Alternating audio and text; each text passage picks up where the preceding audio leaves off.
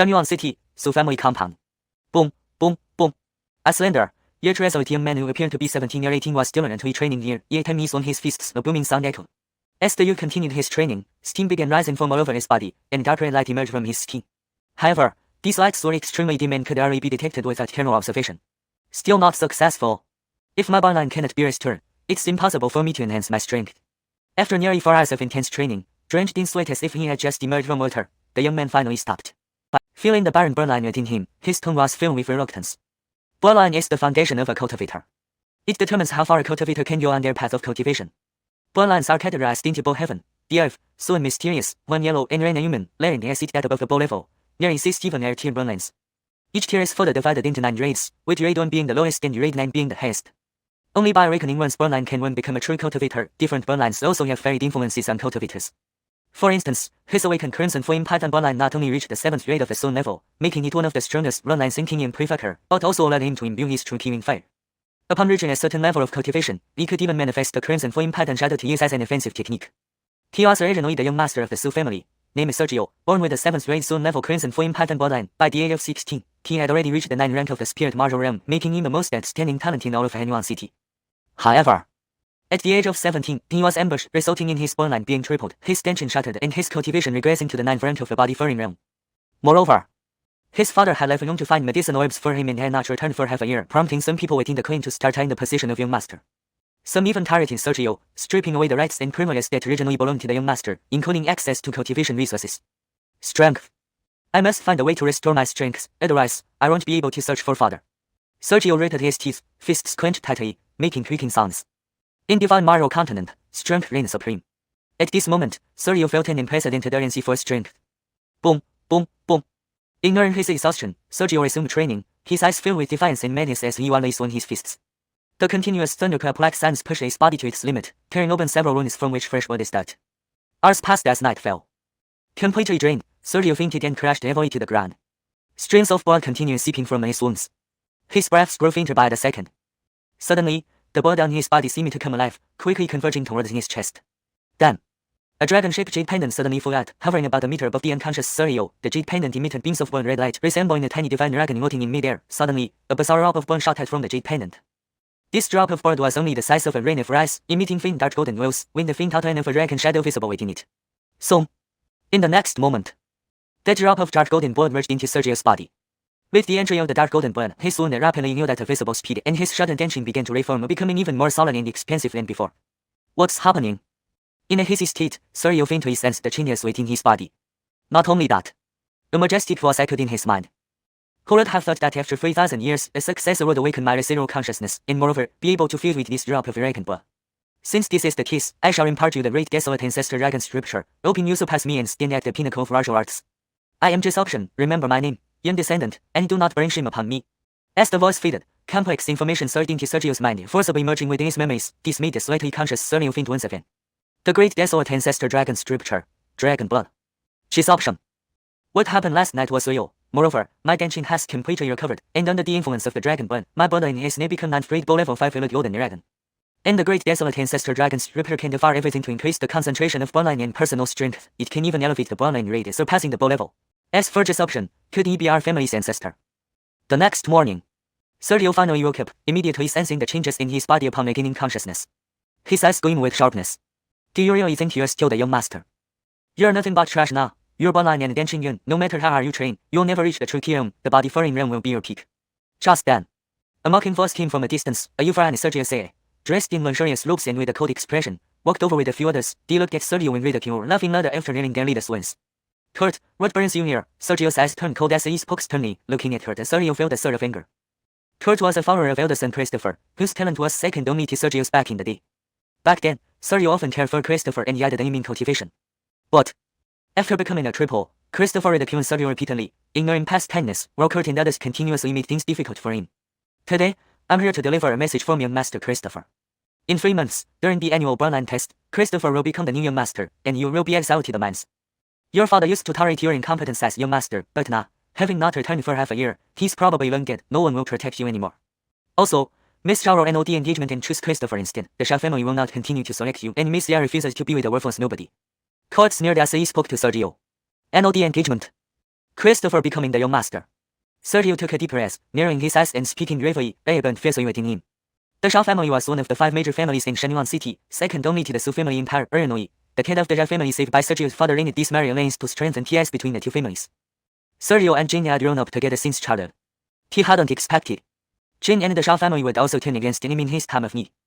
Chapter 2 Kurt's severe injury. Sergio watched as Kurt sneered at him with an ugly grin. He recalled the reasons for their past betrothal and reminisced about his island with their owner. He never expected that today, the Yao family and their owner would turn against him. Innumerable flames of anger burned in his heart. Can't hold back, Tata, without your father, you, this gun for nothing, what can you do now? Tata, a waste. Kurt laughed maniacally, mockery all over his face. Stepping on the former genius made him feel incredibly satisfied.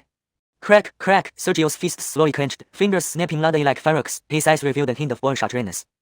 What, you, a waste, want to fight me? That's hilarious. Kurt clutched his belly, laughing uncontrollably as if witnessing something extraordinarily funny, unable to stop. But Sergio remained calm, a killing intent appearing as he said in a low voice, no matter what I am still the young master of the Su family. If I kill you for defying your superior, even Christopher won't dare utter a word. The sound echoed. Kurt and the others' expressions suddenly changed, as if they saw the formerly unmatched talent whom everyone had courted. But soon, they came back to reality. This Sergio was merely a waste, his bloodline ruined and his tension broken. Next moment, a look of fury appeared on Kurt's face. Since that's the case, allow this trash to enlighten me, young master. Being intimidated by a waste, this was unbearable for Kurt. He wanted to teach Sergio a lesson. Yes, teach him a lesson. He actually thinks he's still the same genius, to still put on airs as a young master, ha. Hey, if not for young master Christopher's magnanimity, this waste would have been cast out long ago. Others reacted similarly, their faces filled with fury and dissatisfaction, cursing one after another. But Sergio remained silent, stepping forcefully onto the ground. He left 2.5-inch deep footprints, using the recoil to shoot forward like a cannonball toward Kurt. So fast, Kurt's pupils dilated, realizing that Sergio before him did not seem to be a ruin at all. It can't be, it must be an illusion. Trying to reassure himself, Kurt gritted his teeth, followed by clenching his fist, charging at Sergio. Then, a sonic boom spread out, accompanied by dust rising. Haha, a ruined one just to challenge brother Kurt, overestimating himself. No wonder, perhaps he still considers himself the once almighty young master. I bet that punch from Kurt could leave him paralyzed. Though they couldn't see clearly through the dust, those who followed Kurt were completely unconcerned, brimming with confidence in Kurt as if already seeing Sergio rendered immobile. Soon enough, the dust settled. Indeed, one stone tore out, another lay on the ground. Brother Kurt is mighty. Haha, a waste dare to provoke him. Come on, let's go. After all, he still holds the title of young master. If any of the old fossils in the clan see this, it could be troublesome. Before they finished congratulating each other, all their mouths dropped open, wide enough to fit several duck eggs. They saw that the standing figure was none other than Sergio, while Kurt lay on the ground, body curled up, his right arm trembling, obviously broken. Just then, Kurt roared fiercely, damn it, why are you waiting? Attack him together, kill him, I'll kill him. Not he could only roar, that single punch from Sergio surpassed his imagination, breaking his arm bones and kicking him down to the ground. Such a humiliation made him forget Sergio's status, all he wanted was revenge. To kill me? Standing there, Sergio felt the rage rise again, kicking out with his foot. Kurt, lying on the ground, was kick flying near it, so he ran away. You seek death, the amazed crowd finally snapped back into reality, ignoring everything as they rushed toward Sergio. Looks like Christopher never taught you about rules. Sergio didn't retreat but charged forward straight into the crowd. Bam bam bam. Those odds rough out. Sergio moved like a ghost among them, hands and feet working simultaneously. Anyone he touched was flung away. Others, despite their numbers, couldn't keep up with Sergio's speed and not even touching the hem of his clothes. Within moments, everyone lay on the ground groaning, unable to stand up. Kurt's face turned pale, exclaiming in disbelief, how is this possible? Weren't you ruined? Hey, Sergio snorted coldly, casting a cold glance at his so-called clansman before turning and leaving. Kurt wasn't much of a threat, it was Christopher he needed to worry about. He had experienced in all of the warmth and coldness of human relations in the Su family. If not for his father being the patriarch and now having an uncertain fate, he wouldn't care about this position of young master, but for his father, he wouldn't give it up either. However, Kurt obviously misunderstood something, fear turning to anger. You dare to hit us, wait till you meet young master Christopher, he will avenge us. Waste, you're dead. We are young master Christopher's people, just wait. The others also shouted either in anger or terror. Is living not good enough? Already walking far away, Sergio stopped, turning back with an icy face. The shouting car choked instantly. Their scream is stuck in their throats, afraid to make another sound, terrified Sergio might really kill them. Indeed, looking at Sergio's face, he might really do it. Tell Christopher this, you aren't qualified to take the position of young master unless I give it to you. Fortunately, Sergio didn't turn back to attack again. After speaking coldly, he strode away. Under the sunlight, his shadow stretched long. Outside Xianxia City. Having disciplined Kurt and company, Sergio wasted no time, immediately leaving the Su family compound in Xianxia City. After exiting the city walls, he glanced back at the tiring city gates. Silent for a moment, Sergio took off, leaping toward the distant mountains. He needed to restore his cultivation. Only by restoring his cultivation could he defeat Christopher and thwart the Grand Elder's plot. Once his 5-foot golden dragon bloodline was activated, he could devour monsters, rapidly enhancing both his cultivation and bloodline. With his rare non-celestial bloodline, hunting monsters in the mountains for 3 months would be enough to defeat Christopher. Christopher, we shall meet in 3 months. Accompanied by an angered whisper, Sergio disappeared from the city gates. Chapter 3 True Key Round 6th Level. North of Shengyuan City, about 100 miles away, a vast mountain range named Guiyuan, stretching for thousands of rods, blocked the northern route from Shengyuan City. In the peripheral area near the middle region of the Guiyuan Mountains. Roar! Written in rare, a gigantic black bear, twice the height of a man, leaped into the air and came crashing down with the force of a mountain upon Sergio, who stood not far in front of it. As it descended, a surge of energy spread wildly, burning with it a subtle sense of pressure that restricted movement. Sergio instantly felt as if his body had become immeasurably heavy, making it difficult to move. Despite his tattered, dark red clothes, Sergio was unafraid. He muttered under his breath, "If it were 2 months ago when I first entered the mountains, I might have been wary of you, but now." He had left the Su family nearly 2 months ago, and within this time, at least 30 beasts in the Guiyuan Mountains had died by his hand. His strength had soared to the True Key Realm 6th level. It was well known that after breaking through to the True Key Realm, an ordinary person would need more than half a year to advance further. If one were to break through in less than a few years, it would be virtually impossible. Yet, he had only been in the mountains for almost 2 months, and he had already reached the True Key Realm 6th level. Roar! The black bear seemed to understand Sergio's words, its roar filled with anger. Moment later. The bear was just a few feet from Sergio, and during this time, Sergio hadn't moved an inch. Once the bear crashed down, with its enormous size and the power behind its attack, it would surely crush him into a pulp. At that precise moment, Sergio moved. He didn't dash but instead fiercely extended his hand toward the bear. Compared to the massive bear, his arm was like an ant to an elephant, incomparably weak. Roar! The bear seemed to imagine the scene of killing the detestable human before it, roaring again, venting its murderous intent. However, the moment Sergio's palm touched the bear, his palm suddenly radiated inexplicable ripples, turning rough, with faint scales emerging, as if they were dragon scales. Roar! The bear's eyes, rare as copper bells, suddenly filled with terror and confusion. From Sergio's suddenly mutated hand, it sensed an overwhelming power deep within its bloodline, immobilizing it under that oppressive force. Was Sergio really a creature of the same kind but with even more authoritative bloodline? Its simple mind couldn't comprehend this, and before it could clear its thoughts, it felt a sudden chill around its waist, followed by its entire body being torn apart. Roar! Accompanied by a mournful cry, the bear lost its life. And Sergio's mutated hand, piercing into the bear's body like a blade, emitted a red light that seeped out through the bloody gaps. Under the flickering red light, the bear's body rapidly dried up, visible to the naked eye. In less than 3 breaths, the bear, which was taller than human and fatter than 3 combined, shrunk to the size of a single person, slimmer than Sergio. Its once glossy black fur lost all luster, resembling ancient, dead bones. Not enough, still not enough. Sergio slowly withdrew his hand from the bear's body. The red light flashed, and his hand reverted from a dragon claw to its normal appearance. That wasn't a mutation, it was an innate ability brought by the 500 golden dragon bloodline. By activating his bloodline, he could transform into a dragon. Of course, he couldn't fully achieve this yet. Although his bloodline was currently at the 9th rank heavenly grade, it was too diluted to transform his entire body. He could only briefly change parts of his body into corresponding dragon anatomy. Once transformed, he could wield power far beyond the human limits. While the black bear's defenses were impervious to blades, even with all his strength, he found it hard to tear through the bear's skin. But with a dragon claw, the bear's defense became as fragile as paper. Shaking off the blood on his hand, Sergio looked deeper into the mountains and murmured, "This place is close to the middle region. Should I truly venture in?" The Guiyuan Mountains were divided into outer, middle, and inner regions, with great dangers lurking in the innermost part. Even when he was at his peak at the summer realm, he could only wander in the middle region. It was said that the inner regions harbored terrifying creatures, possibly even above the inner realm. While Sergio knew little about realms above the inner realm, he knew that the inner realm was the most powerful existence in Shengyuan City. He contemplated entering the middle region because the black bear was one of the strongest beasts he could find in the outer area. Yet swallowing it provided negligible improvement to his bloodline. It wasn't that his bloodline had reached its concentration limit, but rather that the bear wasn't strong enough. Yet inside, it's too dangerous, with my current strength, entering there. He tried to persuade himself but thought of the humiliation he faced when his bloodline was discarded, of Christopher. According to what he knew, Christopher should not be at the True Key Realm level. Continuing to run and consume in the outer area would barely improve his strength. He wouldn't catch up to Christopher's cultivation in the remaining time. Thinking of his missing father. "I've been to the middle region before. If I'm cautious and avoid devils and realm beasts, it should be fine." Grating his teeth, Sergio steeled his resolve and leapt deeper into the mountains. About half an incense stick later. Roar! A faint roar sounded in the distance. Sergio, still wading deeper, abruptly stopped, looking toward the source, pupils constricting. What a domineering roar! Despite being at least 3 miles away, he felt an indescribable, irresistible threat. Strange, having just entered the middle region, I shouldn't encounter beasts I can't handle.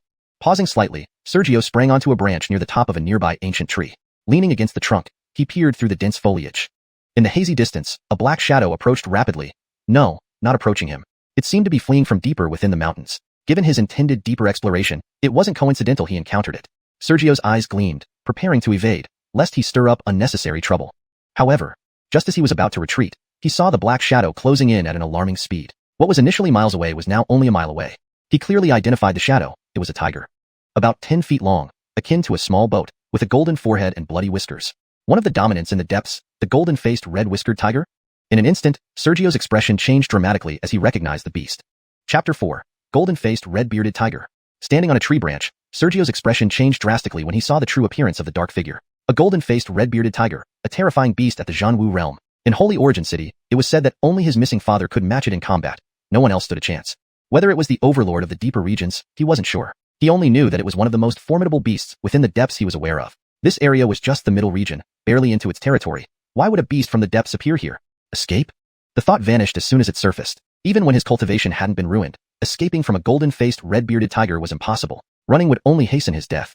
The golden-faced red-bearded tiger wouldn't appear in the middle layer without reason. A careful observation might offer a glimmer of hope. Observing closely, Sergio immediately sensed something amiss. Although the tiger appeared intimidating, he noticed numerous bloodstains on its massive body. As the golden-faced red-bearded tiger approached, Sergio's keen senses detected an unstable aura. It was injured, gravely.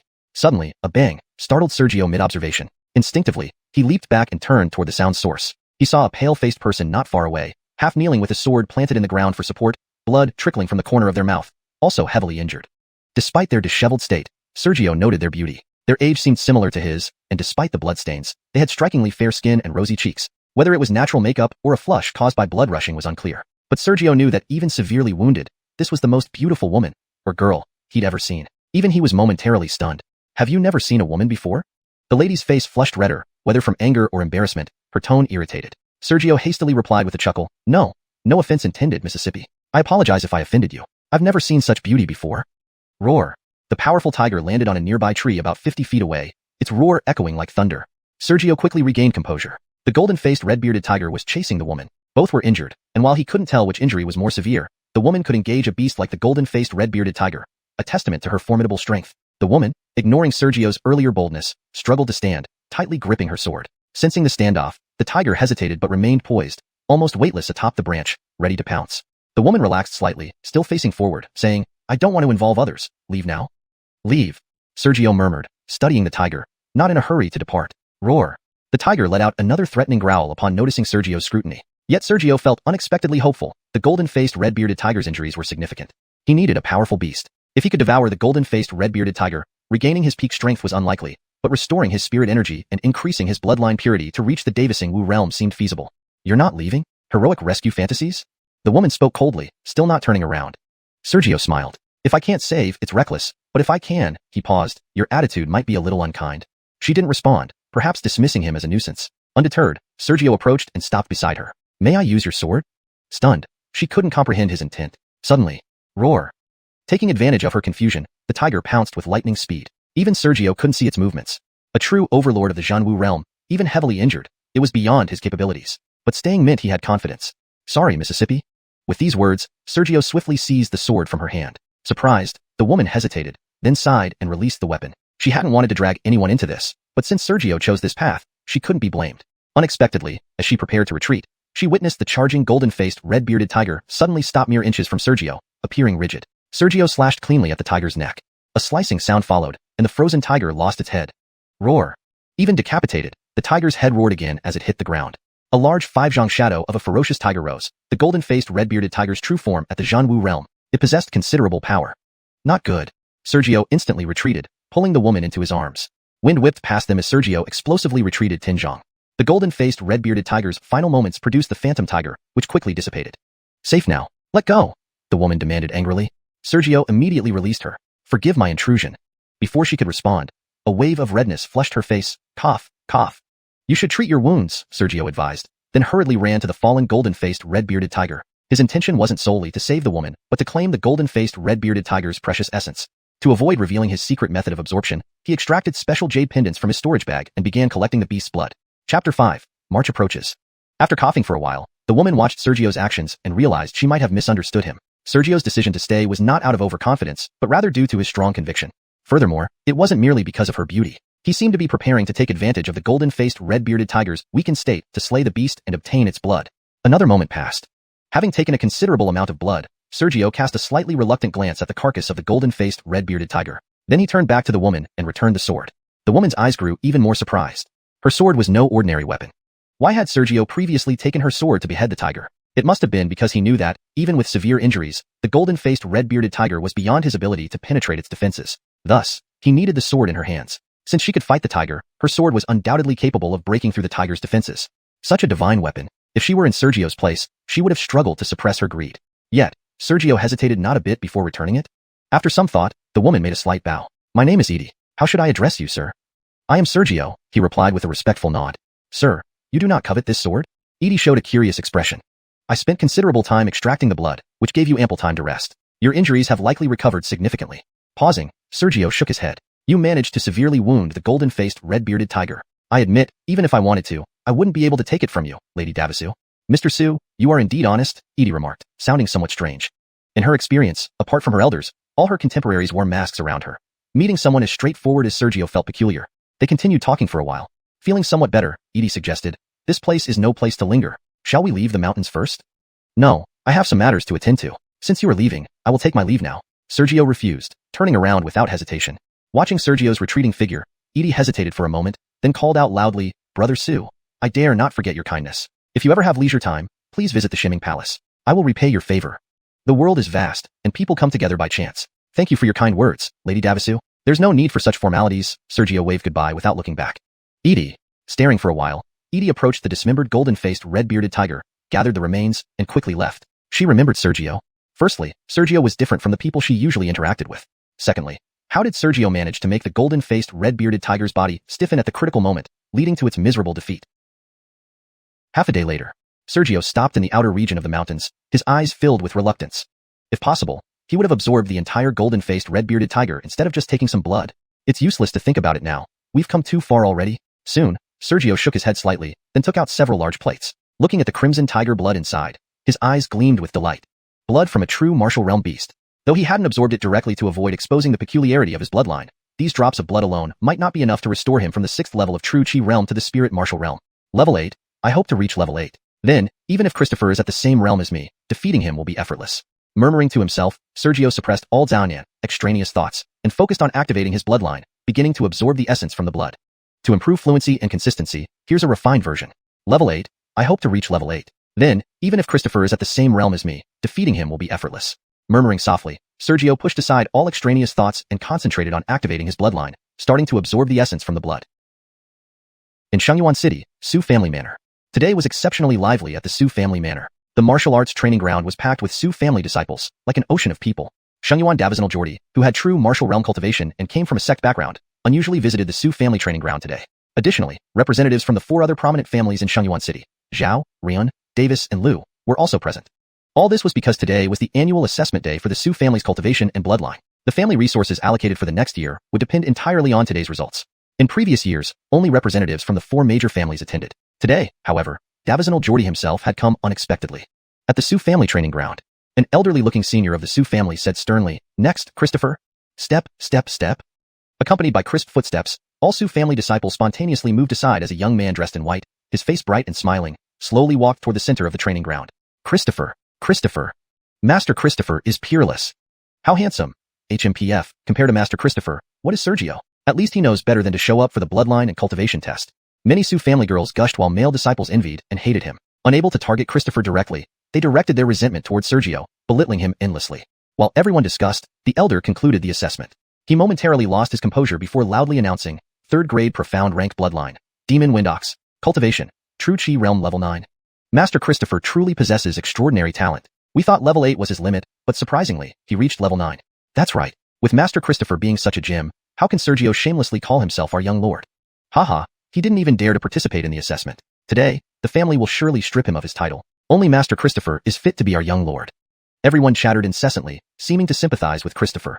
Shortly after, an elder appeared on a platform nearby. Benicio it down. Greetings, Grand Elder. The once noisy training ground instantly fell silent as everyone turned to pay respects. The elder who just appeared was none other than Christopher's father and the Grand Elder of the Su family, Donovan, whose cultivation had reached the 6th level of the true martial realm. He was one of the strongest figures in the vast city of Shengyuan. Donovan nodded in satisfaction as he saw the emotions of the Su family disciples being stirred up. Then he loudly declared, after 3 hours, today's assessment has ended. My son Christopher has once again emerged at the top. On the contrary, Sergio, who has held the position of young lord for years, has regressed instead of progressing, revealing his inferior talent. Therefore, I, as Grand Elder, hereby announce the revocation of Sergio's position as young lord. Before he finished speaking, a cold voice echoed from afar, cutting him off. Grand Elder, why the rush? I was merely delayed by some trivial matters. Or has Christopher's greed for the position of young lord surpassed everything else? The training ground was already quiet, and Sergio's voice almost reverberated throughout it. Everyone who heard it looked astonished. Sergio, whom they thought had chosen to evade and not dare to come for the assessment, actually arrived? Christopher immediately looked up, full of disdain, and coldly shouted, "Sergio, you still dared to come? Haven't you embarrassed yourself enough?" ##### Chapter 6, Breaking the Cocoon, Reborn. As Sergio suddenly arrived, everyone was taken aback. Christopher quickly regained his composure and sternly reprimanded Sergio. Once his reprimand ended, Sergio approached the arena from a distance, covered in dust, clearly having traveled for a long time. "Sergio, you dare to return? Humph, not only did you dare to come back, but you even dared to participate. What's the point except to humiliate yourself? Truly absurd. Isn't that right? Does he really think his father is still here? With his father missing, no one can protect this waste of space anymore." The others soon recovered as well, joining in on the ridicule. Sergio stood at the edge of the arena, glancing around. A hint of amusement flickered in his eyes as he said, "Humiliating myself? Even if it's true, it's my humiliation. What does it have to do with you? Why are you so eager? If you want to humiliate yourself, then step up for the test. Only after experiencing failure will you truly understand." Laughable. Christopher, furious, nonetheless stepped aside with a cold face. Donovan, who was about to announce the previous results, subtly frowned, his expression turning gloomy. As one of the top-ranking experts in Holy Origin City, he could see through Sergio's cultivation level. Spirit Warrior Realm, first stage. Wasn't Sergio's cultivation already ruined, with his bloodline shattered? Upon learning that Court and others had been injured, he hadn't expected that after 3 months of absence, Sergio's cultivation would recover from Body Tempering Realm to Spirit Warrior Realm. As if sensing Donovan's suspicion, Sergio glanced at him, then strode into the arena and landed next to the old man. This elder wasn't part of the high ranks in the Su family. He was merely an elderly figure with considerable respect, responsible for overseeing today's testing. Looking at Sergio, the elder revealed a slight reluctance, shaking his head lightly. "You've participated before. Do it yourself?" He referred to a stone pillar. It was a specially crafted pillar that could clearly reflect one's bloodline and display their cultivation level. "All right," Sergio nodded lightly. Then, without hurrying to test, he turned and looked behind him. "Christopher, I won't hand over the position of young master to you, and you can't take it from me." "Funny," Christopher sneered, full of disdain. Seeing this, Sergio didn't hesitate, pressing his palm against the stone pillar, allowing the spiritual energy within him to flow. Indeed, spiritual energy. Body Tempering Realm, tempering the body. True Qi Realm, deriving true Qi within the body. Spirit Warrior Realm, true Qi condensing into liquid, transforming into spiritual energy, each movement unleashing boundless power. A month ago, after obtaining the blood of the golden-faced red-bearded tiger, he found a quiet place to devour it. He realized he had underestimated the enormous energy contained within the tiger's blood. Just those bits of blood allowed his cultivation to effortlessly recover to the Spirit Warrior Realm, and the concentration of his bloodline significantly increased. Though no new dragon-like organs formed, due to the enhanced bloodline, the time during which he could transform improved greatly, boosting his strength exponentially. With a thought, he let the spiritual aura outside flow into the stone pillar. Instantly, the pillar emitted a brilliant, multicolored light. Spirit Warrior Realm? How is that possible? Multicolor. According to legend, a celestial level bloodline test displays 5 colors. Is he a celestial level bloodline? How is that possible? Fake. It must be fake. Young Master Christopher only showed a mystic level red when he was tested. How could Sergio, just a waste of space, display a multicolored result? It must be broken. It must be. Innumerable people were left in disbelief. Bloodlines were divided into 5 grades: celestial, earth, mystic, yellow, and human. During testing, human displayed white, yellow showed black, mystic red, earth gold, and celestial, multicolored. Multicolored? Spirit Warrior Realm? The ever-proud Christopher, watching the changes in the stone pillar, struggled to regain his composure. In Holy Origin City, the strongest recorded talent was a mystic 9th rank bloodline many years ago. Now, with Sergio's sudden appearance as a celestial level bloodline, soon, Christopher lost his usual calm demeanor. His face twisted with malice, eyes bloodshot. "I don't believe it. The spirit pillar must be broken." From a distance, Donovan nodded slightly. "My son speaks the truth. The spirit pillar might be faulty. In your prime, you only had a mystic 7th rank bloodline. After your bloodline ruptured, how could it possibly become celestial?" Sergio remained unperturbed, smiling. "The Su family isn't solely yours, elder." Pointing to a deer and calling it a horse won't work. Donovan's expression darkened. About 3 breaths later. Retest. With an agitated voice, a burly man suddenly appeared carrying a pillar, jumping into the center of the arena. He was Jessup, the 7th elder of the Su family, a true warrior 4th stage cultivator. Rumors had it that Jessup excelled in combat and could even defeat true warrior 5th stage cultivators. Whether this was true or not, Sergio hadn't seen Jessup in action. With a loud thud, the pillar slammed into the ground. Another spirit pillar, identical to the previous one. "Abel, step down. Sergio, conduct the test." His gaze intense, Jessup's excitement hadn't diminished. He didn't doubt Sergio's cultivation because, as a true Warrior Realm expert, Spirit Warrior Realm couldn't be concealed from him, but a bloodline was another matter. Without the aid of a special item like the Spirit Pillar, one couldn't discern it. Abel was the elderly tester. Click, click, click. Donovan's fists slowly clenched. However, he noticed that several elders of the Su family had secretly hidden themselves, clearly prepared to prevent him from causing trouble. Seeing Donovan's expression, Sergio's lips curled upward. "All right." Placing his palm on the new Spirit Pillar. "Wait. Jessup instantly stopped him. Then he looked towards the platform where Donovan stood. Representatives of the Zhao, Ran, Davis, and Liu families, we have encountered an issue. We may not be able to continue hosting you. Please leave. An expulsion. The representatives from the 4 families exchanged glances but said nothing, instead looking toward the platform's center where the seated middle-aged man, Davizonal Jordy, sat. Noticing everyone's gaze, Jordy leisurely sipped his tea and sarcastically remarked, "Today's test concerns how many from the Su family can enter the profound Nether Palace. What do you intend, Elder Jessup? To deceive us? Or look down upon the profound Nether Palace?" Before Jessup could respond, Jordy added with a smile, "If you're concerned, rest assured. The profound Nether Palace commands all directions. If his talent is genuine, he can enter the profound Nether Palace, and with our backing, who would dare to cut his life short?" How powerful the profound Nether Palace was unknown to Holy Origin City, but it was known that the city and nearby regions were under its jurisdiction, with each city's mayor appointed by disciples from the profound Nether Palace. Jessup's expression tightened. "I spoke rashly. Please forgive me. Davizonal? Sergio, continue." Sergio didn't overthink it, and spurred his spiritual energy. Chapter 7. Christopher's severe injuries. Here, Sergio no longer hesitated and spurred his spiritual energy. Instantly, the new spirit pillar began to emit a dazzling array of colors once more. Everyone on the platform stood up abruptly, their eyes fixed intently on Sergio. Previously, even if they hadn't voiced it, deep down they had shared the same suspicion as Christopher, that there might be something wrong with the spirit pillar. After all, a person who was once deemed crippled could only recover to his previous bloodline status at most. How could he transform into a heavenly grade bloodline like Sergio?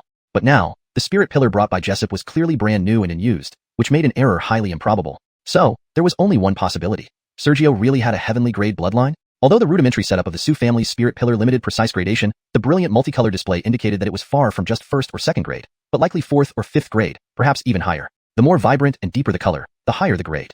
Just then, to everyone's surprise, Christopher suddenly roared, "Impossible! It's all fake. I refuse to believe it." As soon as his voice rang out, Christopher attacked Sergio, charging towards him as if driven mad by the inability to accept the situation, intending to kill Sergio. "Stop!" Jessup immediately yelled in anger. "How dare you?" Other elders of the Su family were also alarmed and furious. A heavenly grade bloodline was immensely significant for their Su family. They could forsake the worthless Sergio, but absolutely not a Sergio with a heavenly grade bloodline, not allowing any risk to befall him. Meanwhile, Donovan narrowed his eyes slightly, hiding some joy. Genius? A dead genius is no longer a genius. Just as in the past, Sergio had once been so renowned, yet became a laughingstock after his bloodline ruptured and his cultivation was destroyed. Other people were too far away to intervene promptly. Speaking of Jessup, upon seeing Christopher's sneak attack, he prepared to injure Christopher in a fit of rage, rescuing the newly emerged supreme talent Sergio. But as he was about to act, a chill suddenly enveloped him, accompanied by a barely noticeable cold light flying towards him from the platform. Because the cold light was specifically aimed at him, only he noticed it, while others remained oblivious. If he chose to intervene, he would certainly be hit by the cold light, risking severe injury or death. Not intervening, the unexpected ambush might directly result in Sergio's death. What should he do? Just as he was at a loss, faintly, a barely audible dragon roar sounded. Sergio turned around and punched directly at Christopher. Boom! A surge of air exploded. The deranged Christopher flew backward at a speed several times faster than when he came, crashing into a stone column at the edge of the arena before collapsing to the ground, severely injured and near death. He's really at the Spirit Warrior stage?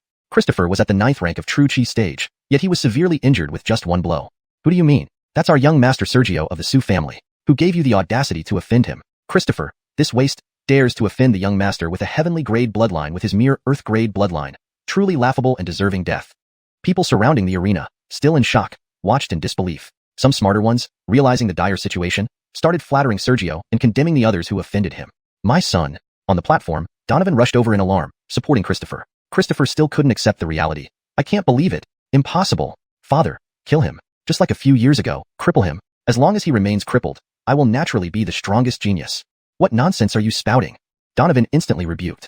However, while rebuking, Donovan lunged forward. Sergio, what cruel tactics you have. My son merely went a bit overboard, yet you responded with such ruthless severity. You are unfit to be the young master of the Su family. Killing intent surged around him. Just as Christopher said, a dead genius was nothing. Still beside Sergio, Jessup angrily shouted, Donovan, are you crazy? Ignoring everyone, Donovan approached quickly. Jessup had no choice but to react immediately. Although Montague was formidable, he was no match for Donovan. As the elder of the Su family, apart from age, Donovan was also the highest-ranking cultivator after Sergio's father, who had disappeared. With just one blow, Donovan forced Jessup back. He didn't continue attacking Jessup, but instead directed a palm strike towards Sergio. With his true martial 6th-rank cultivation, Sergio couldn't possibly withstand it. Donovan! Jessup, being forced back, was enraged. Sergio's eyes turned red instantly. Old dog, the one who ambushed me back then was you. That palm was unmistakably familiar. He was crippled by it before, coupled with Christopher's delirious words. He was sure that the one who ambushed him back then was this elder of the Su family. For years, he couldn't understand who in the family could have ambushed him, and even his father failed to uncover the culprit. Never did he expect the perpetrator to be right next to him. Anger and grievances erupted within him.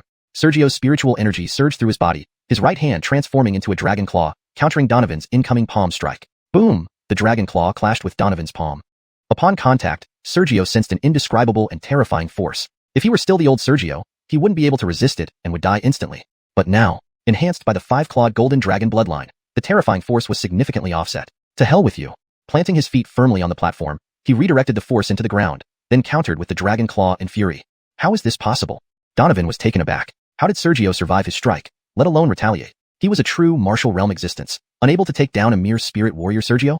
Boom! Sergio's dragon claw struck Donovan, piercing his skin instantly. You insolent brat, you seek your own death. Donovan regained his composure, power surging within him, forcing Sergio's dragon claw away, his eyes turning bloodshot. As he was about to continue his attack, Donovan, enough? Jessup's icy voice rang out. Previously, Jessup had merely been forced back by Donovan. After all, Jessup wasn't weak, and Donovan had only intended to push Jessup back to buy time to attack Sergio. But he never expected that his single strike wouldn't kill Sergio, and even led to Sergio wounding him due to distraction. At this moment, not only did Jessup realize what was happening, other elders silently appeared in the arena, fixing their gaze on Donovan. If he dared continue, even as the chief elder, he would likely face a collective attack from other elders. If this were Christopher, he wouldn't know how to react. But Donovan was different. This seasoned elder quickly thought of a plan. Suppressing his astonishment, he shouted, "Jordy, help me kill this Oral, and half of the Sioux family's wealth will be yours afterward." Chapter 8. Edie's Identity. Donovan sensed that things were going awry, and quickly devised a strategy to enlist Jordy's help. Jordy's cultivation level was actually not high, only at the 3rd level of the true martial realm. Several elders of the Sioux family could defeat him, but who dared to attack Jordy? He was the city lord personally appointed by the esteemed Zongmin Shiming Palace. Attacking Jordy would be slapping the face of the Shiming Palace. Afterward, the offended Shiming Palace would undoubtedly uproot the corresponding families as a show of power. Are you serious? Jordy, who was clearly a guest but sat in the host's position, immediately stood up, his eyes turning greedy. The Sioux family was the strongest of the 5 great families in Shengyuan City, and half of the Sioux family's wealth. The city lord is from the Shiming Palace. How could this old man dare to deceive the city lord? Donovan remained unperturbed. The Sioux family elders grew shocked and angry. Donovan, you? But there were also some quick-witted Sioux family elders who slowly spoke up. Davizanal, if you kill Sergio, once the news spreads to the Shiming Palace and they learn that you killed a talented disciple about to enter their ranks for personal gain. Though unfinished, the implications were clear. Once the Shiming Palace investigated, Jordy's fate might not be good. However, Jordy sneered, with half of your family's wealth, taking out some for smoothing things over, who would trouble me over a dead man? Donovan, if you make your move, anyone who dares to stop you will be considered an enemy of the Shiming Palace. They will be wiped out. Donovan was overjoyed, charging towards Sergio with malice. Sergio glared at Donovan fiercely. Old dog. He didn't expect that as the patriarchal elder, Donovan would sacrifice half of the Sioux family's wealth just to deal with him. The Sioux family wasn't just Donovan's alone. Regarding the other elders, Sergio may have harbored resentment before, but seeing their reactions now, he felt somewhat relieved. After all, when his talent had been crippled back then, a useless person, who would care?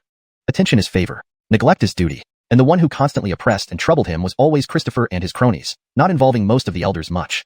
Relieved, Sergio mobilized his spiritual energy, preparing to clash with Donovan and escape first. Now that Jordy had spoken, it was uncertain whether the other Sioux family elders would still protect him. Just then, Jordy, I wonder if you can buy me too. A cold, clear female voice rang out. Tinkling, the sound of wind chimes filled the air. Suddenly, Sergio saw a familiar figure appear before him at a speed he couldn't react to. Then she swung her hand at Donovan. A phantom ripple emerged, sending Donovan flying instantly as he approached. Who? Donovan somersaulted mid-air to stabilize himself, roaring angrily. Edie. Sergio was slightly stunned. Miss Davisu. Compared to their encounter in the Guiyuan Mountains, Edie appeared even more breathtakingly beautiful now. She wore a string of wind chimes on her right wrist and a white imperial gown. Having lost the raggedness of the mountains, her current appearance was truly enchanting, surpassing the beauty of fish diving and geese falling. Have we met less than a month ago, and you no longer recognize me? Edie found Sergio's dumbfounded look amusing. If it were anyone else, she might already be disgusted. But because it was Sergio, perhaps due to Sergio's mystery, or his previous assistance, or some other reason. Regardless, Sergio's apparent shock didn't anger or disgust her. Instead, she felt an inexplicable joy within herself. You lowlife, do you want to die? Ignored, Donovan flew into a rage. He further roared, Elders 3, 5, 9, act together and kill this lowlife. As the senior elder, he naturally wouldn't act alone. He had loyal followers among the elders. They hadn't shown themselves earlier to avoid a potential split within the vast Sioux family, but now, he couldn't care less. He was even willing to pay half the family's wealth. Nothing was impossible. Agreed. Several shadows appeared nearby. Stop. Unexpectedly, Davizanal Jordy suddenly shouted, leaping swiftly into the sparring ground. Donovan felt countless uncertainties arise. Davizanal, what are you doing? Not only did he fail to withstand Edie just now, but her words upon appearing hinted that Edie was also part of the Shiming Palace. Seemingly aware of his thoughts, Jordy cast a hateful glance at Donovan before attempting to flatter. Vanessa, please listen to my explanation. Vanessa? Donovan was taken aback, his pupils widening gradually. Although the Shiming Palace was the ruling force nearby, not many knew the specifics. It was only known to powerful factions led by strong figures. Within the Shiming Palace, there were Holy Sons and Vanessas. Those given such titles were all prodigies who appeared once every 10,000 years within the palace. In the absence of other holy sons and maidens, they were typically groomed to be the next Grand Master. Sergio didn't fully understand what the title Vanessa implied, but he wasn't foolish. From Jordy's reaction, he knew Edie's identity wasn't simple. Edie ignored Donovan and Jordy, looking at Sergio. I never thought the young master would turn out to be a tier A bloodline. Her voice carried a slight hint of astonishment. As they conversed, the ignored Donovan felt deeply aggrieved. However, he didn't act out. Instead, he secretly conveyed a message. Davizanal, this matter seems unlikely to end well. Once she returns to the Xianxia Palace, you might suffer. Why not seize an opportunity to kill her? Afterward, all treasures will be yours. He could see that Edie and Sergio shared a connection. If he wanted to deal with Sergio, he couldn't avoid Edie, especially since his conflict with Sergio was irreparable. If Sergio gained an advantage unscathed, Donovan and his son Christopher would be in trouble. Kill Edie? Jordy hesitated momentarily. Then he quickly said, Vanessa, Donovan is indeed despicable, trying to get me to act against you. Donovan's face turned stiff, unable to comprehend the situation. Meanwhile, Edie, still chatting with Sergio, instantly turned, her eyes filled with disdain. After a moment, she redirected her gaze at Sergio. How would the young master like to resolve this? After all, this was the Su family's residence, and Sergio was a member. She considered his wishes. Donovan looked at Jordy. Jordy, business is business. Have you gone mad? He couldn't understand why Jordy so readily betrayed him, so much so that he neglected his immediate peril as if in Sergio's hands. Jordy smiled at Sergio and then sneered. You think you can deal with a Vanessa? Our Xianxia Palace's Vanessa has already reached the 9th level of the true martial realm, possibly breaking through to higher levels soon. Even if your entire Su family banded together, they wouldn't be a match for her. True martial realm, 9th level. Donovan fell into despair. Chapter 9. Donovan escapes. When Donovan was in a state of dejection, Sergio also regained his composure upon learning about Edie's cultivation. He knew that in this world where strength was paramount, it did no good to be far inferior to Edie and to indulge in fruitless thoughts. Instead, he should focus on cultivating himself, and then discuss matters once his strength was sufficient. With this thought in mind, Sergio looked at Jessup and asked, Elder Seventh, how shall we resolve this matter? After all, Jessup was the first elder to come to his aid. Once he regained his clarity, as long as Sergio's talent wasn't destroyed again, he could trust him. Jessup gave a stern look at Edie before speaking, Young master, according to the laws of our Su family, Donovan framed our family's genius, betrayed our family's interests, invited the wolf into our home, and dared to offend the Vanessa? He listed many crimes for quite some time before concluding, according to our family law, Donovan is unfit to continue as the elder patriarch, and he deserves death. Even if I die, I'll take you with me. Perhaps the words, deserves death, jolted Donovan awake. Suddenly frenzied, he lunged at Sergio. You dare. The Su family elders were greatly alarmed. Edie also revealed a cold expression. However, unexpectedly, in the moment he moved, Donovan grabbed Christopher by the collar of his shirt, kicked off with both feet, and vanished from the arena in a few leaps. He had escaped. Everyone present was stunned for a moment, unable to react. Edie quickly came to her senses but did not act. She simply allowed Donovan to escape. Once Donovan completely disappeared, Edie glanced coldly at Jordy and then transmitted her voice to Sergio using a secret method. Brother Su, my injuries have yet to fully recover. Miss, there's no need to explain, Sergio replied, activating his spiritual energy to transmit his voice back since he had recovered to the spirit martial realm. He smiled again. Miss, you appearing to assist me has already earned my utmost gratitude. How could I dare ask for more? Indeed, if not for Edie deterring Jordy, without Jordy's fickleness, how could today's situation be so favorable? Where would Donovan and Christopher be seen fleeing so wretchedly? It's good that Brother Su isn't upset. Edie visibly relaxed. Her injuries from the mountains had only partially healed. She was far from recovery. Earlier, if not for Jordy preparing to deal with Sergio, she hadn't planned on revealing herself. That single clash just now with Donovan may have appeared advantageous for her, but in reality, it exacerbated her injuries. Moreover, if Jordy discovered her serious injuries, considering his greed shown earlier, who knew what he might do? They exchanged a few casual words. Curiosity got the better of Sergio, and he couldn't help but ask, why did Miss come here?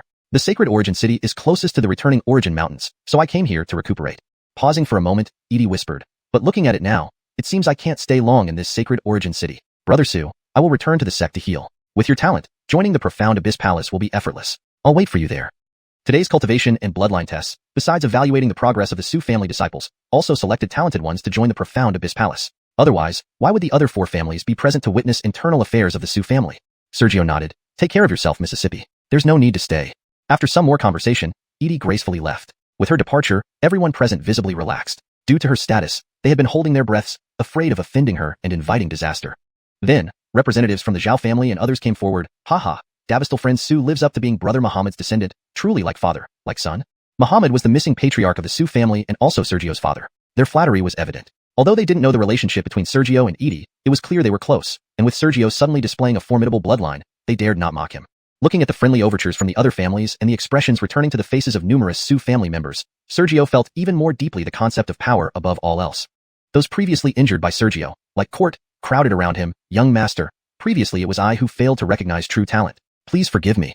They wore looks of deep remorse, as if sincerely recognizing their mistakes. Amidst the commotion, Sergio remained silent for a moment before turning and walking away. Power. If he hadn't possessed this level of power today, how could the situation have changed? Would the elders choose to help him? As the main figure left, everyone exchanged glances. The sadness in Court's eyes vanished. Brother Court, did young master forgive us?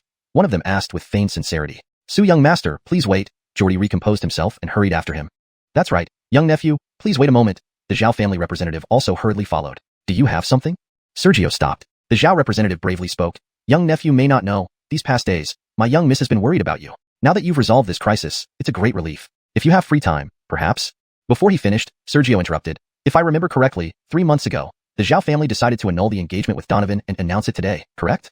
The Zhao representative's face stiffened. It's all rumors, don't believe them. Sergio tilted his head slightly. What's real can't be fake, and what's fake can't be real. Annulling an engagement is a significant matter. Many people in the Zhao family must know about it. Davisquise in my Su family, many people know. Hearing this, the Zhao representative's expression turned rigid. Seeing this, Sergio lost hope. The provocations from court earlier were clearly not lies. Turning, he faced Jordy. Davisional Yuan. What is it? Though Jordy was extremely humble before Edie, this was only when facing her. As the Davisional of Sacred Origin City, Jordy was not easily provoked. With Edie gone, he didn't want to truly antagonize Jordy just yet. In such a case, your extraordinary talent means joining the Profound Abyss Palace is certain. Since you are from Sacred Origin City, entering the Profound Abyss Palace will also be my fortune. After flattering him for a while, Jordy finally said, the journey to the sect is long and fraught with danger. How about I escort you to the sect? His words weren't overly humble but full of flattery. Going to the Profound Abyss Palace? Thinking of Edie, Sergio almost agreed, but he swallowed the words before they could fully form. Facing Jordy's proposal, Sergio subconsciously agreed, but repressed it at the last moment. Now, with his 5-clawed golden dragon bloodline, consuming celestial essence and devouring demon beast essences was the fastest path to cultivation. If he went to the Profound Abyss Palace, his cultivation speed would likely slow down. In contrast, venturing alone through dangerous lands would allow for faster cultivation. Chapter 10. The Young Lord's Position. With that thought in mind, Sergio politely declined. Thank you for your kind offer, Davisional. However, the journey to the sect, though long, is an opportunity for tempering myself. Without this challenge, it might not be beneficial. In a few days, I still wish to go on my own. That would be fine as well, Jordy replied without disappointment. He then continued. Now that Donovan has escaped, although it is an internal matter of the Su family, Donovan dared to offend the Abbey before, which is indeed an unforgivable sin. I was thinking that after returning to the Davisional's manor, I will issue a bounty order. What does young lord think? In that case, thank you very much, Davisional. Sergio did not refuse this time. Donovan, with his true martial realm 6th level cultivation, would not be easy to deal with without such a bounty. If Donovan were to attack from the shadows, it could be a huge trouble. Jordy was delighted. Young Lord Su, rest assured. I guarantee he won't last more than a few days. His head will be delivered soon. Since Sergio agreed to his overture, it seemed that Edie, who had left, would not make things difficult for him in the future. Both parties were pleased with the arrangement. Several days later, the Holy Origin City was shaken by news. The Davisional's manor announced that Donovan, the great elder of the Su family, had attempted to assassinate young Lord Sergio and offended someone from the Shimming Palace. A bounty of 5,000 spirit coins was issued for the heads of Donovan and Christopher. Anyone who brought the heads to any nearby city's Davisional's manor could claim the reward. Due to this bounty, a huge wave rippled through Holy Origin City. 5,000 spirit coins. Has the Davisional gone mad? How I wish to get those 5,000 spirit coins. If I could get them, I'd be rich. But what did Donovan do to make the Davisional issue a bounty personally? Just you? Ha, a commoner like you wouldn't even qualify to own spirit coins. I heard that the Abbey appeared at the Su family that day and befriended Sergio, the prodigy of the Su family. The Davisional probably wanted to eliminate the rift, and thus went all out. On the streets, endless discussions were going on. In a dilapidated courtyard somewhere, an old man, head lowered, hurriedly entered the rundown yard. Inside, a young man was waiting. If Sergio or any member of the Su family were there, they would have recognized the young man as Christopher, and the seemingly harmless old man as none other than Donovan. As soon as Donovan entered the courtyard, Christopher asked anxiously, Father, how did it go? Seeing Christopher's anxious look, Donovan felt an instant surge of exhaustion. After a moment's silence, he whispered, they still refused. Christopher was greatly agitated. How can that be? Aren't those assassins always active underground? They work for money. We offered them. Why would they refuse? It turned out that after escaping from the Su family, Donovan realized that the most dangerous place was the safest. Once outside the city, while it looked safer, there was nowhere to hide. If the Su family searched on a large scale, they couldn't hide. Thus, they stayed within Holy Origin City instead of leaving. This allowed them to learn that after their escape, Sergio solidified his position as young lord again. Even after canceling the engagement with the Zhao family, they still eagerly befriended him. In short, Sergio was once again the prodigy everyone admired. Angered, Christopher, who was no match for Sergio, came up with a devious plan to hire assassins to kill Sergio. Unexpectedly, after several attempts to find different assassin organizations within the city, Donovan was met with continuous refusals. No assassin group was willing to act. Though tired, facing his anxious son, Donovan explained, the Su family is powerful, and those assassin groups are just too afraid. What he didn't say was that the bigger reason wasn't the Su family but the Abbey. Since Edie befriended Sergio, no one dared to provoke the Shimming Palace. Christopher's face twisted with rage. Then what do we do? Just let Sergio live freely. Damn it, he's just a waste, supposed to be under my feet. Father, you strike. You are the strongest cultivator in the entire Su family. One move from you, and he's dead. Donovan's expression darkened immediately. After a long pause, he whispered, Jordy issued a bounty of 5,000 spirit coins. If I show any signs, both of us will die. Not that he didn't want to. Since the day Edie left, he had been planning to act personally. However, he dared not. Their safety now depended on the fact that no one knew they were still in Holy Origin City. With the bounty, he was no longer the great elder of the Su family. Any slip-up meant death 10 times over. A few more days passed, and it was twilight. At the Su family compound, in a separate courtyard, several maids stood outside the courtyard. Young lord, dinner has arrived. Should we bring it in?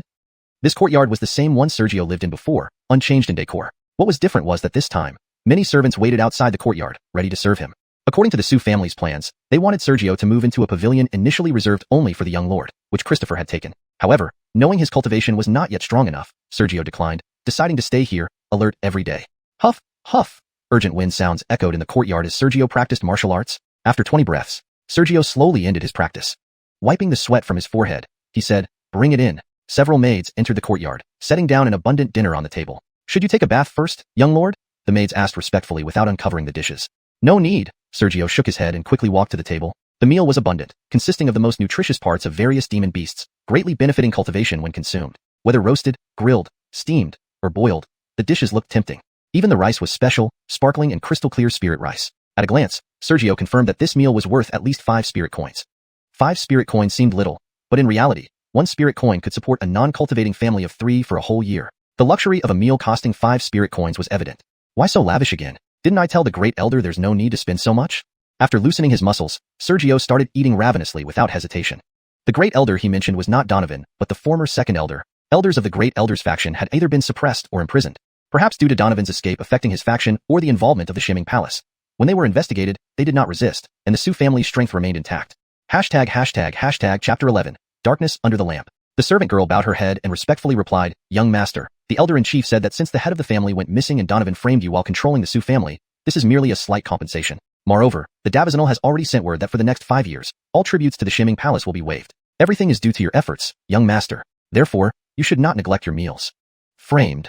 Sergio smiled, but did not pursue further questioning. Soon, after consuming various dishes, heat surged within his body, the powerful energy contained in the food. Unfortunately, Sergio was already at the spirit warrior realm, and with his astonishing bloodline, even though the energy from the food was substantial, it meant little to him, amounting to just a day's worth of cultivation. After eating, Sergio rarely showed a lazy demeanor as he lounged on the chair to rest. The few servant girls approached to tidy up. Sergio spoke again. Still no news about Donovan? No, young master, the servant girls hurriedly replied. Sergio frowned slightly. Didn't Jordy say it would take only a few days to find and kill him? It's been nearly 10 days now, and there isn't even a hint of any clue. Please forgive us, young master. We are unaware. The servant girls seemed frightened and knelt on the ground. Get up. Sergio shook his head slightly, deciding not to press further. Although he was anxious, he wouldn't vent his anger on these servant girls who were assigned by the family. Under great tension, the servant girls quickly tidied up and left the courtyard. At this moment, Sergio muttered softly, where is that old dog hiding? Cultivating within the family versus hunting beasts in the Guiyuan Mountains resulted in vastly different strength improvements. Even if he held the true title of young master and enjoyed luxurious meals, it still far paled in comparison to hunting beasts. But because Donovan wasn't dead, he didn't want to leave Xianxuan City only to have Donovan attack him immediately afterward. At least until he could fight against Donovan, he did not wish to confront him directly. A hidden snake in the dark always caused one's heart to shudder. Night fell shortly thereafter. Countless lights rose across the Su family estate, illuminating its vastness with splendor. Rising, Sergio glanced at the firelight and had a sudden flash of inspiration. Darkness under the lamp. Perhaps it wasn't that Donovan was hiding well, but rather that he and Christopher were hiding somewhere that people instinctively overlooked. Where could that be? After some thought, Sergio's eyes gleamed. Perhaps Donovan hadn't left the city and was still in Xianxuan City. Many people coveted those 5,000 spirit coins. Even cultivators below the true warrior realm would surely search for Donovan. The only place they wouldn't pay attention to was Xianxuan City itself. Even he, if not for seeing the countless lights and shadows beneath them at this moment, wouldn't have suddenly thought of darkness under the lamp. Donovan might still be in the city. Where in the city could he be? Should he have the Su family search Xianxuan City? After a brief consideration, Sergio decided against it. Donovan, being a true warrior realm existence, could cause immense destruction in the city if a confrontation broke out. The Su family would likely suffer significant losses. He pondered for a while more. Sergio abruptly stood up. Where is the elder-in-chief? He should still be in the Bixing Pavilion, came the uncertain reply from the servants outside the door. Bixing Pavilion, where the Su family elders assisted in managing affairs. With the disappearance of head of the family, Muhammad, the Su family matters were handled by the elders. Since the second elder, Montague, took over as elder-in-chief, he was currently taking charge of various trivial matters previously managed by Donovan. Bixing Pavilion, Sergio murmured, then leaped off into the night, swiftly heading towards the depths of the Su family compound. It wasn't long before he arrived at a heavily guarded pavilion. Outside the pavilion, almost 20 guards were stationed both openly and covertly, their lowest rank being 9th rank body forging realm, including several true Qi realm existences. They were considered part of the Su family staff. As a large family, besides descendants of the Su bloodline, the Su family also had many servants and miscellaneous workers. The descendants of these servants remained within the Su family. However, if a servant showed considerable talent, they could join the Su family guard through diligent cultivation. If they achieved notable feats, they might even earn the surname Su. As Sergio approached, numerous guards appeared and saluted. "We greet the young master." Their voices were synchronized, exuding an iron-like discipline. These were the elite forces of the Su family. Sergio nodded slightly and asked, "Is the elder-in-chief here?" "Why does young master suddenly visit the Bixing Pavilion?" came a somewhat weary voice. Creak. The pavilion door opened, revealing a middle-aged man at the entrance. He was Montague, a 5th-rank true warrior realm cultivator, the current elder-in-chief of the Su family. "Elder-in-chief," Sergio gave a slight bow. "Haha, young master need not bother with such formalities. According to our Su family laws, you hold the same status as an elder." Montague laughed loudly and hurriedly extended a hand, emitting an invisible spiritual force to help Sergio up. Sergio smiled without speaking, then entered the Bixing Pavilion. The decorations inside were not overly luxurious but had an ancient and elegant charm. Various jade slips were stacked on a table deeper inside. Glancing around, Sergio revealed admiration. "Elder-in-chief has been working tirelessly these past few days. Not much trouble. With the head of the family gone, handling family matters falls under our duty," Montague replied. Then his face showed a trace of anger. "Only upon taking charge did I realize how Donovan misappropriated nearly 10% of the resources from various shops under our name during these past few years. No wonder Christopher's cultivation speed completely defied what should be achievable with a 9th rank yellow grade bloodline." "I heard that Christopher's bloodline transformed into 3rd rank profound grade?" Sergio asked, surprised. Montague showed disdain. "Rumors among servants." Soon, he shook his head. "What brings young master here?" Facing Sergio's surprise, Montague dismissed it and formally asked what Sergio wanted. As far as he knew, Sergio had been cultivating in the courtyard these past few days and rarely ventured out. Suddenly visiting the Bixing Pavilion couldn't be for idle chatter. "I think Donovan might be hiding within the city," Sergio stated calmly, staring at Montague. Montague initially looked startled but soon realized, the most dangerous place is often the safest. Indeed, if he's outside the city, he risks exposure. Only by hiding in the city and being careful can he remain unnoticed. He clenched his teeth. "Rest assured, young master, I will order the Su family disciples to search the city. Currently, the Zhao, Davis, Ran, and Lu families fear young master's talent, and, coupled with your friendship with the Shiming Palace Vanessa, our Su family is still the strongest. Our orders won't be disobeyed. 5 families searching the city along with the Davizinal's residents, MPF, he'll have no chance of escape if he's still in the city." He truly hated Donovan. Chapter 12, Re-entering the mountains. It was not so much about greed, but rather that Donovan had almost hired Jordy with half of his family's wealth to kill Sergio. If it weren't for Edie suddenly appearing and befriending Sergio, the Su family would have lost half its wealth. This could have led to the Su family falling from the strongest family in Shengyuan City, and possibly even losing their status as one of the 5 great families. The near destruction of the family could not be left unavenged. For Elder Montague, who was a family elder, internal strife he could tolerate. It was within the family. But if anyone caused the downfall of the family, they were a traitor whom he could not forgive. Sergio shook his head. Back when he was within our Su family, didn't he escape as well? Head elder. Nothing is absolute. Being treated as an elder by the young master, having held this position for many years, naturally meant Sergio did not treat elders with the reverence common disciples might. He was more accustomed to equality. Montague, however, was full of confidence. That was different. The Vanessa was here then, and we wouldn't dare make any move, allowing that old villain to escape. Sergio continued shaking his head. He controlled our family for years. Do you know how many confidants he has? If the Su family acts personally, and those confidants retaliate, our family will suffer greatly. Upon hearing this, Montague's expression changed dramatically. Indeed, the Su family had many loyalists. Before Edie's identity was revealed, several elders had prepared to act alongside Donovan. After all, it was still a family matter. No matter what, Donovan and Christopher were both part of the Su family. At the time, killing him outright would have been acceptable, but afterwards, ironically, while these many loyalists could be suppressed, imprisoned, or exiled, they couldn't all be killed at once. Doing so would cause chaos. Everyone within the family shared blood ties. Many of the suppressed elders were true martial realm experts. If they rebelled, the consequences would be dire, causing unacceptable damage to the Su family. These people hadn't resisted because they lacked courage or feared death. They were still of Su family blood. As for Donovan, everyone within the Su family knew his fate. However, since Donovan had escaped, from the perspective of the original head elder faction, Donovan could die, but not by the hands of Su family members.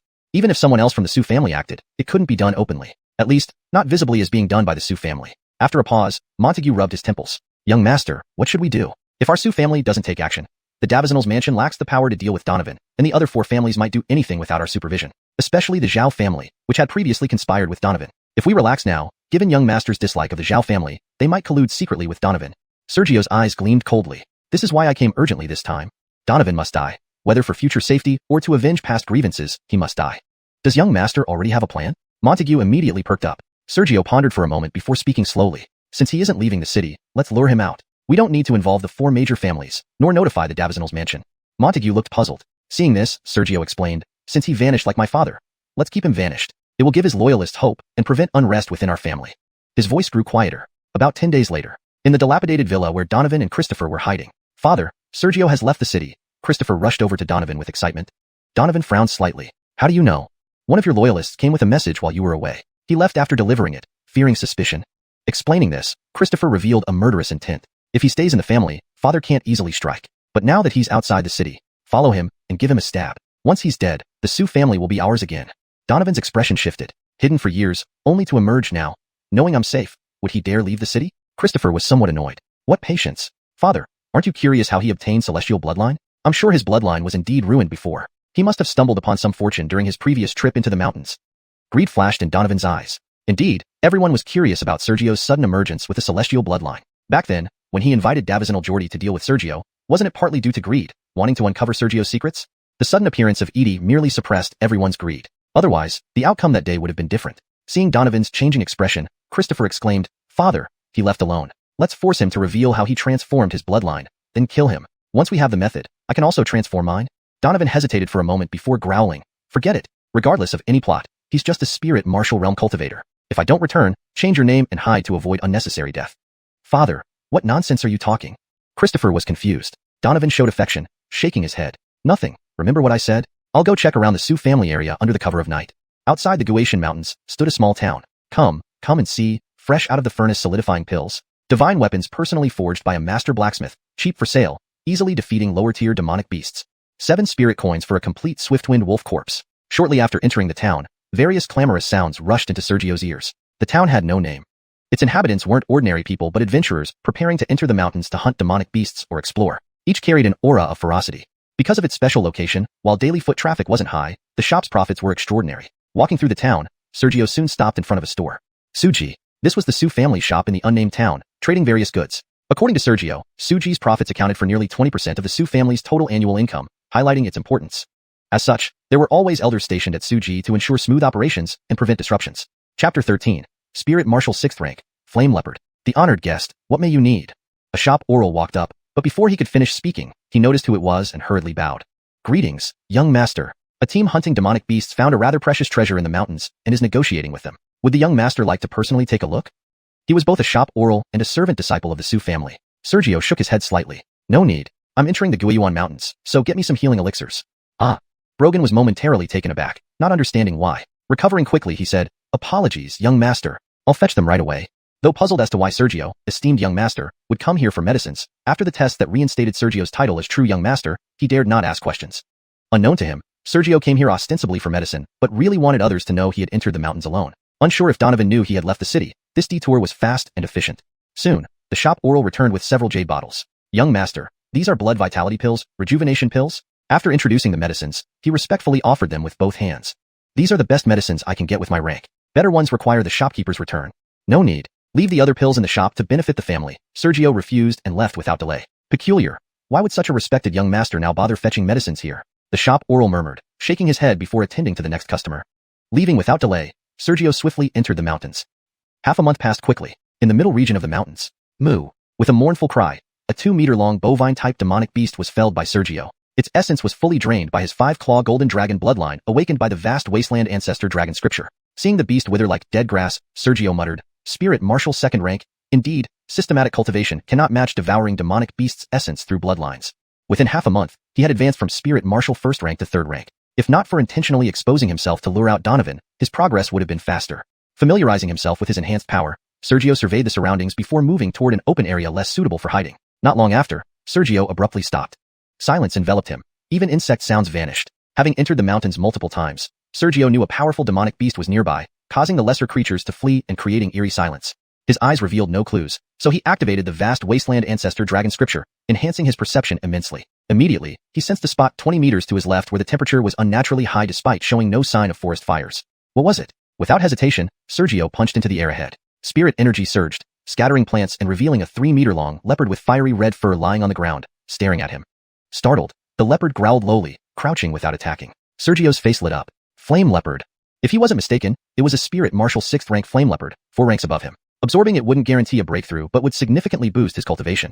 Regarding their rank difference, Sergio could summon dragon-like pressure to subdue all demonic beasts, albeit only once due to being human. Bending slightly, the flame leopard didn't attack, eyes filled with caution. Sensing the human's low cultivation yet instinctively fearing danger, it hesitated. Only when necessary did it consider engaging, prioritizing its safety over hunting. But while it hesitated, Sergio leaped skyward, transforming rapidly back down like a huge bird. Roar! The flame leopard roared, spewing a fiery pillar. Phew!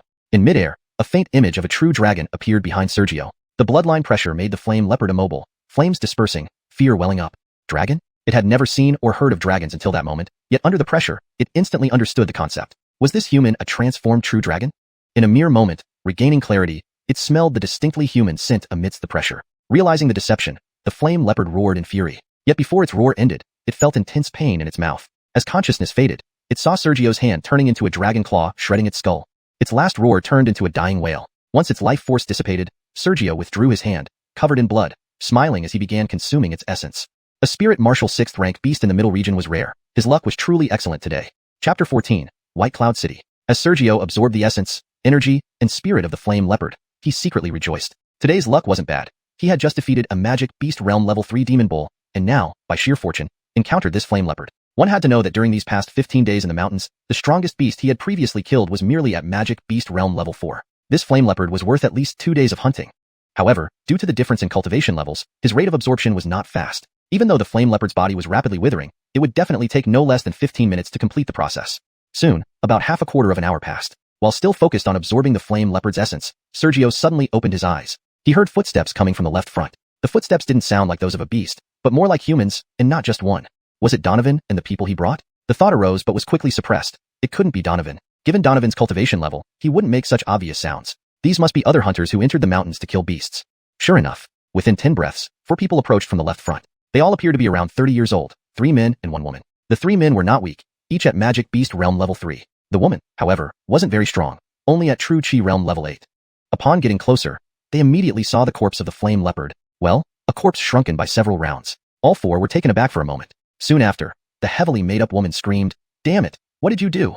"Pity," Sergio murmured with a slight shake of his head. In truth, the woman wasn't unattractive. By his standards, she was just slightly below Jane, his childhood sweetheart. Unfortunately, he didn't much like her makeup, especially after seeing Edie, whose beauty could put fish and geese to shame. The 3 men, however, were worth being wary of. If he hadn't misjudged, they should belong to the same clan or power group. Though all at magic beast realm level 3, the man in the middle with a sickly pale complexion seemed to have a higher status. They stood casually, yet the positioning of the other 2 clearly indicated a protective stance. Any unexpected situation could lead to an instant explosion. While Sergio was observing them, the 3 men were also sizing him up. After a while, the leading man laughed lowly. "I recognize you. You're the famous waste of talent from Su family in Shengyuan City. Who are you?" Sergio's expression darkened. He had always been the young master of the Su family. However, after being betrayed by Donovan, those years coincided with his coming of age. Had there been no betrayal, he would have risen to prominence as the young master of the Su family and connected widely with others. Due to being oppressed, he had been forced to stay within the Su family walls, not even fully informed about matters in Shengyuan City, let alone outside it. "Big brother Bar." The heavily made-up woman pouted to that person. "Be at ease." Brogan comforted her, then turned his head towards Sergio with a peculiar smile. "I don't care why you, this waste of talent, is here in the mountains, but I'm not interested in knowing. Who killed this flame leopard?" Sergio's lips curled upward. "Could it not be me?" "You?" After observing for a while, the man sneered. "If you were still the genius of the past, it might have been possible. But now, don't think I can't touch you just because you're still the young master of the Su family. Out here in the wilderness, the death of a few scraps isn't noteworthy." To conform, the other 2 looked at Sergio with murderous intent. Sergio smiled. "It seems your intelligence network isn't thorough enough." For some reason, he felt oddly unaccustomed. Although being suppressed was already a common occurrence before, after Donovan's escape, he had once again held a position equivalent to an elder as the young master, which intimidated everyone in Shengyuan City. Suddenly being called a waste of talent again. He wasn't angry, only feeling a long-lost sense of familiarity and a deepening memory of those years of suppression. "Big brother Bar, this person might not be normal. He laughs when insulted as a waste of talent." The woman cooed. Brogan laughed heartily, probably got used to being insulted. Not too much, nor too little. As Sergio whispered, he released the concealment of his aura. His magic beast realm aura spread without reservation. Magic beast realm. The woman blanched and instinctively hid behind the man. Brogan's expression tightened. Sergio's cultivation level was actually equal to his? Wasn't it said that Sergio had been crippled? After a moment, the man's eyes flickered. "Demon technique. You're absorbing the blood and flesh of the beast for cultivation, aren't you?" Sergio raised an eyebrow, davisining to the man's speak. Absorbing the essence, energy, and spirit of beasts did indeed seem related to demon techniques. Fortunately, he had never absorbed in front of anyone. Even if his great wasteland ancestor dragon cannon wasn't a demon technique, sometimes the truth wasn't important. Envy and jealousy could blind people to the truth. "The road is wide. We can part ways. Farewell, Sergio gave the man a deep look, turned around, hoisted the corpse of the flame leopard, and was about to leave. Big brother Bar, you promised me this flame leopard as a battle beast, the woman objected. Brogan frowned slightly. Then he slowly spoke, stop. Sergio halted, expressionless. Anything else? Brogan became serious. White Cloud City, you family, Billy. Sergio remained expressionless. My background is Sergio, you should know well. No need for introductions. No need. Paused for a moment. Greed flashed through Billy's eyes. Your demon technique is indeed extraordinary. To recover to the magic beast realm after having your bloodline destroyed, hand over the demon technique, leave the flame leopard's corpse behind, and I'll let you go. Sergio was speechless. Who told you I used a demon technique? Slandering requires effort. I didn't deny it earlier, just because I didn't bother to. You might not know that we tracked that flame leopard for 3 whole days, using various means to wound it, otherwise, you couldn't have killed it. After saying that, Billy intoned meaningfully, we know the condition of this flame leopard better than you. Was the flame leopard injured? Sergio thought for a moment and gave up pondering. He really didn't know. With his cheat-like method of killing beasts, whether it was injured or not didn't matter. Thinking this, Sergio continued, can't I say I bled it out? Then how did you get back to magic beast realm so quickly? Billy grew irritated. I said, your information isn't thorough. Once out of the mountains, go inquire at Wuming Town, and you'll understand. With that, Sergio lifted his foot. A word spoken is past recalling. For the sake of Lucian of the Yu family, Sergio will overlook this matter. Knowing Lucian of my Yu family, you still dare walk away. Do you believe the Yu family can wipe out your Su family? Billy immediately coldly rebuked. ##### Chapter 15, Grudge. Sergio did not lay a hand on Billy and the others, but gave them a stern warning. Out of respect for Xander, he decided not to hold them accountable this time and turned to leave. However, Billy unexpectedly retaliated by using Xander as a threat. Mentioning Xander inevitably brings up the Yu family. Guiyuan City is one of the cities near Shengyuan City, and the Yu family is a prominent clan within Guiyuan City. The Yu family is about the same size as the Su family, and neither side fears the other. However, what makes the Yu family famous is not their strength but their prodigy, Xander. Due to Xander's existence, Sergio had heard from his somewhat unreliable information channels that the Yu family was the most untouchable clan among many cities in the Qingyang prefecture. The reason is very simple. Xander's talent surpasses even the once promising Sergio. Just how outstanding he is, Sergio does not know, but it is said that Xander is an extremely brilliant genius even within the Shiming Palace. The Shiming Palace even specially issued an edict permanently exempting the Yu family from tributes. He stopped in his tracks, leading Billy to misinterpret it, and his face became even more arrogant. You're scared now, aren't you? Hand over the cultivation technique. I just said, words can cause disaster. Do you not understand? Sergio turned around, dropping the dead body of the flame leopard on the ground, creating dust. His tone was filled with coldness. Billy sneered. Are you going to attack again? Try if you dare.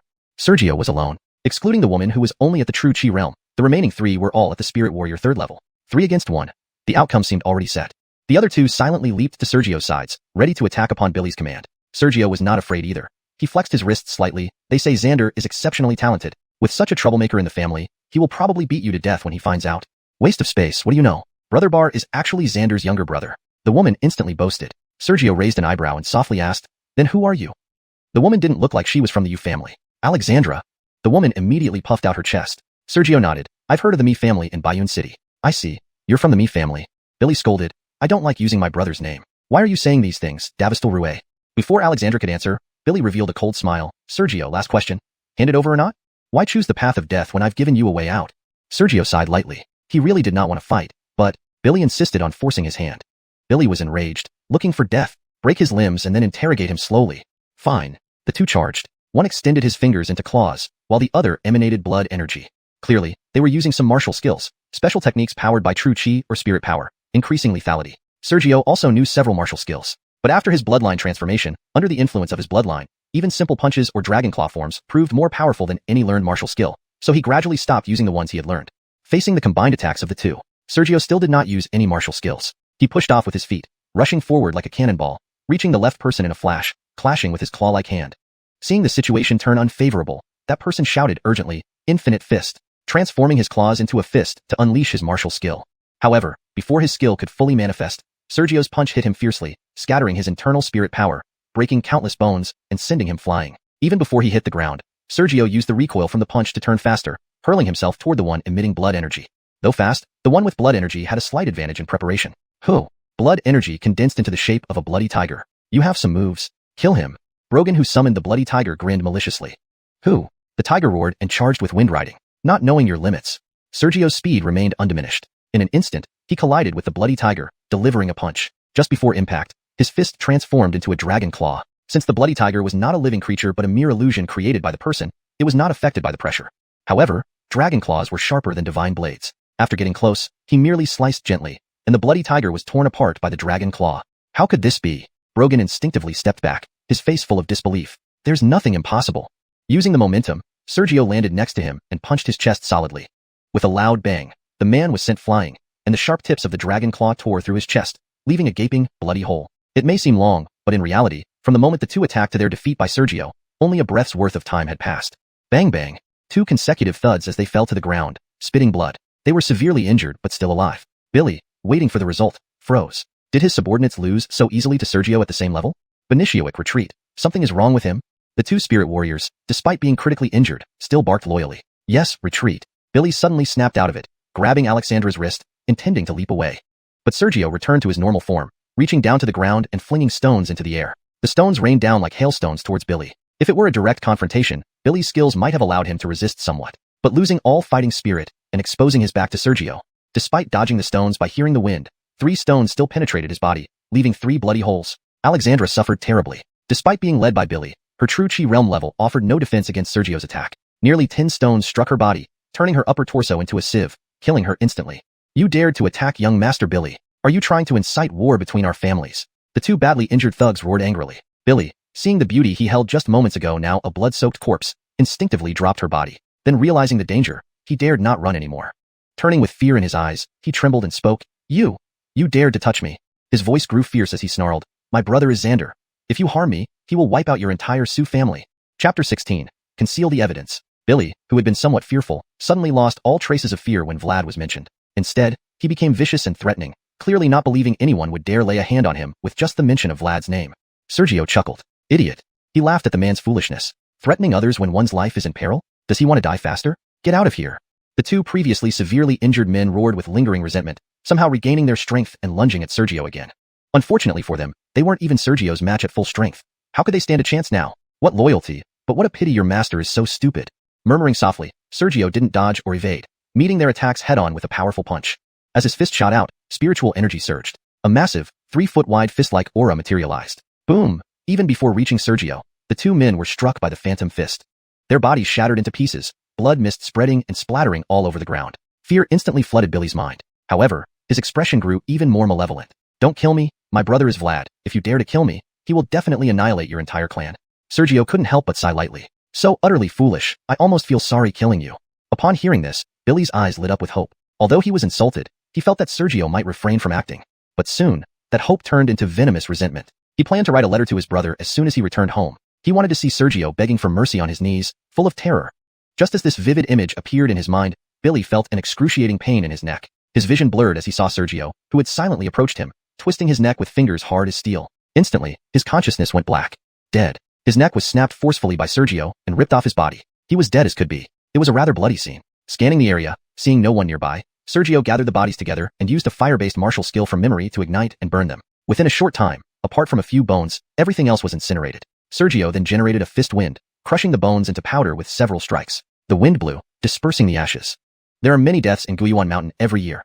Adding 3 people from the Yu family and 1 from the Mi family makes little difference, he muttered quietly. Stepping forward, Sergio continued to wander through the middle region. With no evidence left behind, he doubted the Yu family could ever know it was his doing. Time flew by, 2 more months passed. In the middle region of Guiyuan Mountain, Sergio was entangled in a fight with a level 8 spirit martial beast. Perhaps to hone his combat skills, Sergio did not transform any part of his body into a dragon. Instead, he fought the giant python simply with fists and feet. About half a mile away, an old man stood tall on a treetop, silently watching the intense battle nearby. It was Donovan. After learning that Sergio had ventured out alone, he tracked him down but didn't act rashly. Instead, he concealed himself in the shadows and observed for over a month.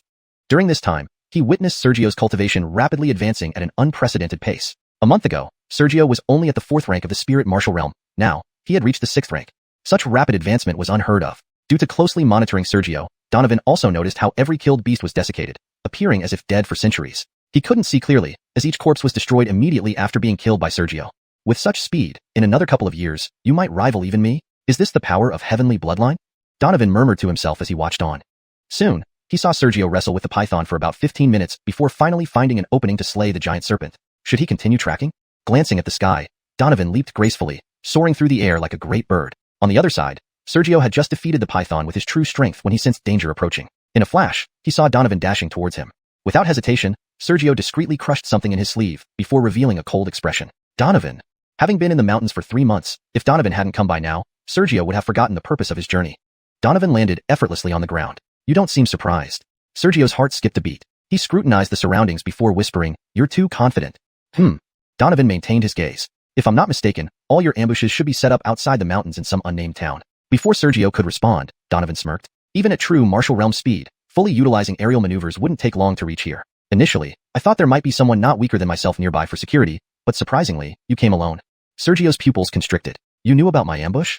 Donovan revealed a hint of disdain. "Managing family affairs for decades, your small tricks can't fool me." Just as Sergio prepared to speak, he frowned. If Donovan, the former Grand Elder, could see through his plan, why did the other elders believe it was solid? "I guess you're wondering if the other Su family elders are plotting against you, right?" Donovan asked confidently.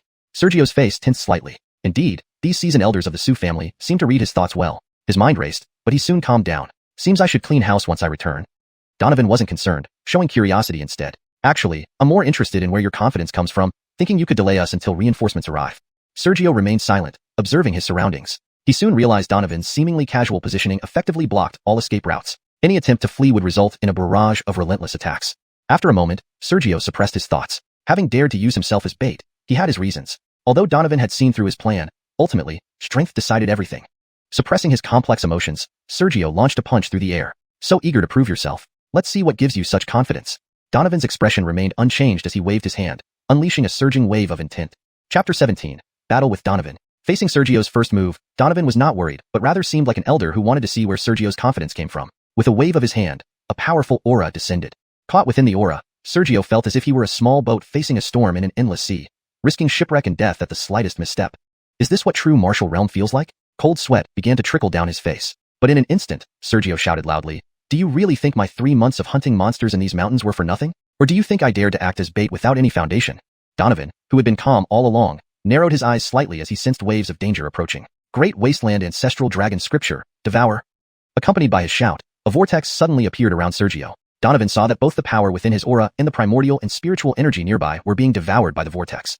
As the vortex devoured, Sergio's body started to swell visibly, and his aura skyrocketed. In just half a breath, Sergio's body expanded, and his aura instantly erupted to the 6th level of the true martial realm. The same level as Donovan, the 6th level of the true martial realm. "How did you do it?" Donovan, who had always been calm, looked startled. "Old man, I'll tell you after you die." Feeling the unceasing power from every part of his body, Sergio shot toward Donovan like a cannonball. His speed was incredible, and the sudden boost in his cultivation was actually very simple. The Great Wasteland Ancestral Dragon Scripture could activate his bloodline to devour not only the essence, spirit, and energy of beasts, but also the primordial energy of heaven and earth. However, devouring beast essence gradually increased the concentration of his bloodline, which then boosted his cultivation. On the other hand, devouring heavenly and earthly spiritual energy, which is inherently violent, could not be assimilated directly and thus temporarily forced an increase in cultivation. Before the martial emperor realm, once activated, it could forcefully elevate one's cultivation by a major realm. This was his confidence in daring to act as bait and placing all reinforcements outside the mountain town. As for what the martial emperor realm entailed, he didn't know. He simply learned about it naturally after mastering the Great Wasteland Ancestral Dragon Scripture. "Do you dare challenge this old man with your secret skill-boosted true martial power?" Although Donovan was heavy-hearted, his expression remained unchanged. "Moo!" A cow-like roar echoed. Still charging forward, Sergio saw ripples expanding behind Donovan, quickly forming a black cow with a hint of green. Wind Demon Bull. Both Donovan and Christopher had Wind Demon Bull bloodlines. Theoretically, within a family, inherited bloodlines should have similar derivatives. However, even father and son could have different levels and origins of their bloodline derivatives. No one knew the exact reason. The identical bloodline derivatives of Donovan and Christopher were coincidental. "Moo!" The condensed Wind Demon Bull charged toward Sergio. At the same time, Donovan coldly shouted, "True martial, will condensing form, bloodline manifestation. This is what true martial means. How dare you challenge me?" The Wind Demon Bull embodied Donovan's martial will. As long as his martial will persisted, so did the bull, undying and unyielding. With the thought of the martial will flashing through his mind, Sergio punched the incoming Wind Demon Bull. Bang! Sergio's fist collided with the Wind Demon Bull's head. Upon contact, Sergio sensed an extremely powerful force. Luckily, his current cultivation could withstand it. The trouble was, a formidable will invaded his mind. It belonged to Donovan's martial will, incomparably strong. After all, he was merely a false 6th-level true martial compared to Donovan's genuine counterpart. However, Sergio continued to activate the Great Wasteland Ancestral Dragon Scripture, his blood chi surging. In no time, the attacking Wind Demon Bull, now like a cat encountering a mouse, became feeble. Sergio possessed Grade 9 Celestial 5-clawed Golden Dragon bloodline. How many could stand against him in terms of bloodline suppression? Using his bloodline and forcibly elevated cultivation, he obliterated the invading will. Donovan's expression changed, followed by a sneer. "Is this your foundation? Too weak to kill this old man."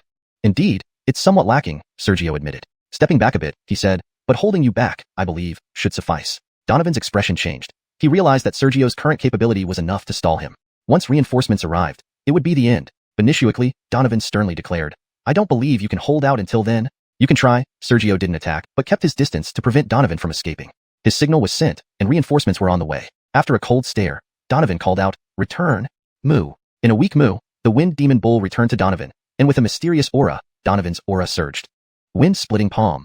As Donovan's aura spiked, countless green palms materialized in the sky, densely pressing down on Sergio. Wind-splitting palm, a profound martial technique of the Su family. At advanced stages, one palm could unleash a torrential force that crushed everything in its path. Seeing the overwhelming palms, Sergio didn't counter but transformed his hands into dragon claws, waving them continuously to defend himself. With each shadow, he defended himself impenetrably. The powerful dragon claws shredded any palms that approached him, while those out of reach were ignored. After 3 breaths, the ground around Sergio cracked, filled with palm-shaped holes of varying sizes. Yet Sergio remained unscathed. Donovan's expression changed. His near full-force wind-splitting palm couldn't touch Sergio. Biting his teeth, he attacked again. Sergio continued to use his dragon claws to fend off the attacks. Almost 15 minutes passed. During this time, Donovan's frenzied attacks failed to harm Sergio in the slightest. Just as he prepared to continue, urgent wind sounds signaled the arrival of the Su family elders. Raising his head, the Su family elders were here. Of course, at the speed of the true martial realm, Sergio stalling for 15 minutes meant they would arrive. The tide had turned. The elders surrounded Donovan without hesitation upon arrival. After a moment of silence, Donovan's formidable aura dissipated. Returning to the harmless old man he appeared when first meeting Sergio. Seeing this, Sergio immediately cancelled his forcibly enhanced cultivation state, feeling weak all over. The aftereffects of the secret technique were significant, leaving him weakened for over 3 months after activation. Chapter 18. Last words. Seeing the council of elders surround Donovan, Sergio immediately cancelled the secret technique's effect without hesitation. As soon as he did, his entire body felt weak and drained of energy.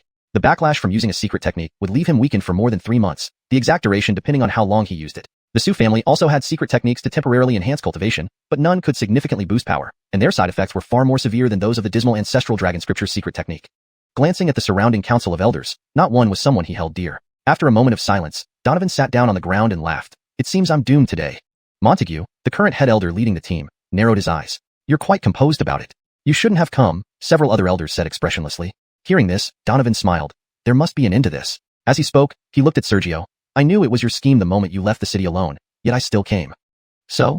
Sergio walked to an ancient tree and leaned against it, sitting down. Donovan's posture suddenly became much more hunched. Spare my son. Sergio replied coldly, since you're already dead, why should I agree? And don't forget that it's because of him we've ended up like this. After a moment's silence, Donovan whispered, we are all family. Why be so ruthless? Has he ever treated me like family? Sergio revealed a murderous intent. He wasn't sure where this anger came from, perhaps because Donovan kept emphasizing familial ties, or maybe because Donovan's words made him realize his plans were too naive, and the elders didn't warn him. Or perhaps for other reasons. Regardless, he now felt extremely agitated, devoid of any victor's joy. He is still young.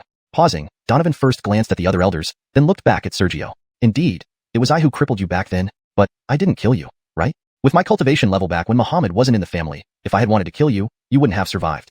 Sergio's eyes grew even more menacing. To a cultivator, being crippled is the greatest torment. To live is the most precious thing. After speaking, Donovan no longer lingered on the subject and whispered, since you think being crippled is worse than death, in the future, cripple him instead of killing him. Why should I listen to you?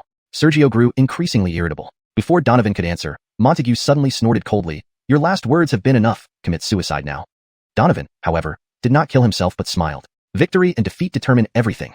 The victor becomes king, the loser a bandit. I was once your clan's head elder, so let our young master understand the harshness of the world as it should be. Do you want us to help you? Montague showed impatience. The agitated Sergio lifted his head. Let him speak. What do you want to say? He had a gut feeling. Whatever Donovan was about to say might be very valuable, something worth remembering for life. Without knowing why, it was just intuition. Upon hearing this, Montague and the other elders frowned but remained silent. Donovan chuckled softly. I guess you must hate me bitterly for treating you unfairly and oppressing you, right? Isn't that true? Sergio laughed in frustration. He didn't want to waste time. Donovan was unperturbed. Did you ever think that before Muhammad went missing, as the clan's young master, you enjoyed the best of everything the Su family had to offer? Was that fair to others in the Su family? My supreme bloodline is what I deserved. Sergio's face was icy. People's hearts are hard to fathom. After speaking, Donovan shook his head slightly. I don't wish to argue with you. The victor becomes king, the loser a bandit. Since I lost, I accept my fate. Once you understand the complexity of human hearts, you will be qualified to lead our Su family. Sergio laughed again. Do you dare call yourself a member of the Su family? Who used half the family's wealth to hire Jordy to attack our talented members in the arena. Now that I am a heaven-level bloodline, once I grow, our Su family will shine brilliantly. Your heart full of killing intent wanting to see me dead. Did you ever consider the Su family? Montague mentioned you embezzled over 10% of the Su family's profits for your own selfish reasons during your tenure. Did you ever think of the Su family? Promises aside, I always believed Jordy wouldn't take anything from our Su family afterward. I never denied my selfish motives. Before Muhammad went missing, you were stripped of your talent and bloodline. How many treasures did Muhammad secretly give you for your use? Wasn't your father acting out of self-interest? At the end of his words, Donovan hunched over even more. Killing you. I told you, people's hearts are hard to fathom. Enough. Montague interrupted, his voice filled with killing intent. I've said enough. Pausing, Donovan gave Sergio a deep look and slowly closed his eyes. In this world, there is no absolute right or wrong. Right and wrong are just different perspectives. My son, I have done my best. As his voice faded, a trickle of blood appeared at the corner of Donovan's mouth, and he breathed his last, falling to the ground. Knowing he was doomed, he did not wait for the elders like Montague to act, but took his own life as Montague suggested. Looking at Donovan's corpse, Sergio felt a bit disoriented. What terrified him most was that he felt Donovan's words weren't wrong, because in his view, the once towering figure of his father now seemed. Indeed, after being crippled, Muhammad took countless treasures to aid him, yet he never recovered. Furthermore, Muhammad had taken too many treasures, so he eventually ventured out on his own to seek more treasure. Right? Wrong? From his perspective, Muhammad did nothing wrong. But from another angle, is the young master all right? Montague asked with concern. Dazed, Sergio blurted out, do you think what he said is right or wrong? Montague replied bluntly, there are too many things in this world with no clear right or wrong. To an individual, what benefits oneself is right. To the family, what benefits the Su family is right. Why dwell on it? His words only serve to confuse your martial path, and such intentions deserve condemnation. Confuse my martial path. Sergio looked at Donovan's corpse, silently recalling every word Donovan spoke. After a full half hour, Sergio finally moved. Shall we return to the city, young master? Montague and the others asked instantly. After a moment's silence, Sergio whispered, give him a proper burial. Young master, you? They were stunned. From their perspective, with Sergio's hatred, simply not dismembering Donovan was already generous, let alone giving him a proper burial? What he said is true. In this world, there is no absolute right or wrong, just different perspectives. Pausing, Sergio revealed a radiant smile. To me, whether my father's actions back then were right or wrong doesn't matter. What matters is that he treated me well. This is human nature. Chapter 19. Return to the city. Facing the astonishment of others, Sergio, who had been previously agitated and disoriented, now explained with a radiant smile. Donovan's final words might have disturbed his martial heart, or perhaps they were truly sincere in death. Regardless, in the end, he realized the world's hypocrisy and understood the bloody truth behind it. This was an experience worth remembering for life. This was enough. Just as Montague and the others were preparing to follow Sergio's instructions to collect the remains, Sergio slowly spoke up, Elders, there's something I don't understand. With your experience, I believe you know what I'm referring to. I wonder, what is your explanation? What he was asking was why his seemingly perfect plan earlier was actually extremely naive. Yet these elders did not object despite clearly seeing through it. Even though he was physically weak at this moment, he wasn't at all worried that the elders' council might have ulterior motives. Montague and the others stiffened. After a while, Montague raised his head. Does young master want to hear the truth, or lies? The corner of Sergio's mouth lifted. I'd like to hear both. Montague softly said, the truth is, after handling Donovan's affairs, I was mentally exhausted and didn't realize how shallow young master's scheme was. Truth? Isn't this a lie? Sergio wasn't angry. Then, what's the lie? Young master befriended the Vanessa of the Netherworld Palace, subdued the mayor's office, and pressured the 4 great families. At the peak of your power, even if I objected, young master wouldn't listen and would suspect me of having hidden intentions. Without waiting for a response, Montague continued, moreover, Donovan isn't a fool. If young master befriends the Vanessa of the Netherworld Palace, no matter where he or Christopher flees to, they won't escape her pursuit and might even implicate the Su family. In the end, only his death could resolve everything. Sergio narrowed his eyes. You mean he came here to die? But it doesn't seem that way to me. Montague didn't deny it. If he intended to commit suicide directly, then why leave a message to disturb young master's mind? Sergio frowned, taking a while before speaking. But what if you guessed wrong? Silent for a moment, Montague slowly replied, some things might be unpleasant for young master to hear. But since you asked, now that young master wields supreme authority in Holy Essence City and no one dares disobey, any decision you make, right or wrong, is your choice. In life, if you make mistakes, you must pay the price. The difference is just a matter of time. It's fortunate to understand this sooner, rather than lamenting on your deathbed later. Sergio remained silent for a moment, then lifted his foot. Davis Donovan, he was wrong, so he died here. Montague's sternness disappeared as he suddenly smiled. But it's just a lie. Young master needn't worry about it. Indeed, it's all derived from lies. Let's return to the city. Sergio also smiled. True or false, real or imaginary, only the heart knows. Holy Essence City. Su family. As soon as Sergio and Montague returned home, before their chairs even warmed up, a servant came to report that Mayor Jordy had come to visit. In the Tranquil Heart Pavilion, Sergio, who had reached an understanding with the Elders' Council, slightly furrowed his brow. Why has he come? Compared to the old sages of the Elders' Council, he was still somewhat young. Montague and the others exchanged glances and shook their heads slightly. However, Montague then added, it probably isn't anything bad. Jordy wouldn't dare plot against you unless he wants to die. Sergio thought for a while and then looked up. Elder 7, shall we go to the Shenfeng Hall together? Shenfeng Hall was where the Su family entertained guests. Fine, Elder 7 Jessup agreed immediately. The two left the Tranquil Heart Pavilion and quickly headed towards the Shenfeng Hall. Upon arriving, they summoned some servants to bring extraordinary fruits and fine wines for a banquet. Soon, Mayor Jordy arrived at the Shenfeng Hall under the guidance of a servant. Young Master Su, Elder 7 of the Su family. Upon arrival, Geordie greeted them warmly. Jessup stood up. Your Excellency's visit honors us. Please accept our apologies if our reception is inadequate. After some polite exchanges, Geordie sat down in the Shinfeng Hall. After sitting down, Mayor, Elder Jessup offers you a toast. Jessup poured a pot of spirit wine and toasted. They each took a sip. Jessup continued pouring. Mayor manages the myriad affairs of Holy Essence City with tireless effort. Jessup, on behalf of the citizens of Holy Essence City, toasts you again.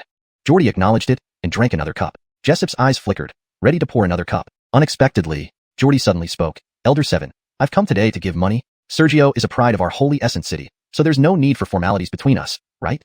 Give money? Jessup instantly became interested. The mayor's office usually only received money, not gave it. This was unprecedented. Although Sergio was also surprised, he remained silent. After his conversation with Donovan, he knew he was no match for these old foxes in terms of scheming, not because he was stupid, but because he was young. Geordie took out a storage bag, pushed it through the air, and it flew to the table in front of Sergio, who hadn't spoken yet. Sergio didn't move rashly but first looked at Montague. Jessup's eyes twinkled as he laughed. Accepting money from the mayor's office isn't easy. Mayor should explain better, or else my Sioux family, fragile as it is, dare not defy the mayor's office afterward. Geordie remained calm. Elder 7, you overthink it. Young master being friends with the Vanessa, even if I had the guts, I wouldn't dare plot against Sergio. The storage bag contains exactly 5,000 spirit coins at market value. 5,000. Though Sergio couldn't match the cunning of the old foxes, he wasn't dumb. He quickly realized that this number matched the bounty issued by the mayor's office. Involuntarily, Sergio murmured, Mayor's office, such well-connected intelligence. Jessup also said, if someone killed Donovan, Mayor should give the reward to that person. Why bring it to the Sioux family? Didn't I hear that most true martial elders of the Sioux family went out recently, except for a few who entered close seclusion? It can't be for tourism, right? Geordie emphasized the word, close seclusion. Then he laughed, just a guess. No one knows if Donovan is dead. However, Geordie will report back to the ancestral sect in a few years. Worried about forgetting this matter, I'm delivering the spirit coins to the Sioux family now. If someone completes the bounty later, the Sioux family can issue the reward.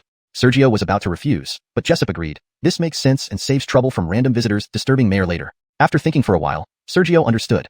The Sioux family's actions had already convinced Geordie that Donovan must have been killed. Chapter 20.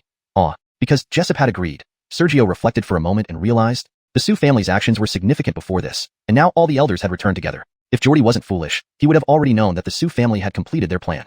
However, 5,000 spirit coins were not a small sum. If the Sioux family didn't acknowledge it, why would Geordie actually deliver the bounty? Of course, he didn't ask.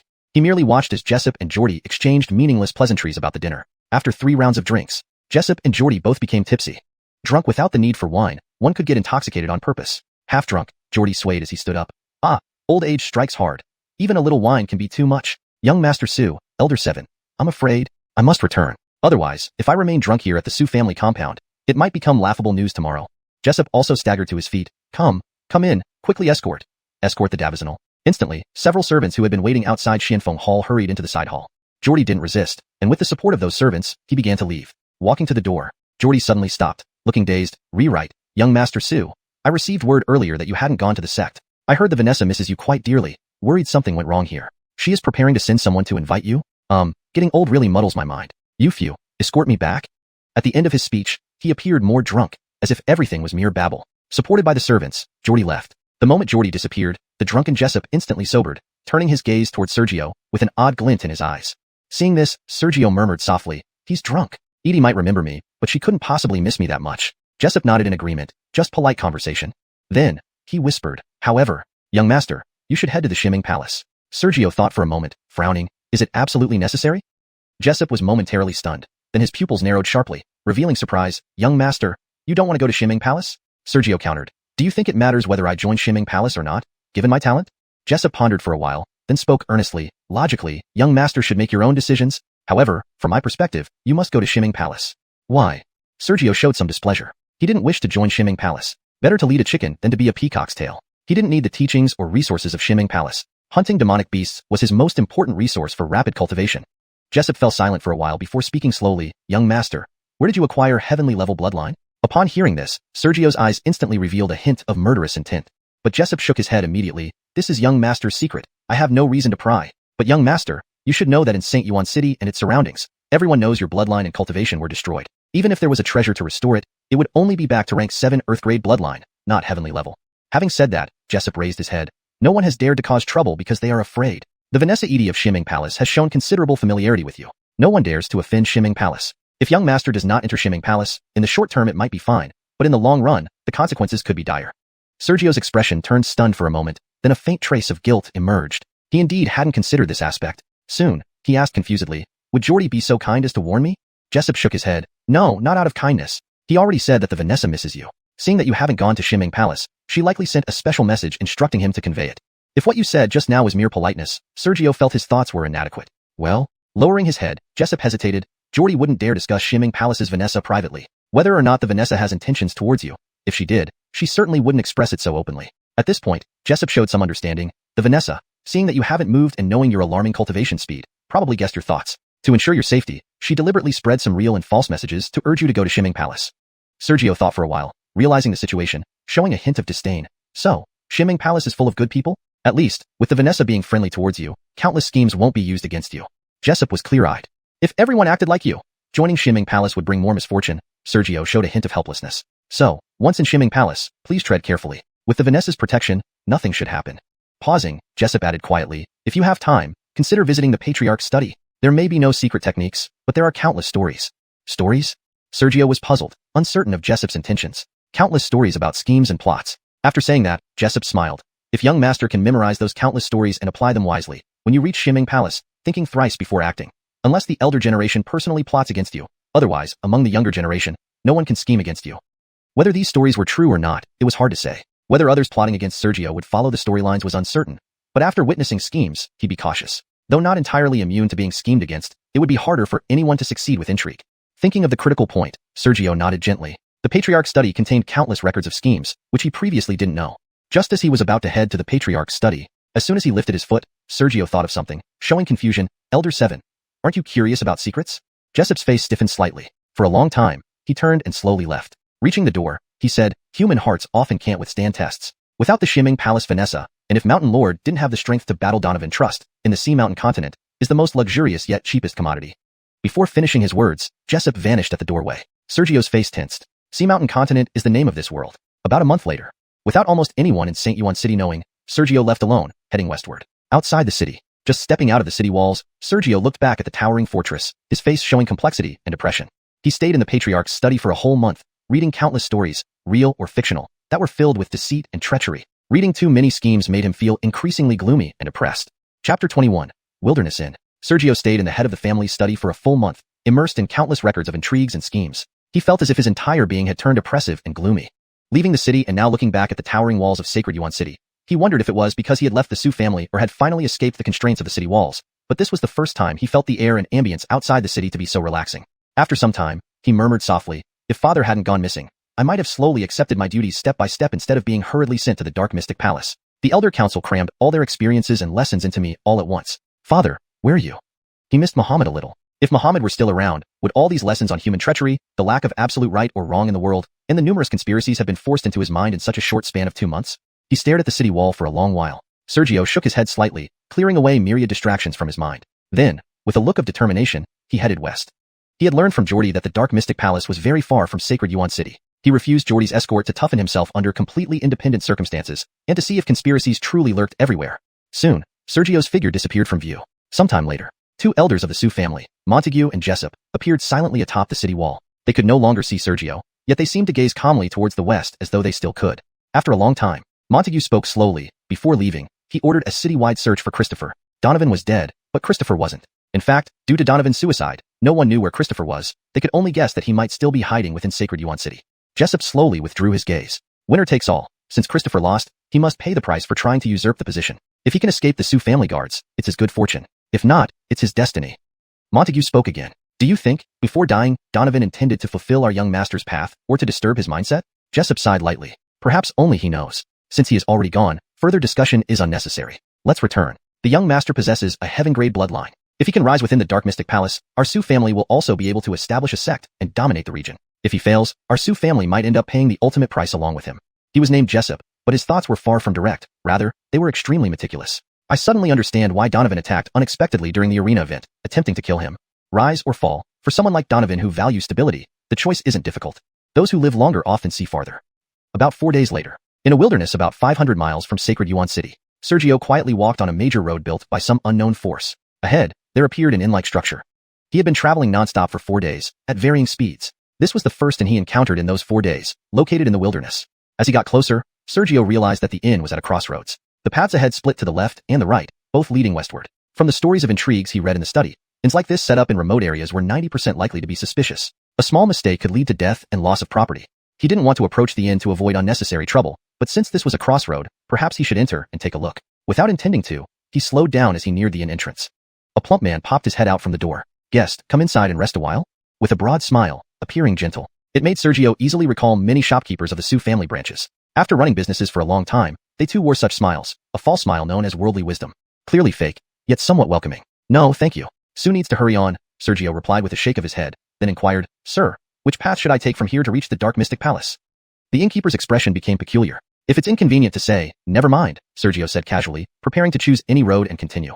The innkeeper quickly explained, "Sir dares to travel alone in the wilderness. Surely your cultivation is high. As long as you know the direction, does the presence of a path really matter? If you follow the road unwaveringly, let alone whether you reach your destination, even if you do, it might waste much of your time." Indeed, Sergio's cultivation was strong. Even cliffs, mountains, or rivers wouldn't hinder him.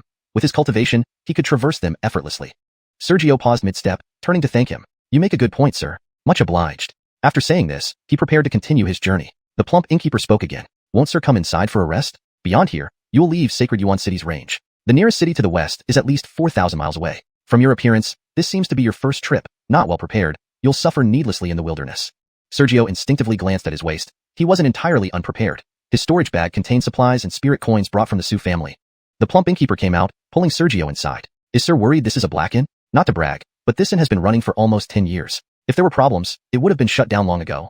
Due to the previous kind warning, and feeling somewhat weary after days of travel, he half reluctantly entered the inn. Though the decoration of the inn wasn't fancy, it was clean and tidy, giving off a unique charm. After seating, Sergio asked, "Does the inn have food?"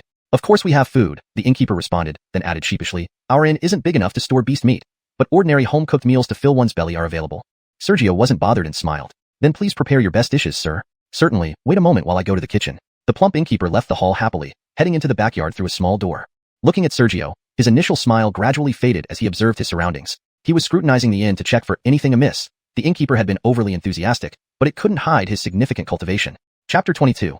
The Imprisoned Woman. After the innkeeper went to the back kitchen, Sergio reined in his smile and began observing the inn, looking for anything out of place. The innkeeper seemed affable, but in reality, he possessed considerable cultivation. Having a decent level of cultivation, yet claiming there was no beast meat available didn't match up at all with his abilities. After all, the innkeeper's cultivation, though inferior to his own, was still at the 9th rank of true Qi realm. Even in Shengyuan City, outside of the city lord's residence and the 5 major families, among the itinerants, someone at the 9th rank of true Qi realm would be considered a formidable expert. After sizing up the place for a while, he reluctantly withdrew his gaze and closed his eyes to rest, finding nothing unusual. About half an hour later, "Sir, take a look. Stir-fried pine duck, steamed carp, fried." The chubby innkeeper returned to the main hall with a large tray carrying about 5 or 6 dishes. After bringing fresh wheat rice into the main hall as well, the innkeeper offered a slightly benevolent reminder. "Please don't blame me, sir. Although my humble shop has some wine, you appear a bit tired. If you fail to expel the alcohol in time, it might delay your journey tomorrow." "That's fine." Sergio looked at the food on the table. He hadn't planned to drink here anyway. If not for the 4 days of travel, subsisting on dry provisions from the Su family which made his mouth go bland, he wouldn't have chosen to eat at this inn. While those dried provisions were roasted with various spirit grains, eating only them ultimately lacked flavor. And since he wasn't short of money, why make things difficult for himself? "Why isn't the guest eating?" the innkeeper asked curiously when Sergio made no move. Sergio smiled. While traveling, one must always be cautious. Upon hearing this, the innkeeper quickly thought of something, his enthusiasm waning. Sergio remained unfazed. Running his fingers along his waist, he retrieved a pale green hairpin from his storage bag. He didn't know what material it was made from, only that it could detect most poisons except the extremely potent ones. Ignoring the innkeeper, he dipped the hairpin lightly into the food and observed it for a while. It showed no change, meaning there was no poison. "My apologies," Sergio laughed, then began eating with ease. "No problem, sir. You're right. Caution is always better when traveling." The innkeeper's eyes twinkled as he chuckled awkwardly and retreated behind the counter in the main hall. Approximately 10 minutes later, Sergio stopped eating and put down his chopsticks. "Elroy, where are the guest rooms?" "Follow me, sir." The dazed chubby innkeeper immediately stood up. Leading Sergio upstairs to the second floor, the innkeeper pointed at a row of doors, somewhat helplessly saying, "Choose any room you like, sir. The inn business hasn't been good recently, so all the rooms are empty. Stay in whichever one you prefer." Sergio glanced around before lifting his foot. His eyes suddenly narrowed. "You mean, the inn only has the innkeeper, and no other guests?" "Yeah." The innkeeper nodded, revealing a hint of tension in his eyes, quite noticeably. Sergio's eyes instantly narrowed. Really? He hadn't noticed earlier in the main hall, but now on the second floor. If he wasn't mistaken, there were sounds coming from the room next to him, like someone rolling on the floor. "You must have misheard, sir." The innkeeper's expression changed, offering a nervous laugh as he instinctively blocked the door from which the noise was coming. Sergio almost exposed him, but as the words reached his lips, he suddenly remembered the countless experiences force-fed to him by the Su family. After a moment, he chuckled. I might indeed have misheard. I've been traveling for several days and am a bit tired. Whatever kind of and this is doesn't concern me. I've paid for a room and hope to rest peacefully without any unforeseen incidents. With that, Sergio ignored the innkeeper and the noisy room, heading to a room deep in the corridor, closing the door behind him. The innkeeper was taken aback by this, seemingly surprised. Soon, he chuckled softly, descended the stairs, and returned to the main hall, smiling for reasons unknown. Time slowly passed, and dusk fell. In his room, Sergio was meditating on the bed, halfway practicing the vast wasteland primordial dragon scripture, halfway resting. Guest, dinner is ready. Would you like to come down and eat? The innkeeper's voice came from outside the door. Sergio glanced at the dry provisions beside him and said, not necessary. Oh, okay. The innkeeper didn't insist. Night fell, approaching the hour of pig, 9 p.m. Guest, are you asleep? The innkeeper's voice rang again. Still meditating, Sergio slowly opened his eyes. Elroy, I've said I wish to rest properly. Sir, wouldn't you find it boring being alone late at night? The innkeeper's voice suddenly turned lecherous. At the same time, clear muffled sounds could be heard, as if someone's nose and mouth were being covered. Even without seeing, Sergio instantly imagined the scene. The innkeeper covering someone's nose and mouth just outside the door. Judging by the lecherous tone, the person was likely a woman. After a moment of silence, Sergio slowly got up. Elroy, are you afraid I'll uphold justice? Don't be silly, sir. Just say whether you want it or not. The innkeeper's voice lost its lecherous tone, clearly intentional to imply something. The door creaked open. Indeed, the innkeeper was right there, holding a disheveled woman with traces of tears on her face. Her appearance was blurred due to her covered nose and mouth, but from her eyes, she looked young, probably just over 20. The innkeeper laughed lowly. Including your meals and lodging, half a spirit coin. Consider it a complimentary service for your stay. Seeing Sergio's youth, the woman's eyes sparkled with hope. Observing this, Sergio hesitated slightly, quietly channeling the vast wasteland primordial dragon scripture, not to attack, but to carefully sense the innkeeper's cultivation. His afternoon assessment was correct. The innkeeper was indeed at the 9th rank of true chi realm. Smiling, Sergio said, if I hadn't seen it, it would be none of my business. But since I did, let her go. Currently at the 6th rank of spirit martial realm with bloodline enhancements, allowing him to battle beyond his rank. Sergio knew the 9th rank true chi realm innkeeper couldn't possibly be a match for him regardless of any tricks up his sleeve.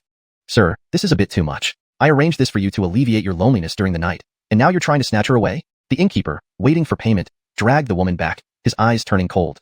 Taking advantage of the innkeeper's retreat, the woman hurriedly cried for help. Sir, please save me. The innkeeper frowned, preparing to cover her mouth again, but then chuckled. Oh right, you're the only guest here tonight. No need to complicate things. Translation note, Chapter 22, The Imprisoned Woman. After the innkeeper went to the back kitchen, Sergio reined in his smile and began observing the inn, ready to see if anything was amiss. The innkeeper seemed amiable, but in reality, his cultivation wasn't low. Though not weak, the innkeeper said there was no monster meat in the inn, which didn't match his level of cultivation at all. It should be noted that the innkeeper's cultivation, although inferior to his, had the capability of true chi realm 9th level. Even in Holy Origin City, apart from the Davizonal's mansion and the 5 major families, among independents, a true chi realm 9th level expert was still considered a formidable figure. After surveying for a while, he looked away with a sigh, closing his eyes to rest since he found nothing out of place. About half an hour later. Sir, please take a look. Stir-fried duck, steamed carp, fried. The plump innkeeper returned to the hall with a large tray holding about 5 or 6 dishes. After serving fresh millet rice in the hall, the innkeeper added kindly, Sir, please don't mind. Our shop does have some wine. However, you look a bit tired. If you drink and don't expel the alcohol in time, it might affect your journey tomorrow. No problem. Sergio looked at the food on the table. He hadn't planned to drink here anyway. If it weren't for these 4 days of travel, eating dry provisions brought from the Su family until his mouth felt bland, he wouldn't have chosen to eat at this inn. Although these dry provisions were roasted with various spiritual grains, they still lacked flavor. Since he wasn't short of money, why should he make things difficult for himself? Why isn't the guest eating? The innkeeper, seeing Sergio not moving, asked curiously. Sergio smiled. While traveling, one must always be cautious. The innkeeper immediately thought of something upon hearing this, and his enthusiasm waned. Sergio wasn't bothered by this. He wiped his fingers along his waist and took out a pale green hairpin from his storage bag. He didn't know what material it was made of, but he knew that most poisons, except for extremely potent ones, would be detected by this hairpin. After taking out the hairpin, he ignored the innkeeper and lightly dipped it into the food. He observed the hairpin for a moment. Well, no changes, no poison. Pardon me. Sergio laughed again, then started eating with ease. Nothing wrong. Sir is right. When traveling, being cautious is always better. The innkeeper's eyes flickered, and he chuckled dryly before retreating behind the counter. About 15 minutes later, with a full stomach, Sergio put down his chopsticks. Elroy, where are the guest rooms? Follow me, sir. The fat innkeeper, who was still in a daze, stood up instantly. They quickly reached the 2nd floor of the inn. Pointing to a row of doors, the fat innkeeper sounded somewhat regretful. Sir, pick any room. Business has been slow lately, so all the rooms are vacant. Choose whichever room you like. Sergio glanced around and lifted his foot. Suddenly, his eyes narrowed. You mean, the inn only has you as the innkeeper? No other guests? Yeah. The fat innkeeper nodded, but suddenly appeared nervous, very obvious. Sergio's eyes narrowed instantly. Not necessarily. He hadn't noticed earlier in the hall, but now on the 2nd floor. If he hadn't heard wrong, there was movement inside the door next to him, seemingly someone rolling on the floor. You must have misheard. The fat innkeeper's expression changed, chuckling nervously as he subconsciously blocked the door with the commotion. Sergio almost exposed him, but recalled the countless experiences the Su family had force-fed him recently. After a moment, he chuckled. Perhaps I did hear wrong. I've been traveling for several days and am quite tired. It doesn't matter what kind of innkeeper you are. I just want to pay and stay without any disturbances. Having said that, Sergio ignored the fat innkeeper and the noisy room, walking to a room deep in the corridor, entering and closing the door. Seeing this, the fat innkeeper paused, seemingly surprised. Soon after, he chuckled softly, descending the stairs back to the hall, unsure what he was laughing about. Time slowly passed, twilight arrived. In the inn room, Sergio sat cross-legged on the bed, half practicing the great wasteland ancestor dragon scripture and half resting. Guest, dinner is ready. Would you like to come down and eat a little? The fat innkeeper's voice echoed outside the door. Sergio glanced at the dry provisions beside him and replied, no need. All right, the fat innkeeper agreed without pressing further. Night fell, approaching 9 p.m. to 11 p.m., high hour. Guest, are you asleep? The fat innkeeper's voice rang out again. Still meditating, Sergio slowly opened his eyes. Elroy, I've already said I wish to rest properly. Sir, won't you feel lonely in the middle of the night? The fat innkeeper's voice took on a rather lewd tone. At the same time, a clear muffled hoo-hoo-hoo sound could be heard, likely indicating someone's mouth being covered. Even without seeing, Sergio instantly imagined the fat innkeeper covering someone's mouth right outside his door. Hearing that lewd voice, it wasn't hard to guess that the person being muffled was a woman. After a brief silence, Sergio slowly got up. Elroy, are you not afraid I will uphold justice? Don't joke, sir. Was it not good of me to find you company against the midnight loneliness? The fat innkeeper's voice lost its lewdness. Clearly, the lewdness was merely a deliberate hint. The door creaked open. Sure enough, the fat innkeeper was standing at the door, covering a woman who looked disheveled and tear-streaked. Her face couldn't be seen clearly with her nose and mouth covered, but from her eyes, she looked young, perhaps just over 20. The fat innkeeper chuckled lowly. Including the meal and accommodation, it costs half a spirit coin. This is part of the benefits of staying at this inn. The woman, seeing Sergio's youth, revealed countless hopes in her eyes. Sergio hesitated slightly, silently circulating the great wasteland ancestor dragon scripture, not preparing to fight, but carefully sensing the innkeeper's cultivation. His initial impression of the innkeeper's true chi realm 9th level cultivation held true. Sergio smiled. I might overlook it if I hadn't seen, but since I have, let the woman go. With his current spirit martial realm 6th level cultivation, enhanced by his bloodline, he could challenge higher realms. Regardless of what the true chi realm innkeeper had up his sleeve, he would never be a match. Sir, this is going too far. I sought something enjoyable for you because I was worried you'd be lonely tonight. Now, you're trying to take her from me? The innkeeper, still waiting for payment, pulled the woman back, his eyes cold. Taking advantage of the innkeeper's retreat, the woman found a chance to cry for help. Sir, save me. The innkeeper frowned, preparing to cover her mouth again, but suddenly laughed. Right, I forgot. You're the only guest in this inn tonight. No need for such trouble. Chapter 23, Debts Must Be Repaid. The woman suddenly cried for help. The innkeeper, who was about to continue muffling her mouth to prevent any noise, suddenly chuckled, realizing that since there was only Sergio as an outsider in the inn today and Sergio already knew what was happening, it didn't matter whether he hid or not. Therefore, even though the woman continued screaming, the innkeeper no longer bothered to cover her mouth. Sergio spoke again. You didn't make a move against me, so I don't want to kill anyone. Let her go. This made the innkeeper reveal a hint of anger. At this moment, Sergio calmly said, the innkeeper is merely at the 9th level of true chi realm. If we really fought, you'd likely not be my match. A faint aura of spirit martial realm quietly spread. In the past, Sergio would either ignore such matters or directly take action without wasting words. However, perhaps influenced by Donovan's theory that there was no absolute right or wrong in the world, only perspectives, Sergio now handled situations differently. Moreover, before leaving the city, he had spent hours reading various strategies and plots in his study, causing him to act somewhat unexpectedly now, refraining from taking immediate action. Looking at the innkeeper again, spirit martial realm, sensing the aura Sergio intentionally released, the innkeeper's expression changed drastically. Within moments, the innkeeper let go of the woman and raised his hands in surrender. I admit defeat. Here's the girl and I'll leave. With those words, the innkeeper retreated step by step towards the stairs.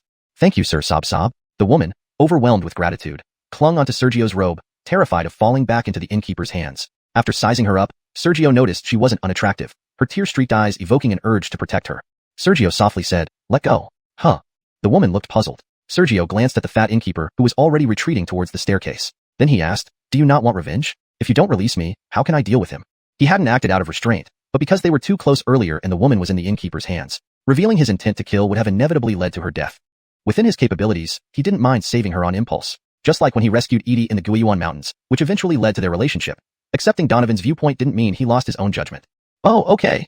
The woman hesitated slightly, then instinctively let go. The innkeeper's face paled as he roared, you can't kill me? With a push of his feet, the portly figure sped backward surprisingly fast. However, Sergio was faster. He unleashed a punch, instantly smashing the nearby structure. With a downward plunge, he appeared in front of the inn's main door, backed by the darkness. Seeing his path blocked, the innkeeper stiffened. Without wasting words, Sergio readied another punch. The innkeeper knew he couldn't withstand it. A true chi realm cultivator stood no chance against a spirit martial realm's punch. Once unleashed, 10 lives wouldn't be enough for him to survive. Unavoidably, he hurriedly yelled, that bitch owed me money but had none to repay. Debts must be repaid. Isn't that fair? If she couldn't pay, she should repay me with her body, shouldn't she? Sergio paused mid-punch. Seeing this, the innkeeper felt a slight relief, beads of cold sweat appearing on his forehead. You owe him money? Sergio looked at the second floor of the inn he had smashed. The woman remained silent, only lowering her head guiltily. It was self-explanatory. The innkeeper was still drenched in sweat. Sir, if you fancy her, I won't demand repayment. Take her, keep her as a servant, or let her go as you please. Just let me go. To the strong belonged respect. Since Sergio was more powerful, he was addressed as Sir. Sergio rubbed his temples, feeling a headache. After a while, Sergio asked the trembling innkeeper, how much does she owe you? 3 spirit coins. The innkeeper answered without hesitation. 3 spirit coins? Sergio's eyes narrowed slightly as he turned to look at the fragile woman, who seemed both relieved and fearful. She possessed some cultivation, yet merely at the 3rd level of body forging, pitifully low. Although it was a small amount, Sergio expressed doubt. With her cultivation, could she use 3 spirit coins? The innkeeper quickly explained, if you don't believe me, ask her. But don't think of deceiving the elder. By the end, he gave a fierce look at the woman, fearing she might deny it.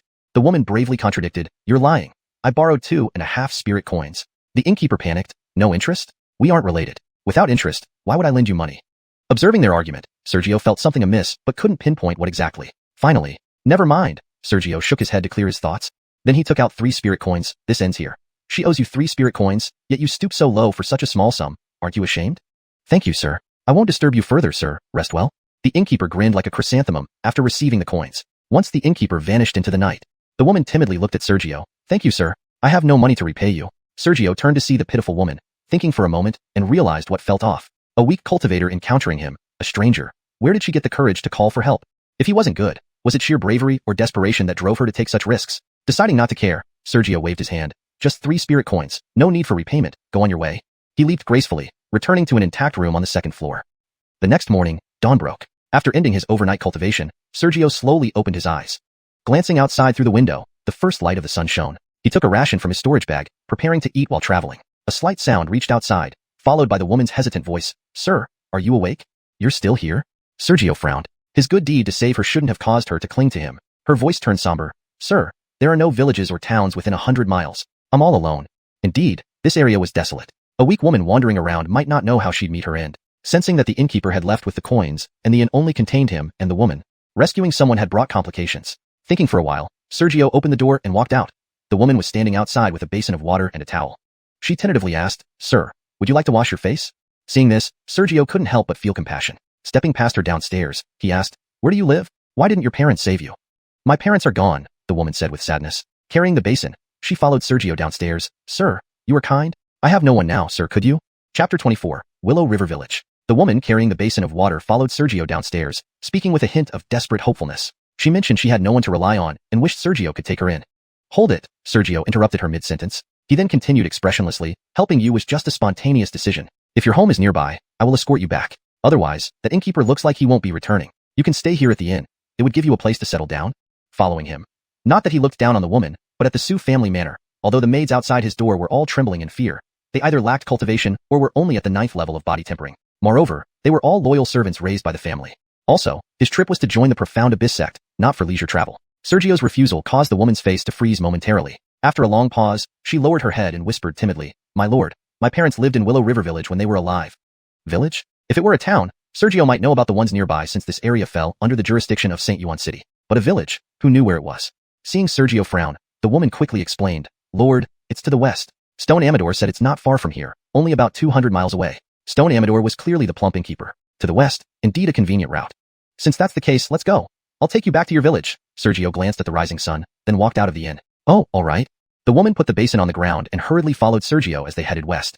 Her cultivation level was too low. Though she didn't get tired easily, her pace wasn't fast. About 5 days later, as night fell. Lord, this is Willow River Village up ahead. The woman and Sergio appeared outside a small village. The village wasn't large, with just over 50 households clustered together. Possibly due to its remoteness, only a few scattered lights shone after dark. During their 5-day journey together, Sergio learned her name. She mentioned her parents hadn't given her an official name, so she went by her nickname Aubrey, following local custom. Since you've arrived, you should return now. Sergio looked at the poor village and nodded slightly before turning to leave. A mere 200 miles had taken them 5 days because of the woman. If he had traveled alone at full speed, he could have reached it in half a day. Even at a leisurely pace, it wouldn't have taken more than a couple of days. The woman quickly interjected, Lord, it's dark now. Would you like to rest here for the night? Sergio glanced at the sky and nodded, very well. As soon as they entered the village, Sergio sensed many windows slightly open, with several pairs of eyes watching them. They probably recognized Aubrey, and thus lost interest after seeing her arrive. Soon, They reached a yard overgrown with weeds surrounded by a dilapidated fence. This must be Aubrey's home. She searched the grass near the gate for a moment and produced a key, unlocking the gate. Inside the yard, long neglected, the weeds grew high. Aubrey blushed. Sorry, Lord. I'm imposing on you for the night. Tomorrow, I'll borrow some rice from the village chief. Sergio smiled, then suddenly asked, why are there only old people in the village? This village was very ordinary, so much so that he noticed no able-bodied men, only some elderly and children. Aubrey hesitated, then whispered, I don't know. It's been a year since Stone Amador took me away. Maybe something happened here during that time. Should I ask the village chief? Fine. Sergio nodded slightly and leaped onto the roof, closing his eyes to rest. Aubrey paused, then decided not to rest, instead leaving the yard and jogging towards a still-lit building in the village. On the rooftop, Sergio pretended to rest but was actually surveying the village inconspicuously. Something seemed off about this village. None of the elders or women had any cultivation. Calculating the distance, even though it was relatively close to Shengyuan City, about 700 miles, a village of non-cultivators in such a remote location would surely suffer destruction if a beast or disaster appeared unexpectedly. And without young adults, how did they survive? If he hadn't studied countless plots and schemes in the Patriarch's study, he might not have noticed the peculiarities. But now, while he couldn't match the cunning of seasoned schemers, he was certainly no longer naive. After about 15 minutes, Aubrey returned to the yard, changed into different clothes, and brought back a few food boxes. Placing the boxes on a stone table in the yard, she called out, Lord, we got lucky. The village chief had some wine and dishes. Opening the food boxes revealed simple but tasty dishes. Sergio leaped down from the roof. Approaching the stone table, he noticed that Aubrey's new clothes were faintly translucent, almost invitingly. Lord, these clothes, I borrowed from the village chief's wife. My previous clothes were dirty. Aubrey twisted her body, blushing. Unfortunately for her, Sergio wasn't an ordinary man. Apart from the years he was suppressed, as the young master of the Su family, he had seen plenty of beauty. Instead of eating the dishes, Sergio asked, where are the village's young men? Aubrey became melancholic. Half a year ago, a calamity occurred. A beast attacked, and the young men went to lure it away. They never returned.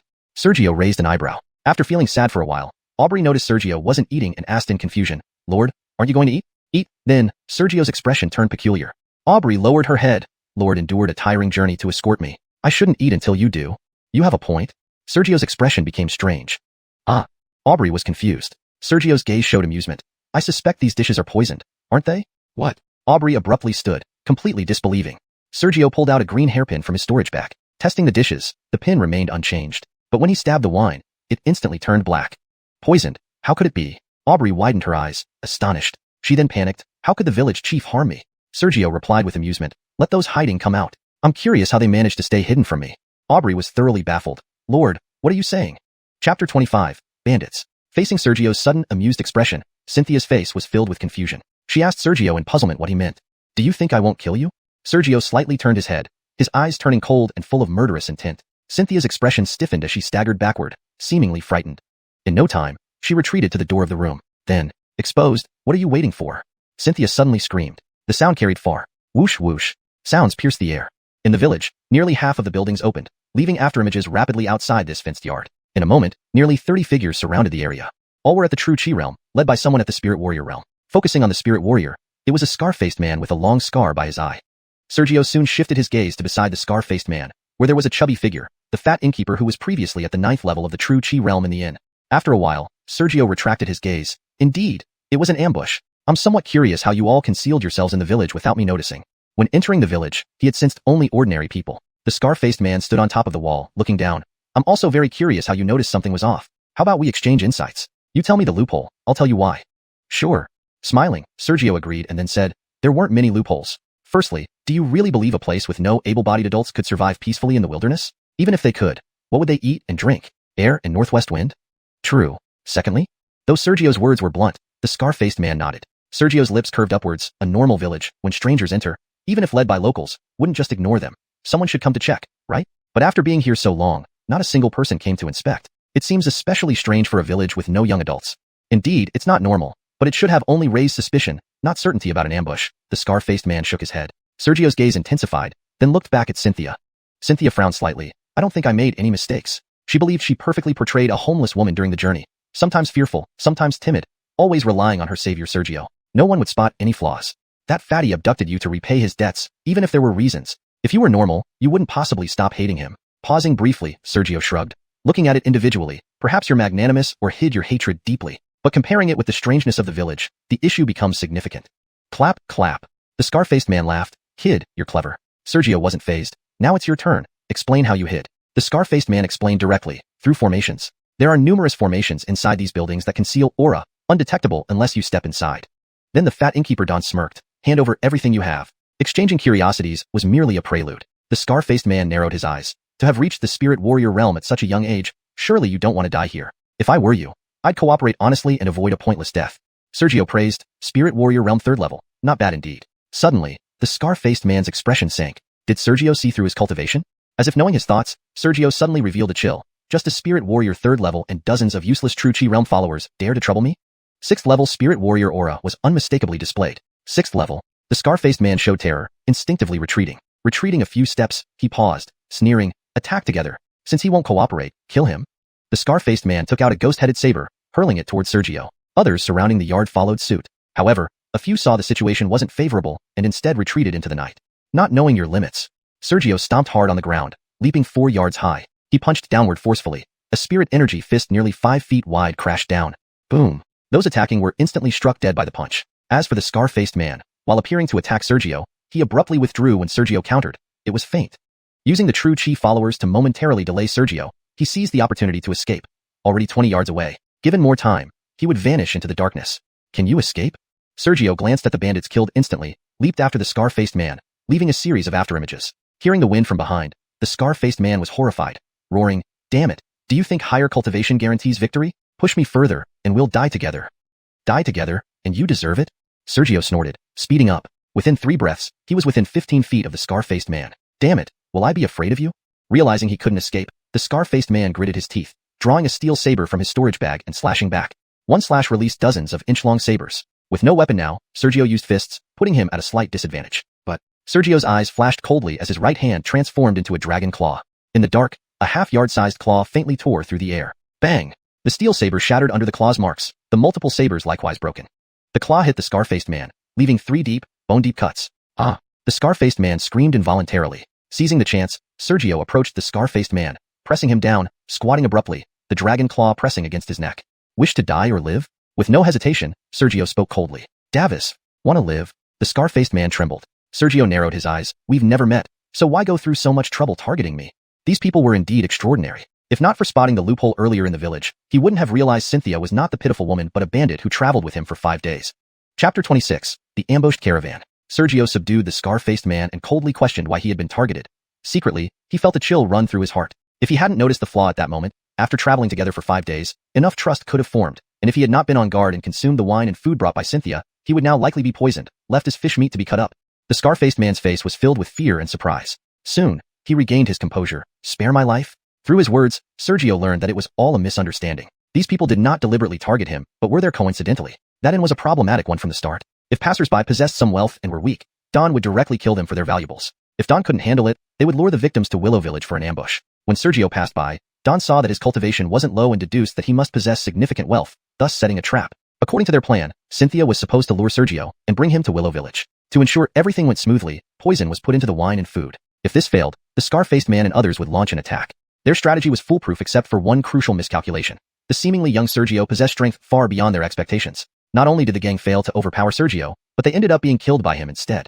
Absolute power rendered all cunning schemes mere jokes. Again, the scar-faced man pleaded for mercy. Spare my life. Senior, Shihua, or Xianxia, is still a virgin. She can serve you as a servant. Please spare me? Sergio smiled slightly, then turned around and smashed the scar-faced man's head, blood splattering everywhere. Turning back to the village, just as he was about to get up, he retrieved the storage bag from the scar-faced man's waist. Back in the village, when Sergio returned to the village, the bandits who had not yet acted and hence remained alive, save for Xianxia, had vanished. Expecting pleas for mercy, Xianxia instead lunged at him with a menacing look. I will kill you. Body tempering 3rd stage. Where does your confidence come from? Surprised, Sergio didn't act but only used the momentum of his spirit martial realm to suppress her. Xianxia grew more ferocious. You killed my father. I will kill you. Sergio noticed her eyes instinctively glanced towards the fat innkeeper he had killed earlier. No wonder that scar-faced man said you were still a virgin. Turns out, the fat innkeeper was actually your father. That makes sense. Sergio showed a hint of understanding. Suddenly, Xianxia thought of something. Her demeanor softened, and she wore a look of terror. What do you want? A man may be killed but never humiliated. Sergio retracted his aura and casually slapped her. Now acting is too late, and I have no interest in you nor do I intend to give you any chance to betray me. Xianxia perished. Afterward, Sergio looked at the village that would soon vanish, narrowing his eyes. Apart from the bandits who acted, everyone else in this village was indeed old men, women, and children. Considering the training he received at the Su family, evil must be thoroughly eradicated. He paused for a moment, then walked towards the largest building in the village, muttering, I hope you're not colluding with the bandits, otherwise, I may have to massacre this village. On a well-constructed road, a caravan slowly advanced along the road. There weren't many people in the caravan, only around 50, but there were plenty of carriages, nearly 10 of them. Each carriage bore a large banner reading Tang. The horses pulling the carriages weren't ordinary horses, but ones with purple scales. These were weak in combat but highly resilient, named purple scale horses due to their purple scales. This was a trading caravan. Despite having storage bags, their space was limited and could not accommodate live beings. Therefore, caravans between cities continued to operate, transporting goods from one place to another to be sold at higher prices. After the caravan moved for a while, a rider on a purple scale horse quickly approached and shouted, "Young master, the road ahead seems collapsed, possibly intentionally." The caravan's speed instantly slowed down. Before long, instead of the so-called young master, a burly man shouted loudly, "Stay alert." The caravan didn't panic. Soon, the most luxurious carriage was surrounded by other carriages, forming a protective formation, while everyone else stayed outside. After forming the defensive formation, everyone cautiously observed the surroundings.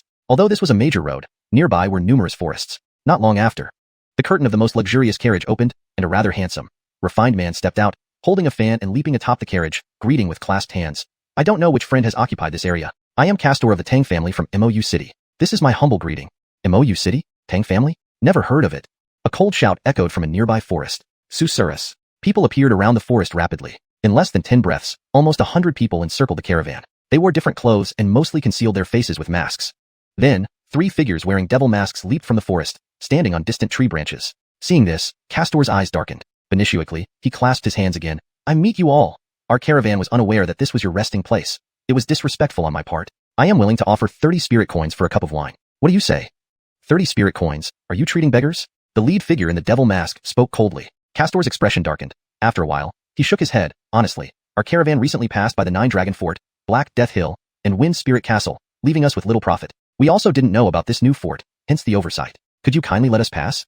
Caravans traveling needed not only strong guards, but also to manage relations with various parties. Engaging in battles was the least favorable option. Most caravans spent money to buy safe passage when passing through areas controlled by bandits, prioritizing safety above all.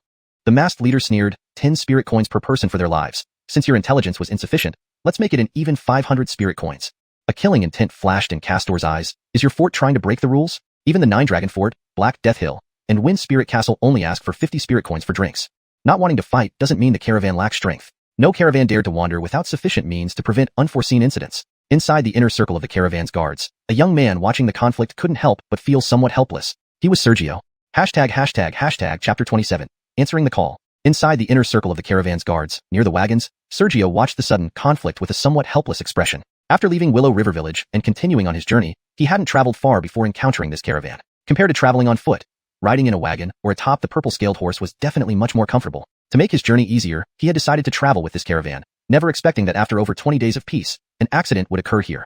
Then he glanced at the bandits surrounding the caravan. Castor hadn't lied. Over the past 20 days, the caravan had encountered 3 groups of bandits. Each time, Castor paid 50 spirit coins as alcohol money, and both sides parted without conflict, very amicably. However, this group of bandits demanded 500 spirit coins.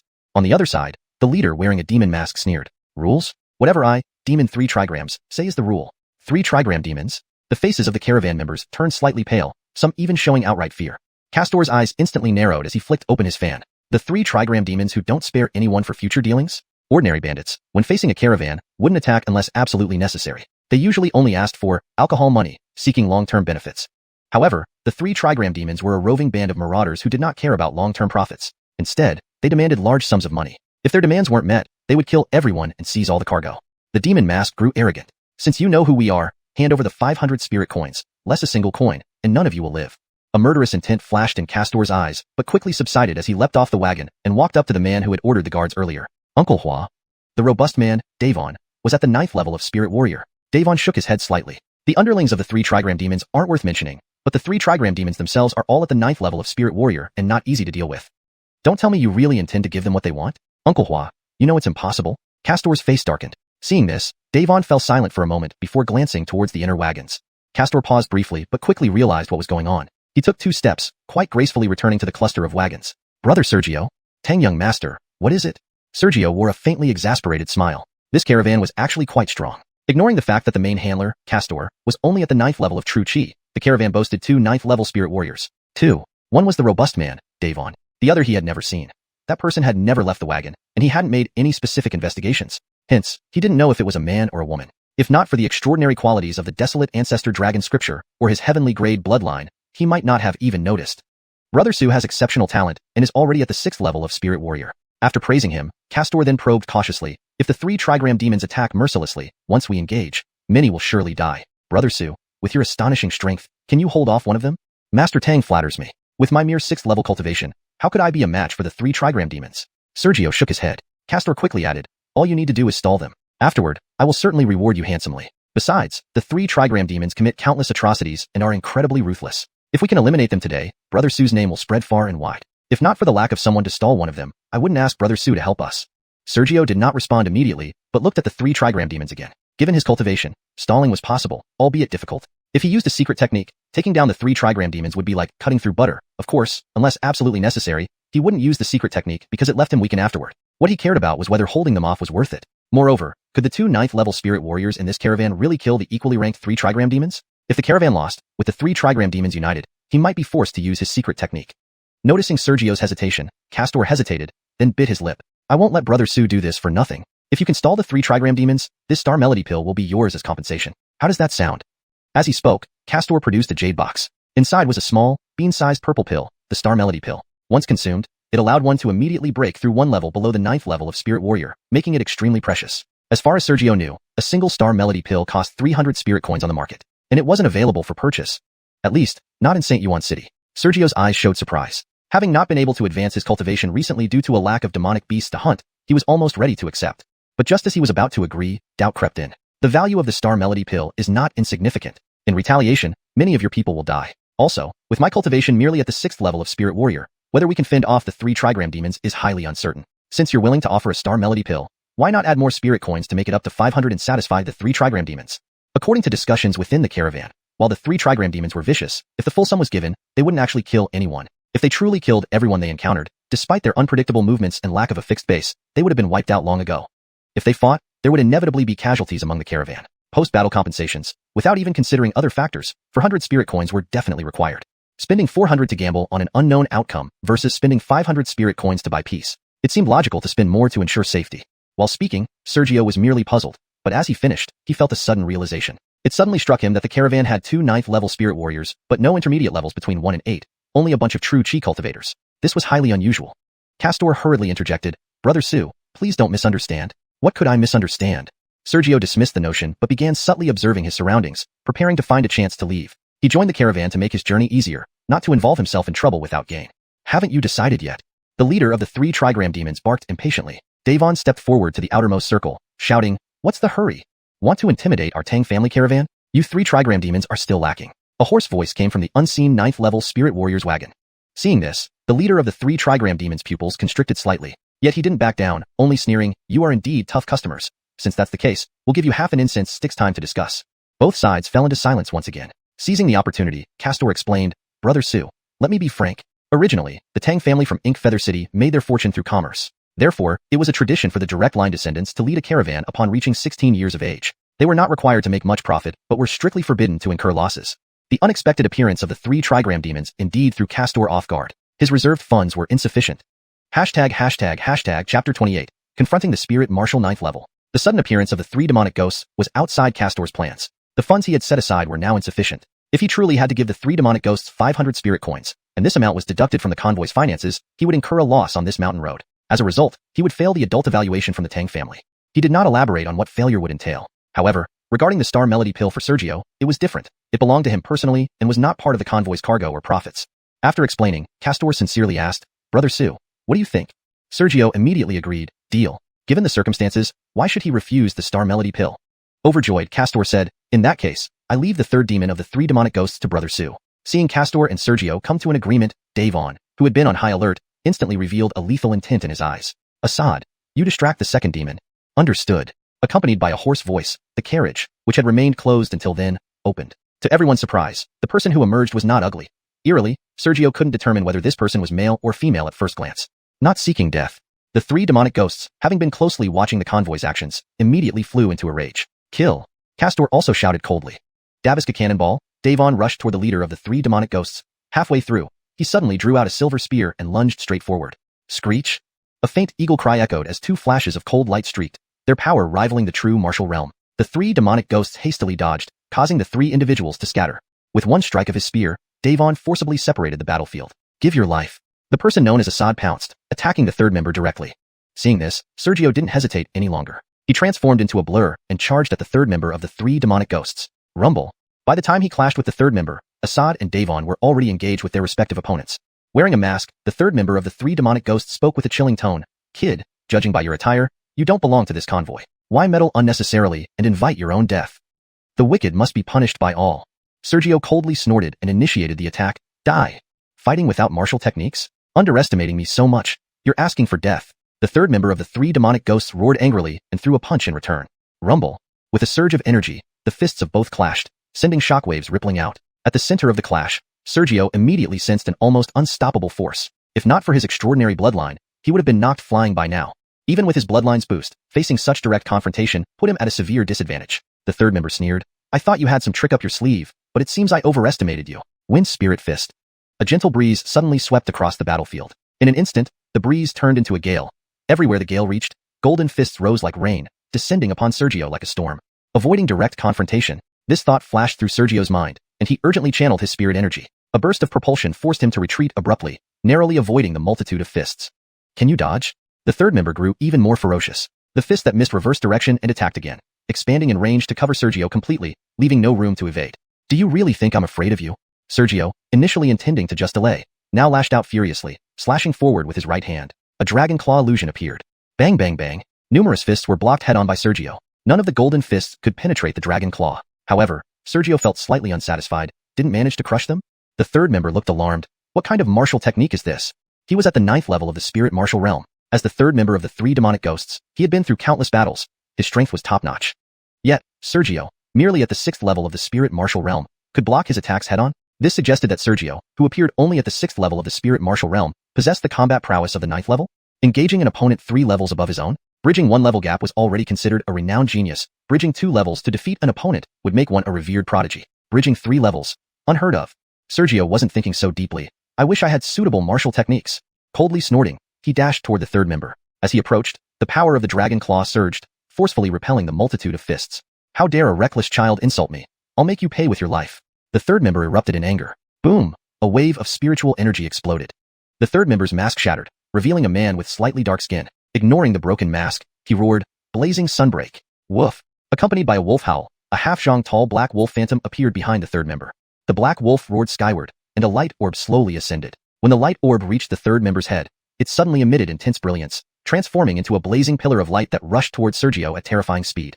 Sergio's eyes flickered. Only you have bloodlines? The flow of blood within him surged. Roar! A deafening dragon roar resounded through the skies. Wind picked up, clouds moved. Everyone still engaged in battle turned to Sergio in shock, the bandits' faces filled with fear, while the convoy members showed delight. Even Davon, Castor, and Assad watched Sergio in astonishment. Invoking bloodline manifestations at the spirit martial realm was normal, but creating such a fearsome scene as Sergio, even at the 9th level of the true martial realm, this might not be possible.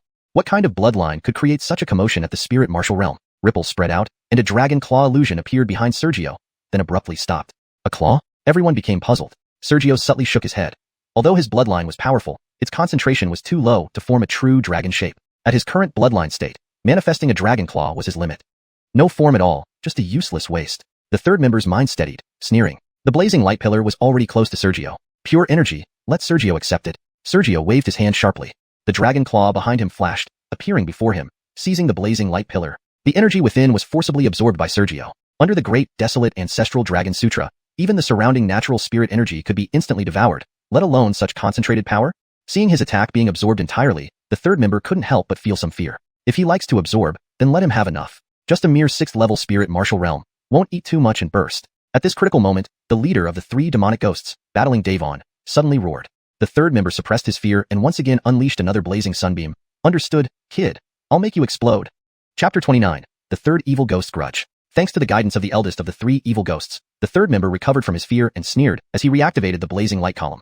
Benicio eyed a swift reaction. Sergio narrowed his eyes. Indeed, his current cultivation was limited. Even though he could devour with the 5-clawed golden dragon bloodline, his cultivation level restricted him from consuming too much. Excess energy would inevitably convert into secret techniques to forcibly boost his cultivation level. If that were the case, it wouldn't be what he desired.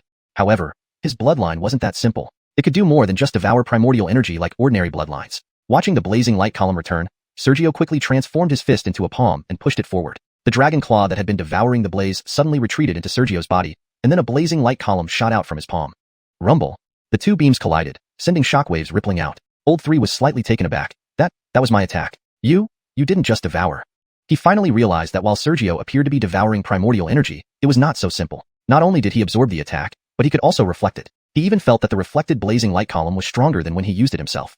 If Sergio could keep countering this way, wouldn't he always be unbeatable? How could they fight? The more he thought about it, the more startled Old 3 became. Without waiting, Old 3 hastily retreated. Big brother, what should we do? Before he finished speaking, his expression changed drastically. He saw that the eldest of the 3 evil ghosts, who had previously managed to guide him, now had nearly 10 bloody wounds all over his body, all caused by Davin's silver spear. On the battlefield between Old 2 and Assad, they were evenly matched for the moment. Seeing Old 3's state, the eldest of the 3 evil ghosts roared in anger. Damn it, can't you even handle a brat? It looks like today, your 3 evil ghosts will stay here. Davon howled. Old 2, Old 3, fall back. The eldest of the 3 evil ghosts, disregarding his own pain, forced himself to withdraw from the battle after taking another hit from Davin's spear. Assad's response was slower, failing to stop Old 2 of the 3 evil ghosts. As for Sergio, noticing Old 3's attempt to retreat, he deliberately slowed down his movements. Elsewhere. Brothers charge.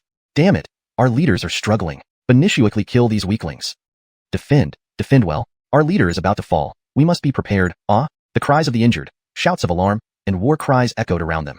Unlike the smooth battle between Sergio and the others, the henchmen under the 3 evil ghosts, due to their numerical advantage, were gaining the upper hand. Nearly 10 people from the caravan had already been killed, and close to 20 were injured. Only about half remained unscathed. The 3 evil ghosts, escorted by others, coldly sneered, "Today, the 3 evil ghosts admit defeat. Can we both take a step back? You're dying. Where do you think you're retreating to?" Castor stood on the top of the main carriage, sneering after having paid a great price to get Sergio involved. The 3 evil ghosts' expressions darkened, especially the eldest, who looked at Davon with confusion, doubt, and a hint of fear. He considered himself no slouch compared to the renowned geniuses of the land, yet he was completely outmatched by Davon. After a moment of silence, the eldest gritted his teeth. "Do we really need to go down together? Fear not, fish may die, but the net won't tear." Castor showed disdain. The 3 evil ghosts made another move as if ready to attack again.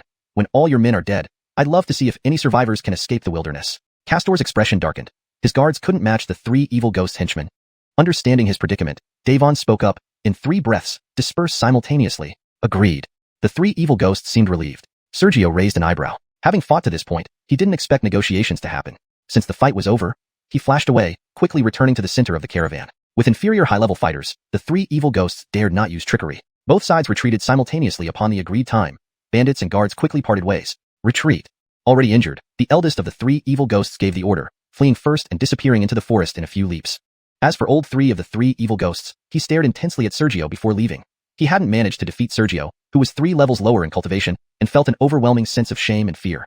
"Boy, I'll remember you. You've meddled with the 3 evil ghosts." One day, with a chilling voice, all 3 leaders vanished into the forest. Brogany henchmen, lifting their dead and wounded, retreated like a flood back into the woods.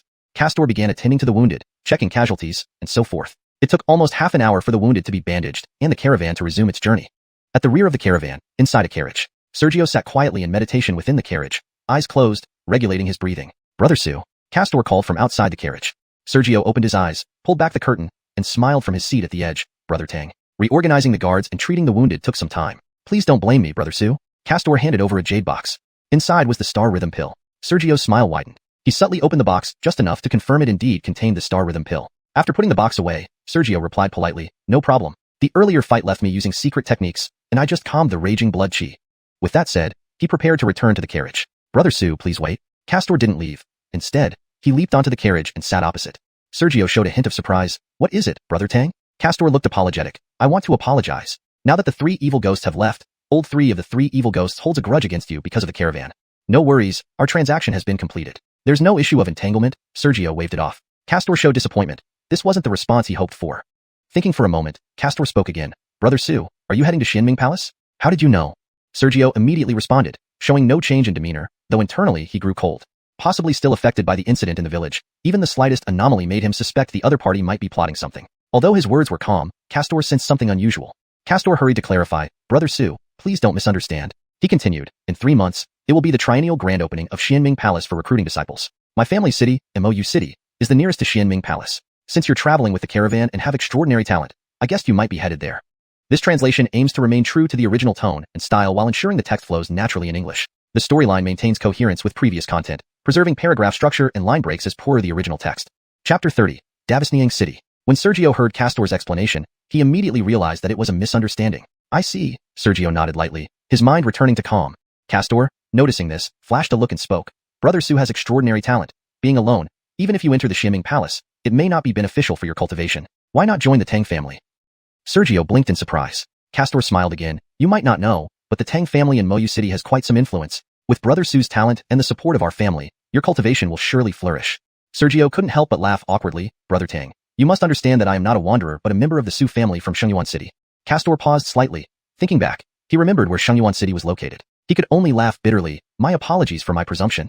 In Qingyang Prefecture, on the western side, Xianxia City, the Tang family convoy slowly entered Xianxia City. Inside the carriage Sergio was in. As they entered the city, Sergio looked at the city walls. So this is Xianxia City, at the western edge of Qingyang Prefecture. Beyond Xianxia City's territory would mean exiting Qingyang Prefecture. After entering the city, the convoy quickly stopped at a vast courtyard on the outskirts. The carriages all parked inside the yard. A merchant hurried over. Young master sent me to inform you, Lord Su, that according to custom, the caravan will stay in the city for a day and depart again tomorrow at this time. If you wish to go out, remember to return before then. Perhaps recognizing that further efforts to persuade him were futile, Castor had hardly communicated with Sergio since their last conversation and now only sent a guard to inform him. One day fine. Sergio thought for a moment, then left the courtyard, intending to explore the city. Come to think of it, this was likely his first time entering a city outside of Shengyuan City. He wondered what differences there might be between Xianxia City and Shengyuan City. About half an hour later, on a street somewhere in the city, Sergio passed by here somewhat idly. He noticed that Xianxia City wasn't much different from Shengyuan City. Crowds bustled about, shops lined the streets, but there was nothing particularly worth visiting. Whatever, let's head back to the courtyard to rest. Sergio quickened his pace, ready to return to the large compound where the Tang family's caravan had set up camp. Come and have a look, come and have a look. Officially certified blacksmith shop, approved by the city lord. As he reached another street, a rather loud voice echoed from the end of the street. Sergio glanced and almost walked past it. After a few steps, however, he turned his gaze back. Weapons? Thinking for a while, Sergio walked toward the blacksmith shop. Maybe I should buy a weapon. Even though invoking his bloodline gave him formidable combat strength, allowing him to fight barehanded against others of similar realm, yet if an opponent wielded divine weapons, fighting back with fists put him at a disadvantage. As soon as Sergio entered the courtyard, a burly man with his upper body bare, who was still forging metal, immediately said, Sir, what would you like to see? Daggers, spears, cudgels, all 18 types of weapons, including various specialized ones, are available. If we don't have it, our blacksmith can also make it for you. Sergio began inspecting the blacksmith shop. Let me see. Inside, numerous weapons hung from the walls. After some inspection, Sergio became disappointed. They were mostly ordinary weapons, with very few spiritual grade weapons, and those that were present were low grade. It was worth noting that weapons in this Mountain Sea continent came in 3 grades: ordinary weapons, spiritual weapons, and divine weapons. Among them, spiritual and divine weapons were each divided into 3 subgrades: high, medium, and low. Ordinary weapons were forged from common minerals and had no special effects. Even the best craftsmanship in ordinary weapons could only achieve razor sharpness. Spiritual weapons, however, were different. Any weapon deemed a spiritual weapon would reduce energy consumption when infused with true qi or spirit power. Due to the differing arrays inscribed during forging, they possessed various mystical properties. As for divine weapons, it was said that holding one could enhance cultivation, but whether it was true remained unknown. Sergio had only seen mid-grade spiritual weapons. Yes, the best weapon in the Su family was also a mid-grade spiritual weapon. A superior example among mid-grade spiritual weapons. Unfortunately, it went missing along with Muhammad. Some might wonder why Sergio was dissatisfied with low-grade spiritual weapons since the best in the Su family was only mid-grade. There was a significant difference even within the mid-grade category. A top-quality mid-grade spiritual weapon could effortlessly shatter an inferior mid-grade spiritual weapon. His own weapon was an ordinary mid-grade longsword. Unfortunately, he didn't bring it from the Su family. Because Sergio hadn't reacted for a long time, the burly man wiped sweat and approached. Sir, are you unsatisfied? Do you only have low-grade spiritual weapons? Sergio asked, a hint of disappointment evident. The blacksmith's eyes sparkled. Are you looking for mid-grade spiritual weapons? Sergio showed interest. Do you have any? Let me see. Please follow me. Brogan led Sergio deeper into the blacksmith shop. Following behind, they passed through several open-air pavilions and soon arrived at a large warehouse-like area. Opening the warehouse, the blacksmith said, Sir, please have a look. Though the warehouse was spacious, only 3 weapons hung inside: a longsword, a broadsword, and a pair of gauntlets. Let me see the gauntlets first. Sergio immediately chose the gauntlets. Without hesitation, the blacksmith handed over the gauntlets. The moment Sergio received them, he sensed 3 subtle spirit martial realm presences nearby, all locking onto him. Clearly, if he tried to flee without paying, these presences would immediately act. This was not unexpected. Even the shops in the Su family operated similarly. Pretending not to notice, Sergio put on the gauntlets and subtly channeled spirit power. Shortly, he frowned. The gauntlets were indeed mid-grade spiritual weapons, with sharp spikes on each finger, significantly enhancing killing power. However, the frown came because although mid-grade spiritual weapons should allow smoother flow of spirit power into the weapon, in reality, channeling spirit power into these gauntlets felt hindered, slowing his spirit power flow by a third. Was it because his bloodline rank was too high for the weapon to bear, leading to the sluggishness, or was there another reason? It remained unknown for now. He took off the gauntlets, losing some interest. Let me see the long sword. The blacksmith was momentarily taken aback, but nodded. Sure. The gauntlets were rehung on the wall, and the long sword was brought out. Holding the long sword and swinging it while channeling spirit power, Sergio suddenly noticed that the sword and gauntlets seemed similar in grade, but spirit power flowed faster into the sword by a third compared to the gauntlets. Furthermore, the power generated when using the sword seemed to increase by a third. Why was this happening? Swinging it casually a few times, Sergio turned to ask, what's the difference in materials used for forging the longsword and the gauntlets? Chapter 31. The Sinister Earthen Jar. Sergio played with the longsword for a while, noticing the significant difference between the sword and the boxing gloves. After further experimentation, he confirmed that it wasn't just an illusion. He turned to ask the blacksmith about the material differences in forging the sword and the gloves. The blacksmith shook his head. Sir, you must be joking. All 3 weapons in this warehouse were forged from Qinglan stone, secret gold, spirit-crushing rock, etc., without any difference in materials. The same materials used in forging? Is it the difference in the weapons themselves? Could it be that he should have chosen a sword instead of fighting barehanded? Without revealing his confusion, Sergio asked, I'll take this sword. How many spirit coins? This sword is 700 spirit coins, the blacksmith replied with a pleased expression. Sergio flicked his finger, causing the sword to plunge into the ground. He began to walk away. To my knowledge, such quality weaponry would only fetch up to 550 spirit coins at most. Are you trying to take me for a fool? Haggling is part of business, sir. Please don't be hasty. Hey sir, wait. 500 spirit coins. 500. The blacksmith quickly responded. Deal. Make me a sheath as well. 3 hours later, Sergio walked out of the blacksmith's shop, carrying his newly purchased unnamed longsword and its newly crafted sheath. Just as he was about to head back to the tenement courtyard, someone walked toward him. Unconsciously, Sergio gave this person a few extra glances. This man was rather short, seemingly around 30 years old, with sallow skin, giving off an aura of diminished vitality. With higher realms came extended lifespans, so guessing age by appearance was unreliable. If it were only these details, Sergio wouldn't have noticed him. He didn't judge people by their appearances. What caught his attention was the earthen jar the man was holding. Yes, an earthen jar. The jar was small, only about 3 inches tall, adorned with colorful patterns on its surface. Its purpose was unknown, and staring at it too long made one feel dizzy and disoriented. What are you looking at? The man growled, sensing Sergio's gaze. His eyes had a bloodthirsty glint. Nothing, Sergio replied, shaking his head and moving his gaze away before walking on. Internally, however, he was puzzled. Somehow, he felt a strong aversion towards the jar. He had never seen the jar before, nor did he know this man. Why would he have an aversion to an ordinary container? A few steps later, Sergio suddenly stopped and turned around. Brogan was now staring at him more intensely, like a predator. You want to kill me? Sergio's eyes revealed a cold light. Hee. Brogan laughed strangely, staring deeply at Sergio and memorizing his features before leaving. Instinctively, Sergio followed. Brogan hurriedly quickened his pace. As they passed a street corner, the man vanished. They had been less than 2 yards apart, yet the man disappeared after rounding the corner. There were no side streets nearby. Standing there for a moment, Sergio then quickly left, moving faster than usual. His intuition told him that he had stumbled upon some kind of trouble, unclear and undefined. In a neighboring street, roar. Master Stephen's procession. Commoners move aside. Benishioic, kneel down. Goddammit, here comes the bully. Keep quiet. Do you want to die? Amidst the chaotic voices and beast roar, Sergio, who had just arrived on this street, noticed that the crowd was swiftly dispersing to both sides, clearing the road. On the opposite side of the road, a rather arrogant figure sat atop a silver-haired, muscular lion about 6 feet tall. 4 figures flanked the lion, rapidly flashing beside it, exuding an air of grandeur. Sergio, having entered the street abruptly, inevitably moved directly toward the charging muscular lion. The figure on the lion's back instantly revealed a cold, menacing gaze. Commoner, are you courting death? Roar. Sensing its master's anger, the muscular lion roared again, bearing rows of sharp fangs, looking exceptionally ferocious. Sergio, mid-leap, frowned slightly, channeling spiritual energy to increase his weight, stopping his forward momentum and landing on the ground. Roar. The muscular lion refused to give up, pouncing at Sergio with all 4 limbs, intent on swallowing him whole. Courting death. Sergio's eyes flashed with cold light. As the lion approached, he leaned to the left, avoiding the lion's mouth and claws, then grabbed the lion's front limb and exerted force. With a thud, the lion was thrown to the ground. That wasn't the end. After the lion fell, Sergio advanced 2 steps, drew his newly purchased longsword, and slashed at the lion's neck, spewing blood everywhere. The previously ferocious muscular lion was decapitated and died instantly. Aya! Another cry echoed. The person on the lion's back hadn't reacted in time and crashed onto the ground along with the lion, dazed and confused. Master, are you alright? The accompanying figures finally rushed over, sounding anxious. Useless fools. Brogan got up from the ground, staring intently at Sergio through gritted teeth. Blood filled his nostrils. He paused, turning his head and realizing his prized lion had been killed by Sergio. You dare kill my mount? Brogan's body trembled as he pointed at Sergio, his voice shaky with rage. Sergio spoke coldly. It's just a beast. If it dares show its fangs, killing it is justified. If it had been a human, he might have shown mercy, but it was merely a vicious animal. Around them, countless people watched Sergio with surprise, pity. Who is he, daring to defy Master Stephen? I've never seen him. He's not from our city of Davisling. Too bad. Anyone who opposes Master Stephen won't last long here. Indeed, many strangers have challenged Master Stephen and met untimely ends. Voices full of sympathy filled the air. Master Stephen, hearing the commotion, calmed his anger slightly. Then he pointed at Sergio. Since he dared kill my mount, kill him too, to accompany my mount. The guards, except one who stayed behind, rushed toward Sergio. Boy, blame your bad luck. Why pick a fight with Master Stephen? You deserve death. Why waste words? Kill him quickly and take Master Stephen home. We'll face dire consequences if he gets hurt. Hearing the chilling remarks, Sergio smiled. 3 true Chi 9th rank guards. Who gave you the nerve to attack me, Sergio? With those words, Sergio took a step forward, unleashing a powerful aura befitting a spirit martial realm practitioner.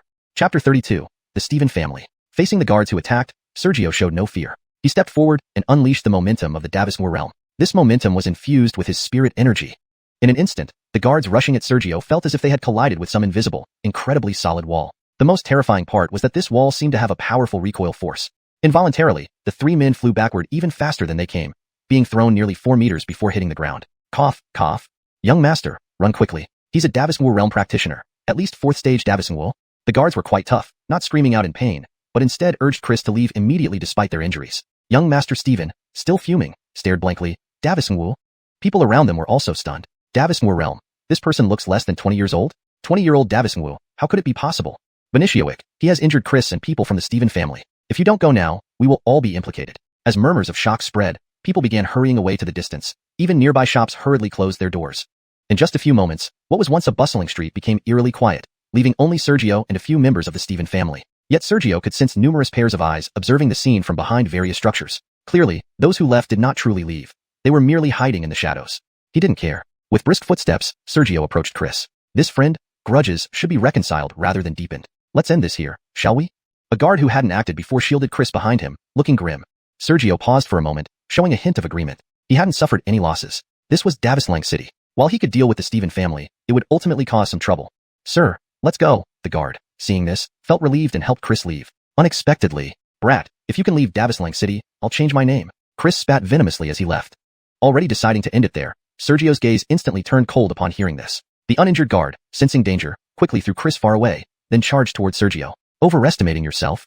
Sergio flashed past the guard, appearing beside him before the guard could react. With a swift hand movement, the guard collapsed on the ground, not dead, just knocked unconscious. David Stephen, you dare abandon me? I'll kill you. Chris screamed while airborne. He completely failed to realize that David Stephen, his guard, had thrown him to help him escape. With his true Chi realm cultivation, normally, he could easily regain control mid-air and even increase the distance between himself and Sergio. However, he reacted too late and fell again, landing face first. Step, step, step. After a brief period of agony, he heard steady footsteps approaching. Looking up, Sergio was already walking towards him slowly. Young Master Stephen didn't seem scared. Instead, he screamed, "Brat, you're finished," said by Ganon. Sergio's expression turned slightly cold, then softened as if speaking to a fool. Ganon? Didn't know him, never heard of him. Where did this fool come from? Too slow? Peasant, what look is that? Ganon stood up, eyes filled with anger. While speaking, he swung a slap at Sergio. Sergio's expression turned cold instantly. It seems you're not fully awake yet. Raising his right hand, he grabbed Ganon's wrist and twisted it slightly. Crack. Instantly, the joint of Ganon's arm broke. Ah. Ganon's face turned pale, wailing loudly. Sergio looked displeased. Shut up. One more word and it might be your neck. Ganon turned terrified. He finally realized Sergio had no respect for him. From the way his wrist was broken, Sergio truly could kill him. Death? No. He definitely didn't want to die. He quickly used his left hand to cover his mouth tightly, afraid of making any sound that could provoke Sergio into killing him. Not bad, Sergio nodded in satisfaction. Then he turned to look behind Ganon. You 3, if I were you, I wouldn't move rashly. Otherwise, this young master might die very badly. Originally, the 3 guards injured by Sergio had endured their wounds and gotten back up. 2 were trying to sneak closer, while another was attempting to leave, likely to seek reinforcements. The 3 didn't react much until Ganon screamed, "Don't move! None of you dare to move! Whoever moves, I'll skin them alive after returning." After saying this, Ganon hastily covered his mouth again. The 3 guards' faces stiffened, eyes filled with anger, but dared not move further. 2 exchanged glances, forcing out blood and pretending to faint. Only the one intending to report remained frozen. Sergio, seeing this, threw Ganon onto the ground and wiped his hands in disdain. Tisk, talent. Ganon smiled apologetically from the ground. Sir, can I go now? I thought you were too stupid to retreat. Sergio pulled out a chair from his storage bag and sat down casually. Ganon continued smiling. You're right. It's all my fault. Good attitude. Sergio complimented him. Then his gaze suddenly turned cold. If you could hide your hatred better, I might let you go. Ganon's smile froze. Moments later, being exposed, he raged. Damned peasant. You wait, you touch me, and the Stephen family will grind you into ashes. No, I'll make you wish you were dead but cannot die. The guard who hadn't fainted yet opened his mouth, unable to make a sound, revealing despair. Sergio mocked. Do you think the Stephen family will stand up for you? My brother is the young master of the Stephen family. Touching me means offending us. Wait, you're dead. Ganon gained confidence. Hearing this, Sergio frowned. Stephen family, young master. In any family, the young master might not be the best talent or bloodline, but must be the top among the main lineage. A young master held the same status as elders, not just in title. Scared now? Don't delay. Release me quickly. Ganon showed a cruel smirk. Chapter 33. Polite young Master Stephen. Noticing Sergio frown as if he were about to retreat, Ganon instantly spoke up, threatening while his face twisted cruelly. Sergio's voice was deep and solemn. If I release you and you retaliate, I will die. Since this is the case, why don't I just kill you first? Ganon, who had been about to continue his threats, stiffened his expression. Worse still, his lower body became somewhat wet. Without hesitation, Sergio held his breath, looking at the chair with disdain as he moved backward. Don't kill me. I swear not to take revenge. Don't kill me. Ganon began pleading once again. Compared to last time, this time Ganon was much more incoherent, truly frightened to his core. Sergio looked at the only guard who had not lost consciousness. You, come here. The guard, whose eyes were still filled with despair, shivered slightly but chose to approach obediently. As he came closer, Sergio said expressionlessly, go back to the Stephen family and find someone who can make decisions. Find a smart one. There are already enough fools. As he came closer, Sergio said expressionlessly, go back to the Stephen family and find someone who can make decisions. Find a smart one. There are already enough fools. The guard's expression tightened. Soon after, without saying anything more, he leaped onto the roof with a flick of his feet and disappeared along the rooftops of many buildings. In the depths of the Stephen family manor, inside a quiet pavilion, 4 maids and 4 servants stood orderly outside. The guard that Sergio released to bring news approached the pavilion quickly. He did not try to get any closer but knelt on one knee at the outer perimeter of the maids and servants. Stephen Nan requests an audience with young master. Young master is meditating. If it's not important, do not disturb him. Have you forgotten? A maid responded displeasingly. Master Ganon has run into trouble, and the attacker's cultivation is not inferior to young master's, the guard explained urgently. The maids and guards present all looked grave. After a moment, it seems my troublesome younger brother has caused problems again. With a voice as gentle as spring breeze, a young man in white appeared on the second floor of the pavilion, his gaze profound. Greeting young master, Ganon, the servants and maids all bowed simultaneously. He was Abdur, the young master of the Stephen family, whose talent was no less than Sergio's before he obtained the great wasteland ancestor Dragon Sutra. Abdur leaped lightly off the pavilion with a flick of his feet. He hasn't returned, so why have you? Stephen Nan, come back? Stephen Nan explained hastily, young master, Master Ganon has been subdued by that person. That person not only wasn't afraid but also asked me to return to find someone capable of handling affairs. Interesting. A slight smile curled on Abdur's lips. Shortly after, he waved his sleeve gracefully, lead the way. Following Stephen Nan, accompanied by 2 maids and several guards, Abdur left the Stephen family manor, flying through the streets until he reached the street where Ganon was restrained. The street was filled with blood. His first glance landed on the decapitated beard lion, dead for who knows how long. Not far from the dead lion, Ganon lay helplessly on the ground, trembling, with some liquids leaking from his lower body. Further away, a young man in white sat calmly on a chair, seemingly unfazed by the corpse, likely because he was too far to notice or felt disgusted by the scene in Ganon's state. What caught his attention most was, he could sense that he could not defeat this young man in white. The latter's cultivation was much higher than his own, and this young man in white looked even younger. The young man in white was naturally Sergio. After observing clearly, Abdur stepped forward slowly. This is Abdur of the Stephen family, humbly occupying the position of young master. May I know how to address this friend? Sergio did not stand up but raised his eyes. Sergio? Abdur smiled. So it's Brother Su. Abdur greets Brother Su. While speaking, he had already walked again inside. Then he glanced at the ground. To lose composure on the street like this disgraces our Stephen family. Bring him home. Once I return, I shall punish him according to the family rules.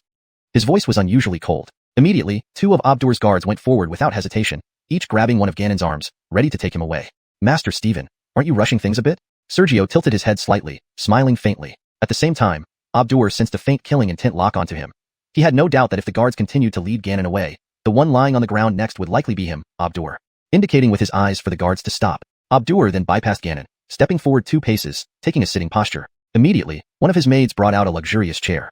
Seated, Abdur took out a folding fan and waved it slightly. Stephen Nan, recount everything to me. In front of Brother Su now, if you dare to incite, the family law will not be lenient. Reporting to young master, the guard hastened to respond, recounting the entire event in detail without adding or omitting anything. Abdur immediately turned his head. Ganon, you are my own brother, yet you act like this? How can you disregard our Stephen family's honor like this? Brother! Ganon's face turned ghastly pale, even more terrified than when facing Sergio. Ignoring him, Abdur looked at Sergio. I apologize on behalf of my incompetent brother and am willing to offer compensation. What do you think, Brother Su? Upon hearing this, Sergio's eyes flickered slightly. This attitude seemed somewhat off. However, he didn't pay it much mind. Compensation is unnecessary. Since Master Stephen understands the situation, Sergio takes his leave. Putting the chair back into his storage bag, he turned to leave. He had waited for the Stephen family's responsible party to avoid future troubles. Now that things were sorted out, there was no need to delay further.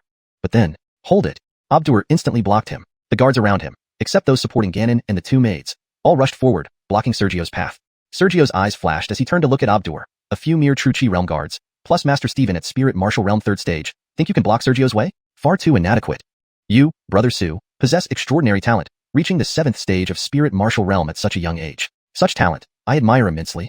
Pausing, Abdur stood up. However, regardless of how incompetent my family members may be, they should be disciplined within the Stephen family. Brother Su's actions place us in what position? Before waiting for a response, he closed his fan and shook his head. If this matter spreads, people might think our Stephen family lacks discipline, needing outsiders to correct us. What do you say, Brother Su? You can't stop me, Sergio retorted bluntly. Abdur smiled, but his expression turned cold instantly. I have apologized for my incompetent brother's mistakes, and you refused compensation? Now we must discuss your offense against the Stephen family. Chapter 34. Davin's True Cultivation. To Sergio's surprise, Abdur smiled, and then his expression turned cold, indicating that the matter concerning Ganon was now closed. Next, it was time to address Sergio's insolence towards the Stephen family. The atmosphere in the area became oppressive. So, what do you have to say? Sergio's tone turned icy, and he secretly grew vigilant. Unlike Ganon's foolishness, Abdur was quite shrewd. He cleverly separated the incidents into 2 distinct matters, ensuring that even if news spread, no one could accuse the Stephen family of oppression. Abdur pretended to think deeply before speaking. I see that you possess considerable talent. Why not swear allegiance to our Stephen family? Once you become part of the Stephen family, disciplining our disciples would be within your duty, and not considered an affront. Sergio remained coldly indifferent. You're mistaken. I have no interest in disciplining your Stephen family's disciples. I merely punished him for his actions.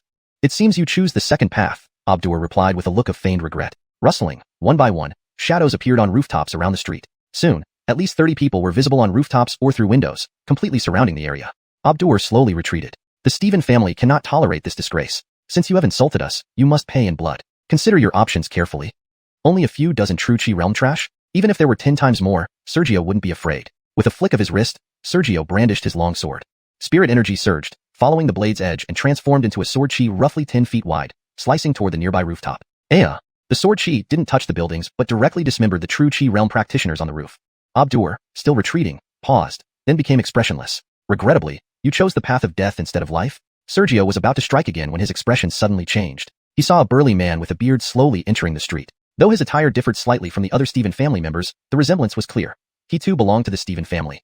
Most troubling, he was at the true martial realm. Even though the bearded man hadn't moved, Sergio could sense the overwhelming threat and indomitable pressure emanating from him. Commander Stewart.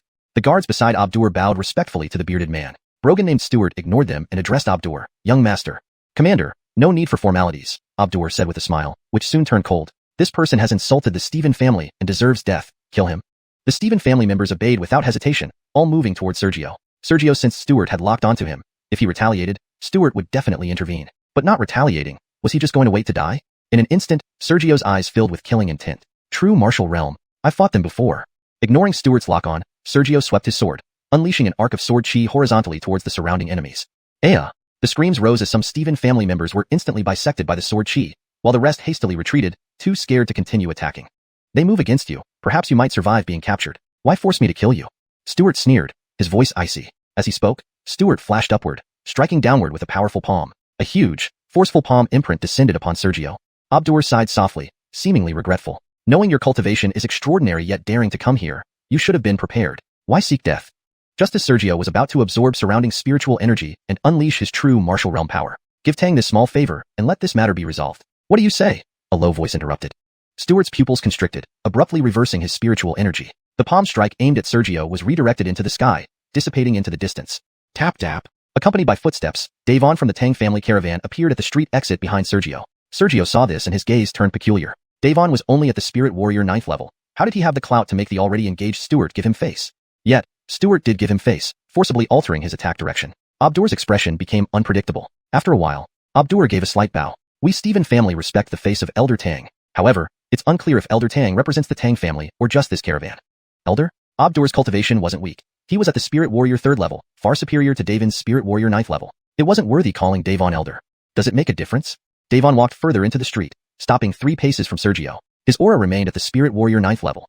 Stewart stepped back slightly, taking position behind Abdur, remaining silent. Abdur took a breath, whispering, "It does make a difference." He paused, eyes narrowing. "If you represent the Tang family, my younger brother acted out of line, and we thank Brother Su for disciplining him." Without waiting for a response, Abdur's voice grew louder. "But if you're only representing the caravan, Stephen may have to apologize." Davon narrowed his eyes. "Even your family head wouldn't dare speak like this." Abdur's expression changed. After a moment, he gently waved. Numerous Stephen family disciples who had retreated but remained encircling the area withdrew and soon vanished around the corner. Abdur bowed deeper. "Junior has overstepped. Please forgive me, Elder. I don't know why Elder is helping him, but insulting our disciple in public needs to be settled. You are very smart, Davon commented with a hint of admiration. Thank you, Elder. Abdur and others including Stuart slowly retreated and disappeared around the corner. Sergio looked at Davon, showing hesitation. He wasn't stupid. Davon was likely not simple, possibly even really at the Spirit Warrior 9th level. Suddenly, he recalled Castor mentioning that his hometown, Mou City, was closest to Xinming Palace. Since it was so near, could families in Mou City really be equal in strength to those in ordinary cities? Davon didn't respond, ready to leave. Thanks for the help, Sergio acknowledged with a salute. Just a small matter, Davon paused. Ganon isn't much, just trash. Return to the encampment and don't stray. Abdur won't give up so easily. With that, Davon departed. Sergio understood the meaning. Despite the cryptic conversation between Davon and Abdur, Sergio grasped its significance. ####Chapter 35, Frederick's death. Isaiah's figure disappeared into the distance. Ralph watched his retreating back, recalling the seemingly cryptic conversation between Frederick and Isaiah. Despite its obscurity, he understood clearly. Frederick had asked if Isaiah represented the caravan or the Tong family.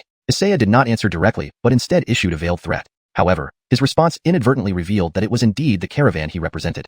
Frederick's final words also indicated that this matter was far from over. He would seek revenge. Isaiah, in gratitude for Ralph's earlier assistance, offered some help, but only a little. Thus, he praised Frederick as very clever because, from now on, any further actions by Frederick would be met without interference from Isaiah. Ralph could only stay within the courtyard to avoid retaliation from the Tsao family. After today, the caravan would set off again tomorrow. Once they were far away, even if the Tsao family wanted revenge, they would find it futile.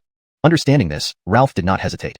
He quickly made his way back to the large compound of the caravan. It was best not to use secret techniques unless absolutely necessary. He also quietly reflected on the conflict with the Tsao family. Soon, he realized he had been a bit too hasty. This was Linlong City, far from Shengyuan City. Even if he claimed to be the young master of the Su family, the Tsao family might not have cared.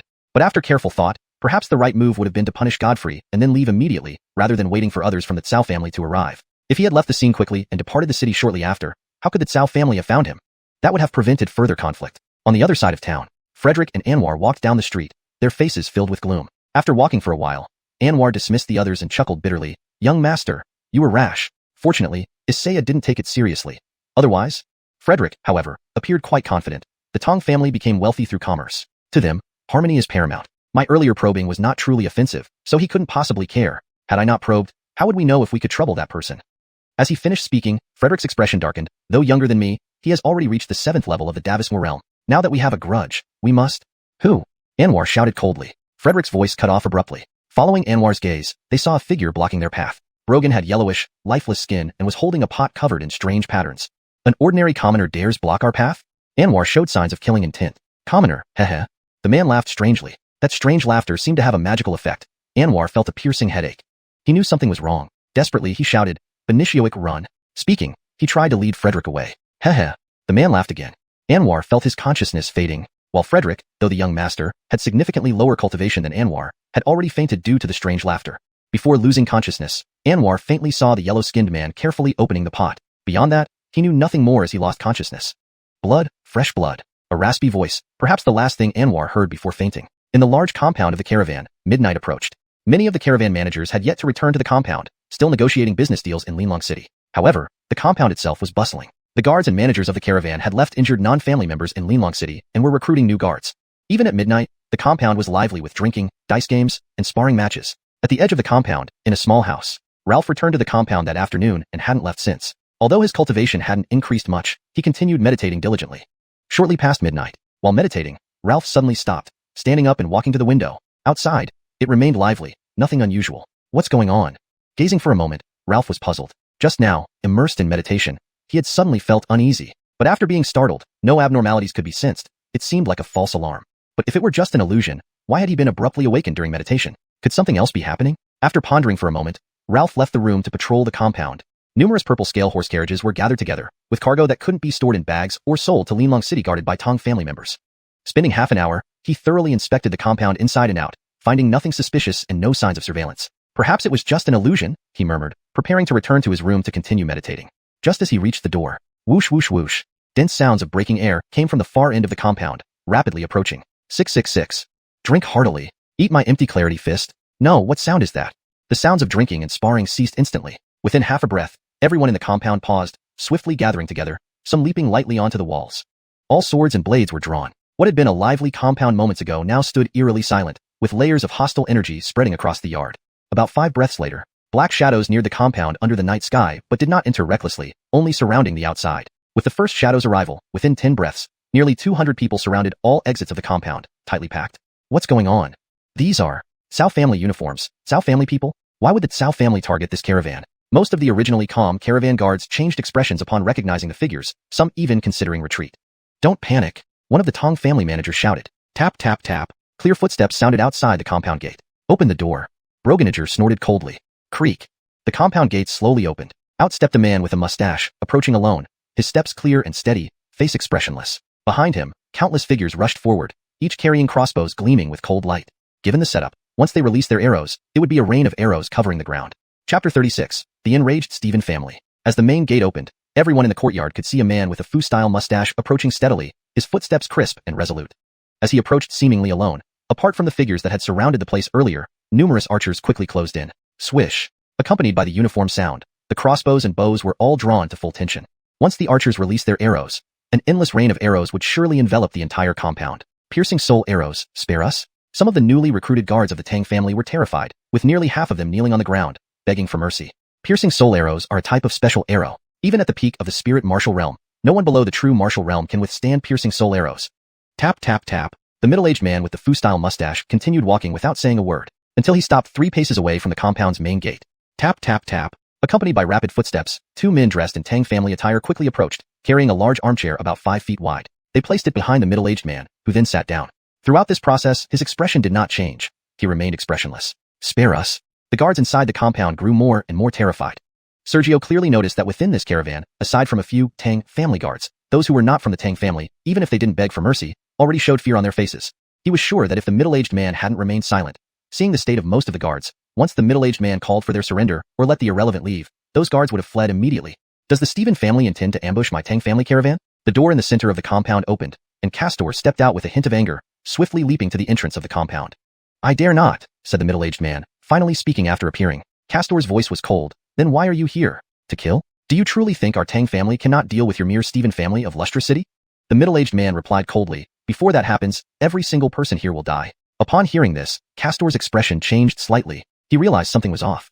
Before he could react, the middle-aged man slowly spoke again. Who is Sergio? Castor's gaze sharpened, and subconsciously glanced sideways at Sergio, who stood at the doorway of the side house with an innocent look on his face. Sergio's mind also tightened. His eyes focused on the arrows hidden in the darkness. The Stephen family had at least 100 archers, all equipped with piercing soul arrows. Even if he used secret techniques to enhance his cultivation to the true martial realm, facing so many piercing soul arrows would be extremely dangerous. Between his thoughts, Sergio leaped to the entrance of the compound. Sir? Spirit energy circulated within him as he secretly stayed on guard, ready to counterattack at the slightest sign of trouble. You are Sergio? Pausing, the middle-aged man nodded. 7th stage of the spirit martial realm. Looking at your face, I assume you are at most 21 or 22 years old. In my lifetime, this is the first time I've seen such talent. Truly fortunate. Swish. Again, many bowstrings were drawn. Sergio suddenly felt chills. At least 70 piercing soul arrows were aimed at him. But Castor abruptly spoke coldly, killing in our Tang family caravan. Stephen family has overstepped. The middle-aged man slowly stood up, stretching his fingers. Enough chatter. Kill Castor too. Is that so? I'd like to see how you can kill a direct line member of the Tang family. Davin's cold voice echoed from the street's distance.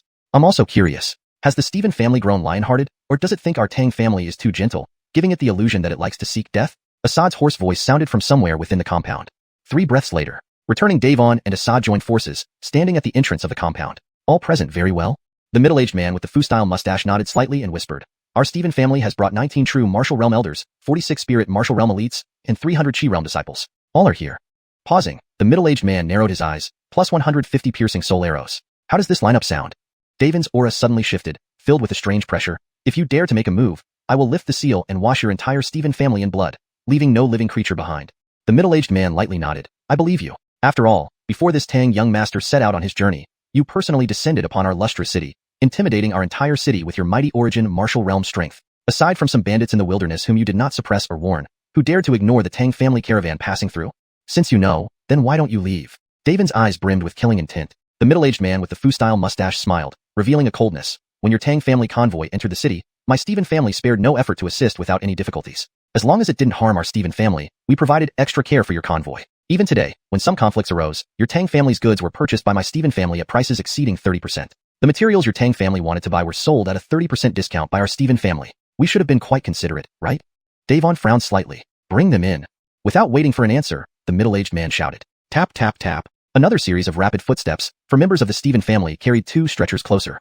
The stretchers were set down, and the covers lifted. 2 mummies. Seeing the appearance of the mummies, Sergio's pupils constricted. Even though the bodies were dried, one could still faintly recognize them. Abdur Stewart. Abdur, the young master of the Stephen family, and Stewart, the true martial realm expert who had previously attempted to attack him. These two are dead, and considering the time, only a few hours ago, they had already become mummies as if they had died countless years ago. Devon showed a realization, then slowly said, "Not done by our Tang family." "Really? Haha." The middle-aged man covered his eyes with his right hand and laughed skyward, laughing somewhat crazily. Laughing for a while, the middle-aged man stopped. "Then please enlighten me, in this lustrous city, besides you Tang overlord, who else dares to attack members of our Stephen family, especially someone who couldn't even call for help before dying miserably?" Although his tone was steady, in reality, the middle-aged man was enraged to the extreme. Otherwise, he wouldn't have mobilized so many people to surround this place. "I said, it's unrelated to our Tang family." Davin's voice remained cold. The middle-aged man wasn't bothered. "Perhaps?" Turning to Sergio, "You may not know who I am, but it doesn't matter now. Whether the Tang family caravan can leave the city tonight is uncertain, but I am very certain that you will accompany my son to the grave."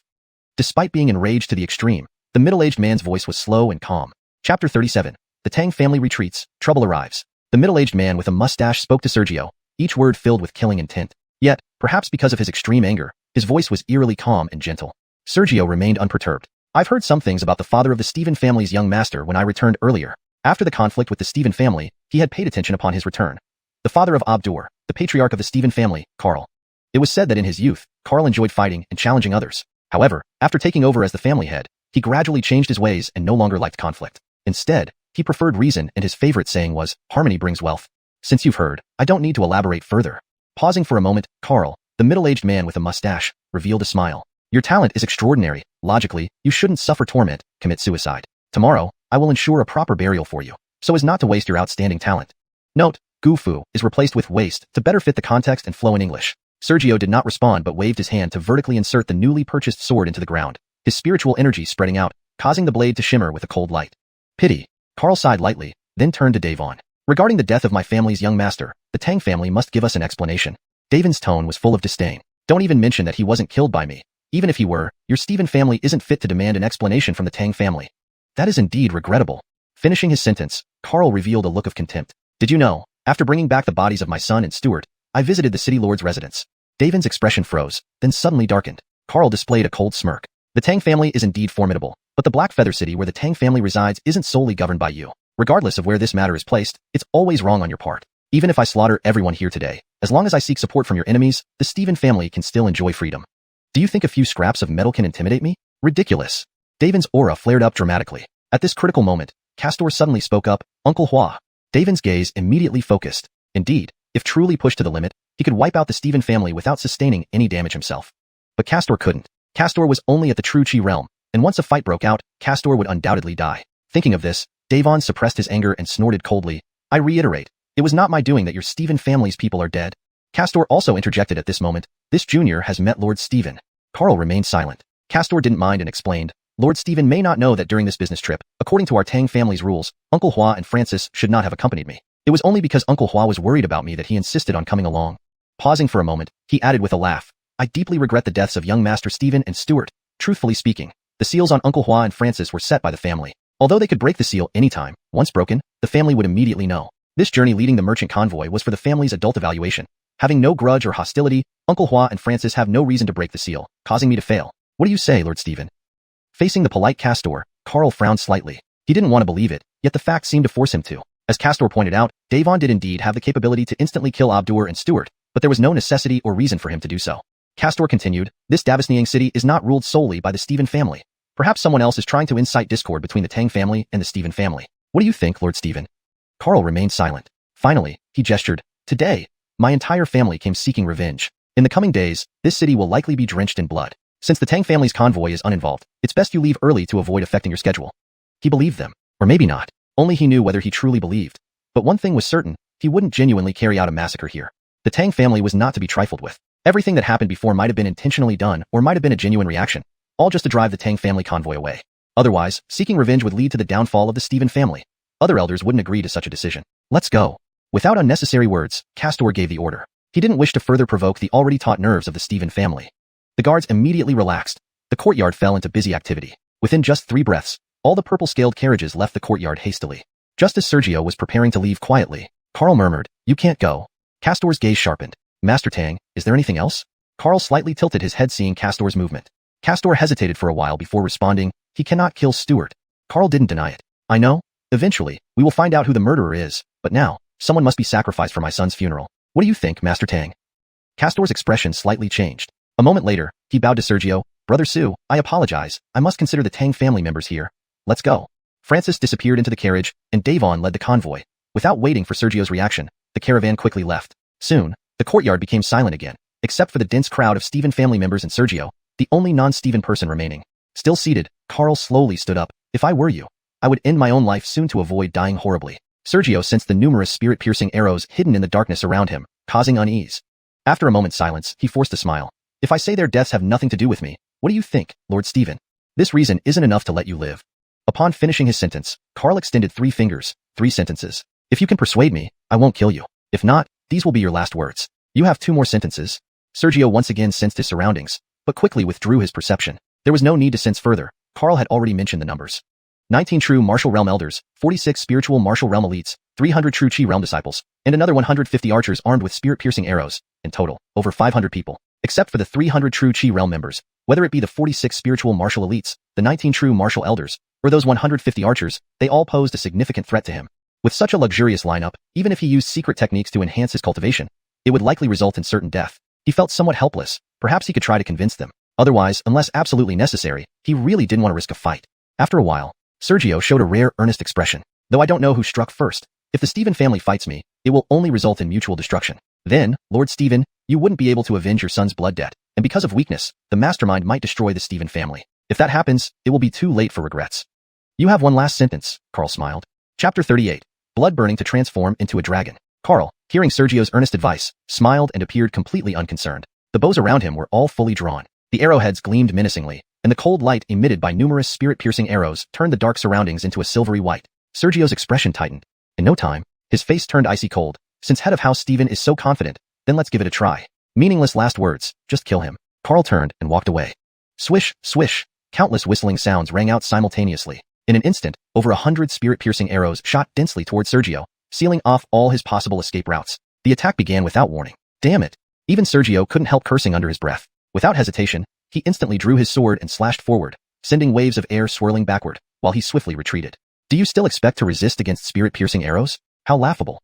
Mocking voices from the Stephen family disciples echoed around. In an instant, the waves of air met the spirit-piercing arrows. The arrows showed no sign of disturbance. They instantly penetrated the air waves, tearing them apart into shreds without even slowing down. It wasn't that Sergio was too weak, but rather that the spirit-piercing arrows were inherently designed to penetrate pure spiritual energy, making it nearly impossible to block them with conventional means. Roar. Sergio had already retreated back into the courtyard, slamming his palm hard on the ground. Boom. Dust flew everywhere as the ground around him was violently shaken into the air. Ping, ping, ping. Numerous arrows struck the stones and soil that were lifted into the air, forming a protective spherical shield. This prevented the first wave of arrows from causing any real danger. Carl, who was preparing to leave, turned back and said, not bad. Spirit-piercing arrows were highly effective at suppressing pure spiritual energy, but were less effective against tangible objects. They were merely sharper than ordinary arrows. A little bit, indeed, a very little bit. Though Sergio managed to deflect some of the earth and rocks, those were quickly crushed by the spirit-piercing arrows. Carl, turning back again, added, continue. I'm quite curious how many waves he can withstand. More cold glints rose in the night sky. Not good. Sergio's expression changed slightly. The archers were distributed around the courtyard. No matter where he went, he could not avoid the barrage of arrows. Moreover, the buildings around him were limited. Even if he continued to lift earth and rocks for defense, he could only manage once or twice before running out of defenses. And this attack was just from the archers. The 300 true Chi realm disciples, several spirit warrior realm experts, and the elders of the Stephen family had yet to act. If he couldn't handle the archers, how could he possibly deal with the others? Thinking about this, Sergio gritted his teeth. House Stephen, forcing me into this situation. I wonder if your blood will be enough to flow. His voice carried immense restraint. To the surrounding Stephen family disciples, it sounded as though Sergio's voice came from the depths of a bottomless abyss, sending chills down their spines. Carl frowned slightly, putting on a show. Roar. A piercing dragon roar reverberated through the sky. At the same time, a faint and almost ethereal true dragon shadow suddenly appeared. Boom. Wind howled, lightning flashed, and endless dark clouds gathered above Xianxia City. Sergio, enveloped by the wind, slowly ascended into the sky. The Stephen family members could see flames emerging from Sergio's body. Not flames to harm others, but flames that burned his own blood. What was even more bizarre was that Sergio was flying without using any special martial techniques. Only those at the true martial realm could fly, yet here was Sergio ascending higher and higher into the sky. Unsure of what Sergio was going to do, Carl ordered without hesitation. Something's wrong. Kill him. Just a spirit warrior realm, a true martial realm expert. Taking personal action should make you proud. A previously hidden true martial realm expert suddenly appeared, transforming into a flash of cold light as he charged toward Sergio. Far away, Castor and the others, who hadn't left the city yet, abruptly turned back. What a huge commotion. Francis, did you discover anything? Davon looked grave. The androgynous Francis stepped out of the carriage. His bloodline? It's incredibly strong, at least grade 5 earth rank and possibly related to the dragon lineage. So powerful? Castor's expression changed. Should we go back to help him? Before waiting for an answer, Francis whispered, with such a powerful bloodline, even if young master fails this test, it wouldn't matter. It would just delay another re-evaluation. Davon remained silent for a moment and then continued walking. It's too late. We made our choice earlier. Going back now would only make us seem indecisive and unreliable. Let's keep moving. Castor revealed a hint of regret. We should have noticed earlier. When Sergio fought the 3 demons, the noise was similar when he tried to manifest his bloodline form. Indeed, when Sergio initially manifested his form, the commotion was significant, but it ended prematurely, culminating only in the formation of a dragon claw. Suddenly, Davon snapped. Davis is full of choices. Once you make a decision, you must bear its consequences, whether good or bad. You are an adult now. Make your choice and accept the outcome. Since you personally ordered the departure, whatever happens to Sergio is none of your concern anymore. He continued expressionlessly. Our Tang clan has never relied on regretting our decisions after the fact. Back at the courtyard in the sky, Sergio saw the Tang family caravan turn back, but then depart again. He didn't mind. He watched as the Stephen family true martial realm expert rapidly approached him. He did not intervene but simply observed, watching the expert come closer and his body rise higher into the sky amidst the fierce winds. Because Sergio was still ascending, it took the true martial realm expert 3 breaths to close the distance. With an unknown technique, the expert raised his hand and unleashed dozens of cold beams towards Sergio. As the expert drew nearer, Sergio suddenly let out a long howl. However, it wasn't human but a dragon's roar. Roar. Boom. Davis lightning split the sky. The true martial realm expert froze, seeing that under the lightning's illumination, Sergio suddenly disappeared, replaced by a creature about 6 feet in size. Its head resembled a camel, its horns like a deer, eyes like a rabbit, ears like a cow, neck like a snake, belly like a clam, scales like a carp, claws like an eagle, paws like a tiger, and whiskers beside its mouth. A dragon. A true dragon shape. Chapter 39. Mutual destruction. In the lightning, Sergio vanished from the sight of the Stephen family true warrior realm expert, replaced by a dragon. He, who had never seen a true dragon before, was filled with shock and doubt. A flood dragon? The bloodline within my body is at least half diluted. Stephen family. The dragon's voice was filled with intense hatred. Sergio? The true warrior realm expert finally reacted. Then, he sneered nastily. Fancy tricks now die. The halted cold gleam surged toward the transformed Sergio. Roar. Sergio let out a roar akin to a wild beast. In that instant, the Stephen family true warrior sensed that within a radius of at least 100 feet in all directions, the natural energy of heaven and earth vanished, swallowed by Sergio. Simultaneously, Sergio's aura skyrocketed until it stabilized at the 7th level of the true warrior realm. At this moment, the cold gleam finally approached Sergio. Humph! The dragon Sergio slightly opened his mouth. A whirlwind flew out, blowing away many of the approaching cold lights. Even though according to his intuition and sensory perception, those cold lights couldn't penetrate his dragon scales. Yet, the inability to break through the defense didn't mean he wouldn't feel pain. How is that possible? The expression of the Stephen family true warrior changed drastically. Clearly, he hadn't expected his attack to be neutralized so easily by Sergio. 3rd stage of true warrior realm. If you can withstand one blow, I'll spare your life. As Sergio's voice trailed off, his figure disappeared. Moments later, the true warrior seemed to notice something, and his expression changed dramatically. Save me. This sound instantly reached the ground. Carl, along with other hidden true warriors on the ground, suddenly turned pale and without hesitation, soared into the air. However, a fleeting shadow flashed, and the dragon Sergio appeared beside the true warrior, lashing out with his tail. With a bang, the person instantly turned into blood mist. With no power to resist, he was instantly crushed. You're asking for death. Carl, who usually appeared calm, roared furiously. Roar. But Sergio did not respond. He emitted a dragon's roar, lashed his tail, darted up like a fish swimming swiftly through the sky, and vanished into the dark clouds. Boom. Countless thunderbolts began to gather within the dark clouds. Earlier, the lightning merely flickered in the sky, but now, thunderbolts started to converge in the cloud layer, gathering but not discharging, their numbers increasing rapidly. In just 4 breaths, as Carl and others flew close to the cloud layer, the clouds had become a sea of thunderbolts. They could not see or find Sergio's figure. At most, they occasionally glimpsed a small dragon, about 6 feet in size, appearing momentarily in some part of the cloud layer, but upon closer inspection, it was just an illusion. Looking at each other, the elders of the Stephen family saw the increasingly dense thunder, the raindrops that had started to fall. Carl regretted it. If he had known Sergio would be so troublesome, he would never have gone against him, especially knowing there was a significant chance Sergio wasn't the culprit yet still deciding to bury him. Unfortunately, there's no medicine for regret. Master, save us. I don't want to die. Suddenly, cries of agony echoed from the ground. Carl and others hurriedly looked down, just in time to witness what was happening. As the raindrops sprinkled down, once they neared the ground, they transformed into icicles. The multitude of people gathered here, whether archers, true Chi realm disciples, or even spirit warrior realm, no matter what techniques they used, could not resist the icicles. Because the icicles were densely everywhere, in one glance, it was clear that at least 80% of the hundreds of Steven clan members below had already died under the icicles, leaving no traces behind. Only a small portion managed to survive by either escaping the icicle rainfall range or using their ultimate skills. No. Various elders were struck with horror. Was this the end of the Steven clan's strength, destroyed like this? It's your turn. Sergio's voice reverberated around them, indistinguishable in origin. Rumble. Countless bolts of lightning surged toward Carl and others. Carl roared angrily, Sergio, I will make you pay. In broad daylight, his son was killed.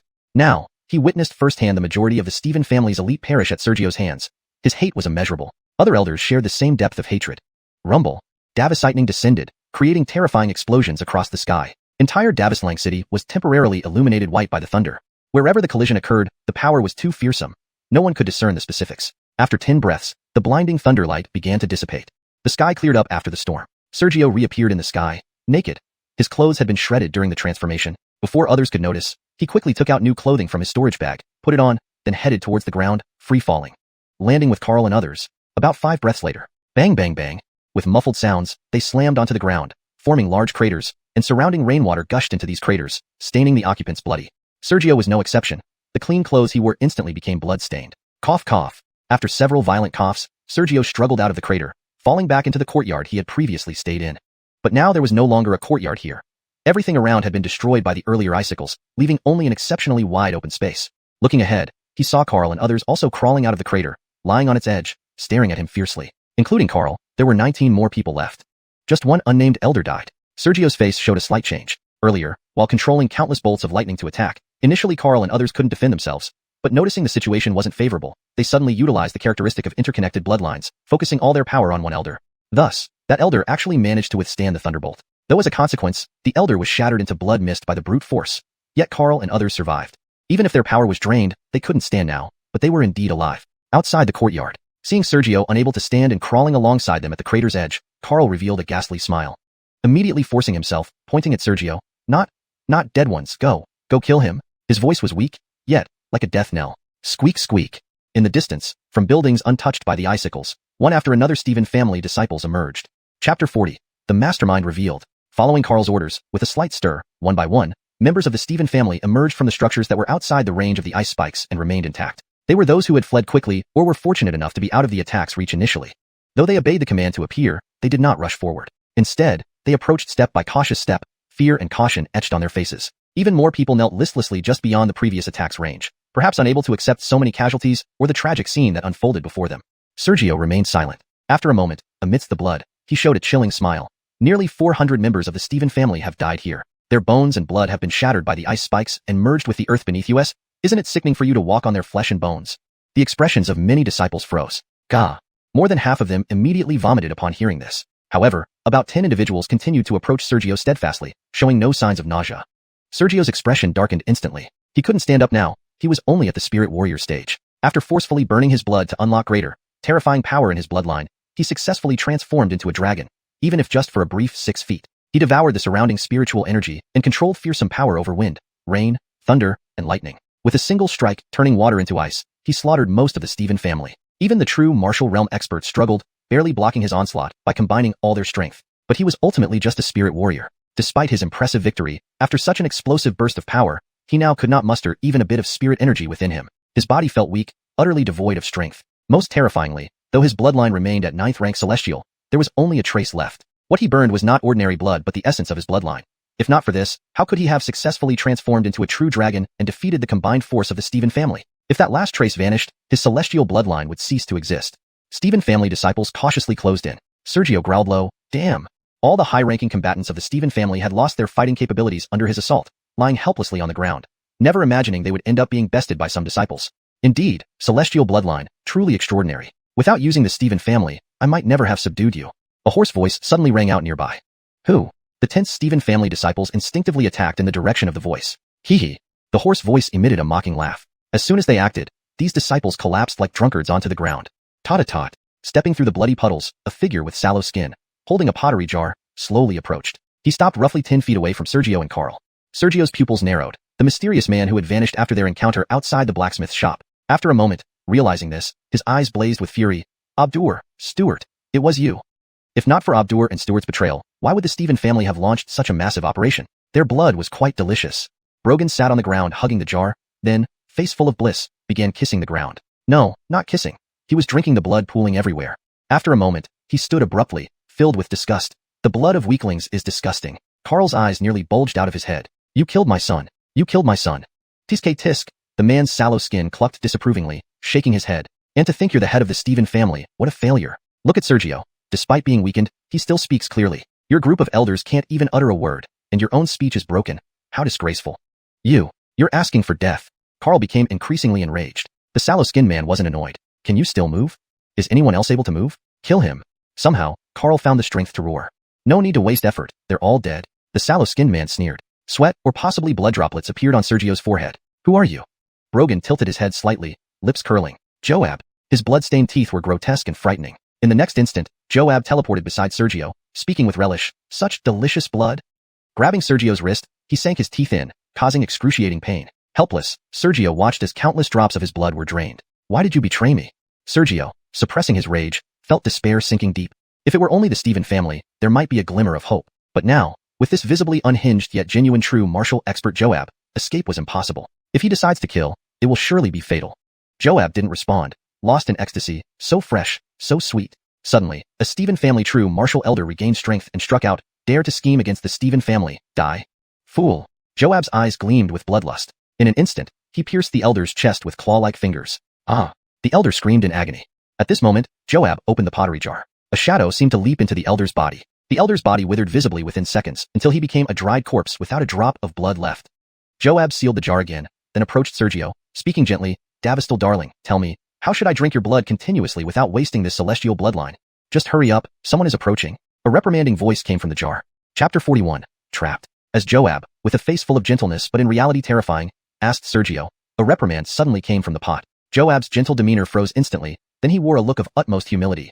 Those fools reacted really fast. I'll speed up. After saying this, Joab left Sergio and swiftly approached Carl and others, his claw-like hands striking one by one, creating bloody holes in their chests. I regret it so much, Carl muttered as he breathed his last, recalling Sergio's warning before they engaged in battle. He regretted it deeply. If he could start over, he would never have brought the Stephen family to fight Sergio. But as Davon had said, life offers countless choices, and once made, you must bear the consequences, whether right or wrong. This was true for Castor and the Stephen family alike. The pot opened again. Vague shadows appeared. Then Sergio saw. Those Stephen elders, who had barely survived through his hands, including Carl, all turned into dried corpses. While some Stephen disciples might still be alive, without any high-ranking members or true martial realm fighters, the Stephen family was practically non-existent. Joab approached Sergio again. Seeing this, Sergio slowly closed his eyes, revealing a hint of despair. He never thought he would die here. He had destroyed the entire Stephen family, defeating 20 true martial realm fighters head-on, including a 9th-level true martial realm powerhouse. Yet, he died at the hands of a mere 1st-level true martial realm fighter, Joab, in a humiliating manner. He felt utterly unwilling. Had his bloodline burning not reached its limit, had there been even a trace of spirit energy left in him, he truly wanted to show Joab what true strength meant. Joab comforted him gently, Davistal pitiful one, don't worry, I won't kill you. I might not be qualified to drink your fresh blood. As Sergio felt a chill down his spine, Joab opened the pot again. Unlike when facing the Stephen family, no vague shadows appeared before Sergio, but instead, a suction force emerged, and Sergio's body shrank rapidly, being drawn into the pot. After completing this, Joab glanced around, confirming there was nothing left behind, then vanished into thin air using some unknown method. Approximately 20 breaths later. Whoosh! With a whistling sound, 4 or 5 true martial realm fighters appeared, each at least at the 7th level of true martial realm. Xianxia City wasn't just home to the Stephen family. Upon approaching, they surveyed the scene, noticing the ground covered in blood water and the desiccated bodies of Carl and others, their expressions changing drastically. About 3 breaths later, a female true martial whispered, Sergio's body isn't among the corpses. He didn't die, he left. A plump true martial fighter's eyes flickered. All the Stephen family's true martial fighters died here, all at Sergio's hands. They did not know someone else had come. Since there was no corpse of Sergio, clearly, Sergio had survived while the Stephen family nearly perished at his hands. Although that wasn't the whole truth, it wasn't far from it. A man with almond-shaped eyes shook his head after examining. Apart from Stuart who died this afternoon, there should be another true martial fighter in the Stephen family. The woman who first spoke shook her head. No, you're referring to Stephen Davising, who also attacked Sergio. When the sky's thunder vanished, I saw Stephen Davising's body explode into a mist of blood in midair, due to overexertion.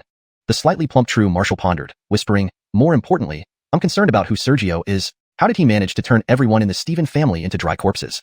The female true martial acknowledged, indeed. When I received the news, I thought it was a frame-up, maybe by one of our own families. I didn't expect it to be Sergio, who seemed like a spirit martial realm fighter.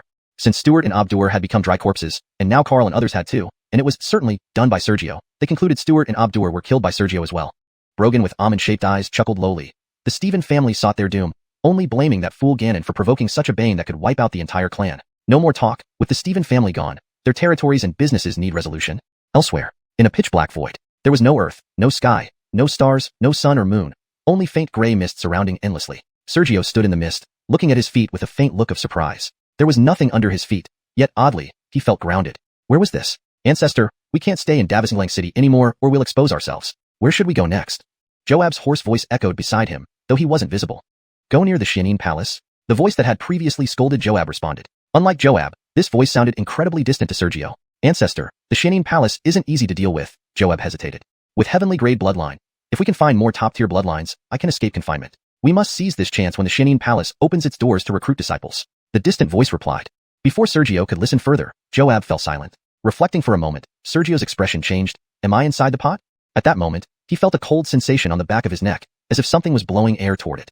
Turning abruptly, his right hand instinctively formed a fist and struck out. Only then did he see a translucent figure appear behind him. The figure had long black hair cascading down past his shoulders, a build neither overly muscular nor slim, perfectly balanced. His face exuded an imposing presence even without anger. It was the shadow of a middle-aged man. Brogan looked at Sergio greedily. Indeed, a heavenly grade bloodline. Your recovery speed is unparalleled. Sergio's fist passed right through the middle-aged man, leaving him unaffected. Feeling somewhat startled, he instinctively backed away. What is this thing? The shadow stayed close by, its gaze growing greedier. Sergio felt a chill but suddenly realized something. Looking down at his fist, his body had somehow regained strength.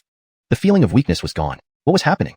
Chapter 42, Remnant Soul. As Sergio's heart grew uneasy, he suddenly realized that his fists were filled with power, not at all weak or feeble. But how could this be?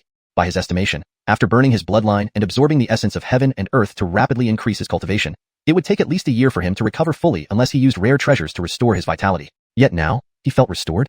Was it an illusion? Without giving it much thought, he urgently focused his mind inward to sense his body. He immediately noticed the faint gray mist surrounding him, imbued with a force he couldn't comprehend. With each breath, the gray mist entered his body and transformed into a strange energy, gradually restoring him. Unable to help himself, Sergio instinctively opened his eyes and asked the shadow, "What kind of energy is this?" "Pure soul power," the shadow replied, its eyes sharp.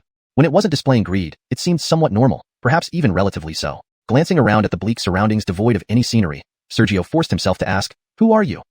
"I." The shadow paused for a moment before murmuring softly, "I've forgotten." "Forgotten?" Sergio was taken aback. Forgotten who he was? A pang of pity rose in his heart. But in an instant, that pity was crushed. If he hadn't been mistaken, Gus had been following orders from this shadow. Trapped here as he was, did he have any right to feel sorry for anyone? If he wasted time feeling sympathy, he might as well focus on recovering. If he regained full strength, perhaps he'd find a way to escape. The great wasteland ancestral dragon scripture began circulating in mysterious patterns. The gray mist around him flickered, then grew denser. Not because the mist itself thickened, but because Sergio's body generated a pulling force, drawing the nearby mist toward him, creating the illusion of densification. With your frail body, you can actively absorb for half a breath before bursting into a cloud of blood mist. The shadow's voice suddenly interjected. Another wave of mystic vibrations appeared, and Sergio found himself unable to absorb the mist anymore. Not entirely true, he couldn't actively absorb it, but still drew it in passively through breathing. Sergio stopped trying and looked at the mist around him, shivering involuntarily. Half a breath and he'd explode? Moments later, "Why don't you kill me?" Sergio looked up at the shadow, puzzled. I will. The shadow shook its head, denying. Confused, Sergio asked, "Then why?" Everything was strange and unsettling. The shadow licked its lips and revealed greed again. "You've lost too much of your core essence, and your bloodline has become quite thin. Right now, you're like the raw ingredients for a sumptuous feast. For now, I can only look, not eat." A chill ran down Sergio's spine. The shadow chuckled reassuringly. "Relax, too much anxiety will make you less tasty, which would upset me." Time passed indeterminately, possibly 3 to 4 days, 7 to 8 days, or even several months. "The ancestor, I've arrived at Shengyuan City. Is there anyone here worth eating?" Gus's voice suddenly echoed. The shadow, which had been fixated on Sergio with greed, slowly closed its eyes, releasing waves of mystical energy. Had it had a physical form, Sergio would have seized the opportunity to strike. However, despite multiple attempts, his attacks had no effect on the shadow. After about 3 breaths, the shadow reopened its eyes. "This trash city doesn't even have a single Shin-level bloodline, just rubbish waste." "Then I'll go to the next city," Gus's voice rasped. The shadow pondered for a moment, then shook its head. "No, there are a few yellow 9th rank bloodlines here. Go and kill them." "But didn't you only consume Shin-level bloodlines?" Gus's voice grew puzzled. The shadow curled its lip. "Not for me. Let Sergio eat them. Why are you talking so much nonsense?" Finishing, the shadow grew impatient. Gus didn't reply. Here, Sergio could sense nothing from the outside world. He probably had another scheme brewing. The shadow stared at Sergio. "Soon, I'll give you something good to eat, he." Its laugh sounded almost deranged. Yet the shadow was far from foolish.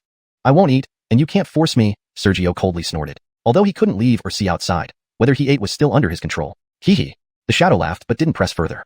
Seeing this, Sergio was about to speak when his expression turned bewildered. Something wasn't right. Although he didn't know how long he had been trapped in this pitch-black place, during this time, he hadn't had a single drop of water or grain of food.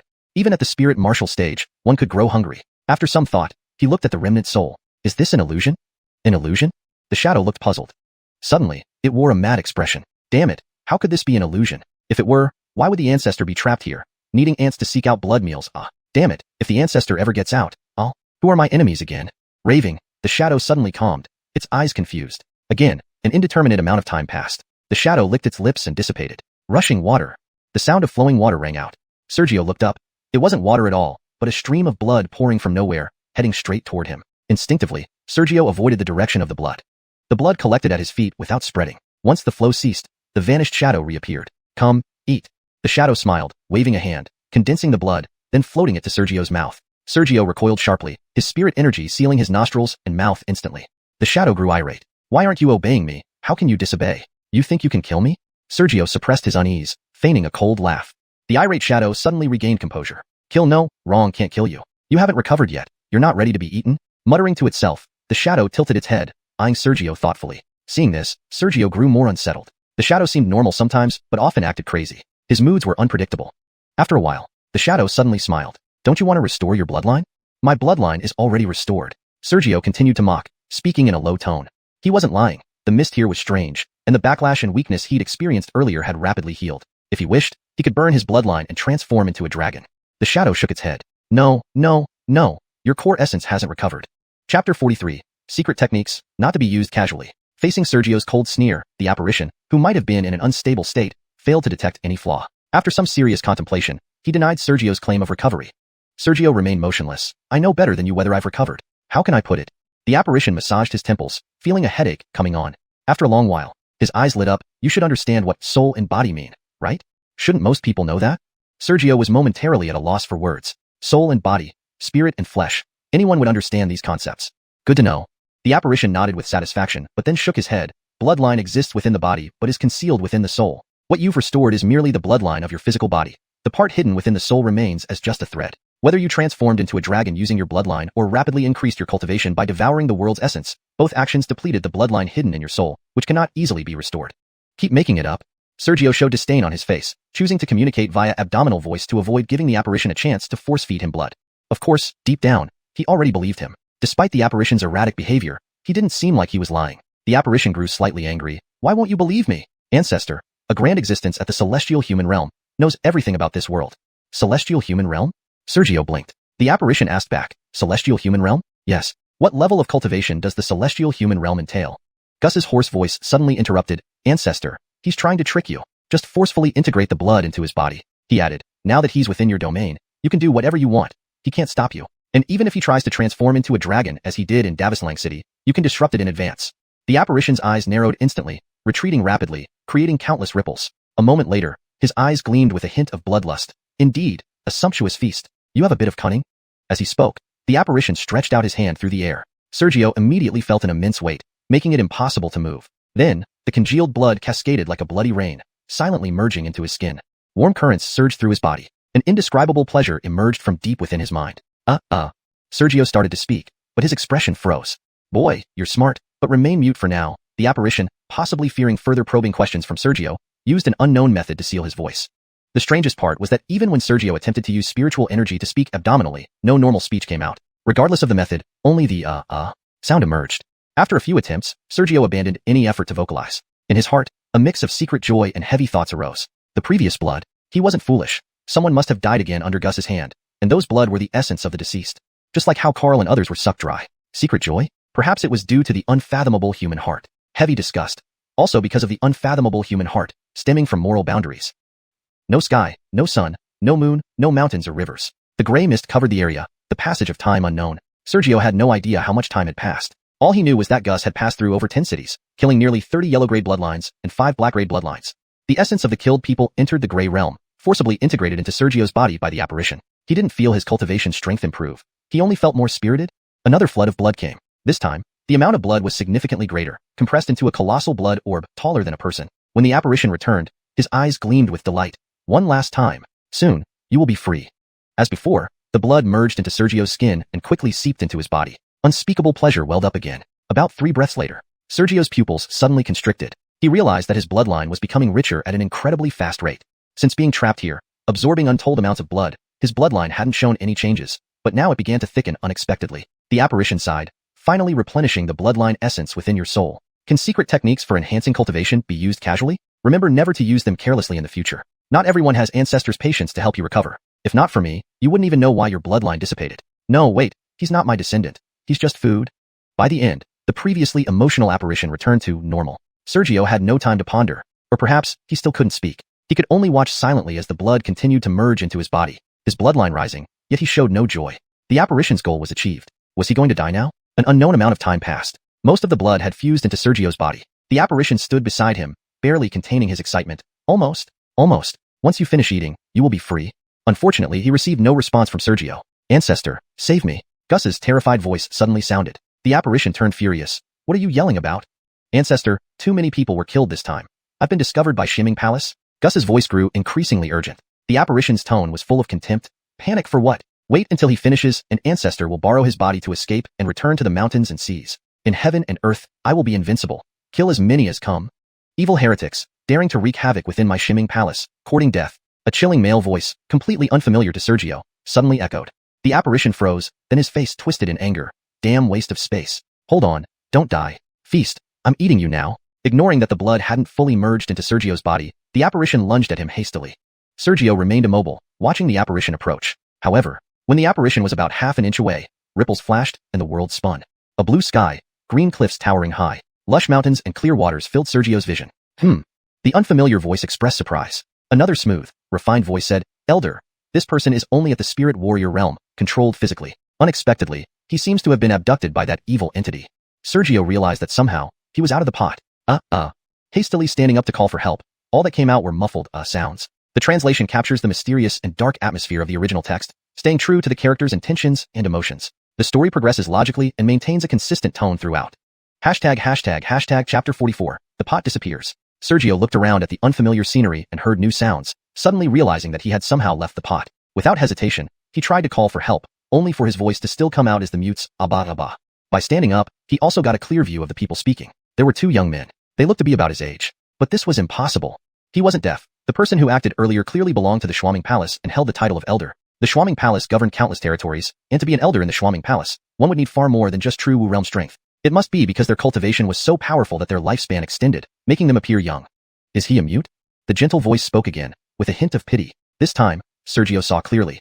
It was a man dressed in green, with a faint golden 5-leaf grass embroidered on his chest, like some special symbol. He looked handsome and refined, and for some reason, Sergio felt a sense of familiarity with him. The other person, referred to as elder by the green-clothed youth, had skin that could drive women wild, being incredibly handsome. He too had the small golden grass mark on his chest, but it had 7 leaves. After examining Sergio for a moment, the elder softly said, he is merely under a restriction. With that, the elder waved his hand gently, sending a light breeze that dispersed the blood not yet absorbed into Sergio's body. At the same time, Sergio felt his sealed voice restored.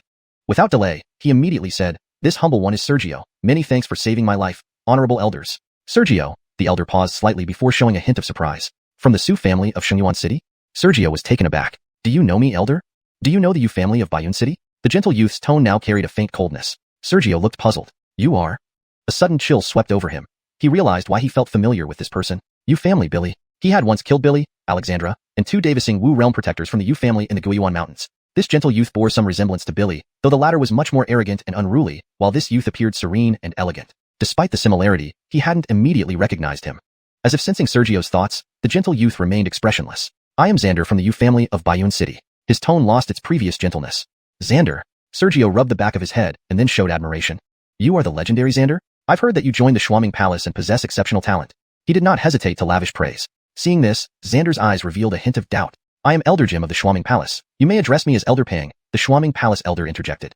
Sergio took the opportunity to change the subject. Met you, Elder Pang. How did you end up trapped inside that pot? Elder Pang asked softly, waving his hand for the pot to fly toward him. Just as Sergio was about to answer, the pot shimmered slightly. Damn, damn, damn, came the furious roar of a shadow. Elder Pang, who had been indifferent, suddenly focused his eyes. So, you're the real culprit. The pot flickered as if trying to escape into the sky. Elder present, how dare you act rashly? Elder Pang coldly snorted. With a wave of his hand, Thousands, or even tens of thousands of golden palms surged toward the pot. If not for my seal, a mere low-level spirit like you would dare to attack me. Shuaming Palace, when I break free, I will massacre your entire clan. The shadow inside the pot roared with growing anger. Suddenly, a ripple flashed, and the pot vanished into thin air. Rumble! The golden palms struck the ground with thunderous force. Mountains and rivers trembled. He saw massive fissures spread in all directions, affecting at least dozens of miles. Such terrifying power. Elder Pang, however, showed no joy. The pot disappeared before being hit. Dark clouds loomed in his heart. Of course, Sergio and Xander didn't see this. They could only see the golden palms overwhelming the pot. Therefore, Xander looked at Sergio. Since you know me, you should know I have a younger brother, Billy. Sergio hesitated, revealing a trace of regret.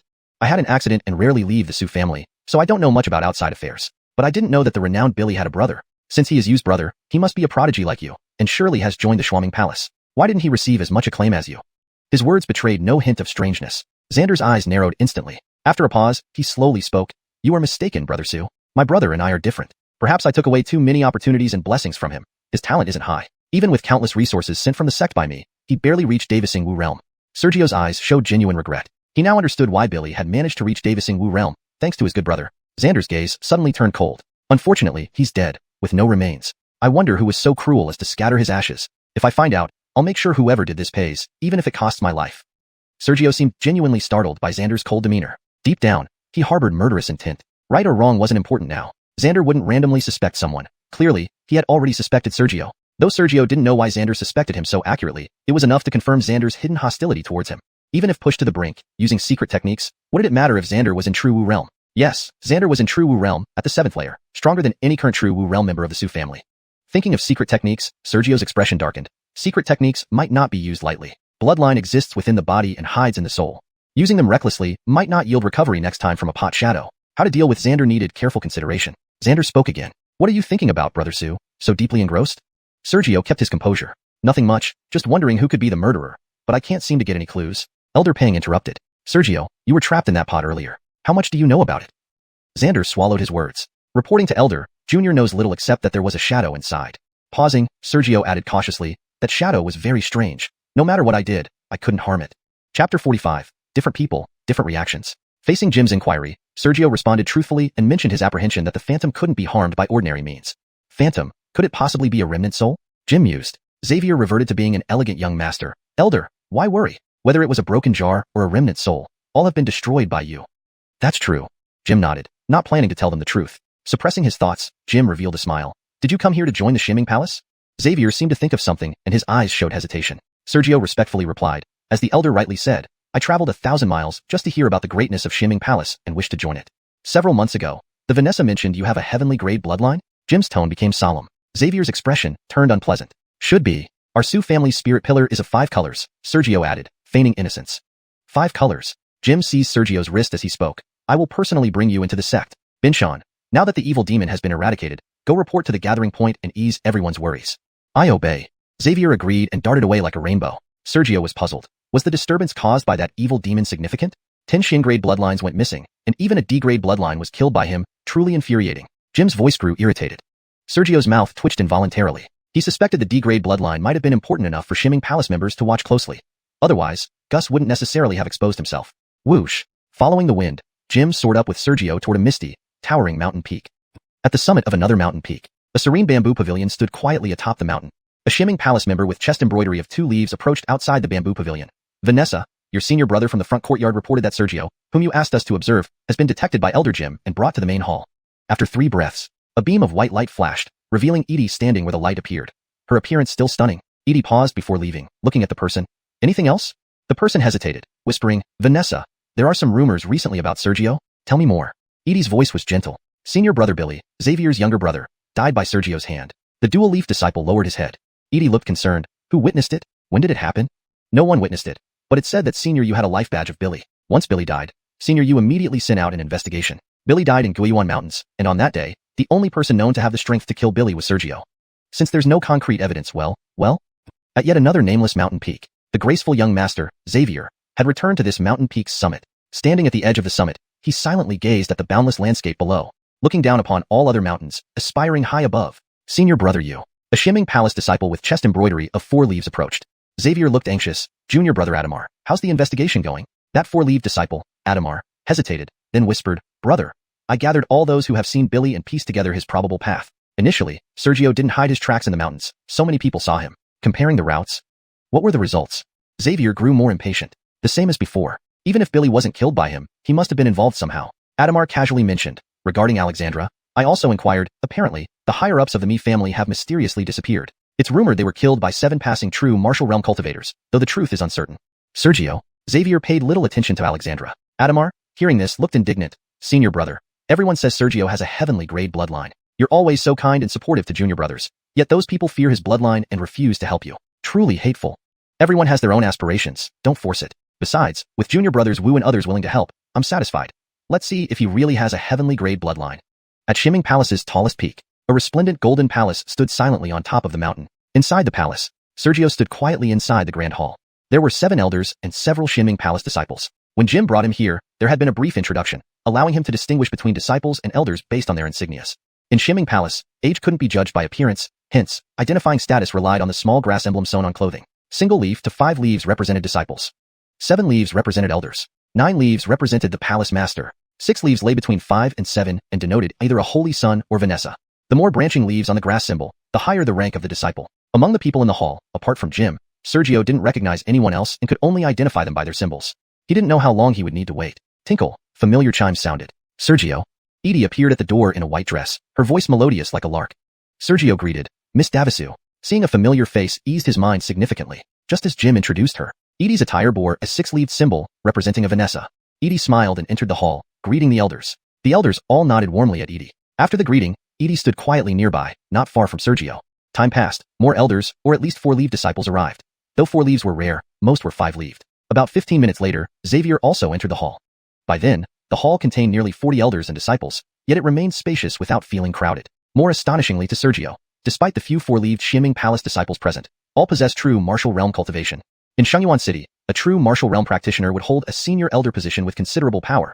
Yet here, they were merely disciples. Xavier must have timed his arrival perfectly. Not long after he came, from deep within the hall, a fair-skinned child around 12 or 13 rose and waved a hand, closing the hall doors. Chapter 46, bowing to Reginald as master. Lucian had barely entered the grand hall when a Oral, who looked only 12 or 13 years old, rose from deep within. With a wave of his hand, the grand hall instantly closed. Strangely, after the hall closed, it was completely isolated from the outside world. Despite there being no lamps or candles inside, the hall remained as bright as day. No one knew how this was achieved. The Oral's figure flickered like a ghost and instantly appeared in front of Sergio. Sergio pretended to be flustered as he bowed. I pay my respects to Elder. Indeed, Elder. Though he looked like a Oral of 12 or 13, he wasn't actually a child. The 7 pale golden leaves embroidered on the left chest of his robe revealed his true identity. His name was unknown. Abdullah is Matthew, both my surname and given name. The Oral slowly spoke. His voice wasn't aged but rather childish, yet Sergio could detect an air of wisdom in it. Sergio respectfully bowed again. I greet you, Elder Matthew. The breathing in the grand hall subtly changed, as if anticipating something significant. Matthew gazed at Sergio for a moment before sweeping his eyes over the hall. His gaze quickly landed on Edie. Edie, noticing this, smiled. Elder Matthew, Brother Sue's talent is undoubtedly heaven rank. Although the spirit pillar test isn't perfectly accurate, the radiance indicates a high grade within the heaven rank. Hearing this, Matthew exhaled slowly. Then he turned his wrist, producing a semi-transparent bead. Prick your finger and drop a drop of blood, Matthew instructed, not giving the bead to Sergio but holding it in his own palm for Sergio to drip blood onto. Despite the still childish voice, there was a sternness that made everyone take him seriously. Sergio knew this was the moment that would determine his status in the Netherworld Palace. He extended his right hand, slicing his thumb with his left index finger. A drop of fresh blood fell precisely onto the semi-transparent bead. Instantly, extremely brilliant multicolored light emerged. Breathing in the grand hall grew heavy. The remaining seated elders all stood up, intently watching the bead enveloped in multicolored light. After about 3 breaths, 2 characters suddenly appeared above the bead.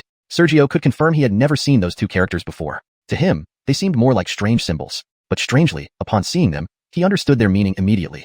9 grades. These 2 characters meant 9 grades. Unfamiliar and unlearned, yet somehow, unexpectedly and eerily, he recognized them. Heaven rank 9 grades. Matthew's voice trembled slightly.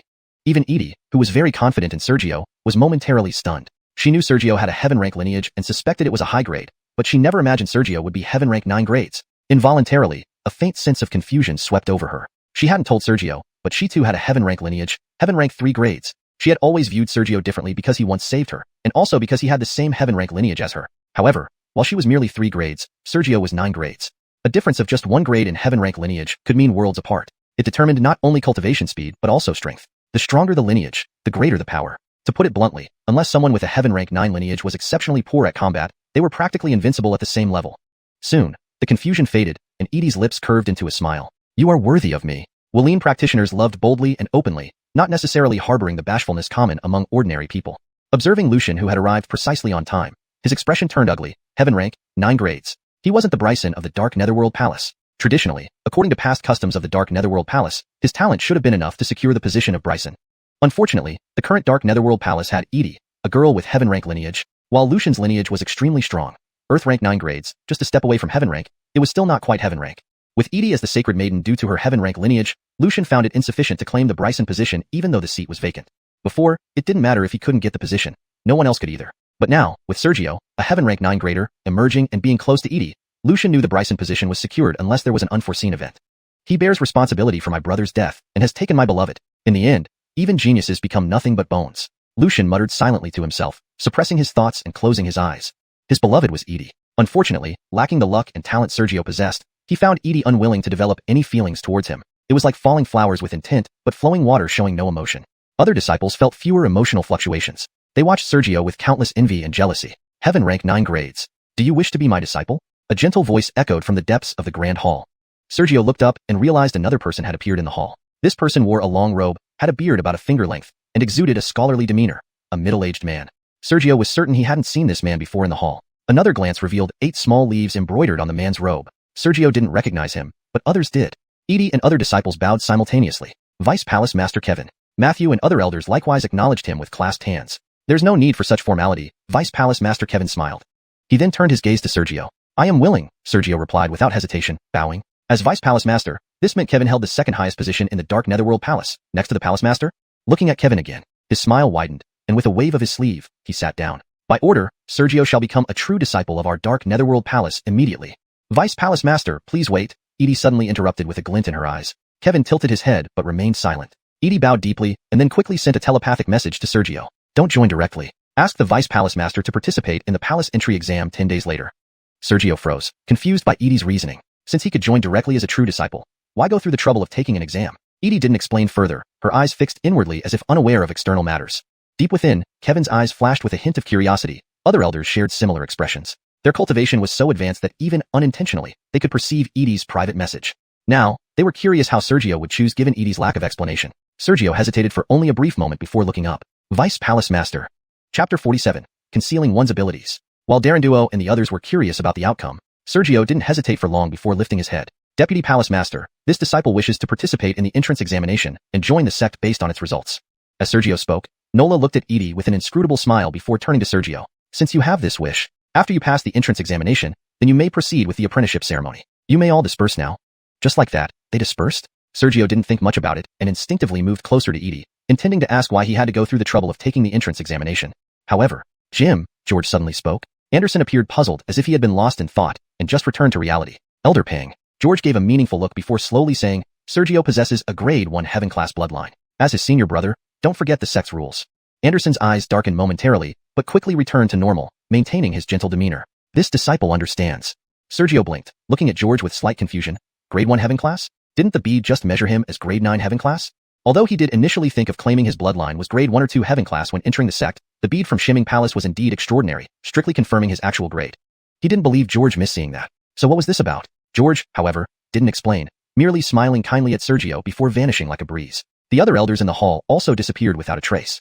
Many of the Shimming Palace disciples here smiled warmly at Sergio. Junior brother Sue. A few ignored him and left on their own. After exchanging pleasantries with the enthusiastic seniors and introducing themselves, it took Sergio roughly the time of half a cup of tea to acquaint himself with them.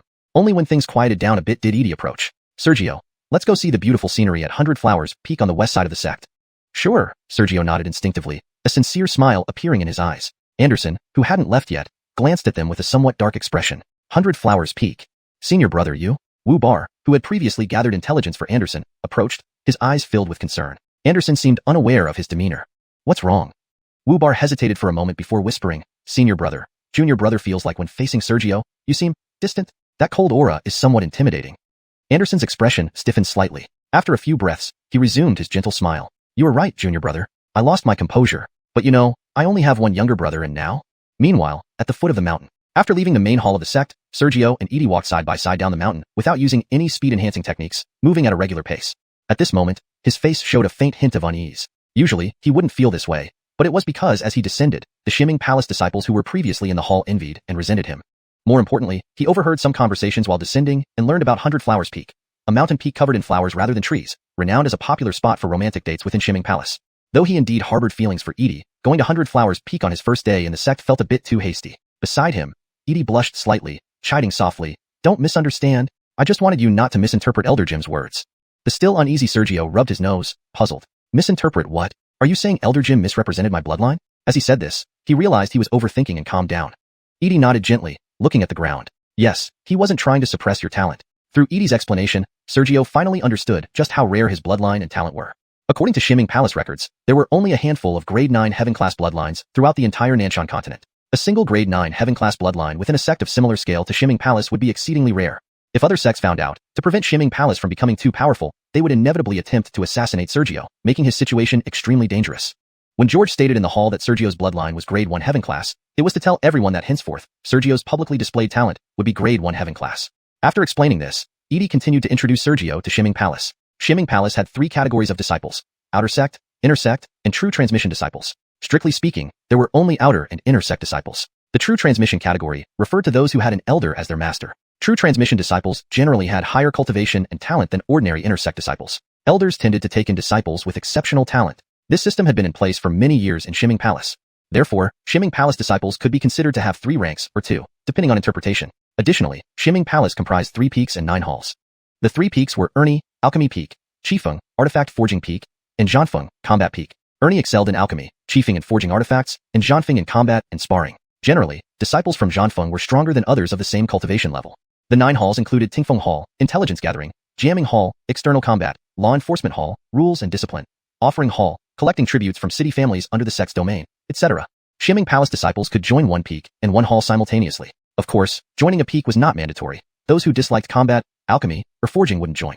All Shimming Palace disciples must join one of the 9 halls. The leaf marking Sergio guessed earlier was indeed Shimming Palace's symbol. 1 leaf for outer sect disciples, 2 leaves for inner sect, 3 leaves for distinguished inner sect members, 4 leaves for true transmission disciples, 5 leaves for outstanding true transmission disciples, 6 leaves for holy sons and daughters, 7 leaves for elders, 8 leaves for deputy palace masters like Nola, 9 leaves, reserved for the Shimming Palace's supreme leader alone. Night fell. Because of their slow pace and the height of the sect's mountain, even after Edie had explained most of Shimming Palace's basic knowledge to Sergio, they were still at the foot of the mountain. Sergio couldn't help asking, if the distinction between inner sect and true transmission disciples is blurred, why are there so many distinctions? The ambiguity stems from ancestral regulations. Edie paused, shaking her head. Those called true transmission disciples are always individuals with remarkable talents and bloodlines. Although many people don't care, some seniors and peers are passionate about status. Darendua looked at Edie with an inscrutable smile, then turned to Sergio. Since you have such a wish, after you pass the entrance examination, we will proceed with the master-disciple ceremony. Dismissed. That's it? Sergio didn't think too much and instinctively prepared to approach Edie to ask why he had insisted on taking the entrance examination. However, Bing Chan, Jim suddenly spoke. Yolchan revealed a look of confusion, as if he had just returned from deep thought. Elder Peng. Jim gave him a deep look before slowly saying, Sergio carries Grade 1 heavenly bloodline. As an elder brother, do not forget the sect's rules. Yolchan's eyes darkened momentarily, but quickly returned to normal, remaining courteous and elegant. Understood, elder brother. Sergio blinked, looking at Jim with mild bewilderment. Grade 1 heavenly? Didn't that be just test him as Grade 9 heavenly? Although he had initially intended to claim his bloodline as Grade 1 or 2 heavenly when entering the sect, the pearl in Schwamming Palace was indeed exceptional, strictly confirming his rank. He couldn't believe Jim hadn't seen this, so what was happening now? Jim did not explain further, only giving him a kindly smile before disappearing like a gentle breeze. The other elders in the hall also vanished. Many of the Schwamming Palace disciples present smiled warmly at Sergio, junior brother Sue. A few ignored him, leaving on their own accord. After about the time it takes to finish a cup of tea, Sergio greeted the enthusiastic senior brothers, exchanging pleasantries and names. They finally got acquainted. Once things calmed down, Edie approached. Sergio, let's visit 100 Flowers Peak on the west side of the sect. The scenery there is beautiful. Sure, Sergio nodded subconsciously, his eyes revealing a genuine smile. Yolchan, who had yet to leave, narrowed his eyes. 100 Flowers Peak. Wu Bar, the latter, who had once gathered information for Yolchan, stepped closer with concern. Senior brother, you? What's wrong? Yolchan seemed oblivious. Wu Bar hesitated, then whispered, Senior brother, I feel like when facing Sergio, you become somewhat cold, almost fearsome. Yolchan's expression tightened for a moment. After a few breaths, he regained his composure. You're right, I lost control. But as you know, I only have one younger brother and now? Meanwhile, at the foot of the mountain, after leaving the main hall of the sect, Sergio and Edie walked side by side, descending at a normal pace without using any techniques. His face showed slight discomfort. Ordinarily, he wouldn't be this way, but those Shuaming Palace disciples in the hall envied and even jeered at him. Most importantly, during the descent, they frequently encountered more Shuaming Palace disciples. From the sporadic discussions, he learned what 100 Flowers Peak was, a mountain peak covered only in flowers, devoid of trees. More crucially, it was a famous dating spot in Shuaming Palace. Though he did harbor feelings for Edie, visiting 100 Flowers Peak on the first day seemed too rushed. Beside him, Edie blushed slightly, gently chiding, "Don't misunderstand. I invited you out to prevent misunderstanding, Elder Penghui." Still somewhat uneasy, Sergio rubbed his nose in confusion. "Misunderstand what? Are you saying Elder Penghui spoke incorrectly about my bloodline?" Realizing this, he composed himself. Edie nodded lightly, her eyes cast downward. "No, he wasn't intentionally suppressing your talent." Through her narration, Sergio learned that his bloodline was exceptionally rare beyond his imagination.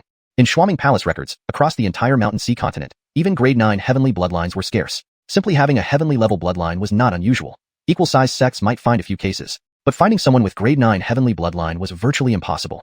If other sects discovered this, to prevent Shuaming Palace from growing powerful, they would likely attempt assassinations, posing constant danger. Earlier in the hall, Penghui mentioned Sergio having grade 1 heavenly bloodline to inform all witnesses that henceforth, Sergio's public talent would be deemed grade 1 heavenly.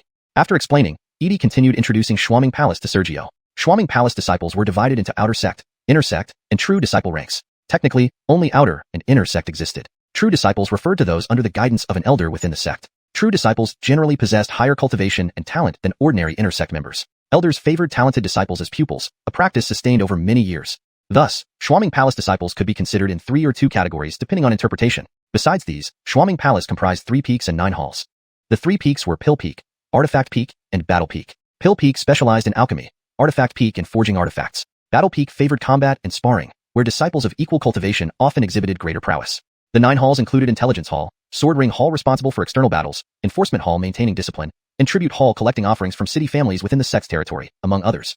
Disciples could join one peak and one hall simultaneously. Of course, joining one of the 3 peaks was not mandatory. Those disinterested in combat or crafting might not join. All Shuaming Palace disciples must join one of the 9 halls. Regarding the leaf symbol Sergio had speculated about earlier, they indeed marked the sect's ranking system. 1 leaf, or single leaf grass, denoted outer sect. 2 leaf grass represented inner sect. 3 leaves signified standout inner sect members. 4 leaves were for true disciples. 5 for exceptional true disciples. 6 leaves symbolized sacred sons or daughters. 7 leaves indicated elders. 8 leaves marked deputy palace masters like Daranduo. 9 leaves were exclusive to Shuaming Palace's leader. Night fell. Due to their slow pace and the high mountain, Edie finished explaining basic Shuaming Palace knowledge while they were still at the foot of the mountain. Sergio asked in puzzlement, "If the distinction between inner sect and true disciples is blurry, why does it seem so clear-cut?" "The blurriness stems from ancestral rules," Edie paused, shaking her head. "Those termed true disciples all possess remarkable talents, though many don't care, some still vie for fame." Chapter 48. Evaluation and Rumors. Facing Sergio's inquiry, although Edie gave an answer, it seemed somewhat vague to him. So that's how it is. He didn't press for more information. They continued talking for a while. 2 Xianxuan sect disciples walked by. Seeing the 2, they hurriedly bowed to Edie. "Greetings, Vanessa." Edie paused in her steps. Then seemingly thinking of something, she said, "I still have things to attend to, so I'll go back first. You 2 juniors, please guide him to the gathering place for the entry assessment." With those words, it felt as if she was almost fleeing the scene. "Weren't we supposed to go to the 100 Flowers Peak?" Sergio's face showed disappointment. The 2 unknown Xianxuan sect disciples looked slightly dazed, glancing from Edie walking away to Sergio whom they didn't recognize. Soon, the plumper one of them turned to his companion, "Junior brother, am I having some mental breakdown during my cultivation, or did I not wake up yet? He was going to 100 Flowers Peak with the Vanessa? I guess I haven't woken up either." The other nodded in agreement. In the Xianxia continent, there lies a range of mountains known as Wuxia Mountain Range. Countless mountains stretch out like a tiger crouching on the ground. No, not like. If one were to soar into the vast heavens and observe from above, the mountain range would indeed resemble a masterpiece of a reclining tiger. Of course, only from such heights can its lifelike form be seen. From the ground, at most, you might see the shape of a tiger, but depending on your angle, you might not even recognize its tiger-like form. Wuxia Mountain Range didn't come about naturally but through human intervention. It was said that a powerful figure could alter the world with a mere thought, transforming ordinary mountains into this vivid tiger shape and founding a sect here, called the Shengyuan sect, at the tail end of the Wuxia Mountain Range. From within, it looks nothing like a tail but rather a winding road, perhaps not even a proper road, just undulating terrain. Here, at least thousands had gathered, faces filled with anticipation, anxiety, worry, and more. They are those who have traveled from all directions to participate in the entry assessment of the Shengyuan sect. The entry assessment has 2 rounds. Of course, the first round is the real test, the second is merely a selection process. As long as one passes the first round, they can join the Shengyuan sect. I originally thought my true Qi 4th level cultivation would surely get me through the assessment. Who knew that everyone else also cultivated above true Qi realm? Right. It's said that without spiritual martial realm cultivation, there's no hope of standing out in the assessment to attract the attention and favor of the elders. Speaking of which, did you hear that someone infamous has come to participate in this assessment? My great-uncle's cousin's elder brother-in-law's younger brother is an outer disciple of the Shengyuan sect, and he told me that person is vicious and merciless, self-righteous and selfish, named Yes, seems he's called Sergio. Occasionally, discussions about these rumors could be heard around. Initially, the remarks carried a hint of worry, but as the discussion progressed, the crowd unconsciously began to relax. If they could maintain this mindset, they might even perform exceptionally well during the assessment. In a certain part of the crowd, these three people, while conversing, suddenly turned their gaze towards a nearby youth. May I ask for your name, brother? You seem quite reclusive. That's not good. I've heard that assessments are extremely challenging, so the Shengyuan sect does not object to forming groups to help each other, as long as it doesn't exceed 3 people. This youth wore a white robe, his brows exuding an aura of resolve, and his eyes, hidden beneath, carried a trace of coldness. He was Sergio. 10 days ago, Edie left, and an outer disciple of Shengyuan sect led him to the gathering spot for the assessors. He had been quietly gathering strength until today.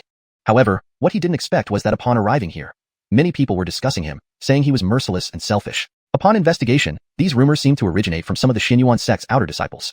Not considering his actual personality, having just arrived at the Shengyuan sect, even if he were truly ruthless, it wasn't common knowledge. Clearly, someone was targeting him. He was not reclusive. Had it not been for these sudden rumors, he wouldn't mind finding a few people with similar cultivation levels to accompany him.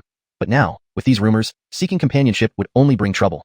As Sergio pondered, the trio, receiving no response, tried again. Brother? Sergio smiled faintly. No need. Despite his smile, his voice conveyed distance. The trio sensed this, scrutinizing Sergio for a moment before resuming their discussions, gradually putting a bit more space between them. What's so impressive?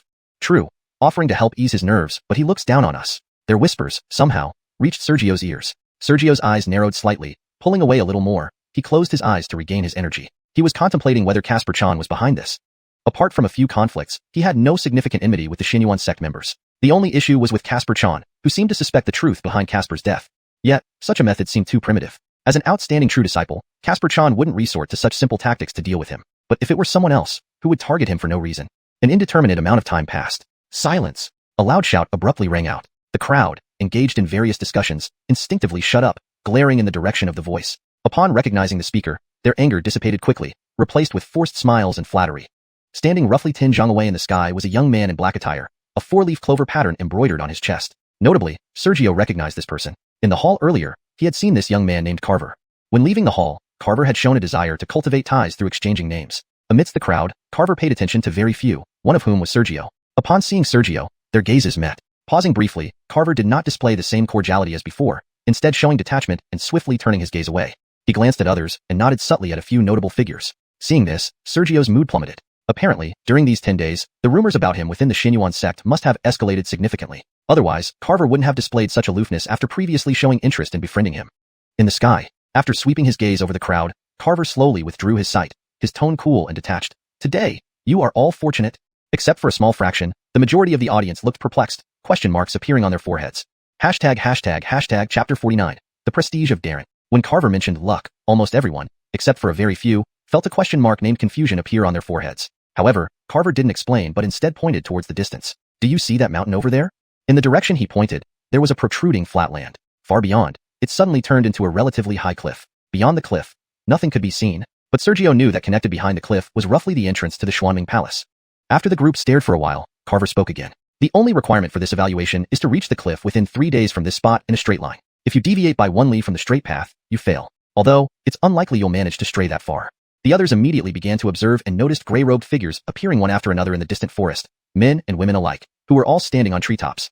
Upon closer inspection, if you drew a straight line from their positions to the cliff, all these gray-robed individuals precisely lined up parallel to this line and were exactly 1 li away. This time, Carver didn't give them much time to observe. His tone turned chilly. Anyone who intentionally harms others during this evaluation. He was explaining the rules of the test. No groups larger than 3. No intentional harm. First and second offenses receive warnings. Third offense results in disqualification. Malicious killers will be executed on the spot. There weren't many rules, just 3, but 2 were related to harming others because the top 10 finishers would receive special rewards. Without these rules, some would undoubtedly try to sabotage each other. After declaring the rules, Carver paused his gaze on Sergio for a moment before saying, "Esteemed geniuses have gathered for this examination. Our deputy palace master has decided to oversee it personally. I hope you all follow the rules, showcase your best efforts, and do not disappoint him. Those who impress might gain direct entry as personal disciples." Deputy Palace Master of Xuanming Palace? How could that be? From what I know, it's usually intersect or personal disciples who preside over recruitment. Even elders rarely appear. He's a personal disciple. Can an announcement made in person be fake? Let's stop talking. Who knows how formidable the Deputy Palace Master is? Perhaps he's watching us. Murmurs arose and quickly died down. Silence. Carver's face was grim. Instantly, the area became eerily quiet. Carver nodded, then bowed toward the Xuanming Palace. We welcome the Deputy Palace Master. Welcome. A chorus echoed from the outer disciples of Xuanming Palace as they simultaneously drew identical long swords and stabbed them skyward. Welcome. Welcome. Welcome. The shouts reverberated through the air with unmatched intensity. Under the influence, many others also joined in chanting. The earth shook violently nearby, though in the gathering area, it was barely perceptible unless closely observed.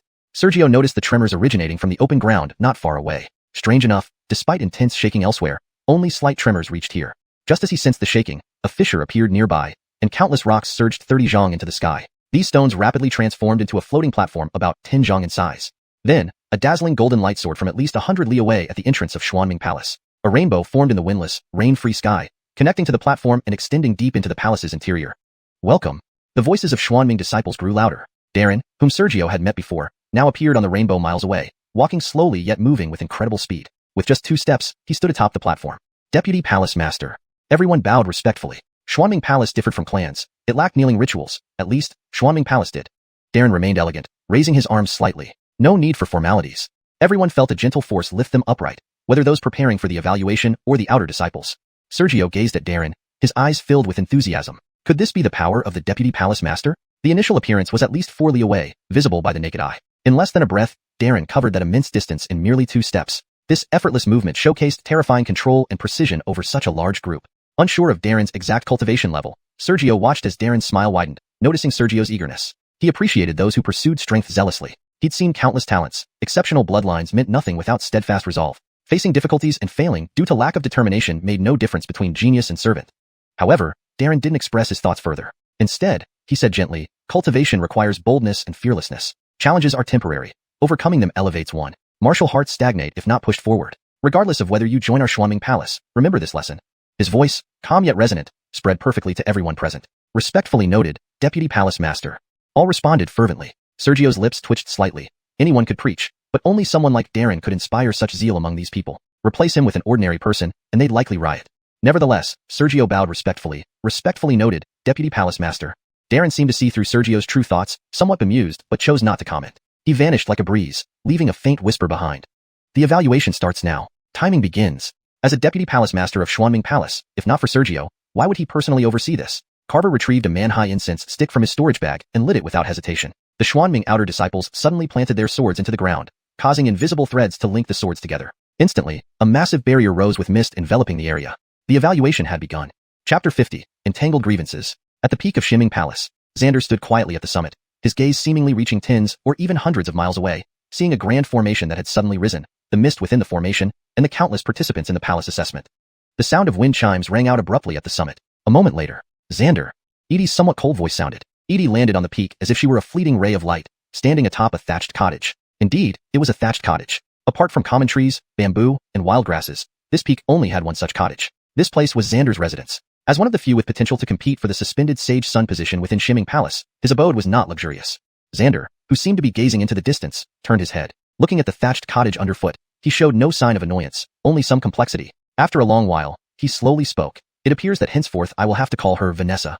Edie, who was originally somewhat angry, suddenly revealed a complex expression, along with a hint of hesitation. There was history between them. Before Sergio was born, Xander was a contender for the title of Sage Sun in Xuanming Palace. Even if it hadn't been for Edie's heavenly grade bloodline, Xander would have already battled other sect geniuses for the Sage Sun position. The Sage Sun position of Xuanming Palace could be left vacant temporarily, but not indefinitely. Without Sergio, Xuanming Palace intended to align Edie with one of the geniuses. Xander was naturally one of them. Due to Edie's overwhelmingly strong bloodline, if she chose someone, that person would become the Sage Sun. Of course, among those geniuses like Xander, ordinary people were certainly not an option. As for their past, it was rather simple. Davisk fallen flowers seeking affection but meeting in different water.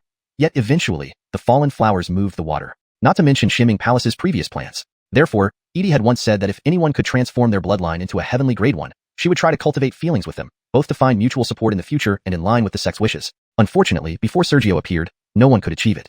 As for being angry at the sect, well, she wasn't. She was wiser than Sergio imagined. At least, regarding feelings, she didn't believe in love at first sight, but rather trusted that time revealed true intentions. Over time, natural feelings would develop. Perhaps it was a compromise, or perhaps it was her belief.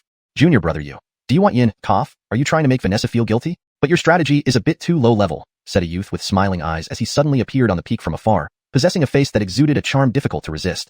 Originally showing a complex and hesitant expression, Edie suddenly thought of something and her demeanor turned cold. Xander turned his head without emotion. Marvin, you changed your words so quickly. Have you realized you have no hope? Also, Why did you come here? This person was named Marvin. When he was still an infant, a Xianxia palace elder found him abandoned in a bamboo forest during a journey and brought him back due to compassion, discovering that he possessed a powerful Earth Grade 9 bloodline. Whether the elder brought him back out of compassion or because they sensed his bloodline, different people might have different interpretations. Since he was found in a bamboo forest, he took Zhu, bamboo, as his surname. After growing up, he chose June, prince, as his name. He once declared, I, Marvin, take Zhu as my surname and June as my name, where June signifies both a refined gentleman and an unparalleled sovereign. He never hid his ambition for the Sage Son position. Previously, Xianxia Palace had 3 eligible candidates for the Sage Son position: Xander, Marvin, and another called Landon. To get back on topic, facing Xander's question, Marvin chuckled. Landon. With trouble comes a sigh. A robust man landed on the peak like a cannonball, causing the summit to shake slightly, making everyone wonder if it would collapse.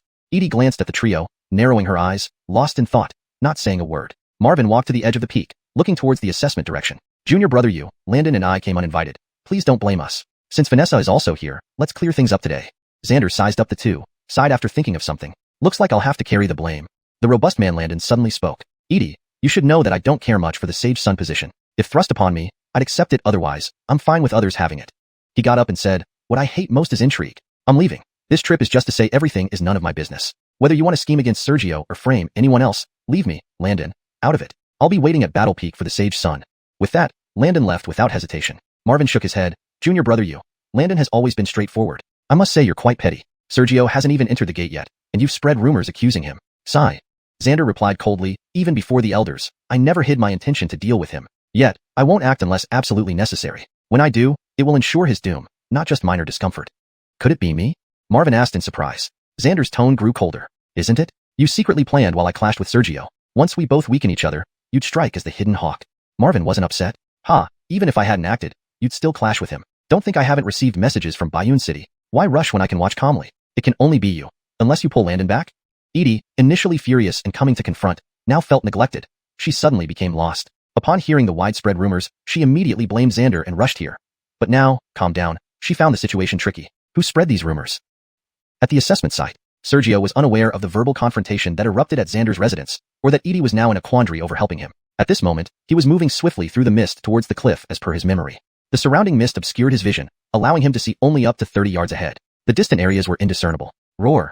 Occasionally, he heard roars and sounds of participants battling the mystical beasts.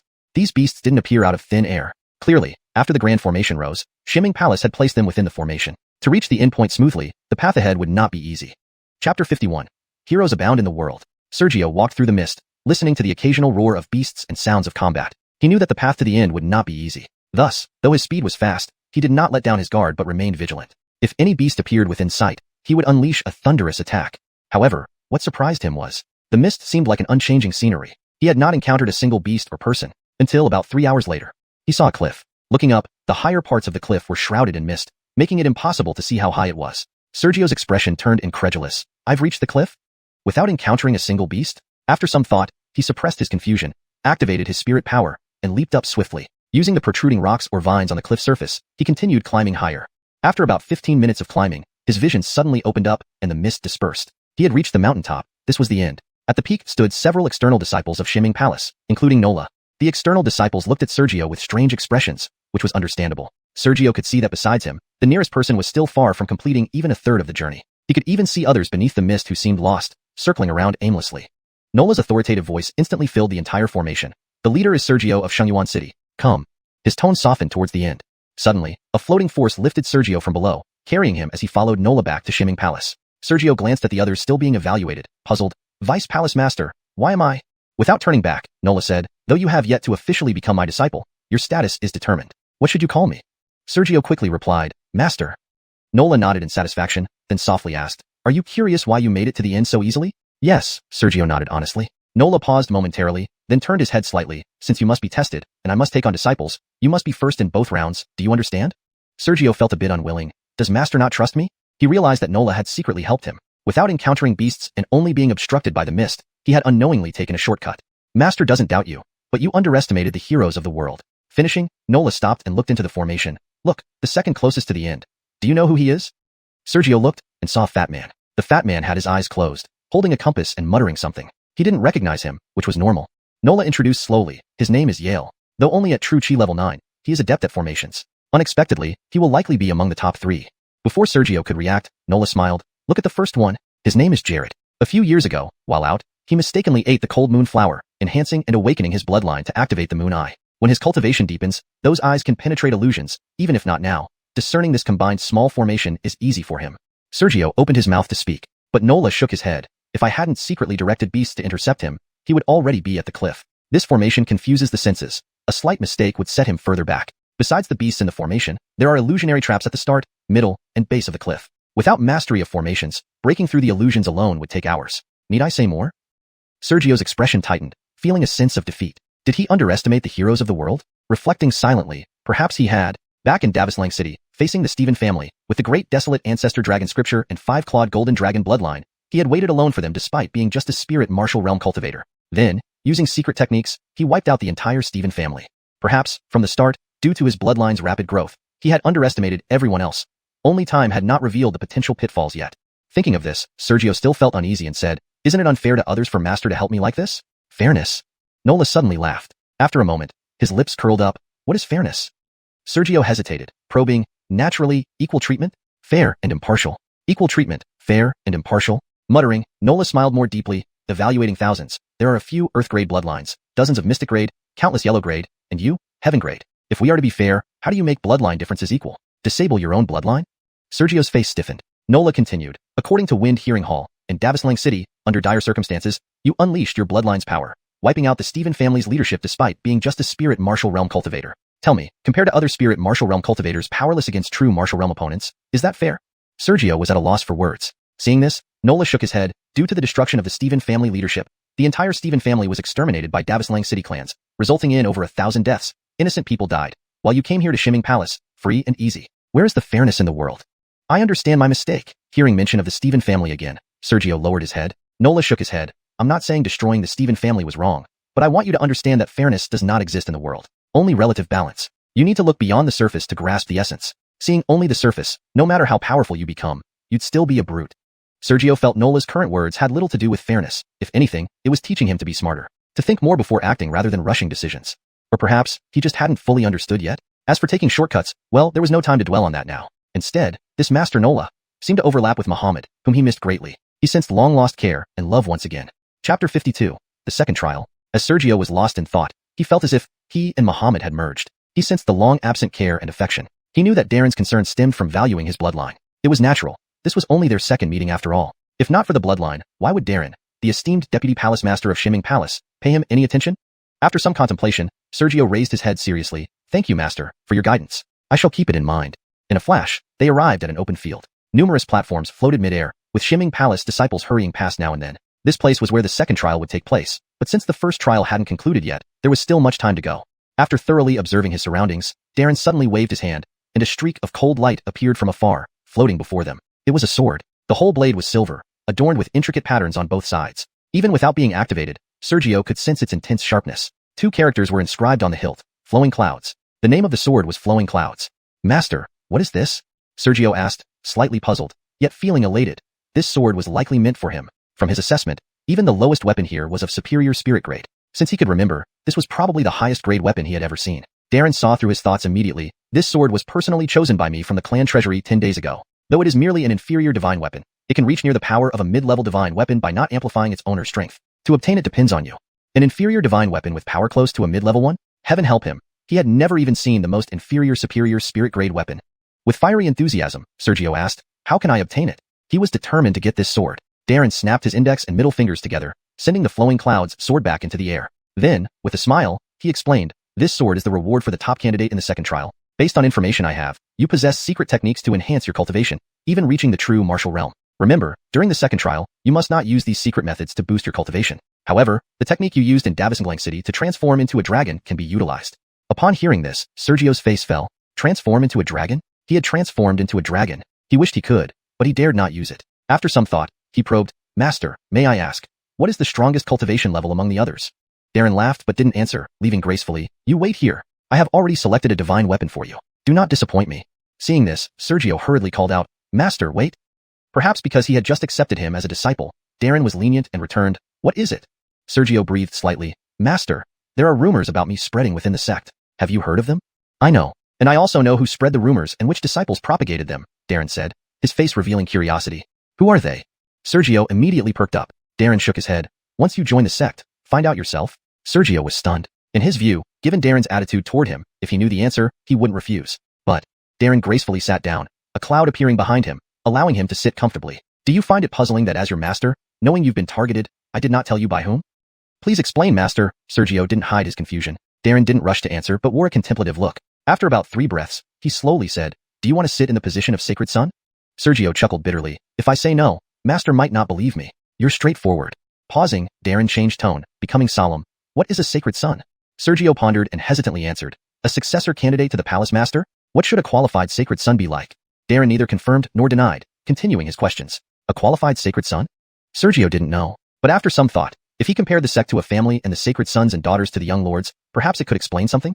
Choosing his words carefully, he replied, a qualified sacred son, while not necessarily having the highest cultivation among the younger generation, should at least be among the peak cultivators. Furthermore, they should be wise, calm under pressure, and capable of making decisions when faced with crises. Only such a person can lead the sect to prosperity once they become the palace master.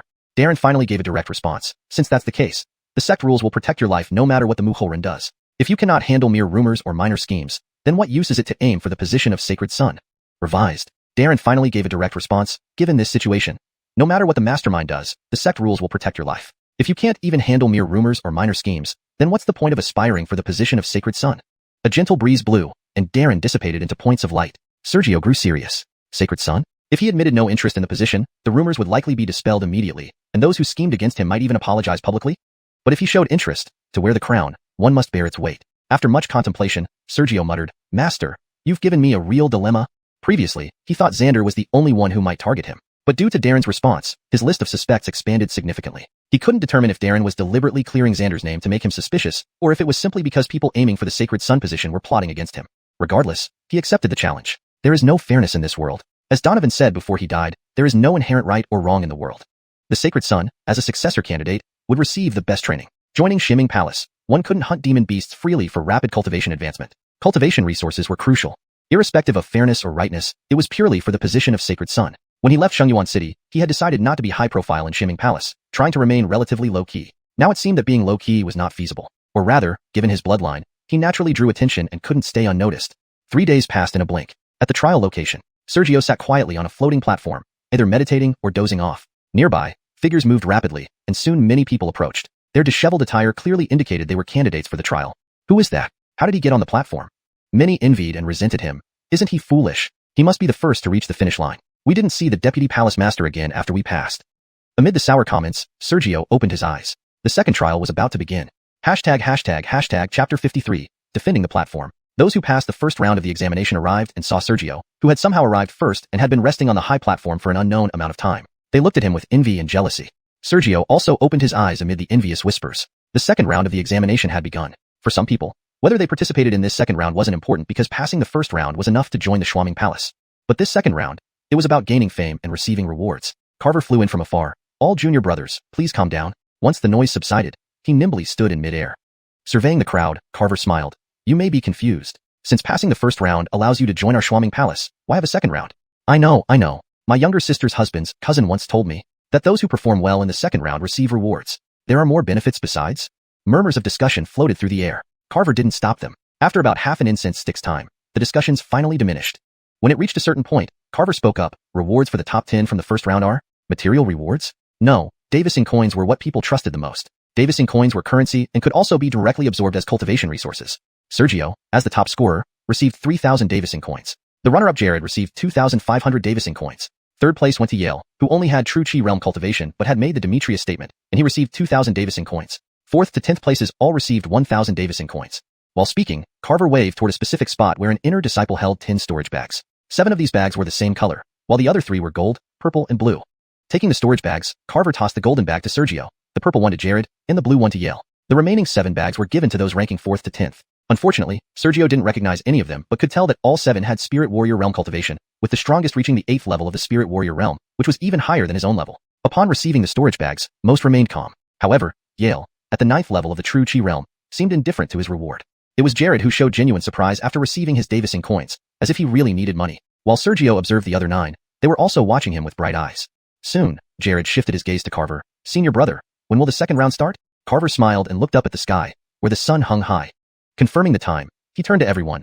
Less than a quarter hour remains until noon. The second round starts at noon. He then changed the subject. The second round takes place on platforms floating in the sky, each occupied by one person. From noon today until noon tomorrow, whoever can still occupy a platform will continue with the examination and receive rewards from the sect. Those who cannot hold their position naturally fail.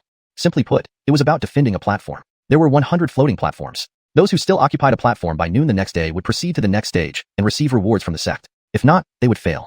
Jared asked, "What happens after defending the platform?" Carver, who seemed to have a good impression of Jared, explained with a smile, "Tomorrow, the 100 platforms will engage in decisive battles. The ultimate champion can become a disciple under the deputy palace master. The top 10 will be accepted by elders and directly enter the personal disciple's rank. Afterward," he added, "even if not in the top 10, during the decisive battles tomorrow, our Shuaming Palace elders will watch from the clouds. Outstanding individuals, even if not in the top 10, if favored by an elder, can still rise quickly. Even if momentarily disappointed and unable to enter the personal disciple's ranks, successful defenders can still directly enter the inner sect."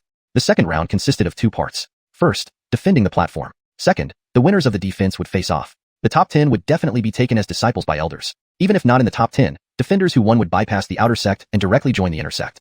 Amidst everyone's excitement, Sergio spoke up, "Are there any other rewards?" Even without participating, he could directly become a personal disciple. If that was all, this exam wasn't necessary for him. Divine weapons? If he hadn't participated, perhaps Davisuya would have already given him Davisuyan. There should be other benefits. Unfortunately, he didn't get a chance to ask Edie. Unexpectedly, "Junior brother, I don't know, but entering the top 10 already means becoming a personal disciple. What else do you need?" Carver shook his head, denying it. Shuaming Palace's triennial entry exam, with Carver being one of the 4 true transmission disciples who had witnessed the palace master's bloodline, how could he not know? He just didn't want to say. Sergio glanced around but wasn't upset. He closed his eyes again. The results would reveal everything eventually. Half an hour passed quickly amidst Carver's encouragement and explanations of the rules. As soon as the time came, figures leaped from the ground, each claiming a platform. However, there were only 100 floating platforms, yet over 400 people had arrived. More people reacted too slowly and missed out as the platforms were quickly claimed. However, no one cared. The real test was just beginning. A gust of wind sounded. Sergio opened his eyes and saw Plump Yale, third place, appear outside the platform. No wonder senior brother Sue captured the top spot. Your cultivation is truly unreachable. With your strength, the top 10 are a sure bet. Congratulations, senior brother. Since passing the first round allowed one to join the sect, calling each other junior brothers and sisters wasn't wrong. As seen, Carver had changed his address to junior brother now. And Yale, though only at the true Chi realm, was standing in midair. Spirit warrior realm 7th level Sergio couldn't hover in the air. Yale, at the true Chi realm, obviously couldn't either. Upon closer inspection, one could see semi-transparent mystical symbols surrounding Yale, seemingly enabling him to stay airborne. Observing for a bit, Sergio asked, "Are you trying to compete for the platform with me?" Yale hastily waved his hands. "Senior brother Sue, you're joking? With my mere true Chi realm cultivation, getting third place in the first round was already sheer luck. How dare I challenge you now? Losing once would mean losing the chance to defend further." Indeed, each person only had one chance to fail. Continuing victories meant winning. A single loss meant immediate elimination. After explaining, Yale added with a smile, "I just thought that if we face each other tomorrow, please go easy on me, senior brother." ####Chapter 54, The Lottery Duel. Faced with Sergio's inquiry, Yale hastily waved his hands to explain and then smiled, saying that he had merely come to introduce himself. If they should face each other the next day, he hoped Sergio would show mercy. After a pleasant chat, Yale turned and drifted away, choosing a nearby Chi condensation realm platform to directly engage in a confrontation. As for Sergio's own platform, well, no one actually challenged him. There were 100 platforms, and Sergio's cultivation was only second to an unknown spirit martial 8th level cultivator. Since they could only lose once, who would willingly face him? Even the spirit martial 8th level cultivator chose another platform rather than challenge Sergio. Unexpectedly, he would likely be idle on this platform for a whole day. Bang bang bang. Sounds of battles echoed around him. As the duels began, these sounds grew louder. With such commotion, it was impossible to meditate or take a nap. After some thought, Sergio started observing others, mainly Yale. Actually, he wanted to observe Jared even more because Jared not only possessed the mysterious moon eye, but also had a spirit martial 5th level cultivation. However, no one dared challenge Jared, so most confrontations were between Chi condensation realm cultivators and lower level spirit martial realm cultivators. The only one worth observing was Yale. Sergio and the top 10 candidates from the first round evaluation, including Jared, all scrutinized Yale. They all wondered how a mere Chi condensation realm cultivator managed to beat a group of spirit martial realm cultivators and secure third place. Elsewhere, on the platform Yale had chosen, aware of the gazes, Yale remained unperturbed. His selected platform was currently occupied by a dwarf at spirit martial 1st level. "Seize my platform?" The dwarf's eyes gleamed with malice. A lowly Chi condensation realm cultivator daring to challenge him. Was this an insult? Yale laughed heartily like a laughing Buddha. "Brother, please don't be angry." He explained, "Junior brother is merely at the Chi condensation realm, so I either get defeated and lose eligibility, or I defeat you, establishing my authority and sparing us any further trouble." His explanation only made things worse. The rules don't forbid injuries. The dwarf laughed menacingly, turning into a blur as he lunged forward. Yale floated backward. In terms of cultivation, junior brother can never match you, but in combat, cultivation isn't everything. Soon, He retreated to the edge of the platform, a peculiar smile forming on his lips. Wind formation, condense. Glowing symbols cascaded onto the platform. Moments later, the dwarf approached within half a yard of Yale. Yale's smile widened. Brother, farewell? The dwarf's expression changed dramatically as transparent chains rose around him. These were chains made of wind. Instantly, they wrapped around his limbs. Break! The dwarf roared, releasing his spirit energy. But the chains flashed and dragged him off the platform. Although he shattered them soon after, it was too late. He was out. Yale chuckled. Brother, forgive me. The dwarf stared at Yale, finally speaking in a hoarse, defeated tone. I've heard of the unmatched power of the Tong family's Four Directions formation. Is this your Four Directions formation? Sort of. Yale smiled but didn't elaborate. Continuing, he snapped his fingers repeatedly, causing more glowing symbols to descend and merge into the platform, clearly fortifying his formation. Observers who intended to challenge Yale grimaced. They knew the longer he set up, the more difficult he would become. Back at Sergio's platform, watching Yale's actions, Sergio's expression turned serious. This method was bizarre. Had he faced Yale earlier, he might have been unexpectedly pulled off the platform even if he could instantly shatter the chains. Moreover, did the dwarf break the chains himself, or did Yale retract them upon victory? It wasn't clear. Time slowly passed. While Sergio waited idly, less advanced cultivators engaged in fierce battles, picking opponents carefully. One day slipped by gradually. The next day, at noon, after remaining silent for a whole day, Carver suddenly shouted, "Time's up." However, yes, the platforms were already quiet. In fact, by dawn, there were no more eligible challengers. Carver sized up the situation and said, "Each platform has a number. You have 15 minutes to check your number before the matches begin." Number? Sergio paused, then noticed faint glowing numbers in the center of his platform. He leaped over and saw the number 1. The platform he rested on previously was at the very center, so it was surprising to find that this was platform number 1, not somewhere in the middle. They didn't use a lottery system to prevent under-the-table dealings, although Shimming Palace likely had countless methods if they truly wished to manipulate things. Carver continued, "Number 1 will fight number 2. Number 3 will fight number 4. Find your opponent accordingly." Jared, adhering to the principle of asking when unsure, spoke up, "Brother, we've all successfully defended our platforms. Where should we go for our matches?" Carver smiled. "When time is almost up, half the platforms will disappear. Those who lose their platforms must reclaim them. If your platform collapses and you can't find an opponent in time, you're out." Jared thanked him. "I see, thank you, brother." Around 20 breaths later, while Sergio's platform remained intact, the adjacent platform started trembling, cracking visibly. It was about to vanish. That was platform number 2. Its occupant looked urgently at Sergio. "You are number 1? "Yes." Sergio confirmed without hesitation. The occupant, despite seeing the number earlier, still forced a smile. His cultivation wasn't weak, being at Spirit Martial 3rd level. But against Sergio, cracks spread more rapidly across the platform. Helplessly, the occupant leaped onto Sergio's platform. 10 breaths later, 50 bolts of lightning struck the ground silently and reabsorbed into it. Standing opposite Sergio, the man calmed down after a moment, clasped his fists, and bowed. "We've both made it this far. Surrendering without a fight goes against the martial path. Please show mercy, brother." Half an hour passed swiftly. Clearly counting the time, the man rushed forward the instant the time was up, brandishing a black staff toward Sergio. Clearly, he planned a final desperate move through sudden ambush. If successful, he would advance. If not, he would lose anyway. And he attacked like a thief in the night. Chapter 55. The Stubborn Yale. Just as the 15-minute mark arrived, Sergio's opponent struck immediately. He had been counting the seconds, and in a near ambush-like manner, made his final move, hoping to catch Sergio off guard and have a chance at advancing. Strangely enough, he did not break any rules. Had it been anyone else, even if they weren't ambushed successfully, they would certainly be flustered. But Sergio, watching the incoming stick, he simply reached out and instantly grasped the black stick mid-swing. It was a forceful strike, but unfortunately, it was just lacking for him. Brogan's face froze momentarily. He quickly dissipated his spiritual energy. Junior brother has lost. He slightly clasped his hands in salute, with a hint of resignation, and leaped off the stage. Looking around, aside from a few exceptions, most stages were locked in fierce, evenly matched battles. As for Yale's stage, his stage hadn't collapsed yet. Having set up countless traps on this stage, although Yale's opponent possessed the cultivation of the 2nd rank of Spirit Warrior, at least 20 chains hovered in the sky. The outcome was already determined. Half an hour later, the first round of matches concluded. Carver promptly announced that another 15 minutes would be the deadline. This time, Sergio's opponent was the victor of the previous match, contestant number 4. 10 breaths later, another platform began to shatter. Sergio's stage remained intact. Number 4 helplessly leapt onto Sergio's stage. His cultivation was not even as high as Sergio's previous opponent, merely at the 2nd rank of Spirit Warrior. Instead, Sergio keenly noticed that Yale seemed to be having some bad luck. His stage was starting to crack. "Haha, Oral, without your formation, let's see how arrogant you can be," Yale's opponent laughed. Yale's face turned bitter. He then looked towards Carver. "Senior brother son, if I enter my opponent's stage, can I set up formations beforehand?" "No," Carver replied bluntly. Yale's expression became visibly sorrowful. Soon, he spoke again. "If I manage to preserve my stage and destroy my opponent's stage, what happens then?" Everyone who was paying attention stiffened their faces. Could this be done? Even if he didn't want to lose his advantage, it seemed too bold. Carver's lips curled upward. "All stages are controlled by sect formations. If you really can do it, naturally your opponent will take over the stage rather than defend it." Yale licked his lips. "Resisting the sect formations is beyond my capabilities, but affecting them isn't too hard." With these words, Yale suddenly sat cross-legged on the ground. Earth shape, strike. Countless symbols shimmering with fluorescence continuously jumped across the stage, ripples spreading widely. The shattered stage began to show signs of recovery. Yale's opponent's eyes narrowed sharply. Can I deal with him now? Unconsciously, Yale's opponent became anxious. Carver wore an expression of amusement. You can try attacking his stage. Hearing this, the man shot forward like a cannonball. He didn't want to face Yale at home court. Yale waved his hand, and wind chains appeared again.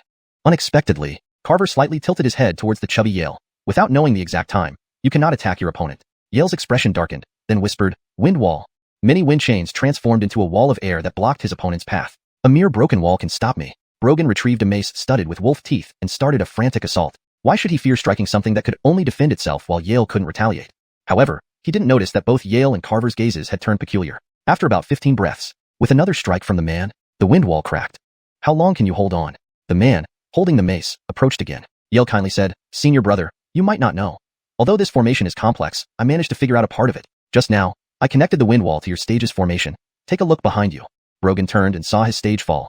The surface still bore numerous marks from the mace strikes. Joy and despair came swiftly. After a moment, the man gritted his teeth. How did you do that?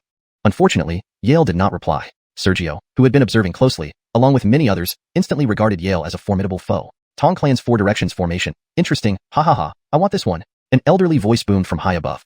15 minutes later, combat resumed. However, Sergio's opponent's cultivation gap was too large. The outcome was predictable. When results from other stages were decided, Carver, looking at the remaining 25 stages, had an odd expression. This round, number 1 versus number 7, number 12 versus 95 by. The lucky one receiving the bye slowly smiled, though not too surprisingly. This time, with 25 remaining, 12 paired contests meant one would get a bye, either Sergio, number 1, or he, 95. Since Carver announced 1 versus 7, he must receive the bye. There was no need to mention this. Focus on Sergio. He surveyed his surroundings, then his gaze suddenly sharpened. Number 5 was Yale. Previously, Yale found a stage near Sergio after chatting with him. Their numbers were close, so encountering him was natural. And Yale also saw Sergio's gaze. He smiled, Senior brother Sue. Sergio glanced at the 5th stage, narrowing his eyes. Old trick? If junior brother's luck remains poor. Pausing slightly, Yale laughed. Junior brother only possesses true Qi realm cultivation. If I don't try, I'll likely have no resistance against senior brother. Formations. Sergio was inexperienced with formations. He didn't want to confront Yale on the 5th stage. Playing to his weakness while Yale played to his strength was unwise. 10 breaths later. Rumble. 12 stages started showing cracks. Seeing the renewed cracks on the stage, Yale sighed, looks like junior brother's luck isn't good. A series of strange symbols rose. Sergio leapt to the edge of the stage, intently watching the 5th stage. Indeed, he was inexperienced with formations. But brute force conquers all. Observing for a moment, his heart sank. He could sense the power of the strange symbols within the 5th stage, extending down into the ground beneath. Formation power. Formations can't appear on my stage without a cause. Realizing this, Sergio closed his eyes, instantly running the great desolate primal dragon scripture, amplifying his perception to its limit. Though seemingly untouched, there must be energy flowing. If he could find the flow route, he could break through. The great desolate primal dragon scripture lived up to its reputation as a method capable of devouring everything. Upon activation and amplified perception, he sensed endless energy around him. Formation? He couldn't understand it, but under the influence of the scripture, the trajectory of the formation became visible. He saw numerous threads pouring into the ground from the 5th stage, merging into the ground beneath him. Following the thread's convergence, cracks appeared on the stage beneath his feet, stabilizing instead of collapsing further, and the cracks began to heal.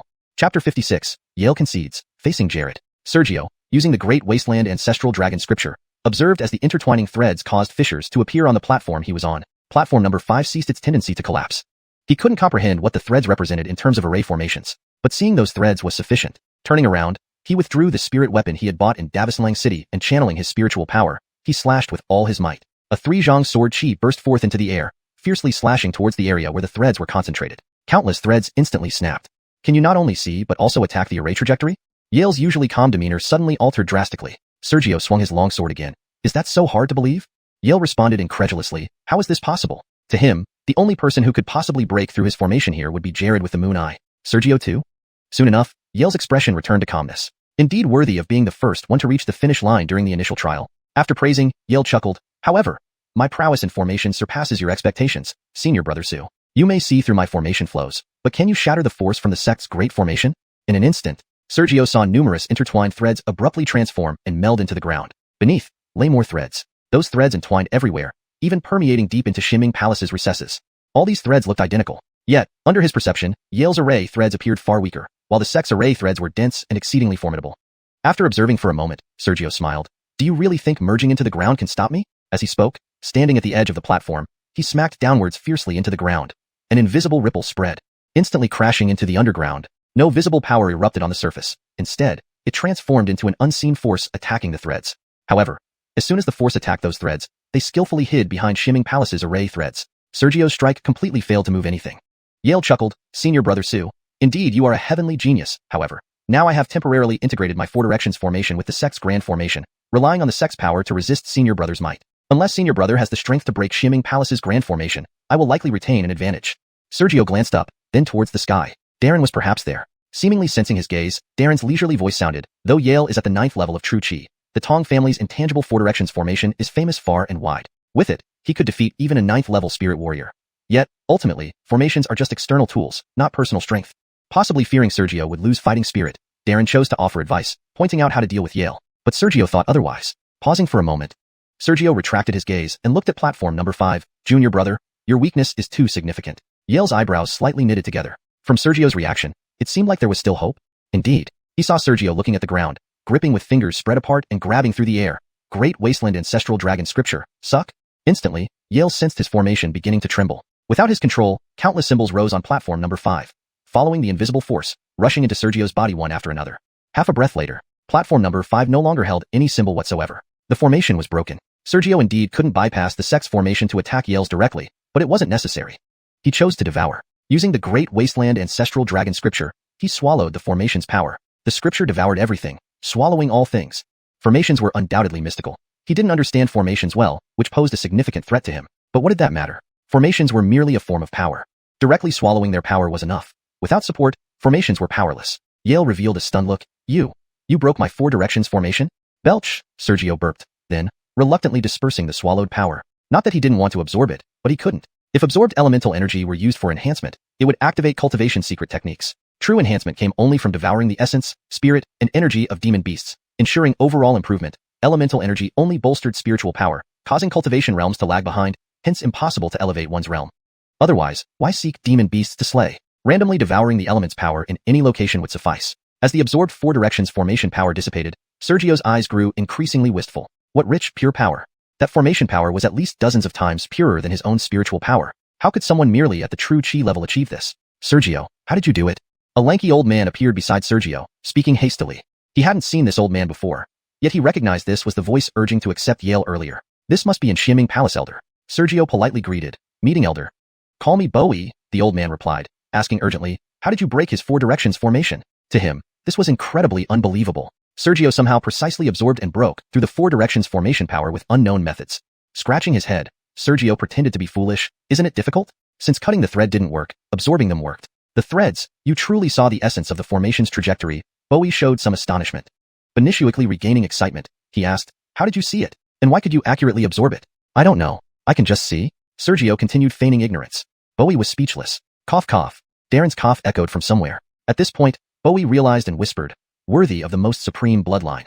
His figure dispersed and vanished without a trace. Sergio relaxed slightly, genuinely worried about further questioning by Bowie. The Great Wasteland Ancestral Dragon Scripture was too dominant and profound. He didn't want it leaked outside. Yale, initially shocked, now recovered. Looking at Sergio complexly for a long time, he bowed slightly. "It seems Junior Brother can only stop here." "Brother son," Junior Brother concedes.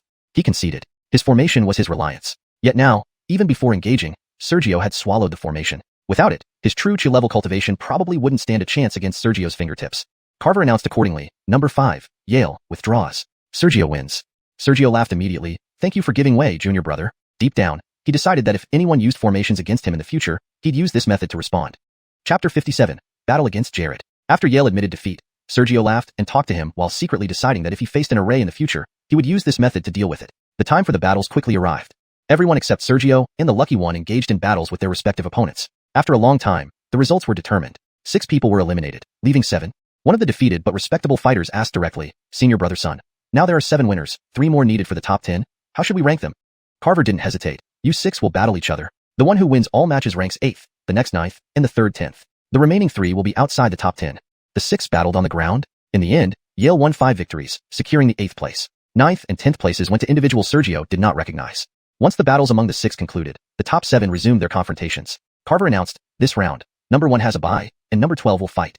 This time, Sergio was the lucky one. He quietly observed, paying particular attention to Jared's battle against number 12 and another Davismore 8th stage fighter whose name he still did not know. Unfortunately, although the Davismore 8th stage fighter used obvious tactics, Sergio noticed something strange about Jared. Even when using low-level combat techniques, his opponents found it difficult to dodge. Sergio couldn't figure out why but felt that Jared seemed very skilled in combat, often attacking at moments when the opponent could not evade or defend effectively. To Sergio, Jared, despite being only at the 5th stage of Davis War, appeared more formidable than the Davis War 8th stage fighter. As for the other winner, he was neither as formidable as Jared nor as threatening as the Davis War 8th stage fighter. As the four mutually sized each other up, Carver slowly spoke, "Please welcome Deputy Palace Master." A golden light appeared in the sky. Daranyong, nominally responsible for this palace entry examination, slowly descended from the sky, appearing at the exam site for the second time. Deputy Palace Master. Both the victors and losers, along with the existing members of Xining Palace, bowed. Daranyong softly said, "No need for formalities," before raising everyone up and slowly continued, "All of you are the hopes of our Xining Palace." He delivered a brief motivational speech, then changed the subject. "Next, Sergio will fight Krista, and Jared will fight Bond. The winners will continue battling for the championship, while the losers will compete for the top 3 positions. Rest for half an hour and prepare for the battles." With this announcement, Sergio became acquainted with the other top 4. The Davis Wu 8th stage fighter was named Bond. Krista, who seemed the least threatening, was a woman wearing a white veil, the only female among the top 4. Perhaps because the master-disciple relationship had been established, Daranyong did not help Sergio during this second test but arranged a favorable matchup for him at this crucial moment. Bond and Jared both looked disappointed. Everyone sensed the threat. They could also sense the extraordinariness of their opponents, and the weakest might indeed be Krista. Everyone wanted to face Krista.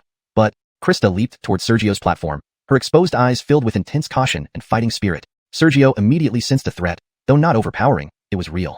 Yes, Krista seemed the least threatening among the 4, but reaching the top 4 wasn't easy. Her cultivation alone was strong, at the 6th stage of Davis Wu. Without the star rhythm pill obtained from Castor earlier, Sergio would only be at her level. Though it was rest time, none of the 4 rested, eyeing their opponents intensely. Just then, Daranyong waved, and the flowing cloud sword previously shown to Sergio appeared in his hands. With evident satisfaction he declared, "You have all performed admirably. I have decided that the champion can become my disciple, and this sword shall be the reward." Carver glanced enviously, then said slowly, "The flowing cloud sword is an inferior divine weapon, its sharpness rivaling that of a middle-grade divine weapon. It is one of the best weapons in Xining Palace. Fellow disciples, Deputy Palace Master has high hopes for you. Please do your best, and don't let his effort to bring out this weapon go to waste." Having been informed beforehand, Sergio, Jared, Krista, and Bond all breathed heavily, realizing the immense value of the flowing cloud sword, a top-grade divine weapon in Xining Palace. These few words alone conveyed its significance.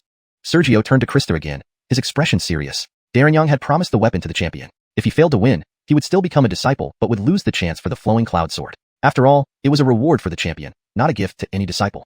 Looking at Krista again, she shifted her gaze from the flowing cloud sword and whispered, "Brother Su, what is your bloodline rank? Do you always ask about bloodlines before a battle?" Sergio frowned slightly. "Although I know it's unlikely, I'm concerned that your bloodline might be below 5th rank Xin grade." Krista paused. "I am determined to obtain the flowing cloud sword. My bloodline is 3rd rank Earth grade mystical butterfly. If your bloodline is insufficient, I worry you may suffer permanent damage." Concern? Or probing? Mystical butterfly? Sergio thought about it, but had never heard of it. It made sense. In the sacred Guiyuan City where he used to live, even the strongest bloodlines were just Xin grade. Any higher would have been taken away by Xining Palace immediately. How could he know much about Earth grade bloodlines and their peculiarities? Standing higher allows one to see farther. If not coming to Xining Palace, how could he encounter so many geniuses? He smiled. "Miss, you needn't worry. My bloodline is not inferior to yours." "I'm relieved." Krista closed her eyes, conserving her energy. Sergio also chose to rest lightly, recovering his strength. The upcoming battle wouldn't be easy. Maintaining peak condition was essential. Half an hour passed swiftly. "The contest begins." Daranyang's voice rang out. Instantly, the 4 who had been conserving energy opened their eyes simultaneously, a murderous aura spreading around them.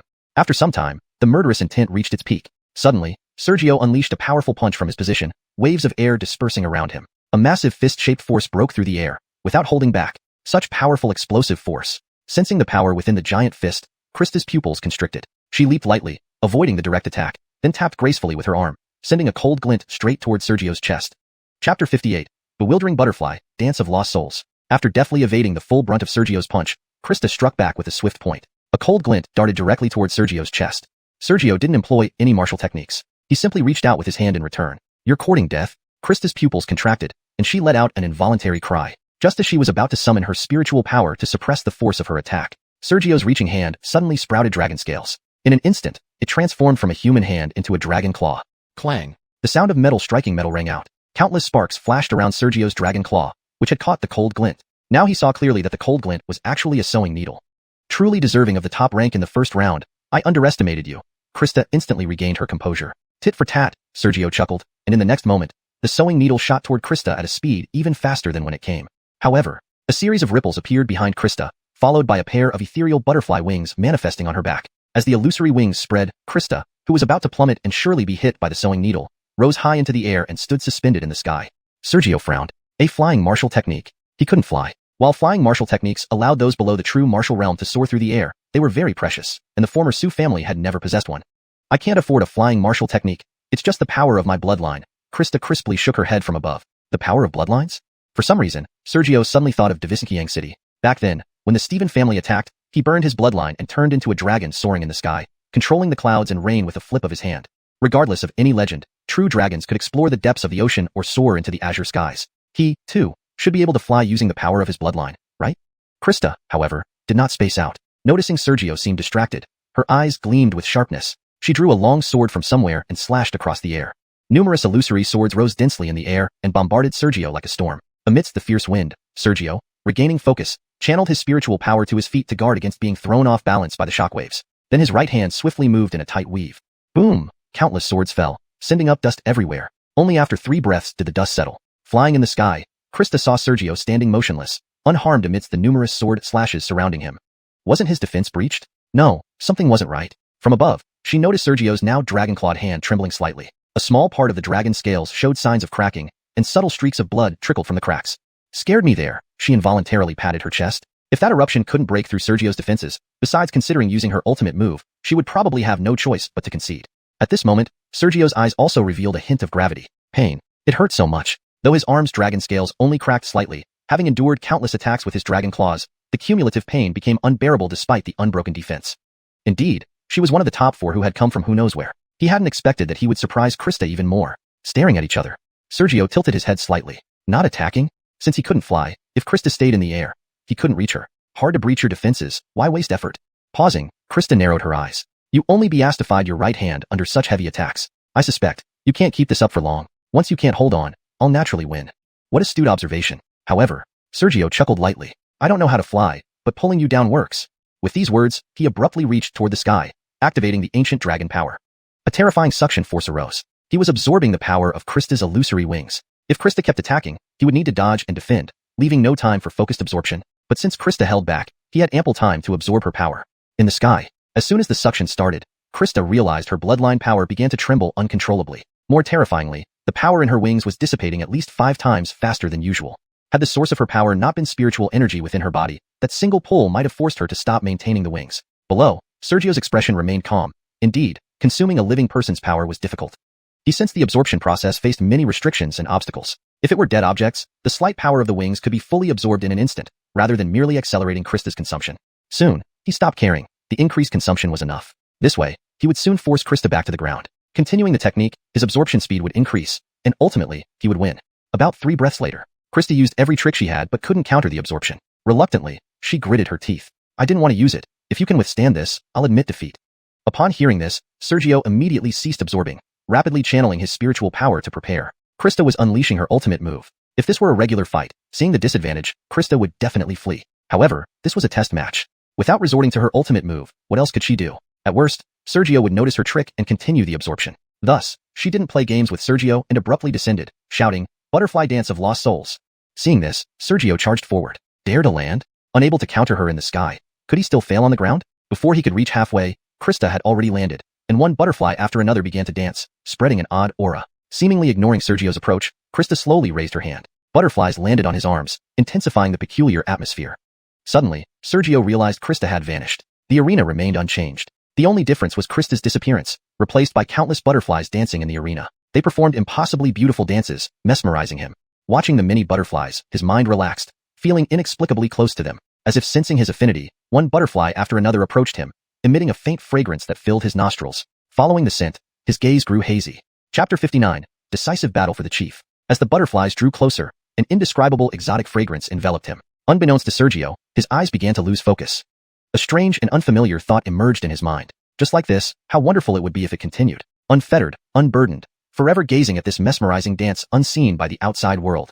One butterfly after another continued to land on him. The butterflies kept dancing. Sergio, watching countless butterflies in motion, with his dazed eyes showing a hint of regret, said, "Unfortunately, I lost sensation in my right hand, so?"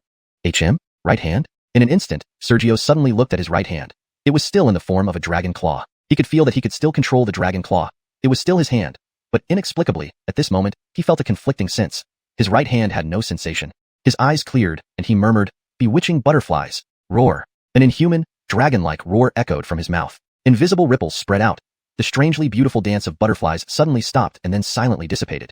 Krista reappeared not far from him, the butterflies on her arms transforming into glowing light and dispersing. You. Krista's face showed an indescribable shock. She opened her mouth to say something, but her face turned red, and she spat out a mouthful of blood. Sergio leaped forward sharply. You have lost. The dragon claw hovered about half a foot from Krista's throat. What level is your bloodline? Krista paused for a moment before looking at Sergio's fierce dragon claw. Sergio whispered, Grade 1 Celestial. No wonder. I don't blame my loss. Krista was slightly dazed, feeling both reluctance and helplessness. Her hand was still Sergio's hand, but unfortunately, the final soul-stirring dance did not bewitch the dragon claw. Otherwise, she was confident she would have one. Unfortunately, there are no ifs in this world. After suppressing her reluctance, she turned away from the platform. I lost. However, Sergio suddenly spoke up. Wait. Krista halted, suppressing her discontent, and turned back with an inquiring look. Sergio said seriously, what method did you use just now? He had almost fallen, almost been defeated by Krista, who was merely at the 6th stage spiritual warrior realm, if not for the contradictory feeling that unsettled his heart at the last moment. He might have remained entranced indefinitely. Illusion. Krista spat out these 2 words and left. Sergio wasn't satisfied and pressed. Ordinary illusions can't have such power. Krista didn't stop, already leaping off the platform. Just as Sergio thought she wouldn't answer, Krista's voice sounded telepathically, your bloodline is indeed terrifying. But, not everything can be consumed. If not for you swallowing a trace of my bewitching butterfly's bloodline to resonate, it wouldn't have been easy to completely drag you into the soul-stirring dance of the bewitching butterfly. With that, Krista didn't look back, but sat down on the ground to heal her injuries. Sergio's expression stiffened. He fell so easily because of the power of the wings he had previously devoured. Soon after, he also sat down, closing his eyes in a mock nap. Indeed, from a higher place, one can see a wider view. The journey to the profound Nether Palace was worthwhile. If not for his match against Krista, he wouldn't have gained this lesson. It was better to take a small disadvantage now than to suffer later during a life-or-death situation. Shortly after Sergio ended his battle, it didn't take long for Bond and Jared's fight to conclude. The loser was 8th stage spiritual warrior Bond. The victor was 5th stage spiritual warrior Jared. Moon Eye, if not for the Moon Eye humph. With a cold snort that sounded like envy or anger, Bond glared at Jared before leaving the platform. The results were announced immediately. Darren spoke up, in half an hour, Sergio will battle Jared for the championship. Bond will battle Krista for 3rd place. The voice wasn't loud, yet everyone could hear clearly. Without delay, Jared left the platform, jumping effortlessly through the air and landing on Sergio's platform with a few leaps. Krista and Bond found an empty platform. The final decisive battle was about to determine the ranking points. Before the time came, the 4 participants preparing for another round remained silent, quietly conserving their strength. However, below, the ground was abuzz with discussions and debates. They are all so strong. Isn't Bond the most unfortunate? His cultivation is clearly the highest, and his bloodline isn't inferior either, yet he couldn't secure 1st or 2nd place and must now compete for 3rd. Higher cultivation doesn't necessarily mean greater strength. Who do you think will win in the end? It must be Sergio. He himself has said he possesses a celestial grade bloodline. That's celestial grade. Not necessarily. Jared isn't weak either, especially with the Moon Eye. Bond's attacks couldn't withstand Jared, but in the end, it was because of the Moon Eye that he lost to Jared. Among the audience, some believed Sergio would win, while others thought that despite Jared's lower cultivation, he would win due to the Moon Eye. Each side held firm to their views, unable to convince the other.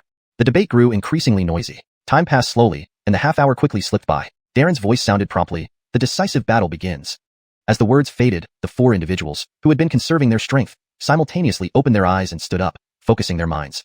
Soon, Bond and Krista engaged in battle first. Sergio had no time to observe. He focused on Jared, feeling somewhat wary. Moon Eye? Though his cultivation was higher than Jared's, Bond, who had the highest cultivation, still lost to Jared. What was so extraordinary about that Moon Eye? After a standoff, Jared couldn't hold back any longer and spoke. Brother Sue, why aren't you attacking?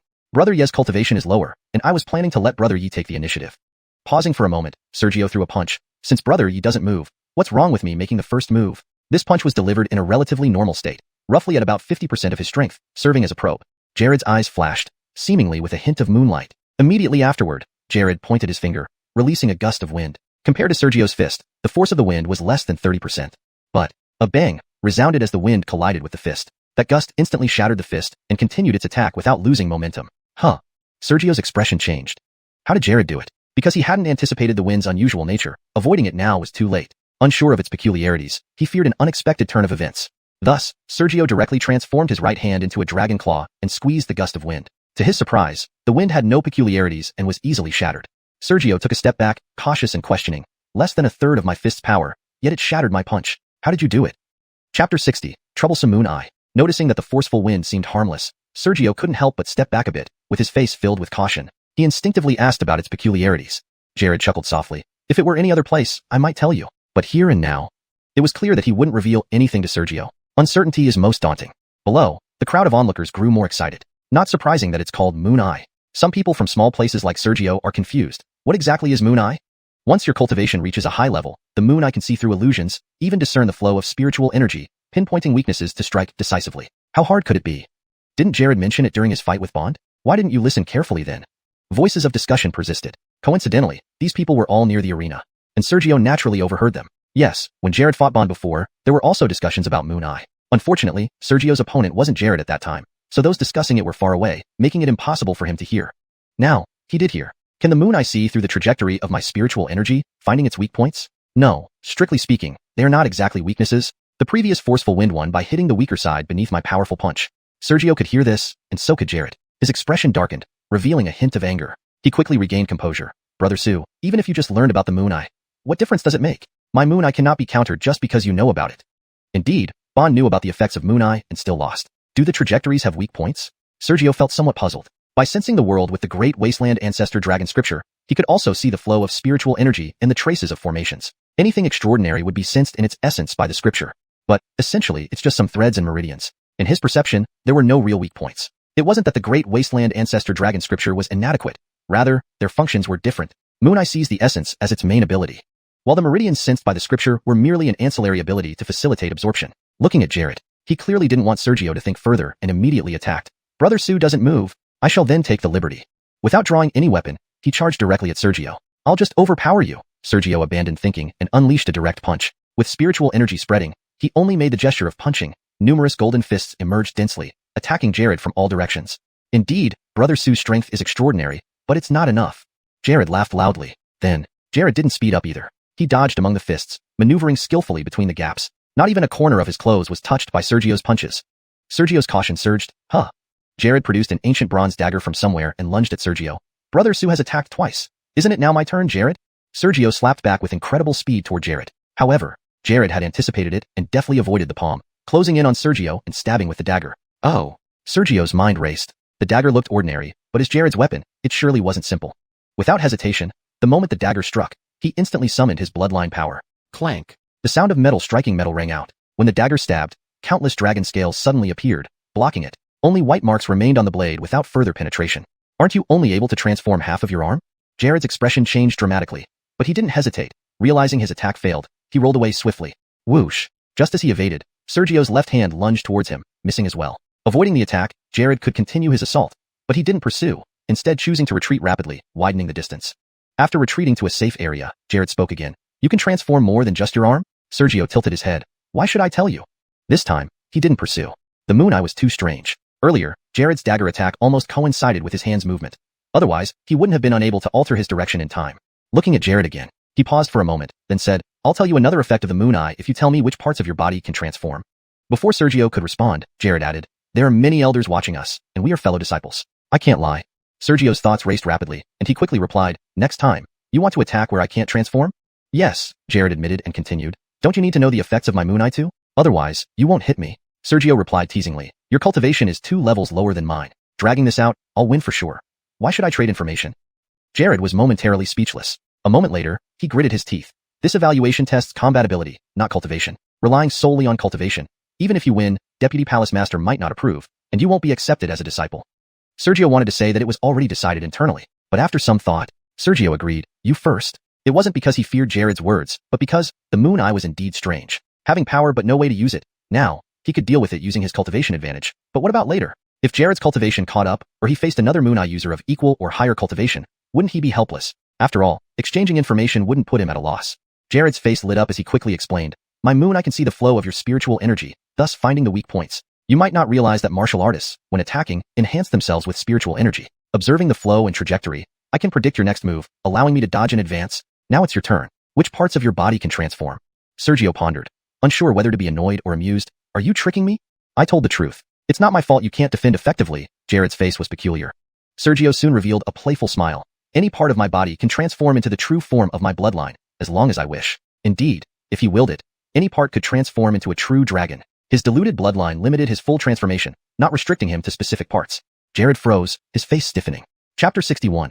A grudge? Jared's expression froze upon hearing Sergio's words, stiffening. Any part could transform into a dragon? Does this mean that unless he can instantly attack Sergio's entire body simultaneously, attacking a single area would still allow Sergio to instantly form scales there?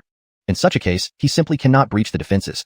What's the point in fighting then? He had attempted to bluff Sergio with a move he knew was impossible to defend against even if the specifics were known. Yet, both of them thought alike. They were evenly matched. Opening his mouth, Jared suppressed the urge to swear. He slowly began to retreat. You're not conceding? Sergio didn't rush to act. Any action would be futile and might even allow Jared to exploit the opportunity to deplete his spiritual power. It was better to wait and respond accordingly. The scales you formed are indeed formidable. Due to our cultivation gap, my previous all-out strike could only produce white spots. Pausing momentarily, Jared stopped retreating. But what about when your spiritual power is exhausted? Just as I said before, your cultivation is insufficient. You can't outlast me. Sergio pressed forward steadily toward Jared. The faster one moved, the more drastically one's spiritual power fluctuated, thus increasing vulnerabilities. Sergio advanced steadily, dominating with pressure, overpowering with force. Jared's mind raced. Unable to breach Sergio's defenses, his only chance to win was when Sergio's spiritual power was depleted, and he could no longer use his bloodline power to form scales. After a brief moment, Jared gritted his teeth and roared, "O-grade bloodline. I, Jared, rose from obscurity through battles and hardships. Why should I fear you?" As he continued to approach slowly, Sergio's eyes flickered oddly. He sensed, through the Donghua Zuyong cannon, that the elemental energy around him was rapidly being mobilized by Jared. About half a breath later, Jared's eyes changed. White sclera and black pupils, enveloped in some silver moonlight. And at this moment, Jared's lips curled into a confident smile. I've locked down the surrounding elemental energy using a special method. Now, if you attack, you can only rely on your internal spiritual power, while I gain several times the external assistance, reducing my consumption by several folds. The tide turns. You won't last against me. Sergio paused mid-step, his expression becoming peculiar. Soon, he chuckled softly. Thank you for reminding me. What? Jared suddenly felt uneasy, unsure where the unease came from. Sergio tilted his head slightly. How did I forget about the surrounding elemental energy? If I alter my spiritual power to match the elemental energy around us, wouldn't the trajectory of my spiritual power seen by your moon eye blend with the external elements? In the midst of a hasty battle, can you meticulously distinguish between my spiritual power and the surrounding elemental energy? Jared snorted. I've locked the surrounding elemental energy. You can't touch it. Sergio smiled but offered no explanation. Instead, he suddenly reached out remotely. A vortex appeared above his head. It's impossible, Jared bellowed. He saw clearly. The elemental energy he had locked with a secret method was now being absorbed by Sergio. No, that wasn't right. It wasn't absorption. Sergio redirected the elemental energy without fully absorbing it, spreading it across his body surface. Consequently, in his moon eye vision, Sergio became indistinguishable from the elemental energy, making the hidden path of spiritual power completely invisible. Judging by your reaction, it worked? Sergio's laughter echoed again. Dozens of shimmering fists were thrust out. Damn it! Seeing the same color as the surrounding elemental energy, Jared's expression drastically changed. If the colors differed, he could have discerned which paths were safe and avoided any attacks unscathed like before. But now, if he took time to observe closely, he could still see through it. However, in combat, victory or defeat lies in a split second. By the time he comprehends, the numerous fists would probably have killed him several times over. How could he afford the time to understand? Helplessly, he had no choice but to continue retreating clumsily to avoid the blows normally. Sergio's eyes gleamed. He confirmed that his method worked. So, his cultivation could be even stronger. He charged forward fiercely, thrusting out more and more glittering fists like a raging storm, moving incredibly fast. Jared hadn't retreated far. Suddenly seeing a blur in front of him, Sergio had somehow caught up beside him, touching his neck with his left hand. Vaguely, his spiritual power seemed to lose control. Before he could react, Sergio's spiritual power entered his body. With inferior cultivation, his powers were instantly sealed by Sergio. Caught off guard while retreating, he fell hard to the ground. Sergio finally spoke. You lost. The storm of fists vanished. Jared's expression was dazed. He had just lost? He had countless techniques left unperformed, many secrets yet unused. Just lost? He wanted to argue, but with his body immobilized, how could he refute? Darren's voice rang out. This examination's winner is Sergio. With those words, Darren appeared on the stage. Master. Sergio withdrew the spiritual power restraining Jared and walked to Darren's front. Darren looked at Jared, face displeased. A mere temporary failure does not diminish your current talent, especially with your moon eye. Why are you so despondent? If you can't accept a temporary setback, perhaps you should go down the mountain. On the ground, Jared regained his senses upon hearing the disapproving rebuke. Full of frustration, he got up. Thank you for your guidance, Vice Palace Master, he thanked through gritted teeth, bowing his head as he stood aside. At the same time, Sergio sensed an intensely malicious gaze. Turning his head abruptly, he met Jared's resentful eyes. Seeing Sergio look, Jared showed another glimmer of reluctance, but no resentment remained. Sergio furrowed his brow. Was this a grudge? Previously, whether it was Yale or Krista, none had been simple opponents. Even in failure, they only showed regret or, at most, anger, a normal emotional response.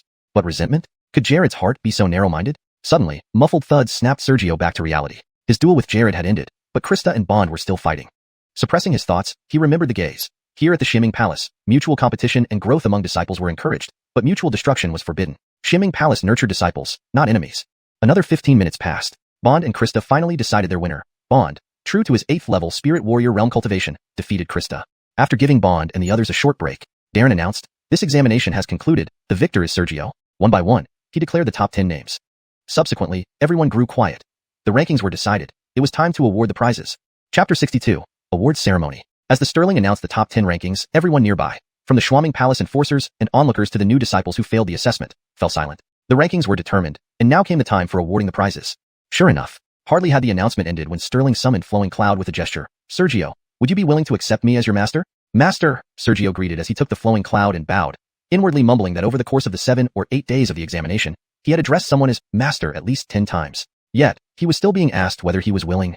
The others, observing the sword in Sergio's hand, were filled with greed, envy, and jealousy. Flowing Cloud, though merely a low-grade divine weapon, possessed power and sharpness that rivaled a mid-grade divine weapon. It was one of the most superior divine weapons in Xianxia Palace. Everyone coveted it. Not far away, Jared, gazing at Flowing Cloud, clenched his fist slowly, harboring growing resentment. Even before Sterling mentioned Flowing Cloud as a prize, he, endowed with Moon Eye, had already considered the sword as his own. He had defeated so many people, even overwhelming Bond, an 8th-level spirit warrior, just as he expected. He never imagined losing to Sergio in the final battle, narrowly missing out on acquiring Flowing Cloud. If he had lost early on, it might have been tolerable, but this failure right at the crucial moment. The awards were distributed one after another, all quite generous, although none could compare to Flowing Cloud. Jared accepted his reward, feeling increasingly resentful. I am Jamar, the great elder of War Peak. Would you wish to accept me as your master?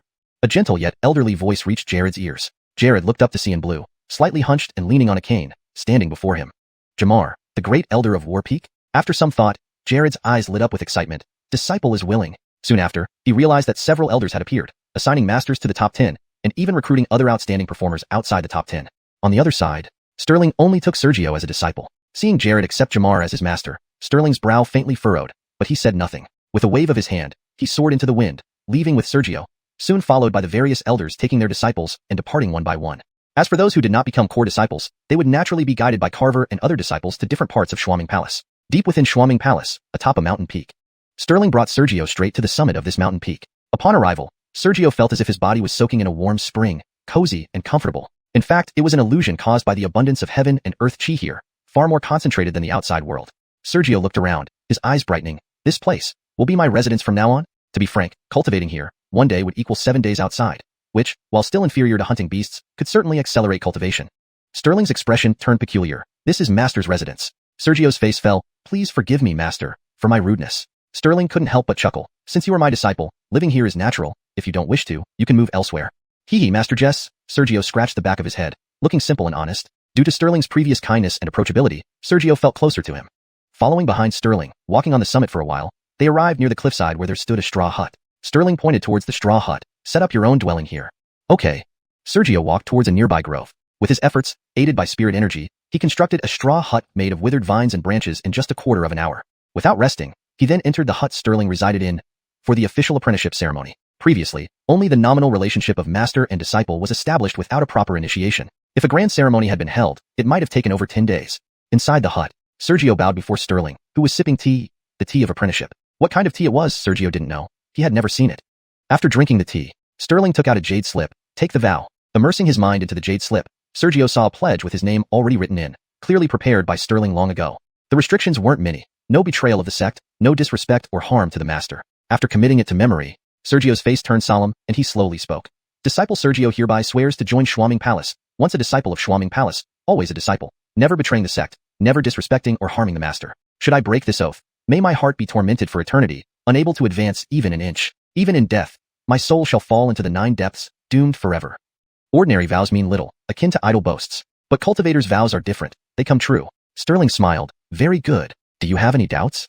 Sergio immediately praised. Master's insight is remarkable. Sterling waved his hand. Enough. When I was your age, who knows where you were? Since you aren't rigid by nature, why force yourself to be otherwise? Master speaks wisely. Sergio rubbed his nose, feeling even closer. Raising his head quickly, the first rule of Xianxia Palace is that fellow disciples must not harm each other, and it is the most important rule. Why isn't this included in the vow? Sterling looked at Sergio, then quietly replied after a long pause. Sect rules can restrict behavior, but not the heart. Sergio was momentarily taken aback. Sterling did not explain further, lifting a storage pouch instead. This is Wuxia Peak. Though nominally my residence, I do not live here. Inside are cultivation techniques, martial arts, deeper sect rules, etc. You have 1 month to memorize everything. Giving some instructions, Sterling turned to leave without rushing to instruct Sergio's cultivation. Sergio, noticing this, wasn't concerned and returned to his newly built simple hut, beginning to examine the contents of the storage pouch. There were many items inside. Xianxia Palace attire, vials of medicinal pills, numerous jade slips, recording sect regulations, maps of Shuaming Palace, and cultivation techniques. Also, manuals identifying medicinal herbs and such. After nearly half an hour, Sergio categorized the items and began to study them closely. A month passed swiftly. Sergio remained on Wuxiang Peak the entire time, unaware of changes in the outside world. A month later, halfway up Wuxiang Peak, in an open space resembling a training ground, Sergio was holding Flowing Cloud. Chapter 63, Cultivation Progress. Halfway up Justin Peak, there was a clearing that resembled a martial arts training ground, or rather, this place was the exclusive training ground of Justin Peak. Around this open space, numerous large arrays were set up, ensuring that even peak Yuanwu realm cultivators practicing martial techniques here would find it difficult to destroy the area. Speaking of which, one can't help but mention what lies above Zhenwu realm. Compared to Shengyuan City's strongest being merely at the Zhenwu realm, Xianxia Palace is evidently much more powerful. Due to the storage bag and various jade slips given by Darren, Sergio had come to know many things he couldn't have known before. For example, martial cultivation realms. Previously, he only knew of 4 realms: body tempering, true qi, Davismur, and Zhenwu. But now, he knew what lay beyond Zhenwu realm. Beyond Zhenwu, there were Yuanwu realm, Diliang realm, and Wuhuang realm. As for what lay beyond Wuhuang realm, the jade slips did not provide detailed records, so he wasn't very clear, but it was enough for him now. In the training ground, Sergio held Davisuyan in his right hand, eyes tightly closed, with the sword tip pointing upwards, standing straight in front of him. The fluctuations of spiritual energy around him indicated that he was performing some martial technique. About half a breath later, Sergio suddenly opened his eyes, secret skill unparalleled, swords extreme. Accompanied by the final syllable of his loud cry, he swiftly slashed forward with Davisuyan at a diagonal angle. Cold light radiated outwards as a terrifying sword beam nearly 10 zhang long rose instantly, moving at an incomprehensible speed towards its target. Before him stood a person, Darren. Seeing the incoming sword beam, Darren's eyes revealed a hint of surprise. As it approached, he extended his right hand, pinching the sword beam between 2 fingers, a mere inch wide, and stopped the 10 zhang long sword beam. The sword beam trembled slightly before vanishing. A moment later, just as Darren was about to say something, he showed a flash of surprise, looking down at his fingers that had been pinched by the sword beam. A faint, almost invisible bloodstain appeared between his fingers. However, before a breath could pass, the bloodstain silently disappeared, healed. After withdrawing his gaze, Darren looked at Sergio with a satisfied smile on his face. You have mastered the Wind Rain Sword Heart quite thoroughly and grasped the essence of the hidden sword technique. This sword's extreme, even managed to breach my defenses, deeply understanding its subtleties. Well done, well done. Sergio didn't show any pride. Master jokes? If you had used any bit of spiritual energy, my sword beam wouldn't have even approached your body before being shattered. Finishing his words, he sat on the ground, looking somewhat pale. Darren grew even more satisfied. Even without using spiritual energy, with just 7th level Davismur cultivation, you managed to breach my physical defense, albeit slightly. That's a rare achievement. Don't undervalue yourself. He then sighed lightly. I originally planned to check your practice errors today. Unexpectedly, you've mastered the Wind Rain Sword Heart, hidden sword technique, and swords extreme so profoundly. Darren had previously said he would check on him a month later. Today was the day for inspection. Before Sergio performed swords extreme, he had already demonstrated the other 2 techniques left by Darren, hidden sword technique and Wind Rain Sword Heart. The hidden sword technique involved nurturing the sword within the heart, cultivating the spirit of the sword so that when it emerged, it caused astonishment. This method was an exclusive secret technique of Xianxia Palace. The Wind Rain Sword Heart was also a fairly high-level martial technique, creating a sky filled with raindrop-sized sword lights upon use, making it immensely powerful. The swords extreme that Sergio had just used was even more formidable. With Sergio's current cultivation level, once performed, it drained all of his spiritual energy instantly. Its power was evident, as even Darren, formerly a deputy palace master, had his defenses breached slightly. Sergio stood up from the ground. Perhaps it's due to the benefits of my bloodline. When I practiced, I didn't feel it difficult. During the short time of seated meditation, he recovered some spiritual energy in his body, not much but enough for him to move normally. Darren spoke again. Now that your spiritual energy is almost depleted, let me see how your cultivation of the Blazing Wave Cannon has progressed. The Blazing Wave Cannon was the cultivation method left in the storage bag by Darren earlier, much more precious than the Su family's own treasures, especially suitable for dragon-like bloodlines. Unexpectedly this time, Sergio did not demonstrate the technique as before. Instead, he lowered his head, revealing a hint of hesitation. Master, I haven't cultivated the Blazing Wave Cannon. Why? Darren did not get angry, merely asking. Sergio showed another sign of difficulty. Master, ever since I sensed my bloodline, I inherently knew an unnamed cultivation method. Darren showed a surprised look. Bloodline inherited cultivation method. Indeed worthy of being grade 9 heavenly rank. He quickly shook his head. Since that's the case, I won't worry about the cultivation methods anymore. There's one more technique. 8 directions dragon battle. How have you practiced that? While speaking, he slightly raised his hand. A wave of spiritual energy rose rapidly heading towards Sergio. Surrounded by this spiritual energy tide, Sergio's originally depleted spiritual energy began to recover at an extremely fast pace. In less than 3 breaths, his spiritual energy returned to its peak. Please guide me, master. Sergio bowed slightly and began to channel his spiritual energy. In a moment, Sergio's fists clenched tightly. 8 directions dragon battle. Roar. A deep dragon roar accompanied Sergio's shout, appearing simultaneously. This dragon roar differed slightly from the faint dragon roars when Sergio activated his bloodline. As the dragon roar faded, Sergio's figure quickly soared into the sky about 20 zhang high, while phantoms appeared around him. Jiaolong phantoms. This Jiaolong was nearly 30 zhang in size, with menacing fangs and blood-red eyes emitting a strange aura. 8 Directions Dragon Battle, a secret technique of Xianxia Palace, could only be practiced by those with dragon or Jiaolong bloodlines. Once activated, it formed a 30 zhang Jiaolong phantom around the user, substituting for their true body in attack. Its power was immense, surpassing 9th level Davisnua realm and nearing Zhenwu realm. Correspondingly, the consumption was also great. However, possibly because Sergio's bloodline belonged to a 5-clawed golden dragon, the otherwise extremely consumptive 8 Directions Dragon Battle consumed little from Sergio. Standing on the ground, Darren observed the Jiaolong phantom. Soon, he frowned slightly. Master, did I make any mistakes in my cultivation? Sergio dispersed the technique. The Jiaolong phantom vanished, and he landed on the ground. Pausing for a moment, Darren murmured with a hint of confusion. Indeed, there are some discrepancies, but, to him, the Jiaolong phantom formed by Sergio seemed different from what others would typically form. If that were all, it would be fine, but most crucially, in his view, the Jiaolong phantom created by Sergio was more bloodthirsty, with stronger presence. This meant Sergio's performance was more powerful than others. Considering that despite the supposed immense consumption, it had minimal impact on him, Sergio realized it was because his dragon bloodline wasn't just Jiaolong or ordinary true dragon, but the king of true dragons, the 5-clawed golden dragon. Chapter 64. Investigating the rumors. Demetrius was perplexed, but Sergio had some guesses about the truth in his heart. However, he wasn't prepared to speak them out. Some secrets became more dangerous the more people knew about them. He deliberately speculated. It might be because my bloodline is stronger than others, providing a bloodline boost? Perhaps that's it. Demetrius could only nod, deciding inwardly to investigate thoroughly when he had the time. After a moment of thought, Demetrius spoke up. You haven't cultivated the Blazing Wave scripture, yet you are quite adept at various martial techniques. I want to guide you, but I don't know where to start. Do you have any confusions in your cultivation? Confusions? Sergio thought for a moment and realized he didn't really have any specific confusions in his cultivation. After pondering for a while, Sergio tentatively asked, Master, you provided me with a storage bag full of medicinal pills, therapeutic ones, spirit recovery ones, and even supportive ones. But why are there no pills to increase cultivation? His cultivation level was still at the 7th stage of the spirit martial realm. At this moment, Demetrius's expression suddenly turned serious. Did I say something wrong? Sergio grew uneasy. Demetrius seemed to recall something, and his expression softened. You've just entered the sect, so it's not unreasonable to be eager, but you must remember. Medicinal pills are ultimately external substances. Just like the Star Harmony pill Sergio previously consumed, one pill instantly raised his cultivation by a stage. How quick is that? If there were no side effects, everyone would take pills without cultivating rigorously. Why bother enduring such hardship? Cultivation enhanced through external substances like medicinal pills can never compare to what one achieves on their own. Aside from everything else, it only increases strength superficially. Eating too many pills without advancing in realm will eventually lead to an imbalance. No matter how high the cultivation, one cannot unleash the appropriate power, or worse, may even lose control of internal spirit energy. After the warning, Demetrius added sternly, your bloodline talent is extraordinary. Even without relying on external substances, as long as you diligently cultivate, reaching my level should not be difficult. The path of martial arts is long and arduous. Never rush into things that may jeopardize your foundation. Disciple understands. Thank you for your guidance, Master. Sergio felt a wave of relief. If it weren't for Demetrius, he probably wouldn't have known this. Then, Demetrius gave Sergio some advice on common knowledge, taboos, and tested his memory on other matters before leaving, evidently satisfied. After Demetrius left, Sergio slowly walked away from the sparring arena and glanced at the herbal garden nearby that Demetrius planted. Inside, there were countless strange flowers and herbs, most of which he had never heard of if not for coming to the profound Abyss Palace. He wasn't greedy, though. He took one look and then left, soon reaching a fork in the road. One leading uphill, the other downhill. Should he return to the peak to continue cultivating? After thinking for a while, Sergio decided to head downhill. He had been on Justin Peak for a month now, not leaving even once. Although his cultivation hadn't increased during this month, his strength had significantly improved. If he were to fight his former self, he was confident he could defeat him within 10 moves. With his strength rapidly improving, it was time to settle some scores. Walking leisurely for a short while, he left Justin Peak and entered the intricate network of roads within the sect. He encountered many profound Abyss Palace disciples whom he hadn't seen for a whole month. Sergio? Upon seeing Sergio, especially his 5-leaf emblem embroidered on his chest, these profound Abyss Palace disciples expressed envy and resentment openly.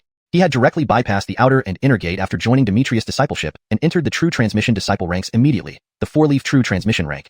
However, he had won 2 major evaluations, and since he joined recently, he was immediately promoted to the 5-leaf True Transmission rank. This was an implicit benefit of being a top scorer. If he hadn't participated in those evaluations, even under Demetrius, he'd still be at the 4-leaf rank, needing to complete many sect missions and evaluations to ascend to the 5-leaf rank, a strict rule of the sect. Additionally, as the top scorer in 2 evaluations, he had received other benefits, such as receiving bonus points in future assessments if he were to vie for the position of Bryson.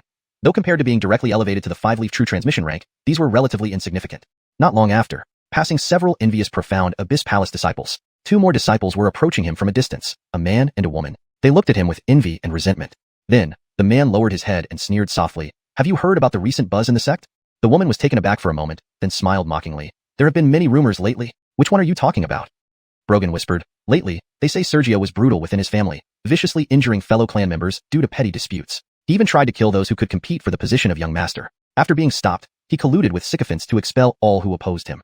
The woman exclaimed, "Yes, I heard that. They also say that it wasn't enough." Soon after, he led a group to ambush and kill those he expelled. What a ruthless person. Brogan nodded in agreement. Indeed. Ah, Senior Brother Su, why are you here? Senior Brother Su, we didn't mean to offend you. Suddenly, they pretended to notice Sergio, looking apologetic. Yes, we didn't see Senior Brother Su, the woman echoed, and then they prepared to walk around Sergio. Sergio blocked their path with his foot. So believable, huh? Their expressions stiffened. Benignantly, the man narrowed his eyes. Senior Brother Su, don't say we didn't see you. Even if we did, this rumor has spread widely in the sect. Are you telling us we can't talk about it? Or do you think calling you Senior Brother makes you deserve it? A true martial realm aura began to spread. This place wasn't far from Justin Peak, which housed Demetrius. Only Inner Gate and true transmission disciples could enter the vicinity. This man and woman were Inner Gate disciples with 3-leaf marks, excelling among their peers. The woman hastily intervened. Brother Bo, please say less. Sergio is a deputy palace master's disciple. If he attacks you and you retaliate, if anything happens to him, we'll be the ones suffering. Would you fight back or not? Her words carried an insidious undertone. Sergio's eyes instantly narrowed. Are you thinking that if I challenge you in anger and you defeat me, you can step on my reputation to rise, possibly gaining favor from elders who oppose my master and entering the true transmission ranks? The two froze, showing obvious disbelief. Chapter 65. Unraveling the truth. Seeing that Sergio was not only unperturbed but also calmly discussing their plans with a half-lidded gaze, the two people's expressions tightened, turning incredulous. The corners of Sergio's mouth curled up slowly. Even if the effects don't meet expectations and I don't gain favor from that elder, Xander or Marvin, to damage my reputation, will surely assist you in secret. And even Landon, who has already announced his renunciation of the Sacred Sun position, might join in for the spectacle, correct? Su. Senior Brother Su is joking. Brogan and woman forced out strained smiles. They cursed inwardly. According to the sect's circulating information, Sergio was young and simple-minded. Is this simplicity? He exposed all their thoughts in just a few words. What they didn't know was that Sergio indeed used to be naive. But since arriving at Xianxia Palace, he interacted mostly with elderly silver-haired elders, or deep-minded youths. Not to mention, before reaching Xianxia Palace, he saw countless schemes. When trapped in the jar, Joab had always secretly plotted against him through illusions within the jar. After seeing so much, and being no fool himself, gradually, his mind grew sharper. He didn't know if his mind could match Marvin and Xander's depth or their foresight, but at least, these two couldn't deceive him. Speaking of which, seeing their reactions, Sergio stroked his chin, a playful look on his face. You both know I am a disciple of the Vice Palace Lord. Without considering my current reputation, if I were to turn around now and go to the law enforcement hall demanding an investigation into your slander against me and refuse to forgive you, would you be expelled from the sect? The law enforcement hall, under the jurisdiction of the law enforcement pavilion, handles minor disputes unless it escalates. Otherwise, the law enforcement pavilion, one of the 9 pavilions, wouldn't be involved, leaving the law enforcement hall sufficient to resolve matters. Their expressions changed instantly. The woman trembled as she spoke. Why you? Senior Brother Su, you can't do this. You are a disciple of the Vice Palace Lord. If you act this way, won't your reputation be ruined? Sergio tilted his head. Ruined reputation? Sergio is curious. If I still have a reputation here in Xianxia Palace. Fear spread across their faces. Indeed, thinking carefully, Sergio had no remaining reputation. With many elders ignoring rumors and no one stopping them. Apart from a small group who didn't care, most people's impression of Sergio had become extremely negative. Then there was the man. Benignantly gritting his teeth, he said, if you really intend to do this, why announce it? Leave immediately. In exchange for abandoning pursuit, what do you want us to do? The woman's spirits lifted. Sergio raised an eyebrow and replied swiftly, tell me, who started these rumors? I don't know. The man shook his head bluntly. Fearing Sergio's anger, he quickly explained, I genuinely don't know. I only know that 9 days before the new disciple's evaluation, the rumors suddenly spread throughout the entire sect. The woman added, that's right. Only the elders or among the disciples, Senior Brothers Landon, Marvin, Xander, and the Vanessa have such power. They targeted you, Senior Brother Su. Why make it hard for us? Sergio narrowed his eyes. I already knew it was one of those 4. Do I need your reminders? If I reveal this, you two, even if not dead, will be expelled and have your cultivation nullified. Both lowered their heads abruptly, hiding their furious gazes. Both were true martial realm practitioners, never expecting to be threatened by Sergio today. But they had no choice, swallowing their frustration silently. Fortunately, soon after, Sergio spoke leisurely. Rumors can't spread without reason. Someone must have told you first. Tell me, who was the first person to inform you? They exchanged glances, their expressions worsening. Just as the woman was about to defend herself, Sergio continued, don't say you've forgotten. Sergio has an excellent memory. If you've forgotten, it won't take more than 15 minutes for you to be summoned to the law enforcement hall. The woman stifled her imminent words. Subtly, they sensed more attention focused on them. Astonishment, curiosity, mockery. Today, they had lost face completely. Shortly thereafter, Sergio sighed lightly. It seems both of you have forgotten. If so, then please, accompany Sergio to the law enforcement hall. No, they instinctively looked up. Joking aside, the law enforcement hall was no place to go. With their earlier discussions alone, if Sergio truly decided to pursue them, they would be expelled. Not to mention, the woman inadvertently dragged Xander and others into it while trying to shift blame. Thus, solid evidence. So, do you remember now? Sergio's unhurried voice resounded again. Brogan gritted his teeth slightly and looked up. Senior brother Su, let's fight. If you win, I will tell you everything without hesitation. If you lose, we settle it. How about it? You're quite sincere. Sergio laughed coldly, daring to target Sergio, yet afraid of offending Xander. Think I'm easy to bully? Fight me? Fine. Wait until you safely leave the law enforcement hall, and then we can fight. What do you say? Brogan's expression changed drastically. Ignoring them, Sergio turned to leave. Junior brothers and sisters, do not leave the sect. Within 15 minutes, the law enforcement hall will surely summon you. Although, with his rapidly increased strength and the cloud flow sword in hand, even true martial realm experts wouldn't stand a chance. But why should he bother with these two nobodies? Watching Sergio's retreating figure, the man and woman collapsed to the ground. Heaven, brother, what do we do? If only we hadn't provoked him. The woman became fearful, her tone filled with regret. Brogan, staring at Sergio's back, gritted his teeth. I will tell you everything I know. Wouldn't it be better if you had done so earlier? Sergio, who had already left, turned back slowly, his tone full of exasperation. Internally, he felt a twinge of joy. Rumors were indeed hard to trace, but by uncovering the first source each person heard the rumor from, gradually unraveling, finding the original source wasn't difficult. Of course, if anyone lied along the way, it would greatly increase the difficulty of the investigation. Therefore, before the man spoke, Sergio smiled. Remember, tell the truth. If the information doesn't match, I'm already disgraced, and I don't mind ruining my reputation further. Chapter 66. The source of the rumor, Garth. Before the man could speak, Sergio preemptively warned him that if he found discrepancies in his story or detected any lies, he would still take him to the enforcement hall. Brogan's expression darkened. Then he lowered his head and spoke in a low voice. I first heard this news 8 days ago at noon from my friend Boyd.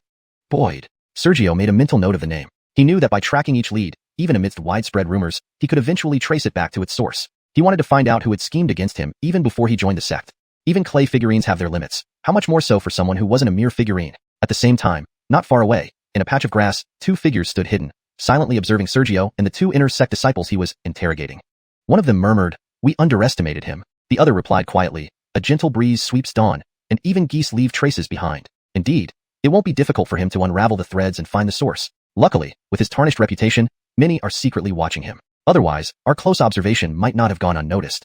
The one who first spoke quietly stepped back. Let's go and find Xia. I'm sure that senior brother didn't think these minor tricks would work against him. Making things unpleasant for him is enough. Besides, as senior brother said, people's preconceived notions are like mountains. 3 days later, Sergio appeared in the Xianxia Palace, at a plain near the tiger's back location. Behind him walked a bruised and battered outer sect disciple dressed in gray.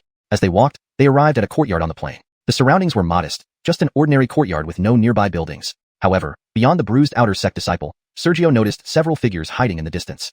Stopping outside the courtyard, Sergio glanced back at the hidden figures and asked, "Is Junior Brother Garth here?" After a brief pause, creak, the courtyard gate opened.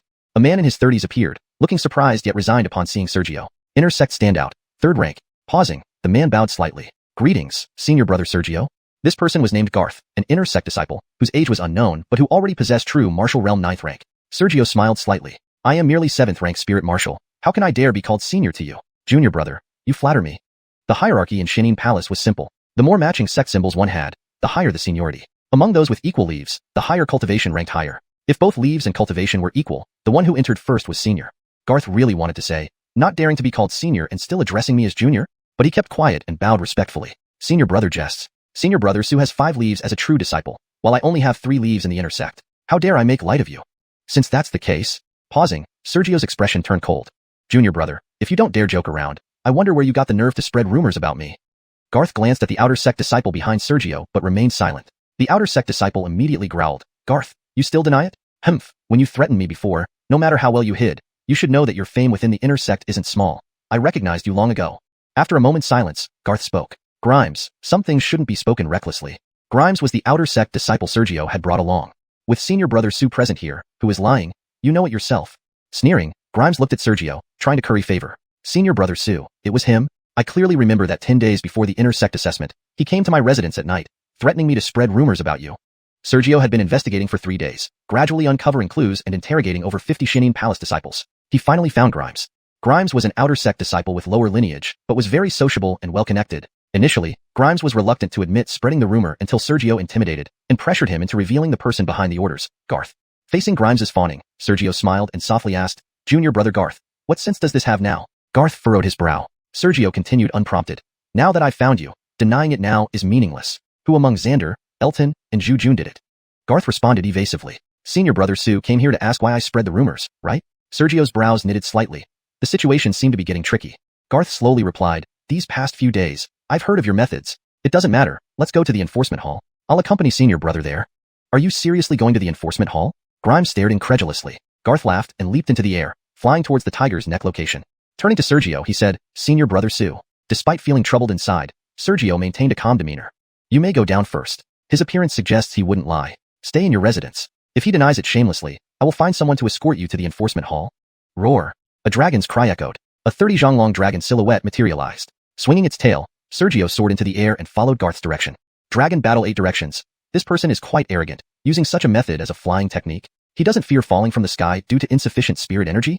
Not necessarily. I've heard that if the Azure Dragon lineage is strong enough, this method consumes less spirit energy. Moreover, with a high-level cultivation technique, his internal spirit energy would naturally be more abundant.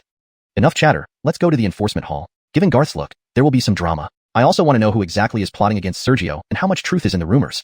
Enforcement hall. Sergio and Garth entered the hall, one after the other. Garth looked at Sergio, eyes filled with mild surprise.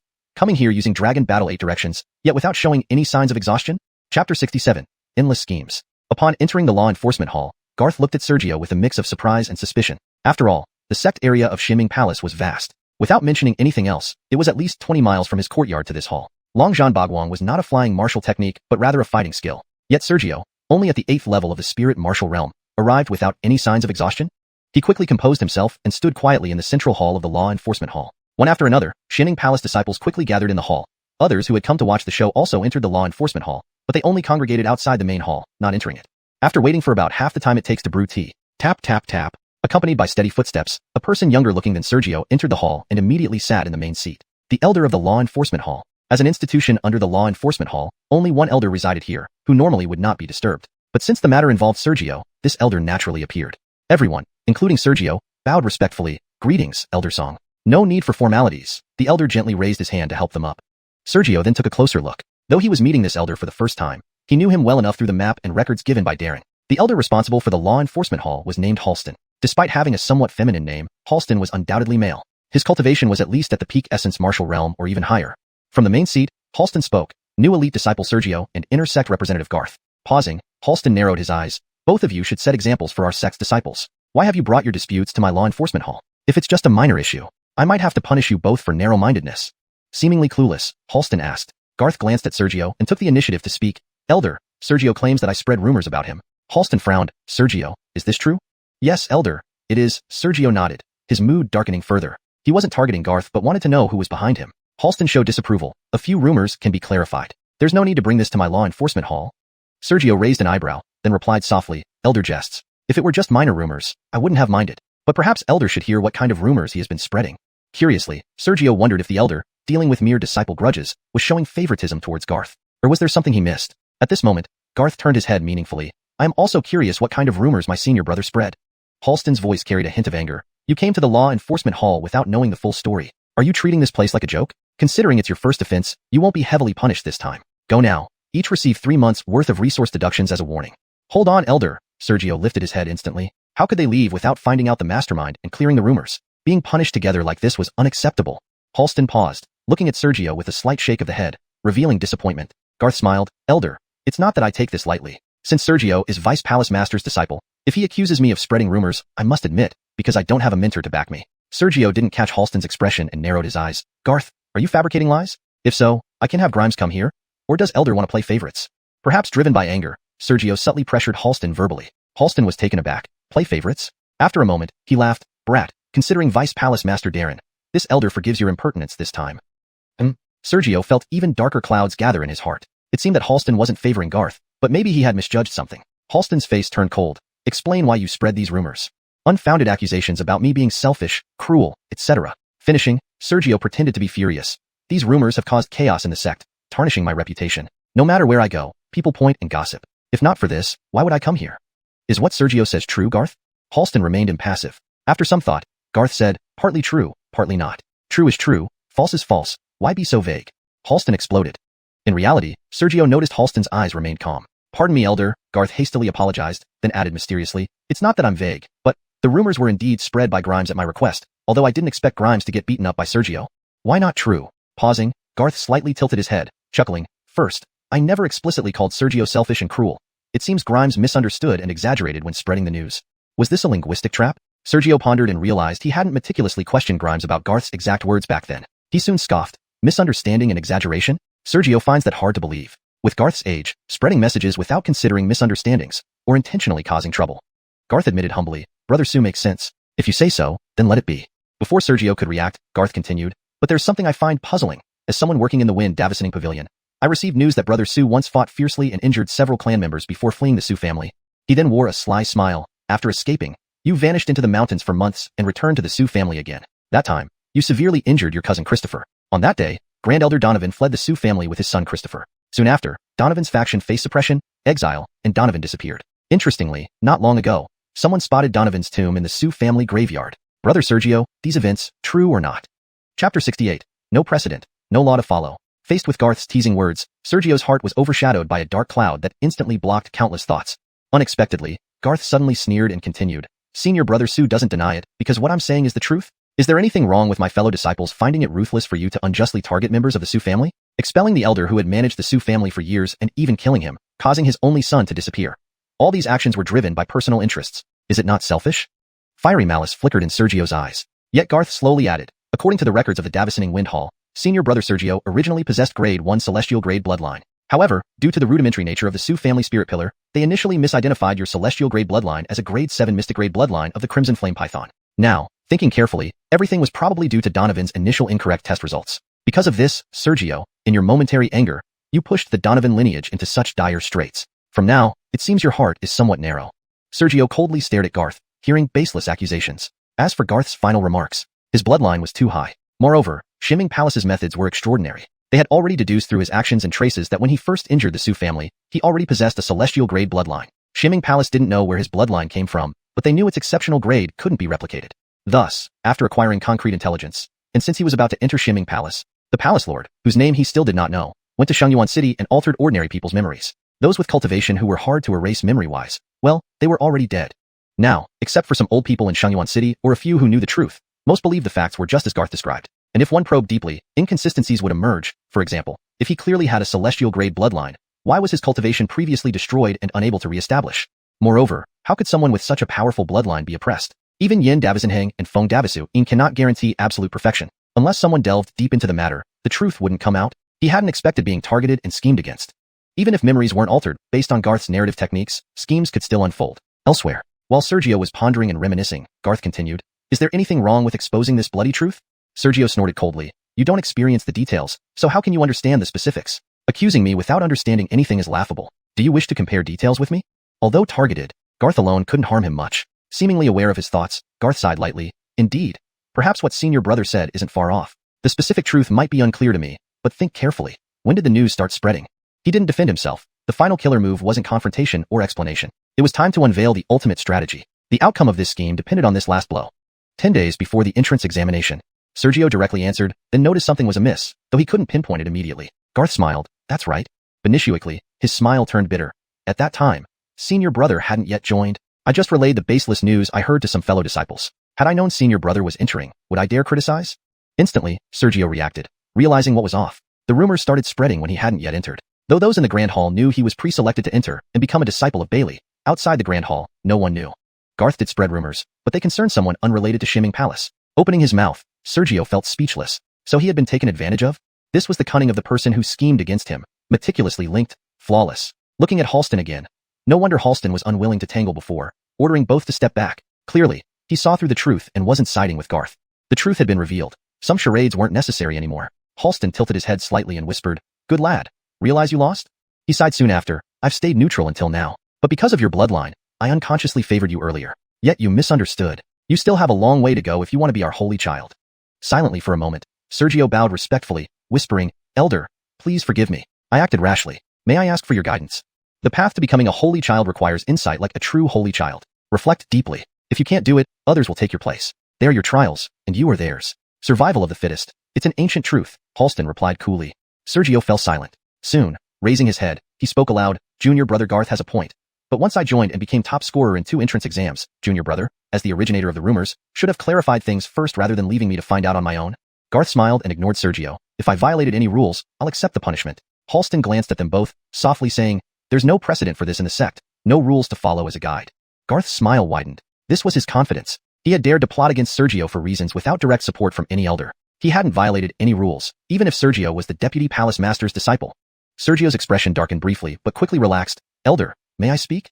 Go ahead. Halston maintained his detachment. Sergio narrowed his eyes. Our shimming palace has 371 rules. Rule 2 states we must aid our fellow disciples in distress if it doesn't endanger ourselves. Rule 256, Part 1, states that if anyone defames the sect as a sect disciple, one must stand up to uphold the sect's honor. Have I stated the rules correctly?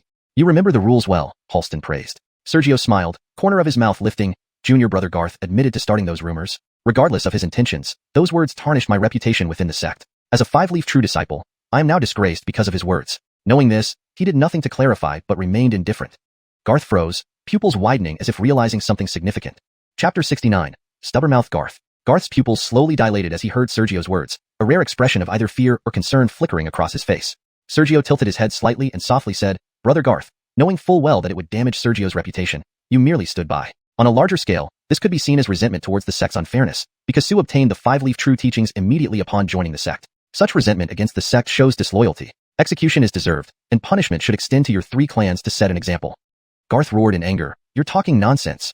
Sergio ignored him and continued, on a smaller scale, you knowingly watched the sect's reputation take a hit and violated several sect rules, including Article 371, Section 2, and Article 256, Section 1. Therefore, penalties should be combined. You are fabricating stories. Garth grew increasingly agitated. Sergio remained unperturbed. Just as Brother Xia mentioned, you simply revealed what you knew. I'm only doing the same. This is not fabrication but based on the sect's laws. Isn't it just about using persuasive language? He wasn't incapable of doing so. Unable to deal with the person behind Garth, could he really not handle the exposed Garth? No, not like this. This shouldn't happen. Garth stumbled backward, bumping into a pillar behind him, collapsing against it weakly. Halston's voice suddenly turned cold, shouting here in the law enforcement hall. What decorum is this? Garth seemed to see a glimmer of hope, his face filled with expectation. Elder, as you said, there's no precedent for this in the sect, and there's no law to apply. Please let the elder decide, Sergio bowed slightly. Indeed, without precedent, the final decision rested entirely on Halston's judgment. Halston's eyes narrowed, alternating gazes between Garth and Sergio, lost in thought. The disciples in the law enforcement hall all kept their heads down, silent. The hall fell into a silence. Outside, whispers floated into the law enforcement hall. Do you think how the elder will resolve this? Hard to say. There are no strict rules. The elder can punish both equally or severely punish Garth. Be quiet, let's wait and see. Didn't expect Sergio to be this formidable, making even Garth back off so quickly after just joining the sect. Why doesn't anyone come to Garth's aid? Is he truly acting alone? Or did he coincidentally spread some remarks before Sergio joined the sect? Who knows? The murmurs gradually died down as people outside, perhaps driven by curiosity, pushed and shoved each other like commoners, trying to get closer for a clearer view. Inside the hall, silence persisted. Halston finally spoke, Sergio, since your reputation has been damaged, tell me how you wish for me to judge. Garth suddenly looked at Sergio, just as Sergio was watching him with a slight hint of amusement. Involuntarily, Garth felt a shiver down his spine. Sergio whispered telepathically, Brother Garth, we've come this far. I know exactly what I need to know, and you're aware of it too. Are you willing to give me the answer? From the beginning, Sergio didn't believe in coincidences, nor did he believe Garth intended to harm him. Garth, who wasn't even a true disciple, lacked the backing and connections to scheme against someone supported by the 7 dazzling stars. After a moment of silence, Garth's fear dissipated as he considered something. It was merely coincidence, Elder, you misunderstood, he replied, though with difficulty. Sergio's expression hardened. Brother, are you really going to be stubborn? Once the Elder decides, it will be too late for regrets. Garth gritted his teeth. I don't understand. Once bitten, twice shy, but not thrice. Since you insist. Pausing, Sergio ceased whispering, lifting his head. Elder, due to his slander, my reputation is ruined, causing me constant distress and mental trauma from numerous rumors. It might take years to recover. Perhaps, it's best to nullify his cultivation, which should be enough to remind him for life. Garth growled, how ruthless. Sergio ignored him. Why care if he couldn't get the answer? Halston scrutinized them before speaking. Garth, you have tarnished your fellow disciple's reputation without cause, spreading unfounded rumors, causing a great disturbance. Severe punishment is warranted. However, considering the complex nature of this matter, I will seal your cultivation for 50 years and send you to the Western Mountain Qixing mines. After 50 years, you may return to the sect. Any objections? He didn't punish as Sergio suggested, but had his own standards. Disciple has no objections. Garth felt a sudden relief. In that case, this matter ends here. Halston waved his sleeve and left gracefully. A recording officer hastily wrote on a jade slip, while execution officers approached Sergio, asking, Senior Brother Su, any further instructions? If not, we will seal his cultivation and send him to the mines. Elder has decreed it's over. What more can I say? Sergio shrugged, glanced at Garth, then left. An acquaintance of Sergio, seeing him leave, hesitated before saying, Garth, why oppose Sergio? Just telling him who it was would have sufficed. Why go this far? How many 50s does one have? In 50 years, your martial path will likely end with weakened vitality. Silent for a while, Garth asked, do you hate traitors? Yes. Brogan nodded instinctively, then froze. At least by not speaking, I can live. By speaking, ha. Go to the Western Mountains. Away from the law enforcement hall. Leaving the hall, Sergio didn't walk far, just observing quietly from a secluded spot. He saw Garth being escorted away by several enforcement disciples via a boat-like flying treasure. No one approached to see him off or give parting words. A pawn. Discarded. Without your help, am I truly helpless? Benisuically, Sergio propelled himself forward, summoning a dragon illusion and flying toward a certain peak. Not the path back to Wuxiang Peak, but another named Tongxian Peak. The Ximing Palace consisted of countless peaks, two of which were particularly special, Tongxian and Qingming.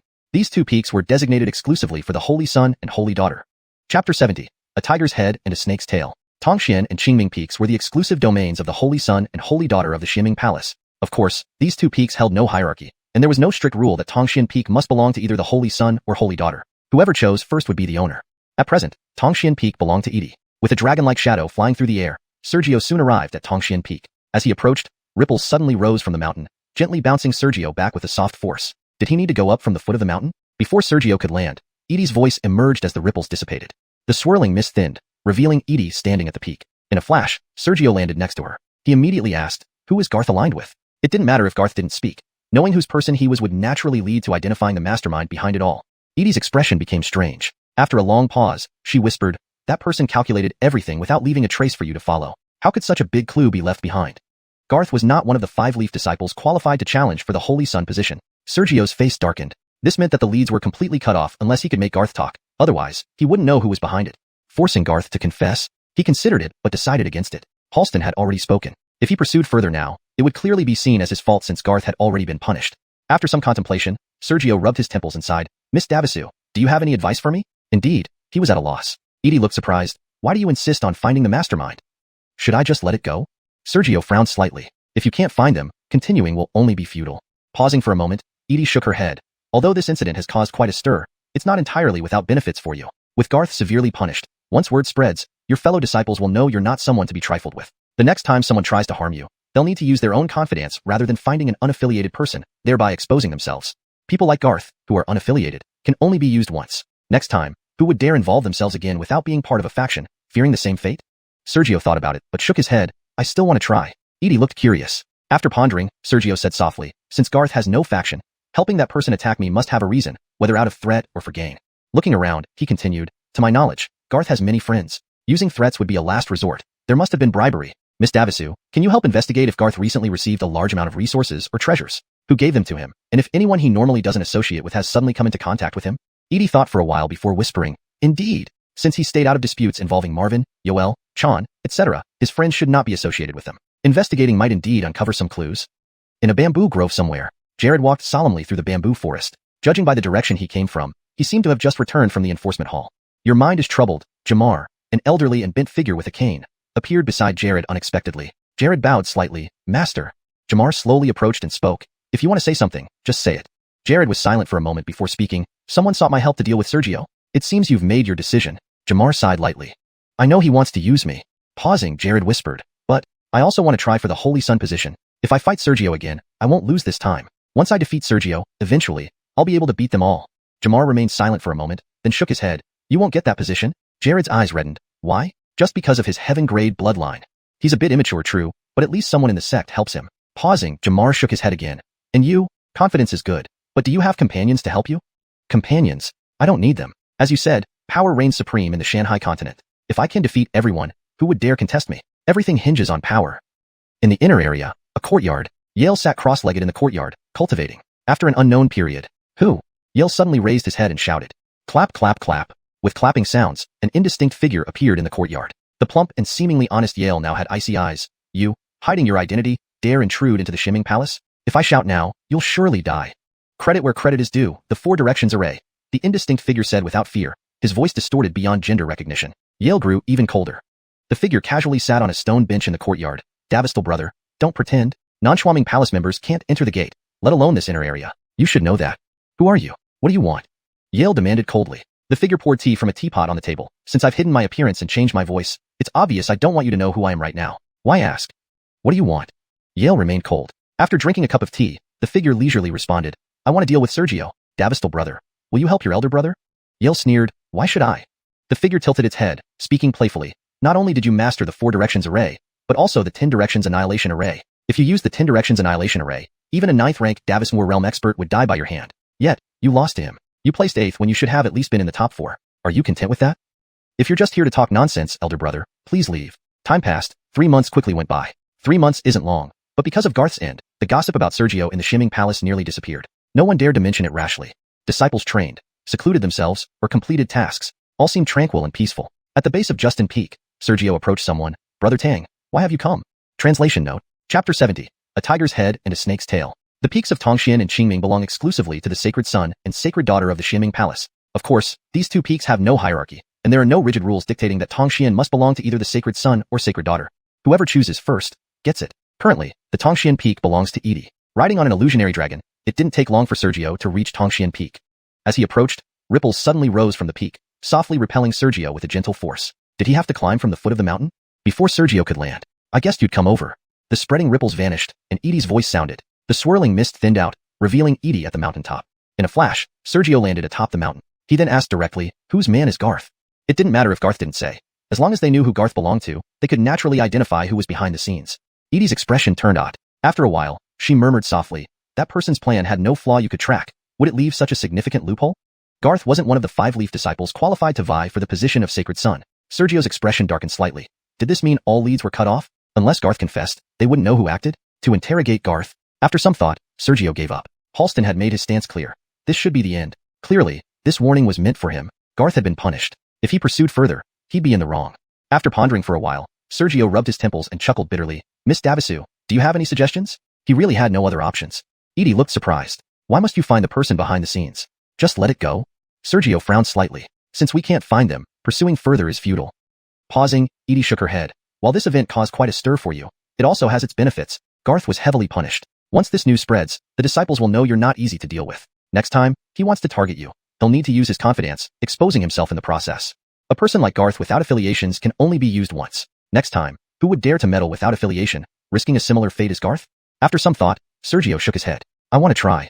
Edie looked curious. Sergio thought for a moment before whispering, since Garth isn't affiliated, helping that person was due to coercion or benefit, with a cause and effect. Then he scanned the mountains and rivers around him. From what I know, Garth makes many friends. Coercion is the worst option. He must have been bribed. Miss Davisu, help me investigate if Garth recently received large resources or treasures, and from whom. Or if someone, logically unrelated, suddenly interacted with him. Hearing this, Edie pondered and whispered, you may be right. He didn't get involved with Marvin, Yoel, Chan, etc., and his friends aren't from their circles. Investigating might yield clues. Somewhere in a bamboo grove, Jared walked solemnly. Judging by his direction, he seemed to return from the law enforcement hall. You're troubled. Jamar, elderly, hunched, and leaning on a cane, appeared next to Jared, who bowed slightly. Master. Jamar moved slowly closer. Speak your mind. Jared hesitated, then spoke. Someone sought my help against Sergio. It seems you've made a decision. Jamar sighed lightly. I know they want to use me. Pausing, Jared whispered. But, I want to compete for the position of sacred son. If I fight Sergio again, I won't lose. Defeating Sergio will make me strong enough to challenge others. Jamar remained silent for a while, then shook his head. You won't sit in that position. Jared's eyes turned red. Why? Because of his heaven-grade bloodline. He's somewhat inexperienced but has support within the sect. Jamar paused. And people backing him. Continuing, Jamar shook his head. Do you have companions supporting you? Companions don't matter. Master said, power rules in Shanghai continent. If I defeat everyone, who dares oppose me? Everything depends on strength. In a courtyard within the inner sect area, Yale sat in meditation. Suddenly, who's there? Yale lifted his head, shouting. Clapping sounds echoed, and an unidentifiable figure appeared in the yard. The chubby, seemingly simple Yale now radiated a cold gaze. You dare intrude into Shimming Palace? If I shout, you'll die miserably. True to your name as the Thur Fengjun Master, the shadowy figure said without fear, praising him in a distorted voice that couldn't be gender identified. Yale's expression grew colder. The figure sat down casually on a stone bench. There's no way non-Shuaming members could enter the sect, much less the inner region. You understand that, right? Who are you, and what do you want? Yale demanded coldly. Why ask? If I don't reveal myself, it's best you not question. What do you want? Yale's coldness remained. After sipping tea, the figure said leisurely, I want to deal with Sergio. Brother, will you help your senior? Yale laughed coldly. Why should I? The figure tilted its head playfully. You master both Thurfangzhun and Shifangzhi Miajun. Using Shifangzhi Miajun can kill even a 9th-tier spirit warrior. Yet you lost to him. With your strength, you should be in the top 4, not just 8th. Satisfied? If you're here just to babble, go ahead and leave. Time passed swiftly, 3 months gone in the blink of an eye. Though brief, because of Garth's outcome, rumors about Sergio in Shimming Palace almost disappeared, with none daring to mention it recklessly. Shimming disciples practiced, entered seclusion, or took missions. Everything peaceful and tranquil. At the foot of Justin Peak, Sergio appeared, walking quickly towards a person. Brother Tang, why are you here? Chapter 70. A tiger's head and a snake's tail. The peaks of Tongxian and Qingming belong exclusively to the sacred son and sacred daughter of Xianxia Palace. Of course, these two peaks have no hierarchy, nor is it strictly defined that Tongxian must be owned by the sacred son or sacred daughter. Whoever chooses first gets it. Currently, Tongxian Peak belongs to Edie. Using the illusion of a dragon to fly through the air, Sergio soon arrived at Tongxian Peak. As he approached, ripples suddenly rose from the peak, gently repelling Sergio with a soft force as he got close. Was he supposed to climb from the foot of the mountain? Before Sergio could land on the ground, "I guessed you would come," said Edie as the spreading ripples vanished. The swirling mist thinned out, revealing Edie standing at the summit. With a flicker, Sergio landed next to her. He then asked directly, "Who does Garth belong to?" It didn't matter if Garth himself did not speak. Knowing whose person Garth was would naturally reveal who was behind the scenes. Edie's expression turned odd. After a long pause, she whispered, "That person left no trace for you to follow. How could such a significant clue be left behind?" Garth wasn't one of the 5 Leaf disciples eligible to compete for the position of Sacred Son. Sergio's expression darkened. So, the leads were completely cut off? Unless Garth could be made to talk, they wouldn't know who was behind it. After considering it, Sergio abandoned the idea of interrogating Garth. Halston had already spoken clearly. To stop now was obviously directed at him. Garth had been punished. If he still went looking for trouble, he would be in the wrong. After pondering for a while, Sergio rubbed his temples and smiled bitterly. "Miss Davisu, do you have any advice for me?" Indeed, he had no solution. Edie looked surprised. "Why must you find the mastermind? Let it go like this?" Sergio frowned slightly. If you can't find them, continuing would just be pointless. Pausing, Edie shook her head. "To you, though this incident caused a lot of turmoil, it isn't entirely without benefits. Garth has been severely punished. Once the news spreads, your fellow disciples will know you aren't easy to deal with. Next time, if he tries to harm you, he won't find unaffiliated people so easily, only his trusted subordinates, which will expose him. People like Garth, who are unaffiliated, can only be used once. Next time, who would dare meddle again without a fear of meeting the same fate?" Thinking about it, Sergio shook his head. "I want to try." Edie gazed at him curiously. Sergio pondered for a moment and softly said, "Since Garth is unaffiliated, helping that person act either means he was threatened or bought. There must be a cause and effect." Looking around at the mountains and rivers, he continued, "From what I know, Garth has many friends. Coercion would be the worst option. He must have been bribed. Miss Davisu, please help me check if Garth recently received large amounts of resources or treasures, who gave them to him, and if there are people he shouldn't normally interact with but did." Edie thought for a moment and murmured, "That's true. He avoided involvement in disputes between Marvin, Yoel, Chan, et al., so his friends wouldn't be under their influence. Investigating might actually yield clues." In a bamboo grove somewhere, Jared walked heavily, seemingly returning from the enforcement hall. "You're troubled, Jamar." Jared's old hunched mentor who leaned on a cane, appeared beside him. Jared bowed slightly. "Master." Jamar strolled closer. "Speak your mind." After a moment, Jared spoke. "Someone wants me to join them against Sergio." "Seems you've made your decision," Jamar sighed. "I know he's using me." Pausing, Jared whispered, "But I want to try for the position of Sacred Son. If I defeat Sergio again, I won't lose. Once I beat Sergio, gradually, I'll be qualified to beat them all." Jamar fell silent, then shook his head. "You won't get that position." Jared's eyes reddened. "Why?" "Just because of his celestial bloodline. He may be somewhat immature, but at least he has support in this sect." Pausing, Jamar added, "And you? Confidence is good, but do you have allies? You've said it yourself, strength is paramount in the sea continent. If you defeat everyone, who would dare challenge you? The prerequisite is strength." In an intersect courtyard, Yale was meditating in the yard. Suddenly, "Who?" Yale lifted his head sharply. Clapping sounded, and an indistinct figure appeared in the courtyard. Despite being chubby and seemingly amiable, Yale's eyes glinted with coldness. "You, who hide your face, dared intrude into Xianxia Palace. One cry from me, and you'll meet a grim end. Deserves the reputation of the Four Directions Array," the indistinct figure remarked without fear, its voice distorted and genderless. Yale grew colder. Approaching a stone bench casually, the figure sat down. "Brother, no need to play games. Non-members can't enter the mountain gate, let alone the intersect. You should understand. Who are you? What do you want?" Yale demanded coldly. "Why ask so much? Since I concealed my identity, why question? What do you want?" Drinking tea, the figure finally said, "I want to take care of Sergio. Brother, can you lend a hand?" Yale laughed coldly. "Why should I?" The figure tilted its head, amused. "You not only command the 4 Directions Array, but also the 10 Directions Destruction Array. Using the latter, even a 9th-rank Davismore Realm practitioner would die by your hand. Yet, you lost to him. With your strength, you should rank 4th, not 8th. Are you satisfied? If you're just here to waste time, go away." 3 months passed quickly. Within 3 months, due to Garth's punishment, rumors about Sergio within Xianxia Palace nearly disappeared. Disciples trained, sequestered themselves, or completed tasks, everything appearing tranquil. At the base of Justin Peak, Sergio met someone. "Brother Tang, why are you here?" Technical terms and unique phrases within the context of the story, e.g., 4 Directions Array, are translated closely to maintain originality and clarity. Chapter 71. Castor comes to offer his loyalty. 3 months had passed, and while everything seemed calm within the Xianxia Palace, Sergio descended from the foot of Wuxiang Peak with a delighted expression on his face, addressing someone as Brother Tang. Upon hearing this, the man quickly clasped his fists and said, "Brother Su." "No, now that you are under Deputy Palace Master's tutelage and ranked among the 5 Leaves, Castor greets senior brother." This man was none other than Castor. The same Castor from the Tang family convoy in Xianxia City, who left Sergio behind when the Stephen family provoked a conflict and wanted no part of it himself. Sergio shook his head slightly. Brother Tang, if you've come, just be relaxed. There's no need for such formality. Castor clasped his fists again. Senior brother, please understand. Although I too have joined the sect, my cultivation is far inferior to yours. I only came to visit after learning that senior brother had successfully entered the sect. Please do not hold it against me. Sergio's eyes instantly narrowed. He nearly believed him. If he remembered correctly, during the second round of trials, he sometimes glanced around the crowd while observing other platforms and clearly saw Castor there, but chose not to greet him. Now, learning about this? It's more likely that he knew someone was targeting Sergio before and pretended not to know. Now that Sergio had successfully retaliated, he has come to visit. Despite his thoughts, Sergio kept his composure and chuckled. Why does Brother Tang say these things? I've been immersed in cultivation since returning 3 months ago. When Brother Tang first visited, I wasn't available. Please do not hold it against me. It turned out that Castor had visited 3 months ago, but Sergio hadn't seen him. He thought Castor would give up after a few visits, but unexpectedly, Castor kept coming to Wuxia Peak. Sergio had no choice but to come down to meet him. In a tacit understanding, they exchanged polite words. Sergio then asked seriously, does Brother Tang have any important matters? Senior brother misunderstands. I simply heard that you also entered the sect. Since I don't know anyone here well, I specifically came to see you. Castor denied and smiled. If I ever need anything in the sect, I hope senior brother will not hesitate to help. If you have any requests, please feel free to ask, and I will never refuse. Sergio was about to exchange more pleasantries, but paused suddenly. He pondered for a moment, then remarked strangely, I have just entered the sect, without fame or strength. If you need help from a fellow disciple, why not seek someone like Xander instead? Castor sighed lightly. Senior brother, you flatter me. Elder brother, you and others surround themselves with true martial realm seniors. I am merely at the first level of spirit martial realm. How could they take me seriously? Sergio shook his head. The Tang family in Mou City possesses vast wealth. With their backing, they would surely treat you as an honored guest. How could they dare to look down on you?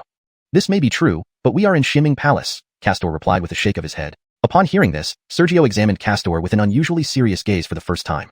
Initially, it seemed like casual conversation between brothers, but it was more than that. It was a show of allegiance. However, this was Xianxia Palace. Technically, they were all disciples of Xianxia Palace. For one person to pledge allegiance to another, wouldn't that divide Xianxia Palace?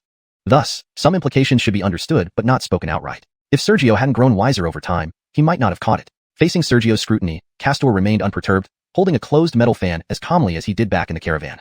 After a long pause, why? Sergio finally asked. For a sect disciple to pledge allegiance, it would be fine for an ordinary disciple, but Castor was not ordinary. His cultivation was low, and he wasn't the only heir of the Tang family, yet he appeared to be the only member of the Tang family to join Xianxia Palace. Logically, Sergio shouldn't have asked so bluntly, but he truly didn't understand and didn't want to misinterpret the underlying meaning. Castor's calm demeanor faltered for a moment.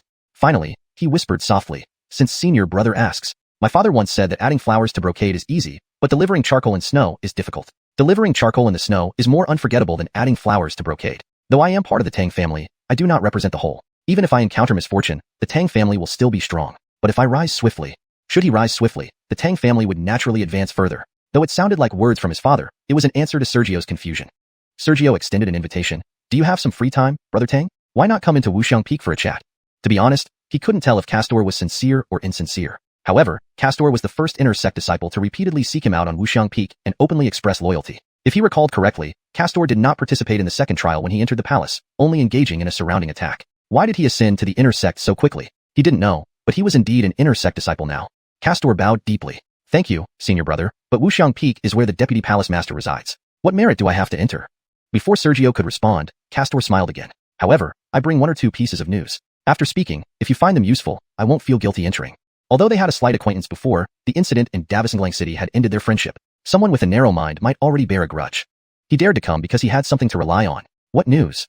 Sergio's eyes flashed with curiosity. Seeming to know what he was thinking, Castor shook his head directly. I'm afraid I disappoint you, senior brother. When elder brother Garth offended you, I investigated but found no suspicious individuals. So what news is it? Sergio immediately felt disappointed. He cared only about who was behind Garth. 3 months ago, Edie promised to look into it but never brought any useful information. It was clear she couldn't find much. He thought Castor had clues, but it turned out to be a false alarm. Castor changed the subject. Do you remember Jared? Immediately, Sergio recalled the venomous look in Jared's eyes when he was defeated. Nonetheless, Sergio maintained his composure. Why mention him? He should be studying under Elder Qin on Battle Peak. Did Davistal brother you do something wrong? Translation continues according to the text provided. Chapter 72. Outing. Facing Castor's words, Sergio's mind flashed with the hateful look Jared had given him earlier. However, his expression did not betray any unusualness. He appeared completely unaware. Castor, seeing this, felt a flicker of joy at the bottom of his heart and then said seriously, not quite. Senior brother might be unaware that half a month ago, junior brother received a family letter. Sergio's eyes twitched slightly. Castor continued in a low voice, The letter mentioned how one of our family's trade caravans passed by a small city, accidentally, and saw Jared. Coincidentally, they also saw someone unintentionally offend him. Later, during midnight, an entire family was wiped out. Gossiping about others behind their back is not what a gentleman should do, Sergio replied, showing no change in demeanor. Though Castor's previous pledge seemed sincere, just after pledging loyalty, it wasn't possible for him to fully trust him yet. However, Castor did not respond immediately but spoke on his own. 10 days ago, junior brother saw by chance that elder brother Xander and Jared met warmly in a tea house opened by an inner-sect senior brother. Unfortunately, I didn't know what they talked about. Sergio's gaze became intense. Xander. Their feud went deeper than merely competing for the position of Bryson. After pondering, Sergio extended an invitation. This place isn't suitable for conversation. Let's talk up the mountain. Your wish is my command. This time, Castor did not refuse. Following Sergio, they slowly ascended the mountain. Of course, they did not truly reach the peak, but stopped at a pavilion near the foot of the mountain. After talking in the pavilion for a while, outsiders were none the wiser about their conversation. Half an hour later, in the pavilion, Castor stood up. Senior brother Sue. If there are no other orders, junior brother will take my leave. Sergio thought for a moment and asked, Brother, do you know which places nearby have dense populations of beasts? Castor hesitated slightly. Well, senior brother, Xianxia Palace's influence spreads far and wide. Apart from some beasts kept in the demon suppression hall, there shouldn't be many beasts around here. Does senior brother wish to acquire a spirit beast? Shaking his head, Sergio replied, I want to hunt these beasts. Indeed, with Xianxia Palace present, there was nowhere nearby suitable for beast habitation. As for his cultivation, when he first entered Xianxia City, he was at the 7th level of spirit warrior realm. After experiencing various events, and even staying in Xianxia Palace for so long, he barely broke through to the 8th level. By normal standards, he estimated it would take at least 6 months to break through to the 9th level of spirit warrior. He didn't want to wait that long. Using pills for breakthroughs easily left hidden dangers. All he could do was see if he could find a place where there were more beasts to hunt. If Castor knew Sergio's thoughts, he would certainly be furious. Ordinary spirit warriors wouldn't laugh secretly if they could break through one level within a year, let alone half a year. Sergio found 6 months unsatisfactory. Unfortunately, Castor did not know this. Thus, after serious consideration, he said, if senior brother wants to hone skills by fighting beasts, why not go to the demon suppression hall? According to me, the strongest beast kept their rivals those of the 9th level true martial realm. Many brothers who can't go outside seek suitable beasts here. A slight twitch at the corner of his mouth, Sergio said, I mean, hunting beasts. Killing one or two, the demon suppression hall might not care, but large-scale killing, likely the hall's elders would visit him the next day. Misunderstanding again, Castor reached for his storage bag. Is it inconvenient for senior brother right now? Honestly, I've recently accumulated some surplus spirit coins. Having only recently pledged allegiance, and considering the situation in Xianxia City, he knew Sergio couldn't completely trust him yet. Seizing the opportunity, he planned to help Sergio further. Sergio interrupted, I just want to hunt beasts. Castor paused, realizing perhaps he misunderstood, or maybe Sergio didn't want his money. He couldn't be sure. But still, he honestly answered, if it's purely for hunting beasts, as I know, the nearest area with large-scale beast habitats is the Red Maple Mountains, 4,000 miles to the north. 4,000 miles. Sergio's face twitched. With his current speed, walking would probably take forever. Flying, even using the Dragon Battle 8 Directions technique, it wouldn't deplete him too much, but it couldn't make him fly for thousands of miles in one breath. Moreover, being in the wilderness was different from being within the sect. Without spiritual energy in the wilderness. After more discussion, Castor left with a somber expression. Sergio sat in the pavilion, watching Castor's back. Before asking about areas with beast habitats, he and Castor did not exchange overly complex situations. He simply wanted Castor to help gather some information. According to Castor, his cultivation wasn't high enough to help Sergio much yet, but being born into the Tang family, he had many channels of information. He could gather a lot of intelligence for Sergio. After some contemplation, Sergio shook his head and got up. Most important is power. If I could directly defeat Xander and the others, I wouldn't need to play games with them. Headache-inducing thoughts made him decide to stop overthinking. He decided to visit the Red Maple Mountains and return after breaking through to the 7th or 8th level of true martial, or even 9th level.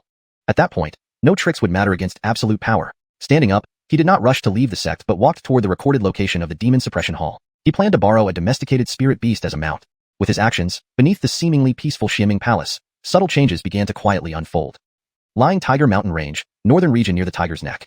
Here, towering peaks were countless, forming rugged mountains. If viewed from above, this area resembled the thickest part of the tiger's fur. On the outskirts of these mountains, one could see a translucent dome enveloping the entire range, which was a protective formation. At the edge of this formation, a gray-robed Xianxia Palace outer disciple busily worked, frequently glancing at the distance. What caught his attention was a small canyon about 10 zhang away. Inside the canyon, Sergio appeared there at some point. Across from him, someone was conversing. Soon, the person talking to Sergio suddenly blew a whistle-like object from his chest. Whistle, whistle, whistle, a sharp, whistling sound echoed. Shortly after, cooey. With an eagle's cry, a gray eagle with wingspan of roughly 2 human widths descended from the sky. Landing, it folded its wings and stood beside them. Its head adorned with several yellow plumes rising skyward, quite eye-catching. It was the yellow feather eagle. Chapter 73, 3 Feet Tower. The yellow-feathered falcon was a demon beast tamed by the Dark Nether Palace for long-distance travel. High-ranking disciples could borrow them for free, while lower-ranked ones could still use them by paying. Even outer disciples were allowed if they could afford it. The outer disciple who kept sneaking glances at Sergio noticed him, conversing with the person who had summoned the yellow-feathered falcon. With a quick leap, Sergio mounted the beast. The falcon spread its wings and instantly shot towards the sky. Suddenly, the outer disciple's furtive gaze became a bit bolder, staring intently at the rising black silhouette as if trying to determine the direction Sergio was heading. Devastated did he expect that his slightly more audacious look had seemingly alarmed Sergio. Screech! Another eagle cry echoed. The yellow-feathered falcon swooped down abruptly, carrying a gust of wind, and landed back on the ground in an instant. Dust filled the air, causing the outer disciple to instinctively close his eyes. After a moment, when the wind settled and the outer disciple opened his eyes, his face froze. He saw the yellow-feathered falcon standing not far from him, while Sergio sat atop it, eyeing him with a mischievous glance. The outer disciple hurriedly bowed. Have met you, senior brother. Sergio narrowed his eyes. You were watching me? And no, senior brother, there's been a misunderstanding, the outer disciple quickly denied, showing a hint of fear. Senior brother Su, is something wrong? Is the yellow-feathered falcon not listening to you? Shouted the person who had summoned the bird from afar. Sergio smiled and replied. No, I just need to talk to this junior brother about some minor matters. Understood. The man nodded without further inquiry. Sergio then looked at the outer disciple. If I'm not mistaken, during my conversation with junior brother Stone, you peeked at me 17 times. Stone, the one who summoned the yellow-feathered falcon, was the leading disciple among those responsible for the confined demon beasts at the Dark Nether Palace, despite his less than attractive name. Inner disciple of Third Leaf. Junior brother has never seen a fifth leaf disciple like senior brother before. Out of curiosity, I glanced a few extra times. Please forgive me, senior brother. The outer disciple suddenly knelt, trembling with fear. Sergio frowned. He was certain this person had been watching him. He just wasn't sure who this individual was working for. Should he force it out of him? If he resorted to violence, he could likely find out. But there was no need. This person belonged either to Marvin or Vlad, or perhaps a small chance to Landon. Going through all that trouble would only yield an expected answer and potentially create unwanted consequences. Thinking for a moment, Sergio's lips curved into a slow smile. Tell your master that I'm heading to Red Maple Mountain Range. If they want to kill me, send someone to follow me. Of course, if they don't mind being exposed, they can come themselves. I am not afraid. With that said, he gently patted the yellow-feathered falcon's neck feathers. Screech! The falcon soared into the sky, heading northward without any attempt at stealth. Soon, it turned into a tiny black dot and vanished from sight. The trembling outer disciple collapsed onto the ground as soon as the falcon took off. This wasn't due to any secret attack from Sergio, but purely out of fear. After regaining some strength after a few moments, he hurriedly left the area. Battle Peak. To clarify, Battle Peak isn't a single mountain, but a collective term for many peaks. In a bamboo forest on one of these peaks, is senior brother Jared available? A voice wrapped in spirit energy reverberated through the bamboo grove. Soon after, faint shadows flickered through the bamboo forest, revealing Jared, and outside the bamboo forest stood an outer disciple, different from the one Sergio had almost uncovered earlier. Seeing Jared, the outer disciple hurriedly bowed. Met you, senior brother Yi. Jared remained silent, observing him calmly. The outer disciple lowered his head instinctively. Senior brother, earlier, an unknown senior brother asked me to inform you that the person you wish to deal with has gone to the Red Maple Mountain Range. He also mentioned that if you wish to take action, now is the best opportunity. Crouching Tiger Mountain Range, where the tiger's head faces east. 800 miles to the east lay a massive city, at least 5 times larger than Shengyuan City. This city was named Mou City, where Castor's family resided. Inside Mou City, on a rather secluded street, Vlad appeared and walked for a while before stopping. He looked at a building next to him. The signboard read, 3 Feet Tower. Beside the signboard was a disturbing emblem, a blood-stained sword. Though merely a painted symbol, it appeared almost real, drenched in blood, radiating a chilling aura. Pausing for a moment, Vlad's eyes first showed hesitation, which soon turned into boundless killing intent. Taking out a wide-brimmed hat from his storage bag, he wore it and stepped into 3 Feet Tower. Inside the tower, there weren't many people, however, apart from the staff. All who entered wore wide-brimmed hats or veils, hiding their appearances. No one approached him upon entering. Seemingly knowing what to do, Vlad walked upstairs directly, navigating the corridor until he stopped at a small room. He pushed the door open and entered. The room was pitch dark, devoid of light. After approximately 3 breaths, creak, a sound came from deep within the room, indicating another door existed. As the inner door opened partially, a faint light appeared, very dim. The door wasn't fully open, only half, and a shadow emerged at the doorway, blocking the light. The figure remained standing, head lowered, making it impossible to see their face. The shadow spoke in a deliberately hoarse voice. You should know the rules of 3 Feet Tower. Vlad altered his voice, replying slowly. New Dark Nether Palace disciple Sergio, champion of 2 assessments, under Demetrius sect, Spirit Warrior Realm 8th level. The figure paused, retrieving something unseen, seemingly checking it. After approximately 3 breaths, 100,000 spirit coins, the figure stated, putting away the unseen object. Just Spirit Warrior 8th level, and you dare charge 100,000? Vlad's voice tinged with annoyance. The shadow didn't get angry. According to our confidential reports from 3 Feet Tower, a few months ago, he annihilated a family with over 20 true Warrior Realm members in Xianxia City with merely Spirit Warrior 7th level prowess. For absolute certainty, we require at least a true Warrior 7th level to act, and there's pressure from the Dark Nether Palace. The price is fair. Hashtag Chapter 74, 9th level of the Spirit Warrior Realm. Facing Xander's somewhat altered tone, the figure at the doorway did not get angry but instead explained softly. Upon hearing this, Xander gritted his teeth. I've already arranged for someone to attack him. Consulting you at 3 Feet Tower is merely a precaution. Huh. The The figure chuckled and then shook its head. Since the guest understands the rules of the 3 feet tower, you should know that if not for the peculiar nature of this person, I wouldn't have even given this explanation. Whether the guest has plans or not is irrelevant to the 3 feet tower. 5 10,000 spirit coins. Xander fell silent for a moment before gritting his teeth again. Is the guest sure? According to the information from the 3 feet tower, 5 10,000 spirit coins won't be enough to kill him. The figure's voice was hoarse but faintly revealed a hint of surprise.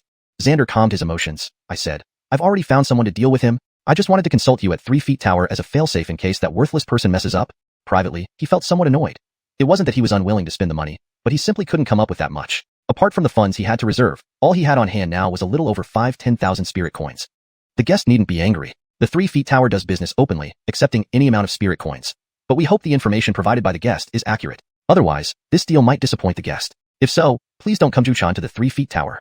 Asterisk revised asterisk. The guest need not be upset. The 3 feet tower is open for business and accepts any amount of spirit coins. But we hope the information you've provided is accurate. Otherwise, this deal might disappoint you. If that happens, please do not come Juchan to the 3 feet tower. For better fluency and natural reading in English, I further revised. The guest need not be upset. The 3 feet tower is open for business and accepts any amount of spirit coins. But we hope the information you've provided is accurate. Otherwise, this deal might disappoint you. If that happens, please do not hold us responsible at the 3 feet tower. Note, Juchan in this context likely means to hassle, or to hold responsible, adjusted accordingly for better understanding. The 3 feet tower is a mercenary organization. As long as you pay, they will kill anyone. Ordinary people aside, the 3 feet tower has a special evaluation system for those who are rising stars. According to public rumors, if one pays the quoted price by the 3 feet tower, the failure rate of a mission is less than 5%. However, few people can afford the lethal price set by the 3 feet tower's assessment. 4,000 miles north of the Xianxia Palace. Screech! A loud eagle cry echoed through the sky. Sitting atop the yellow-feathered eagle, Sergio looked at the red-tinged mountain range not far away and his face lit up slightly. The red maple mountain range contained many wild red maple trees, their colors bright like blood, hence the name red maple. Screech! The yellow-feathered eagle flew for a while and approached the mountains but suddenly began circling in place without advancing further. As a spirit beast mass cultivated by the Xianxia Palace for transportation, the yellow-feathered eagle's cultivation isn't very high, mostly between the 9th level of True Chi realm and the 9th level of Spirit Warrior realm. Moreover, unlike wild demons, these domesticated eagles are quite tame. Not advancing further clearly indicated fear. The red maple mountains weren't a place the yellow-feathered eagle dared to enter casually. Sergio didn't mind, and increased his weight, slightly using his spiritual power, land. Sensing the change in weight on its back, the already well-trained yellow-feathered eagle immediately dove towards the ground and soon landed steadily amidst the wind. Sergio dismounted from the eagle's back. Screech! The yellow-feathered eagle spread its wings and shot into the sky heading south. Having arrived at his destination, the borrowed yellow-feathered eagle would fly back to the sect on its own. With its mark from the Xianxia Palace, there was no need to worry about it being killed by passing strong cultivators. By the time Sergio returned to the sect, he'd likely have to walk back himself. Red Maple Mountains. I hope I can break through to the true martial realm, or even reach the 9th level of the true martial realm. Murmuring, Sergio didn't think much more and quickly entered deeper into the mountain range. He hadn't hunted demon beasts for a long time and was excited to do so. A month later, somewhere within the Red Maple Mountains, Sergio was fighting a violent ape, engaging in a primitive combat where fists met flesh. After a series of clashes, ha, exhilarating. Sergio laughed loudly and then suddenly shouted, slash. Instantly, a streak of sword light appeared in the violent ape's eyes, revealing a human-like confusion. Sword light? Isn't this human skilled in physical combat? Where did the sword light come from? Before it could react, the sword light flashed and instantly appeared above the violent ape, striking down sharply. A loud tearing sound was heard as a cloud of blood mist rose. The violent ape's aura dissipated instantly. The sword light transformed back into silvery clouds and returned to Sergio's hand, disappearing in a flash. Meanwhile, Sergio extended his hand, and various bits of blood mist began trembling. Soon, the blood mist and some unseen essence inside the violent ape were absorbed into Sergio's palm, converting into pure energy entering his body. In a short while, Sergio's aura surged by half a notch. Glancing at the nearby desiccated remains of the violent ape, Sergio murmured, 2 months. Give me 2 more months, and it's about time I return to the Xianxia Palace. Originally, he planned to stay in the mountains continuously hunting until he reached at least the 7th or 8th level of the true martial realm, or even the 9th level, before considering returning to the palace. However, after a month of frenzied hunting in the mountains, he felt uncomfortable. Continuously slaughtering seemed to affect his temperament, so he abandoned unlimited hunting in the mountains. He planned to first break through to the true martial realm, then return to the Xianxia Palace for rest and recuperation before continuing to hunt. Walking aimlessly for a while, Sergio sensed something and leaped onto a tree branch, squinting as he looked in the direction he came from. A silhouette was rapidly approaching from about a mile away. He didn't hide, standing on the branch waiting patiently. Shortly, the silhouette approached, revealing a familiar face, Jared. Sergio wasn't surprised. Why are you alone? Took you a whole month to find me. Disappointing indeed. After entering the mountains, he hadn't concealed his trail. If someone really wanted to find him, it wouldn't be difficult even in the vast mountains. Approaching rapidly, Jared paused momentarily. You knew I was coming? Sergio sighed lightly, uncertain, but I knew someone would come. Just didn't expect it to be you, who harbors no significant grudge against me. Did Xander not tell you I had anticipated this? He had guessed that Xander, who held the strongest animosity toward him, might come personally or send trusted subordinates to ambush him or other random people. While Jared could be part of this plan, his probability was low. Jared immediately felt irritated, inwardly resenting Xander. With a twisted expression, he sneered, "Daring to show yourself despite knowing the danger. I admire your courage to die." Jared launched a gray air column toward Sergio. "During the competition, you weren't my match. Now, it's still the same." Sergio coldly huffed, delivering a punch in return. Bang! The approaching gray air column was shattered outright. Spirit Warrior Realm 9th level. Jared finally noticed Sergio's cultivation, his eyes widening. "Now that you realize it's too late." Sergio leaped into the sky, soaring 3 zhang high, and then struck downward. Countless golden fists rained down towards the ground. Chapter 75, Ordinary Methods Nearly Ineffective. Sergio paid no heed to Jared's shifting expression, leaping into the air and unleashing a punch toward the ground with his spiritual power. At least 40 golden miniature fists materialized, densely raining down. Damn it! Jared's expression changed drastically as he growled and rapidly retreated. At the same time, he pulled out a pill about the size of a fingertip, exuding a fresh herbal scent yet bizarrely tinged with a blood-red hue. Jared gritted his teeth slightly as he stared at the pill. Once he had backed out of the range of the fists, he swallowed it in one go. Instantly, Jared's aura surged in just an instant. His cultivation soared from 7th stage Spirit Warrior to the peak of 9th stage Spirit Warrior. His aura was even more formidable than Sergio's by a fraction. That was the cold spirit pill. Once consumed, it would instantly imbibe the blood-chilling cold chi within the pill to temporarily enhance one's cultivation. Different people could attain different levels of enhancement after consuming the cold spirit pill. It varied based on individual constitution, but no matter how mediocre one's constitution was, it would at least elevate one's cultivation by a small realm. With his aura surging, Jared momentarily acclimatized to the spiritual energy within him before shouting loudly, "What does it matter if you are a 9th stage Spirit Warrior now? Our cultivation levels are the same." Sergio landed back on the ground and countered with a straight punch, to bark so arrogantly with a temporary boost. "Is this all you've got?" This time, Jared didn't dodge but roared ferociously, punching straight forward without flinching. Rumble! Sergio's fist was instantly overwhelmed head-on by Jared's attack. Sergio suddenly focused intently. Moon Eye? If it were anyone else, even with their aura stronger than his, they wouldn't stand a chance against his punch, nor could they forcefully defeat him with their temporarily boosted cultivation. But Jared was different. He had the Moon Eye. While it couldn't pierce through illusions at the moment, it allowed him to clearly see the trajectories of spiritual energy and spot weaknesses in various techniques. Unless one had overwhelming strength, otherwise. In that split second, ripples spread from around Sergio, with spiritual energy wildly overflowing. Under the great desolate ancestor dragon cannon, the ambient elemental energy became chaotic, continuously gathering towards his body surface. During the previous evaluation competition, he defeated Jared using this very method. The same trick again? Utterly laughable. With a disdainful sneer, Jared shot forward like lightning and punched at Sergio once more. This punch instantly triggered at least 10 sonic booms. Seeing this, Sergio suddenly crouched low and slammed the ground hard, causing rocks and dirt around to be violently thrown into the air. Then, he flicked his arm, break.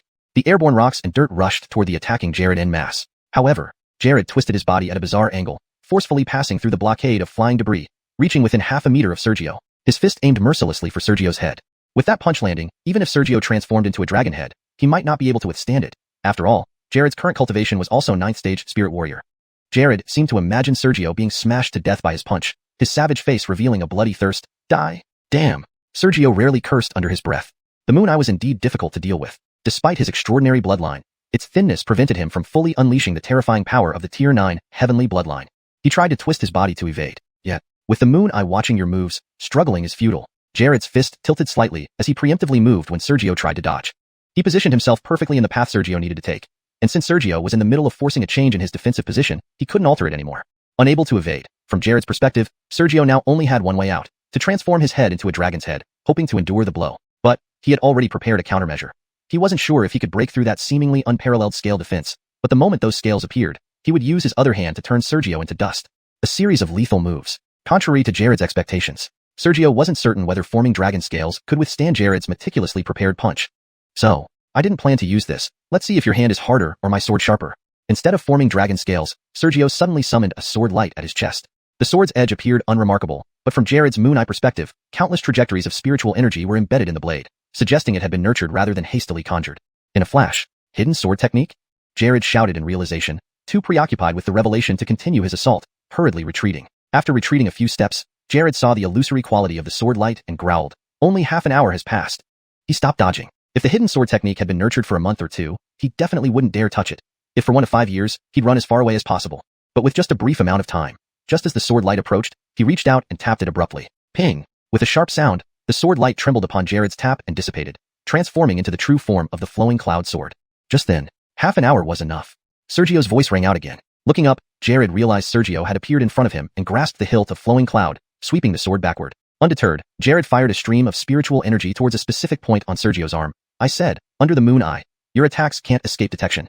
That spot. Sergio sensed it was precisely where his spiritual energy flow was weakest at the moment. If hit there, not only would flowing cloud be dislodged instantly, but his internal spiritual energy might also be affected. This moon eye with him at the same cultivation level, it truly made things tough. Without hesitation, Sergio abandoned his planned strike and rapidly retreated due to the unexpected situation, pulling away from Jared who was taken by surprise. First infuriated, then smirking, Jared taunted. So what? With your mighty heavenly bloodline, you can only run. Sergio wasn't angered but showed concern. I underestimated you. He had disguised his spiritual energy with the 4 elemental energies from the universe, but even so, his disguising technique was ineffective at the same cultivation level. If Jared had been at the same cultivation level during the previous examination, Sergio might indeed not have been his match. As he spoke, Sergio continued to retreat further, maintaining distance. How long can you run? Jared charged at Sergio angrily again. Unexpectedly, Sergio did not retaliate but kept retreating, seemingly determined not to engage in a direct clash. Infuriated, Jared roared, damn it, are you going to run forever? Those who know the mountain harbors tigers and still venture forth are fools. Fortunately, I'm not one of them. Let's see how long your cold spirit pill lasts. Sergio stayed well away from Jared. Chapter 76, Entanglement. Facing Jared's enraged roar, Sergio's expression remained unchanged as he continued to circle from a distance. It was important to remember that Jared's cultivation had been temporarily boosted by the cold spirit pill. In contrast, Sergio's cultivation was genuine and solid. As long as time was dragged on until the effect of the cold spirit pill wore off, Jared's moon eye would no longer be able to see through Sergio's disguise. At that point, unable to discern Sergio's spiritual energy trajectory, how could Jared stand against him? Jared felt his anger burn brighter. You, shameless. History is written by the victors, Sergio responded, maintaining his distance. Perhaps extremes breed their opposite. In his peak fury, Jared's mind oddly became calm. He stopped pursuing aimlessly, halted abruptly, and stared coldly at Sergio. Seeing this, Sergio raised an eyebrow but did not retreat further. Instead, he stood afar, concentrating intently. After about 3 breaths, Jared suddenly spoke. I can hold out for another 15 minutes. Do you think you can truly stall me for that long? Sergio remained silent, merely becoming more wary. This wasn't the evaluation in the Xianxia Palace where many techniques couldn't be used freely, like the cold moon pill, which was invaluable in life and death battles, but unsuitable for casual sparring. Perhaps Jared was about to use his killing move. Seeming to understand Sergio's thoughts, Jared's fingers twitched, and a mysterious seal appeared in his hand. An ominous premonition grew within Sergio. What came next from Jared wouldn't be easy to handle. Dragon battles in all directions. Without hesitation, Sergio channeled his bloodline and spirit energy. Roar. He soared into the air, and the colossal dragon phantom 30 feet long began to materialize. Whether attacking or retreating, having the dragon phantom made it convenient. With a whisper, unparalleled secret art, thunder suddenly erupted around Jared. Instantly, Jared roared, mad thunder hell. Boom. Thunderbolts rose around Jared one after another. Apart from ordinary classifications, only after joining the Xianxia Palace did Sergio learn that there was another special category of martial techniques, the unparalleled secret arts. They were extremely difficult to cultivate and required resonant seals and sounds to connect with the forces of heaven and earth. While the power of advanced martial techniques in ordinary categories wasn't necessarily weaker than these secret arts, they were undoubtedly stronger than 95% of all other martial techniques. The peak of swordplay that Sergio practiced was also one such unparalleled secret art. Boom. Under the thunderous assault, Sergio's thoughts were instantly interrupted. Around Jared, nearly 20 bolts of lightning ascended. Looking at the lightning, Jared's face paled slightly. Let's see how you will dodge. Boom. Amidst the thunderous roar, over 20 bolts of lightning charged towards Sergio. How incredibly fast was the speed of the lightning. By the time Sergio saw the attack, the lightning was already close. Bang bang bang. 2 of the bolts struck the dragon phantom first. Though blocked by the illusion, it didn't hit Sergio directly, but due to the connection between the illusion and Sergio, he felt a numbing sensation, and his internal spirit energy flow was slightly hindered. He did not sit idle. Wrist flicking, dragon claws extended from the phantom. However, just before striking the lightning moved faster and avoided the dragon phantom. All bolts then struck the phantom at once. There was little change to the dragon phantom, but Sergio turned blackish, his body weakening, nearly losing balance. Is this all you've got? Jared sneered. Thunder reappeared around Sergio and surged toward him again. Sergio's expression darkened. The dragon phantom's size was too large. It was impossible to avoid the lightning. But dispersing the illusion left him vulnerable. Even a few bolts of lightning would turn him into charred remains. He knew an unparalleled secret art too. Yet, using his supreme sword technique would drain his spirit energy completely, and if it missed, would consuming primordial energy to forcibly enhance his cultivation level and crush Jared with true martial realm might? Still, Sergio didn't want to deplete his bloodline excessively. It was hard to restore, especially when hidden within the soul. Unless in dire necessity, he wouldn't risk using it recklessly. Then, thinking for a moment, Sergio manipulated his spirit energy, shielding part of his senses. He then snorted, stormy sword heart. A breeze arose. More thunderbolts struck the dragon, but shielded from sensation, Sergio was unaffected. Conversely, raindrop-sized beams of sword light emerged around him. Within less than a breath, thousands of sword lights densely surrounded Sergio. Jared's pale face changed slightly. A hint of malice appeared at Sergio's lips. Using unparalleled secret arts is exhausting. I'm curious. Can your moon eye still see through my overwhelming sword light? Can you pass through it? Whoosh whoosh whoosh. Thousands of sword lights rushed toward Jared like wind and rain, just as Jared tried to evade. Roar! Following a dragon's cry, Sergio lunged forward. The dragon phantom emerged, spraying dragon-like breath to block Jared's escape route. Damn! Jared's expression shifted, surprised Sergio could still counterattack. In panic, he quickly controlled the lightning to form a grid to deflect the sword lights while dashing left to avoid Sergio's burst attack. Boom! Suddenly, the earth shook. A massive shadow enveloped Jared. Glancing sideways, he saw Sergio had rapidly approached. A black shadow, indeed Sergio's silhouette from above. Most terrifyingly, the dragon's tail whipped down at blinding speed. Fear not, Jared grunted, diverting a bolt of lightning to strike the approaching dragon's tail. Suddenly, Sergio remarked, "You seem unable to see through this dragon phantom's trajectory." Jared's expression changed dramatically. Right then, the dragon spewed another breath from above, too close to evade, only to endure or block with offensive force. Most of the lightning grid was still fending off the sword lights. The only available option was the recently diverted lightning intended for the dragon's tail. Chapter 77. The Tenacious Jared. As the dragon's breath erupted from the sky, Jared instantly knew there was no way to evade it. If he didn't find a way to block the dragon's breath, he would definitely be hit and most likely reduced to ashes under its power. Unless, the thunder that had just split off could abandon attacking the dragon's tail and instead intercept the dragon's breath. One of the attacks, the tail or the breath, would definitely hit him. Dragon battle in all directions was never meant to be a flying martial technique. From the beginning, it was an advanced combat skill designed for fierce close-quarters fighting. The illusory dragon was not just for show. In the blink of an eye, Jared gritted his teeth slightly, controlling the thunder aimed at the tail to now strike towards the dragon's breath. Boom, boom. The collision between the dragon's breath and the thunder unleashed a massive shockwave. The dragon's tail also struck Jared, sending him flying at least 30 feet away, smashing countless maple trees. The crimson leaves fluttered, unclear whether their red hue came from the maples themselves or if they were stained by something else. Being struck by the tail, Jared felt as though half of his bones had snapped. He was chest-tight and short of breath, nearly unable to catch his breath. Roar! The dragon's roar echoed once more. A colossal dragon claw descended from the sky, instantly seizing Jared's body, gripping his tiny waist and suspending him midair. Cough, cough. Jared coughed wildly as if he had lost all sensation. His face was deathly pale. "You've lost?" Sergio floated in the air, looking down at Jared trapped by the dragon claw, expressionless. After another bout of wild coughing, Jared burst out with a somewhat crazed laugh. "Haha! In victory or defeat, the victor reigns. Kill me if you will. Tell me why you wish to kill." Sergio exerted force through the dragon claw, slamming Jared into the ground. With a thud, a crater about 3 feet deep formed where Jared landed. Inside the pit, Jared suffered further injuries, his body losing strength on the spot. He regained a bit of strength and raised his head again. "Kill me if you must. Why waste words? Do you not fear death?" Sergio sensed the dwindling spiritual energy within him, dissolving the illusory dragon, and slowly approached the pit, raising the flowing cloud sword, which occasionally pointed at Jared's throat, eyes, heart, and other vital spots.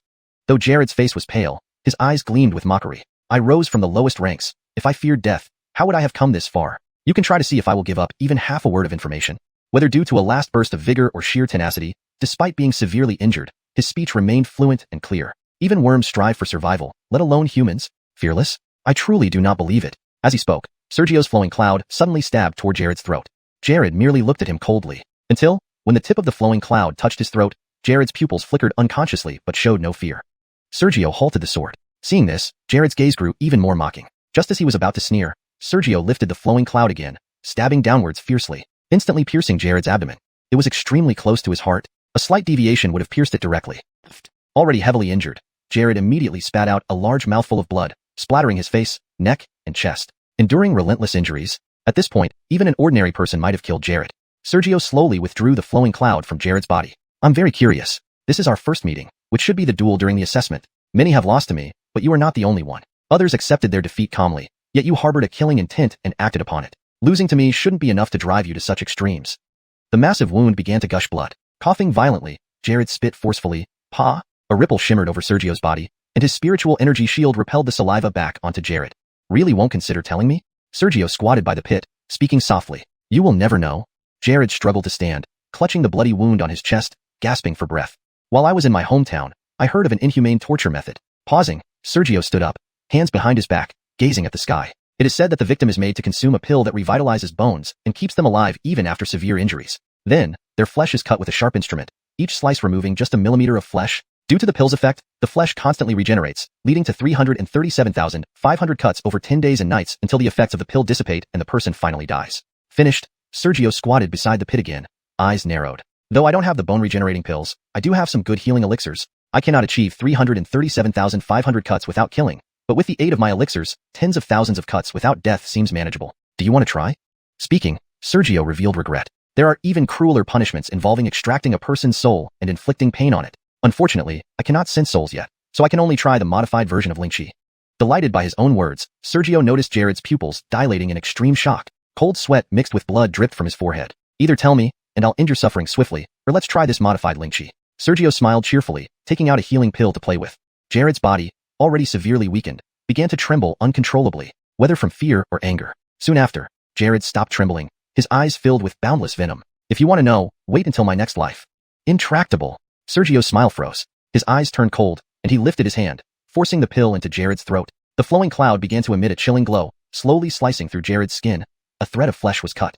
Jared glared coldly at Sergio, his face twisted, but he made no sound. I wonder how long you can endure. Sergio continued cutting with flowing cloud at an excruciatingly slow speed. The slower the cut, the greater the pain. The searing pain drilled deep into his bones, almost driving him to unconsciousness. Jared's face became more distorted, sweat pouring from every part of his body. Cold sweat appeared on his skin only to soak into the freshly cut flesh, intensifying his agony. After about half an hour, Jared, who had been quite tenacious, finally couldn't hold back a scream of agony. Sergio's grip on the flowing cloud remained steady. This is just the beginning. Chapter 78. The 3-foot tower appears. Facing Jared's finally unbearable screams, Sergio remained completely unmoved. His grip on Davisuyan was steady, and his tone was calm and indifferent. Jared could tell that if he didn't give Sergio a satisfactory answer, the torture by 10,000 cuts he faced would be inevitable. Answer? There was none. Beneath his distorted face from pain, Jared showed countless signs of madness. You, just wait. If I don't die one day, I will grind your bones into dust. Ridiculous. Sergio paused briefly in his wrist movement and resumed administering punishment without a word. Time passed slowly. Jared had never felt time move so sluggishly. Enduring endless torment, he repeatedly fainted throughout the day, only to be woken up each time by Sergio's use of spiritual power. Days felt like years. He didn't know how much longer he could hold on. All he knew was that now, apart from his head, there wasn't a single intact patch of flesh left on his body. The gruesome sight would make even the bravest person hesitate to look. At this moment, he barely had the strength to utter a sound, reduced to being slightly better than a puddle of mud. Beside the large pit, another few dozen slashes, observing Jared, who was clearly still alive but not moving. Sergio frowned slightly. After a whole day of torture, even he felt somewhat sickened. Yet, Jared still hadn't spoken. Sergio even doubted whether he himself could have endured under the same circumstances. After a short while, he stopped. Forget it. I'll end this quickly for you. Though he really wanted to know why Jared harbored such killing intent towards him without reason. Since he couldn't get an answer, it was pointless to ask further. Once the man was dead, everything would be over. Thinking this, Sergio wielded Davisuyan and directed the blade toward Jared's heart and Dantian Zifu, areas he had been avoiding all along. Jared, having endured a full day of torture, naturally had no strength to dodge. There was also no fear in his eyes, dulled as they were by pain, a faint glimmer of relief instead. Finally, it was over. In an instant, the sword tip was less than half an inch away from Jared's heart. Just then, whoosh, a dark whistling sound rang out from about 15 feet behind him, heading straight for Sergio at incredible speed, aimed at his neck. As soon as he heard the sound, the hairs on his neck stood up. The timing of the attack was impeccable. It came precisely when Sergio, realizing he wouldn't get any answers through torture, had decided to give Jared a quick death, letting his guard down. Though his spiritual power was at peak condition, his relaxation made it harder to mobilize instantly. What? Instinctively, Sergio leaped to the left, releasing Davisuyan downward from his grasp. A swish sounded as Davisuyan struck Jared, albeit off target due to the instinctive dodge. But Sergio had no time to celebrate. He felt an intense pain in his right chest, accompanied by a sharp, burning sensation. Looking down, a dagger had pierced his right chest, its blood-stained point protruding from the other side. If he hadn't dodged instinctively, the dagger would have decapitated him. A voice tinged with surprise came from nearby. You managed to evade. Looking up, he saw a masked black-clad figure emerge from the grass. 9th tier Davisuyan realm. When did they arrive? Sergio's face paled slightly. With a swift motion, he slapped the dagger out of his chest, channeling spiritual power to seal the wound and prevent excessive bleeding. With another grab, the slightly off-target Davisuyan, which was still embedded in Jared's body, was back in his hand. Holding the weapon, Sergio's nerves calmed slightly. His voice was icy cold. 3-foot tower. He didn't know the full extent of the 3-foot tower's influence. All he knew was that it was an assassination force. After joining Xianxia Palace, he learned from some texts given by Kevin Yao that the 3-foot tower existed not only in Shengyuan City, but also in all cities under Xianxia Palace's jurisdiction, and even beyond its territory. Once the 3-foot tower acted, blood splashed 3 feet. Sergio, today's humiliation I shall repay. Jared's voice was filled with madness. You're still alive? Sergio's pupils contracted. Turning his head, he saw the once motionless heap of gore rise with exposed bones. Most of his flesh had been removed, making a horrifying spectacle. Despite being impaled, he should have died long ago, yet somehow, either due to incredible resilience or potent life-sustaining elixirs, he was still breathing. In an instant, Sergio's gaze turned cold. Why can't you just die? Ignoring the 3-foot tower's assassin, he thrust Davisuyan again. Since Jared was still alive, a follow-up strike was necessary. However, the whoosh sound returned. Seizing the moment of distraction, the 3-foot tower assassin struck again, targeting Sergio's vital points. This time aiming for his heart and Dantian Zifu, though specifics were unclear due to his back being turned. Sergio, mid-attack on Jared, abruptly turned, enraged. You're courting death. Previously, he failed to dodge due to relaxed focus, but now, even without using spiritual power, Davisuyan could easily deflect the dagger. Turning swiftly, Sergio twisted his wrist. With a bang, the lightning-fast dagger was struck by Davisuyan and instantly split into two. How is this possible? The assassin's expression changed, and immediately he took a few steps back, fleeing into the distance. He had seen Sergio's terrifying strength firsthand. Even injured by the ambush, the assassin didn't want to engage in direct combat. Ignoring this, Sergio turned his head back towards Jared, ready to finish him off. But Jared was gone. Inside the large pit, only blood-soaked red soil remained, nothing else. Clean soil around it gave no indication of where Jared disappeared. It was as if he vanished into thin air.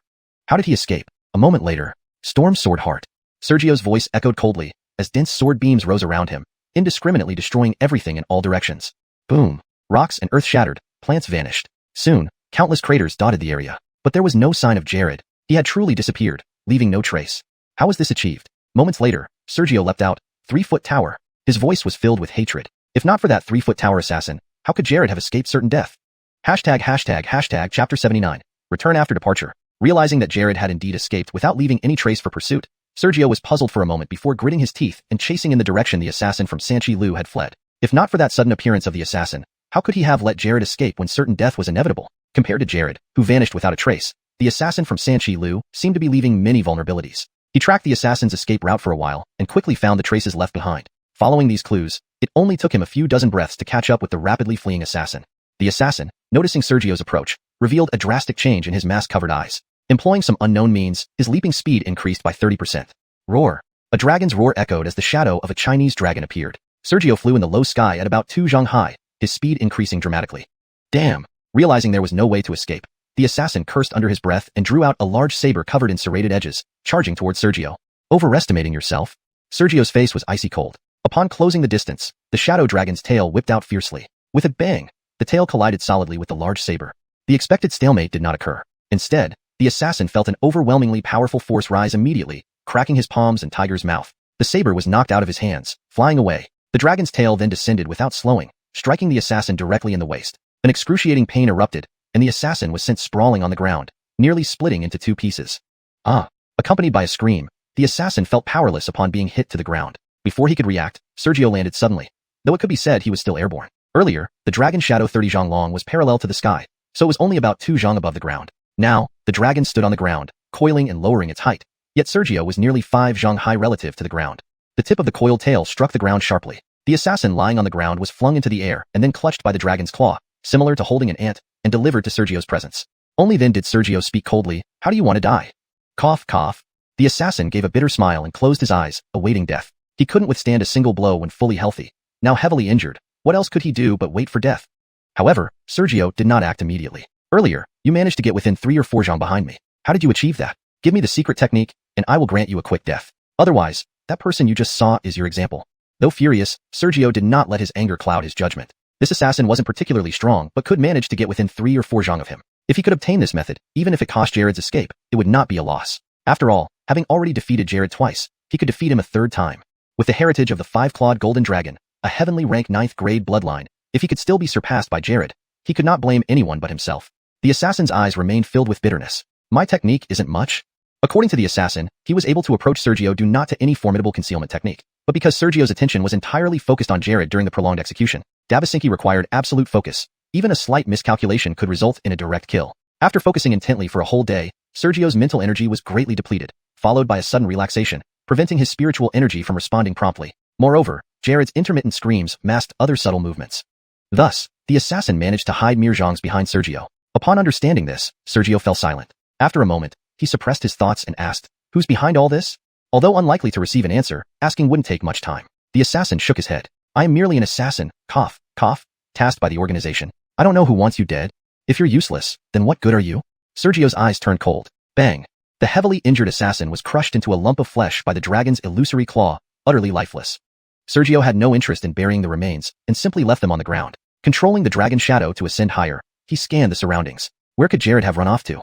The vast mountain wilderness stretched before his eyes, and he didn't know where to start tracking. After a pause, Sergio dispelled the illusion, re-landed on the ground, and began walking slowly. If he couldn't find Jared, then so be it. He needed to continue his original mission, hunting beast and breaking through to true martial realm. As for Jared, once he returned to Shimming Palace after breaking through, he would deal with Jared then. Based on events here, killing Jared within the sect would not violate regulations. The only uncertainty was Jared's tenacious nature, which suggested he wouldn't willingly provide such damning evidence. Thoughtfully, Sergio reached into his storage bag and took out a pill, swallowing it. Though dealing with the assassin seemed simple, one mustn't forget that the assassin's surprise attack had caused significant injury, given the close proximity. His injuries were far from minor. I said I'd crush your bones to dust. Jared's ferocious voice suddenly rang out. Whoosh! The sound of something cutting through the air came from Sergio's right, moving extremely fast. Sergio had just taken the pill, but it hadn't started working yet. He hastily turned his head and saw Jared, who had regained his full form through some pills or techniques, changing clothes and now launching a sneak attack. In that instant, Sergio felt a surge of retreat. If Jared had recovered to peak condition, he might not be a match for him in his current wounded state. However, within that brief moment, Sergio calmed himself down. After being sliced for a day and night by Lingqi, Jared's physical and mental injuries must be terrifying. He didn't believe Jared was truly back to peak condition. To death. Jared, charging at Sergio, wore a ferocious expression. Sergio dodged to the side instantly. But, with Jared's moon eye predicting his movements, Sergio's evasion failed as Jared adjusted his direction. As a result, not only did Sergio fail to evade, but he became increasingly endangered as they got closer. Seeing this, Sergio realized he probably couldn't dodge in the short term and, given the strangeness of the moon eye, once he was at a disadvantage, it would be difficult to counterattack. Chapter 80. The earthen jar reappears. Sergio's instinctive dodging movement was ineffective, and he immediately realized, in that moment, he could not evade, nor could he control the surrounding primordial energy to conceal himself. This strike would surely put him at a disadvantage. With Jared's shrewdness, it was evident he wouldn't give Sergio time to cover his spiritual energy trajectory. In this situation, he would inevitably be engulfed by Jared's relentless attacks, making it hard for him to counterattack. Over time, he might truly be killed by Jared. So, his mind raced rapidly. Sergio stopped trying to dodge and instead raised his hand, forming a sword gesture. Secret technique unparalleled. Sword of the extreme. He also knew the unparalleled secret technique. Earlier, when battling Jared, there had been no need to use it. Now, he didn't believe Jared was truly at his peak. Since they were going to clash head-on, he would use the unparalleled secret technique to directly slash through the returning Jared. In an instant, a 10-meter-long sword beam rose, and at that moment, the suddenly attacking Jared was barely a meter away from Sergio. Damn it, I can't see through it. Jared's expression changed drastically. The sword of the extreme wielded by Sergio could only be faintly detected. Its specific trajectory remained elusive, discerning any weaknesses was unimaginable. Unable to see through it, naturally, there was no way to dispel the sword beam. Too close to dodge, he could only brace himself for impact. In haste, he hurriedly retrieved a wooden shield from his storage bag and held it in front of him. Boom! An explosion echoed. The suddenly assaulting Jared flew backward at least 3 times faster than his approach, smashing into at least 30 trees before stopping. On his chest appeared a deep, almost bone-deep sword wound stretching across his body. Sergio, standing on the ground with cloud flow, breathed heavily. Didn't die? Raising a hand, he took out a pill from his storage bag and consumed it. A spirit recovery pill. Cough cough. The ejected Jared lay on the ground, pale and bloodless, unable to move. As Sergio regained a bit of his spirit energy, he approached Jared with a cold glint in his eyes. Jared could only lie there motionless. Moments later, Sergio walked up to within half a meter of Jared, just as he prepared to continue approaching and kill Jared with one stroke. Suddenly, he felt an overwhelming sense of dread, as if something terrifying was about to happen. This was a feeling, a premonition. Some said it was a 6th or 7th sense, some called it a sudden impulse, others believed it was a creature's intuitive response to danger. Whatever it was called, it wasn't wrong. This feeling may not appear in every crisis, but when it did, there was always a reason. Driven by this overwhelming dread, Sergio instantly leapt back without hesitation. Then he saw that a jar appeared suddenly on Jared's chest, who was sprawled weakly on the ground. It had colorful and bizarre patterns on its surface. Just at first glance, Sergio instantly recognized it as the earthen jar that had entrapped him earlier. Didn't Jim already smash it? He had countless doubts, unaware that Jim had failed to destroy the jar. And the jar, upon appearing, floated upward, emitting an invisible ripple that spread toward where Sergio had been. Fortunately, Sergio's sudden retreat prevented it from hitting him. You dodged pretty quickly. A familiar voice filled with frustration sounded from inside the jar. It was the remnant soul. Sergio continued retreating. It's really you. Didn't Elder Jim already destroy this jar? The remnant soul inside the jar exuded a sinister aura, compelling him not to get close. Moreover, seeing the jar on Jared, he understood why Jared harbored such lethal intentions toward him. Can you still move? His spirit energy is almost depleted now. Kill him, replace your bloodline with his, and then your bloodline will be heaven class. Paired with your moon eye, who could match you in the world? The jar returned to Jared's chest, flashing, then disappeared, seemingly entering Jared's body. Cough cough. Jared coughed violently, as though a foreign force emerged, struggling to stand. Sergio said nothing, pointing his sword from a distance. Jared's pallid face wavered, not following the remnant soul's command to attack Sergio. After a pause, Jared slowly retreated. You win this time. Next time, I'll leave you no place to bury your bones. Retreating further, Jared leaped away. Sergio felt a little relieved, planted cloud flow into the ground, sat down directly on the dirt, and panted heavily. His body felt very uncomfortable. The sword of the extreme drained all his spirit energy in an instant. Even with the healing pills, his injuries from the 3-foot tower assassin hadn't healed yet. Moreover, Jared was struck directly by the sword of the extreme but didn't die, which was quite strange. If Jared had attacked again with the jar's presence, the outcome would have been unpredictable. Sitting on the ground for a long time, Sergio's breathing gradually steadied. Under the effect of the pills, his spirit energy recovered considerably, and his chest wounds improved. Strength, Sergio muttered softly, ignoring his unhealed wounds, swallowing another spirit recovery pill, and heading toward where beasts were rumored to be. Meanwhile, in the opposite direction Sergio had gone. After leaving a great distance, Jared leaned against an ancient tree. Instantly, numerous wounds appeared on his seemingly intact body, turning him into a bloody mess. His injuries were even more horrifying than Sergio's. Damn, why didn't you take advantage of his exhausted spirit energy to kill him? The jar floated out of his chest. Jared, looking weak, struggled to speak. With what would I kill him? If he takes an explosive pill, the one who dies would be me. The remnant soul in the jar, full of anger. If you could kill him, I would replace both our bloodlines for you. That's heaven class 9th grade. Jared remained silent, closing his eyes and continuously regulating his breath. After a long time, having recovered somewhat, he opened his eyes, gritting his teeth. He will die in my hands eventually. Blood. I need blood. The jar floated for a while, carrying resentment, then returned to Jared's body. Jared struggled to stand again, looking in the direction Sergio had left. No one knew what he was thinking. After a while, he stepped forward, swiftly leaving the mountain range, muttering indistinctly. Xander, I hope you have a plan and don't disappoint me. Otherwise, when I want to kill you in the future, you won't have the strength to resist. Time passed. 2 months later. Somewhere in the Red Maple Mountains. Roar, with a roar, a nearly 4-meter-tall rhinoceros-like beast fell with a crash. Beside the rhinoceros beast, Sergio created a bloody hole with cloud flow and began devouring energy using the great desolate ancestor dragon scripture. The beast visibly withered before his eyes. However, Sergio's face showed no joy, only confusion and a hint of gloom. Chapter 81. The difficulty of advancing to true martial realm. After killing the rhinoceros demon beast, Sergio absorbed its essence, spirit, and energy using the vast wasteland primordial dragon classic. Yet he did not show a trace of happiness. His cultivation had not improved. Not long after, the rhinoceros demon beast hadn't completely withered yet when Sergio stopped absorbing and murmured to himself. To break through to the true martial realm, there must be other unknown factors. It's worth mentioning what happened after Jared retreated. Sergio once again started crazily hunting demon beasts. At first, it went well. When he spent over half a month hunting demon beasts and reached the peak of the spirit martial realm, he realized that even if he continued hunting, his cultivation could not be further improved. Initially, he thought maybe the demon beasts were too weak to help him advance. Thus, he began selectively targeting stronger creatures. However, even slaying demon beasts at the 9th level of the spirit martial realm did nothing for his cultivation. In desperation, he started looking for true martial realm demon beasts. Although Red Maple Mountain was home to many demon beasts, true martial realm beings weren't as common as cabbages. The rhinoceros demon beast was the 4th true martial realm demon beast he hunted and the strongest among them, at the 7th level of the true martial realm. If it weren't for the innate suppression of demon beasts from his bloodline, he might not have been able to defeat it in direct combat. The first 3 true martial realm demon beasts grew progressively stronger until the rhinoceros demon beast. Even 4 true martial realm demon beasts couldn't improve his cultivation. Not even a 7th level true martial realm beast could help him, so it was unlikely due to insufficient strength of the hunted beasts. It was more likely there were other unknown factors. Standing beside the demon beast's corpse, Sergio struggled to find an answer. After a while, he sighed, fine. Having hunted demon beasts for almost 3 months, it's time to return to the sect. Unable to find an answer, Sergio decided to return to the Shimming Palace. With the 7 luminaries' presence, he would get an answer on why he couldn't break through.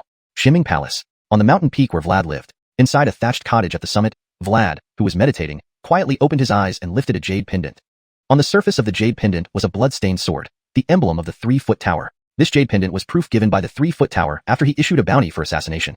This token was not particularly valuable, but served to inform the person who issued the bounty whether the task succeeded or failed. At this moment, the bloodstains on the sword faded away, leaving only faint traces without a hint of redness.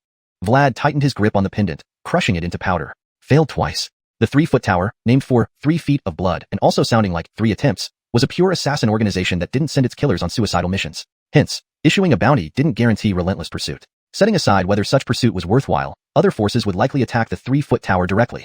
An assassination only got 3 attempts. After receiving the bounty, the 3-foot tower sent assassins twice. If both attempts failed, they'd notify the issuer. If they wanted to add more attempts, the 3-foot tower would continue sending assassins. Otherwise, the bounty would naturally expire. Worthless. All of them are worthless. Cursing silently, Vlad slowly closed his eyes. He no longer had enough spirit coins to offer additional bounties. Initially, he didn't want to act personally, intending to let Jared carry out the ambush while keeping 3-foot tower's assassins as a fallback. However, Jared and the 3-foot tower both failed. He now had to act personally but needed a foolproof plan to ensure killing Sergio wouldn't expose or implicate him. About 700 miles south of Red Maple Mountain lay a town called South Mountain Town. Yes, just outside this town, about 5 miles away, was a mountain named South Mountain, hence the name. The town wasn't large, roughly twice the size of a typical town, neither bustling nor desolate. Inside the town stood a tavern. Leaving Red Maple Mountain, Sergio walked into the town and spotted the tavern, his eyes revealing a touch of joy. He promptly entered. A waiter hurriedly approached. "Customer, what would you like?" "Bring me some signature dishes and a jar of your most expensive wine," Sergio said, finding an empty seat. Yes, he came here solely to eat. Despite having eaten demon beast meat for 3 months in Red Maple Mountain, his culinary skills, although honed under suppression, paled compared to professional chefs. Traveling straight back to the sect on dry rations after leaving the mountains, this town was the first he encountered. Without eating delicious food for 3 months, he was eager to indulge. All right, table 7. A jar of Sword Lake spirit wine. The waiter rushed toward the kitchen, shouting loudly. Seeing Sergio's generosity, people in the tavern discreetly glanced at him. Closing his eyes briefly, Sergio slightly turned his head and smiled. I don't wish to cause trouble, so please mind your own business. Peak 9th level spirit martial aura, which could break through to the true martial realm anytime, silently spread out. Those who stared at Sergio froze instantly. One by one, they sat upright, avoiding eye contact with him for fear of drawing his attention. Just a small town, perhaps with some skilled cultivators, but none matched Sergio's strength. Due to his aura, within a short time, the waiter and kitchen helpers brought all the dishes Sergio ordered. The aroma and presentation made the food extremely appetizing. Sergio took out a pin to check for poison, none detected. Amidst others' stunned gazes, he devoured the meal like a whirlwind, though still faster than average. The table was laden with various dishes, taking some time to finish. Undisturbed, Sergio enjoyed his meal for about 15 minutes. Using his spiritual power, he avoided feeling stuffed. Yeah. A sharp, high-pitched sound of a Swana flute echoed. While enjoying his meal, Sergio rubbed his belly. Without refining the food through his cultivation technique, he felt full. Refined, he barely felt satisfied. Divesting his head, he saw several mourners wearing white cloth carrying a coffin pass by. Chapter 82. Nanshan Town, the mummy case. Sergio patted his belly and looked up from the tavern. Just then, he saw several people in mourning attire passing by with a coffin. Such bad luck. Yeah, what a time to pass by. But it can't be helped. After all, when someone dies, their wishes should be respected, especially after such a tragic death. I hope they don't disturb anyone. Due to Sergio's gaze, the remaining patrons in the tavern voiced their annoyance. It seemed as if they were transferring their frustration, but more likely, they were worried that this sudden appearance of a 9th-ranked spirit martial realm expert would be offended. However, Sergio paid no attention. He glanced at them and continued enjoying his meal. Midway through eating, his movements paused. Because the people in the tavern, seeing Sergio wasn't angry, began discussing other matters. Speaking of which, Eve's only son died rather pitifully too. Sigh, I wonder what's wrong with this Nanshan town lately. Could it really be some blood-sucking demon? How could that be? The big shots in the city said there are no demons in this world, just those who practice demonic arts, sucking the blood of others. Otherwise, how could someone be drained completely dry? Be quiet. The excited speaker, seeing that Sergio seemed disturbed, quickly shut up. Meanwhile, Sergio stopped eating and watched the funeral procession not far away. After staring for a while, he called over a waiter. Come here. Sir, what can I do for you? The waiter hurried closer. Sergio watched the departing funeral procession. What's going on? Tell me about it. He wouldn't normally care. However, the mention of mummy and blood-sucking compelled him to pay attention. After all, he thought the jar crushed by Jim was related to Jared. If it was connected, he suspected that the jar might be in this Nanshan town, and the fugitive Jared might also still be hiding here. The waiter didn't know Sergio's thoughts. Looking at the distant procession, he shivered and whispered, Sir, you must understand. Apparently, around 40 days ago, people in this town started dying one after another, each completely drained of blood. Terrified, the townsfolk recently sought help from important figures in the city, yet the killer remained at large. The procession that passed was just one family among many victims. Finally, the waiter sighed bitterly. If we can't find the culprit soon, our Nanshan town is doomed. Without finding the culprit, people fearing for their lives might flee. With everyone gone, Nanshan town would indeed perish. Jared, could it be you? Sergio muttered to himself, stood up, and prepared to follow the funeral procession to see for himself. The waiter quickly interrupted. Sir, you haven't paid yet? Sergio paused, then flicked out a spirit coin. No change needed. Different cities use different currencies for ordinary people, and being new to Nanshan town, he certainly wouldn't have local money. Only valuable spirit coins were universally accepted. Spirit coin. The waiter's eyes lit up. Leaving the inn, Sergio stealthily followed the funeral procession from a distance. He merely intended to see where the burial would take place, and then inspect the body to understand how the victim died. Demonic art-induced blood-sucking had its unique characteristics, as did the residual soul drinking blood from the jar. If it wasn't the jar, he had no interest in wasting time investigating in Nanshan town. Others in the tavern misunderstood his actions. Seeing Sergio's move, several people spoke up eagerly. Who knew this seemingly aloof man has such a good heart? Yes, he's a 9th-rank spirit martial realm expert. If he gets involved, the hidden culprit won't stand a chance. Not necessarily. He looks quite young. If the killer uses complex methods or doesn't act rashly, he might not find anything. Outside the town, Sergio didn't follow for long before seeing the funeral procession stop about a li, 2/10 of a mile, outside town. They dug a grave and buried the coffin. He stayed back, using bushes and branches to hide, observing the mourners. If Jared were here, he might mix with the crowd to select suitable targets for the jar. Unfortunately, he didn't see Jared. Night fell gradually. The mourners left and returned to town. Sergio swiftly leaped to the grave, looking at the tombstone, hesitating. To examine the corpse, he would have to dig up the grave and open the coffin. This always felt morally questionable wherever he was. Though initially indifferent, now faced with the task, he hesitated. After a moment, Sergio shook his head slightly. Forget it. According to the town's reports, people have been dying daily. Tomorrow, I'll check an unburied victim. Reluctantly abandoning the idea of digging up the grave, he returned to town. The next day, another death. Davisu's third son is gone. Davisu's third son? Didn't he return home before dark yesterday? Sigh. Why haven't the big shots from the city figured it out? Sergio was resting in his inn room when dawn broke and loud voices came from outside. Another death? Awakened instantly from his light sleep, Sergio quickly walked to the window and opened it. He saw many people gathering on the street, heading toward a certain direction in town. Unless it's not Jared. Otherwise, I didn't hide my entrance into town yesterday. If it were him, he'd be bold indeed. Sergio murmured to himself, leaping out of the window onto the rooftops, easily overtaking the gathered crowd. Due to his cultivation, despite not trying to hide, he landed silently and swiftly arrived unnoticed. Maybe it was the early morning light, or perhaps few people lived in this part of town. Away from the bustling streets near the inn, the alleys were mostly empty. Stopping after a few leaps on a rooftop, Sergio spotted a mummy on the ground below. Even from a distance, he could clearly see the person was completely drained of blood, appearing as if dead for years. The victim seemed relatively young. Observing for a while, Sergio's eyes narrowed. Leaping down, he squatted beside the mummy for a closer look. There was a small hole in the chest. Chapter 83. A muddled woman. Sergio jumped down from the rooftop and approached the mummified corpse. He could clearly see the not-so-large hole in the chest area. Since the body had been drained of all blood and turned into a mummy, this hole did not look terrifying. It seemed like it had dried out. He had witnessed the Wakan's blood-sucking only a few times, but in those instances, it always pierced directly through the chest, then drained all the blood. The corpse on the ground bore an uncanny resemblance to the mummies left behind after the Wakan remnant soul's absorption process, almost identical. Note: Wakan seems to be a term specific to the context of the story and has been kept as is for accuracy. After staring at it for a while, Sergio slowly got up. Jared, you sure have some guts. Knowing he was also in this town, he still dared to continue drinking blood. Was he afraid he wouldn't be exposed? Initially, Sergio had planned to deal with Jared after returning to the Shimming Palace. Now it seemed there was no need to go back to the palace. He would settle matters right here. Right here. I just heard from Jensen that he saw it here. The clamorous noise rose. Turning around, he saw the crowd that had gathered on the street outside the inn earlier now approaching. Most were only at the body tempering stage of cultivation, with a few possessing true Qi realm strength, and none at the spirit martial realm. Seeing Sergio, they instinctively halted their steps. Who was this person? Could he be the murderer? I've seen him before. He entered the town yesterday. Those idlers who frequent the tavern say his cultivation is very strong. Perhaps, he is a big figure from the city who has specially come to investigate the murders? At first, most of them didn't suspect Sergio. Maybe due to the gap in cultivation levels or unfamiliarity, nobody came forward to talk to Sergio. After a moment, the master, a dark-complexioned woman, squeezed through the crowd. Seeing the corpse on the ground, her expression changed drastically, and she let out a scream. Approaching, the woman trembled as she tried to touch the mummy but hesitated. She just shivered and whispered, "How could you leave me?" Moments later, the woman's eyes turned red, and she suddenly glared at Sergio. Was it you? Was it you who killed my husband yesterday? Her voice carried a faint heart-rending tone. Looking at the woman who was grabbing him, Sergio frowned slightly, took a few steps back to avoid her. The woman yelled, "Everyone, act together. The murderer must be him." The surrounding crowd stiffened, murmuring among themselves. I think Mrs. Davisu is right. He was the only one who came into town yesterday. He arrived yesterday, yet the bloodthirsty maniac has been around for over a month.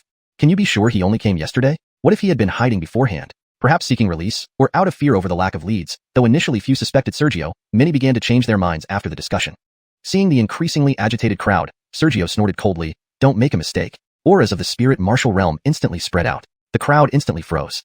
Ignoring them, Sergio looked at the woman, his face devoid of emotion. "If you wish to vent, find someone who deserves it. Considering your family has lost someone, I will not hold it against you. If you continue being irrational, there might be one more corpse here." The woman felt a chill run down her spine, as if something terrifying was watching her. Master Wu Wu, though grieving, she lay down next to the mummy, sobbing without daring to say anything further to Sergio. Soon after, "The mayor is coming. Move aside. The mayor has brought a big figure from the city. Damn it, if that murderer falls into my hands, I'll tear him apart." Amidst the noisy chatter, from another street, an old man quickly approached with two young men, one dressed in green, the other in purple, who seemed arrogant and somewhat sinister. Abdullah pushed through the crowd, recognizing the corpse for a while. His expression changed slightly. "It truly is Davisu Lao-san." The two young men pinched their noses, sizing up the mummy for a bit, then sized up Sergio. After a while, the young man in green narrowed his eyes. "You came to the town yesterday, didn't you? Why are you here? Did you kill the person?" "Sir, when I passed by Davisu Lao-san earlier, he wasn't here." Before Sergio could speak, a coarse-clothed man hurriedly interjected. It wasn't hard to deduce that this coarse-clothed man was the first to discover the corpse. "Humph!" The young man in green scoffed and stopped pressing. The other arrogant man in purple scolded the woman. "That woman, stop crying. Wasn't there already an order that people shouldn't linger outside at night? Why didn't your man comply?" The woman, who had bared her teeth at Sergio earlier and was subsequently intimidated, hastily raised her head, shrinking her neck. "Sir, my master did not go out last night." "Then how is his body here?"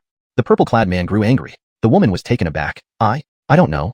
Abdullah, who hadn't spoken until now, hurriedly mediated. "Mrs. Davisu, did Davisu Han show any unusual behavior yesterday?" "Unusual behavior?" The woman paused, her eyes brightening quickly. "Yesterday, Master Davisu seemed somewhat restless, constantly looking outside at home. When I asked him, he didn't say anything." Abdullah thought for a moment, then asked, "When did he leave?" "No, we rested right after dusk." The woman became aggrieved. Observing silently all this time, Sergio suddenly spoke up. So, you fell asleep, and he secretly got up and went out, then died here? The woman nodded hesitantly, unsure. Realizing Sergio had spoken, remembering his emotionless threat, she hurriedly shrank her neck. As Sergio had said, she knew he wasn't the killer deep down, just couldn't accept it at the moment. On the other side, due to Sergio's words, the two young men shifted their gaze back to him. Right, who are you? Why did you suddenly come to Nanshan town? Abdullah added quickly, Davistal friend, please don't misunderstand. We're having some unrest recently, so they're asking as per routine, afraid that finding the murderer might lead to trouble with someone important. Sergio didn't want to create unnecessary complications and responded calmly, Shimming Palace, Sergio? Sergio?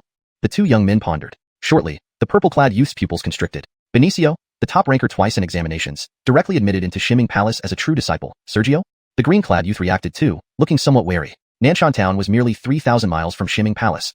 Ordinary people might not know, but cultivators, who could possibly be unaware of the Shimming Palace. Knowing about Shimming Palace meant knowing Sergio was the top ranker twice in exams and a disciple of the deputy palace master. Chapter 84. No clues. Nanshan town was just over 3,000 miles from Shimming Palace. How could a martial artist not know of Shimming Palace or Sergio, whose lineage was revealed to be at the first grade celestial level, rank 9, and who had topped the previous 2 evaluations? Around Shimming Palace, if not everyone, then at least most people who were slightly well-informed knew who he was. Without a moment's delay, both men simultaneously put on flattering smiles. Ah, it's Brother Su. This humble one. Hold it. I have no interest in knowing who you are. Sergio instantly interrupted them and turned his attention back to examining the desiccated corpse. The two men laughed awkwardly, yet dared not show anger. Following Sergio's gaze, they also began to examine the corpse. After a while, the man in purple asked ingratiatingly, Brother Su, have you noticed any clues?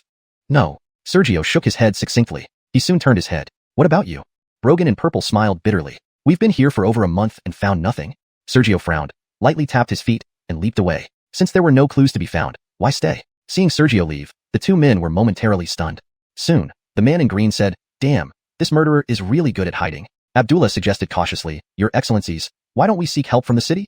Both immediately disagreed. No, if we can't even handle this minor issue, we'll face ridicule when we return. By nightfall, on the rooftop of an inn, Sergio stood silently on the roof, scanning all directions. With no clue about the killer's whereabouts and unable to find anyone, he decided to employ brute force. Standing on the rooftop, monitoring all around. If Jared acted, Sergio would surely notice. Even the slightest movement would give him enough time to catch someone. As the night deepened and homes went dark, Sergio, still on the rooftop, suddenly noticed something. There were footsteps below the inn's corridor, and they weren't loud. If he remembered correctly, due to recent events in Nanshan town, few travelers passed through, and business at the inn wasn't booming, only he seemed to be staying on the second floor. Those faint footsteps soon approached his room. Knock, knock.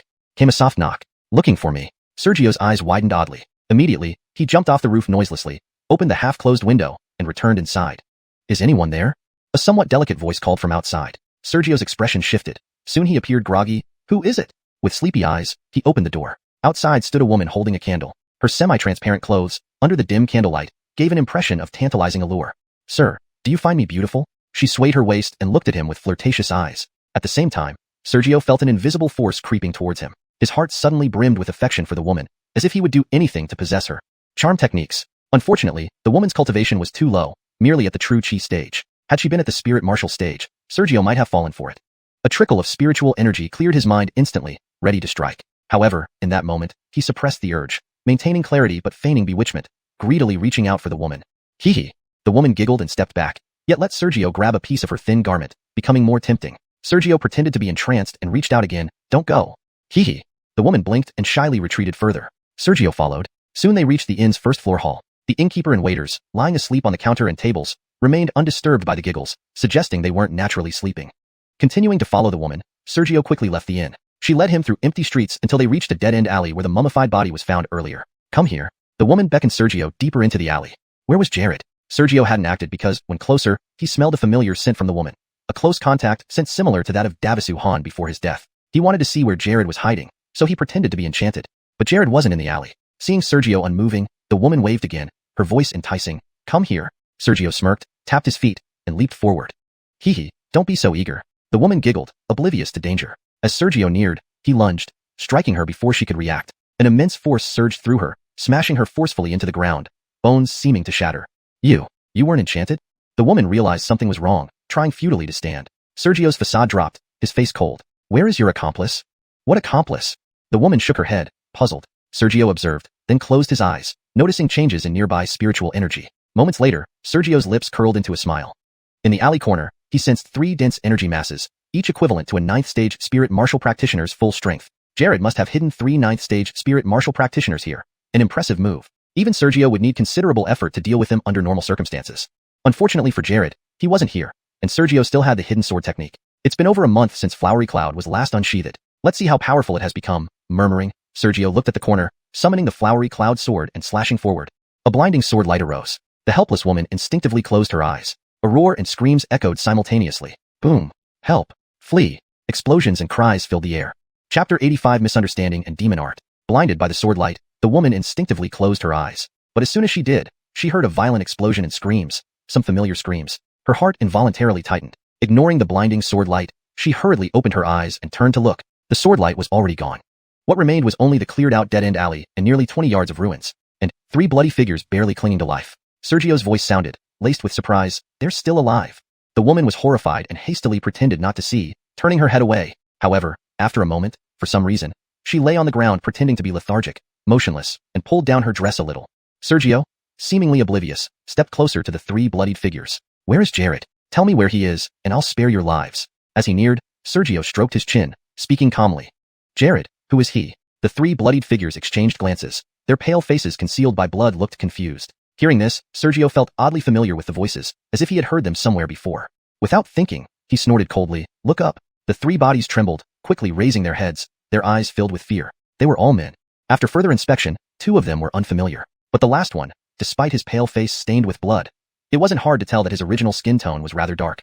Most importantly, Sergio had seen him before. He was the 3rd member of the 3 deadly ghosts. Sergio frowned. 3 deadly ghosts? Yes, it's us. The 3 nodded frantically like chickens pecking at rice, not daring to hesitate for a moment. Sergio realized he might have misunderstood, but it shouldn't be so. The woman nearby indeed carried the aura of the dried corpse Davisu Hanshin when he was alive. The 3 deadly ghosts also seemed to be part of the same gang as the woman. Then where was Jared? Could it be that he guessed wrong, and the dry corpses were not caused by the soul in the jar, and were unrelated to Jared? Although suspicious, Sergio kept his composure. "Tell me where Jared is, and I will spare your lives." We don't know who Jared is," the 3 men said bitterly. "If you don't know, what use do you serve?"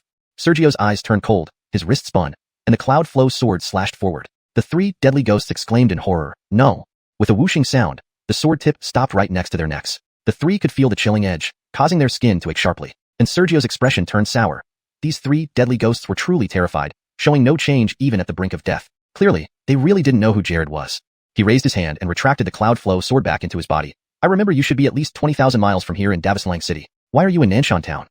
Concealing the sword wasn't the main point. Nurturing it within his body was key. Just now, he released a strike nurtured by concealing the sword. All 3 deadly ghosts were at the peak of the 9th level spiritual martial realm and excelled in teamwork. Yet, he had merely swung the sword without using any martial skills, and they were heavily injured, nearly killed by the sword strike. This showed the power of a sword nurtured through the concealing method.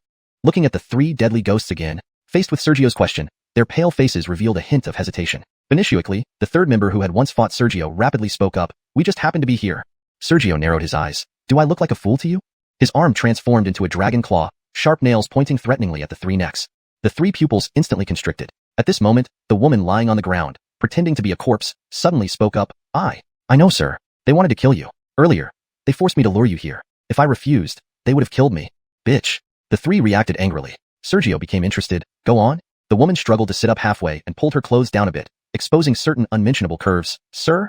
It turned out, all the dry corpses in town were caused by the 3 deadly ghosts and had nothing to do with Jared. Yesterday, when Sergio entered town, the hidden 3 deadly ghosts saw him and discovered that his cultivation had rapidly advanced to the 9th level spiritual martial realm. If they attacked rashly, even if Sergio couldn't fight back, if he decided to flee, they wouldn't necessarily be able to stop him. After careful deliberation, they decided to use the woman's seductive methods to lure Sergio here while they laid an ambush. Once Sergio arrived, they would find an opportunity to sneak attack and kill him. What they hadn't anticipated was that everything went according to their plan, yet Sergio's single sword strike severely injured them. "I see." Sergio nodded slightly and approached the 3 deadly ghosts. "You feed on blood? Explain." The 3 deadly ghosts glanced hatefully at the woman but had no choice but to speak. Helplessly, the 3rd member mumbled, looking down, We accidentally obtained a demon art. Drinking blood and refining energy can possibly help us break through to the true martial realm." Sergio showed interest. "Breakthrough to the true martial realm? Tell me more." Though he could learn how to break through by consulting Nola after returning to the sect, he asked casually now. The 3 deadly ghosts shook their heads simultaneously. "We're not sure either. We only heard that to break through to the true martial realm, one must condense the true essence of martial arts." Then, the leader showed a bitter and sorrowful smile. "All 3 of us have been at the 9th level spiritual martial realm for a long time, wanting to break through but unable to find a way. Otherwise, why would we resort to banditry?" Sergio neither confirmed nor denied. "So, you became bandits just because you want to break through?" The 3 nodded urgently, seemingly seeing a hope of survival. Sergio's eyes held a mocking glint, though his face showed sympathy. You are quite pitiful. Then, without waiting for a response, he continued, why were you here? The three smiled awkwardly. Actually, our plan was ruined by you. Feeling somewhat vexed, knowing you would come to Xianxia Palace, we thought of coming here to seek an explanation from you. Then, the leader hastily added, but that was before. Learning you joined Xianxia Palace as a top scholar, we lost any intention of dealing with you, truly. Sergio's expression was inexplicable. If so, you may go. Hearing this, the three rejoiced. Ignoring everything else, they struggled to stand up, supporting each other, and staggered away. I'll send you off. Sergio walked slowly. No need. The three stammered in refusal. But before they finished speaking, their expressions froze.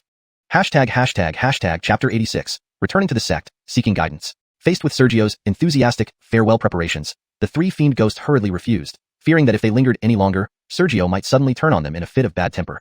However, before they could finish their refusal, their expressions froze. A not particularly dazzling sword beam rose and silently sliced across their necks. Hot blood spurted into the sky, and three heads rolled lifelessly on the ground. The trio was beheaded simultaneously. If they had been more alert or hadn't been injured, they might have had a chance to dodge or counterattack. Unfortunately, all three were severely wounded, and their minds were entirely relaxed. They couldn't evade the sword beam, which wasn't particularly powerful. Sergio raised his hand to retract the flowing cloud sword back into his body. May you have a pleasant journey along the Yellow Spring Road. He, Sergio, kept his promises. If he said he would see them off, then he definitely would. If he said he would let them leave, then he would make sure they left, albeit by sending them to the netherworld, which technically wasn't a lie. The still living woman, whose name was unknown, stared at the headless corpses lying on the ground, still spurting blood from their necks, her face stiffening. Initially, she rubbed her face and forced out a strained smile. They forced me. Sergio smiled. No worries, I'll see you off. Thinking about how the three had been sent to the netherworld, she hastily shook her head like a bobblehead doll. No. Thank you. If I offer to escort you back to the inn, and you refuse, are you looking down on me? Since you look down on me, you deserve to die. Sergio's eyes turned cold. The woman was terrified. No. Before she could finish, she felt a chill at her neck, and the world spun around her. It seemed as though she saw her own headless body. Sergio smiled, turned, and left. Well, he had simply found an excuse to kill her. She had tried to lure him there so that the three fiend ghosts could ambush him. It was already predetermined that she wouldn't survive. A gentle breeze blew, and voices and lights began to approach from not far away. Earlier, when Sergio's sword, a blade he had nurtured for over a month, had emerged, although it didn't cause a dramatic upheaval, it did attract attention in town. But those people hadn't dared to approach first. As more people gathered, they eventually all came over. When those people arrived with torches, they saw only 4 beheaded corpses on the ground. Traces of flowing blood formed several large characters. Dry corpse blood case, murderer punished. #Xianxia Palace. After leaving Nanshan Town, Sergio encountered no further mishaps on his journey and returned to Xianxia Palace smoothly. At the foot of Justin Peak, in a pavilion, Sergio looked at Castor and abruptly stood up. What did you say? After I went to Red Maple Mountain, Jared was out, but remained in MOU City? And after leaving MOU City, he returned directly to the sect? Senior brother, is something wrong? Castor asked, surprised by Sergio's reaction. Sergio realized his reaction was a bit too intense and sat down again. There's something very wrong. He had just returned from Nanshan Town without encountering anything worth mentioning. Upon returning to the sect, Castor sought him out to inform him of events at Xianxia Palace during his absence. One of those events involved Jared, who, despite temporarily leaving the sect, had stayed in MOU City and hadn't gone anywhere else. Seeing Sergio calm down, Castor thought for a moment and whispered, I knew there must have been some reason for him to stay in MOU City. Senior brother, did you encounter him elsewhere? Sergio didn't hide it. I fought him while hunting beasts in the mountains, but unfortunately, he didn't finish the sentence. He had originally planned to confront Jared within the sect immediately upon returning to Xianxia Palace. However, Jared had hidden himself beforehand, making direct confrontation difficult. Except for a Black Feather Pavilion assassin who had witnessed their altercation, he had no other proof. If he followed through with his plan, it would lack credibility. Looking at Castor, Sergio revealed a hint of caution. This man has deep machinations? Castor didn't ask about the unfortunately part, it was implied. Sergio smiled. Are there any other noteworthy developments within the sect recently? Castor sighed softly. Half a month ago, news came that Yoel advanced to true martial 8th level, significantly increasing his strength. There are rumors that due to this advancement, he may lead the expedition into the Wind Spirit Secret Realm soon. Sergio focused on the Secret Realm. Wind Spirit Secret Realm? He had never seen such a place, only heard of it. Castor shook his head. Details about the Wind Spirit Secret Realm are unclear. I only know it's very far away, and within, there are various treasures, powerful inheritances, supreme weapons. Exactly what treasures the Wind Spirit Secret Realm contained was unknown, but it was said to open every 500 years. Each time it opened, it became a grand event where countless people vied for entry. Unfortunately, after only a few appearances, the entrance was taken under control by the sects. Now, only sect disciples could enter. Known entrances were restricted to the 4 great sects members, including Xianxia Palace. Sometimes, new, unknown entrances might appear, allowing non-sect members to potentially enter if they were lucky. Among the 4 great sects, besides Xianxia Palace, were Huangji Sect, Zhantian Pavilion, and Wuxia Mountain. Of course, Sergio only knew the names. He didn't know the locations or specialties of the other 3 sects. After some more conversation, Castor bid farewell and left. Sergio watched Castor's retreating back, thought for a moment, and then headed toward the peak. For some reason, he had a premonition that if he went into the wind spirit's secret realm, he would witness something even more magnificent. Soon, he reached the peak. Looking at 2 thatched huts, he walked toward Darinsen's hut and knocked on the door, though he knew no one was inside. Knock, knock, knock. After 3 knocks, he walked to the peak, gazing down at the endless forest below, standing quietly. Darinsen had told him that if he had urgent matters or cultivation-related questions that needed immediate guidance, he could knock on the door regardless of whether anyone was inside. The thatched hut had its own restriction. Knocking would trigger a response. After about half an incense stick's time, Darinsen's satisfied voice rang behind him. True martial 9th level. Strong aura. Well done. Turning around, he saw Darinsen had appeared on the peak at some point. Sergio immediately bowed. Master. No need for formalities. Supporting Sergio up, Darinsen continued. Judging from your internal energy, it seems you're puzzled about advancing to true martial. Am I correct? Chapter 87. The Martial Path Heart. When Reginald supported Sergio, he sensed Sergio's aura and precise cultivation level. He became quite certain that Sergio was currently troubled by how to break through to the true martial realm. Master's keen insight is as sharp as ever. Sergio paused for a moment before nodding. Earlier, I went to Red Maple Mountain Range for tempering, advancing in life and death battles. He quickly gave a reason for his rapid breakthrough. Then, with a puzzled expression, he asked, I had planned to push through to the true martial realm in one go, but no matter how hard I trained, my spiritual energy couldn't improve at all. Reginald was not surprised. You have reached the peak of the 9th level. It's natural that you can't advance further if you can't break through to the true martial realm. Master, could you please tell me how to break through to the true martial realm? Sergio asked solemnly. Reginald did not answer directly but asked, do you know what true martial means? Well, after hesitating for a while, Sergio shook his head slightly. Isn't it just the name of a martial realm? Reginald waved his hand to conjure a stone bench and sat down. Yes, but also no. I am foolish, master. Please enlighten me, Sergio replied humbly, though he felt mentally exhausted. Seeing this, Reginald did not rush to answer. Instead, he asked again, what do you think the term true martial signifies? Sergio's expression turned serious when he heard this. Since this wasn't the first time Reginald had asked him, the question must be more complex than it seemed on the surface. His mind raced rapidly as he thought deeply. Reginald didn't hurry either, just sitting quietly waiting. After a long while, Sergio stopped pondering. Is true martial, perhaps, the true essence of the martial path? The true martial way? Reginald smiled. Not entirely wrong, but not entirely right either. Was it correct or not? I hate riddles. Sergio inwardly yelled, continuing to think carefully, searching for any omissions. Fortunately, Reginald did not torment him further. He gently explained, the term true martial serves 2 purposes. One is to clearly mark the difference in realms, and the second is to summarize the heart of the martial path. Before the true martial realm, there are the body tempering, true qi, and spiritual martial realms. Each name is not only a title, but also summarizes the realm.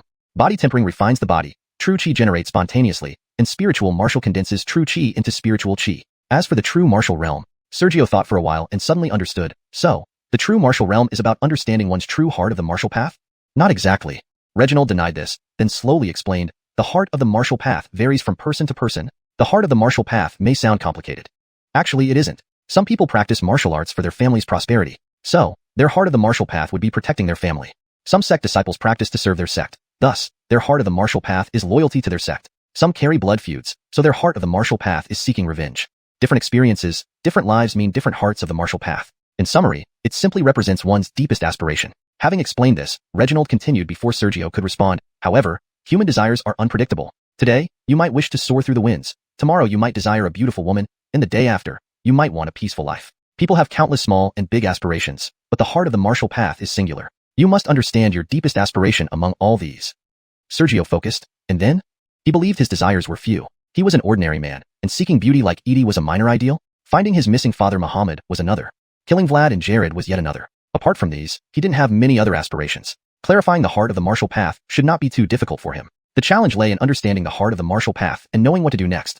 This time, Reginald was straightforward. Understanding yourself and refining true intent is the key to the true martial realm. How does one refine true intent? Sergio asked instinctively. Chuckling lightly, Reginald shook his head. My refinement is my true martial path. Different people have different martial true intents. I can't help you. Once you understand your heart of the martial path, the time will come for the true intent to be refined. Everyone's martial true intent is unique. Others cannot assist in this. Although somewhat disappointed, Sergio maintained his solemnity. Thank you, master.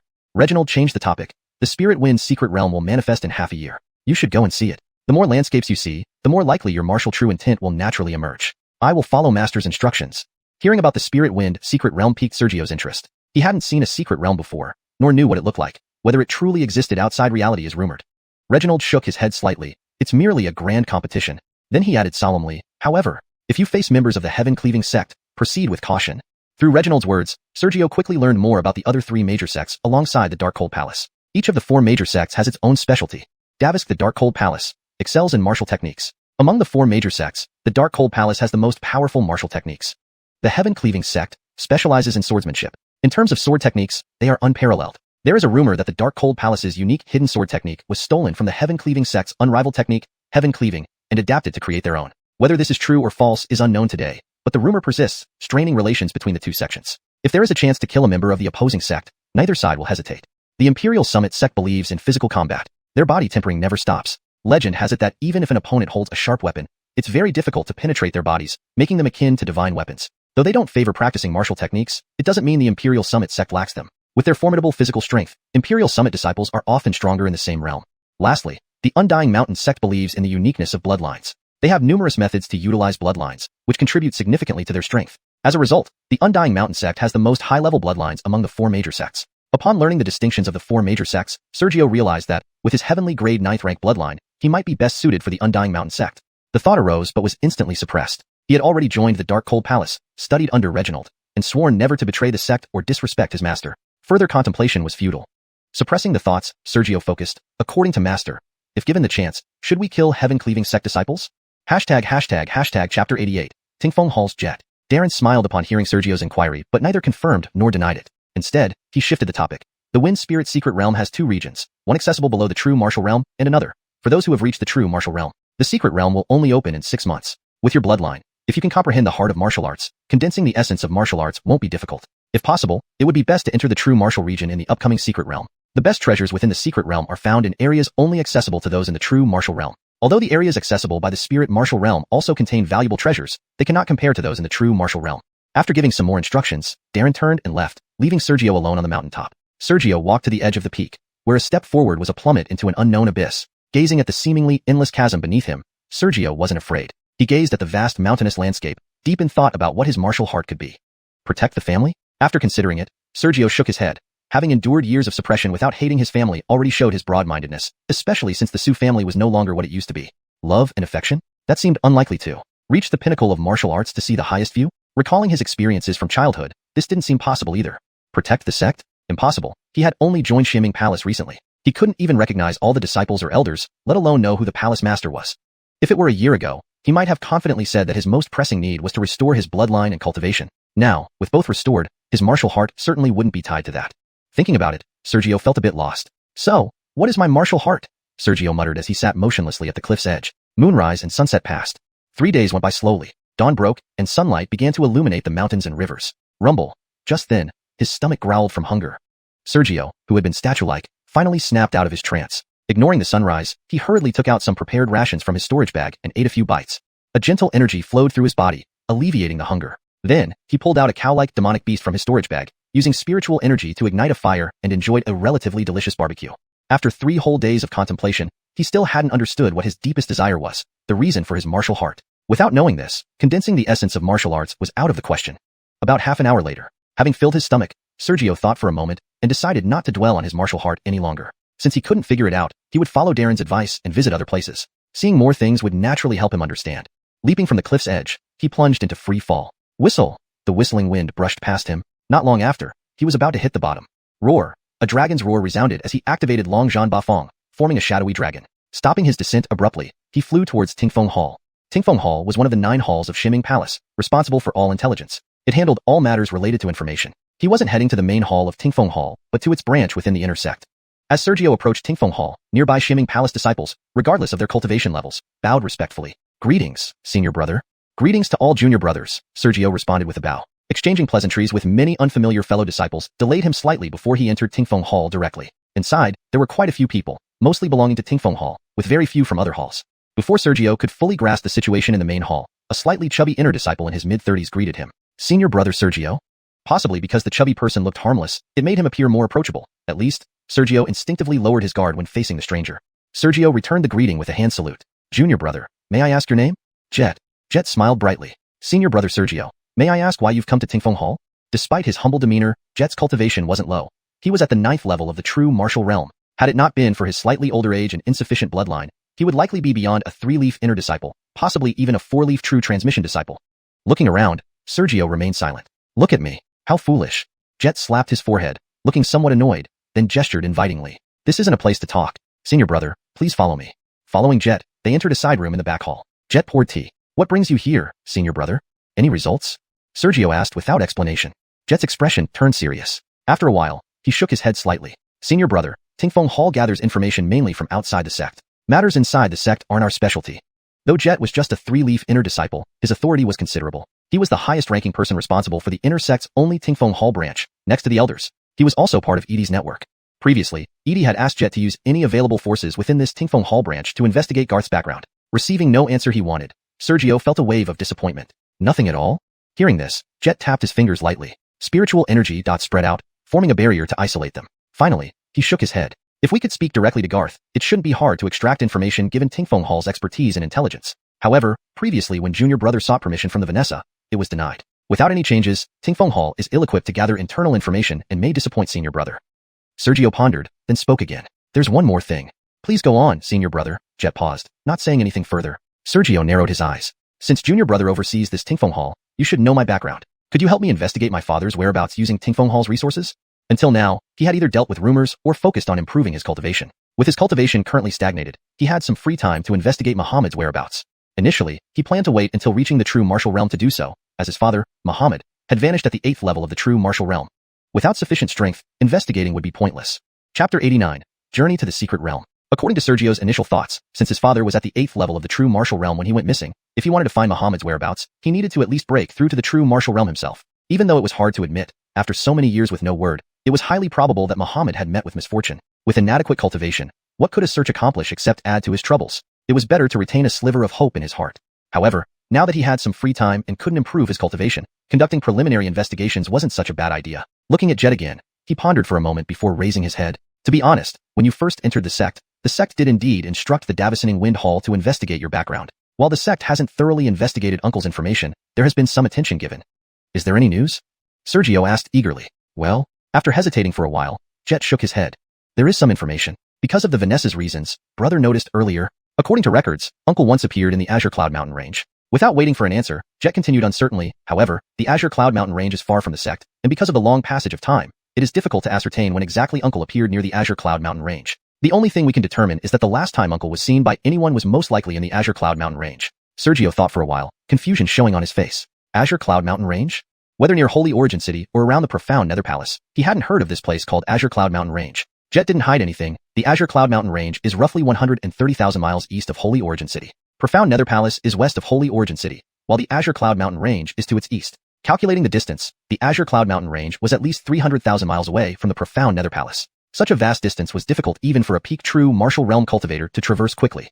Given Sergio's current cultivation level, if he were to travel to the Azure Cloud Mountain range now, a round trip would definitely take more than half a year, and he certainly wouldn't be able to make it to the upcoming Wind Spirit Secret Realm within 6 months. Sergio decided that after returning from the Wind Spirit Secret Realm, if everything went smoothly and he broke through to the true martial realm, he would then visit the Azure Cloud Mountain range. With a clear plan in mind, Sergio made a slight bow. If that's the case, please keep an eye out for more information, and if there are other updates, I will be grateful. Jet hurriedly responded politely, Senior Brother speaks too much. It's all part of my duty. After exchanging a few more pleasantries, Sergio turned and left. In the profound Nether Palace, at the second evaluation competition site, the numerous floating platforms from before were nowhere to be seen. Only a vast open area remained. Today, hundreds of people had already gathered here, with more constantly arriving. Additionally, an elder sat silently about 20 yards up in the sky, meditating with eyes closed. After an indeterminate amount of time, another shadow appeared in the distance, closing in on the crowd in just a few leaps. The shadow, of course, was Sergio. Calculating the time, it had been over 3 months since he left the sub-branch of the Davisoning Wind Hall. Because his realm couldn't temporarily be improved, and he had nothing else to do, he spent these 3 months honing his martial arts skills, resulting in some improvement in combat power. The gathered crowd was divided into 2 groups. One group was larger, consisting of inner disciples. The other group was smaller, standing closer to the elder in the sky, all at least 4th Leaf Direct Disciple, and even including several 5th Leaf Direct Disciples. After confirming this, Sergio approached the area where the Direct Disciples were gathered without much hesitation. Junior Brother Su? Senior Brother Su? Roughly half the crowd nodded to greet Sergio. He returned their greetings. Greetings to all senior and junior brothers. After exchanging greetings, Sergio found a spot near the edge of the crowd and stood quietly. These gathered individuals were all disciples preparing to depart for the Wind Spirit Secret Realm. They were divided not only because of the difference between inner disciples and direct disciples, but also because inner disciples needed to compete for the right to enter the secret realm. Direct disciples didn't need to compete. While some inner disciples felt envious of the direct disciples who directly obtained the qualification, direct disciples looked down on the inner disciples who lacked mentors they could seek advice from at any time. Except for 5th Leaf Direct Disciples, the relationship between inner disciples and direct disciples wasn't very harmonious. Here, it was eerily quiet. About half an hour later, in the sky, the elder from the profound Nether Palace glanced down, waving to retrieve a palm-sized flying boat. In a flash, the flying boat expanded to a massive 3-story ship roughly 60 feet long, floating in the sky. The entire ship was silver, adorned with countless mysterious patterns, exuding grandeur. The silent Sergio's eyes flickered. So this is a flying boat? A flying boat was a large flying treasure artifact that didn't exist in Holy Origin City. He had only heard of it before. The gathered disciples became excited. Just as everyone was about to speak, the elder calmly shouted, "Silence." Instantly, those who were about to speak fell silent. I am Elder Jamar of Battle Peak, responsible for all matters during our journey to the Wind Spirit Secret Realm. Pausing slightly, Jamar added calmly, regardless of whether you have learned detailed information about the Wind Spirit Secret Realm from your masters or fellow disciples, listen quietly. He began detailing everything about the Wind Spirit Secret Realm.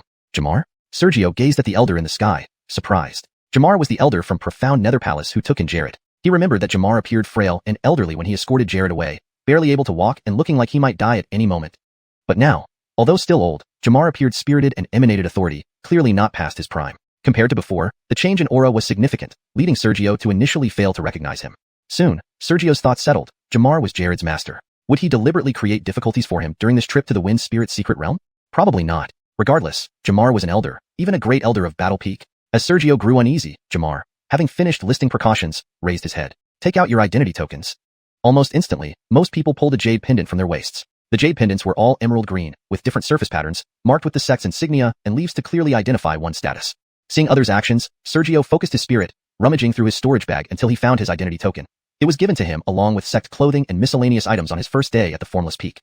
Within mere moments, each of the hundreds gathered had taken their identity tokens. This moment, Elder Chi Peak, whose name was unknown, referred to as Senior Shu, also appeared in the sky. Chapter 90, Lars, the top of the Spirit Martial Realm, challenges. Everyone here presented their identity tokens. An elder from the device peak approached and appeared in the sky above. As soon as Berkeley appeared, he flicked his fingers, casting beams of fluorescence which landed on everyone's tokens. Afterward, Berkeley softly said, I have left a trace using the sect's token. Inside the secret realm, perceive the jade pendants with your mind to sense the whereabouts of other disciples. With the aid of the identity tokens, he had set up a sensing formation. Sergio didn't understand specifics. Indeed, he knew nothing about formations, not even simplified versions like restrictions. He only understood that as long as the identity token was not placed inside a storage bag, it could be used by others within the sect to track one's location. The mutual sensing was intended for conveniencing disciples gathering within the secret realm. The people here started experimenting with the mind sensing. In no time at all, once most people had finished testing, Berkeley vanished without a trace, whether he had left or concealed himself unknown. Jamar then spoke again. Upon entering the secret realm, Sergio will lead the Spirit Martial Realm area while Vlad leads the True Martial Realm area. Is this acceptable? Instantly, Sergio felt countless gazes land on him.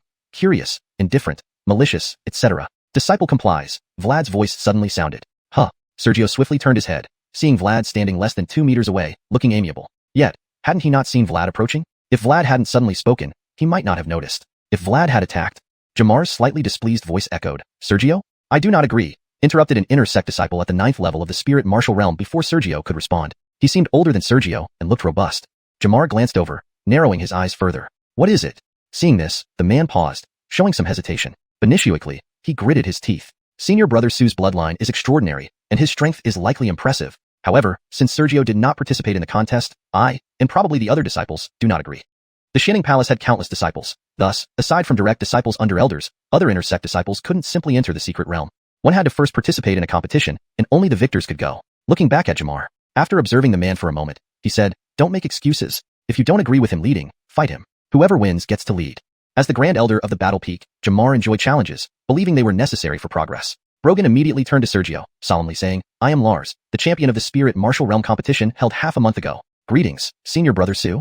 Lars, a 3-leaf intersect member, regardless of talent, having attained 3 leaves with only Spirit Martial Realm cultivation and no elder mentor, already made him stand out among most Xianxia Palace disciples.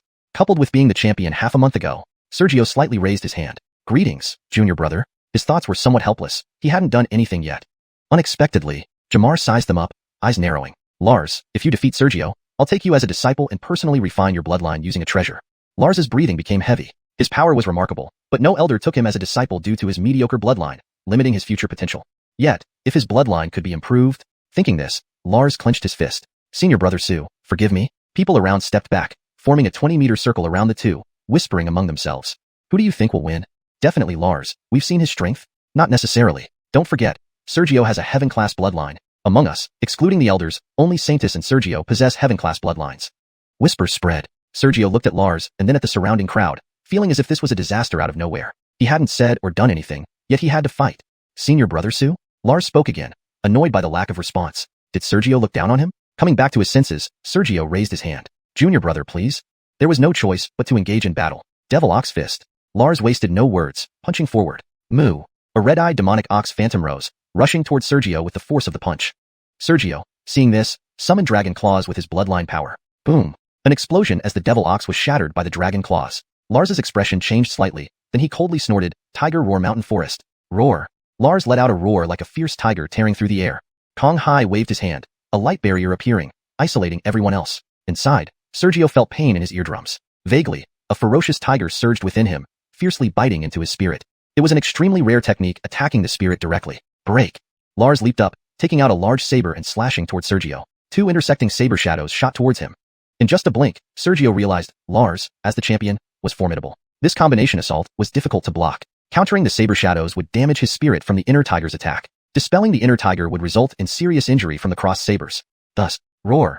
Sergio thought rapidly, his bloodline power erupting. The tiger gnawing at his spirit shattered instantly at the dragon's roar, and a sword light arose. Hidden sword technique. The sword he had concealed for months appeared, causing the surrounding air to become bone-chilling. The crossing saber shadows, confronting the sword light head-on, were instantly destroyed, while the sword continued its momentum, flashing before Lars and stopping mere inches from his heart. Staring at the sword light, Lars momentarily lost his composure. He had lost. So easily? If he had lost after a hard-fought battle, it wouldn't feel like this. But to lose so simply to Sergio, unbearable. Soon, Lars bit his lip and lifted his head. Elder, I don't accept. Sergio relied on his bloodline to counter my techniques and used a divine weapon like Flowing Cloud, employing a near-cheating method like Hidden Sword technique. This isn't fair. Just as Sergio was about to retract Flowing Cloud, he frowned. At this moment, Vlad leisurely interjected, Elder Chin, I believe Lars has a point. ##### Chapter 91. Conspiracy emerges. After Lars emitted an unwilling growl, to his surprise, Xander also voiced his agreement. Lars, who was initially somewhat uneasy, suddenly felt much more at ease. He then continued, he has the supreme divine weapon Avril in his possession, while my weapon is only a mid-grade spirit weapon, though it is of high quality within its class. Moreover, he broke through my martial technique with his bloodline advantage. If it were a fair fight, I would definitely not lose.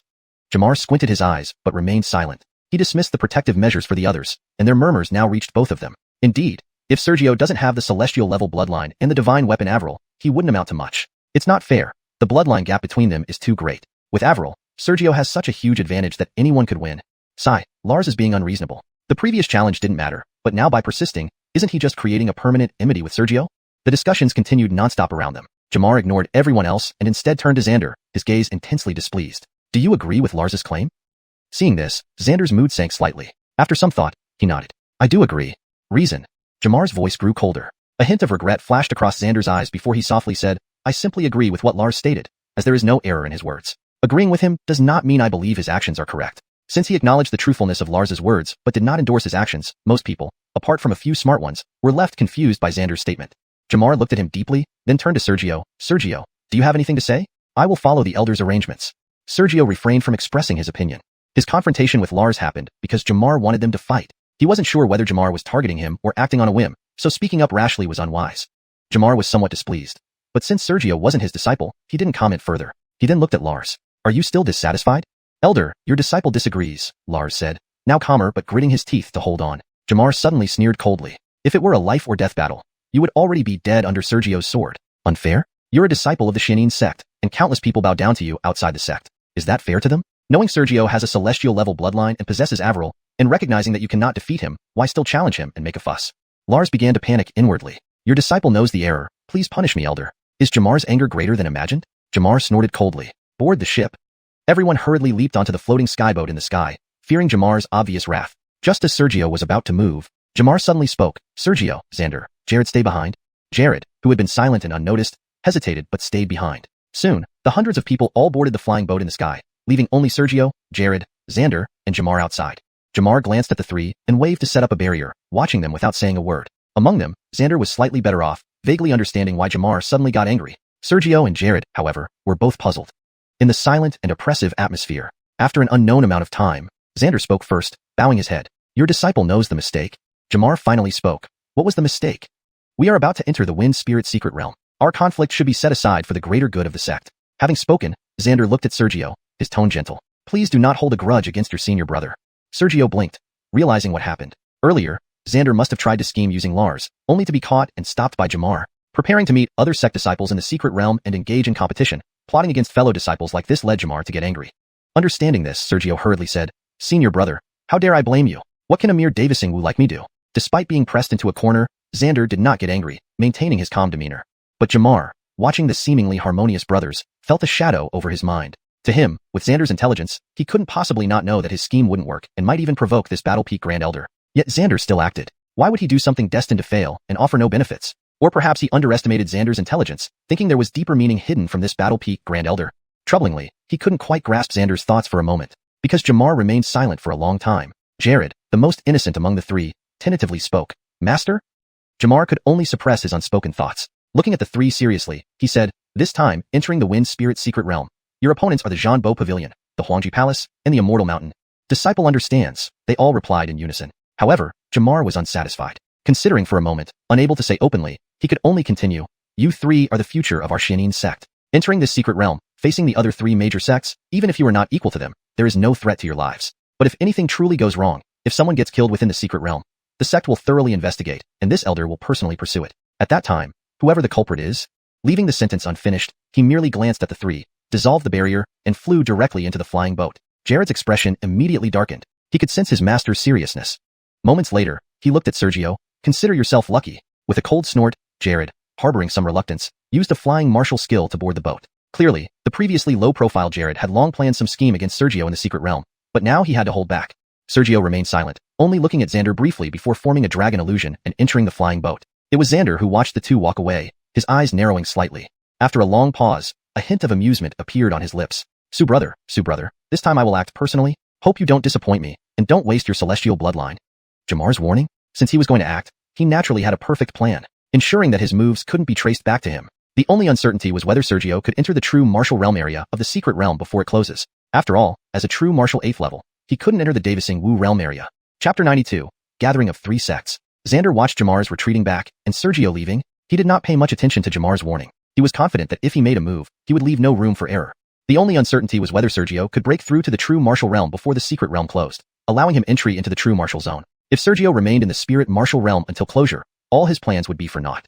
What a pity about your 9th rank heavenly bloodline. Even more unfortunate that there were few witnesses then.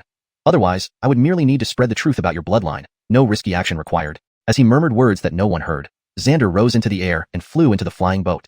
The flying boat trembled slightly, breaking through the sky and soaring into the azure depths. It vanished from Xianxia Palace's sight after a few flashes. Holy Yuan City, 50 zhang above the ground. Two figures hovered in the sky. One wore a clownish mask and surveyed the city below. Holy Yuan City? A city of ants. Your cultivation reaches the heights of creation. Compared to you, Holy Yuan City is nothing, the other man flattered. If Sergio were here, he would recognize the man praising the masked figure as none other than Christopher. Before Sergio left for Xianxia Palace, he ordered the Su family to capture Christopher. How things progressed afterward, he did not know, but clearly, Christopher had evaded the Su family. At this moment, Christopher's ability to fly was not due to his own strength, but rather because the masked figure was carrying him. After scrutinizing Holy Yuan City for a while, the masked figure spoke coolly. Go forth and slaughter the entire Su family. I will suppress the atmosphere so no one can resist. Christopher's expression changed instantly. No. Wasn't it said only those close to Sergio should die? The masked figure tilted his head slightly. Do you want Sergio's bloodline? I do.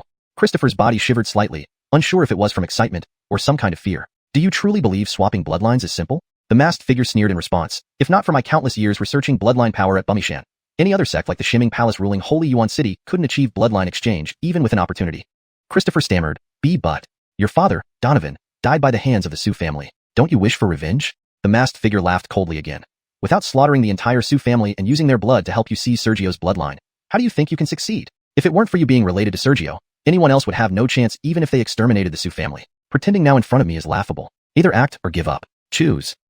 Xianxia Palace's flying boat en route to Wine Spirit Secret Realm. Initially speeding through the sky, the boat suddenly descended and landed in a seemingly barren dune area. Upon closer inspection, nearby were other dunes forming a perfect four, akin to the four great sects. One after another, Xianxia Palace disciples disembarked onto the sandy land. While termed dunes, they resembled a small desert plain on the ground. Is this Wind Spirit Secret Realm? What a desolate place. How could the Wind Spirit Secret Realm with countless treasures be here? You don't know. Secret realms do not exist in the real world. Whether this place is desolate or not doesn't affect the secret realm. Amid the discussions, Sergio walked out with several spirit martial realm members. A plump disciple from Xianxia Palace beside him whistled, Brother Su. This place doesn't look like where a secret realm should be at all. It was Yale. Having few acquaintances in Xianxia Palace, including past rivals like Yale and Krista, the long journey offered opportunities for conversation. Now, they were somewhat acquainted. Sergio looked around, uncertainly saying, It said secret realms do not exist in reality. Despite its desolation, this place likely hides the entrance well. As Yale was about to respond, his eyes narrowed. There are people over there, unknown which sect they belong to. Following Yale's gaze to a distant dune, several silhouettes stood. Different from Xianxia Palace's predominantly blue-clad men, black-clad women in white dresses or pink skirts. These figures were uniformly dressed in black, and the men appeared tall and muscular, visible even from afar. While observing, Bond approached quietly, judging by the attire. They're likely from Huangji sect. Bond, who didn't win in the second trial, still maintained good relations with Sergio on the flying boat since he wasn't defeated by him.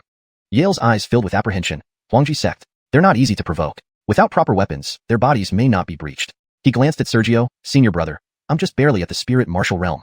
Once inside the secret realm, please look after me. Sergio's expression turned peculiar. Strength? Of all the Xianxia Palace disciples, Yale probably least qualified to mention strength given his formidable array skills. Half an hour passed quickly. Clang. A deafening sword sound suddenly echoed through endless skies. Both Xianming and Huangji disciples instinctively looked up, seeing a colossal sword at least 50 zhang long and 5 zhang wide slicing through the heavens. Countless figures in white stood silently on its blade, their garments rustling in the wind. Elegant and imposing. Clang. Another sword sound. The massive sword plummeted rapidly, landing soon on a deserted dune. Zhanbo Pavilion.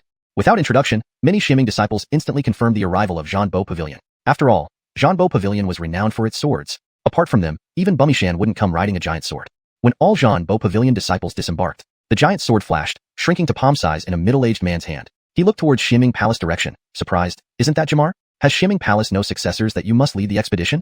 The voice wasn't loud, but instantly dense sword shadows covering the vast sky appeared upon the sound, resembling a sea of sword blades. An indescribable fierce sharpness directly pierced the heart. Chapter 93, Clash of Arms. The long sword's ethereal shadow spreading across the entire sky unleashed an indescribable intensity that struck at one's very soul. It was beyond resistance. In an instant, Sergio felt as if he were a mere speck of dust, insignificant in the vast ocean of swords before him. The descent of even a single sword or a wisp of its aura could annihilate him. At this critical moment, humph! Jamar suddenly scoffed. The cold snort reverberated like a drumbeat. The illusion of the sea of swords vanished from Sergio's mind instantly. Only then did Sergio realize his face had turned deathly pale, beads of sweat covering his cheeks. He considered himself fortunate. Yale beside him looked ghastly white with fresh blood trickling from the corner of his mouth. Bond's veins bulged on his arms, and his breathing was extremely labored. Krista, behind her white veil, was unclear to see, but the redness on the surface of her veil was unmistakably noticeable. Israel, despite his seemingly unscathed face, had tears of blood streaming down his eyes. Further away, many known and unknown figures suffered injuries. Those true martial realm disciples of the Xianming Palace, however, fared much better, most merely breathing heavily. A few, like Xander, remained entirely unperturbed. This is the power of the Zhanbo Pavilion's elite. Just a distant word can carry such terrifying force. As Sergio was still feeling the shock, Mario, you're courting death. Jamar's eyes blazed with fury, his figure disappearing in a flash. When he reappeared, it was above the dune where the Zhanbo Pavilion resided. He retrieved his cane and pointed it downwards. Mario, the middle-aged man from earlier, sneered, "Humph." He raised his hand, drawing out a snow-white longsword and sweeping it through the air. But Jamar smirked disdainfully, overestimating yourself. Slash. A streak of sword light appeared in his hand, slicing downward, dazzling and beautiful like the world's most enchanting scenery. Mario sneered, challenging our Zhanbo Pavilion in swordsmanship? Ridiculous. He released his snow-white longsword, striking it through the sky. Rumble. A terrifying wave of energy spread across. Moments later, old scoundrel Qin. Mario roared furiously. During their clash, Jamar's cane abruptly touched the ground, causing the dune beneath the Zhanbo Pavilion to sink several zhang. Most of the Zhanbo Pavilion's disciples fell to the ground, and countless swords shattered from the shock. Giving as good as I got. No need for formalities. Jamar retreated gracefully. Mario didn't respond. Rising into the air, countless sword shadows materialized from the void, radiating overwhelming coldness, oppressing all around. From the direction of the Huangji Palace came a slow voice. The secret realm hasn't opened yet. Are the two of you planning a battle? As for my Huangji Palace, we don't care about the matter. But your respective disciples, after one clash, they might all be doomed here. Mario, already surrounded by countless sword shadows, hesitated for a moment. After a brief pause, he waved his hand, dispersing the skies full of swords. I kindly used my sword intent to temper the minds of your Xianming Palace disciples, and you take it as malice. How shameful it would be to spread this story. Coincidentally, it has been said that rigidity invites fracture. I used my martial intention to strengthen the hearts of your Zhanbo Pavilion disciples. Yet not only did you not thank me, but you drew your sword against me. How tragic, how lamentable. Jamar's old face wore a look of disdain. The two engaged in a well-mannered exchange of insults, then mutually retreated to their respective dunes. Back on the dune, Jamar first looked at Sergio with a smile. Well done. Among the spirit martial realm, those who weren't injured were few and far between, and Sergio was one of them. Thank you, Elder. Sergio bowed slightly. Jamar smiled again and glanced at the others. Attend to your injuries. Though his sword harmed you greatly, there is truth in what he said. It serves as a test for you all. Recalling this scene mentally in the future, if you can face it directly, it will certainly benefit you. He didn't mention another point. If they were psychologically affected by the scene, recalling it might instead instill fear, rendering them unfit disciples. Such individuals were not worth concern. 3 days passed quickly. No matter how deep the psychological wounds were, the visible injuries of both the Shiming Palace disciples and the Zhanbo Pavilion members healed completely. Mario, estimating Jamar had calmed down, suddenly spoke. Before Immortal Mountain arrives, why don't we let our disciples spar? This time, unlike before, it was just words without the oppressive sword pressure. Who wants to play with someone like me? A Zhanbo Pavilion disciple of the 8th level true martial realm swiftly approached the Shiming Palace area. His tone was calm but carried subtle condescension. Perfect, Xander is itching for a fight. Let's play. Xander leaped forward without waiting for Jamar's response. This place is narrow, let's go over there. The other person surveyed the area, a smirk playing on his lips, leaping into the distance. Watching Xander and the other person leave, Sergio frowned slightly. Recalling Mario's actions earlier, he seemed to have underestimated the conflict between the Zhanbo Pavilion and the Shiming Palace. Entering the secret realm this time would likely not be peaceful. Mario smiled faintly, turning back to the Zhanbo Pavilion's direction and gesturing. Soon, another white-robed youth emerged reluctantly, strolling towards the Shiming Palace area. He was at the 9th level spirit martial realm. Getting closer, the youth spoke. My name is Larry. Who wishes to teach me? Judging from the moves of the Yao family Zhanbo Pavilion disciple and Xander, Sergio should be the one to act in secret this time. However, Jared leaped forward instantly. I'll do it. The white-robed youth sized him up, revealing a hint of amusement. 7th level spirit martial. You must be Sergio, the sky-grade bloodline who entered the Shiming Palace recently? Jared's face twisted with annoyance, coldly retorting, Jared, I've heard of your moon eyes. Pausing briefly, the youth shook his head. You're no match for me. Send out Sergio. Arrogant. Jared grew angrier, rushing out without hesitation. Not knowing your limits, the youth, who had been warm and courteous a moment ago, now radiated sharpness, slashing a 10-zhang-long sword beam through the air. Boom. Accompanied by the explosion, the two clashed intensely. A somewhat grim voice echoed in Sergio's mind. Sergio, Jared isn't a match for him. Use your bloodline power against him. If possible, cripple his bloodline and cultivation.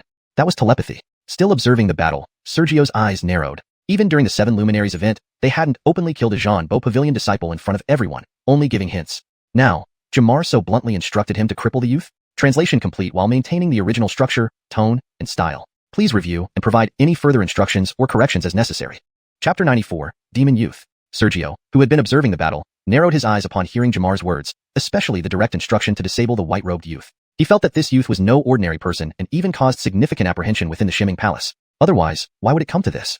A sudden boom resounded. In the previous moment, Jared had been battling with the youth, but suddenly he was thrown back, stumbling onto the dunes. The fight lasted barely more than a breath, yet Jared was already defeated. The dust settled. The white-robed youth spoke calmly. I told you, you're not my match. Jared paused for a moment, gritting his teeth as he reached for an explosive pill to take. Enough. Jamar sneered coldly. Jared hesitated and could only lower his head reluctantly. Remy, indifferent, leisurely continued, so, who will be my next opponent? Sergio did not rush forward immediately, instead asking, Elder, do you know who this person is? Looking at the appearance of the white-robed youth, it was clear he had some understanding of the Shiming Palace's elites. Yet Sergio knew nothing about him. Jamar was somewhat taken aback. You don't know? He then seemed to recall something. Damn. Listen carefully, this person? Through Jamar's rapid explanation, Sergio quickly learned the information about the white-robed youth. His name was Larry, born in a remote village, under the jurisdiction of the Xianxia Pavilion. It was said that on the day of his birth, boundless sword lights streaked across 10,000 miles, causing a tremendous celestial anomaly, accompanied by the harmonious roars of dragons and phoenixes intertwining between heaven and earth. Due to this anomaly, the Xianxia Pavilion promptly sent someone. They found a newborn oral and girl in the village. Shockingly, after testing, both children possessed first-grade heavenly tier bloodlines, each carrying dragon and phoenix bloodline traits. However, while publicly labeled as first grade, their exact grades were unknown, just like how Sergio's 5-clawed golden dragon bloodline was only publicly known as first grade despite being 9th grade. The Xianxia Pavilion rejoiced but was cautious not to ruin the prodigy's potential or attract unexpected trouble. After all, who would willingly give up their newborns? Though deceiving ordinary people was simple, what would happen when these two grew up and understood the situation? Thus, instead of hurriedly recruiting them, the Xianxia Pavilion stationed a powerful elder in the village to protect the infants and provide early education. As they grew, the pair became inseparable childhood sweethearts, smoothly entering the Xianxia Pavilion, showcasing unparalleled talents in combat prowess and swordsmanship. A male and female, a dragon and phoenix, destined from birth. Though a long story, Jamar summarized it succinctly within just over a breath. The white-robed youth seemed to sense something and glanced at Sergio. No one else wishes to teach me? Sergio took a deep breath and stepped forward. Teaching might be too presumptuous. Let us spar together. His thoughts grew serious. Dragon? Is it a sea dragon or a true dragon? Sea dragon bloodline rank is uncertain, but if it's a true dragon, there's something outsiders don't know. Only those with true dragon bloodline can understand. All true dragon bloodlines are of 9th grade heavenly tier. If the bloodline concentration is intense enough, it surpasses the 9th grade. Larry looked at Sergio for a moment before saying softly, this place is narrow, follow me. A gentle breeze blew, and using some flight technique, he flew away. Sergio followed closely behind. Shortly, they arrived at an open space far from the dunes. Stopping, Larry didn't move. I heard the Shiming Palace has a divine weapon named Davasuyan, and it's in your possession. So what if it is? So what if it isn't? Sergio focused intently. Instinctively, he felt this youth might be the strongest person he'd ever met, even though they were of the same realm. Interestingly, my sword also bears the name Davasuyan. With these words, the youth lifted his hand, revealing a silver-long sword. Your Davasuyan and mine aren't the same, but I wonder if your sword and skill live up to the name? Even as he asked, the youth swept through the air remotely. An extremely sharp aura emerged, making Sergio feel as if endless sword blades were piercing him, with a brilliant sword light cutting through the sky. So strong. Chilled, Sergio instinctively drew out his own Davasuyan, which burst forth with a dazzling sword light after prolonged cultivation. Boom! The two sword lights collided, sending terrifying shockwaves everywhere, slicing through rocks, plants, and creating smooth edges like mirrors. The hidden sword technique. I hear Shimming Palace's hidden sword technique is modeled after the Xianxia Pavilion's secret art. Shall we see if you can withstand another strike? Following this calm yet detached voice, Larry flicked his finger, forming a sword seal, secret art unparalleled. Xianxia. Larry's sword trembled faintly as a sword chi rose amidst the ringing sounds. Upon its appearance, Sergio felt an inexplicable locking sensation. Instinct warned him that no matter how he moved or dodged, he couldn't escape that sword chi. And that feeling of imminent danger suggested he might not block it even with scales manifesting. Was this truly sword chi? So powerful. Could this be the heaven-defying demon born with immense anomalies? Or was it simply the incredible power of Xianxia Pavilion's secret art? He had no time to ponder. Holding Davasuyan, he prepared to unleash. Unexpectedly, his sword trembled slightly under the sharp intention, nearly losing control. He had long refined and cultivated Davasuyan within his body, mastering it perfectly. Why? Himph. Unable to help it, he sneered coldly, running the great desolate ancestral dragon scripture, instantly absorbing the mysterious forces surrounding him. Just as he absorbed, he felt myriad swords piercing his bones, excruciating pain. The previously composed youth showed a rare hint of surprise. To dare swallow my sword intent, should I commend your bravery or criticize your stupidity? Sword intent? Is it martial Dao true intent? Probably not, since the youth was only at the spirit warrior realm. If he condensed martial Dao true intent, he'd already be at the true martial realm. If not true intent, what then? He bit his lip and continued running the scripture, forcibly suppressing the various forces until his body and sword returned to normal. But there was no time. Larry's sword chi was less than 15 feet away. If hit unprepared, death was certain. Secret art unparalleled. Sword's apex. Ignoring everything, Sergio coldly shouted, unleashing the ultimate secret art that drained all spiritual energy, sword's apex. With the sword seal, Davasuyan slid, releasing a 10-yard sword glow. Boom! An even more fearsome collision erupted, sending chilling waves of energy dispersing. The observers' faces changed drastically. Even an 8th stage spirit warrior would likely die or suffer severe injuries from this backlash. Chapter 95. The Interrupted Duel. The unparalleled secret techniques the two used had just collided, and the explosion that ensued caused everyone present to change expressions. They could feel that even the aftershock of the collision was enough to render an 8th-level spirit warrior powerless.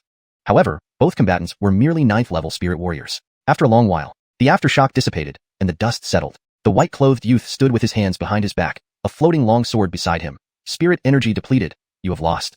Perhaps it was excitement at seeing the hunt, or perhaps he actually bore Sergio no enmity. He did not take advantage of the situation to incapacitate Sergio. Of course, it could also be because elders from both sects were watching, preventing any foul play. What he truly thought, only the youth himself would know. As for Sergio, his face was pale. He did not know how much energy the youth's heaven slash consumed, but using sword's apex drained all his spirit energy without question. Loss? To still stand now, maintaining his physical body despite the sudden depletion of spirit energy, was already extremely difficult. In silence for a moment, Sergio raised his head. I, Sergio, admit that among peers, my spirit energy may not be the most abundant, yet it is certainly one of the thickest. How much spirit energy do you have left? Remy gazed at Sergio for a moment, then smiled. Not much, barely 20% remains. What's the cost of losing? Sergio didn't concede. We did not set any stakes. The youth turned and walked away crisply. Mario's cheerful voice rang out. A match can't happen without stakes. I find your sword quite nice. Let it be a collector's piece for my heaven/pavilion disciples. Turning, Mario and Jamar stood not far away in the sky. Remy frowned instantly but said nothing. Annoyance flashed in Jamar's eyes. He too said nothing. Sergio's expression darkened immediately. The sword is a stake? Flowing Cloud was one of the supreme divine weapons of the Profoundine Palace. If he really lost here to the heaven/pavilion, even if the Profoundine Palace remained silent afterwards, where could he find another divine weapon? Compared to Flowing Cloud being seized, even expending some bloodline power was worth it. Thinking this, Sergio gritted his teeth slightly. Who said I lost? He hadn't wanted to further contend with that terrifying youth, but it seemed he had to continue battling. The originally somewhat displeased youth paused his steps, turning his head. You indeed haven't conceded, but with your spirit energy depleted, what capabilities do you still possess? His words carried a calmness. The martial heart should advance relentlessly. What is there to fear? Roar. A vortex suddenly rose above Sergio's head, dragon roars echoing. Surrounding essence energy was devoured by him at a terrifying speed, and the depleted spirit energy within his body visibly replenished. Roar. With continuous dragon roars, storms raged, and dragon scales grew on Sergio's skin. Remy's eyes narrowed slightly, sensing something, his expression strange. 5-clawed golden dragon. First rank heavenly tier. Somewhat interesting. Boom. Thunder rumbled. Roar. Another loud dragon roar echoed. Remy did not transform into a dragon, but a true dragon phantom appeared behind him. Upon seeing that phantom, Sergio clearly didn't recognize it, but instinctively knew what dragon it was. Void Thunder Dragon. Remy, like him, was genuinely a 9th rank heavenly tier bloodline. At a crucial moment, cease. Mario's voice, whether angry or concerned, rang out. A chilling sword in tint suppressed the sky. The bloodlines activated within both their bodies were forced down by that sword in tint. Everything became as gentle as a breeze. Mario's figure flashed to the youth's side, annoyed. With your current cultivation, undergoing dragon transformation through bloodline will exceed your cultivation, only wasting bloodline power. Didn't I say, unless it's life or death, no rash use of bloodline power for transformation. Initially indifferent, Jamar. His expression froze. Then, thinking of something, he looked at Sergio. Compared to the unclear information from the Profoundine Palace, the Heaven/Pavilion knew more about the youth, hence they were aware of deeper secrets. Just a bit of expenditure. Remy paid no heed, walking back towards the Heaven/Pavilion's sand dune with Mario. Jamar's face was faintly unpleased. Dragon transformation drains the bloodline? It was common knowledge among the Profoundine Palace's elite. Sergio once transformed into a dragon in Xianxia City, destroying the Stephen family who had numerous true martial realm defenders, with spirit warrior cultivation. 9th rank heavenly tier, a terrifying combat strength unseen before. The Profoundine Palace's emphasis on Sergio was partly due to that fearful battle record in Xianxia City. Sergio nodded gently but did not reveal the truth. There is some loss, but as long as it's not excessive, it will recover over time. That's good.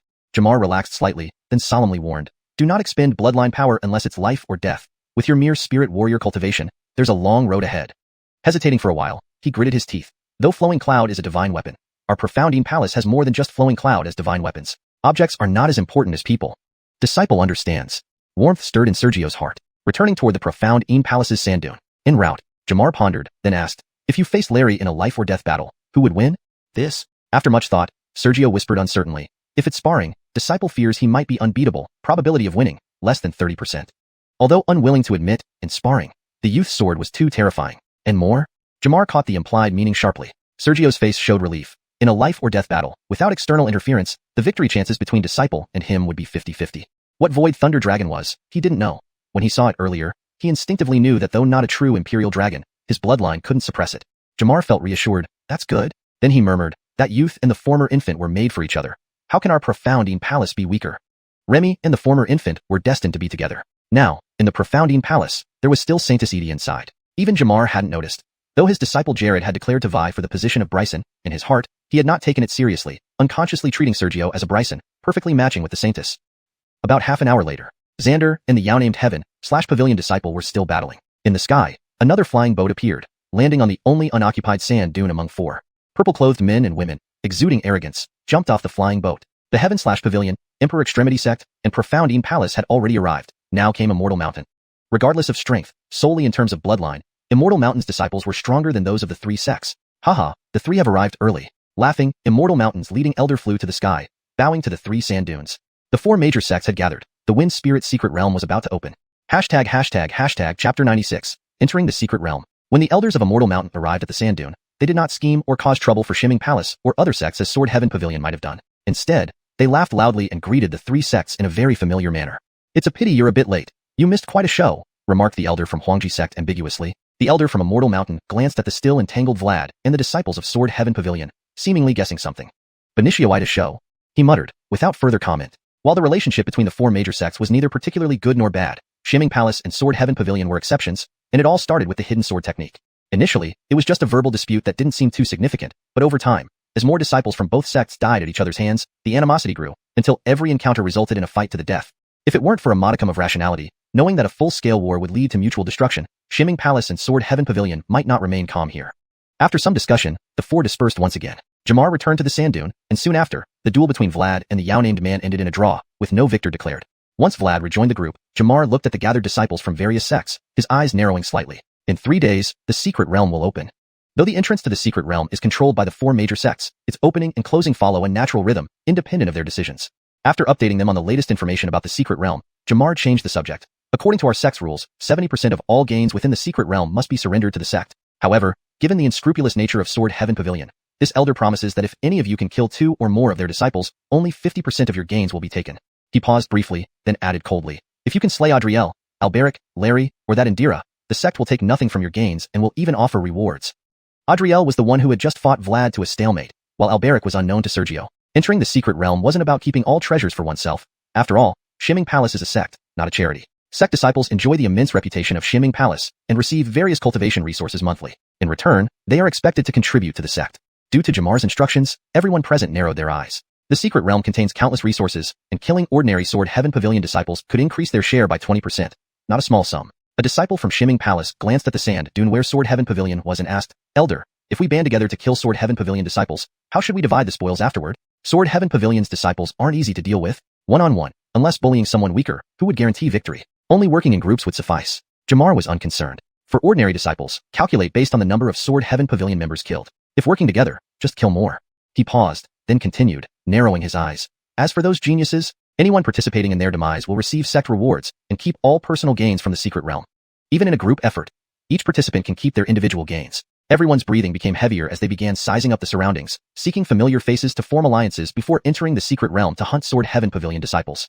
Jamar nodded approvingly and transmitted his voice. Vlad, Sergio, Jared, Yale, Elder/Master. The four replied simultaneously with a bow. Jamar continued transmitting his voice. Among you four, Vlad, you'll lead the true martial realm contingent. Sergio has heavenly grade bloodline with astonishing combat prowess. Our sect will order the slaying of Sword Heaven Pavilion disciples, and they will do the same to us. Do you understand? Yes, Elder, they nodded simultaneously. Jamar nodded again, then turned solemn. Whatever grievances you have outside, I don't care. Inside the secret realm, put aside all grudges and unite against Sword Heaven Pavilion. Sergio, your bloodline and combat power are exceptional. Jared, you have the moon eyes. Yale, your mastery of formations is unmatched. Together, along with the support of other disciples, annihilating Sword Heaven Pavilion should not be difficult. Indeed, Jared's moon eyes can see through spiritual energy trajectories and expose weaknesses. Although Yale's cultivation isn't strong, his expertise in formations is high. Add Sergio's formidable combat power and imposing aura when bursting out. If truly united without reservation, their strength would exceed simple addition. I'll find senior brother Sue as soon as we enter the secret realm. Yale nodded first. Jamar nodded, then looked at Sergio and Jared. Sergio remained silent, but Jared's expression darkened. Put aside grudges? He struggled to contain his impulse not to fight upon seeing him. Cooperate? If given the chance, he wouldn't hesitate to ignore Sword Heaven Pavilion and kill Sergio first. And Sergio said nothing. If it were just minor grudges, he could indeed set them aside. But he hadn't forgotten the pot Jared carried. He doubted Jared would truly cooperate. Seeing their silence, Jamar guessed what was on their minds. Silent for a moment, he shook his head slightly. Never mind. Both of you can act independently within the secret realm, prioritizing the sect's interests. Otherwise, don't blame the sect's rules for showing no mercy. He didn't force cooperation but insisted they not target each other inside. Understood. Sergio and Jared responded in rare agreement. Jamar then produced 2 jade slips. This map covers most of the spirit martial realm region. Take them. Technically, only Sergio, the leader, needed the map. Since Jared refused to cooperate with Sergio and was Jamar's own disciple, he naturally received a copy as well. 3 days passed quickly. The 4 major sects finalized arrangements on their respective sand dunes, marking the time for the secret realm to open. Jamar and the others reunited and employed techniques incomprehensible to many disciples, causing ripples to spread in all directions. Soon, between the 4 sand dunes, 2 large deep vortexes appeared. They spun continuously, emitting inexplicable meanings, almost consuming one's consciousness with prolonged gaze. Upon the vortex's appearance, the 4 leading elders shouted in unison, "The entrance is open, enter the secret realm." Disciples already gathered here leapt into action. The fastest were the true martial realm cultivators from the 4 sections. They flew through the air, diving headfirst into the vortex, vanishing from sight. Chapter 97. The Secret Realm, the Wilderness. After the disciples of the 4 sects began entering the secret realm, those from the true martial realm were the quickest to disappear into the vortex, flying directly in. Right behind them were outstanding individuals like Sergio from the spirit martial realm, leaving streaks of afterimages as they leaped into the vortex with just a few bounds. In an instant, the world spun wildly. Then, almost immediately, everything returned to normal, except for the sky, which had no sun, moon, or stars and was only a hazy gray. Everywhere else still had green mountains and clear waters. Sergio looked down at the earth beneath his feet and murmured, "The wilderness, indeed. The secret realm does not exist in reality but seems more like another universe." He now stood on a barren plain. The grass was yellowed, and trees were nearly non-existent. Instead, many jagged rocks and countless pebbles could be seen beneath patches of knee-high wild grass, making it seem like both a desert and a wasteland. The spiritual energy floating in this place was actually much denser than within his sect. Yet, despite such rich spiritual nourishment, why was this land desolate? After observing for a while, Sergio retracted his gaze and took out a jade slip to examine the map inside, quickly locating his position. According to the map, he was in a wasteland. Nearby, his eyes suddenly lit up upon noticing that there was a grove of fruit trees nearby called Zoltane Grove, home to many Zoltane fruit trees which took a century to grow, 2 centuries to flower, and 3 centuries to bear fruit. Zoltane fruits were natural treasures, hard to transplant, and grew faster under moonlight. They were brown and looked like stones due to their appearance and growth habits. These fruits, aside from alchemy uses, could purify one's body and enhance physical strength significantly when eaten directly. A small note on the map added that each Zoltane fruit was priced at 1,000 spirit coins and was often unavailable even at that price. 1,000 spirit coins per fruit. Upon reflection, Sergio realized that his current wealth amounted to around 10,000 spirit coins, 5,000 he had brought with him when he left the Su family, plus rewards from previous sect evaluations. Had he not been under the tutelage of Seven Sun, providing him abundant cultivation resources, his spirit coin stash wouldn't have accumulated so much. Ordinary inner disciples would not have nearly as much, given their need to cover personal expenses with limited support from the sect. A whole orchard. If I can gather all the ripe Zoltane fruits and submit only what's required to the sect, the remainder would likely be enough to boost my constitution beyond even that of the Huangji sect. With this thought, Sergio tucked the map away, excitement barely contained as he quickly moved toward the grove. He wasn't sure how far it was. The map did not specify a scale, only giving a general direction. Many people had entered the secret realm already, and if he delayed, he might miss out entirely. After taking only a few leaps, Sergio paused, looking down at the token hanging from his waist, his expression uncertain. As the person in charge of the spirit martial realm area, things would be simpler except for Jamar's orders, to eliminate any Heaven-Cutting Pavilion disciples, especially Adrieljiang and other elite disciples of Heaven-Cutting Pavilion. Adriel was manageable, being in the true martial realm where Sergio couldn't reach him, nor could he venture there. But Larry was a different matter, the youth who remained calm during their earlier bout and possessed a grade 9 Heavenly Void Thunder Dragon bloodline. Should it come to a real fight, the Shining Palace disciples would only be burdens. He might manage to kill him, but success wasn't guaranteed. Thus, he didn't relish engaging the youth and avoided unnecessary entanglements. But what if the youth sought him out on Heaven-Cutting Pavilion's orders? He hadn't forgotten that Jamar mentioned another significant event. Alongside this oral, born amid vast phenomena, was his childhood friend, a girl destined with him in perfect harmony. And she too had come to the secret realm. Facing her and the youth without sufficient backup would be unpredictable. After some thought, he sighed, shaking his head slightly and continuing towards the grove. He hoped the youth wouldn't seek trouble, or he would have no choice but to go all out, which would benefit no one. Meanwhile, in the spirit martial realm area, the youth Sergio feared appeared in the secret realm along with a veiled girl whose beauty shone through even covered eyes. Benicio Yana surveyed the surroundings with a smile. The elder's method isn't bad. It's supposed to be random teleportation, yet we ended up together. Remy laughed, pulling out a jade slip to consult the map. If the elders heard you, they'd probably blow their tops. There's something valuable over there. Let's check it out. Even if we don't use it, bringing it back to the sect would be good. Benicio Yana followed. What about searching for Sergio? In the secret realm, with countless treasures, eliminating Sergio means we don't have to submit our findings to the sect. Remy dismissed it. With our bloodlines, will the sect ever lack resources? Davis is long. No need to fret over minor gains here. Moreover, Sergio's bloodline rivals ours. Even together, we might defeat him, but it wouldn't be easy. Benicio Yana nodded but hesitated. What if Shining Palace targets us? Among Shining Palace disciples, only he can match us. The rest, like Yale with his 10 Directions Annihilation Array, are negligible due to low cultivation. He smiled faintly. As for Sergio, I doubt he's foolish enough to stir trouble. If someone truly doesn't know better, one sword strike will settle it. I follow your lead, she replied sweetly. In the spirit martial realm area, the Zoltane fruit grove. This forest, though spanning several acres, held Zoltane fruit trees, spiritual trees, not ordinary plants. Hence, the distance between each tree was substantial, and the entire grove had fewer than 100 trees. While rare, one Zoltane fruit fetched 1,000 spirit coins and was often unavailable. Even with full effort, it took Sergio half a day to reach the grove. He noticed its size before panic set in. He saw two figures moving rapidly within, clearly harvesting Zoltane fruits. They had arrived even faster than him. Perhaps it was merely bad luck. Despite traveling half a day, if someone was lucky enough to be teleported directly into the grove, it was not impossible. Chapter 98. The Orchard Dispute. Upon arriving at the orchard, Sergio finally got a clear view of its boundaries, and his heart immediately grew anxious. There were already people picking fruits in the grove, and not just one, but two of them. He wasn't sure whether he should lament his bad luck for being transported too far from the orchard, forcing him to spend half a day to reach this place, or wonder if the people already picking fruits had better luck and were directly transported nearby. With a light step, he swiftly leaped into the orchard, his eyes scanning all directions and ears attuned to every sound. Though his movements were not loud, there were hardly any people around the orchard. He startled the two individuals as soon as he entered. Another person has come. Let's go check. Consider it his bad luck. The two people, who were picking fruits, one tall and one short, quickly approached with voices tinged with mockery and amusement.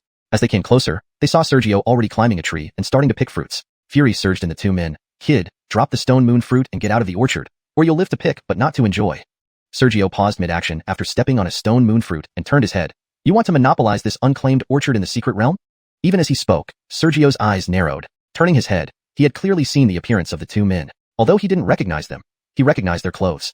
White robes with chest embroidery featuring two intersecting long swords, exuding a sharp aura, members of the Xianxia Pavilion. While the Shining Palace also had white attire, theirs were either long white dresses or palace skirts worn by female disciples. Male disciples, especially those within and above the intersect, were only blue or black clothing. Shining Palace, the two members of the Xianxia Pavilion, also took note of Sergio's attire, a green robe embroidered with a small five-leaved plant on the chest. After a moment, the taller man snarled, Davistal Brother Davis, our luck is good. We've encountered a five-leaf disciple. If we kill him, this orchard will be ours to enjoy. Shining Palace disciples were ranked from one-leaf outer sect to six-leaf Sacred Sons/Sacred Daughters. Currently, the position of Sacred Son was vacant, and Sacred Daughter Edie was still at the Shining Palace and hadn't come to the secret realm. The highest-ranked disciples of the Shining Palace here were like Sergio and Xander, five-leaf true disciples. Clearly, Elon of the Xianxia Pavilion, had instructed his subordinates differently than Jamar. Rather than killing specific individuals for immunity from tribute, killing a 5-leaf disciple would exempt them from paying tribute. The shorter man also showed excitement. Suddenly, his expression changed dramatically. No, it's Sergio. What? The tall man, who had already attacked viciously, instinctively retreated, his eyes revealing fear. Earlier, when Sergio had clashed with Larry of the Xianxia Pavilion, the aftermath was significant. Even the slightest ripple could obliterate an 8th-stage spirit martial practitioner, terrifying beyond measure, unlike a typical spirit martial practitioner. While it was fine when they didn't know it was Sergio, now that they did, they knew their own capabilities and dared not act rashly. Moments later, the shorter man forced a grim expression. I warn you, my Xianxia Pavilion brothers are on their way to the orchard. If you don't leave, you will die without a trace. Looking back at Sergio, his eyes revealed curiosity. Back in the sand dunes, if not for your Xianxia Pavilion elder's interference, the outcome between me and your top disciple might have been uncertain. Where do you get the confidence to threaten me? Without waiting for a response, Sergio squinted his eyes towards the distance. I didn't notice before, but now looking closely, there are quite a few corpses in this orchard. Indeed, upon arriving, he noticed others had started picking and began hurriedly doing the same, neglecting to thoroughly observe. Now, with the disturbance caused by the Timothy's, he took a closer look. Between some fruit trees lay around 7 or 8 bodies scattered on the ground. Those corpses belonged to the Huangji sect, Xining Palace, Guiyuan Mountain, and even the Xianxia Pavilion. It was unknown whether the Xianxia Pavilion corpse was killed by disciples from other sects or fellow Xianxia Pavilion members. The tall man felt increasingly uneasy but dared not attack Sergio. He suspected that although their cultivation was the same as Sergio's 9th stage spirit martial realm, they would likely be massacred if they fought. After a while, he clenched his teeth slightly. Junior brother, let's go. The shorter man, who was about to continue threatening with bravado, paused. This orchard, enduring his pain, the tall man retreated hastily. We leave it to you. Though extremely reluctant, the shorter man had no choice but to follow the tall man, preparing to leave. Seeing this, Sergio lightly stepped forward and blocked their path. Leave? Where are you going? Sergio, don't be arrogant. If you push us too far, we might as well end up losing together. Even if we can't win, once senior brother Jiang and sister arrive, they will surely avenge us and ensure your demise. The tall man roared angrily. The shorter man agreed. That's right. The corners of Sergio's lips curled upwards. I guess you haven't informed anyone else in the Xianxia Pavilion of your location here in the orchard. The two men's expressions changed drastically but quickly sneered. Nonsense. It seems I'm right. Since so, have a good trip. Sergio's eyes flashed with a glint of determination, and he punched forcefully. The two men froze momentarily. Benishuically, the tall man bared his fangs, not even using a weapon, daring to belittle us? Do you really think you're as tough as those brutes from the Huangji sect? Cornered with no retreat possible, despite knowing he was likely overmatched, the tall man gritted his teeth, drew his long sword, and swung at Sergio. The blade shone brightly, unstoppable. Seeing this, the shorter man sneered and prepared to join in the attack. If Sergio wielded a sword, considering the earlier clash with Larry, they wouldn't dare attack recklessly. But Sergio was bare-handed. He simply couldn't believe that, aside from the Huangji sect, anyone from other sects could withstand the impact of weapons with sheer flesh. Just as he was about to draw his sword, his face changed again. He saw Sergio's fist, without hesitation, meet the sharp edge of the tall man's weapon head-on. Instead of the expected gush of blood, at the moment of contact, Sergio's hand transformed into something resembling a dragon claw, grasping the sword firmly, then fiercely pulling it out from his senior brother's grip. One strike, completely ineffective. Monster. Monster. Terrified, the shorter man rushed away without thinking. He knew his senior brother was doomed. Sure enough, just as he started fleeing, he saw Sergio kick his senior brother into the air with the seized sword. Then Sergio flew up, overtaking him, and decapitated his senior brother instantly. Escape. He must escape. He needed reinforcements. Fear consumed the shorter man more deeply. Where are you going? Sergio's low whisper echoed beside him. Chapter 99. The Huangji sect team. The short man, gripped by fear, fled first. As expected, the tall one died at Sergio's hands. But just as the short man started to run, Sergio's hushed whisper suddenly echoed beside him. Instinctively turning his head, he saw Sergio leap over at some point and was now right next to him. Then, he saw Sergio's right fist land on his left shoulder. Instantly, a massive force struck, smashing him into the ground, leaving a human-shaped crater. Another leap. Sergio jumped beside the pit. If you had supported your senior brother just now, it would have taken me more effort to deal with both of you.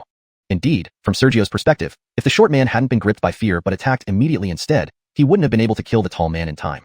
Unfortunately, there are no ifs. Perhaps due to the deep enmity between the Xianxia Pavilion and the Xining Palace, the short man did not beg for mercy. Instead, he roared in a threatening manner. Why you dare to kill me? The Xianxia Pavilion won't let you off. Your Xianxia Pavilion has killed many of us in the Xining Palace. Why can't I kill you? Or do you think I don't know that you withdrew just to call for reinforcements to ambush me? Sergio chuckled, clenched his right fist, and threw another punch. Blood splattered. Brogan in the pit died instantly. Retracting his fist, he circulated his spiritual energy internally, shaking off all the blood, remaining spotless once again. Taking the storage bags from the two men, Sergio leaped to where the corpse of the Xining Palace disciple lay. Here, only one Xining Palace disciple's body remained, someone he didn't recognize but vaguely remembered seeing on the boat. After gazing for a while, he shook his head slightly, waved his hand to create a large pit with spiritual energy, then buried the body. After all, they were fellow disciples. Burying him was the least this fifth leaf could do. Taking several breaths to bury the body, He then leaped onto the fruit tree branches and began picking. Well, actually, he wasn't sure how to tell if the zoltane fruits were ripe or not. So, regardless of size or color, he picked every single one. Even if they weren't ripe, their effects would just be weaker. Either way, it wouldn't be a loss. Had it not been clearly marked on the map that the trees couldn't be transplanted, he might have uprooted the entire orchard and stored it in his storage bag. About half an hour later, undisturbed, Sergio had almost picked all the fruits in the orchard, thanks to the two Xianxia Pavilion people who had already picked many before him. Otherwise, it wouldn't have been so quick. Just as Sergio was about to approach the last two trees with zoltane fruits, he suddenly looked up.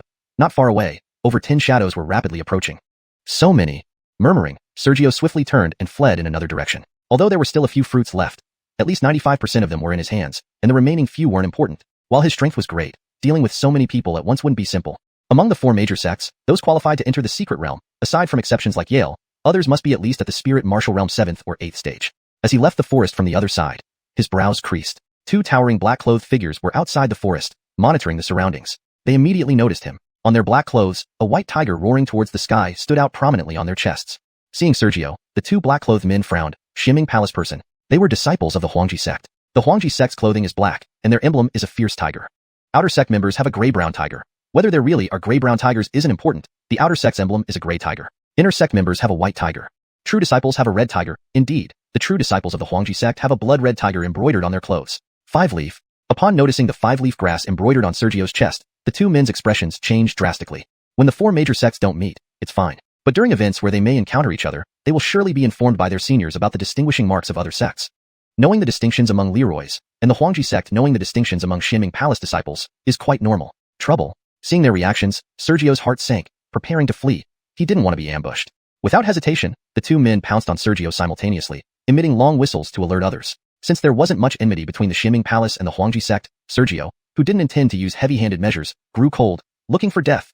Approaching close, half his arm transformed into a dragon claw. Clank, clank, clank. Metallic clashes resounded. In one clash, they separated. Even fighting 2-on-1, the 2 Huangji sect members were forced back by Sergio. However, Sergio's expression wasn't pleasant. Now he understood why the Huangji sect excelled in physical prowess, able to match spiritual weapons with flesh. If others had collided with his dragon claws with their bare hands, avoiding being torn apart directly would mean their spiritual energy was strong. But these 2, although forced back and their fists shredded and bloody, even revealing bone, Sergio knew it was only skin-deep damage. The 2 men, after being forced back, looked at their seemingly mangled fists with unease, yet did not scream in pain. Their tolerance for pain far exceeded that of ordinary people. Hurricane sounds, over 10 shadows quickly converged from the forest, just as Sergio was about to move. A cold shout echoed through the forest. Sergio, do you wish to represent the Xianxia Palace and confront my Huangji sect here in the secret realm? If so, I'll immediately seek out the Xianxia Pavilion and join forces with them to annihilate your Xianxia Palace disciples. Sergio, who was about to continue fighting, paused. Previously, when Sergio fought Larry, the commotion was loud enough for the other 3 sects nearby to recognize him. Due to that cold shout, Sergio abandoned attacking and stood still. The 2 obstructing Leroys relaxed. Hurricane sounds. Soon, over 10 Leroys approached, swiftly surrounding Sergio, their expressions serious. Then, a disciple with a blood-red tiger on his chest stepped forward, eyes filled with surprise. You're actually alone? Here, among the many Leroys marked with blood-red tigers, he was the only one. Chapter 100, Huangji Sect, Lucius. Once surrounded, Sergio finally got a clear view of each Leroy's appearance and status. The highest-ranking one, marked by a blood-red tiger, was only one person. This person spoke with eyes full of surprise. Compared to the others, this man had a few extra qualities of calmness and fortitude. There's no need to mention other features. Nearly all members of the Huangji sect were burly men with towering physiques. Someone lacking in courage might naturally feel weaker upon seeing so many broad-shouldered men here. Sergio was not afraid. He gave a slight bow and asked, "May I know your name, sir?" He felt somewhat helpless inside. Upon sensing the orchard nearby, he rushed here at full speed. Other Xianxia Palace disciples, even those nearby who tried to catch up with him, probably couldn't match his pace. Lucius. The muscular man smiled faintly. After speaking, Lucius's eyes narrowed slightly. Brother Su's strength is remarkable. Although it's hard to admit, if we were to fight one-on-one, including myself, none could be Brother Su's match. Unsolicited flattery usually has an ulterior motive. Therefore, not only did Sergio not relax, but he also became more vigilant. Brother Tuoba, you flatter me. What is this? He pointed to the Leroys surrounding him. Lucius remained unperturbed. Please don't misunderstand, Brother Su. Your strength is formidable, and I had no choice but to take this measure. Otherwise, if you suddenly attacked and injured someone, I fear I wouldn't be able to stop you. If that's the case, I'll take my leave then. Sergio chuckled lightly. Of course, saying he wanted to leave. In reality, his feet didn't move an inch. Lucius immediately stopped him. Please wait a moment, Brother Su. Then, Lucius's eyes narrowed further. There are two matters this time, Sergio softly said. I would like to hear them in detail. The first. As soon as he finished speaking, the light in Lucius's narrowed eyes turned cold.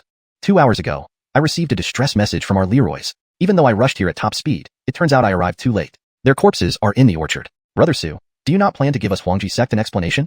They weren't killed by me. It was done by the Zhantian pavilion. Snorting coldly, Sergio pondered over Lucius's words, suspecting some hidden motives. He had seen the Leroy's bodies in the woods. They had sword wounds. Given the 4 major sects gathering, anyone would instinctively think it was the Zhantian pavilion, a sword-focused sect, rather than him, Sergio. Zhantian pavilion. Lucius nodded slightly and probed. Do you know where the murderer is? Sergio's expression turned cold. They have already been killed by me. He had now figured out Lucius's calculation. Sure enough. Upon hearing this, Lucius sighed lightly. Brother Su, this isn't very honorable. You say the murderer is from the Zhantian pavilion. Alright, let's assume I believe you. But now you say the murderer has been killed by you? After all, dead men tell no tales. Brother Su, this strategy is truly ingenious. No one can refute you. I didn't ask for your trust. Sergio's spiritual energy rapidly circulated within him, clenching his fists. A menacing aura surged forth. Does Brother Su intend to make a move? Lucius's lips curled upward slightly. Instantly, all the surrounding Leroys began to muster their strength simultaneously. At this moment, Lucius spoke again.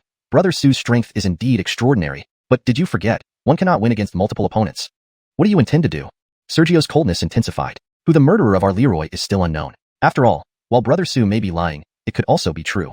Pausing briefly, Lucius's face showed amusement. The second matter, Brother Su's speed is quite impressive. This vast forest has almost been thoroughly searched by you. Our Leroys traveled far to get here. Surely, you can't expect us to return empty-handed, can you?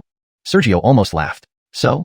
Please hand over all the stone moon fruits, and we will split them equally. Before Sergio could reply, Lucius added, based on the number of people, splitting them equally would be fair. You're too greedy.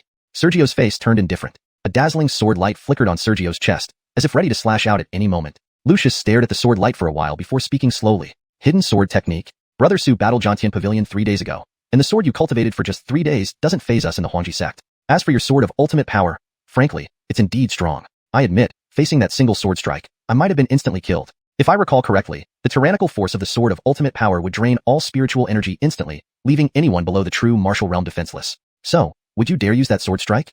Suddenly, Sergio felt alarmed. How did the Huangji sect know so much about his skills? While the hidden sword technique was well known, the sword of ultimate power was something very few knew about since he had only recently learned it.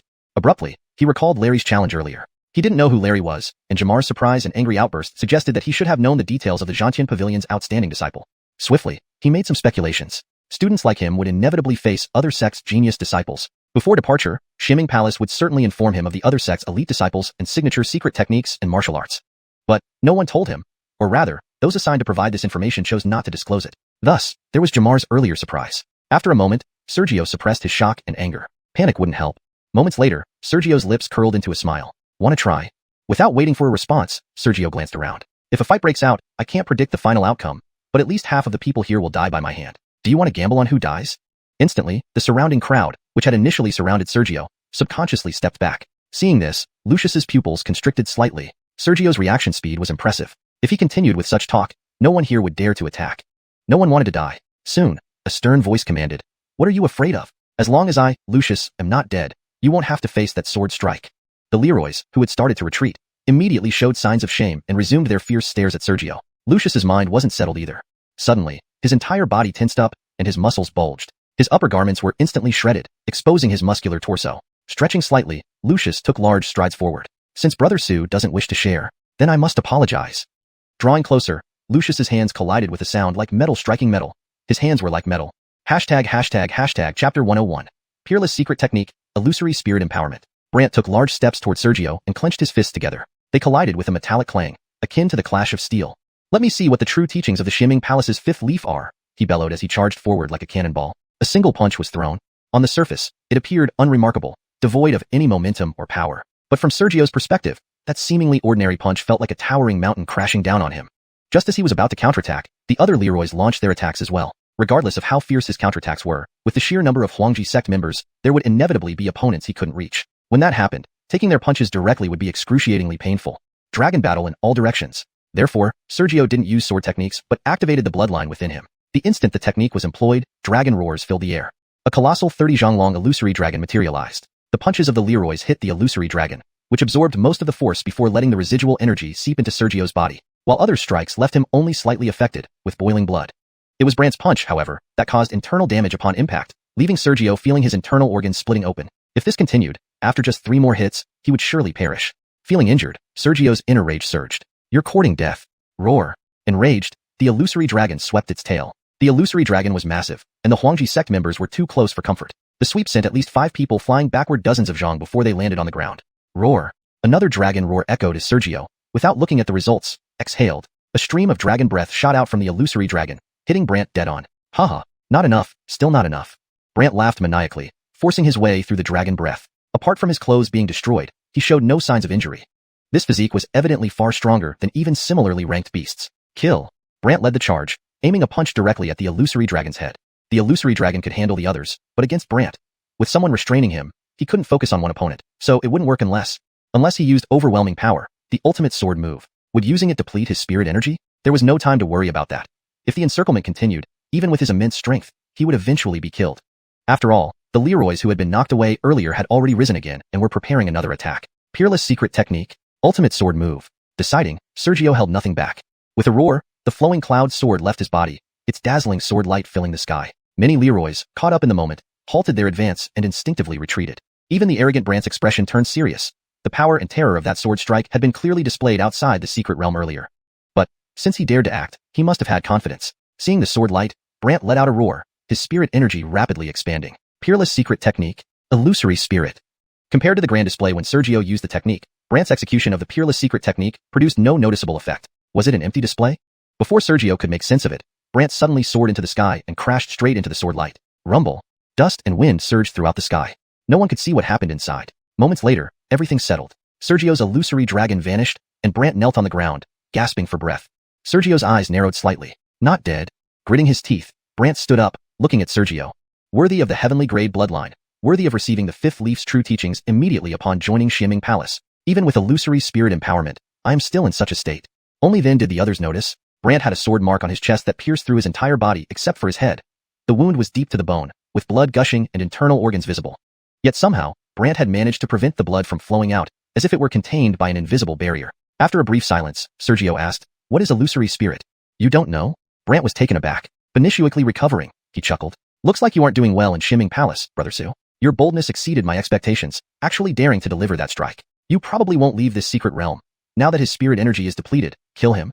He didn't explain further, and at the end of his words, ordered the other Leroys to attack. Not because he didn't want to do it himself, but that strike had truly hurt him, nearly piercing his entire body, which spoke volumes about its terrifying power. Kill. Haha, didn't think he'd be so much of a coward despite his fame. Who gave him the guts to deliver that strike? Why not? Now that his spirit energy is depleted, anyone can handle him, unlike us of Huangji sect who can still unleash considerable strength even with depleted spirit energy. Amidst their fearless jeers, many Leroys rushed forward. While a spirit-energized Sergio was formidable, without spirit energy, he seemed like fish on a chopping board. Who would fear him? However, Sergio coldly watched the approaching foes and suddenly said, "Great wilderness ancestral dragon scripture, devour." The surrounding heaven and earth's spiritual energy went berserk, creating countless tiny vortexes around Sergio's body. Each vortex was a rapid conduit for absorbing spiritual energy. Before the rushing Huangji sect members could cover even 3 zhong, Sergio stood up, fully revitalized. His spirit energy was restored to its peak. "Do you really think I have no other means after delivering that strike?" Sergio's lips curled into a cold smile. "Not good. Retreat quickly." How did he manage that? How did he absorb so much spiritual energy in an instant? The assaulting Leroys, realizing the danger, hastily retreated. Sergio drew the flowing cloud sword, wind and rain sword heart. Streams of raindrop-sized sword lights swiftly filled the nearby sky. Following Sergio's command, fall, the sky was flooded with descending sword lights. Those Huangji sect members trying to retreat had no time to get away. Everyone was struck by the sword lights. Too numerous and blinding, the sword lights enveloped them. Brant, heavily wounded, could not resist the blinding sword lights and closed his eyes instinctively, only opening them again when the sword lights dispersed. He saw the full extent of the carnage around him. All the Leroys lay in pools of blood, their bodies riddled with countless finger-sized holes, blood gushing out everywhere. The ground was soaked red. Chapter 102, Reunion with Yale. Gale opened his eyes. All he saw was the ground dyed red, with countless finger-sized holes in the bodies of Leroys. Blood was still gushing out from those holes. The scene resembled blood flowing like rivers. It couldn't be more fitting. Earlier, it seemed that Sergio's flowing cloud sword didn't unleash its full power against Gale. No matter how powerful a divine weapon might be, it is still just a weapon. Its strength ultimately depends on the cultivator's abilities. Given Gale's exceptional strength and robust physical constitution, the flowing cloud sword had seemed insignificant, but when used against ordinary disciples, it showcased terrifying power. The technique, Heart of the Sword Amidst Storms, unleashed a skyful of sword light. The proud physical strength of the Leroys seemed as fragile as paper. Not far away, Sergio watched this gruesome scene, his expression grave. None of them died. The bodies of the Huangji sect. Indeed, though the scene looked terrible, no one had actually died. Of course, even if they hadn't died, they were all near death. If not for their strong physical strength and resultant vitality, they would have already been dead rather than barely clinging to life. Just as Sergio was about to close in for the finishing blow, run first. 5 heavily wounded Leroys struggled to stand up, charging at Sergio fearlessly, choosing to sacrifice themselves to let the others escape. Though none wanted to die, in a situation where death was certain, some chose to sacrifice themselves for the sake of others. Run. Gale's eyes turned slightly red, gnashing his teeth as he bellowed softly. With Gale heavily injured and the other disciples near death, confronting what appeared to be an unharmed Sergio, how could they fight? They could only flee. The near-dead people burst into secret arts, forcing themselves to get up and run with Gale toward the distance. Aya! Accompanied by screams, the flowing cloud sliced through the air, leaving the 5 men who rushed to their deaths lying beneath it without exception. Then, Sergio looked at Gale and the others fleeing in the distance. His remaining spirit energy exceeded 90%. If he pursued them, of the 6 or 7 who fled, at most 2 or 3 would survive. It was even possible for him to kill all of them. However, Sergio did not give chase. Instead, he abruptly practiced the vast ancestor dragon scripture, instantly dispersing the ingested spirit chi. His complexion turned ghastly pale, with streaks of blood appearing at the corners of his mouth. Ingesting natural spirit chi wasn't so easy. After using the ultimate sword earlier, his internal spirit energy had instantly depleted, causing his meridians to operate at overload. Then, ingesting the world's spirit chi to instantly restore his spirit energy, that instantaneous recovery was too much for his meridians to bear. He appeared normal earlier but had endured the pain of swollen meridians, forcibly suppressing his injuries. After a while of recovery, Gale and the others were out of sight. Sergio glanced around and chuckled bitterly. If you had lingered longer before, this secret realm journey would have probably rendered me crippled. Ingesting the world's spirit chi was essentially not meant to restore spirit energy, but was a secret art to enhance cultivation. Previously, he had been forcibly suppressing it, combined with his depletion of spirit energy. Therefore, after swallowing the spirit chi, he did not successfully perform the secret art to boost his cultivation. If those people had stayed longer, it wouldn't take too long.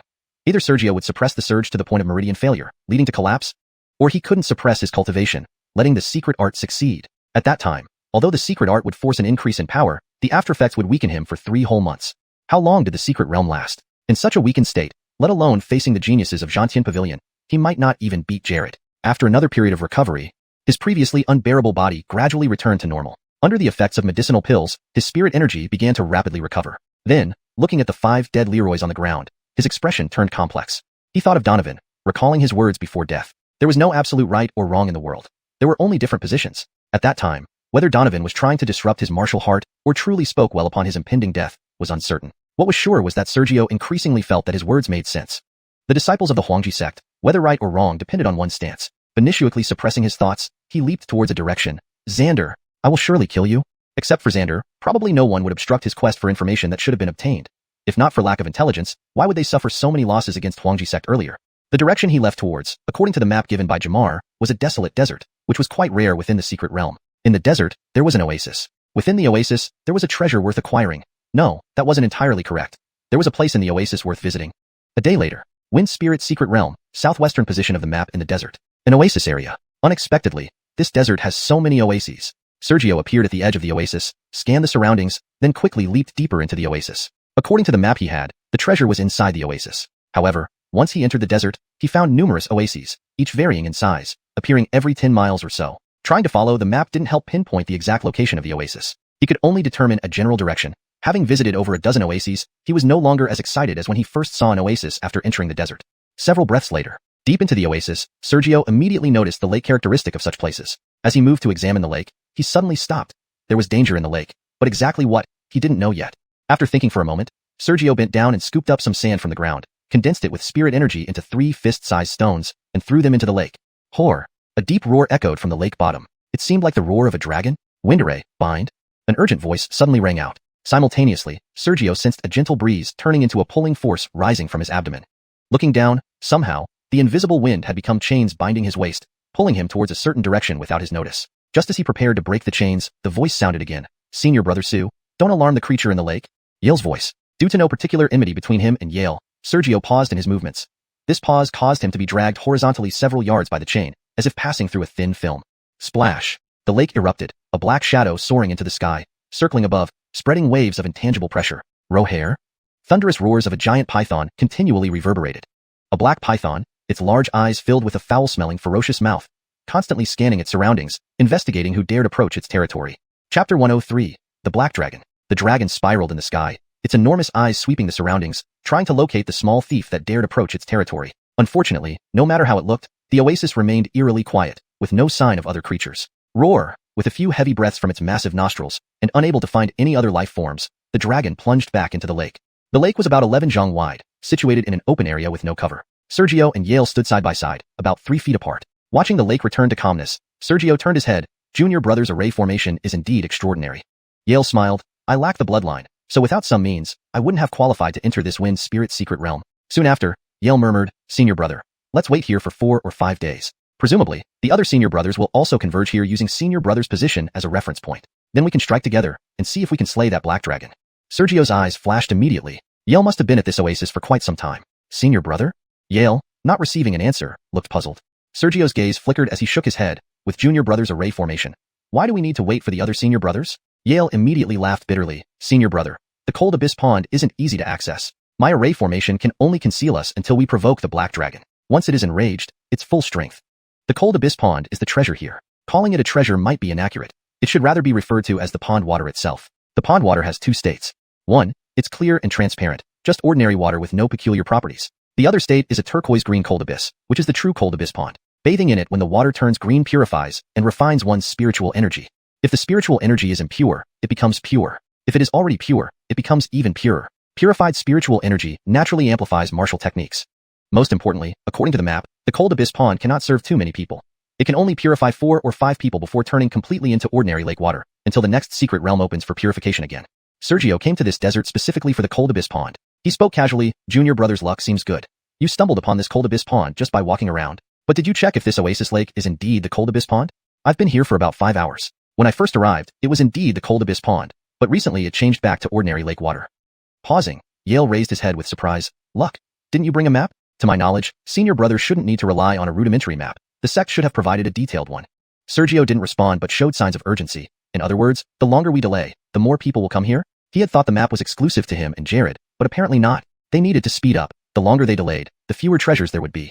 Yale was unconcerned. About the same. However, senior brother doesn't need to worry. That black dragon isn't easy to deal with. In the past few hours, 6 disciples from the 3 other sects have been devoured by the black dragon. Unless one has senior brother's strength plus assistance from fellow sect members, it's hard to subdue the black dragon. After pondering, Sergio took a step forward. I'll go test the black dragon's strength. Waiting for other sect disciples to converge on him was certainly foolproof, but delaying too long would mean other treasures might be taken. Not to mention, the cold abyss pond could only accommodate a limited number of people. If more people came, allocating it fairly would be difficult, offending those who don't get a chance.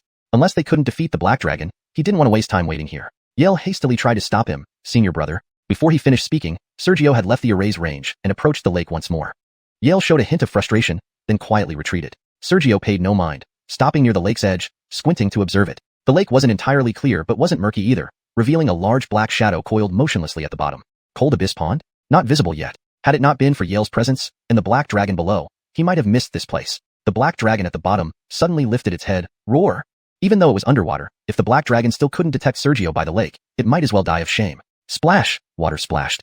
Sergio instantly leaped back. Roar! With the dragon's roar, the dragon emerged from the water, circling low in the sky, glaring viciously at Sergio. Sergio chuckled. Such powerful oppressive aura.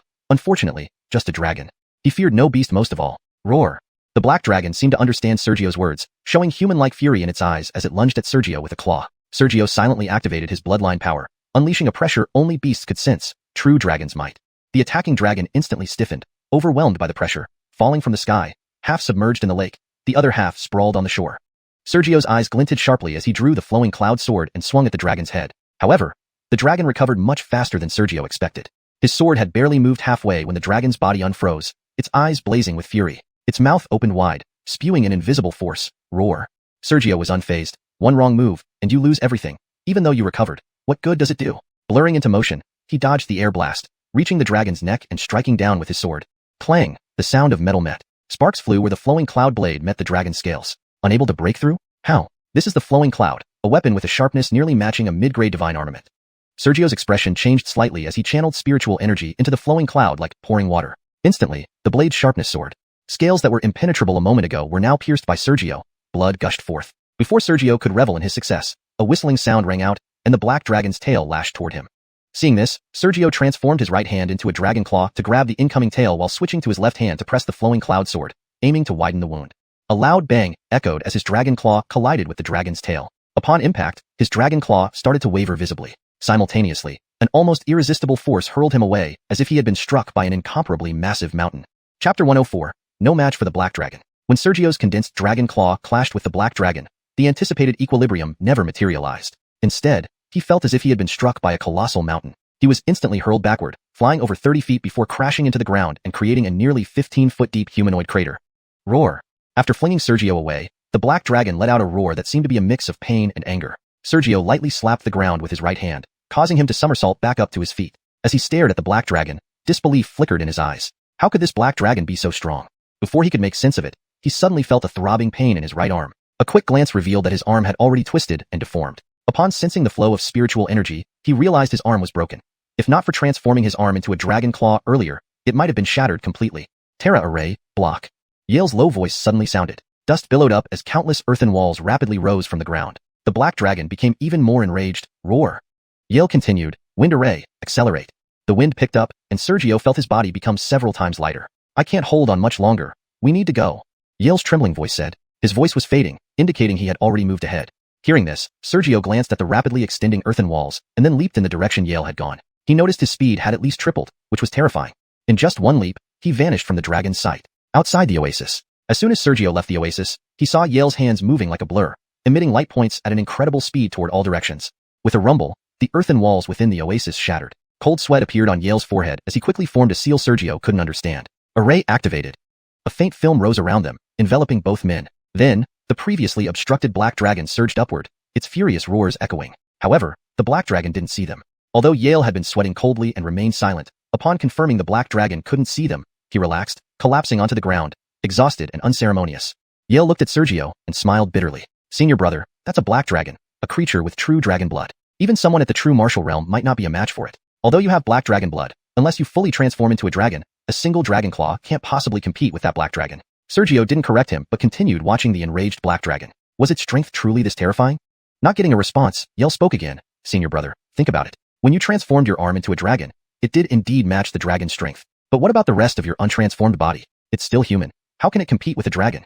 Sergio's expression tightened as he suddenly realized why he hadn't been able to match the black dragon. Indeed, as Yale pointed out, his dragon claw could contend with the black dragon, but his untransformed body couldn't keep up, leading to the potential collapse of the claw during their clash.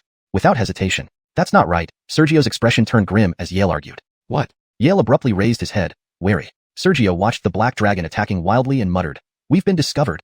Yale's heart raced as he looked back at the black dragon. It continued its random attacks, fortuitously not coming close to their location. You look closely. Half of the black dragon's attacks are bursts of breath similar to dragon's breath, while the other half are water droplets exploding around. Pausing briefly, Sergio waved flowing cloud out. While the intangible breath is fine, the heavy water droplets seem to be forming a pattern, gradually surrounding our location. Yale hurriedly examined the area as described by Sergio.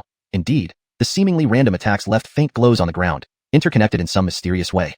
This is, after a moment's thought, Yale's pupils constricted. No good. The black dragon is using those water droplets to trigger water element spirit energy from the oasis. Once it forms, it will create a barrier linking the oasis lake and surrounding spirit energy. What a cunning beast.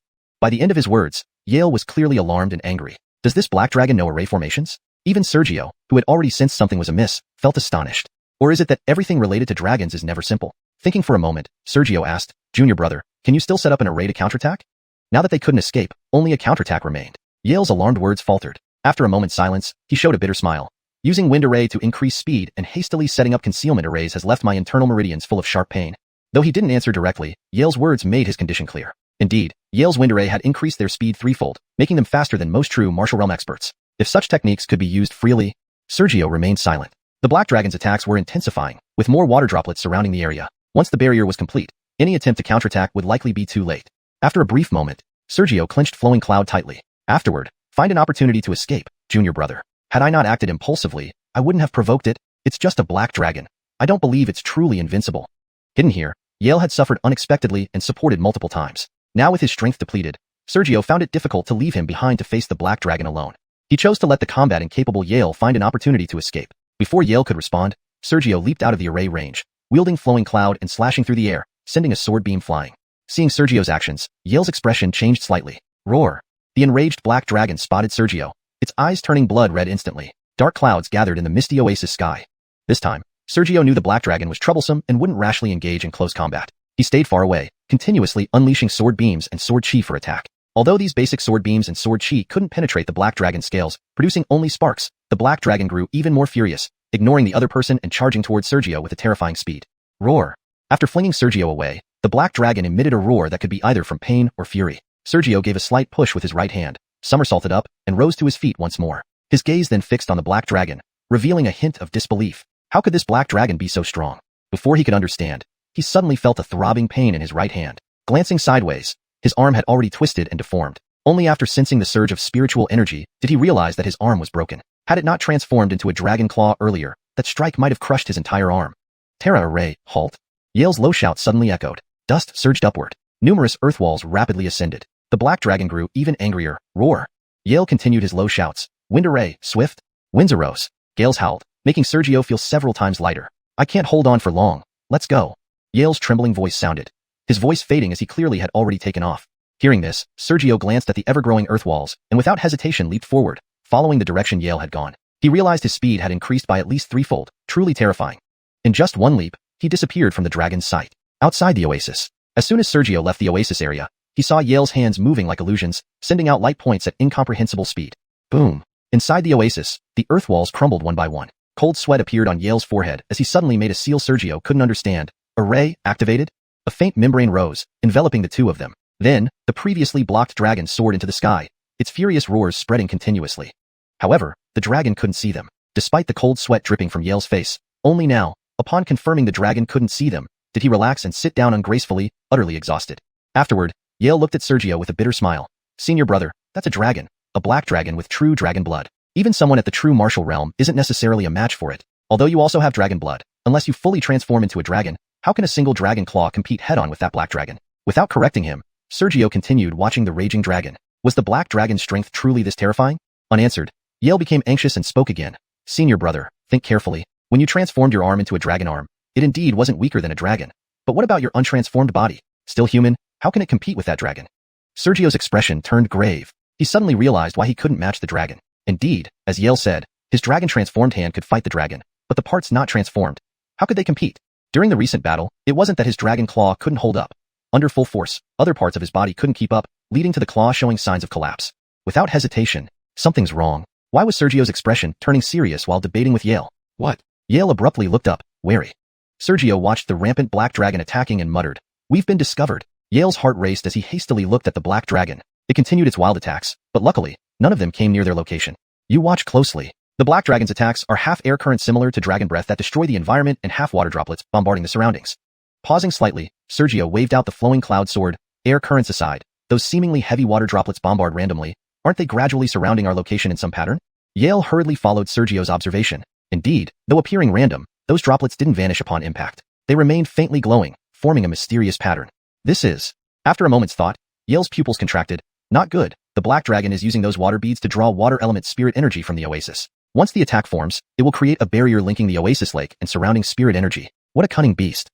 His tone turned alarmed. Does this black dragon know arrays too? Even Sergio, who had first sensed something amiss, showed disbelief. Or are all creatures related to dragon, not simple? Thinking, Sergio asked, Junior brother, can you still set up an array to counterattack? They couldn't escape now, only by counterattacking. Yale's alarmed voice halted mid-sentence. After a silence, he revealed his bitterness. With the wind array increasing our speed and hastily setting up hiding arrays, my meridians are still filled with pain. Though not directly answering, Yale's words implied his inability. Indeed, Yale's previous wind swift had tripled their speed, an incredible feat if such techniques were easily usable. Sergio fell silent. The black dragon's attacks grew fiercer, and the surrounding water droplets multiplied. Once the barrier formed, retaliating would likely be too late. Soon, Sergio clenched the flowing cloud sword and resolved, after this, Junior brother find an opportunity to escape. Had I not acted too rashly, it wouldn't have enraged it. Just a black dragon. I refuse to believe it's truly invincible. Having hidden here, Yale had encountered misfortune and aided multiple times. Now, with his power waning, Sergio found it hard to abandon him while he faced the black dragon alone. He chose to let the combat-exhausted Yale find a chance to escape. Without waiting for Yale's response, Sergio leaped out of the array range, holding the flowing cloud sword and slicing through the air with a burst of sword light. Seeing Sergio's actions, Yale's expression changed slightly. Roar. The enraged black dragon saw Sergio appear and its eyes turned blood red instantly. Dark clouds gathered in the dim oasis sky. This time, Sergio, aware of the black dragon's resilience, wouldn't rush into close combat. He stayed far, constantly generating sword light and sword chi for attack. Although, the non-martial skill level sword light and sword chi couldn't penetrate the black dragon's scales, merely sparking upon impact. But the black dragon grew even angrier, forgetting there was another person present. Its tail lashed out, charging at Sergio with terrifying speed. Chapter 105. The Black Flood Dragon's Ascension. Due to Sergio's seemingly ineffective attack, the Black Flood Dragon grew even more enraged. It swung its tail and charged toward Sergio at an incredible speed. Sergio hurriedly leaped to the left. Boom! A loud explosion resounded. Just as he avoided it, the black flood dragon crashed into the spot where Sergio had been standing moments ago. A 3 zhang wide and 4 to 5 zhang deep crater was formed. Had he not moved in time? Roar! The black flood dragon roared, its bloodshot eyes revealing ferocity. Sergio noticed that Yale still had no chance of escape, and coldly snorted, "Wicked beast." Roar! The dragon's blood-red eyes widened in shock before transforming into human-like fury. However, the black flood dragon did not rush to attack. Instead, it gazed at Sergio with a hint of regret in its eyes, and then let out a long roar. "Eru wow!" The dragon's cry spread rapidly. The clouds that had started gathering in the sky quickly enveloped the entire oasis, like a misty rain descending. "Senior brother, run!" Yale's sharp scream suddenly echoed. Then, they saw Yale, despite not finding a chance to escape, frantically leaping away as if he had witnessed something terrifying, regardless of the black flood dragon's imminent, deadly strike. Was this rain dangerous? For some reason, Sergio suddenly remembered the incident in Xianxia City when he transformed into a dragon. An ordinary rain under his control turned into icicles upon landing, instantly massacring hundreds of people from the Stephen family who had surrounded him. Could this rain now be similar to those icicles? Thinking of this, Sergio's heart tightened, and he hastily leaped out of the shadow of the dark clouds. Roar! To his surprise, the black flood dragon ignored Yale's escape and instead blocked Sergio's path to freedom, roaring fiercely. Either face a direct collision with the black flood dragon, or endure the falling rain with unknown effects. Collide with the black flood dragon? His broken arm hasn't healed yet. Sergio gritted his teeth and stepped back. The rain began to fall, but he deflected the approaching droplets using his left hand with the flowing cloud sword technique, making them all bounce off. Is it really that simple? Suddenly, Sergio felt a heaviness in his body, making it hard for him to move. Senior brother, the black flood dragon has connected itself to the water elemental spirit energy of the world through some method. The cloud layer is its point of release. At this moment, you are fighting against the water elemental spirit energy within tens of miles around you. If you continue, you will be suppressed by the massive spirit energy and become immobile. Yale's panicked voice rang from afar. Roar! The black flood dragon instantly looked towards Yale's escaping direction, revealing impatience in its bloodshot eyes. But it did not chase after Yale. Instead, fearing Sergio might escape due to Yale's words, it lunged towards Sergio again. And Sergio activated the ancient dragon scripture. The world around him transformed from scenery into pure elemental energies. He discovered, to his horror, that the sky was filled with water elemental spirit energy like an ocean, and currents were pouring down on him, surrounding him entirely. In other words, all the spirit energy around him now was purely water-based. Facing the attacking black flood dragon, Sergio instinctively tried to retreat, but the intangible currents immobilized him. Another blow sent him flying once more. He felt his bones nearly shattered by the black flood dragon's impact. Just as the pain set in, the dragon's tail coiled around him, swiftly throwing him towards its small claws. Sergio's body was clamped by the claws. At this moment, the black flood dragon's eyes narrowed greedily as it looked at Sergio, opening its vast mouth to bite down. It intended to swallow Sergio whole. As the grotesque fangs neared, Sergio felt an uncontrollable chill. Being swallowed would mean certain death, regardless of any abilities he possessed.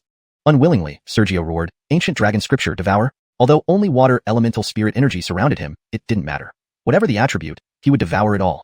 Under the secret technique, the water currents were rapidly devoured by Sergio. As the currents diminished, his restrained feeling lessened. Gritting his teeth, he tried to break free from the dragon's claws. Roar! The greedy dragon flew into a rage, its claws sharp as knives. Just as Sergio managed to partially escape, several claws tore through his flesh and ripped away pieces of skin and muscle, causing excruciating pain. However, the pain didn't matter now. With each devoured current, his aura ascended, nearing the true Wu realm. The black flood dragon sensed the danger and hastily licked up the blood and flesh on its claws with its tongue, cleaning them thoroughly. Soon, Eru wow!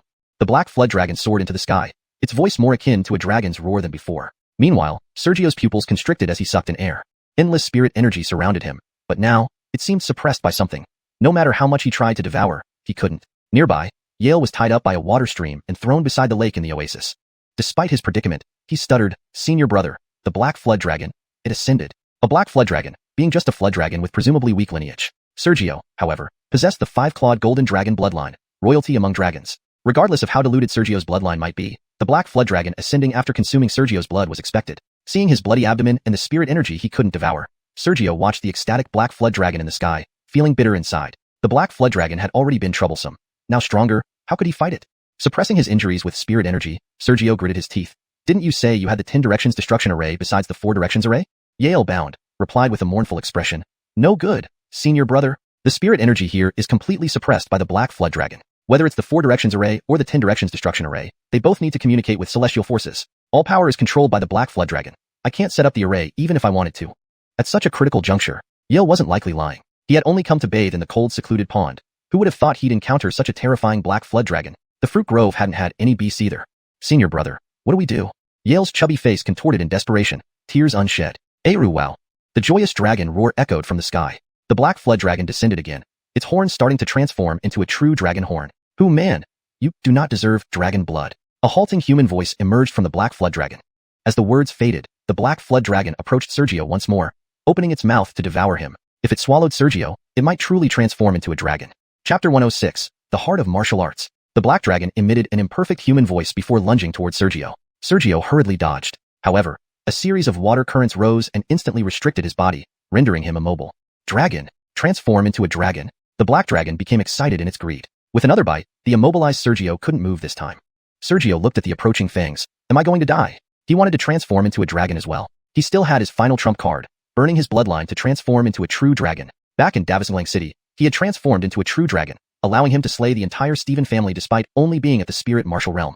But now, it was impossible. Even if he burned his bloodline, transforming into a dragon required immense energy. Otherwise, where would the immense power of a dragon's body come from? If the heaven's spiritual chi at this place wasn't controlled by the black dragon, he could have devoured the heavenly essence. Whether it was to improve his cultivation or transform into a dragon, it wouldn't be difficult. But now, with the inability to absorb heaven's essence, even if he burned his bloodline, due to insufficient energy, he couldn't successfully transform into a dragon. ZZZT. From the black dragon's giant mouth, densely packed fangs instantly pierced Sergio's body. Blood splattered everywhere. The piercing pain penetrated his heart. Simultaneously, there was an indescribable stench. But at this moment, Sergio didn't have time to care. Under intense pain, he felt his consciousness begin to blur. He knew that once his consciousness completely blurred, he would die. Am I going to die? Father, I'm afraid I won't be able to find you. Sergio's consciousness grew increasingly blurry. He felt so unwilling. He knew Muhammad had disappeared in the so-called Green Cloud Mountain range, but he hadn't gone there yet. The peerlessly beautiful Edie, he hadn't confessed his feelings to her. And Xander, Jared. If they knew he died by the hands of a beast, they might be happy enough to drink until oblivion.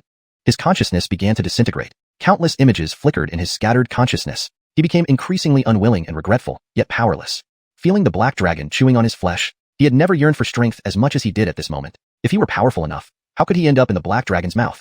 At this moment, Sergio suddenly had some enlightenment. His heart of martial arts had never been about protection or revenge. It was about strength.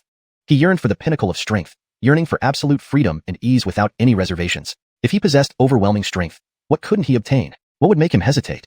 Strength is everything. Standing at the pinnacle, looking down on all life in the world. This was his heart of martial arts. By the lake, Yale's face was stiff. He saw countless fangs pierce through Sergio's body. His entire body submerged in the black dragon's mouth, revealing through the gaps that Sergio's body was riddled with holes, wounds that seemed beyond mortal recovery. Dead? Has Sergio, who just made a name for himself in the sect, died like this under the black dragon's hand? Very soon, he lowered his head bitterly. Is it my turn next? Once the black dragon devoured Sergio, could this little treat tied by the lakeside escape? Just as he thought everything was over. Roar. The black dragon suddenly let out a painful roar. Yale, who had lowered his head, instinctively looked up, only to see Sergio wasn't dead. With a bloody, torn body, he cut off several of the black dragon's fangs using flowing cloud, broke through the softer parts of the dragon's mouth with his sword, and escaped the massive mouth. What happened? Soon he realized, Senior brother, did you break through? Between life and death, there is great fear, but also great opportunity. Sergio, who had broken free from the dragon's mouth, fell to the ground, using flowing cloud as a crutch, knelt half-bent and said, more or less, cough, cough. His whole body hurt. There were at least 20 gaping wounds caused by the black dragon's fangs on his body.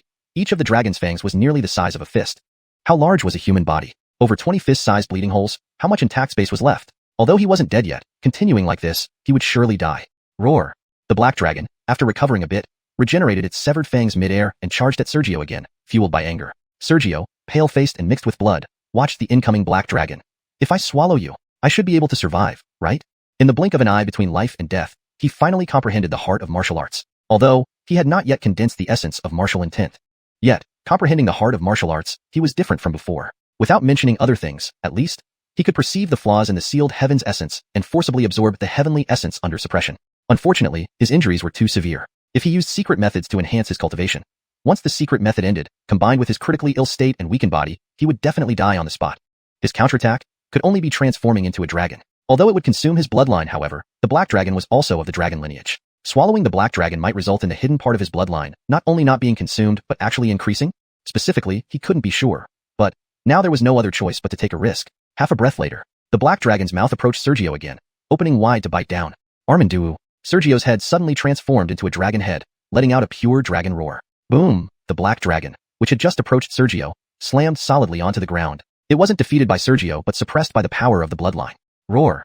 The black dragon struggled to rise, full of panic in its roar. Unlike the previous false pressure it could adapt to in its human-like form, this time, the pressure was pure, unable to be adapted to or resisted bloodline pressure. Heaven's essence roared wildly, with immeasurable essence being absorbed by Sergio. Within a few breaths, Sergio flew into the air, transforming into a dragon roughly 3 zhang in size. Armanduwu, the black dragon, trying to get airborne, once more collapsed back to the ground, lying flat, watching the hovering dragon Sergio had transformed into, emitting a pitiful cry. A symbol of submission and lamentation. It was natural for a mere dragon to submit to a true dragon. An invisible pressure enveloped the surroundings, perceivable only by the black dragon. That was the power derived from the bloodline. And this time, unlike previous occasions, this time's pressure was extremely pure to the point where it dared not even move. Immobile. Even if the sky's dragon Sergio transformed into had numerous blood holes dripping precious, irresistibly tempting dragon blood that the black dragon craved deeply, it still didn't dare to move. It submitted willingly. In the sky, in his dragon form, Sergio sensed his body, indulging in its newfound might. How terrifying this power was. He felt that even though he remained at the 9th level of the spirit martial realm, if he willed it, his attack would shake the earth. Despite the same cultivation level, his current state was at least 10 times stronger than before. Even those at the true martial realm wouldn't match him now. As for the black dragon below, he was confident that even without the bloodline pressure of the dragon clan, it would still be no match for him. He could gravely wound the black dragon with just one claw. Chapter 107. Bloodline Ascension, entering the true martial realm. Transforming into a dragon, Sergio felt his entire body brimming with power. At the same level of spiritual martial 9th rank, his strength was at least dozens of times greater than in human form. If only he could transform into a dragon at will. Unfortunately, his bloodline still wasn't concentrated enough. With this thought, Sergio suddenly plummeted downwards. Ink Dragon. Consuming ordinary beasts could enhance his bloodline, but the improvement would be minimal. The most significant effect would likely be enhancing cultivation. But the Ink Dragon below, as a member of the dragon family, if he consumed the Ink Dragon, it might elevate his bloodline far beyond expectations. Sergio didn't heed the human-like plea in the Ink Dragon's eyes when he landed. He had almost been swallowed by the beast. Sympathy was not on his mind now. With one claw, he struck the Ink Dragon's back. With a tearing sound, the previously impenetrable scales tore apart like paper. Roar. The Ink Dragon let out a low, pained howl, immobilized by bloodline suppression. It looked at Sergio helplessly, its eyes conveying confusion and bewilderment. It had submitted, so why did Sergio still intend to kill it? In dragon form, Sergio lowered his head, baring fangs to bite down on the Ink Dragon. The primordial Great Dragon Sutra began circulating through him differently compared to his human form. Though aware of the Ink Dragon's mournful cries, Sergio didn't need its submission. Despite the current surrender, it would feel deceived once he returned to human form, inevitably leading to retaliation. The essence and spirit within the Ink Dragon, especially the trace of dragon blood inside it, were rapidly being absorbed by Sergio. By the lakeside, Yale's water bindings dissipated. However, he remained frozen, staring at the transformed Sergio, who was now devouring the dragon like a wild beast. With each bite, the numerous wounds on Sergio's dragon body healed at an astonishing speed. A vague sense of pressure was also intensifying rapidly. True dragon? River dragon? In the mountain and sea continent, true dragons didn't exist. Therefore, anything related to dragons was seen as river dragons by outsiders. After about half an incense stick's time, the Ink Dragon's scales lost their luster, appearing desiccated like a dried corpse. Meanwhile, Sergio's scales shone brightly. Without direct comparison, the Ink Dragon's dulled scales merely appeared like a normal death phenomenon. Seeing the menacing, blood-stained dragon head turn towards him, Yale stammered, "Why, you're really, brother. Who else could it be?" Sergio said quietly, then added, "You, step back." Ah. Yale instantly relaxed, relieved after narrowly escaping death. Although puzzled, he quickly retreated. Once he moved several dozen feet away, he noticed Sergio's dragon form shrinking, reverting to human form. As this happened, Sergio's aura visibly soared. Soon, it reached the true martial realm, and it wasn't over yet. He couldn't be sure exactly how much further. When Sergio finally transformed back to human form completely, Yale suppressed thoughts of the gruesome scene and approached quickly. "Brother, have you advanced to the true martial realm?" Sergio nodded gently. "Yes, true martial 2nd rank." Then, he gazed at the remains of the Ink Dragon, his eyes revealing comprehension. No wonder this Ink Dragon was so terrifying. While killing beasts increased his cultivation, it didn't mean that hunting a specific rank of beast would proportionately increase his cultivation. For instance, previously, even when he was at spiritual martial 1st rank and hunted a 5th rank beast, he might not necessarily advance to 2nd rank. This was because the transformation from consumption to personal cultivation entailed losses, with part converting to bloodline, plus natural losses during consumption. Eating a 5th rank beast while being 1st rank might not suffice to break through to 2nd rank, indicating the necessary conditions for absorption. However, just now, he was at peak spiritual martial 9th rank, and consuming only the Ink Dragon led to a breakthrough condition, fulfilling his martial heart awakening. His cultivation surged directly to true martial 2nd rank. In other words, the seemingly 9th rank Ink Dragon actually possessed inner strength comparable to true martial 6th or 7th rank. No wonder he was utterly overpowered. Perhaps, in the future, he should target river dragon-type beasts or those with dragon lineage for hunting. His greatest gain from devouring the Ink Dragon wasn't in cultivation advancement, since, with his awakened martial heart, even consuming other beasts would allow rapid cultivation without much time spent. The biggest gain was the bloodline ascension. He could feel his bloodline had doubled in strength compared to before. While he still couldn't fully transform into a dragon, transforming his entire arm into a dragon claw was no longer difficult. Such a massive ascension meant that the bloodline hidden within his soul hadn't diminished but had increased instead. Speaking of which, the difference between true martial and spiritual martial realms couldn't be overlooked. Although only one realm apart, in the true martial realm, one could live freely without any food, with physical losses replenished by ambient spirit energy. Additionally, divine sense emerged. Divine sense could leave the body, centering around oneself to detect all things, unobstructed by barriers. Because of divine sense, he could now perceive the bloodline hidden within his soul. Flight was another fundamental ability of the true martial realm. This wasn't relying on flight techniques but a natural aerial ability upon reaching this realm. There were many more differences. In short, the true martial realm surpassed the spiritual martial realm in countless ways. Without transforming into a dragon, Sergio felt he could defeat 10 of his former self with just one hand. Before he fully adjusted to his new strength, he sensed a faint rejection, coming from the secret realm itself. This was, recalling information about the secret realm, Sergio quickly understood. Beings at the true martial realm weren't allowed in the spiritual martial region of the secret realm. Now that he had broken through to true martial, he could no longer stay in the spiritual martial area. Once the rejection intensified, he would be teleported to the true martial area. Realizing this, Sergio hurriedly jumped into the lake, now emerald green and exuding coldness. He had come here specifically for the cold abyss. If he were sent to the true martial area due to carelessness, missing out on soaking in the cold abyss, it would be too impractical. The sound of entering water roused the astonished Yale. He hastily jumped in too, his eyes filled with envy. Congratulations, brother. Your cultivation has greatly improved. May your martial path flourish.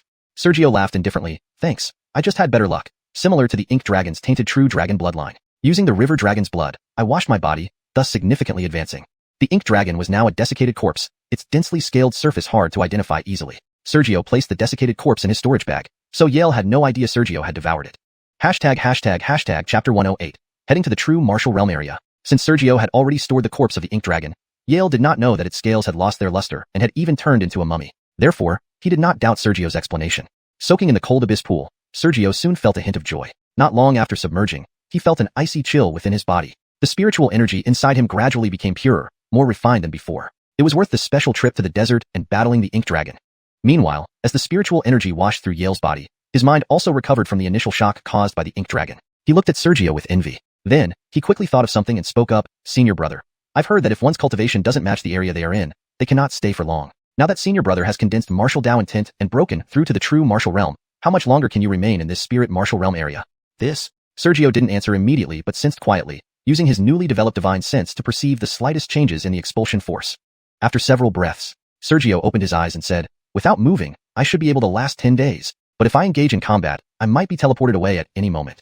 The expulsion force was gradually increasing, albeit slowly. If he used his strength to forcibly resist it, enduring for 10 days shouldn't be too difficult. However, if he engaged in combat, would he have the energy to resist the expulsion? Without resistance, he could be teleported to the true martial realm area at any moment. So short. Yale's expression changed slightly. Seeing this, Sergio directly asked, judging by your appearance, do you have something on your mind, junior brother? Yale hesitated.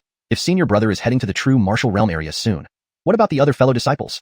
Hearing this, Sergio pondered briefly and furrowed his brow. He suddenly realized he was still directly appointed by Jamar as the leader of the spirit martial realm team. Most of the Shimming Palace disciples entering the spirit martial realm would naturally gravitate toward him due to the resonance of the talismans. Had it not been for the short duration of today's mystic realm and his constant rapid movement, some Shimming Palace disciples would have found and joined him earlier. Now, the mystic realm will last 3 months. Calculating the time, it hadn't been 2 days since its opening. Yet, he, the leading senior brother in the spirit martial realm, would not be able to stay any longer. Seeing Sergio's expression, Yale added helplessly, moreover, once senior brother goes to the true martial realm area, what will we do against Zhanbo Pavilion's elites? Without senior brother, none of us, including the other senior brothers, can likely contend with them. Sergio's frown deepened. Although his cultivation had advanced, his situation now seemed even more precarious. Larry's strength was only truly understood upon confrontation. Among the spirit martial realm disciples, aside from him, most lacked the power to compete. In terms of strength, in his view, below him, only Moon Eyes Jared and Yale, with his exceptional array formation skills, could muster decent combat power. Perhaps Krista, too. Beyond these, no one else. After a brief moment, no, not right. Sergio quickly shook his head. Yale hurriedly asked, what's not right? He was genuinely worried. With the extraordinary Sergio leaving, who could stand against Zhanbo Pavilion's elites? Sergio lifted his head, his eyes sharp. Since I've broken through to the true martial realm, Zhanbo Pavilion's elites theoretically shouldn't linger in the spirit martial realm either. Really? Yale smiled. Sergio laughed but didn't explain. Instead, he prepared to store the sex talisman in his storage bag. Since he wouldn't stay in the spirit martial realm, it was better to hide its location tracking effect to avoid wasting time on futile searches. Just as he placed it near the bag's mouth, he thought of something and summoned a wisp of spiritual energy with his fingertip. To all fellow disciples, this is Sergio. By chance, I have broken through to the true martial realm and will soon be teleported to the true martial realm area. The formation left by Bowie and the talisman allowed communication with other talismans but required significant energy. To prevent misunderstandings, it was best to inform everyone beforehand. Not far from the desert, A Xianxia Palace disciple rapidly heading towards the desert noticed his jade pendant emitting faint fluorescence. Lowering his head, he heard a voice coming from the pendant. To all fellow disciples, this is Sergio. By chance, I have broken through to the true martial realm and will soon be teleported to the true martial realm area. His steps halted instantly, his face surprised, then filled with admiration. Elsewhere, unknown location, Krista stood beside a dead demon beast covered in blood. She held a recently picked spirit flower, with black butterflies fluttering around her. To all fellow disciples, this is Sergio. By chance, I have broken through to the true martial realm and will soon be teleported to the true martial realm area. Sergio's calm message echoed. Krista's expression faltered momentarily, then she murmured, "Is this the result of a celestial bloodline? Those planning to join him will likely feel uneasy now." It seemed she wasn't preparing to join Sergio, but rather intended to act alone. Then her face stiffened again. No. If Sergio heads to the true martial realm area, how can Jared hold off Jean Beau Pavilion's elite? Jared was easily defeated by Larry outside. This won't work. We need to keep a low profile from now on. In a dense forest somewhere, Jared's eyes glowed with a faint moonlight as though observing something. To all fellow disciples, this is Sergio. By chance, I have broken through to the true martial realm and will soon be teleported to the true martial realm area. Sergio's message rang out. Observing, Jared froze, then his face turned ugly. Sergio had broken through to the true martial realm? Damn, how is that possible? He only reached the 9th level of the spirit martial realm recently. His martial heart and martial Dao intent coalesced so quickly. Grumbling, Jared raised a clay pot, his face twisted. Did you hear that? He's heading to the true martial realm area soon. If I don't break through in this mystic realm, once we return to Xianxia Palace, we're all dead. The clay pot remained still, like an ordinary pot. Seeing this, anger surged in Jared's eyes, his veins popping. Just as Jared was about to get angrier, a voice came from the pot. Losing your composure so easily, I somewhat regret finding you. If you weren't afraid of death, you'd still be whole, not a mere remnant soul. Jared sneered. The pot trembled, its voice filled with anger. Impudent oral. Chapter 109. True Wu Realm Area. Due to Jared's blunt words, the earthenware jar trembled slightly, and the remnant soul's voice was filled with anger. Jared sneered, "Don't think I'm Sergio, PF. My moon eye is naturally suppressive of your kind of remnant soul." The enraged remnant soul abruptly stopped speaking. After a long pause, the remnant soul whispered, "Dragons are indeed extraordinary, not to mention those at the heavenly 9th rank." Jared's eyes instantly flashed with a menacing look. He had not retrieved the jar just to hear the remnant soul boasting. Sensing his change in demeanor, the tone of the remnant soul shifted again. "However, do you know that in this world, there are also beings that can counter dragonkind?" "Is there?"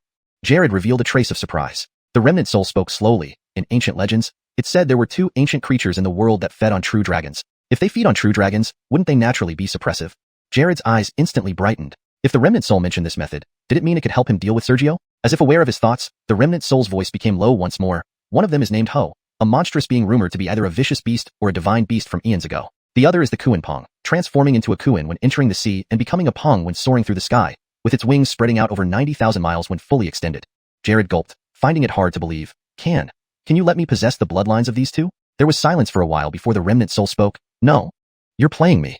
Jared exploded in anger. The remnant soul hastily interjected, "However, I have a technique that was supposedly created after observing the Kuan Pong entering the sea. It contains some aspects of the Kuan Pong. If you learn it, it should be enough to handle and suppress Sergio. Maybe?" Jared didn't hear the last few words. Secret Realm, True Wu Realm Area. Xander led over 20 Xianxia Palace disciples, walking slowly across a plain. Not long after walking, Xander suddenly focused his eyes and withdrew a jade pendant. "Senior brother, what's wrong?" Several True Wu Realm disciples approached closely. Upon hearing this, Xander raised the jade pendant, a smile on his face. Sergio has arrived. As expected of junior brother Su, who obtained 2 championships upon joining the sect and directly entered the 5-leaf True Transmission. Just half a month after the secret realm opened, he broke through to True Wu. The Xianxia Palace disciples following him first froze, then their expressions turned somewhat strange. Xander wasn't bothered and chuckled softly. Junior brother Su only just broke through to True Wu, so presumably, his cultivation isn't sufficient yet. In this True Wu realm area, there are quite a few experts from the Xianxia Pavilion. Wonder if anyone here wants to seek junior brother Su's protection, so as not to die needlessly by the hands of Xianxia Pavilion. About 20 people here exchanged glances, their eyes flickering, most whispering to each other. After about 20 breaths, half of them suddenly left the group. A thin-faced man bowed. "Senior brother Yu, we sincerely apologize. Brother Davis and I suddenly remembered something we left behind in the previous battlefield. We'll go find it. Opportunities in the secret realm are endless. Senior brother, you needn't wait for us." Xander narrowed his eyes. "Fine." Hearing this, the man glanced at the others and leaped away on the ground, disappearing into the vast grassland. Just as these people completely left, an unretained disciple approached with some annoyance. "Senior brother, aren't these people too ungrateful? They actually went to find Sergio. How hateful. Isn't that right? If not for senior brother Yu, they might still be struggling against the Xianxia Pavilion." Several others agreed angrily. Xander's eyes flashed, but he said, "They aren't going to find Sergio. They left." The others paused in confusion. Everyone knows Sergio's ambition to become the sacred son. Pausing a moment, Xander whispered, "It doesn't matter who he follows. Staying will lead to misunderstandings. So, they better leave before that happens. Some senior brothers want to deal with Sergio, but Elder Qin, A few quick-witted disciples' pupils dilated. Before entering the secret realm, Jamar repeatedly forbade internal strife. Xander took a step forward. The secret realm is very dangerous. If he dies by the hands of Zhantian Pavilion or a demon beast, can our sect blame me for not protecting him? Despite the calm expression, Xander's heart was filled with overwhelming killing intent. Sergio truly came to the true Wu realm area, faster than he expected. He remembered that when Sergio joined the sect, he was only at the 7th level of Davismore realm. Now, it had been about 6 months. Such a short time, and he had already reached the true Wu realm. For ordinary people, breaking through one level within 6 months would already be exceptional. If I let you go any further, perhaps I might really not be able to contend with you who has heavenly 9th rank bloodline. Too bad. You won't likely get out of this secret realm. With these unheard whispers, Xander hid his murderous intent tightly. The matter was too significant. Even though those still here were his confidants, he didn't dare reveal his intentions. Others, puzzled, couldn't figure out whether Xander wanted to target Sergio, but they followed him anyway, sticking to the previously determined route. Perhaps he wouldn't act, since they hadn't changed direction to get closer to where Sergio was located. Somewhere deep in the mountains of the true Wu realm area, horror, accompanied by a painful roar, a golden-furred three-headed lion fell powerless to the ground. A blurred figure appeared, hand raised, sword fell, severing all 3 heads of the lion, blood spurting from the 3 necks like fountains. The blurred figure revealed its true appearance. Sergio. Without dodging, he caught the spurting blood in midair, causing the blood to gather toward his palm. As it neared, the bloody smell grew weaker. By the time it reached his hand, it had transformed into an invisible gas, which he absorbed. After dozens of breaths, the 3-headed lion, apart from the severed heads, turned into a dried corpse, and Sergio's aura suddenly surged. Feeling it for a moment, Sergio looked up at the sky, muttering, True Wu 5th level. Calculating the time, he had entered the True Wu realm area a month ago. After breaking through to the True Wu realm in the Davismore realm area and soaking in the cold abyss pool, he hadn't rushed into the True Wu realm area. Instead, he found a secluded place to familiarize himself with the power of the True Wu realm because there was an essential difference between True Wu and Davismore realms. While adapting and resisting rejection, he spent over 10 days mastering the True Wu realm. Entering the True Wu realm area, he didn't rush to find treasures but continuously hunted demon beasts. His luck was good, finding this mountain range teeming with many True Wu realm demon beasts. Under his intense hunting and absorption, he quickly advanced from the 2nd level of True Wu realm to the 5th level in just a month, at a speed that even a flying boat might not match.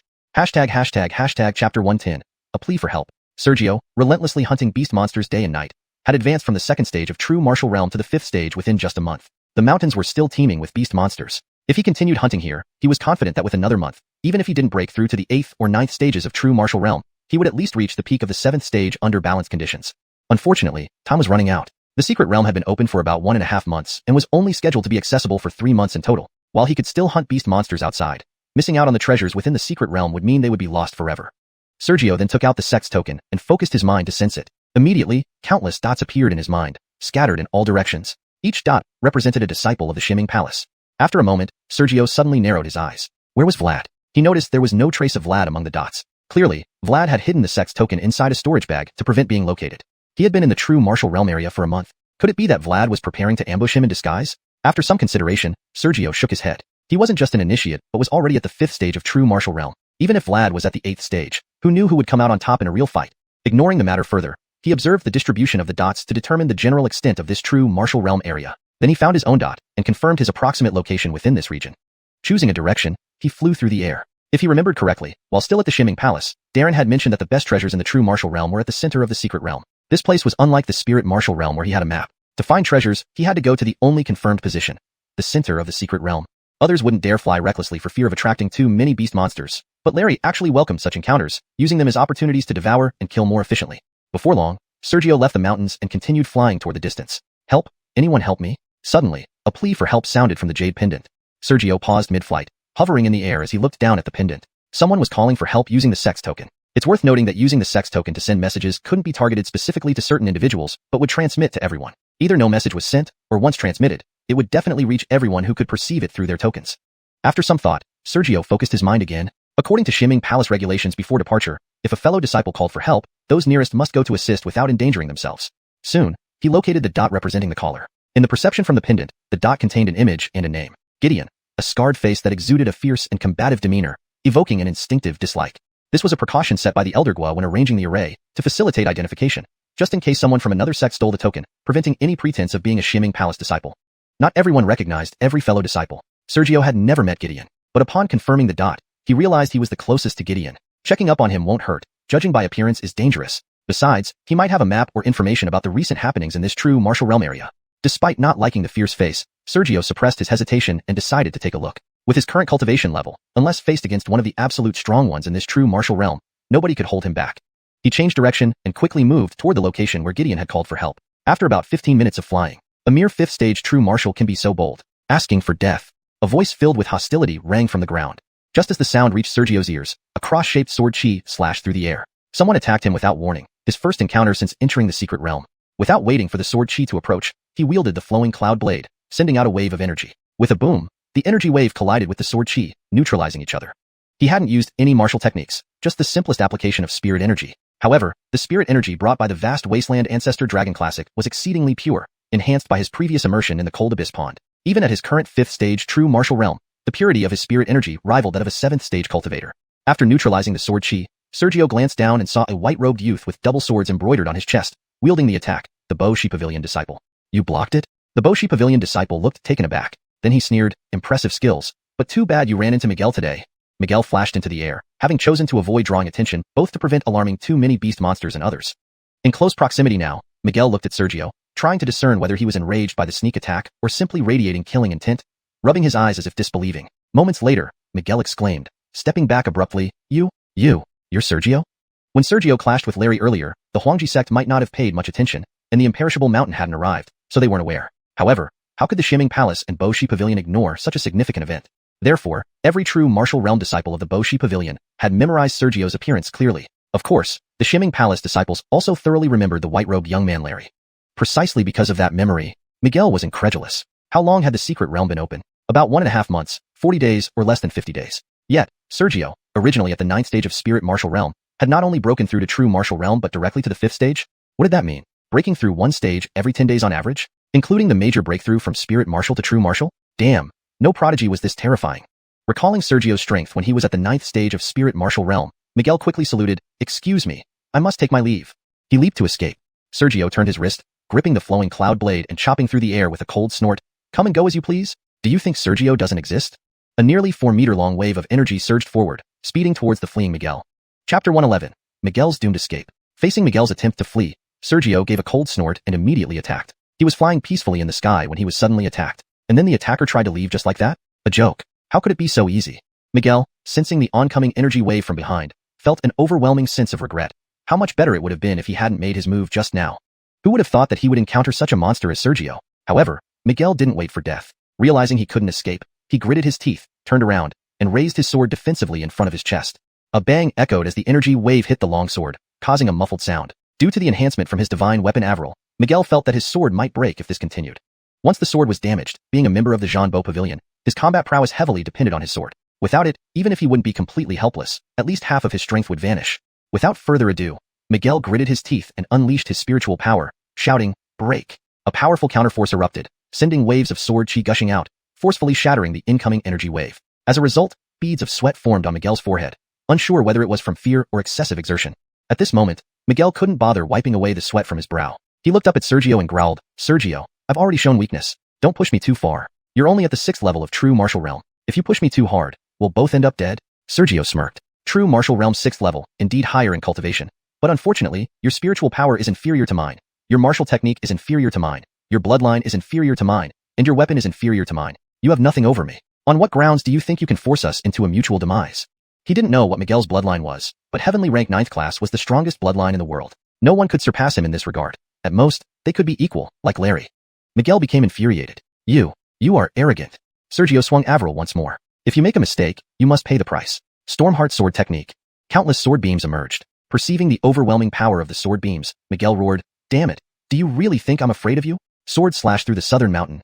With a clang, Miguel's long sword flew out of his hand and transformed into a 30-zhang giant sword midair, charging down at Sergio with immense force. Seeing this, Sergio's mind raced, and the myriad of sword beams attacked Miguel like a storm. Simultaneously, he dashed towards the giant sword, using Avril to slash at it. Compared to the 30-zhang giant sword, Avril, which was only 2 or 3 feet long, seemed like a mere insect facing a cart. But upon contact, Sergio held Avril firmly, resisting the sharp edge of the giant sword. Suddenly, his left hand transformed into a dragon claw and slammed fiercely. The giant sword was sent flying. Miguel cried out in terror, no. Tiny sounds echoed. As the giant sword was shattered, countless sword beams poured into Miguel's body. In less than half a breath, Miguel was torn into bloody mist, leaving no trace of his body. Seeing this, Sergio's lips curled upward. Indeed, after devouring the black flood dragon, my internal bloodline has significantly improved. Using the same technique now results in even more terrifying power. Had he not devoured the black flood dragon earlier, thus gaining tremendous bloodline improvement. Defeating Miguel would not have been so effortless. After a while, Sergio blinked, the joy on his face vanishing, replaced by a sigh of frustration. He shouldn't have used the Stormheart sword technique. It was indeed powerful enough to obliterate his opponent, but it also destroyed Miguel's storage bag along with any evidence of the kill. I need to kill 2 more Zhanbo Pavilion true martial realm experts, and next time, I'll keep the heads, Sergio muttered as he flew toward Gideon's location. He didn't expect to exempt himself from handing over all the spoils by killing geniuses like Larry or Adriel. However, killing 2 ordinary ones to reduce his tribute quota was necessary. In fact, he had 2 heads in his storage bag, those of the 2 Zhanbo Pavilion members he encountered in the Shirue fruit forest. But he wasn't sure if these spirit martial realm heads could offset his true martial realm area gains, especially since his special case hadn't been addressed by the sect rules. Just in case, he would kill 2 more Zhanbo Pavilion members. After all, conflict between sect disciples usually led to no psychological burden, and it happened frequently. Within a dozen breaths, Sergio vanished into the horizon. Soon, a shadow flickered, revealing Xander appearing silently where Sergio had stood, squinting as he watched Sergio disappear into the distance. Then, he turned his gaze to the nearby blood mist. After a long pause, Xander whispered, "Junior brother Sue, you truly surprised me, cutting down a 6th-level true martial expert, effortlessly as a 5th-level true martial. Given a few more years, I doubt I'd be able to match you. Is this the limit of heavenly rank 9th-class bloodline?"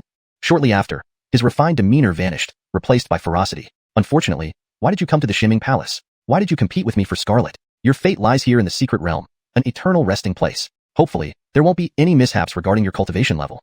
Half a day later, in a swamp, deep within the swamp lay a fog-covered peak. A figure descended from the sky, protected by a shield of spiritual energy that repelled the potentially toxic fog. He landed at the foot of the mountain, revealing Sergio's appearance.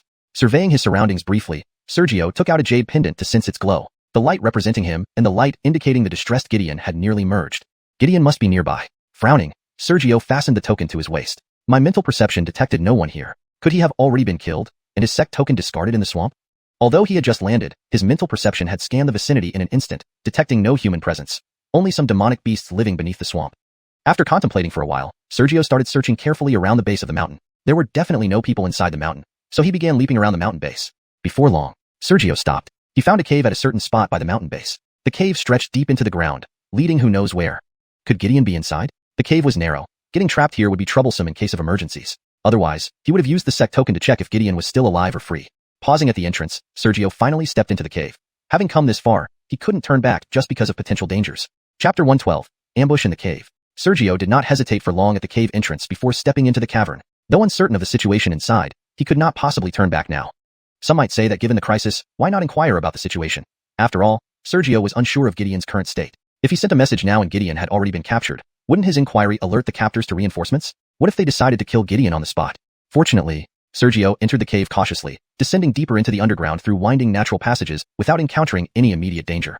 After nearly 15 minutes, deep beneath the surface, Sergio arrived at the deepest part of the cave, a relatively small stalactite cavern. A rope tied to a crooked rock on the top of the cave suspended a scar-faced man. His face was pale with despair. The scar-faced man was none other than Gideon, a disciple of the Xianxia Palace. Sergio glanced around the cavern warily. Because of his caution, he made no sound on his journey, meaning Gideon had no idea Sergio was just outside the cave. The cavern was eerily quiet, save for Gideon's breathing. There were no other sounds or people. It seemed as though those who captured Gideon merely hung him here. But this should not be so simple. Could there be unseen ambushers? Should he sneak in, rescue the person, and leave? After some thought, Sergio took a cautious step forward, almost entering the cave. However, at the last moment, an inexplicable sense of unease surged within him. It wasn't overwhelming but undeniably present. Instinctively, Sergio halted. There was danger in the cave, a danger that could threaten him. But where was it? No matter how carefully he observed or probed with his divine consciousness, there was only Gideon hanging in the cave, no one else. After deliberating, Sergio focused on running the great desolate ancestor dragon scripture. Regardless of what danger lay ahead, this scripture would reveal everything in its most fundamental energy form in his mind. And suddenly, Sergio realized, in the perception induced by the great desolate ancestor dragon scripture, besides Gideon, there were more than 10 large humanoid energy forms standing at the edge of the cave, and in front of them was a layer of complex film-like energy. Humanoid energy, these were people. But because the great desolate ancestor dragon scripture perceived their essence, they appeared as humanoid energy. Exiting the script's perception, Sergio looked again at the cave. It was empty. Yet, the sensation earlier couldn't have been false. Initially, Sergio noticed that the cave under the scripture's perception seemed larger than the one visible to his eyes and divine consciousness. After a brief reflection, Sergio understood. In a ray formation, the formation concealed the people inside, creating a cave-like illusion to avoid detection. That's why his physical and divine sight showed a smaller cave, while the great desolate ancestor dragon scripture revealed a larger one. To rescue someone, he must enter the cave, but once inside, it wouldn't be easy to leave due to the formation's cover. A dozen true Wu realm ambushers would be tough for even him, especially in such a confined space. After some contemplation, Sergio's lips curled slightly. He decided to create some distance and secretly dig a passage from another direction to attack unexpectedly. With divine consciousness assisting, he could hide all sounds meticulously. He quietly memorized the positions of the dozen individuals and then slowly retreated, undetected by the hidden ambushers. But only a few steps back. The shimming palace disciple saw a light point representing Sergio overlapping with his own identification token and cried out without hesitation, "Help me, senior brother, come save me." Sergio's eyes narrowed sharply upon hearing the shout. How foolish could someone be, even as an inner gate disciple? Who? The people hidden in the formation suddenly appeared at the cave entrance, dressed not in the robes of the four sects. Whether they had changed clothes or truly weren't from the four sects was unknown. They hadn't revealed themselves initially to avoid exposure, but now, upon reaching the cave entrance and observing carefully with divine probing, they easily spotted Sergio. Gideon looked guilty. "Senior brother, I didn't mean to." They approached Sergio together. "Kid, you've got guts, coming alone to rescue." "Stop." Revealing himself, Sergio held his flowing cloud sword pointed outward, a faint cold light flickering from the blade, terrifying. Their footsteps halted. Soon, one of them sneered, "You want to fight? Who gave you the courage?" With those words, the man lunged forward, swinging a curved blade towards Sergio's wrist. To seek death. Sergio instantly swung the flowing cloud. Against a group, he'd be wary, but against one? Not enough. There was a thud, as the flowing cloud struck the curved blade directly. Just then, the man smirked, revealing a dagger in his other hand aimed at Sergio's neck. But, before the dagger could reach, Sergio sliced through the curved blade and, following through, severed the man's arm. "Ah!" Brogan screamed in pain, the dagger unconsciously falling to the ground. A glint of killing intent flashed in Sergio's eyes. "Want to kill me?" He swung the flowing cloud again, aiming for the man's neck. He never hesitated when faced with someone trying to kill him. "Stop! How dare you!" Several voices shouted fiercely as the people rushed toward Sergio. Trouble. Despite needing only a fraction of a breath to end the man's life. Seeing the advancing crowd, Sergio abandoned his strike, retreating swiftly with his sword. Facing a dozen opponents, he knew well the adage, even the strongest fist can't defeat two hands. Several people expressed concern. "Brother Feng, are you alright?" Brogan finally stopped screaming, clutching his severed arm, gritting his teeth. His sword. It must be a divine weapon. Instantly, everyone's eyes gleamed with greed. Divine weapon? Weapons on the Shanghai continent were ranked into three categories: ordinary weapons, spirit weapons, and divine weapons. Except for prestigious sects, divine weapons were extremely rare, even among the sects. Sergio retreated again. "Are you from a mortal mountain, or the heaven-cleaving pavilion?" Chapter 113. Lone Battle. Seeing the greed in everyone's eyes, Sergio was not worried. Instead, he slowly retreated and quietly asked whether they were from Bummy Mountain or Zhantian Pavilion. The strongest cultivator among them, a middle-aged man, sneered, "We're not sect members. We came in through other passages as itinerants. Why bother with so much talk? Kill him and seize the divine weapon." Another impatient person shouted, urging some others to charge at Sergio. "You don't seem like itinerants," Sergio muttered, increasing his speed while retreating. Despite their varied attire, they looked nothing like itinerants. Firstly, their observation skills were too sharp. They instantly identified the Avril as a divine weapon upon contact. Secondly, their reactions were lightning fast. As soon as he severed the initial Feng clan man's arm, the rest immediately attacked. Such coordination could only be achieved by close allies. Lastly, and most importantly, itinerants might have the guts to secretly ambush sect members, but would never dare to hang someone in a cave. The expressions of the pursuing group darkened. Although Sergio was retreating, his speed was almost faster than theirs. At a critical moment, the strongest cultivator among them barked out, "Old Seven." A slightly chubby man glanced sideways and shot a surge of spirit energy at the wall beside him. Rumble. The passage shook. Sergio halted mid-step. Behind him, the passage suddenly collapsed, revealing a faint film-like barrier, a formation array. Apart from the cavern, there was actually a formation array outside. The strongest cultivator among them grinned savagely. "Boy, run away now? Why did you stop running?" Sergio channeled his spirit energy, shouting, "Dragon battles all directions." Rumble. Before the dragon's roar appeared, the passage began to shake, and a twisted film could be faintly seen on the ceiling. The illusionary dragon formed by dragon battles all directions was huge, 30 meters long, far beyond what this passage could hold. "Kill him." Sensing something amiss, the group acted without hesitation, unleashing various martial techniques and weapons toward Sergio. Due to the narrow passage, there was no place to dodge. Given that even the weakest among them had true martial level 3, and the strongest had true martial level 6, Sergio knew for sure he couldn't defend against such overwhelming force. Roar. The illusionary dragon roared like a fierce beast, spewing a stream of air. Rumble. The airstream clashed with the group's attacks. Thanks to the pure spirit energy in Sergio's body, the airstream wasn't instantly crushed. It was being pushed back, visible to the naked eye. Within 3 breaths, both the airstream and the dragon illusion might be shattered. Observing this, Sergio hesitated momentarily, then clenched his teeth, drawing blood from his right palm with his left hand. Drops of blood rose into the air, emitting a faint crimson glow. Not a secret technique, just a common method to unleash power by burning some blood. Not bloodline, just regular human blood. As the crimson light shone, the nearly disintegrated dragon illusion stabilized, though it still wasn't enough. The airstream continued to be pushed back. Without surprise, Sergio dashed forward, forcing the dragon illusion ahead with him. Seeking death. The attackers sneered. As they neared, the dragon illusion stopped moving, while Sergio broke free from its range, slashing down with Avril. Courting death. They prepared to launch an all-out attack. But the leader suddenly called out, "Don't clash head-on. He has a divine weapon." The others who were about to attack instinctively pulled back. "Now you want to flee?" Too late. Sergio stood half a meter outside their reach, directly under the dragon's airstream. The airstream, struggling to hold, seemed about to give way to their combined attacks, making the scene intensely perilous. The leader's expression turned grim as he instructed, "Be careful, he's going all out." Those retreating paused. Suddenly, Sergio swept his sword, shouting, "The ultimate sword technique?" With the flash of the sword mantra, a blade of light pierced through the air, slicing countless rocks on either side of the path. Several people exclaimed, "Peerless secret skill. No good, quickly defend yourselves." Ah! The dragon suddenly let out a roar, its airstream dramatically swelling. The faces of those trying to retreat changed drastically. The dragon's sudden burst pinned them down, preventing immediate defense. If this were outside, inability to defend could be countered by fleeing in any direction. But here, inside the passage, once restrained, how could they escape? However, the strongest among them forcefully halted his spirit energy flow, coldly saying, "Immovable as a mountain." A circular protective shield arose. Rumble. The blade of light submerged everyone, dust and mist swirling violently around. After roughly 3 breaths, as the fog thinned slightly, it revealed most of those fighting Sergio leaning against walls barely standing, their faces pale. The leader knelt on the ground, his face deathly white. Only 2 people, seemingly unharmed, stared at Sergio with disbelief and terror. The one whose arm Sergio had cut off earlier lay dead on the ground. Looking at them, Sergio didn't rush to strike but narrowed his eyes. "You are indeed all fellow disciples, capable of merging your spirit energies to resist at the last moment." The leader didn't answer, straining to bark, "You, go kill him. His spirit energy is undoubtedly exhausted." The 2 uninjured ones exchanged glances and rushed at Sergio. However, just as they moved, Sergio pointed Averil coldly. Tiny currents of sword chi emanated from its tip. Their faces turned ugly, retreating immediately without waiting for Sergio to make a move. The leader's face went ashen. You still have spirit energy?" Sergio remained ambiguous. "What else? Do you think my true martial realm cultivation is for show?"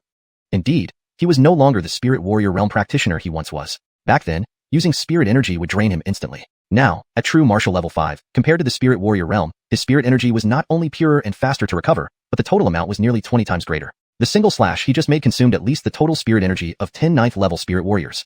Peerless secret skill. The word peerless alone hinted at its immense power. Hashtag chapter 114. Ambush. Senior brother, you actually defeated all of them? Gideon, who had somehow freed himself from the bindings and left the cave, approached rapidly. His tone was filled with disbelief, shock, and joy. Sergio nodded and whispered, "Be careful, something's not right with these people." The ambush here was too meticulously planned. The cave had a great formation, and so did the passage. They only suspended Gideon but didn't kill or torture him. Clearly, they were using Gideon as bait to ambush someone. Perhaps anyone who came to rescue him, or perhaps targeting a specific individual. Senior brother's strength is unparalleled. Some are dead, others wounded. What trouble can they still cause? Gideon seemed completely unconcerned as he passed by everyone and walked to Sergio's side. Perhaps fearing that Sergio might suddenly attack, the 2 uninjured ones and those still barely able to fight didn't lay a hand on Gideon. As Gideon got closer to Sergio, "Die." The leader, seemingly gathering his last bit of strength, drew a long sword and slashed 3 streaks of light around it. The force was not overwhelming. At least, Sergio could easily block it. "Are you delusional?" Sergio moved forward, preparing to knock the sword away. Just then, Gideon finally reached Sergio's side. The moment Sergio passed Gideon, unexpected changes occurred. Gideon, who appeared rather disheveled, suddenly showed a sharp glint in his eyes, swiftly pulling out a bright green dagger from his storage bag. He aimed for Sergio's heart and Dantian Chi Si, stabbing with lightning speed. The space was narrow, offering no place to hide. Since Sergio hadn't been wary of Gideon, even if he tried to conjure dragon scales now, it would be too late. He couldn't avoid this strike.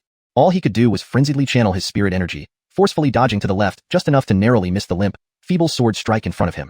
With a rips, the dagger pierced through flesh. Though Sergio barely avoided the vital areas at the critical moment, the dagger plunged deep into the flesh near his chest, nearly piercing him through. Gideon abruptly yanked the dagger back. Smoothly, countless barbs emerged, ripping chunks of Sergio's chest flesh with a ghastly bloody scene.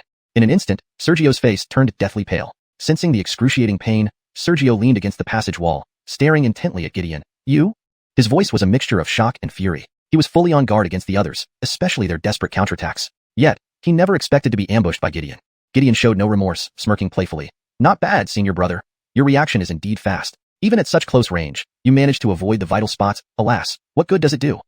"You're courting death." Sergio covered his chest with his left hand, quickly channeling the great wasteland ancestral dragon scripture. Ripples emerged, and instantly, patches of dragon scales formed over the torn flesh. Gideon instinctively took a step back. Why bother struggling? "Oh yes, you probably don't know that my dagger was forged with 77 different poisons. Even at the primordial martial realm, once poisoned, it's hard to neutralize. Above the true martial realm lies the primordial martial realm." Gideon wasn't blind to Sergio's terrifying combat prowess moments ago. Seeing him not dead, he didn't want to bear Sergio's dying counterattack. The leader laughed softly. "Atticus, trap him with the formation. Since he's poisoned, no need to tangle with him. He'll die anyway." "All right." The slightly plump one subconsciously prepared to activate the formation. Sergio's expression suddenly regained strength. Poison? Is such a thing useful against me? Speaking, Sergio suddenly raised his hand, revealing a pea-sized glob of floating green liquid on his palm. How? How did you do that? Gideon's expression changed drastically. Storm sword heart. Sergio, without explaining, waved his hand forming a sword seal. Poison, while potentially dangerous, couldn't withstand the great wasteland ancestral dragon scripture, which could devour all forces. As soon as the unknown poison entered his body, he sensed its wrongness and directly used the scripture to consume it without absorbing it, expelling the toxins at an unimaginable speed. Blades of light rose, filling the entire passage in mere moments. Aya! No! Don't kill me! Agonized screams erupted. Even though Sergio didn't actively urge the blades to attack, the narrow passage meant the blades enveloped everyone upon their appearance. Those already weakened or heavily injured died screaming on the spot. Those with lighter injuries and retained fighting power barely survived. Gideon and the leader roared urgently, "Initiuically, kill him before he recovers, or we're all dead." The survivors gritted their teeth, shielding themselves with spirit energy and charging at Sergio through the blade lights. Sergio's eyes gleamed with cold intensity as he slashed at the nearest person. The sword blade cut through the spirit energy shield instantly. His flow cloud was divine. Unless someone far surpassed Sergio in cultivation, otherwise, divine weapon wasn't called such in vain. Aya! Dozens of blades of light surged into the man's body the moment his spirit energy shield was breached, reducing him to a puddle of shredded flesh. Run! His sword is divine. Run! Those about to retaliate were seized by terror, retreating in fear, trying to escape. Damn you! It's all because you insisted on ambushing this Sergio? Don't kill me. I was forced. Spare me. Begging and cursing echoed. At this life or death moment, internal conflict broke out among them. Some even started begging for mercy. On knees, I spare you. Sergio snorted coldly, bypassing those pleading for mercy and chasing after those fleeing. Under the ruthless slashes of flow cloud, with no room to dodge within 10 breaths, almost all fugitives were slain under Sergio's sword, except for Gideon whom he hadn't killed yet. He merely sealed Gideon's spirit energy and restrained his movements. Then, he threw Gideon to the ground and looked at the two who pleaded for mercy. Yes, one of them was Atticus who set up the formations here, and the other was insignificant and unknown. Sergio squinted. You said earlier you were deliberately ambushing me here? If not for the unusual noise just now that revealed something different, why would he leave any alive? The two immediately shook their heads, pointing at Gideon. It was all him. He paid us to do this, and Gideon did not deny it. What point would denial serve after attempting to ambush Sergio? Do we have a grudge? Sergio touched the dragon scale still coalescing on his chest, fixing his gaze on Gideon. Hashtag chapter 115. Xavier appears. Hearing the pleas for mercy from the two men, Sergio touched the dragon scales on his chest, staring at Gideon. The pain in his chest still lingered faintly. If not for his quick decision to condense the dragon scales to cover the missing flesh and blood, who knows what state he would be in now. It definitely wouldn't have been good. Gideon stubbornly turned his head away, remaining silent. Sergio then looked at the two surrendered soldiers. Do you know why he's after me? Unaware. The two hurriedly shook their heads. Sergio twisted his wrist, tilting the sword. Then, what use do I have for you? The stream of light emanating from the sword spread through the passage, sending chills. You said you wouldn't kill us if we surrendered? The two became terrified. A coldness appeared in Sergio's eyes as he walked to a side nearby. Wasn't it just now that I didn't kill you? The sword's edge spat out a light, ready to strike at any moment. The other man, feeling insignificant, choked with sobs. We really don't know. Please let us go. Sniff. Sergio gently nodded, his expression softening slightly. It seems you truly don't know. Alive? The two felt a spark of joy. However, a flash of cold light sped past, and they both felt dizzy as they were decapitated on the spot. Sergio glanced at Gideon, taking out a milky white pill from his storage bag and swallowing it, the one given by Darren earlier. It wasn't helpful for internal injuries, but could easily heal external wounds and regrow severed limbs. As soon as the pill entered his body, Sergio felt a slight warmth in his chest. He dissipated the dragon scales, revealing the bloody mess beneath. The new, fair skin sprouted visibly, growing rapidly to recover. Only then did Sergio relax. He then stepped closer to Gideon. Junior Brother Bo, will you truly not cooperate? Spit. Gideon spat, sneering coldly. Clap, clap, clap. Sergio lightly clapped his hands, no anger visible on his face. I've met a tough person before. He held out until the very end. I wonder if Junior Brother Bo can be like him? He was referring to Jared. In the Red Maple Mountains, Sergio had tortured Jared with the most excruciating punishment, yet Jared endured it. His first encounter with such tenacity. Thinking about it now, even he felt some trepidation, because he couldn't be sure if he could have withstood it, but Jared did. He wasn't sure if Gideon was as strong as Jared, but he wanted to find out. He didn't believe people as resilient as Jared were common. Gideon sneered, use whatever methods you want. Do you think I'll tell you anything? You have backbone. If others saw this scene, they might think I'm some evil demon and you're an unfortunate righteous person caught by it, Sergio praised. Faced with this provocation, Gideon only sneered again, offering no reply. Sergio stopped asking, instead gently moving the sword, letting its edge graze Gideon's flesh. As the thin layer of skin was sliced off, Sergio spoke slowly. Oh right, this punishment is called Davisinki. I forgot where I heard about it. According to legend, it takes 10 days and nights of slicing with over 300,000 cuts. Sadly, I haven't practiced, so I probably can only make around 30 or 40,000 cuts before you die. With his body restrained, Gideon's face turned ghastly pale. The slow cutting motion caused unimaginable pain almost immediately, after roughly 20 cuts. Ah! Gideon couldn't bear it anymore, screaming. Sergio's face filled with displeasure. You're not up to it. Last time, the person endured for hours, taking over 1,000 cuts before making a sound. This is only how many cuts for you? Gideon's body twitched, growling lowly. Kill me. The smell of his own blood flooded his nostrils continuously. Don't rush. Sergio continued his steady torture calmly. Ah! Another scream. Gideon's face contorted slightly. We are all members of the Xianxia Palace. Give me a swift death. Sergio smiled. I said, don't rush. At the mention of being Xianxia Palace disciples, he almost laughed. Because of Xianxia Palace's rules, and because Darren treated him well. Upon receiving Gideon's distress signal, finding it the closest, he immediately rushed over to save him. Even seeing more than 10 people ambushed in the cave, he didn't give up but instead tried other methods. Even when Gideon accidentally disrupted his secret rescue plan, he only got angry. But it turned out this was all just a trap. About half an hour later, Gideon had no strength left to scream, lying on the ground like wet mud, covered in blood, his body convulsing nonstop, his face contorted to the extreme. Never had Gideon yearned so much for death to come quickly and end this living hell. Another cut. An overwhelming wave of pain assaulted Gideon's already fragile psyche. This became the last straw. All he wished was for the torture to end. If he could die, who cares what happened afterward? I'll talk. Kill me. Give me a swift death. His words were incoherent. Just as Sergio was about to continue, his actions paused momentarily. Then he spoke slowly. Talk. We should have no grudges. Why ambush me? Gideon closed his eyes. You Qian. Xavier. He planned it. Sergio's pupils narrowed sharply. Moments later, his eyes squinted slightly. I can let you live, return you to the sect, and treat your injuries.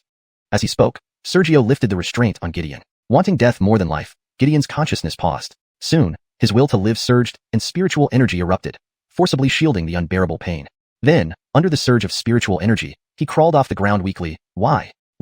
You want me to accuse Xavier? Or what? Sergio asked back. Gideon showed some hesitation. Sergio's expression instantly turned cold. You don't have the right to negotiate. I agree, but. Before he finished, Gideon's expression suddenly turned terrified. You. A dazzling cold light flashed. Betrayal among fellow disciples deserves death. A voice, seemingly gentle yet icy, rang out along with the cold light.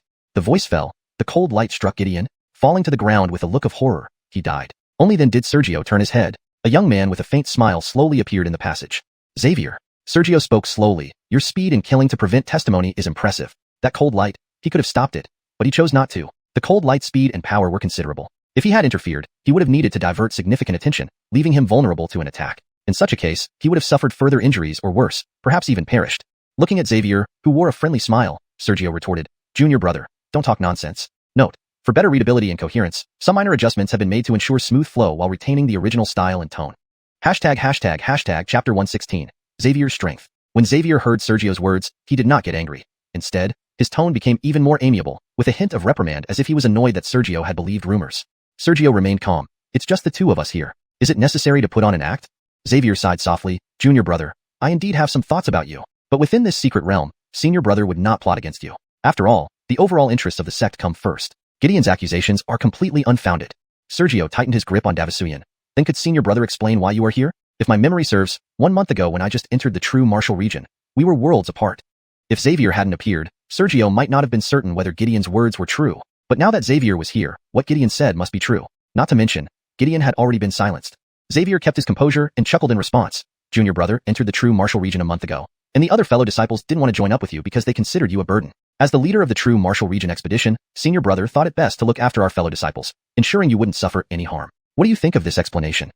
He added, you might ask why I killed Gideon. Well, this person has a wolf's heart and a dog's lungs, actually slandering fellow disciples. With the secret realm lasting another month, if we brought Gideon along, we'd need to protect him since his cultivation was sealed. Or worse, who knows what he would do next if left unchecked. I killed him to ensure the interests of our sect within the secret realm.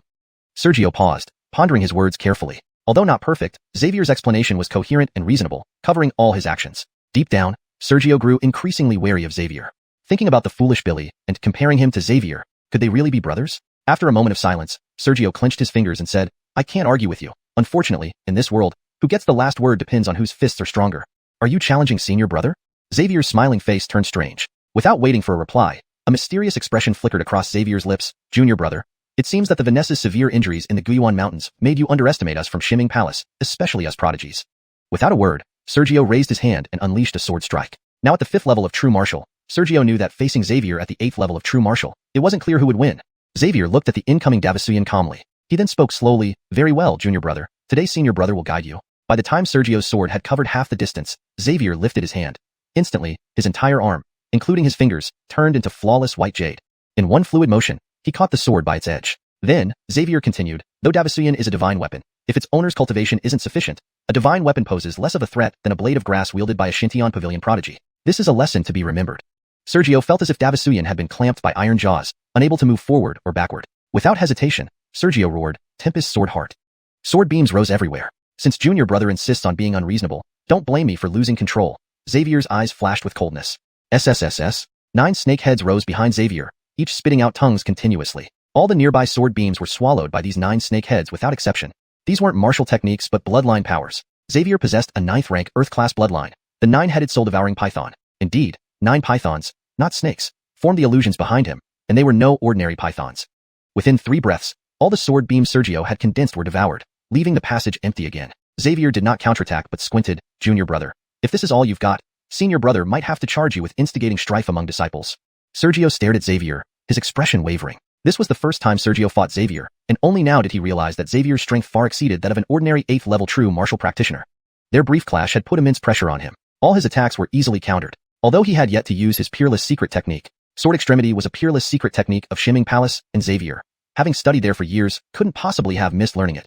They hadn't truly exerted their full strength. However, Sergio had pushed himself to the limit without using his bloodline power or Sword Extremity. Meanwhile, Xavier seemed calm and collected, as if he still had plenty of reserves. Was it an illusion or reality? Continuing the fight. Unless he achieved dragon transformation, he might not defeat Xavier. Or perhaps, he could? A hint of regret flashed in Xavier's eyes. Then he smiled, Junior brother has regained your composure. 3 breaths later. Instead of answering, Sergio murmured and recited the incantation, Secret Technique, Peerless. Junior brother still hasn't recognized the truth, Xavier replied evenly. Half a breath later, Sergio roared fiercely, Sword Extremity. Radiant sword beams rose. The smile that had always graced Xavier's face vanished, replaced by indifference. Soul Devour. One of the python heads behind him disappeared. In an instant, the python head reappeared behind the sword beam and merged into it. What happened? Before Sergio could understand, he felt a sudden pain in his head, blood trickling from the corner of his mouth, and the sword beam dispersed. His sword extremity hadn't even reached Xavier, but simply vanished. SSSSS. The missing python head reappeared where the sword beam had vanished, its illusory eyes brimming with bloodlust as it lunged toward Sergio. Terrifying. Sergio sensed that he couldn't let the python head near him. If it got close, he would die. Instinctively, he instantly activated his bloodline power. Roaring, roar. A loud dragon cry echoed through the passage. The approaching python head trembled under the dragon's roar and then dissipated. Not far away, Xavier's complexion turned slightly pale, as if he had suffered some form of injury. After a moment, Xavier's expression returned to normal. Junior brother, with your 9th-rank heaven-class bloodline, Senior brother admires your strength. Sergio wiped the blood from the corner of his mouth. My sword beam vanished midair and caused some backlash. How did you manage that? Just as Xavier was about to refuse answering, Sergio interjected. Senior brother said you wanted to guide me. Surely you won't refuse to answer? Xavier's expression froze. He hadn't expected to be cornered by Sergio, who had been playing tricks all along. After a while, Xavier forced a smile, suppressing his anger. Senior brother possesses the bloodline of the 9-headed soul-devouring python. Swallowing a bit of your mental energy in the sword beam caused it to lose control and dissipate. Chapter 117. Impenetrable. Faced with Sergio's provocation, Lucian, though extremely enraged, could only suppress his unusual behavior and responded to Sergio's questions with a smile. Sergio, however, slightly frowned. Unexpected, yet within expectations. Indeed, techniques outside the body, fundamentally, were composed of spirit energy, which in turn was maintained by a trace of the user's mental essence. If that trace of mental essence was devoured, the technique would lose balance and naturally dissipate. The vast wasteland ancestral dragon scripture could devour everything, and it was certainly capable of breaking through attacks like the Arni. However, Sergio couldn't do the same. It wasn't that he couldn't achieve it, but swallowing would result in severe consequences. Rashly devouring others' mental essences would inevitably lead to a backlash on their consciousness. If lucky, it might just injure the soul. If unlucky, either the soul would disintegrate on the spot, or the person would become an idiot. Lucian dared to devour recklessly, perhaps because of the peculiarity of his bloodline. The Arni, the term, soul-swallowing, indirectly explains something. Turning back, Lucian walked away. Senior brother has other matters to attend to and will take my leave. He didn't want to continue being provoked by Sergio. In a flash, he vanished. Seeing this, Sergio looked at the numerous corpses on the ground and remained silent. Lucian was not an easy opponent. If not transformed into a dragon, to face Lucian, Sergio would have to at least reach the 7th-level true martial realm. To defeat or kill him, Sergio would likely need to reach the 8th-level true martial realm, possibly even the 9th. After a moment, Sergio inspected the newly regenerated flesh on his chest. Searching through the storage bags of the many corpses, he turned and left the passageway. #### on the surface. Returning to the surface, Sergio checked the direction and left without delay, flying through the air. Approximately 3 breaths later, at the entrance, Lucian, who had left earlier, silently appeared on a tree branch not far from the entrance, watching the direction Sergio had left. Shortly after, a hint of anger flickered in his eyes. Bloodline, damnable bloodline. During their final confrontation, he sensed that Sergio had no intention of transforming into a dragon. He had wanted to take advantage of the situation to directly kill Sergio. Unexpectedly, the suppression from the bloodline. His bloodline-formed python heads hadn't even approached when they were overwhelmed by the dragon's roar. Was it possible to kill Sergio directly without relying on the bloodline? He had considered it, but Sergio had previously transformed into a dragon, obliterating the Stephen family, all true martial realm members, while at the spirit martial realm. This was intimidation. He didn't dare act rashly due to this fear, because he knew that once Sergio transformed into a dragon, he might not be able to withstand it. Not to mention, every move leaves a trace. Once he acted, there would undoubtedly be some loopholes, and hiding from the profound Nether Palace wouldn't be so simple. Unless necessary, or if he could guarantee a one-hit kill, he wouldn't dare engage Sergio rashly. Had it not been for Sergio's terrifying record in Xianxia City, he might have felt relieved that he had refrained from attacking fully in the passage. A full-on battle. Moments later, he glanced at the deep downward passage. Worthless. A group of worthless fools. His meticulously planned schemes involved multiple steps, especially concerning Guiyuan, whom he had high hopes for. Yet, even at such close range, they failed to kill Sergio. After venting for a while, Lucian's expression returned to calmness. True martial 5th level, really quite fast. If you leave this secret realm, he began planning again. Previously, he had underestimated Sergio's true cultivation, mistaking him for someone who had just entered the true martial realm, assuming he was at most true martial 1st level, or at best, 2nd level. But now, beneficially, a cunning smile appeared at the corner of Lucian's mouth as he dispersed with the wind. On another front, traveling at top speed, it didn't take long for Sergio to leave the swamp area and enter a mountain forest. Standing in the forest, Sergio gazed at the swamp, observing the distant mountains that were no longer visible. His eyes narrowed slightly. Lucian's strength surpassed his expectations. Initially, he thought that with true martial 5th level cultivation and pure spirit energy, he could match Lucian. Soon, Sergio redirected his gaze and flew toward the center of the region. Since he didn't have time to specifically hunt beasts, encountering them along the way would suffice. About an hour later, he reached another forest, not the one adjacent to the swamp. Whether it was good luck or bad, he hadn't encountered any beasts. Glancing around the forest, Sergio immersed a thread of divine sense into the sect token at his waist. A fellow profound Nether Palace disciple's light was almost overlapping with his own. There was a profound Nether Palace disciple nearby. Observing for a while, Sergio leaped and swiftly flew away. This time, it took only about 30 breaths for him to find his target, a middle-aged man, looking to be in his 40s, resting on a tree branch in the forest, clad in profound Nether Palace attire. As Sergio approached, the man was startled, raising his head to look clearly at Sergio's appearance. His eyes flashed with surprise, astonishment, and deep envy and jealousy. Cultivation level, true martial 6th level. Sergio regarded him for a moment before speaking. Junior brother Blaze? Though his cultivation was higher than Sergio's, Blaze slightly clasped his hands. Senior brother Sergio? Sergio had 5 leaves, whereas Blaze, despite winning entry to the secret realm during the intersect competition, had only 2 leaves. Even 4-leaved disciples addressed Sergio as senior brother, let alone the 2-leaved Blaze. Exchanging greetings, Blaze cautiously asked, Senior brother Sue, isn't junior brother supposed to be in the spirit martial realm area? Sergio didn't elaborate thoroughly. By chance, I managed to break through. Then may I ask why senior brother is here? Blaze was somewhat disappointed inwardly, though it didn't show on his face. Sergio's eyes flickered before he spoke. Earlier, fellow disciple Guiyuan sent out a distress call. If I recall correctly, junior brother was one of the closest to him. Why did you choose to rest here instead of assisting him? Guiyuan called for help? Blaze was taken aback. Guiyuan? He knew of him, but they weren't familiar. Beneficially, a shadow of malice appeared in Blaze's eyes. Senior brother Sue, junior brother has never offended you. Why must you trouble me with baseless accusations? What do you wish to instruct, senior brother? Seeing this, Sergio's eyes changed rapidly. Beneficially, he whispered, Did you not receive Gideon's distress signal? No, Blaze replied somewhat stiffly. Sergio fixed his gaze on Blaze, but I received the distress signal he sent via the sect token. Hearing Sergio's narrative-like words, Blaze was stunned, then quickly realized something, his pupils constricting sharply. Chapter 118. Shocking news of the 7-colored blood saint fruit. Facing Sergio's words, it wasn't long before Blaze's pupils suddenly contracted as if he had thought of something. Very soon, Blaze showed a somewhat forced smile. Senior brother might have misunderstood. Since entering the secret realm, I've always worn the sect token around my waist and never received Gideon's distress call. Sergio did not deny this but stared at Blaze for a moment before speaking. The signal from the token would be sent to all fellow disciples in the same area once it is triggered. Do you think there's any way to send information only to a designated target? This, hesitating for a while, Blaze uncertainly replied. According to my knowledge, the transmission function of the sect token isn't an inherent feature of the token itself, but rather an array left within by the elders. If someone studies the array deeply and has exceptional skill, they might be able to change the array left by the elder, possibly achieving it. Sergio asked without hesitation. Among the many fellow disciples who entered the secret realm, who do you think is the most proficient in array formation? Your junior brother is often busy with sect tasks and devotes all my spare time to cultivation. I rarely pay attention to other matters, so I don't know. Blaze didn't give an answer. Was he really unaware, or simply afraid to say? Hearing this, Sergio did not continue his interrogation but turned to leave through the air, harboring growing unease towards Vlad. He came to find Blaze because previously, when Gideon sent out a distress call, no one came to help. Even nearby Shimming Palace disciples likely hadn't acted due to being threatened by Vlad. Unexpectedly, they hadn't been threatened. They simply didn't receive the distress call. Truly flawless. Accompanied by Gideon's death, all loopholes were covered. Even if reported to the sect, there would be nothing but unsubstantiated claims without reasonable evidence. At most, it would only make Vlad look foolish. After Sergio left, Blaze murmured to himself, could it be that Vlad is targeting Sergio? No, I must keep my distance from both. Fellow brothers and seniors, this is Brody. All nearby seniors and juniors should come to my location immediately. I've discovered the 7-colored blood saint fruit. If possible, fetch it before anyone else. Blaze's jade pendant suddenly emitted a series of urgent sounds. Blaze looked down at his token. Having been in the secret realm for so long, this was the first message he received from others.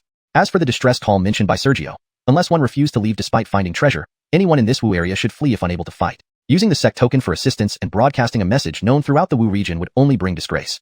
And now, Brody's message was a call for help, not rescue, which was usually looked down upon. However, this latest message, 7-colored blood saint fruit, Blaze whispered with unrestrained excitement. The 7-colored blood saint fruit doesn't have many effects except one. It enhances bloodlines. In the sea and mountain continent, strength rules. The most influential factors on strength and cultivation are bloodlines. Better bloodlines lead to greater power and faster cultivation. Low-level human-grade bloodlines can barely break through to Davismore, let alone reach Xinwu without extraordinary luck. Yet, heaven-grade bloodlines can achieve Xinwu easily, like eating or drinking water. Clearly, bloodlines' difference is terrifying. As a treasure-enhancing bloodlines, who wouldn't want the 7-colored blood saint fruit? If this were outside the wind spirit's secret realm, countless elders of Xinming Palace would be alarmed, stirring up bloody chaos. A short moment later, Blaze's face froze. Something's wrong. Vlad. He wasn't part of Vlad's circle, nor was he under the tutelage of any of the 3 top geniuses. Still, he knew their power. Throughout the entire Xinming Palace, everyone knew Vlad always wanted to enhance his bloodline. Even if he went to Brody's aid, he might still fail to get the fruit. No, what if I actually managed to get it? Even if Vlad eventually gets it, could he take it away without acknowledging our contributions? Ultimately, Blaze's yearning took over. He gritted his teeth, observed Brody's position, and headed there at maximum speed.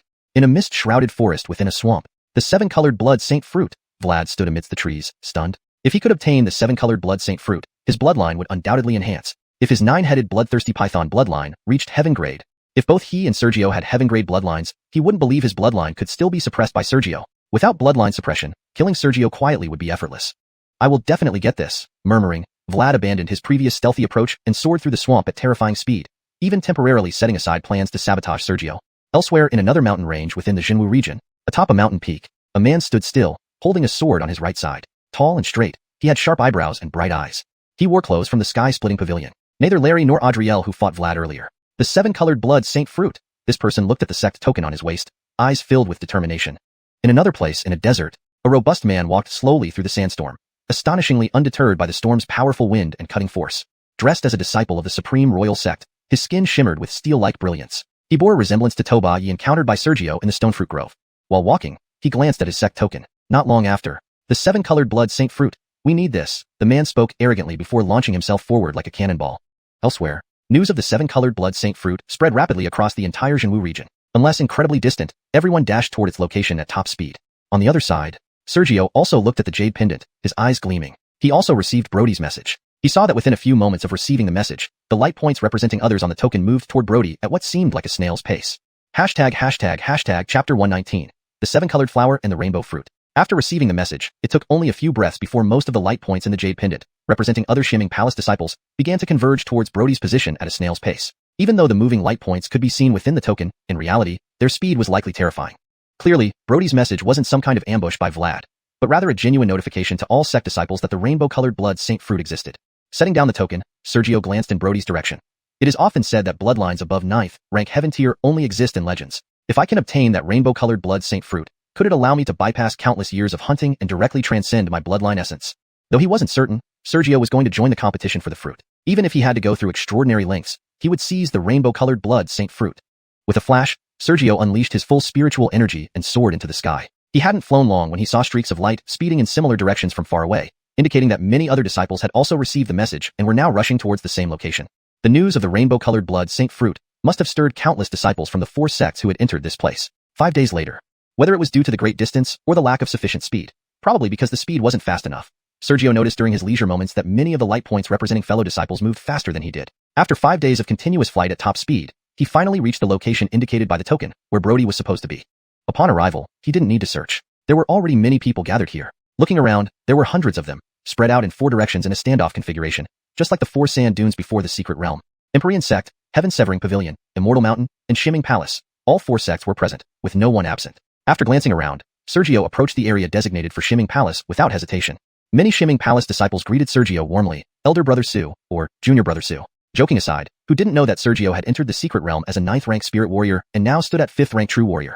Indeed, 5th-rank true warrior? Those who greeted him rubbed their eyes, revealing their astonishment. Some who closely monitored the token realized Sergio had appeared suddenly in the true warrior region and broken through to true warrior. But now, shouldn't he be at 1st-rank true warrior? How did he reach 5th rank so quickly? Soon, those who reacted quickly directed strange looks at another direction, Vlad. Sensing the gazes, Vlad remained silent. However, many Shiming Palace disciples surrounding Vlad shot unfriendly looks. Vlad maintained a normal expression, warmly saying, Junior Brother Su, I knew you wouldn't miss this. Elder Brother you, Sergio responded indifferently. Then, he looked toward the center where the disciples of the 4 sects were facing off. There, a 7-colored flower was emitting a radiant light. Fully bloomed, its 7 colors shone brilliantly, making all other flowers seem dull in comparison. In the center of the flower stamen lay a thumb-sized fruit, whose colors kept changing yet always retained all 7 hues. These 7 colors were commonly known: red, orange, yellow, green, blue, indigo, and violet. Yet upon closer inspection, the red color seemed more dominant. This was the rainbow-colored blood saint fruit. Consuming it would enhance and purify one's bloodline. After observing for a while, Sergio turned his gaze to the area around the 7-colored flower. At least 50 corpses lay scattered 10 paces away, including members of the 4 sects. In the true warrior region, only true warriors resided. In other words, at least 50 true warriors had died around the 7-colored flower. The ground nearby was stained red, and the wildflowers and grasses around the 7-colored flower had also turned crimson. It was unclear whether the red hue came from the rainbow-colored blood saint fruit or the blood of the dead. Soon, Sergio shifted his focus to observe the Shiming Palace disciples here. Indeed, most recognized him, but he couldn't name any of them. Shortly after, Sergio's eyes lit up, and he moved closer to an older disciple with a beard. This was Brody, the one who had sent the message notifying the Shiming Palace disciples about the discovery of the rainbow-colored blood saint fruit. He was a 7th-rank true warrior and a 3-leaf inner disciple. Seeing Sergio approach, Brody quickly saluted, Elder Brother Su. Junior Brother Wong. Exchanging greetings, Sergio asked, what's the situation with the corpses near the rainbow-colored blood saint fruit?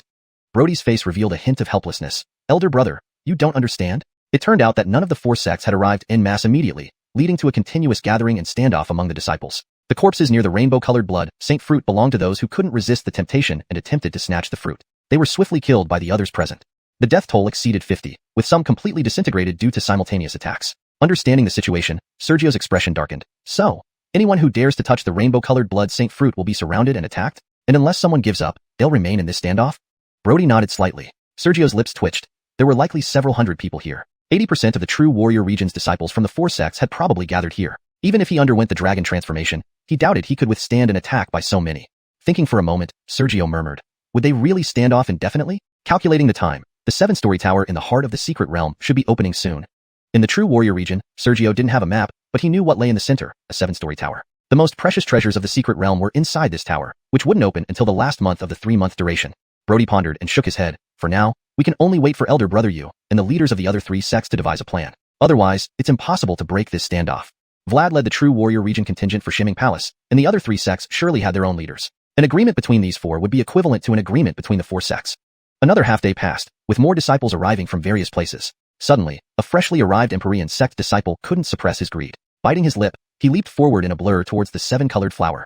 Hashtag Chapter 120, the 4 sects elite disciples. Half a day later, a recently arrived disciple of the Huangji sect couldn't resist the greed in his heart. He leaped forward with a speed that left indiscernible afterimages and pounced toward the 7-colored flower, attempting to snatch the 7-colored blood saint fruit from the midst of danger before fleeing. Courting death. Bold. Not worth the pity. Voices filled with shock and anger, yet cold indifference, echoed simultaneously in the dead corner. An avalanche of martial techniques rained down. The peerless secret technique, Spirit Phantom. Knowing he dared to act, the person immediately deployed this Huangji sect's unparalleled secret skill. Pang, pang, pang. With countless muffled thuds, the flashes of swords, shadows of blades, and powerful strikes engulfed him. Then, there was nothing more. The person was killed on the spot. At the same time, Sergio also noticed several ripples flashing within 10 feet of the 7-colored flower. There was an array formation here. Without hesitation, Sergio turned his head and asked, Dabistal Brother Wong, who set up the formation around the 7-colored blood saint fruit? Brody sighed softly. It was Elder Brother Yu and representatives from the other 3 sects who jointly discussed and set it up. Elder Brother, don't misunderstand. It wasn't that Elder Brother you wanted to cooperate with them. It's just that more and more senior brothers are gathering here. Before the 7th floor of the tower opens, it's not possible for everyone to engage in large-scale attacks.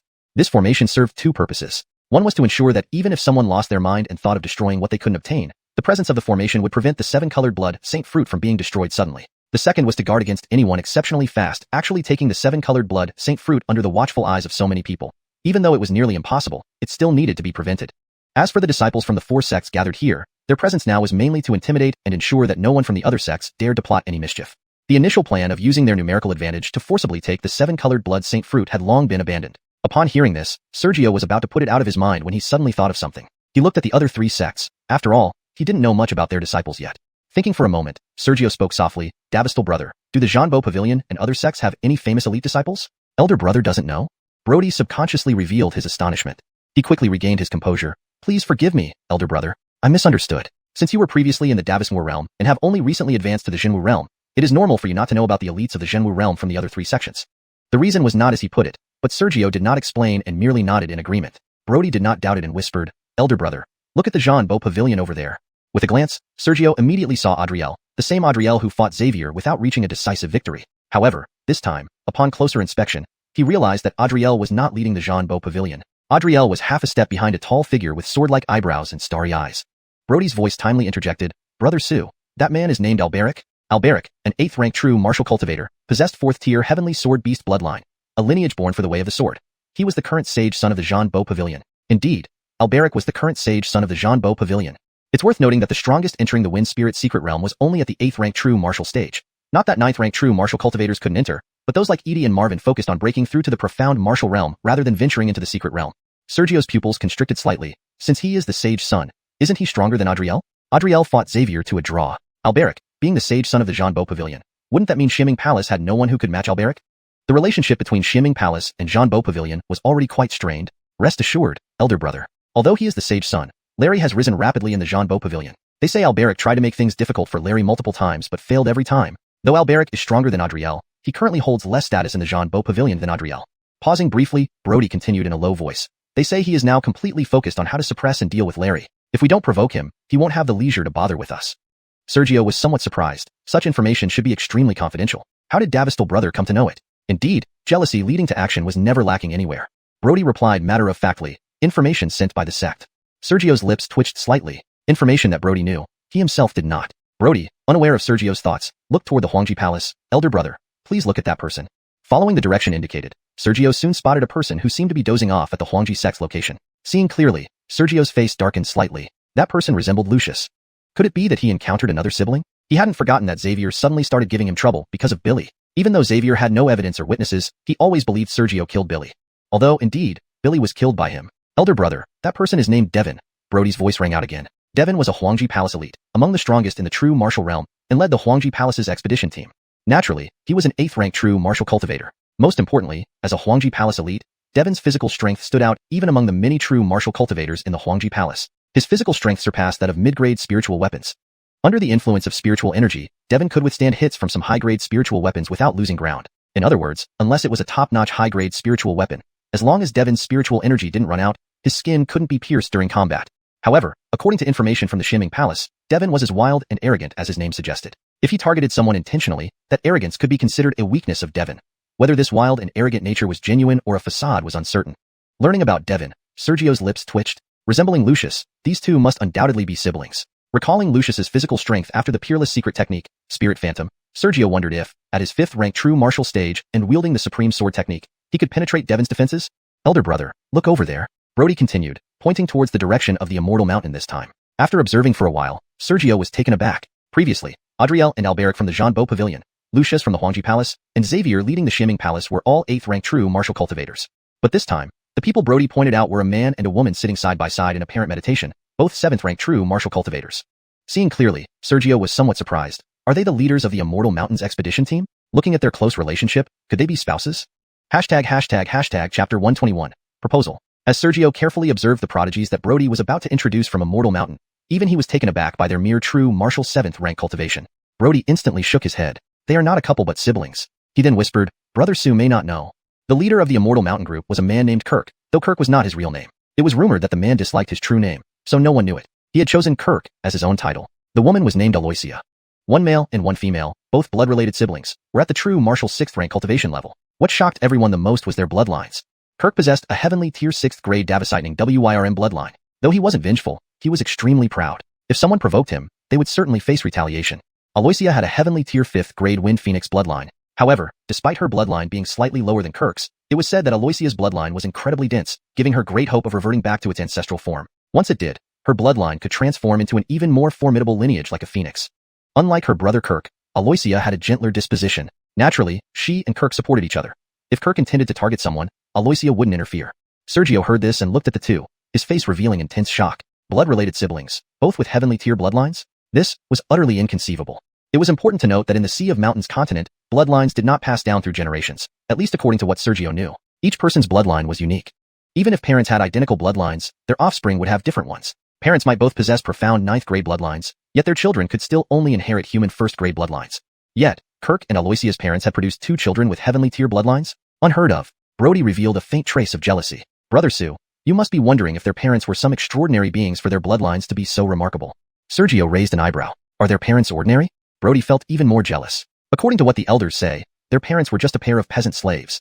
Peasant slaves, the lowest-ranking commoners in the Sea of Mountains continent. Without the right to practice martial arts, they could only till the land and pay taxes, never leaving their small plots of land for life. Suddenly, Kirk opened his eyes and looked directly at Brody. Do you want to die? Though they were separated by 80 yards, Brody immediately sensed the terrifying pressure like a mountain pressing down on him. Xavier glanced at Brody and Sergio. Despite his curiosity, he stepped forward half a step and said coldly, "Is there something that can't be spoken?" No matter how internal disputes unfolded, unity against other sects was paramount. Xavier had countless reasons not to intervene, yet he couldn't. He had to act. He was the leading prodigy among the true martial realm disciples. Even if ignoring it would lead to reprimands upon return to the sect, his image demanded he uphold it. His character was not to be compromised. True martial 8th rank. After a pause, Kirk stood up, grinning. Your Dark Nether Palace's Edie is here. Perhaps he could engage me in dialogue, but you? Haha, a mere Earth 9th grade bloodline dares to speak out. Immortal Mountain valued bloodlines above all, so it was surprising that a true martial 6th grade like Kirk would take notice of a mere Earth 9th grade like Xavier. Roar. Boom. A dragon's roar echoed, and countless bolts of lightning appeared over Kirk's head. You're courting death? Xavier's eyes flashed with cold light. Aloysia opened her eyes and tugged at Kirk. Brother, don't ruin our plans. Kirk glanced at the array-enveloped 7-colored blood saint fruit, then coldly looked at Brody, Sergio, and Xavier before resuming his seat. Xavier relaxed slightly. He didn't want to fight Kirk unnecessarily. Retreating back into the crowd, Xavier looked at Brody and Sergio. Junior Brother Wong, Junior Brother Sue, gossiping behind others' backs isn't gentlemanly behavior. Let's not tarnish the Dark Nether Palace's reputation. Brody hurriedly bowed. Please forgive me, Senior Brother. Sergio remained silent. Xavier paid no mind, closing his eyes to rest. Silence resumed in the area. Emperor Extreme Sect and Heaven-Slaying Pavilion grew disappointed, hoping for a good show. Time passed. Just as everyone thought the standoff would continue, Sergio suddenly stepped out of the crowd, softly saying, Everyone, considering the time frame, the secret realm has been open for nearly 50 days and will close in 40 more. Shouldn't we make use of the remaining time rather than stand off here? Though quiet, his voice carried clearly to every ear present. In an instant, everyone turned to look at Sergio. Those who didn't know him noticed he was only a true martial 5th rank and reacted accordingly. Soon after, following Kirk's nod, a true martial 6th rank disciple from Immortal Mountain lifted his head and sneered. Speaking of which, the one least qualified to voice an opinion should be your Dark Nether Palace. Before anyone could react, he continued sarcastically, we of Immortal Mountain value bloodlines. Emperor Extreme Sect hones physical strength, and bloodline plays an essential role too. But your Dark Nether Palace and Heaven-Slaying Pavilion focus on martial techniques and swordsmanship, respectively. You're the least qualified to lay hands on the 7-colored blood saint fruit. If your Dark Nether Palace doesn't wish to wait, just leave. Why disturb us? So? Sergio narrowed his eyes. Brogan ridiculed. Immortal Mountain hasn't spoken yet, but you? Even worse than Xavier. What right do you have to speak? It wasn't that everyone enjoyed the standoff. It was due to the lack of proper strategy and unwillingness to give up. Sergio wasn't angry. It seems I need to prove myself before discussing anything further. Want to fight me? Huh. Overconfidence. Brogan laughed, waving his hand to send at least 10 fireballs, each the size of a human head, hurtling towards Sergio. People around Sergio scattered. Sergio considered it briefly, but chose not to hide his abilities. There was no point in wasting time here. He'd rather wander and hunt some beasts. Thus, he raised his hand, transforming his arm into a dragon claw and crushed the fireballs effortlessly. Brogan from Immortal Mountain's pupils constricted. While he didn't believe those fireballs alone could defeat Sergio, Sergio's simple action was unexpectedly effective. With an eagle's screech, the man summoned 3 flaming eagles to attack Sergio. Chapter 122, Devon's Fury. Due to the intense atmosphere, the man from Bummy Mountain unleashed his full power. A flaming eagle engulfed in roaring flames soared toward Sergio. This was the application of his bloodline strength. As for what kind of eagle it was, Sergio couldn't tell, but it certainly wasn't an ordinary eagle. As the flaming eagles drew closer, Sergio lifted his dragon claw and effortlessly shattered 3 of them, leaving only a few sparks falling. You attacked twice. Shouldn't it be Sue's turn now? As he spoke, Sergio dashed forward like lightning. Just as the man prepared to counterattack, roar. A purely resounding dragon roar echoed.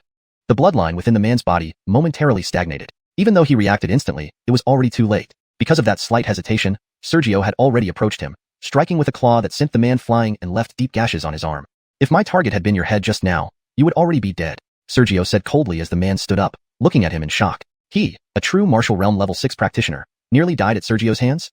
Step back. The seated rampant dragon stood up. Brogan gritted his teeth, drenched in cold sweat, and retreated into the crowd. Then, the rampant dragon narrowed his eyes. I've heard that the Shimming Palace has a disciple named Sergio who joined by topping 2 assessments, with a first-rank heavenly bloodline. Is it you? As he spoke, the rampant dragon felt secretly alarmed. When Sergio roared, his own bloodline seemed to sense some kind of predator, becoming somewhat sluggish. He didn't believe Sergio was really first-rank heavenly bloodline. How could first-rank heavenly bloodline suppress his own just by a roar, especially one that wasn't even targeted at him? Yes, it is I. Sergio remained unaware of the rampant dragon's inner doubts. The rampant dragon's eyes flickered before he suddenly asked, your bloodline isn't first-rank heavenly, is it? Who knows? Sergio was non-committal. He was known as first-rank heavenly, but it was more complicated than that. In the 4 major sects, if there was a disciple with very powerful bloodline and they were concerned about being targeted by other sects, they would typically claim only to have a first-rank heavenly bloodline. This way, no one would know their true capabilities. Unexpectedly, the rampant dragon stared at Sergio for a moment before suddenly smiling. How about joining our bummy mountain? Everyone present froze. The rampant dragon continued unprompted. Although Shimming Palace is one of the 4 major sects, it is rather superficial in its utilization of bloodline powers. Only Bummy Mountain truly understands and studies bloodline strength. Join us, and with your bloodline, your power will skyrocket. Only here can you unleash the full might of your bloodline. Was this genuine recruitment, or a deliberate ploy, or something else entirely? No one knew the rampant dragon's true intentions. Sergio remained expressionless. There's no need. That's a pity. The rampant dragon sighed softly. Then, his lips curled. Since you don't want to continue the standoff, how do you suggest we resolve this situation? Because of the respect inspired by Sergio's bloodline, the rampant dragon placed considerable importance on him, speaking on equal terms. Whether intentionally or not, he ignored the true martial realm leader, Xander. Looking at Sergio again, upon hearing the rampant dragon's question, Sergio frowned. How to resolve this indeed? So many disciples from the 4 major sects had gathered here. No one wanted to give up the contest. Unless everyone fought each other. Otherwise, how could they decide who gets the 7-colored blood sacred fruit? Not that anyone wished to remain in this deadlock. They simply lacked a good solution. After a moment's silence, Sergio looked up. Everyone. How about a fight? His gaze encompassed not only the rampant dragon, but also the Huangji sect and Zhantian pavilion. Devin replied with a hint of arrogance. Please explain. Why not? Sergio, who had just proposed the idea, frowned. Why? At the end of his words, Devin revealed a trace of disdain. Zhantian pavilion has Alberic and Adriel. Bummy Mountain has me, Kirk, and Aloysia. You have a formidable figure like yourself in Shimming Palace and also Xander, but in my Huangji sect, I'm alone. Do you think because we entered fewer geniuses into this secret realm, you can bully us? If so, let's battle then. Huh. With a loud shout, the Leroys erupted in boundless fighting spirit and overwhelming aura. Indeed, if calculated precisely, apart from Huangji sect, the other 3 sects each had 2 notable geniuses. Among them, Bummy Mountain and Zhantian Pavilion were the strongest, while Shimming Palace slightly lagged behind due to Sergio's lower cultivation level.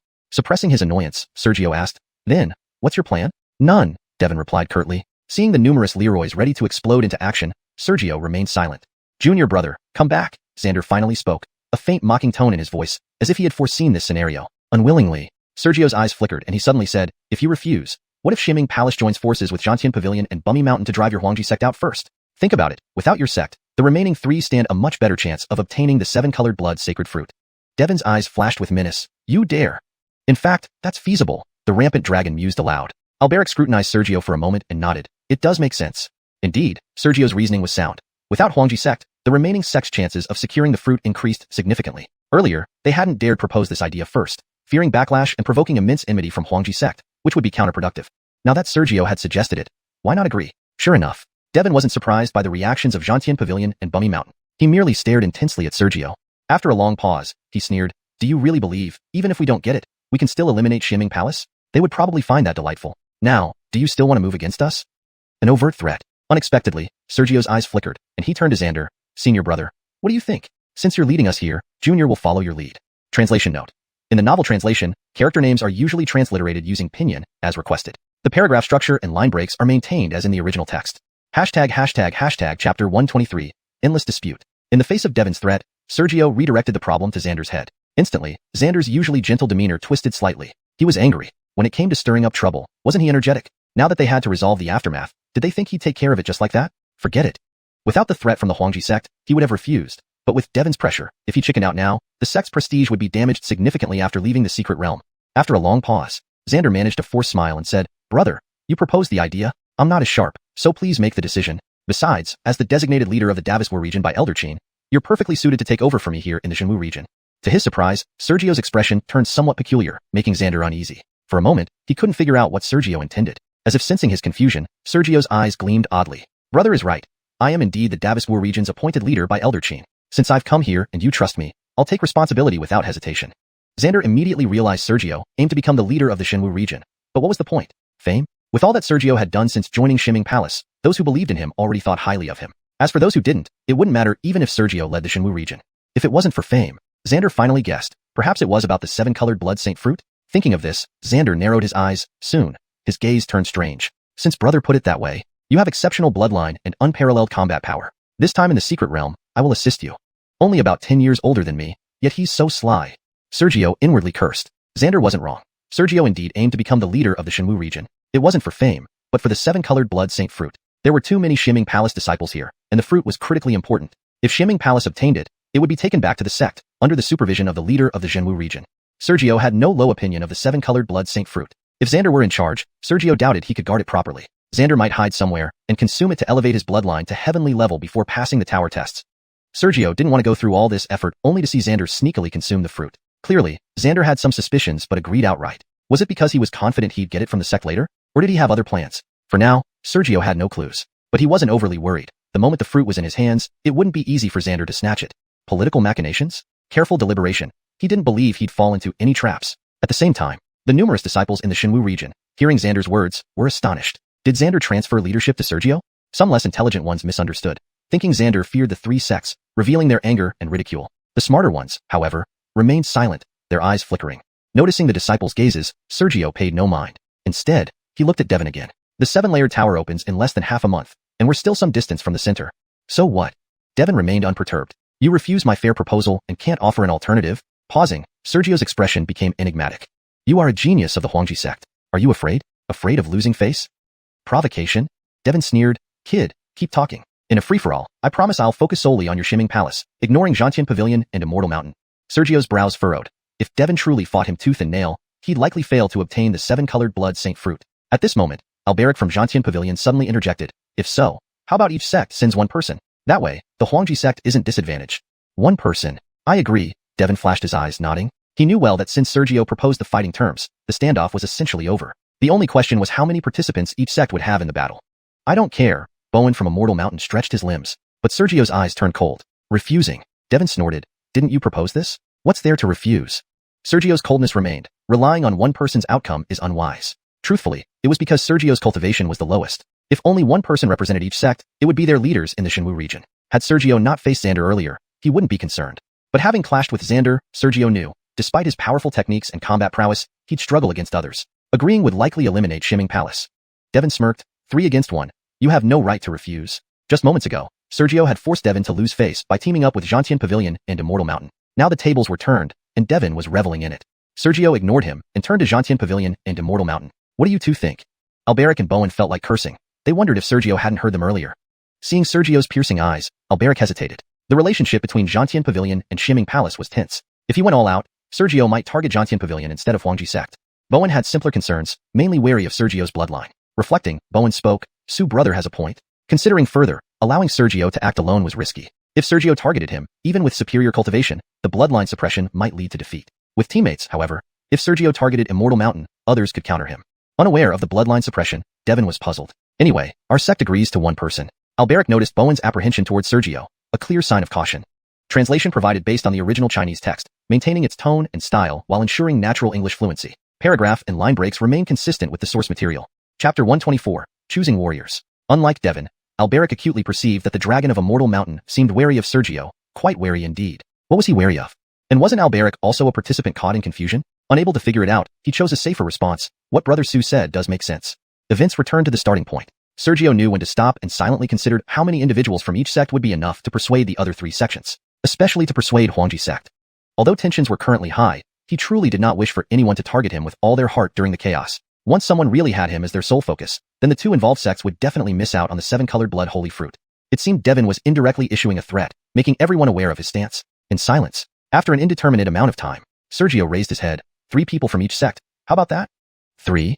This concrete number gave Devin pause. He did not reject it, but instead fell into deep thought, contemplating the pros and cons. The heaven-cleaving pavilion and Immortal Mountain both frowned slightly. In truth, they preferred 2 people. Because if it were 2 people, both sects have exactly 2 prodigies who could bring out the maximum strength, whereas Huangji sect only has 1 prodigy, Devin. If it were 2 people, Huangji sect would be effectively eliminated. Shiming Palace, though having 2 prodigies, regretfully faced Sergio's lower cultivation level, essentially eliminating them too. Unfortunately, shortly after, Devin spoke up. 5 people then? He believed 3 people were still a bit too few. Since Huangji sect lacked sufficient prodigies, they would need more non-prodigy disciples to balance the gap. Huangji sect's corporeal prowess was formidable. If there were 5 from each sect, given Huangji sect's physical strength, he was confident he could stand until the end unless targeted by the other 3 sects simultaneously. But whether this plan would work required further discussion. Soon, the wild dragon said, 3 is fine. Devin's expression darkened. Then he looked towards the heaven-cleaving pavilion. If the heaven-cleaving pavilion disagreed with 5, it might indeed be 3 from each sect. Though he could accept it, 5 would be safer. Feeling various gazes upon him, Alberic pondered for a while before softly saying, 5 seems a bit too many. Too many participants could easily lead to casualties. Should someone die, the situation afterward, well, I agree with Sergio. 3 is best. This way, it won't cause too much impact and can maximize everyone's potential. With the score at 3-1, Devin's expression sank again but remained silent, turning to observe his fellow disciples. In a melee of 3, Devin would certainly be one of them, and the remaining 2 must be chosen carefully.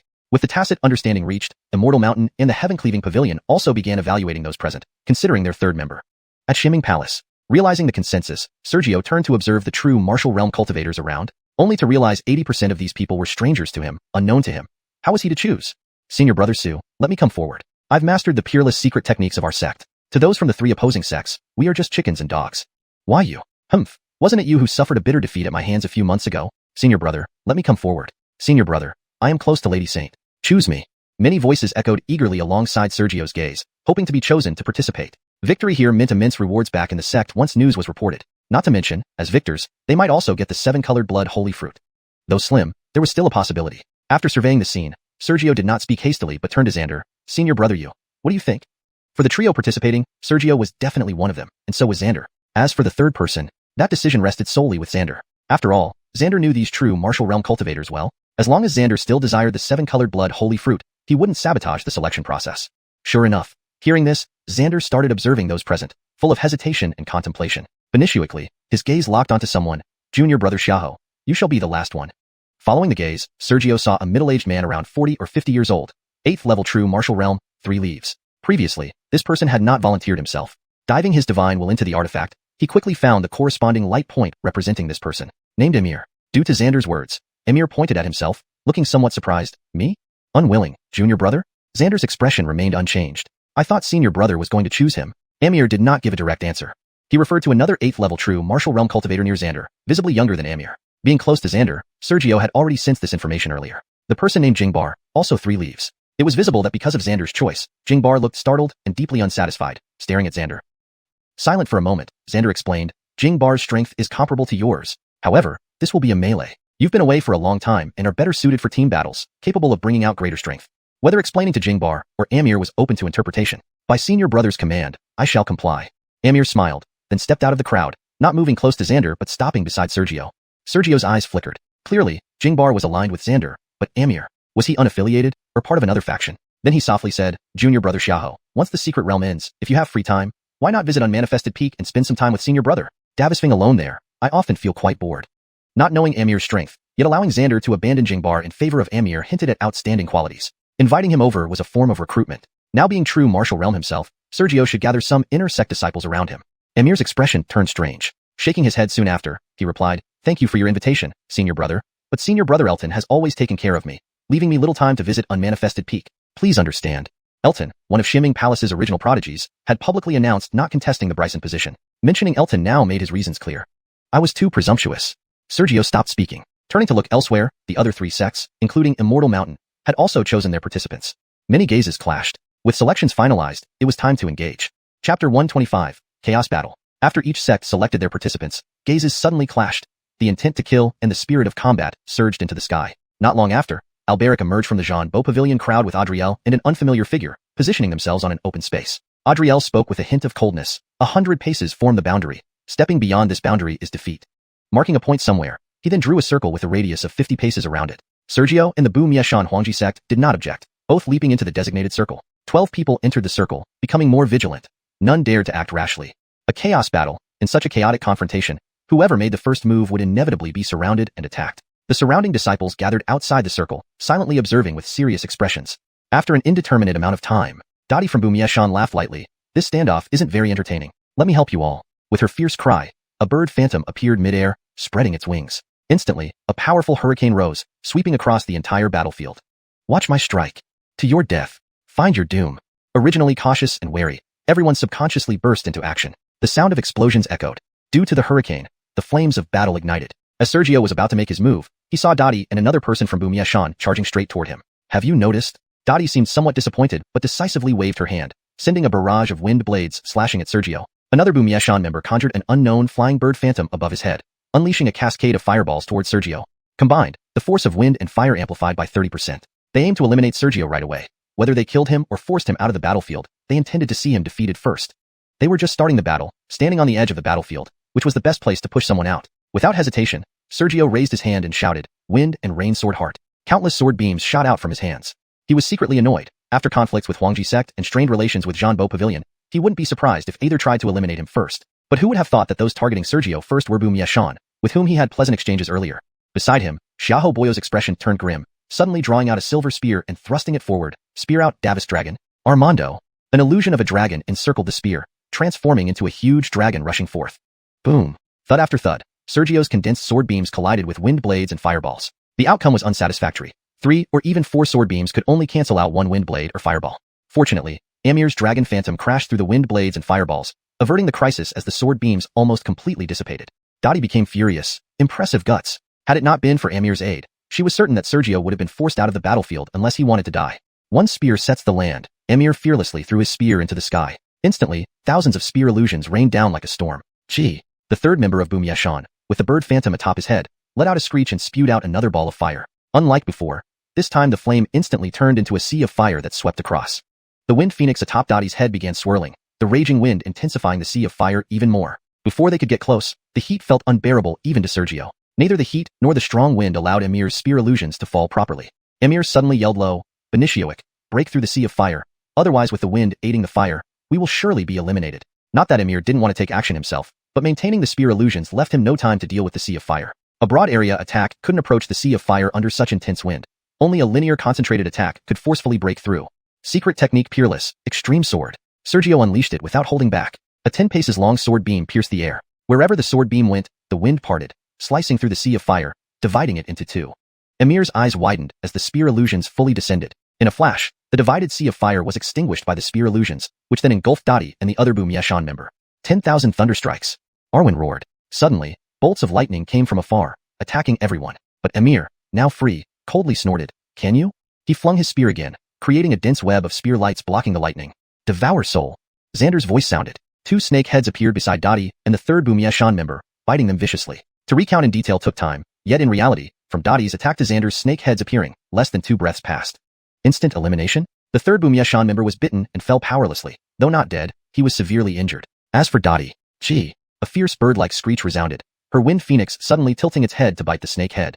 Sergio's eyes lit up, an opportunity. In a flash, he appeared beside Dottie, forming a dragon claw to fiercely grab down. Unexpectedly, Dottie vanished, turning into a gentle breeze, truly becoming wind. Sergio hadn't really disappeared before. He was just too fast for the eye to see. As a gust of wind, Dottie evaded Sergio's claw. Alberic's voice suddenly rang. "Hey, this place is lively. Do you mind if Zhanbo Pavilion joins in?"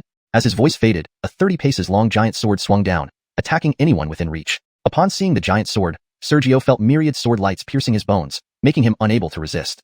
It was the peerless secret technique of Zhanbo Pavilion, Cut Sky. Those who just grasped Cut Sky could only summon sword chi, but an elite like Alberic, wielding Cut Sky, conjured not sword chi but a colossal sword of unparalleled might.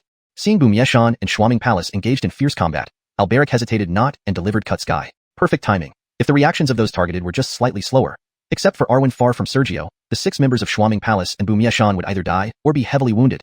Cut Sky, humph. As a cold snort sounded, Xander flashed next to Sergio, some unknown martial technique causing a 10 paces tall human-shaped shadow to rise. The shadow's hands caught the giant sword, halting its descent. Chapter 126, Dragon Roar and Phoenix Cry. Due to the urgent situation, Xander rushed towards Sergio without hesitation, forming a human-shaped shadow to hold back the massive sword, but it was insufficient. Alberic's sky-cleaving strike had been meticulously planned, while his shadow was hastily condensed. How could it possibly withstand such a powerful strike? However, Xander did not panic. Instead, he sneered coldly, "Burning Mountain, if you don't act now, we will all be eliminated." Screech! The vanished Aloysia reappeared, encircling the giant sword with whirlwinds that momentarily halted its momentum. Even Kulong, who was quite far from Sergio, launched lightning strikes. Faced with these attacks, the power of the giant sword was neutralized before it could fully unleash its might. Sergio, who had prepared to counterattack with dragon claws, glanced at them in silence. Meanwhile, Alberic approached furiously, visibly irritated by Aloysia's sudden intervention. If it weren't for her unexpected wind transformation, his strike would have hit both Xianxia Palace and Burning Mountain at a moment when they were defenseless, eliminating 5 people in one stroke. But because of Aloysia's sudden burst of wind, Xander managed to gain some time and block the attack at a critical moment. Ah! A cry of agony suddenly echoed. Everyone's gaze turned toward the source, their expressions stiffening. Someone had died. The third member of Sky Cleaving Pavilion was dead.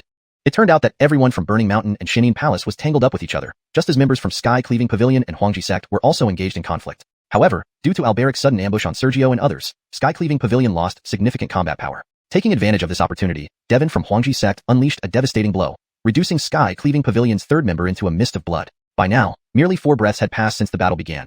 Yet the outcome was already severe. Burning Mountain's third member was critically injured, and 1 person from Sky Cleaving Pavilion was dead. This was what chaos looked like. Noticing everyone's gazes, Devon roared, "Hold off Alberic while I deal with Adriel. Let's decide the victor among our 3 sects." 3 members of Huangji Sect fiercely attacked Adriel. Adriel gritted his teeth, sword sweep all directions. Innumerable sword shadows blasted in every direction. Not enough, haha, not enough. Devon laughed maniacally as he lunged forward despite the sword aura. Multiple sword shadows left only superficial wounds on his body.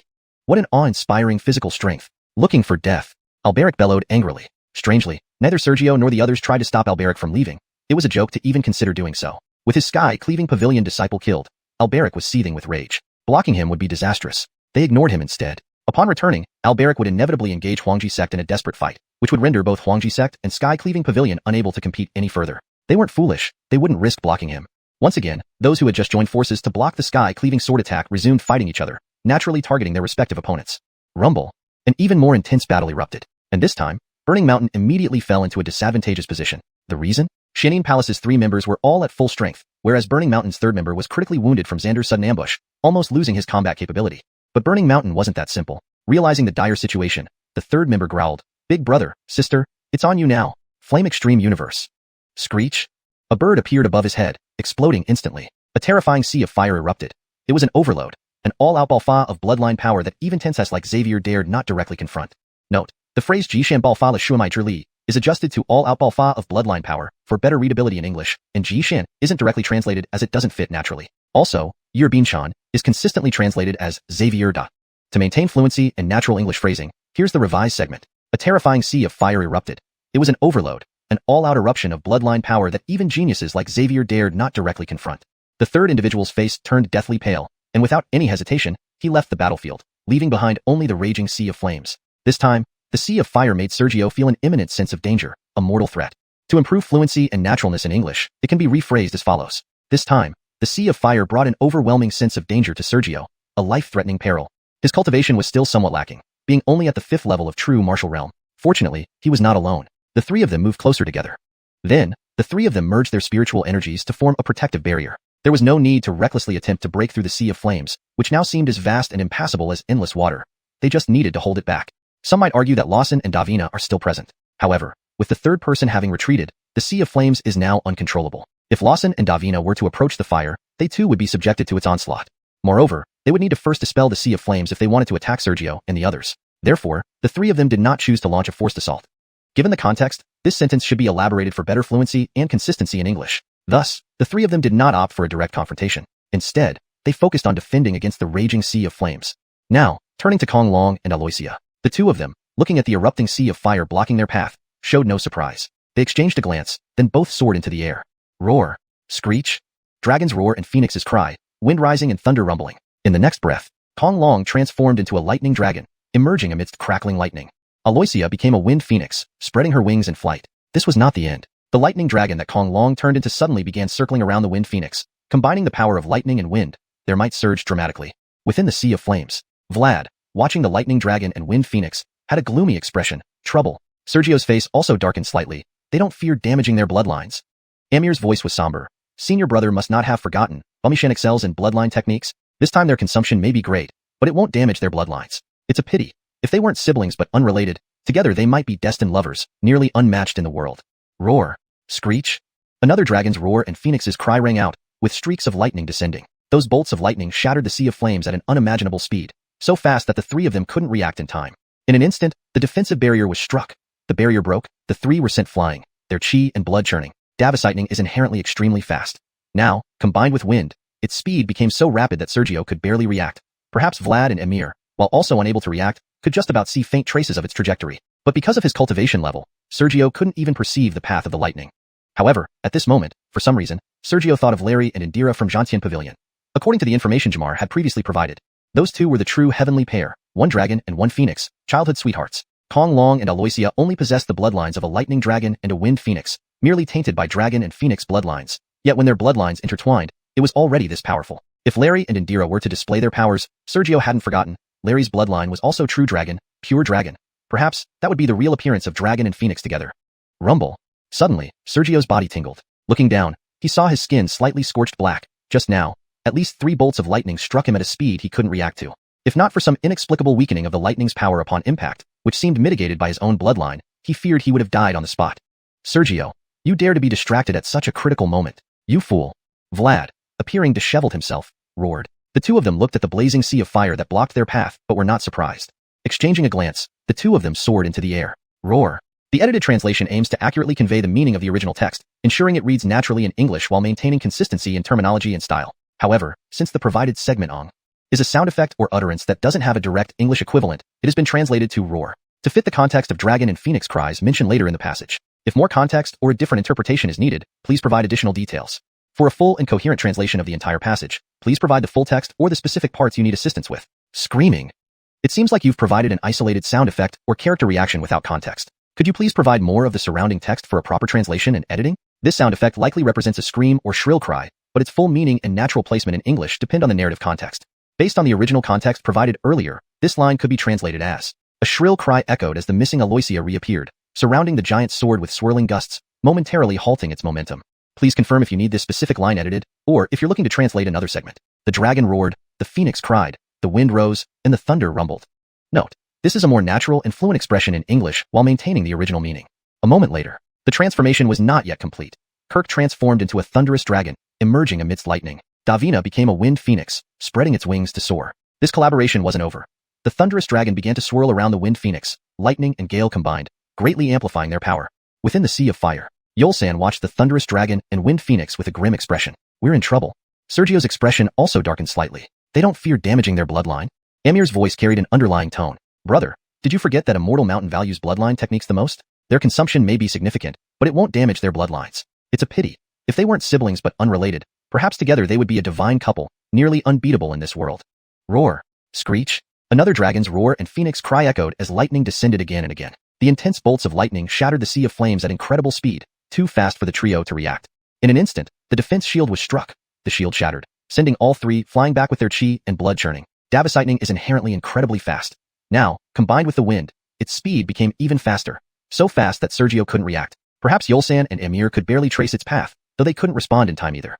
Due to his cultivation level, Sergio couldn't react or see the trajectory of the lightning. However, at this moment, Sergio inexplicably thought of Larry and Indira from the Heaven/Pavilion. According to Jamar's previous information, those two were the true heavenly pair, a dragon and a phoenix, childhood sweethearts. Kirk and Davina only had the bloodlines of a thunderous dragon and a wind phoenix, merely tainted with dragon and phoenix blood. Yet, their combined force was already formidable. If Larry and Indira were to perform such feats, he remembered that Larry possessed the bloodline of a true dragon, a pure dragon. Perhaps that would be the real appearance of dragon and phoenix together. Boom. Suddenly, Sergio felt a tingling sensation in his body. Looking down, he noticed some charred patches on his skin. Just moments ago, at least 3 lightning bolts struck him at speeds he couldn't react to. If the power of the lightning hadn't been weakened by his bloodline upon impact, he likely would have died. Sergio, at such a critical moment, you dare to be distracted. Boy. Yolsan roared, looking disheveled. Kirk transformed into a thunder dragon, emerging from the lightning with a dance. For consistency and accuracy with the original text, it should be noted that Lei Jiao specifically refers to a type of mythical creature akin to a thunderous serpent or thunder dragon in Chinese lore. So the refined translation could be, Kirk transformed into a thunder dragon, soaring through the lightning. Davina transformed into a wind phoenix, spreading its wings to soar. This was not the end. The thunder dragon that Kirk transformed into suddenly began to circle around the wind phoenix. Thunder and gale wind combined, causing a dramatic increase in power. Amidst the sea of flames, this change ensures the sentence reads naturally in English and sets the scene for the following action. Vlad looked at the thunder dragon and wind phoenix, his expression darkening. We're in trouble. Sergio's expression also turned slightly grim. They don't seem to fear the Sonhal of their bloodline powers. Note, the word Sonhal means loss or wear, but it seems out of context here. A more fitting and fluent translation would be, Sergio's expression also turned slightly grim. They don't seem to fear the strain on their bloodlines. Or, Sergio's expression also turned slightly grim. They don't seem to care about overstraining their bloodlines. Amir said pensively, Brother, don't you remember that a mortal mountain excels in bloodline techniques? Although their consumption is great this time, it won't damage their bloodlines. It's a pity. If they weren't siblings but unrelated, their alliance might have made them a match made in heaven couple, nearly invincible in the world. Edited for natural flow and consistency, while preserving the meaning and style of the original text. Roar. The dragon's roar echoed, followed by the phoenix's cry, as the wind rose and thunder rumbled. In an instant, Daniel transformed into a thunder lizard, emerging amidst the lightning. Aloysia became a wind phoenix, spreading its wings to soar. This transformation was not the end. The thunder lizard began to circle around the wind phoenix, combining the power of thunder and gale, significantly amplifying their strength. Inside the sea of flames, Vlad looked at the thunder lizard and wind phoenix with a dark expression. This is troublesome. Sergio's face also turned slightly grim. They don't fear the damage to their bloodlines. Amir remarked faintly. Senior brother must not have forgotten that the imperishable mountain excels in bloodline techniques. Although this expenditure might be significant, it won't damage their bloodlines. It's a pity. If they weren't siblings but unrelated, their joint efforts might have made them a match made in heaven, nearly unstoppable in the world. Another dragon's roar and phoenix's cry resounded as streaks of lightning fell from the sky. These bolts of lightning shattered the sea of flames at an astonishing speed, too fast for the three to react. Instantly striking the defensive barrier, it shattered, sending the trio flying back with churning chi and blood. The speed of the lightning was already incomparably fast. Now, combined with the wind, it was so swift that Sergio couldn't even react. Perhaps Vlad and Amir could barely see traces of the path the lightning took, but still couldn't react in time. Due to his cultivation level, Sergio not only couldn't react but also couldn't clearly see the trajectory of the lightning. However, at this moment, Sergio inexplicably thought of Larry and Indira from the heaven-splitting pavilion, as per Jamar's earlier report. Those two were the true heavenly pair, one dragon and one phoenix, childhood sweethearts. Daniel and Aloysia's bloodlines were just those of the thunder lizard and wind phoenix, merely tinged with dragon and phoenix lineage. Yet, their combined powers were already incredibly formidable. If Larry and Indira were to display their abilities, Sergio remembered that Larry's bloodline was also that of a true dragon, a pure dragon. Perhaps that would be the real manifestation of dragon and phoenix together. Rumble. Suddenly, Sergio's body went numb. He looked down to find his skin scorched black. Just moments ago, at least 3 bolts of lightning had struck him at a speed he couldn't react to. If it weren't for some inexplicable weakening of the lightning's power upon impact, perhaps he would have already been dead. Sergio, you dare to be distracted at such a crucial moment. You fool. Vlad roared, looking rather disheveled. Screaming shrilly, the blue snow that had vanished suddenly reappeared, a cluster of hurricanes surrounding the giant sword, momentarily halting its momentum. From a considerable distance, Marco also joined in, casting down bolts of lightning. Faced with these multiple attacks, the giant sword didn't even get to unleash its full power before being dismantled. Sergio, who had already condensed dragon claws, ready to counterattack the giant sword, looked at his hands, speechless. However, it was Alberic who flew over, revealing a hint of gloom on his face, quietly generating anger towards Davina. If not for Davina's sudden transformation into wind, his sword would have definitely struck when both the Shimming Palace and Immortal Mountain were unable to retaliate, eliminating 5 people with one stroke. But due to Davina's unexpected gust of wind, Yolsh got some breathing room, thus managing to block his sword at the critical moment. Ah! A sudden scream rang out. Everyone's attention turned, their expressions instantly tightening. Someone had died. The third member of the Sky/Pavilion was dead. It turned out that everyone from Immortal Mountain and Shimming Palace was entangled with each other, just as the members of Sky/Pavilion and the Imperial clan were engaged in battle. But due to Alberic's sudden ambush against Sergio and others, Sky/Pavilion lost a large part of its fighting strength. Taking advantage of this, Devon of the Imperial clan did not hesitate to seize the opportunity and punched the third member of Sky/Pavilion, turning him into a mist of blood. So far, only 4 breaths had passed, resulting in Immortal Mountain's third member being heavily injured and a member of Sky/Pavilion dying. This was what chaos meant. Noticing everyone's gaze, Devon roared, "Hold Alberic back. Let me deal with Adriel, then we will decide the winner among our 3 sects." 3 members of the Imperial clan fiercely attacked Adriel. Adriel gritted his teeth, sword sweeps 4 directions. Countless sword shadows attacked in all directions. Not enough, haha, not enough. Devon laughed maniacally, charging amidst the sword intent. Numerous sword shadows only left slight blood marks on his body. What a terrifying physical body. Looking for death. Alberic roared. Interestingly, neither Sergio nor anyone else tried to stop Alberic from leaving. Joking, after losing a disciple, Alberic was now extremely enraged. Anyone trying to obstruct him wouldn't be wise. Better to ignore him. Upon his return, Alberic would surely fight fiercely with the Imperial clan. No matter the outcome, the Imperial clan and Sky/Pavilion would lose the qualification to compete. They weren't foolish. Why stop him? Both sides who had just cooperated to block that one strike of heaven, were again locked in combat, this time targeting each other. Boom! An even more massive battle erupted. This time, Immortal Mountain immediately fell into a disadvantage. There was no way around it. Shimming Palace's 3 members were fully intact, while Immortal Mountain's third member was critically injured by Yolsh's sudden ambush, nearly losing all combat ability. However, Immortal Mountain wasn't so simple. Realizing the danger, the third member growled, "Senior brother and sister, I leave you two to it." Fire rages across the world. Screech! Another bird appeared above the third member's head and instantly exploded. A sea of fire erupted more terrifying than before. He pushed his limits and forcefully unleashed his bloodline power. Even Yolsh and other elites dared not face it head-on. The third member's face turned pale. Without hesitation, he left the battlefield, leaving behind a towering sea of fire. This time, Sergio felt the danger, life-threatening danger.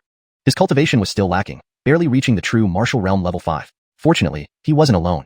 The three drew closer. Then their spiritual energies merged, forming a protective barrier. The raging sea of fire was like boundless water. There was no need to risk breaking it, they just needed to withstand it. Perhaps someone might say that Marco and Davina were still around. But remember, the third member had already withdrawn, and the sea of fire was uncontrollable. If Marco and Davina approached, they too would be hit by the flames. And to attack Sergio and others, they first needed to clear the sea of fire. Therefore, the three didn't choose a forced attack. Watching Marco and Davina, the two saw the blazing wall blocking their path but showed no surprise. Exchanging glances, both took to the sky. Roar. Screech. Dragon roars. Phoenix screams. Wind rises. Thunder moves. After one breath, Marco transformed into a thunderous dragon, emerging amidst lightning. Davina became a phoenix, soaring high. But it didn't end there. Marco's thunderous dragon circled around the phoenix, combining lightning and wind, the power sword. Within the sea of fire, Yolsh, watching the thunderous dragon and phoenix, frowned deeply. Trouble. Sergio's expression also turned grim. They're not afraid of damaging their bloodlines. Amir sighed softly. Senior brother, haven't you forgotten? The immortal mountain values bloodline techniques the most. They might expend much, but it won't damage their bloodlines. It's a pity. If they were unrelated siblings, working together, they might become the destined couple, almost invincible in the world. Roar. Screech. Another dragon roar and phoenix scream. Countless bolts of lightning descended. Those bolts shattered the sea of fire too quickly for the three to react. In an instant, the protective barrier was struck and broken, hurling the trio backward, their chi and blood surging. Davis lightning was incredibly fast, now fused with wind. It moved faster than ever. Sergio couldn't even react to it. Perhaps Yolsh and Amir could barely see its traces but couldn't react either. Due to his lower cultivation, Sergio not only failed to react but also couldn't clearly see the trajectory of the lightning. Yet, Sergio inexplicably thought of Larry and Indira from Sky/Pavilion. According to Jamar's previous report, these two were truly a pair ordained by heaven, a dragon and a phoenix, childhood sweethearts. Marco and Davina had only partial bloodlines of thunderous dragon and wind phoenix, yet their combined power was so formidable. If Larry and Indira were to act, remembering that Larry had pure dragon bloodline, maybe that was true dragon and phoenix appearing together. Boom. Suddenly, Sergio felt numbness throughout his body. He looked down to find his skin slightly scorched. At least 3 bolts of lightning had struck him at speeds beyond his reaction. If not for some mysterious reason weakening the lightning upon impact, he would likely be dead now. Sergio, how can you still be distracted at such a crucial moment? Idiot. Yolsh, looking disheveled, roared. Another dragon's roar and phoenix's cry echoed, followed by a series of lightning strikes. The numerous bolts of lightning shattered the sea of fire in an instant, moving so fast that no one could react in time. It instantly struck the defensive barrier, shattering it and sending the 3 of them flying, their internal energy roiling. The speed of the thunder was already at its peak, and now combined with the wind, it became even faster, so fast that Sergio couldn't react at all. Perhaps Xavier and Amir could barely see a trace of its path, though they too couldn't respond in time. Edited for fluency and natural reading in English. The speed of the thunder was already incomparably fast. Now, fused with the wind, it became even swifter, leaving Sergio unable to react. While Xavier and Amir might have glimpsed faint traces of its trajectory, they were equally unable to respond in time. Sergio, due to his cultivation level, not only couldn't react in time, but also couldn't clearly see the trajectory of the lightning at all. However, at this moment, Sergio couldn't help but think of Larry and Indira from the Sky/Pavilion. According to the information Jamar had previously provided, those two are the true heavenly pair, one dragon and one phoenix, having grown up together since childhood. Gainer and Lanxue, their bloodlines were merely those of a thunder dragon and a wind phoenix, only tinged with the bloodlines of true dragons and phoenixes. Yet, even with their combined and interconnected bloodlines, they displayed such formidable strength. If Larry and Indira were to unleash their powers, Sergio wouldn't forget that Larry's bloodline is also that of a true dragon, a pure dragon. Perhaps only then would there be the true appearance of a dragon and phoenix together. Note: I've made slight adjustments for fluency and natural English expression while maintaining the original meaning. With a rumble. Note: the provided text seems to be the start of a paragraph describing a noisy or explosive event. To better integrate it into the story, here's a more contextualized version considering the preceding events. With a deafening roar, the battlefield erupted once more. The thunder and wind combined forces were too fast, even for Sergio to react. Perhaps Vlad and Amir could faintly perceive the trajectory but were still unable to respond in time. As for Sergio, due to his cultivation level, he couldn't react nor clearly see the path of the lightning. However, at this moment, Sergio couldn't help but think of Larry and Indira from the Slashing Sky Pavilion, as Jamar had mentioned before. They were the true heavenly pair, one dragon and one phoenix, growing up together since childhood. Although Marco and Davina possessed the bloodlines of Thunder Serpent and Wind Phoenix, which already exhibited formidable power when combined, if Larry and Indira were to display their abilities, with Larry's pure true dragon bloodline, that might be the true manifestation of dragon and phoenix appearing together. With a rumble, Sergio suddenly felt a numbness spread through his body. Looking down, he noticed patches of his skin had turned charred black. Just now, at least 3 bolts of lightning had struck him at a speed he couldn't react to. If not for some inexplicable weakening of the lightning's power upon impact, perhaps due to his own bloodline, he would likely have died on the spot. Sergio, you dare to be distracted at such a critical moment. Fool. Vlad, looking disheveled, roared in frustration. Suddenly, Sergio felt a numbing sensation course through his body. Looking down, he noticed his skin was somewhat charred. Just moments ago, at least 3 bolts of lightning had struck him at a speed he couldn't react to. If not for the fact that the thunder's power seemed to be diminished by his bloodline at the moment of impact, he would likely be dead now. Sergio, how dare you lose focus at such a critical moment? Fool! Vlad roared, his appearance disheveled. Chapter 127, The Last Three. Vlad barely managed to withstand the thunder's assault, bellowing furiously at Sergio. In this critical moment, Sergio dared to be distracted. Sergio instantly gritted his teeth and suppressed his thoughts, staring at the sky where Lei Jiao and Star danced. He needed to find a way to separate the brother and sister. Otherwise, they would surely lose. Emir suddenly sighed softly. The third member of Huangjizong was killed by Alberic. Wuxia and Zhantian Pavilion are also down to 2 people. It seems that I should be eliminated as well. Don't give them a chance to continue their combined attack. Despite being the lowest in status among the 3, Emir was actually older than the combined ages of Sergio and Vlad. Sergio immediately brightened. You have a plan? Rumble. Several more bolts of lightning struck Sergio. His hair stood straight up, and his entire body turned completely charred black. Fortunately, the weakening of the lightning by the bloodline within him made it appear worse than it was. The injuries were merely superficial. Emir did not answer but gripped his spear tightly. Whether from sheer force or already having been severely injured by the lightning, countless threads of blood spread out. In an instant, the originally silver spear turned into a blood-red one. Then, Emir swept his spear forward and shouted, "Break!" The blood-red spear transformed into a 3-foot-long spear glow, piercing through the air. Half a breath later, as the spear glow neared Lei Jiao and Star, the blood color intensified. It was unclear how Emir managed it, but under the bloodlight, the intertwined Lei Jiao and Star quietly separated. I should retreat. With fragmented speech, Emir instantly leaped out of the battlefield, fainting and losing consciousness as soon as he exited. Luckily, there were many Shining Palace disciples outside the battlefield who immediately used their own spirit power to heal Emir. The battle continued. Whether it was because of Alberic's terrifying wrath or some other reason, Huangjizong now had only Devin left. Of course, Adriel was already gravely injured and no longer posed a threat. Davistal's sister. Roaring fiercely, Gainer charged at Star again. Sergio soared into the sky. Am I non-existent to you? He was the 5-clawed golden dragon, the royal family among true dragons. With Gainer alone and Star separated, a mere Lei Jiao, a creature with only traces of dragon blood, dared to act so recklessly? Armandu. A pure dragon roar echoed through the heavens. It was different from the dragon roar Gainer emitted when transforming into Lei Jiao, a subtle difference only Gainer could discern. Because of that roar, Lei Jiao, just about to reach Star, fell to the ground instantly. This time, Sergio unleashed his full strength without transforming. The clouds and winds changed dramatically. A dragon head appeared slowly in the air, not too large, but its appearance caused the world to fall silent. This was the manifestation of bloodline power, the head of a 5-clawed golden dragon. Initially, when Sergio fought the 3 Calamity Ghosts while traveling with the Tang family convoy, he could only manifest a single claw's nail using bloodline power. But this time, he formed an entire dragon head. Aside from his increased cultivation, the intensification of his bloodline was the most crucial factor. The suppression by the true dragon was terrifying, so much so that the immortal mountain prodigy Gainer, in his Lei Jiao form, lay powerless on the ground. As for Aloysia, she was not affected much. Firstly, as a bird, she wasn't subject to the true dragon's command. Secondly, Sergio's bloodline was not strong enough to affect her significantly. Sergio. At that moment, Devin suddenly roared angrily. Devin's bloodline seemed related to dragons, or perhaps pythons. While still tangled with Alberic, Devin was suddenly subdued by the pressure. This resulted in Alberic striking a heavy blow that gravely injured Devin. Thankfully, Devin was not suppressed as severely as Gainer, allowing him to withdraw from the battlefield. Thus, Huangjizong was utterly defeated, leaving only Alberic from Zhantian Pavilion. Unsuppressed, Aloysia did not confront Sergio but dived to attack Vlad. Because Vlad was also suppressed, Sergio's bloodline was not yet strong enough to control the pressure specifically, nor exclude certain targets. Unsurprisingly, Vlad was severely injured by Aloysia, perhaps out of kindness, or perhaps because the third member of Wuxia withdrew after being gravely injured, or maybe Aloysia feared Vlad's desperate counterattack under life-threatening circumstances. In any case, Vlad was knocked out of the battlefield. Just moments ago, the battlefield was bustling, but due to Sergio manifesting the dragon head, only a few remained. Aloysia, having eliminated Vlad, flew to Gainer's side and stared intently at Sergio. Your bloodline is not that of a Lei Jiao, true dragon? Despite her calm demeanor, only she knew how uneasy her bloodline felt. Sergio glanced at the nearby Alberic, then spoke, Gainer, you should leave. The changes on the battlefield were too drastic, making him unwilling to clash fiercely with Aloysia.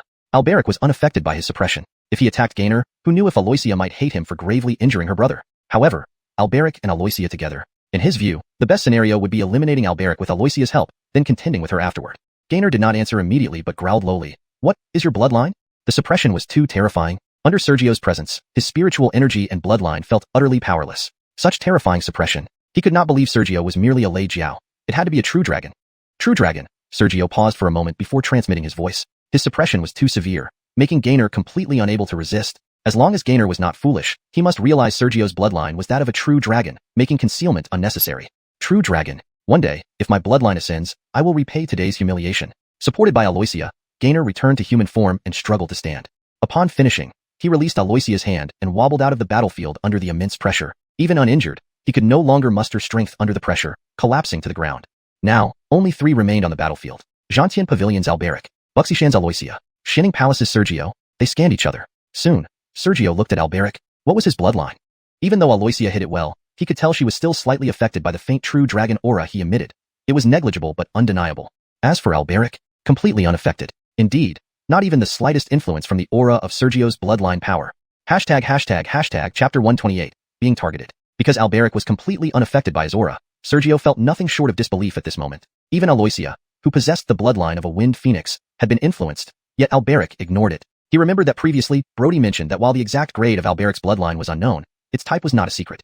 Sword beast. Alberic's bloodline was that of a sword beast. What kind of bloodline could it be that allowed him to ignore the trace of true dragon aura? Noticing Sergio's gaze, Alberic smirked. How about you two have a fight first? There was a hint of joy in his heart. He hadn't expected that when Sergio released his aura, Devon, who was locked in an intense battle with him, would be directly severely injured. And now, only the 3 of them remained on the field. This is what? This is a surprise. A sudden and unexpected surprise. Aloysia or Sergio, whichever one he faced, he had the confidence to defeat either of them. The 7-colored blood saint fruit was almost within his grasp. How could he not be happy? But often, events unfold beyond everyone's expectations. Aloysia did not prepare to ally with Sergio, but instead looked at Alberic. Shall we join forces and eliminate Sergio first? Sure. Alberic nodded immediately. He was invincible. Whether they allied or not, it was just a matter of how easily the battle would be resolved. However, Aloysia saw through Alberic's casual attitude. She fell silent for a moment before spreading her wings and flying into the air. I advise you to be careful. Don't forget, Sergio has merely summoned a dragon head. If he truly unleashes his full power, summoning the entire shadow of a true dragon or transforming into one himself, what do you have to win against him? Alberic, who had been indifferent until then, suddenly focused his eyes. True dragon. The unrivaled wild dragon had been suppressed so thoroughly. With just a thread of aura, he suppressed Devon, whom he couldn't overpower, and thoroughly overpowered Xander. We seem to be a bit late? A somewhat regretful voice suddenly rang out. Everyone turned to see a white-robed youth and a woman in a white dress walking hand in hand, like a celestial couple. Their cultivation was not high, both being at the true martial first stage. Larry, whom Sergio had fought without determining a victor, and the white-dressed woman, should be his childhood friend. Just one glance, and Sergio no longer paid attention. Previously, he might not have had the confidence to deal with Larry, but now, at the true martial 5th stage, Larry was only at the true martial 1st stage. With a gap of 4 stages, it was enough to erase all doubts. As for Alberic, upon seeing Larry's arrival, his eyes instantly revealed unbridled disdain and countless anger. Jamar's message to the disciples was not false. Because of Larry, despite Alberic's overwhelming strength, his reputation and status in the Heaven-Slaying Pavilion had dropped continuously. If there weren't so many people around, Alberic might have mocked Larry on the spot.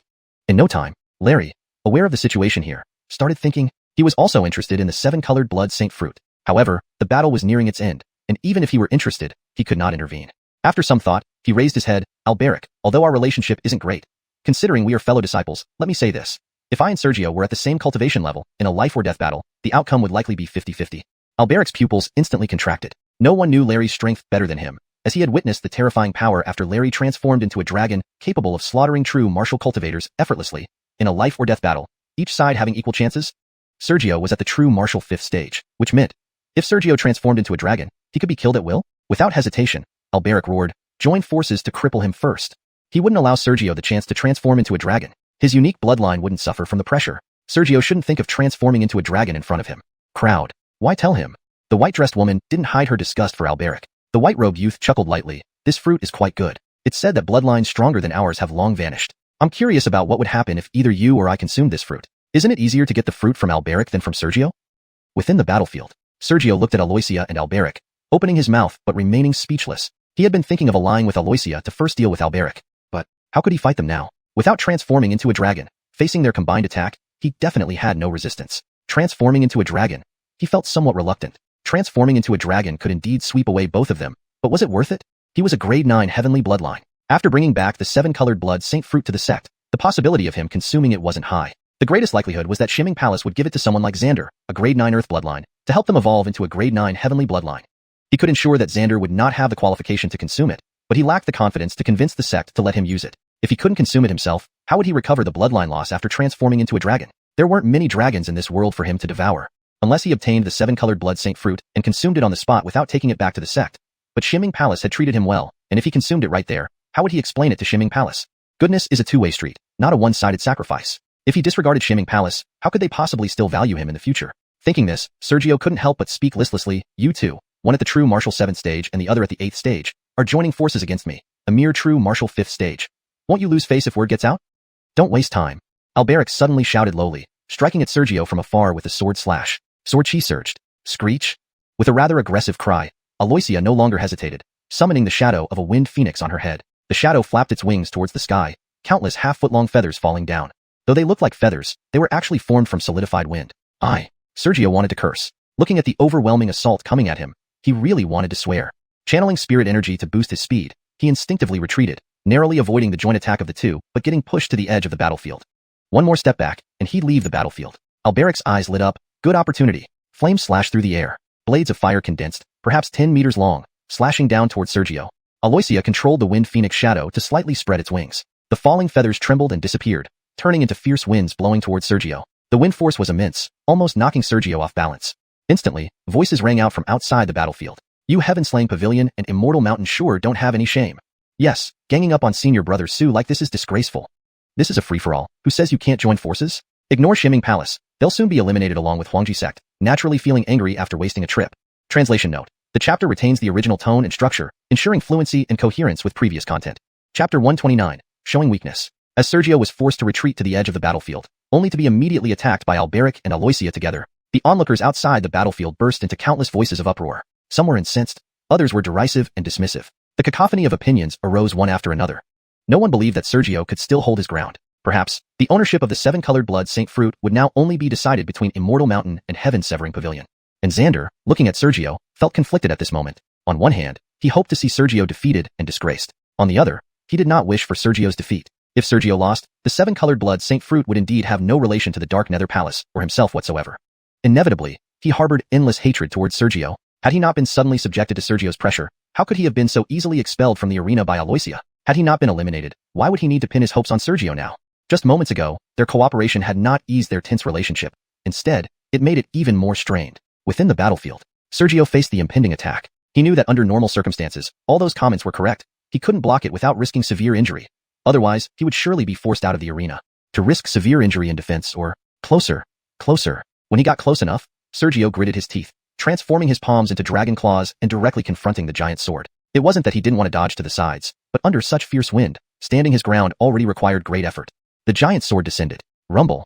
A series of explosions echoed, shockwaves spreading dozens of yards. However, everyone present was a true martial realm entity with divine sense enhanced, making it easy to see through the smokescreen.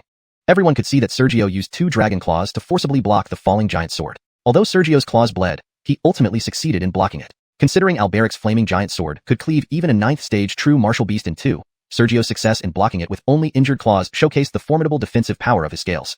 Could there still be hope? Just as this thought rose among them, they suddenly heard a crack sound. That was. In an instant, everyone realized it was the sound of bones breaking.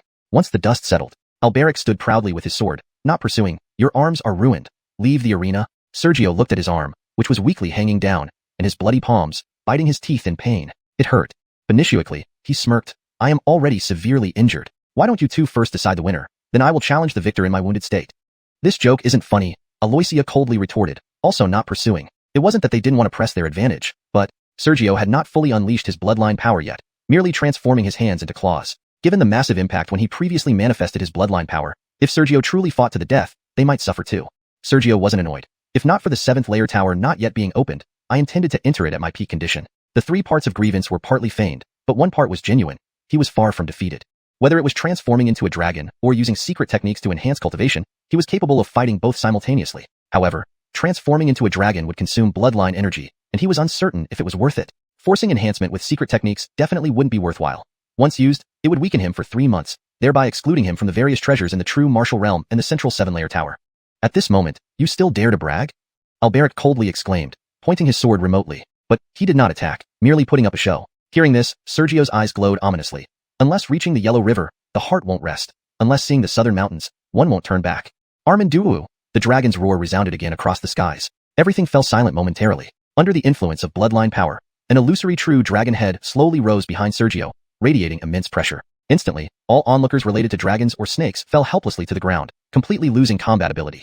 Damn! Those people looked at Sergio, secretly angry, yet dared not speak aloud. They tried to mask their terror with annoyance. Being suppressed so effortlessly by just a hint of Sergio's aura implied that in a confrontation, they would have no means to resist. Was this what true dragon bloodline power entailed? Even Alberic and Aloysia instinctively stepped back, Their reason for teaming up was fearing Sergio's overwhelming bloodline strength, despite him only being 5th stage true martial. Now, looking at Sergio again, their eyes grew even more ominous. Decide the winner between the two of you first, then I will challenge the victor in my injured state, without using the current secret technique. If you refuse, I will risk everything to see if you can withstand my true dragon manifestation. He was reluctant to give up the 7-colored blood saint fruit. If there was truly no hope left, using the secret technique or transforming into a dragon would likely be his final choice. Alberic and Aloysia remained silent, only watching Sergio with dark expressions. Now, they were in a difficult position. Teaming up against Sergio had already tarnished their reputation. If they truly conceded to Sergio's demands now, they would lose face completely afterwards. But agreeing, from Sergio's current momentum, any move he mentioned would be terrifying indeed. As Alberic and Aloysia were torn, Larry in the crowd slowly spoke up. Since the Dark Nether Palace is one of the 4 great sects, it deserves some respect. You should concede, Brother Ko. Otherwise, if word gets out that we bullied the Dark Nether Palace, it would be very unbecoming. Subtly, he manipulated the situation to favor the Dark Nether Palace. Though Larry and Alberic disagreed, Alberic felt somewhat grateful at this moment. Considering the Dark Nether Palace's sake, I'll let you prolong your suffering. With a cold snort, Alberic turned to Aloysia, bursting with battle intent. Seeing this, Aloysia ignored Sergio and directed her Wind Phoenix to unleash myriad wind blades toward Alberic. Rumble. Just moments ago, the two were allies against Sergio. Now they engaged in fierce combat. At the edge of the battlefield, seeing the two start battling, Sergio relaxed, then glanced at the distant Larry. The earlier words had put the two in a bind, but it was necessary. Without verbal pressure, how could they possibly allow him a breathing moment? Until the last resort, he really didn't want to use the secret technique. Soon, about half an hour passed, and Aloysia and Alberic finally determined the winner.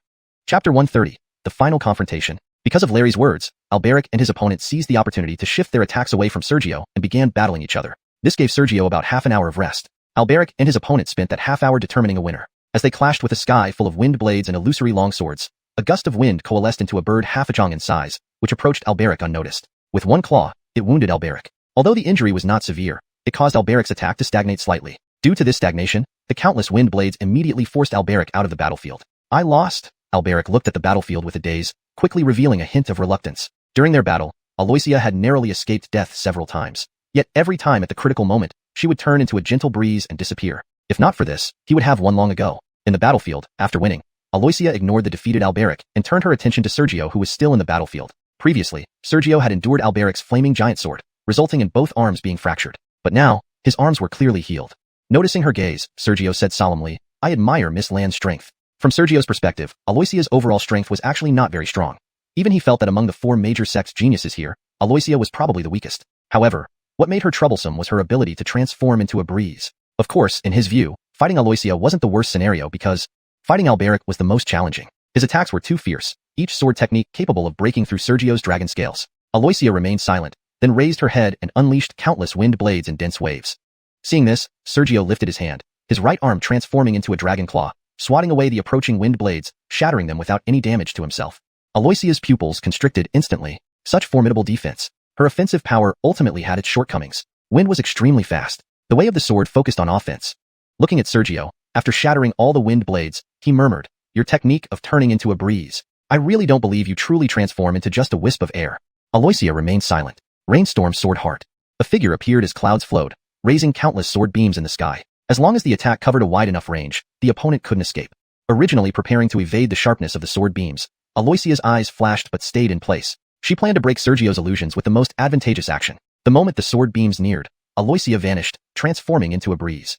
You fell for the trap, Sergio suddenly whispered. Already transformed into a breeze, Aloysia felt an inexplicable unease. Sergio suddenly reached out into the air. Vast wasteland ancestral dragon scripture, devour. An invisible ripple spread out, instantly enveloping the area near the sword aura, trapping the breeze. In an instant, the ripple generated countless suction forces, devouring. Upon devouring, Sergio absorbed much of the spirit energy, though not as pure as his own. It was not far off in purity. Forced out of her true form by the pressure, Aloysia, now in her original state, blurted out, you? Before she could finish, the sword beams enveloped her. Screech! In no time, Aloysia hurriedly turned back into a breeze. Boom! Explosions echoed as the mist sword beams struck the ground, further ravaging the already ruined surface. Once the sword beams dissipated, Aloysia reappeared, glaring fiercely at Sergio. How did you do that? Sergio didn't rush to answer, first releasing the spirit energy he had absorbed. He didn't want Aloysia using that bit of spirit energy to ambush him. After expelling all the foreign spirit energy, Sergio whispered softly, your skill of turning into a breeze is indeed remarkable. But since you became the breeze, you yourself are within it. Others can't affect you due to the intangibility of the wind, but it's ineffective against me. The vast wasteland ancestral dragon scripture devours everything, wind included. Aloysia glanced at the raging dragon and then a killing intent emerged in her eyes. Do you truly think you've won? Sergio's brows furrowed. If I hadn't allowed you to turn into a breeze just now, you would already be dead. I have no grudge against you, so I held back. But if you insist on Zhouchan Bushiu persisting, don't blame me for my ruthless actions. Indeed, if he had truly wanted Aloysia dead earlier, all he needed to do was keep devouring. Aloysia wouldn't have been able to transform into a breeze to escape. Unable to dodge or counterattack, she would have been hit by the sword beams, dying or barely surviving. If it were another treasure, it would be fine to withdraw, but Aloysia shook her head slightly. Initially, she didn't necessarily aim to obtain the 7-color blood saint fruit. However, seeing the pitiful state of the raging dragon under Sergio's bloodline suppression, she decided she must take it, not for herself, but for her brother, Bowen. If it could elevate his bloodline to true dragon bloodline, they would no longer fear Sergio's suppression. Since that's the case, Sergio's figure darted forward directly towards Aloysia at an extremely high speed. Aloysia showed no fear. If it comes down to combat, perhaps I can't harm you. But with a 100-foot boundary for the battlefield, who knows who will win? As she spoke, she slapped her chest, spitting out a large mouthful of blood. Insane? No. The blood quickly merged into a single drop, spreading a bloody smell over at least 10 feet. That was essence blood. What is essence blood? It's related to a person's vitality, chi, lifespan, foundation, and more. Losing a few drops might be recoverable with heavenly treasures, but losing too much would inevitably result in reduced lifespan and damaged foundation. Pausing mid-step, Sergio's expression turned serious. Crazy woman, devour. How much more can you devour? As she whispered, Aloysia turned into a breeze. Only the final cold voice remained. Arrival of the wind. Gale winds swept across the entire 100-foot battlefield, omnipresent. Davask knives, the wind started subtly eroding Sergio from all sides. The omnipresent wind seemed to possess a corrosive effect. Davastal's sister. The Bowen outside the battlefield changed expression, and not even a breath later. Everyone present had a sudden change in expression. When they arrived, the wind was initially invisible, only perceptible. Suddenly, it converged into a massive tornado, and not just any tornado, but one filled with countless saw-like wind blades. Even Devin of the Imperial Extreme sect watched the tornado with a grave look. Because the tornado rotated at an extremely terrifying speed, the wind blades on its exterior, enhanced by the speed, possessed an incomprehensible level of power. People outside the Imperial Extreme sect colliding with the tornado would likely end up as fragile as paper, while those from the Imperial Extreme sect could only hold out a bit longer.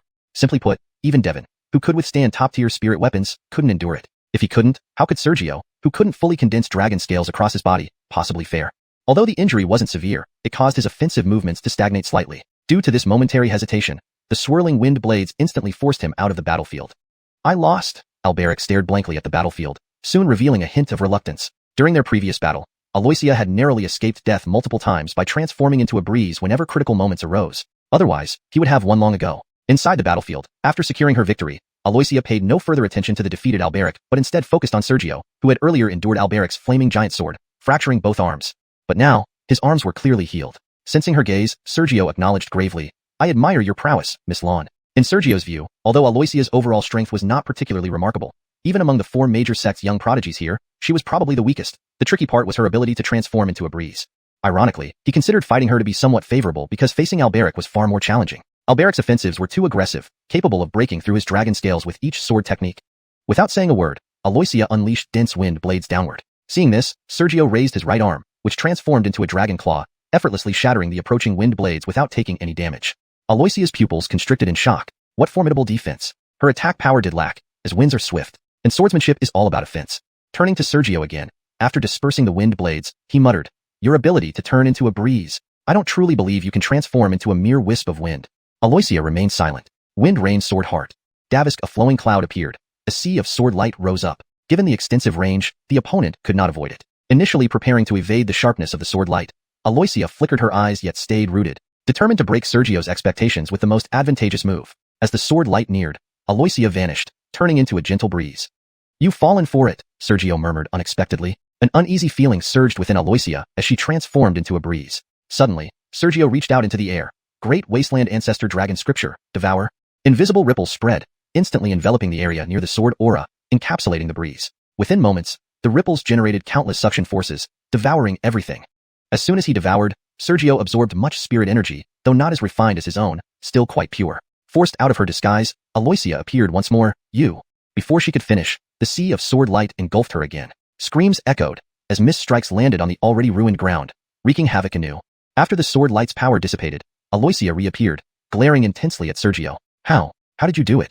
Sergio didn't rush to answer, but first expelled the absorbed spirit energy he did not wish Aloysia to use against him.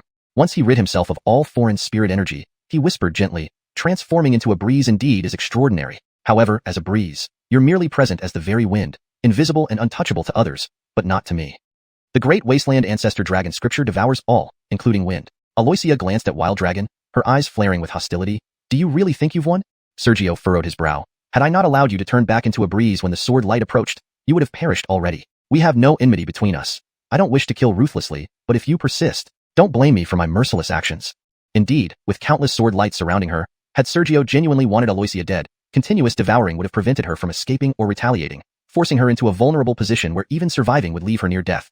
If it were another treasure, retreating wouldn't be a problem, alas. Initially, Aloysia hadn't been determined to obtain the rainbow blood holy fruit. Seeing Wild Dragon's helpless state under Sergio's bloodline suppression changed her mind. This fruit, she had to secure for her brother to elevate his bloodline to true dragon status, thus avoiding future vulnerability to Sergio's pressure. Since then, with these words, Sergio dashed towards Aloysia at incredible speed. Aloysia showed no fear. If we fought directly, I might not be able to defeat you. But with the battlefield set to 100 feet, who knows the outcome? She abruptly slapped her chest, spitting out a mouthful of blood. Mad? Not quite. The blood rapidly fused into a single drop, its scent spreading at least 10 feet in all directions. Pure essence blood.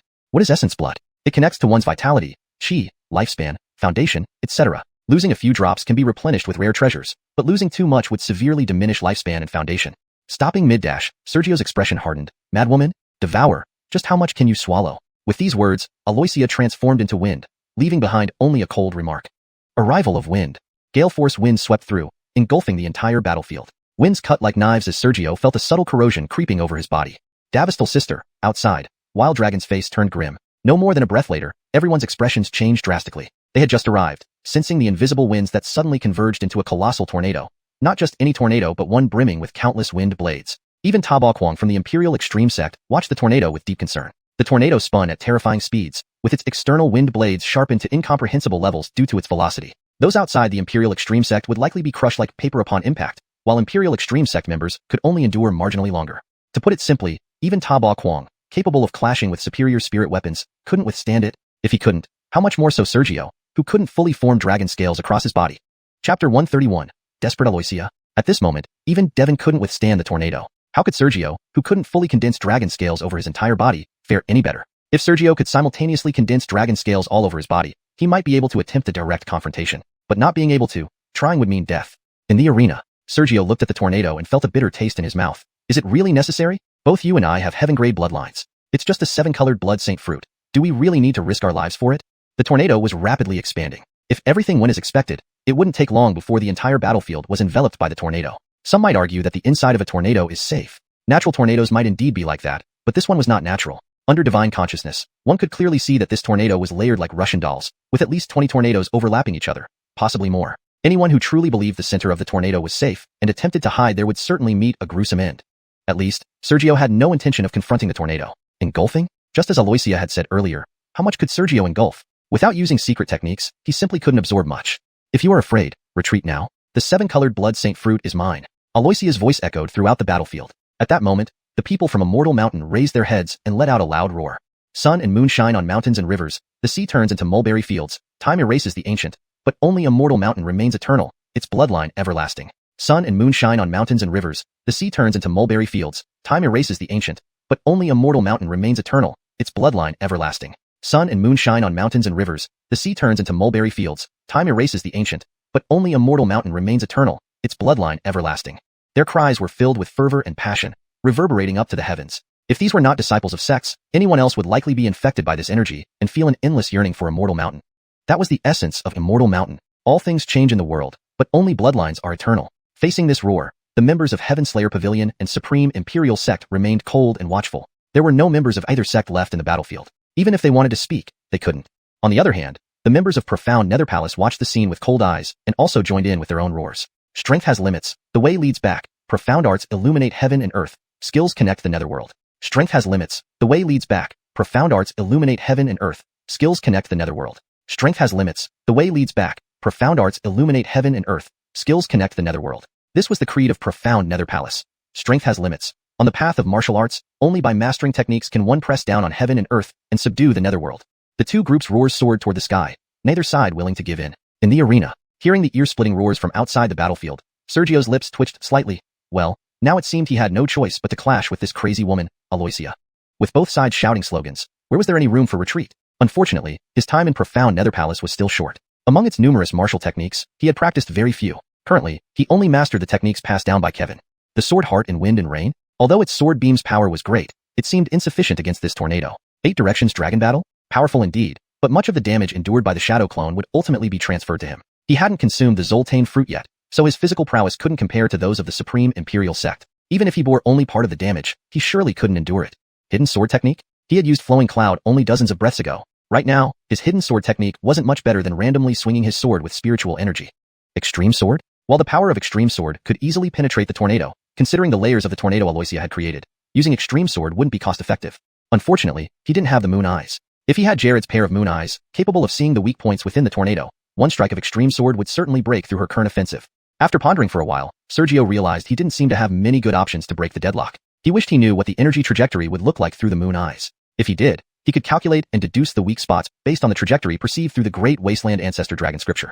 Due to his slight hesitation, the 50-zhang radius battlefield was already 60% covered by the tornado, with complete domination close at hand. Seeing this, Sergio shook his head, suppressing his thoughts. Since he needed to break the tornado, the sooner, the better. The longer he hesitated, the wider the tornado would become, making it increasingly difficult to dismantle. Although there was a possibility that Aloysia couldn't control the tornado, causing it to dissipate, no one wanted to take that risk.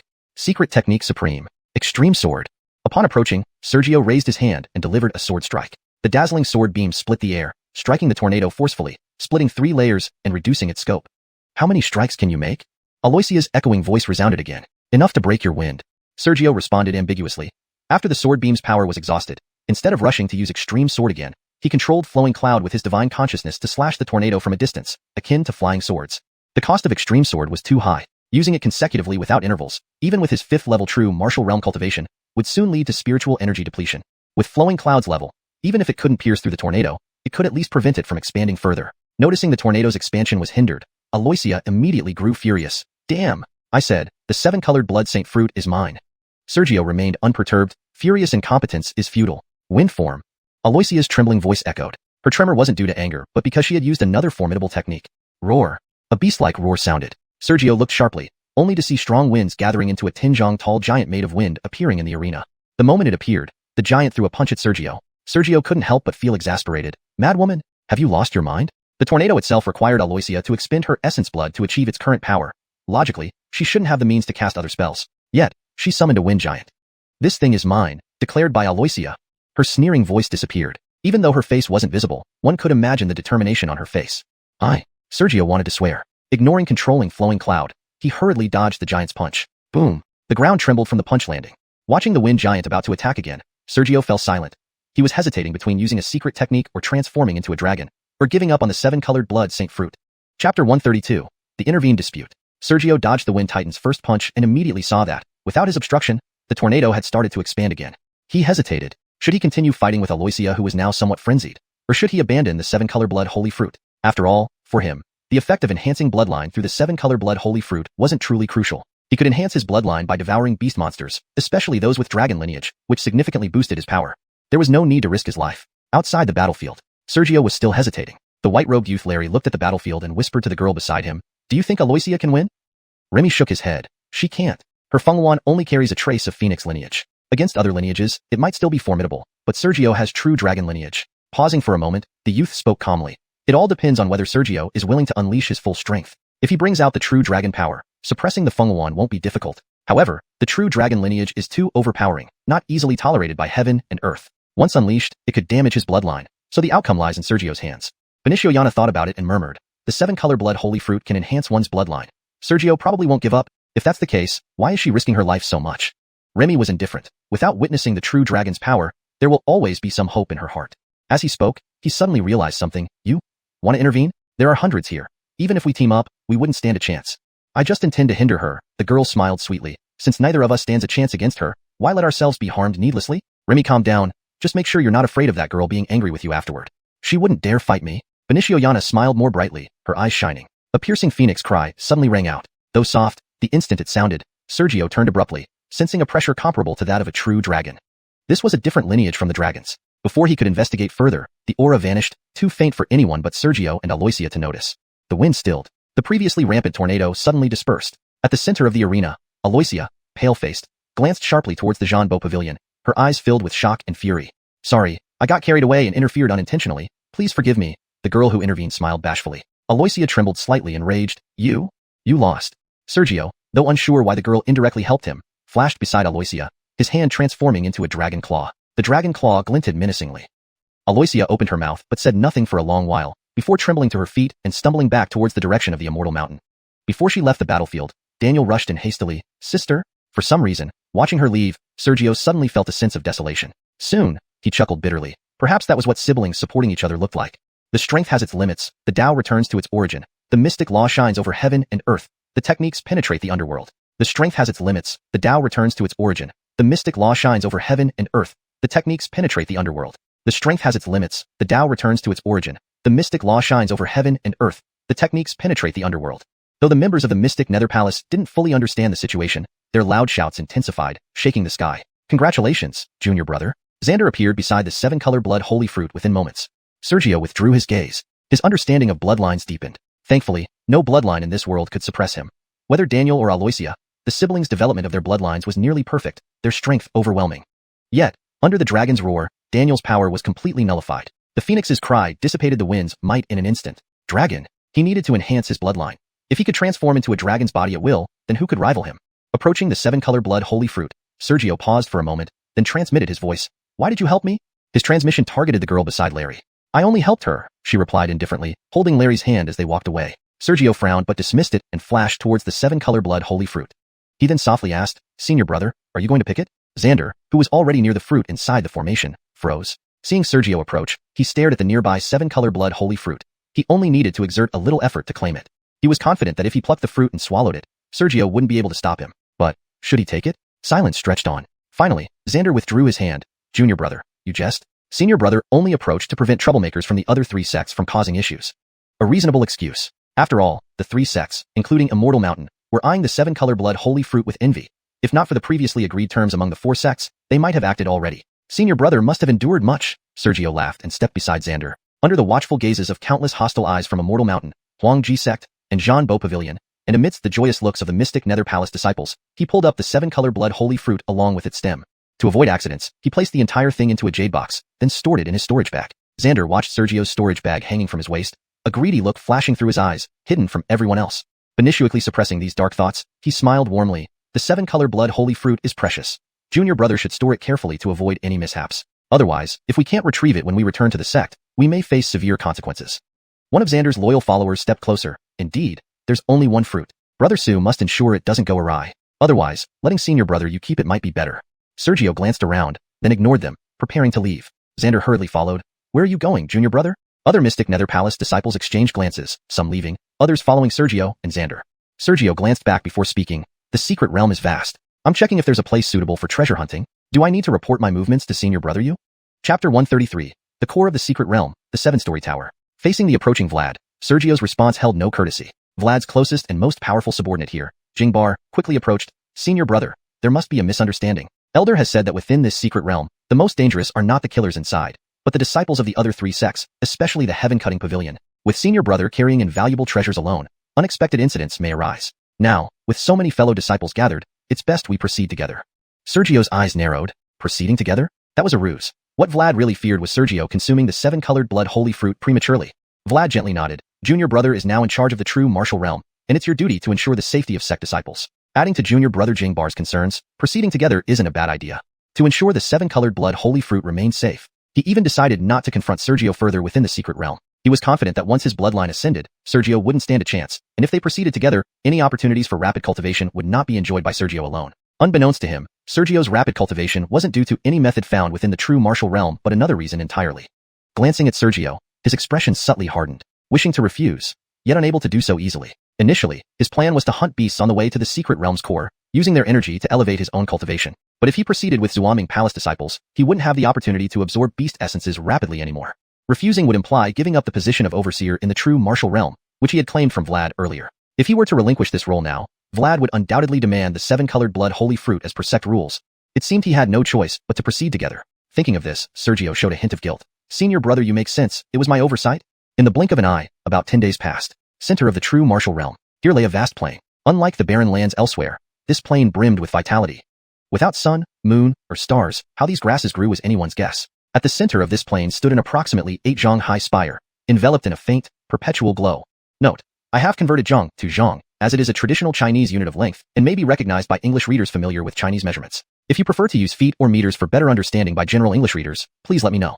The spire had 7 stories, each about 1 zhang tall, culminating in a sharp peak also around 1 zhang high. This was where the most precious treasures of the Wind Spirit secret realm resided, the 7-story tower. Legend spoke of unparalleled legacies, supreme treasures, and divine weapons within. All one needed to do was reach the 7th story to claim them. Currently, surrounding the tower from all 4 directions, disciples of the 4 great sects had already gathered. Noteworthy was the appearance of individuals not affiliated with the 4 major sects. Though few in number, they were of little consequence. With the 4 sects present, none dared harass independents, fearing retribution to their reputations. At the Zhuaming Palace position, Sergio examined the 7-story tower. Although its perennial glow suggested its extraordinariness, Sergio couldn't see why it was so precious. An 8 zhang high spire could be built even by non-martial cultivators. Installing some arrays for a lasting aura wasn't challenging, and considering the volume of the 7-story tower, how many could it fit? Could the finest treasures of the Wind Spirit secret realm truly be contained within it? His cultivation remained at the 5th level of true martial. Previously, with many Zhuaming Palace disciples, they found several self-replenishing treasures based on the map. However, given the large group, the share received by each was insignificant. As for beast creatures, seeing such numbers, they fled immediately. Thus far, their journey had been uneventful. After some thought, Sergio approached someone nearby, Ricky, whom he had some rapport with during previous skirmishes. Senior brother Su acknowledged Ricky with a slight bow upon seeing Sergio approach.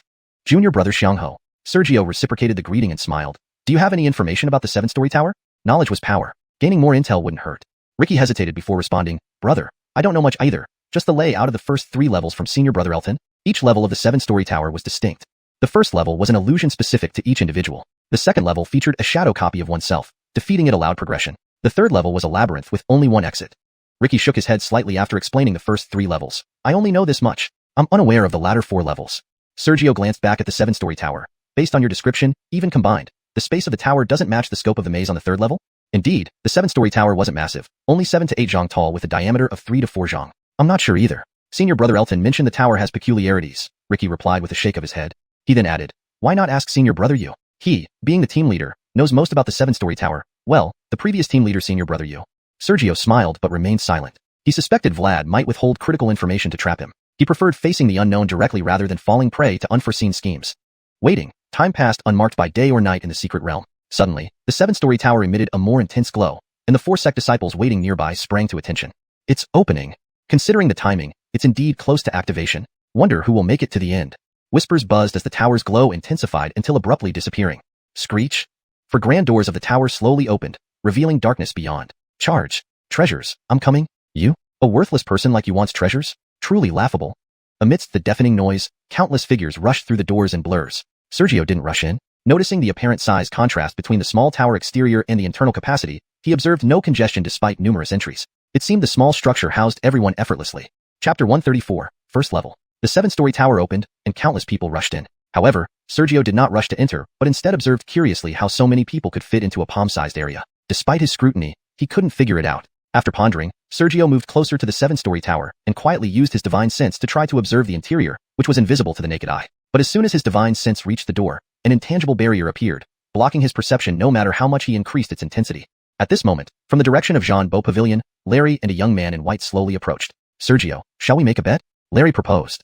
Sergio turned and looked at him with some interest, feeling somewhat puzzled inside. Larry then openly stated, let's make the 7-story tower our bet. At the end of this secret realm, whoever penetrates deeper wins. If I win, I want the 7-colored blood holy fruit.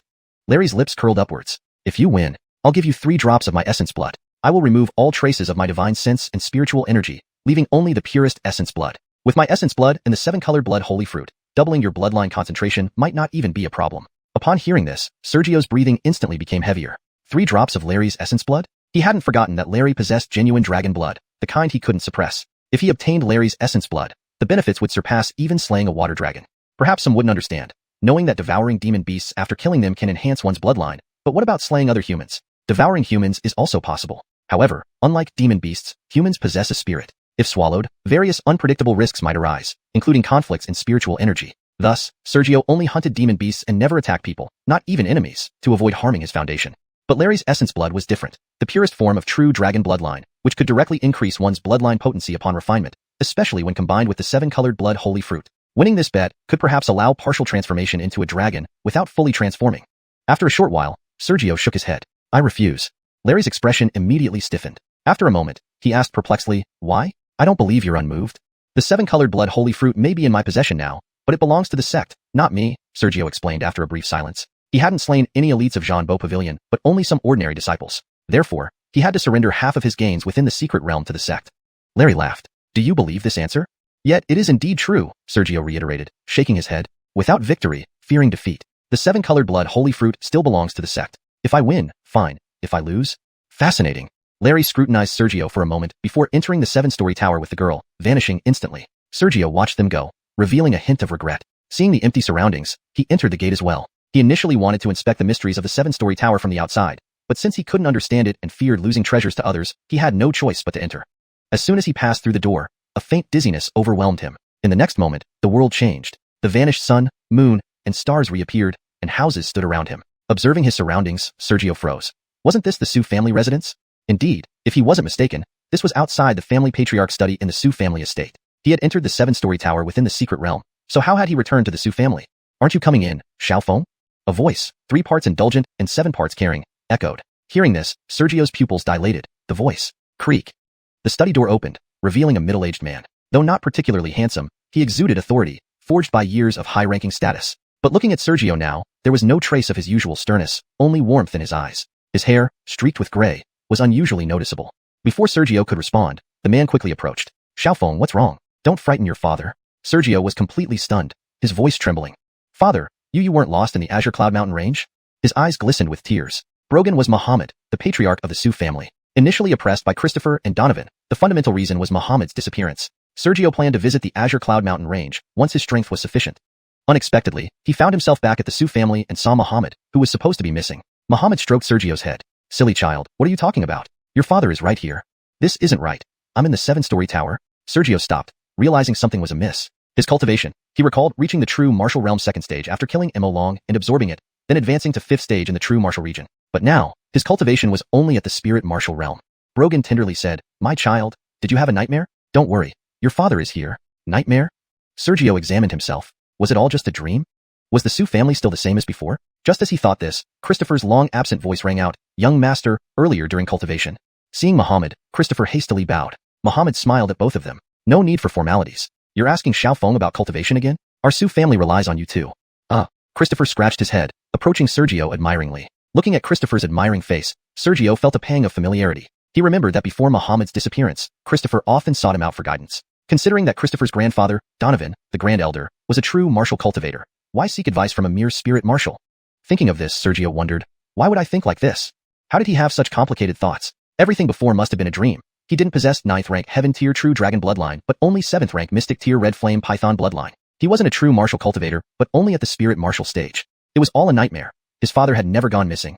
Chapter 135, The Flaw in the Mind. Due to Christopher's arrival, countless thoughts raced through Sergio's mind. He wondered why Christopher, having cultivation confusions, did not consult his own grandfather, Donovan, but instead came to him. But in a moment, he shook his head and suppressed these thoughts. All this was nothing more than a nightmare. Muhammad was still in the Su family. He had not gone missing. But, for some reason, he didn't want to admit that it was all just a dream. Perhaps he was unwilling to accept the truth about the dragon bloodline, the disappearance of the great desolate ancestor Dragon Sutra, or he couldn't bear to part with everything in the Shimming Palace. Or maybe, everything in the so-called nightmare felt too real? He wanted to deny it, yet seeing Muhammad before him, he couldn't bring himself to do so. Muhammad showed concern again. Davistolfong, what's wrong? After a long pause, Sergio murmured, You are really father, aren't you? Muhammad patted Sergio on the shoulder lovingly. Son, what nonsense are you talking? Your father is right here at home. Isn't it better to stay and manage our family together rather than dwell on nightmares? Perhaps it really was a dream. Sergio noticed his memory of the great desolate ancestor Dragon Sutra and the nightmare was gradually fading. He only wanted to remain in the Su family.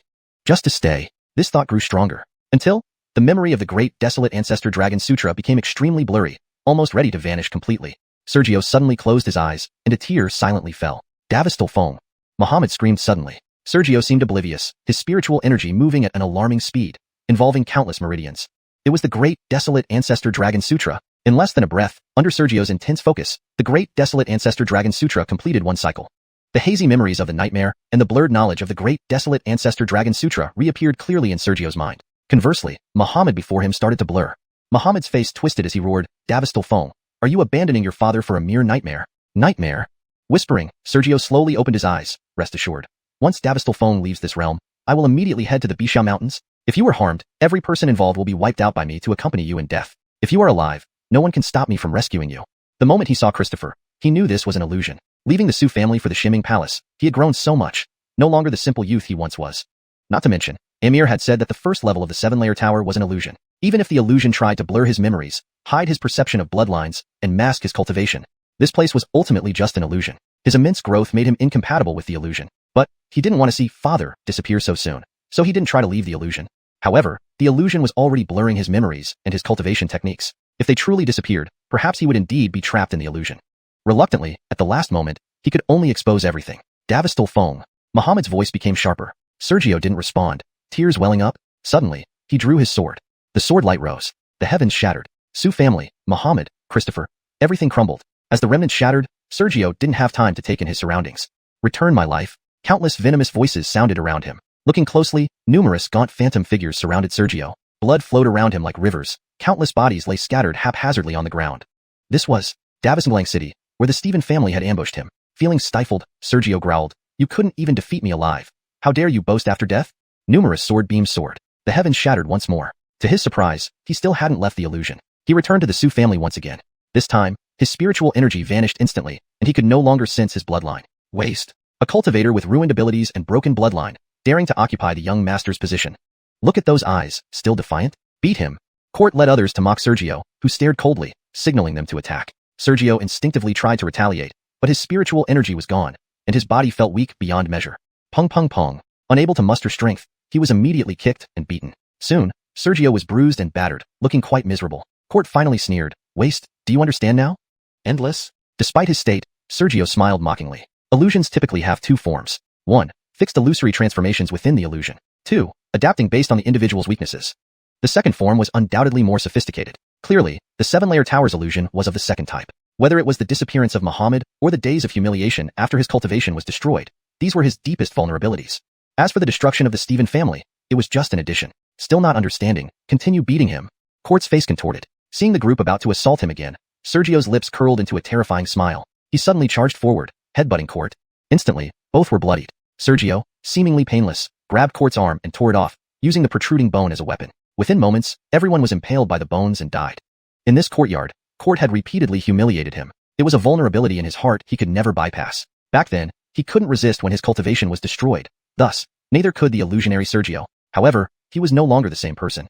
Therefore, the illusory Court and others met their end by his hands. The world quietly shattered. When Sergio thought there would be more illusions, he found himself in a void, with no solid ground beneath him. Before him was a staircase, leading upwards. After pausing, sensing his fully restored cultivation and bloodline awareness, Sergio realized he had passed the first level of the illusion. The staircase was the passage to the second level. However, he didn't rush into the second level but stood silently. Whether it was an illusion or not, he felt inexplicably lighter than before.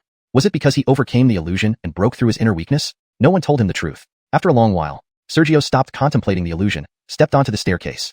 Shortly, he finished the stairs and entered the second level, where the world changed again.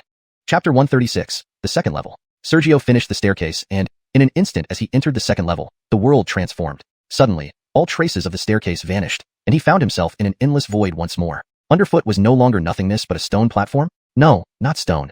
He now stood on a square high dais that spanned several dozen zhang. It resembled an arena. Amir had once mentioned that within the 7-story pagoda, the first level is an illusion, while the second level involves battling a replica of oneself, implying that this place was a battlefield.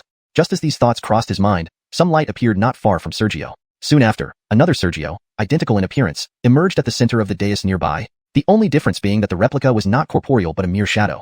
Sergio looked at the replica with apprehension. It really replicates everything about me? If it truly copied everything about him, this battle could be problematic. His secret techniques, including the dragon transformation, couldn't be used lightly. Yet, this mere shadow wouldn't have such reservations and could wield them recklessly. The shadow didn't respond. Instead, it raised its arm and a phantom-like flowing cloud sword materialized in its hand, emitting a dazzling sword glow. The hidden sword technique. As soon as the sword glow appeared, Sergio confirmed it was the hidden sword technique. Judging by the brilliance of the sword light, it had been nurtured for at least a year to achieve such power. His own flowing cloud within him had only been nurtured for 10 days at most. However, the replica's hidden sword technique appeared to have been nurtured for over a year. Was this replication? Suppressing the urge to curse, Sergio hastily drew flowing cloud before him. With a boom, the sword light slashed down, and terrifying force instantly sent Sergio flying. Fortunately, since flowing cloud was a divine weapon, most of the blade's sharpness was absorbed by the sword itself. Had it been a lesser weapon, it would have been cleaved in two by now. Crashing against the edge of the dais, Sergio's internal chi and blood churned violently. Before he could regain his senses, the shadow summoned the phantom flowing cloud again, unleashing another 10-zhang-long sword beam into the air. The ultimate sword. Sergio resisted the urge to curse and hurriedly rose to his feet, lifting his hand to also perform the ultimate sword. Rumble. The two sword beams collided and mutually annihilated each other. The power was completely equal and cancelled out together. Seemingly, apart from the initial hidden sword technique, the rest were indeed replicated, as the two ultimate sword techniques annulled each other perfectly. However, the shadow raised its hand again, slashing out another 10-zhang sword beam in the same spot. Sergio's pupils constricted. Again? Still the ultimate sword. How could he fight this? The shadow seemed to have no limit on spirit energy expenditure, while he couldn't continuously unleash the ultimate sword without tiring. Yet, he knew the power of the ultimate sword well. So, gritting his teeth, he followed up with his own ultimate sword. Rumble. The two sword beams clashed and nullified each other once more. To avoid the shadow using the ultimate sword again, Sergio tapped his feet, dragon battle 8 directions. Roar. A 30-zhang dragon phantom manifested. With a swift movement, Sergio approached the shadow and struck down with a claw. A streak of red light flashed in the shadow's gaze. A dragon phantom appeared as well. Rumble. The two dragon claws collided, equally matched. Sergio and the shadow were both pushed back 3 steps. The power was identical. How can I fight this? Sergio's expression darkened. The strength was exactly the same as his, and it seemingly had no limits on spirit energy expenditure. Could he even win this? If it weren't for the fact that the burden of Dragon Battle 8 Directions was low for him, a normal true martial 5th stage practitioner would have exhausted their spirit energy after 2 consecutive ultimate sword attacks and summoning the Dragon Phantom, leaving them unable to continue fighting. Roar. The shadow's Dragon Phantom spewed out a dragon breath. Sergio snapped back to reality and likewise unleashed his own dragon breath. Rumble. The attacks cancelled each other out once more. What should he do? Sergio's mind raced rapidly while controlling the Dragon Phantom to continuously breathe out dragon breaths. Bam bam bam. Heavy clashes echoed. One person and one shadow remained stationary, with the 2 Dragon Phantoms continuously exhaling dragon breaths. After half a moment, Sergio's complexion turned slightly pale. Due to the consecutive use of the ultimate sword technique at the start, his spirit energy was significantly depleted, and what remained was not much. As for the shadow, there was no sign of any limitation on spirit energy, showing no difference from when it first appeared. While continuing to clash with the shadow, Sergio felt increasingly anxious. What he knew, the shadow knew too, making it difficult to fight. Another round of combat ensued. Feeling the dwindling spirit energy, Sergio clenched his teeth and transformed his wrist into a dragon claw. He had to test if the second level truly replicated his bloodline. If it couldn't replicate, that would be fine. If it could, getting past this level would be much harder. Looking at the shadow, which mirrored Sergio's actions, and transformed its hand into a dragon claw as well. Trouble. Sergio's heart sank, yet he did not hesitate, commanding the Dragon Phantom to lunge forward. Rumble. The 2 Dragon Phantoms collided, their claws grappling and tails whipping each other. Just then, Sergio left the Phantom and smacked down at the shadow with a dragon claw. The shadow's eyes flashed red and retaliated with its own dragon claw. Bang! The 2 claws met. Surprisingly, they did not cancel out evenly. Sergio's dragon claw instantly overwhelmed the shadow's claw. If not for the shadow quickly retreating, it would have been torn apart by Sergio's claw. Was the shadow's dragon claw so fragile? No. Sergio realized. This 7-story pagoda couldn't replicate the bloodline of the 5-clawed golden dragon. The shadow's dragon claw, although identical in appearance, lacked the true power of a dragon claw. It was merely a facade. Thank goodness. Sergio's mood lightened, and he took the opportunity to strike again with a dragon claw. Simultaneously, he controlled the Dragon Phantom to keep it entangled, avoiding the possibility of the shadow unleashing the ultimate sword again. Facing an endless stream of ultimate sword strikes, few could withstand it. Had it been a regular person, they would surely continue evading at this point. But the shadow was merely a replica condensed in this place, devoid of intelligence. Facing Sergio's dragon claw, the shadow's eyes flashed red, reforming the dragon claw to counterattack. Then, the shadow's dragon claw was immediately shattered by Sergio. However, thanks to Sergio's combat awareness, the shadow immediately retreated, like replaying a previous sequence. Seeing this, Sergio's eyes brightened. Without hesitation, he delivered another blow with his dragon claw. The shadow could only counter with its dragon claw once more. This time, Sergio was prepared. As soon as the shadow's dragon claw shattered, his speed increased, and his dragon claw sliced through the shadow's waist. One swipe was enough to tear it in two. The shadow disintegrated into a fluorescent light. Soon, a staircase leading upward appeared in the middle of the dais. With the shadow's destruction, this was the entrance to the 3rd level. Ascending the staircase would lead Sergio to the 3rd level of the 7-story pagoda. Chapter 137, Maze. The shadow was torn apart, and the staircase leading to the 3rd level silently appeared in the raised platform. The next level is a maze, with just a small area like the 3rd level of the 7-story tower. What kind of maze can be set up? Sergio muttered as he looked at the staircase and stepped onto it. The staircase held no danger, and he walked through it smoothly.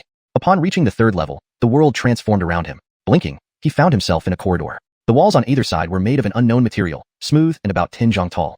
Looking at the walls, Sergio froze in surprise. 10 zhang walls? The entire 7-story tower was only 7 or 8 zhang tall. Could the walls here be 10 zhang? He thought this must be a joke.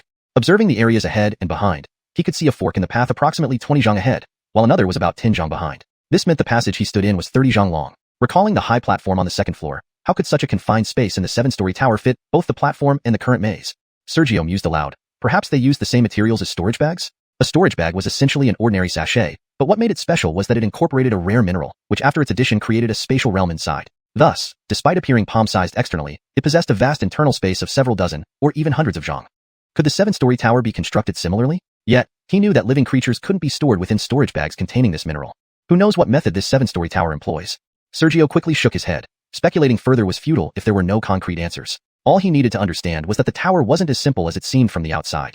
Soon enough, Sergio was looking forward and backward, worrying, maze, how do I get out? He wanted to jump onto the wall and exit directly, but jumping was impossible due to anti-flight arrays, and he could only leap half a zhang high. His divine sense also failed to penetrate the walls and extended only 1 zhang away from his body. Stuck for ideas, Sergio started moving forward. Perhaps by walking around, he might find a clue, or maybe sheer luck would lead him straight to the exit. Reaching a fork in the path, he saw more corridors, a trident intersection offering 2 directions. Whichever direction chosen, more forks lay ahead. How do I navigate this? Sergio's expression turned grim. Without any clues or reference points, choosing randomly might quickly lead to confusion, leaving him disoriented. If only he had a map. Thinking of a map, Sergio paused, eyes narrowing slightly. Maps are drawn by people. Without one, he could simply draw one himself. Realizing this, Sergio hastily retrieved a jade slip from his storage bag and etched the route into it with his divine sense. He intended to record every step taken, allowing him to track his progress and prevent looping endlessly. Slowly, over the course of 15 minutes, he drew routes radiating from the center, creating a detailed map. Unexpectedly, he continued drawing until encountering a new branch in the route. As he added it to his map, he saw someone approaching in the new corridor. The person's eyes narrowed upon spotting Sergio, expressing some delight. Sergio? Alberic. Sergio's expression changed subtly. It seemed the maze wasn't exclusive to him. Other disciples from the 4 sects were in the same maze. Hand over the 7-colored blood holy fruit, and I'll spare your life. Alberic drew his sword with a smug grin. Suppressing his thoughts, Sergio sneered, you lost to Aloysia, who in turn lost to me. You, as her defeated underling, dare boast? Alberic wasn't annoyed, replying disdainfully, is that so? Then why are you retreating? Indeed, even if given another chance, Alberic felt he wouldn't stand a better chance against Aloysia. But facing Sergio was different. He wouldn't be suppressed by Sergio's bloodline, nor did Sergio possess Aloysia's troublesome wind evasion technique. Meanwhile, Sergio halted his retreat. Meeting Alberic was poor luck. None of the prodigies from the other 3 sects were easy opponents. Even Aloysia, without the intervention of the girl beside Larry, wouldn't have been an easy adversary. After a moment, Sergio said coldly, this fruit now belongs to my Xianxia palace. Your actions may tarnish Jean Beau Pavilion's reputation. Are you joking with me? Alberic advanced step by step. With clear disdain, prior agreements ensured the 7-colored blood holy fruit belonged to Xianxia palace, but seizing it now has nothing to do with those terms. Moreover, if I kill you here, do you think the sect would punish me?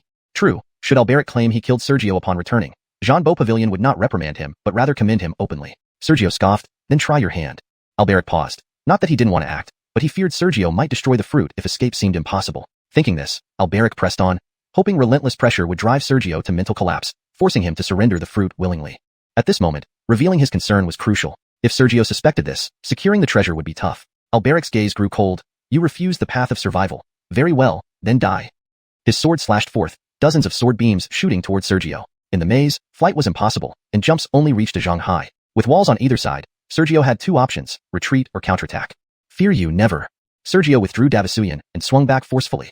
Hashtag chapter 138, Maze Puppet. Due to the surrounding environment, Alberic's sudden attack was unavoidable. Sergio was not afraid and immediately countered with Avril. Spirit power surged into Avril, causing the sword to vibrate slightly. Instantly, a 3 zhang large illusory sword intent pierced through the air. The narrow passage was instantly filled with the sword intent. Rumble. A loud explosion rang out as Sergio's sword intent collided with Alberic's swordlight. Waves of aftershocks spread out. It was unknown what material the walls of the passage were made of, but they showed no signs of damage from the attacks. In a short while, the sword intent that Sergio had unleashed was extinguished by the sword light. However, the remaining sword light was sparse, and Sergio simply shifted his body slightly to dodge all of it. Alberic stared at Sergio's Avril, divine weapon. His eyes held no greed. It wasn't that he disliked divine weapons. As the holy son of Jean Beau Pavilion, he already possessed divine weapons. Seeing this, Sergio twirled his wrist again. Not returning an attack is impolite. He unleashed rainy wind sword heart, sending beams of sword light soaring. Alberic's eyes revealed disdain and mockery. You're from the Xuanming Palace, right? Humph. If someone unaware sees you continuously performing sword techniques, they think you belong to my Jean Beau Pavilion. Mirror flower water moon. A water curtain-like martial skill rose up, swallowing the sword beams that sliced through. Then, Alberic belched, burp. Using sword skills against me is utterly laughable. Martial skills? That water curtain probably wasn't a martial skill. Otherwise, it wouldn't have been so easily swallowed.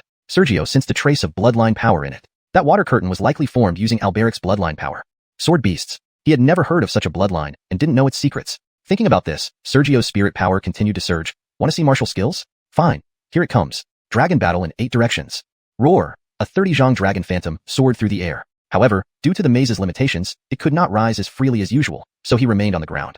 The dragon's massive body instantly filled the passage. Fortunately, since it was just a phantom, although it looked crowded, there were no other changes. But, with the dragon phantom being a transformation of martial skills, after its appearance, Sergio could use it to see higher places. Previously, he had always been in the center of the phantom, within the dragon phantom, allowing him to see things through it without noticing. At this moment, through the phantom, he could instantly see the scenery on the walls. He saw that the walls extended endlessly in a dense pattern. At least within a 500 zhang radius centered on where he stood, everything was part of the maze. Most importantly, at some corners of the maze, he saw shadows crouching on the walls above the corners. Because of the dragon phantom's appearance, numerous shadows quietly stood up, red eyes fixed on him, wolves. They were too far away to be seen clearly. The nearest ones, about 50 zhang west, were about half a zhang in size, with metallic luster all over their bodies. Roar, roar. Accompanied by successive roars, numerous shadows flew toward them, completely unaffected by the maze's no-flight array. Goodbye. Without hesitation, Sergio instantly dispersed the phantom and dashed backward. Alberic, who was about to attack, was momentarily stunned. Without waiting long, roar! An extremely sharp roar echoed. Alberic looked up and saw a wolf, seemingly forged from metal, crouching on a nearby wall, its bloodthirsty red eyes staring at him. Puppets! Damn it! His actions attracted the puppets. There are too many of them. Xander's expression changed, and he leaped away urgently, choosing a different direction from Sergio. Roar, roar, roar. More roars followed, and at least 10 metallic wolves appeared on the walls. Numerous red eyes glowed intensely. Then some pursued Alberic, while the rest chased after Sergio's direction. Somewhere in the maze. Roar, roar, roar. Hearing the increasingly close roars, Sergio's expression turned grim. His speed was actually not slower than the metallic wolves. In fact, it was even faster. However, the maze's winding passages and the no-flight restriction hindered him. Meanwhile, the metallic wolves were not restricted, moving swiftly along the walls. Despite his speed advantage, the metallic wolves still gradually closed the distance. He couldn't escape. After running for a while, Sergio gritted his teeth and stopped. He didn't know how large the maze was. Continuing might lead him to encounter people from other sects, which could complicate things. Since he couldn't shake them off, he might as well turn back and destroy the wolves. Because he stopped, within 3 breaths, at least 3 wolves appeared on the wall head, their blood-red eyes fixed intently on Sergio. This time, Sergio finally got a clear look at these wolves.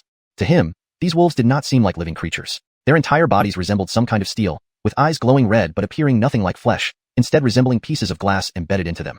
Could they be puppets? It was said that there was a method to fuse minerals and other lifeless materials into puppets, which would continue fighting as long as their core energy source was intact and they weren't destroyed. He hadn't seen puppets before and couldn't confirm now. Combat situations changed rapidly, yet puppets could fight. He couldn't understand how a lifeless puppet could adapt to different attacks. Roar! The metallic wolf, unaware of Sergio's thoughts, lunged at him like a wild wolf. Sergio reacted, his eyes flashing, and Avril slashed directly. His sword was a divine weapon. With his cultivation level, aside from dragons or similarly powerful beasts, few things could withstand Avril's blade. With a bang, the blade clashed with the wolf's claws. Instantly, the blade penetrated halfway into the wolf's claw. However, the metallic wolf seemed devoid of pain, opening its massive mouth to bite down at Sergio's head. Unlike ordinary beasts, the metallic wolf's mouth smelled not of stench but of rust. Sergio hastily pulled back Avril, thrusting the tip straight into the metallic wolf's mouth. The metallic wolf bit down fiercely. Clang! A sharp metallic sound rang out. Avril remained unharmed. Being a divine weapon, it wouldn't be damaged so easily. However, once Avril was bitten, Sergio couldn't pull it back immediately. Now, he had time to see that his sword had indeed penetrated halfway into the wolf's claw. Yet, not a drop of blood flowed out, only revealing the internal metallic patterns of the claw. These wolves were not made of flesh and blood, but of metal. They were truly puppets, not living creatures. Chapter 139. Dealing with the wolf pack. Avril was bitten tightly by the metal wolf, and Sergio inspected the previous wounds to confirm that what he was fighting was not a living creature but undoubtedly a puppet. Roar! Several more howls echoed. Following the sound, the remaining 2 puppet wolves pounced at Sergio, and several more wolf shadows appeared on the wall. Sergio's expression subtly changed. The metal wolves were too tough, making it extremely difficult to kill them. If he got surrounded, it would likely be very unfavorable. Run? The metal wolves wouldn't be affected by the maze array, and could leap over walls. He couldn't escape. As panic began to rise in his heart, Sergio swiftly retreated, growling, "Calm down, calm down." The more panicked he became, the worse his situation would be. It was better to remain calm and think of a solution. Recalling some information he saw in the Shenming Palace. Soon, Sergio looked at the metal wolves again. According to records, the most crucial part of a puppet is its core. The core drives the puppet's movements and battles. The source of the puppet's power lies within this core, similar to the Dantian or purple palace of a cultivator, where all strength resides. Once the Dantian or Qi Si is destroyed, the power is lost. However, no one could determine the exact location of the core. The location depends entirely on the creator. Some creators place the core in an obvious spot to mislead, while others safely hide it inside the puppet. To destroy the core, one must use a sharp enough weapon to penetrate the puppet's metallic body. It's completely nonsensical to believe that the core can only be placed on the surface, making it easily attackable. Thinking about this, Sergio looked back at the puppet. Where could the core be? Except for the eyes, which glowed red like glass, everything else looked identical. Even the fur seemed to be made of steel-like material. Could the eyes be the core? Sergio was uncertain, but decided to try. If not, it could be troublesome since the puppet's materials are unknown. Even with his divine sword, he couldn't sever the claws, showcasing their formidable defense. Roar. The puppets continued pursuing. Seeing this, Sergio held his sword, channeling the rain sword heart technique, summoning countless sword beams that attacked the approaching puppet wolves. Roar. The puppets didn't defend but roared as they faced the sword beams. Instantly, ripples of sound waves rose, causing the descending sword beams to slow down drastically as if stuck in mud. Truly troublesome. Sergio cursed inwardly, then surged his spirit power. Dragon battles 8 directions. Roar. A 30-zhang dragon phantom emerged. The moment the phantom appeared, it smacked down on the incoming metal wolves. When the dragon's claw neared the slowed region of sword beams, it felt like touching sponge, lacking force. However, with the help of some sword beams, his situation improved. He unleashed his spirit power, shattering the sound waves. His claws landed, instantly knocking down 3 nearby puppets. Sword beams followed suit, striking the puppets, leaving just faint white spots or shallow slashes on their bodies. Unperturbed, Sergio increased the force of the dragon's claws, pinning the 3 puppets to the ground while controlling Averil with his mind. A cold gleam flashed from the sword, piercing toward the puppet's eyes. With a sizzle, the sword tip entered the wolf's head. Bloodlight flickered, dimming as the eye-pierced wolf instantly lost its mobility. Are the eyes really the core? Sergio was astonished. Though he had attempted it, he didn't truly believe the eyes were the core. If so, dealing with puppets would be too easy. Could it be because these puppets here were meant for testing rather than killing, so the cores were placed in the eyes? Before Sergio could understand, he suddenly felt intense pain in his right hand. Looking back, 2 nearby puppets were fiercely biting the dragon phantom's claws. Despite being phantoms, somehow the puppets managed to make contact. Hiss.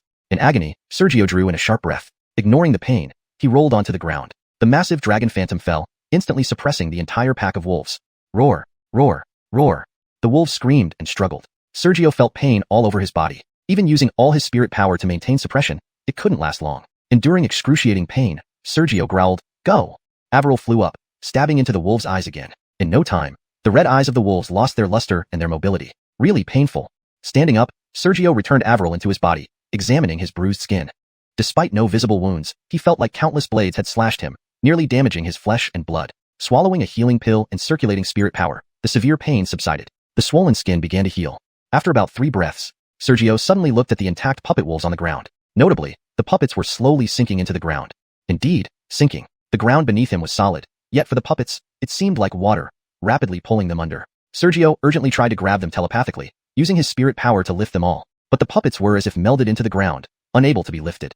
Not only did he fail to lift them, but his attempt made them sink even faster, vanishing in a flash. Looking at the smooth ground, Sergio muttered, "No?" He thought the puppets' materials were valuable, perfect for bringing back to the Xianxia Palace, or for melting down for personal use, but now, surprisingly, after the puppets fully sank underground, each disappearance spot revealed a metal cube. Rectangular in shape. Metal bars, perhaps? Picking up a cube, Sergio examined it. What is this? Each cube was finger-sized but incredibly heavy, at least dozens of pounds. Moreover, they couldn't be stored in a spatial bag. How do I use this? Holding identical metal bars, Sergio was puzzled. Unable to store them as trophies, these items must have some purpose in this 3rd level. Just what was it?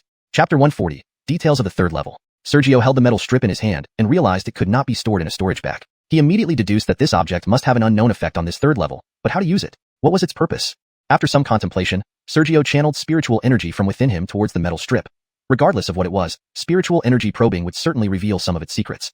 Upon the influx of spiritual energy, changes occurred abruptly. The metal strip began to glow intensely, causing other metal strips nearby to emit light as well. Then, with immense force, the metal strips broke free from Sergio's grip, floating into the air and swiftly combining. In no time, the metal strips formed a door slightly larger than a palm. Next, the small door flew toward the wall, and a door-shaped outline appeared on the wall, gradually expanding as the glow dimmed slowly. A door? Sergio thought for a moment, displaying a hint of surprise. Could this be the entrance to the next level? Roar, roar. Unsure if it was an illusion, Sergio felt numerous puppets approaching. About 30 breaths later, the door on the wall grew to the size of 2 palms. Sergio, you sure move fast, Alberic's voice suddenly sounded, carrying 3 parts astonishment, 3 parts doubt, and 4 parts gloominess. Turning around, Sergio saw Alberic appearing not far away, looking somewhat disheveled, his chest visibly bulging with a long shape, clearly harboring another metal strip inside. Sergio gave him a cold look. Still want to fight? After a brief silence, Alberic looked at the small metal door. According to the tacit agreement among the 4 sects, the 7th day of the tower's opening is when these doors are simultaneously activated in different directions. Now, less than half a day has passed since the tower opened. Why are you in such a hurry to open this door? Sergio frowned. What do you mean? He sensed there was something he did not know. Alberic's expression changed slightly, then he showed a look of incredulity. Don't tell me Xianxia Palace didn't provide detailed information about this 7-layered tower. Sergio frowned again but spoke up. I entered the secret realm and managed to break through to the true martial realm by chance. Alberic's pupils instantly contracted. Previously outside, he hadn't confronted Xianxia Palace, so he didn't know that Sergio was still at the spirit martial realm back in the sand dunes. A stroke of luck? Soon, Alberic shook his head. I don't want to fight you. See if you can spot something in the distant walls. Noticing his serious demeanor and hearing increasingly dense roars, Sergio's heart sank. Without hesitation, he condensed a dragon illusion. His heart dropped to its lowest point in an instant. He saw countless black shadows converging from all sides of the labyrinth, moving extremely fast. They were clearly puppet wolves, numbering over 100. Only then did Alberic speak. You see them? The wolf pack is rushing here, and once their numbers reach a certain point, the Wolf King will appear. The Wolf King is a puppet at the essence martial realm. Even I cannot injure it at all. You open the entrance so early. Do you think you can hold out until it opens completely? Finishing, Alberic revealed anger. If you wanted to open the entrance, couldn't you wait until after I left? Damn it. I'm so close now. Even if I wanted to leave, I can't. Damn. Amidst Alberic's angry shouts, Sergio gradually understood. Except for the last layer, the first 6 levels of the 7-layered tower had long been thoroughly researched by the 4 major sects. For instance, this 3rd-level labyrinth. Based on years of statistics, the labyrinth spans hundreds of miles. Hundreds of people from the 4 major sects are scattered throughout, making encounters rare. This vast labyrinth has only one exit, and finding it depends on luck. However, the 7-layered tower doesn't rely purely on luck. Besides finding the original labyrinth exit, there is another method. Slaying puppets. 9 is the extreme. Slaughtering 9 puppets, their leftover objects can be stimulated by spiritual energy to adhere to the nearest wall, opening an entrance to the 4th level. But this method isn't safe. Apart from the danger of battling puppets, the door doesn't open instantly, it opens slowly. Most challenging is that once the door starts opening, puppet wolf packs approach, destroying the opening door. If the wolves can't destroy the door, the Wolf King appears. Wolves are puppets, and the Wolf King is also a puppet. But while regular wolf puppets are merely at the true martial realm, the Wolf King is at the essence martial realm. Yes, the essence martial realm, above the true martial realm. Its defense is dozens of times stronger than ordinary wolf puppets. Even a peak 9th level true martial person holding divine weapons can't harm the Wolf King. Moreover, the Wolf King puppet's core is not in its eyes but inside its body. With impenetrable defense and a hidden core, the Wolf King is practically invincible. Research by the 4 major sects found that if multiple doors exist when the Wolf King appears, its core misjudges, causing it to stand dumbly without approaching any door. Due to the difficulty of killing puppets, the 4 sects instruct their prodigies to open doors simultaneously on the 5th day after the tower's opening. And because of the glow when doors open, nearby people inevitably gather, allowing most to enter the 4th level on the 5th day. Those who don't make it either open doors afterward or find the labyrinth's original exit by sheer luck. As for Alberic, it wasn't that he wanted to approach, but he had no choice. Sergio's door attracted nearby wolf packs. If he didn't join Sergio, he'd face the wolves first. An endless stream of wolves. Even if he died fighting, he couldn't finish them. Better to approach Sergio for support. Understanding the situation, Sergio rarely smiled awkwardly. Since that's the case, what about forcing our way through a breach now? Breach? Pausing, Alberic sneered. Puppets in the labyrinth attack any living thing that makes noise. Fighting the puppets with more constantly approaching will tire you out and prevent breaking through. Sergio's gaze turned heavy, then gritted his teeth. Given this situation, what do you suggest? We either fight together or go our separate ways. Though Alberic seemed a bit aggrieved, unfortunately, Xianxia Palace and Xianxia Pavilion's relationship was tense. Since Alberic wasn't courteous, Sergio wasn't going to waste words. Hashtag chapter 141. Uniting. Facing Alberic's mockery, Sergio did not hesitate to retaliate. After all, the relationship between Xianxia Palace and Xianxia Pavilion was already quite hostile. Even if this situation seemed to be his fault, what difference would it make? You. Alberic pointed at Sergio, his body trembling slightly. It was from anger. In his view, everything happened because Sergio had opened the door so quickly. Now, just because of a few sarcastic words, Sergio couldn't take it? But after some thought, he didn't continue mocking. He didn't want to die with Sergio in this mere 3rd level. Silent for a moment, he whispered softly, "There's no point in trying to break through. It'll only make us die faster. Aren't you from Xianxia Palace? Use your Xianxia Palace means to get those inside the maze to quickly slay the beast and open the gate. An ordinary wolf pack is easy for us to hold off. As long as a second gateway appears when the Wolf King emerges, we'll be safe enough." Sergio shook his head. "I can't reach them. After entering the maze, I tried using the sect artifact to determine its size. Unfortunately, there was no response from the artifact." After a silence, Alberic gritted his teeth. It's normal that the artifact can't locate their positions. But with our 4 great sects methods, although we can't pinpoint locations in this maze, we can still send messages. What about your Xianxia Pavilion? Sergio didn't agree immediately. You. Alberic was enraged. But finally, he gritted out, exactly the same. Finishing, he gave Sergio a hateful glance before sending a surge of spiritual energy toward a sword-shaped artifact. "I am Alberic. All disciples of my Xianxia Pavilion, gather near your fellow disciples and concentrate on killing the puppet wolves. Benishioically open the entrance." His message didn't include information about the current situation, but only instructed the Xianxia Pavilion members to quickly regroup and open the entrance. Perhaps worried that regular disciples wouldn't know how to do it, he also included instructions on how to prematurely activate the gateway. With the message sent, Alberic looked at Sergio. "Your turn." Seeing this, Sergio didn't hesitate. "Fellow disciples, this is Sergio." He also transmitted a message like Alberic had. His previous words were purely to irritate Xianxia Pavilion. Involving danger, he wouldn't be foolish. Just as the two prepared to wait quietly for the wolf pack to approach, Xavier's unhurried voice rang out from the jade pendant. "Junior brother Su, that's not right. Elder Qin has ordered all 4 sects to open the gateways on the 5th day simultaneously. How can you open them early now? I just observed around with a secret technique and saw a bright light 70 miles away. Could that be you, junior brother?" For your personal safety, you're neglecting the welfare of many of our Shimming Palace brothers. Such thoughts are quite malicious. Xavier wouldn't miss a chance to strike against Sergio. At this moment, Larry's teasing voice also came from the Xianxia Pavilion artifact. Senior Brother Ku, you disregard the authority of the sect and the elders' rules. What are you planning? Do you want our Timothus to suffer heavy losses in this maze?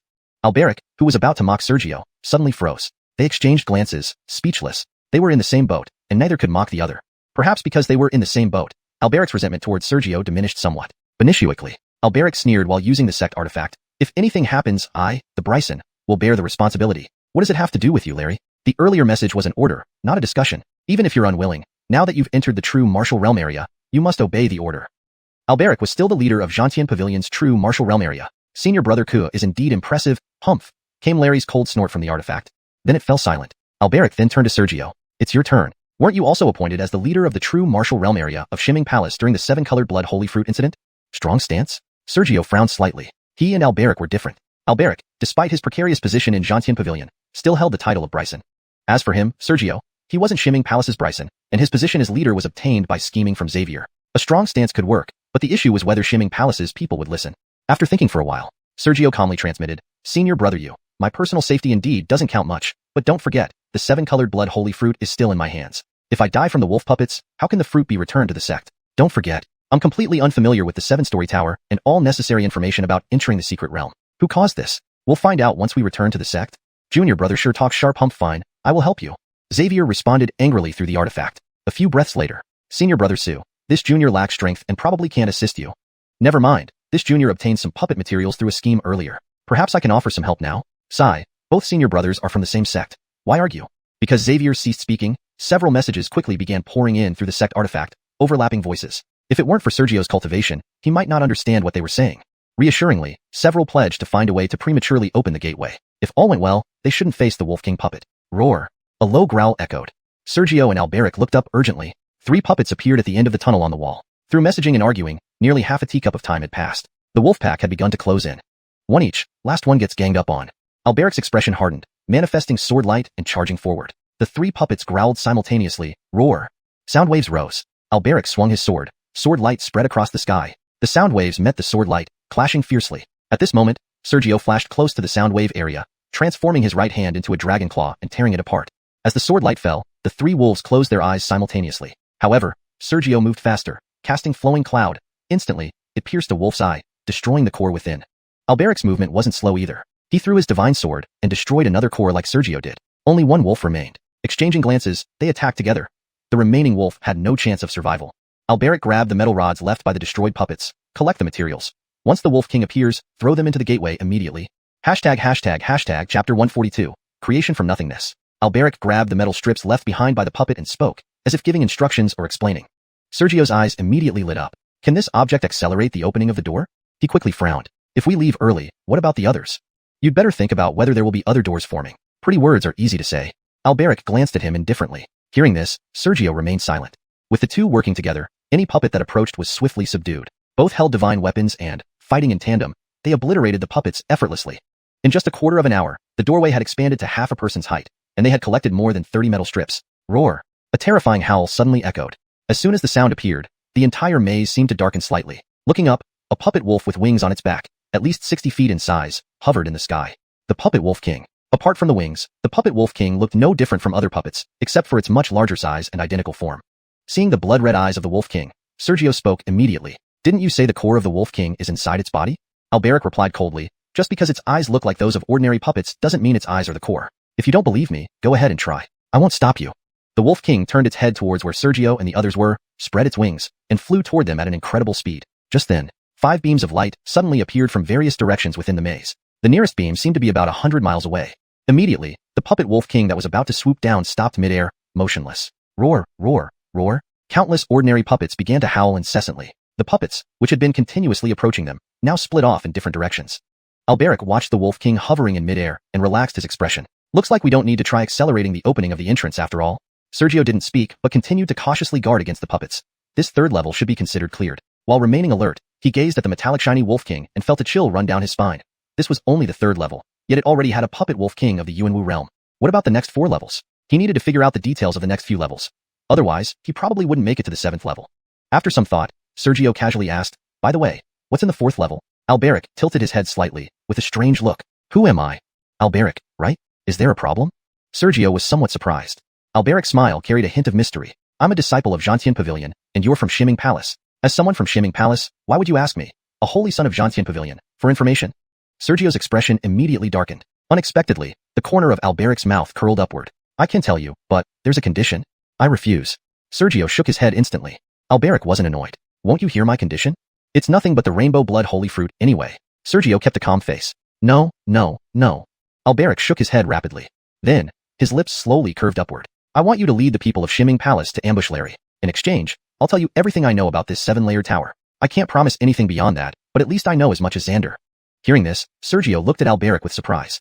Given the relationship between the two sects, they could actually cooperate? As if knowing what Sergio was thinking, Alberic sneered. Surprised? What's there to not understand? The enmity is between the sects, not us. You find it amusing, huh? Since both of us have enemies in our respective sects, why not use each other's hands to eliminate our foes? If you really manage to kill him, helping you deal with Xander afterward isn't impossible.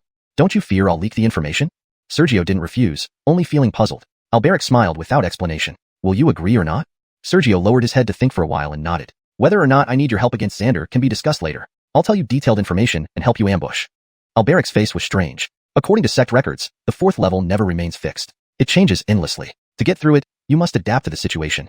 Sergio's expression immediately darkened. Are you playing tricks on me? This is the truth, Alberic said. Pausing, he narrowed his eyes. The 5th level is an ocean of sword intent. Crossing the sea of sword intent means getting past the 5th level. Failure means stopping here. Intent of swords? Sergio tilted his head. Alberic didn't explain, but emitted a realm of intent. Within the intent, Sergio felt as though the heavens and earth, all around him, were filled with swords. He was deep in an ocean of swords. Any movement might result in an onslaught of thousands of swords. He had sensed such an intent when he fought with Larry on the sand dunes. This is sword intent, Alberic said simply. Continuing, he added, as for the 6th level, there are countless mirrors, everywhere, covering heaven and earth. No one knows how to leave. What do you mean? Sergio showed confusion. Alberic revealed a faint sense of helplessness. According to sect records, the Fengling secret realm has opened countless times over the years. Every time. No matter how exceptional the geniuses were, they always stopped at the 6th level. There's no exit on the 6th level, only countless mirrors. Sect elders speculate that finding a non-existent exit on the 6th level might involve the mirrors, but no one knows exactly how. The 7th level, no one knows what lies on the 7th level. The 4 great sects have only reached the 6th level, so how would they know what's on the 7th level? If the elder level figures of the 4 great sects entered, they might detect the entrance. Alas, everyone entering is at the Zhenwu realm, making it difficult to find it. Simply hearing second-hand accounts without seeing it firsthand, the 4 great sects couldn't find a good strategy. However, Sergio focused on something different. Since no one has ever gone to the 7th level, who dares to affirm that the 7th level holds supreme treasures? Alberic tilted his head slightly. This 7-layered tower is so profound. Shouldn't it naturally contain supreme treasures? Sergio opened his mouth but found himself speechless. Indeed, considering how extraordinary this 7-layered tower is, it makes sense to have treasures at the deepest level. During their conversation, 2 hours quickly passed. As soon as the time passed, the glow of the door vanished, and the door stopped expanding. The once-painted doorway became a truly existing door. The entrance to the 4th level opened. Just as Sergio was about to push the door open, Alberic suddenly stepped forward, blocking Sergio's path, saying, wait. Hashtag chapter 143, the 4th level. Seeing what had once appeared to be a painted door now become a real one, Sergio inwardly rejoiced and prepared to push the door open to enter the 4th level. However, just as he was about to do so, Alberic suddenly stepped forward, blocking his path. Can't wait to make your move? Sergio's tone turned cold, and a thread of spiritual energy began to swirl around his fingertips. Alberic calmly replied, once this door opens, it will only remain for half an hour. Moreover, once any door disappears, the motionless Wolf King will regain its mobility. Most of the people opening these doors are likely disciples from the Zhanbo Pavilion and Xianxia Palace. Why are you in such a hurry to enter? If the Wolf King, who possessed abilities at the primordial martial realm, were to start moving, those near the doors would be unable to deal with it and might even be killed by the puppet wolves. Sergio paused, stepping back slightly. What did you say before? You didn't ask, Alberic said, moving slightly away from the door himself. Perhaps because the light had completely dissipated, no more puppet wolves approached them, and they remained safe for the moment. After waiting for a while, Sergio looked at the unchanging surroundings. How long should we wait? Until the 5th day? Pausing, Alberic shook his head. If someone else rashly enters the 4th level before us and triggers the Wolf King's revival, we won't be late by entering then. Hearing this, Sergio fell silent. He moved a little further from Alberic, sat down cross-legged, and closed his eyes to meditate. It was still the 1st day since the 7-level pagoda opened, and there were 4 more days left. Alberic, observing this, thought for a moment and walked to another wall section, closing his eyes to rest similarly. The days passed swiftly. Almost 4 days had gone by without anyone else approaching their location, perhaps due to the absence of others nearby or their demise when the wolf pack approached. On the 5th day of the 7-level pagoda's opening, not long after it began, roar. The stationary Wolf King in the sky suddenly let out a deafening roar. Sergio and Alberic instantly opened their eyes. Though they didn't know who entered the 4th level first, the Wolf King had clearly regained its ability to move. Without hesitation, both rushed towards the door. Creak. The door opened, revealing pitch darkness on the other side, making it impossible to see what lay beyond.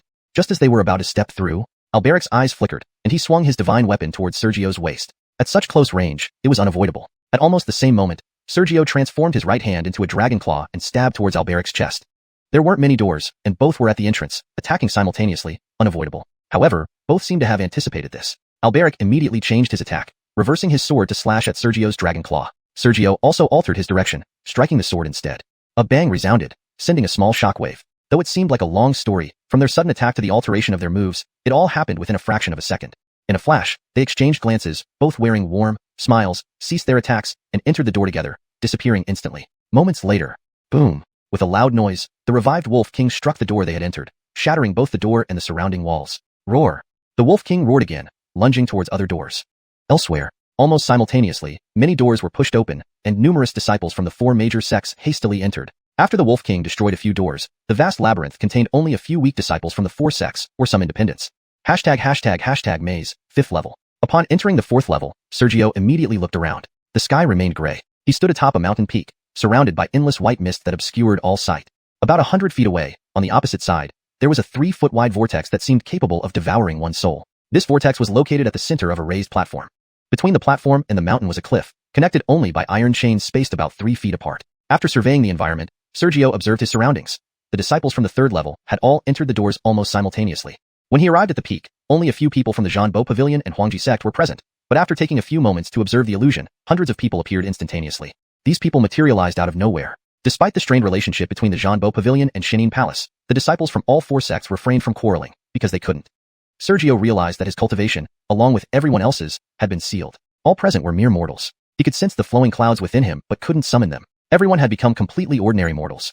Approximately 3 breaths later. What's happening? Where is my cultivation? This stage seems simple. We just need to walk to the opposite platform to enter the 5th level.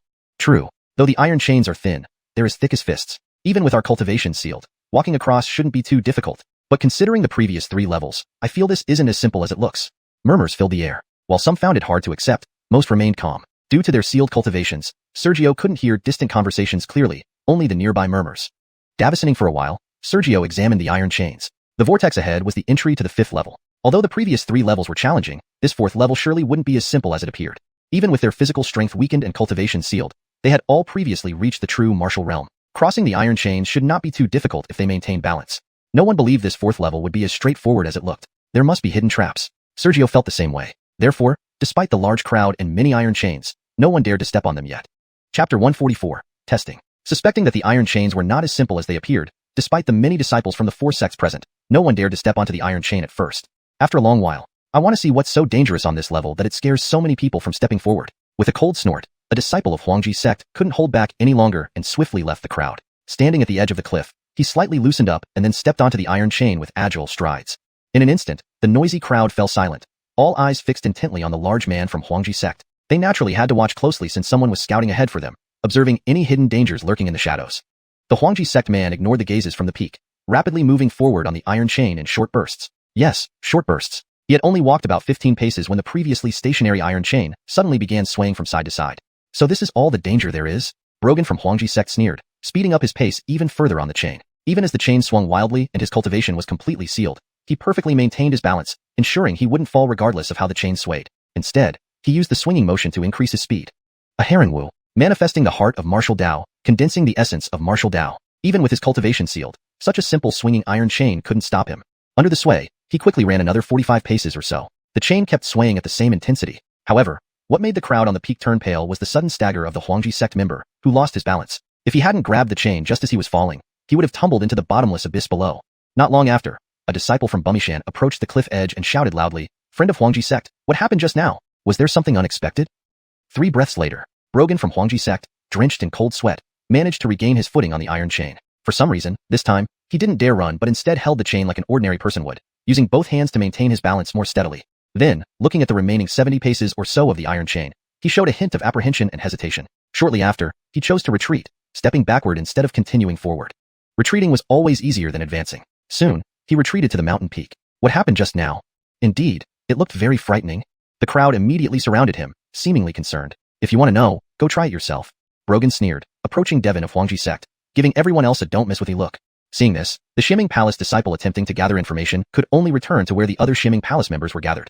Lucian saw this and approached Sergio. Junior brother Sue, what do you plan to do? Have a junior brother try it and we'll find out. Pausing briefly, Sergio observed the iron chain.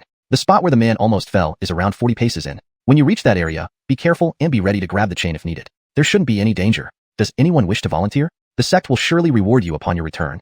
I'll go. Senior brother, junior brother wishes to try. Various voices emerged in agreement. Soon, Sergio selected someone who looked sharp. The chosen disciple bowed slightly and quickly approached an unoccupied chain. After reaching around 40 paces, his body swayed slightly, but grabbing the chain prevented any real danger. Once regaining balance, he did not rush back but continued forward a bit more before retreating. Meanwhile, the testers from Zhantian Pavilion and Bumishan also began retreating. Senior brother, wind, strong wind, the tester said softly to the crowd, his voice trembling slightly. Lucian whispered timely, if it's just wind, though dangerous, it can be turned into an advantage. No, senior brother you. That wind has no pattern. Sometimes left, sometimes right, sometimes up, sometimes down. Attempting to use, it will surely lead to being blown off the cliff by the gale. Pausing for a moment, the tester added, and the deeper into the chain you go, the stronger the wind becomes. I went in about 9 paces and felt the wind's strength increase by nearly 2/10. By the looks of it, by the end of the chain, the wind could easily blow us off even in our current state of sealed cultivation. Lucian pondered for a bit before turning his head. Junior brother, what do you think should be done next? Sergio didn't respond. He sensed Lucian might be leading him into a trap. Thinking for a moment, he spoke softly. How did previous sect disciples handle situations like this when entering the 7th floor of the tower? A flicker of disappointment flashed across Lucian's eyes before he nonchalantly replied. According to the elder's instructions, if previous sect disciples felt unable to continue deeper, they stayed put and waited for the secret realm to close. Without hesitation, Sergio responded, in that case, let's follow precedent. Junior brother, please inform our fellow disciples who haven't heard yet. It's up to each to decide whether to proceed or stay behind, acting according to their own abilities. Okay, the tester nodded and moved towards the others. Seeing this, Sergio returned to the cliff's edge, focusing on the iron chain. Wind, strong wind. He felt the 4th level was probably not as simple as it seemed. After all, if it were merely wind, crawling along the chain, even without dignity, would allow enough time to reach the opposite shore. What could the wind do then?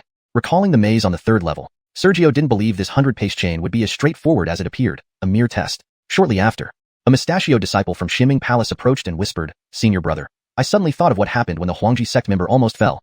He held onto the chain to protect himself. If less experienced brothers do the same, the wind should be harmless. There's no need to force it. Our initial test only went about 40 paces, and with the 100-pace chain, deeper into it, other unexpected challenges may arise. A large-scale advancement facing unforeseen obstacles could lead to many disciples losing their lives in the mountains. Sergio shook his head gently. Though nearly 10 iron chains were available, it wasn't realistic for each person to use one. Hearing Sergio's determined tone, the proposer nodded and stepped back. Sergio exhaled, glanced at Lucian, and without further delay, stepped onto the iron chain. Chapter 145, caught between a rock and a hard place. After the person who made the suggestion stepped back, Sergio stood at the edge of the cliff, took a deep breath to calm his mind, glanced at Xander, and without further hesitation, started walking on the iron chain. The first 50 feet were not dangerous. The stationary chain was easily crossed. According to previous tests, once he moved forward, the chain would begin to sway. This wasn't extremely perilous, but at that point, it would be hard to observe others. Taking this opportunity, Sergio surveyed his surroundings. Members of the Huangji sect had already begun entering the chains en masse. People from Zhantian Pavilion and Bumi Mountain were still discussing among themselves. Perhaps by unspoken agreement, each sect was assigned 2 adjacent chains, leaving 1 or 2 temporarily unoccupied. Having sized up the situation, Sergio ignored the rest and continued walking. Instantly, the chain began to shake. However, with Sergio's control over his body, as long as he was careful, there was no significant danger. He quickly approached the 20-foot mark. Looking back, members of the Huangji sect had surpassed his progress. A couple were already in the area with fierce winds. Meanwhile, members of Bumi Mountain and Zhantian Pavilion had just set out. On his chain, several Shimming Palace disciples had also stepped onto it. Seeing the chain swaying and not remaining straight, Sergio shouted loudly, Everyone, halt and focus. I'm about to enter the windstorm area. Those winds might blow towards you. Be cautious not to fall. Got it. The Shimming Palace disciples on Sergio's chain stopped immediately. One of them even grabbed the chain firmly with both hands. Seeing this, Sergio took another breath and proceeded forward. Just as he took a step, the wind picked up. Moments ago, the wind had been blowing from the front. Now it came from the right side, unexpectedly and irregularly. Had he not been prepared, he might have lost balance like the initial Leroy. The wind isn't too strong. It remains to be seen what happens if we continue deeper, Sergio muttered and kept moving forward. Behind him, people started advancing as well, and more entered the chains. From afar, most chains were densely populated except for 1 or 2. Although the wind was unpredictable and growing stronger, with Sergio able to grip the chain whenever necessary, there was little danger. Soon, he walked halfway across. Another step in. Suddenly, a searing heat rose beneath his feet, as if he were standing on a fire. Being fully alert, upon feeling the heat, Sergio instinctively lifted his foot. Immediately, he stumbled, dizzy and disoriented. Without thinking, Sergio grabbed the chain. It was hot, incredibly hot. Though the chain looked unchanged, the part of his body touching it felt hotter than direct exposure to fire. With his cultivation suppressed, he even caught a faint smell of roasting flesh. But closer inspection revealed no visible changes to his flesh. Senior brother. At this moment, alarmed shouts rang out behind him. Clearly, everyone saw Sergio's near fall. Illusion, illusion. Sergio didn't reply but whispered repeatedly, gritting his teeth to suppress his body's instincts and clung tightly to the chain. Slowly, he climbed back up. Adjusting for a bit, Sergio turned around and said softly, spread this message. Starting from 50 feet, the chain will become unbearably hot. You must resist your instinctive reactions or risk falling off the cliff. The shimming palace disciple about 3 feet behind Sergio narrowed his eyes and relayed the message. Sergio paid no more attention and lifted his foot again. Just as he lifted his foot, he abruptly stopped, not because of other issues, but because he noticed the complexity of the chain at this point. Constant swaying, coupled with fierce winds and the intense heat, made maintaining balance under such pressure incredibly difficult. Indeed, this was the true challenge of the 4th level, far more challenging than it seemed during initial testing. Gazing at the endpoint 50 feet away, Sergio felt a bitter smile forming. Given his suppressed cultivation, he lacked confidence in reaching the end. If only he could use his cultivation, even a tiny bit would ease his predicament. However, not all were equal. Sergio's peripheral vision caught the chain of Guiyuan Mountain. Wuxia, like a wind sprite, carried Daniel, leaping effortlessly through the chain, completely unaffected by the fierce winds. Within a few leaps, she was less than 30 feet from the end. Wind attribute bloodline gave her an undeniable advantage here. Looking further ahead, even more unsettling, the white-robed girl from Xianxia Pavilion, supporting Larry, walked steadily as if unaware of the chain's heat. Fortunately, Devon from Huangji Palace, like Sergio, paused on the chain, looking uneasy and did not continue. Except for those pairs, the brother-sister duo and childhood friends. Others faced insurmountable challenges, much like Sergio, finding it almost impossible to cross. Soon, Xander, along with some shimming palace disciples, halted beside Sergio at the high heat area before retreating slightly out of it. Seeing this, Sergio also retreated slightly, relieving the intense heat and easing his situation considerably. After dozens of breaths, Wuxia with Daniel, Larry, and Indira directly entered the vortex, advancing to the 5th level. The rest remained blocked at the 50-foot mark, none daring to advance further. Amidst the howling winds, after a long silence, Adriel of Xianxia Pavilion roared, "Do you have any ideas? If you have a plan, speak now. Otherwise, we'll all be stuck here, helpless. That wouldn't look good for us." Devon remained silent for a while, then shouted, "Without cultivation, suppressing our instincts, we can't maintain balance in these fierce winds. Disciples with wind or fire bloodlines should proceed ahead." Wind bloodline disciples with sufficient rank found aid from the fierce winds. Fire bloodline disciples, though unable to harness the wind, could ignore the chain's heat. Sergio agreed, shouting, "Disciples with wind or fire bloodlines, prepare to advance to the 5th level." Soon, some members from each sect continued forward, bypassing their peers. Though not as effortless as Wuxia and Daniel, they left the chains and entered the 5th level. Devon roared, "Those with wind and fire bloodlines are gone. What do you think? Propose a plan. We, the Huangji sect, excel in physical control, and we can't advance. How can you hope to do better? Let's devise a strategy." Sergio thought, but had no immediate solution. Xander spoke, "The wind is the key. Since we lack bloodline advantages, if we find a way to harness the chaotic winds, perhaps we can cross this chain." Chapter 146, Treading the Wind. Before Sergio could come up with a solution, Xander offered a suggestion. In his view, without the advantage of bloodline attributes, one could only attempt to transform the disordered wind and the resistance into assistance. Upon hearing this, everyone furrowed their brows. Though it sounded simple, doing so was far from easy. Without a wind attribute bloodline and with their cultivation sealed, they were less sensitive to the wind's movements. Without such sensitivity, they couldn't predict the wind's direction in advance, making it impossible to turn it into assistance.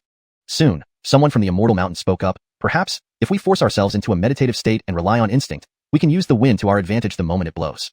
Without waiting for others' reactions, that person suddenly closed their eyes. After half a breath, he slowly rose to his feet. A gust of wind blew, and he instantly leaped forward, gracefully jumping half a zhong, approximately 10 feet. Note: for better fluency, zhong is approximately equivalent to 10 feet in English. In another instant, the wind blew again, this time from behind him, propelling him forward more than 10 feet with a single leap. Everyone observing him rejoiced. However, Sergio's expression tightened. He noticed that when the person landed, the heat beneath his feet seemed unbearable, causing his feet to twitch slightly. Before Sergio could observe further, the person leaped again as the wind blew. This time, either because of the twitching feet affecting his calculations or the chain swaying more violently, he missed his landing point.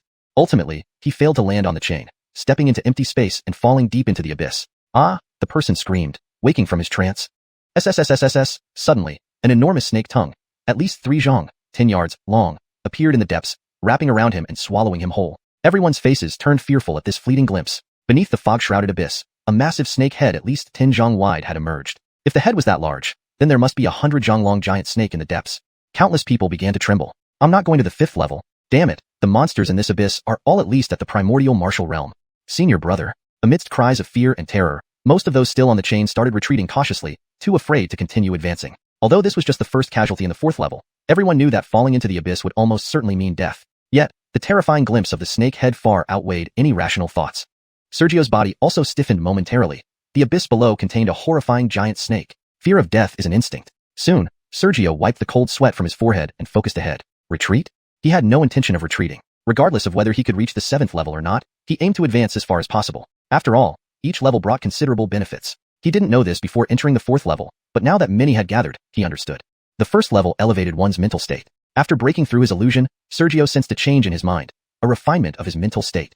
The 2nd level pushed one to break their own limits. Facing an opponent exactly like oneself, defeating them meant surpassing one's limits. Unfortunately, since Sergio's bloodline couldn't be replicated, he didn't know about this benefit and simply used his bloodline advantage to pass, missing out on the rewards. The 3rd level's maze offered significant benefits. Finding the correct exit was said to cleanse one's spirit energy. However, everyone who passed the 3rd level bypassed finding the exit, forcibly opening the entrance instead. They dealt with puppets rather than the Wolf King, thus missing the benefits.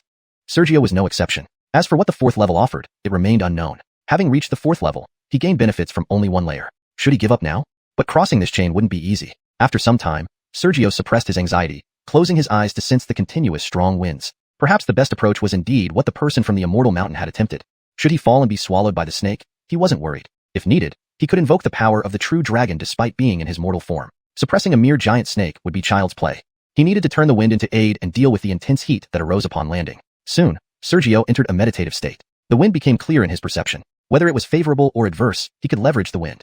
However, he didn't move yet, continuing to perceive the wind while in meditation without any clear reason. In a mysterious state of mind, an unknown amount of time later, closed-eyed Sergio suddenly stood up. Without opening his eyes, he felt as though the world turned green in his mind. Vast green waves changed constantly, omnipresent.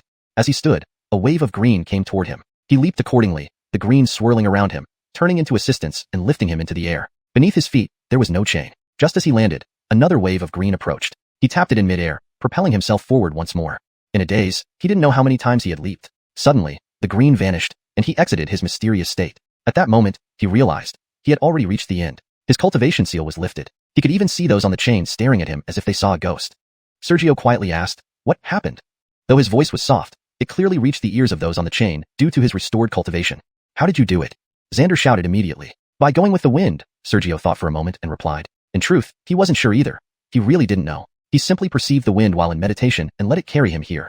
Looking back at the chain, everyone stared at Sergio, mouths agape, unable to articulate their thoughts. Previously, Sergio was oblivious to the outside world, but they had seen everything clearly. They watched Sergio, who never touched the chain. He was like a feather without weight, continuously blown off the chain's trajectory yet never fell into the abyss. Instead, he was gently carried to the other side by the wind. Chapter 147, 5th level. The group with the iron chains looked at Sergio, at a loss for words. In their view, Sergio hadn't touched the chains earlier. He had been blown to the opposite shore by the wind. Even more bizarrely, every time Sergio floated and was about to fall, it seemed as if his feet were treading on the wind and flying up again. This kept repeating until he was blown across. Everyone saw what happened clearly, but how did he do it? Amir shouted loudly, "What does senior brother mean?" Sergio shook his head slightly. "I can't explain it either. I just kept sensing the gale, and then in a daze, I made it across." Seeing Sergio's expression didn't seem like he was lying, everyone exchanged glances before closing their eyes. They could tell that this chain was a shortcut prepared for those with wind and fire elemental bloodlines. The proper method to pass through should be similar to what Sergio demonstrated. Seeing everyone close their eyes to try sensing the wind, Sergio thought briefly and stepped into the vortex. Many people had already entered the 5th level, and he saw no need to linger here. Everything spun around him. Rushing water. Just entering the 5th level, the dizziness had yet to pass. Sergio hadn't fully grasped his surroundings when he heard the sound of immense waves. A river. It seemed like he was standing by the banks of a vast river, filled with raging winds. As for the sea, truthfully, he had never seen it. He had only heard that the ocean is an infinitely larger version of a big river. As his dizziness lessened, Sergio looked around. Behind him, there was nothingness. Before him, lay a boundless torrent, a mighty river. Scattered nearby were the people who had previously entered the 5th level. Upon closer inspection, most were still here, while a few might have already reached the other side of the river. This river wasn't ordinary. If examined closely, one would see that the entire river seemed composed of countless swords, each drop of water being a streak of sword light. Looking at the river, Sergio felt a chill run down his spine. He sensed that once inside the river, he would certainly be torn to pieces and ground into dust.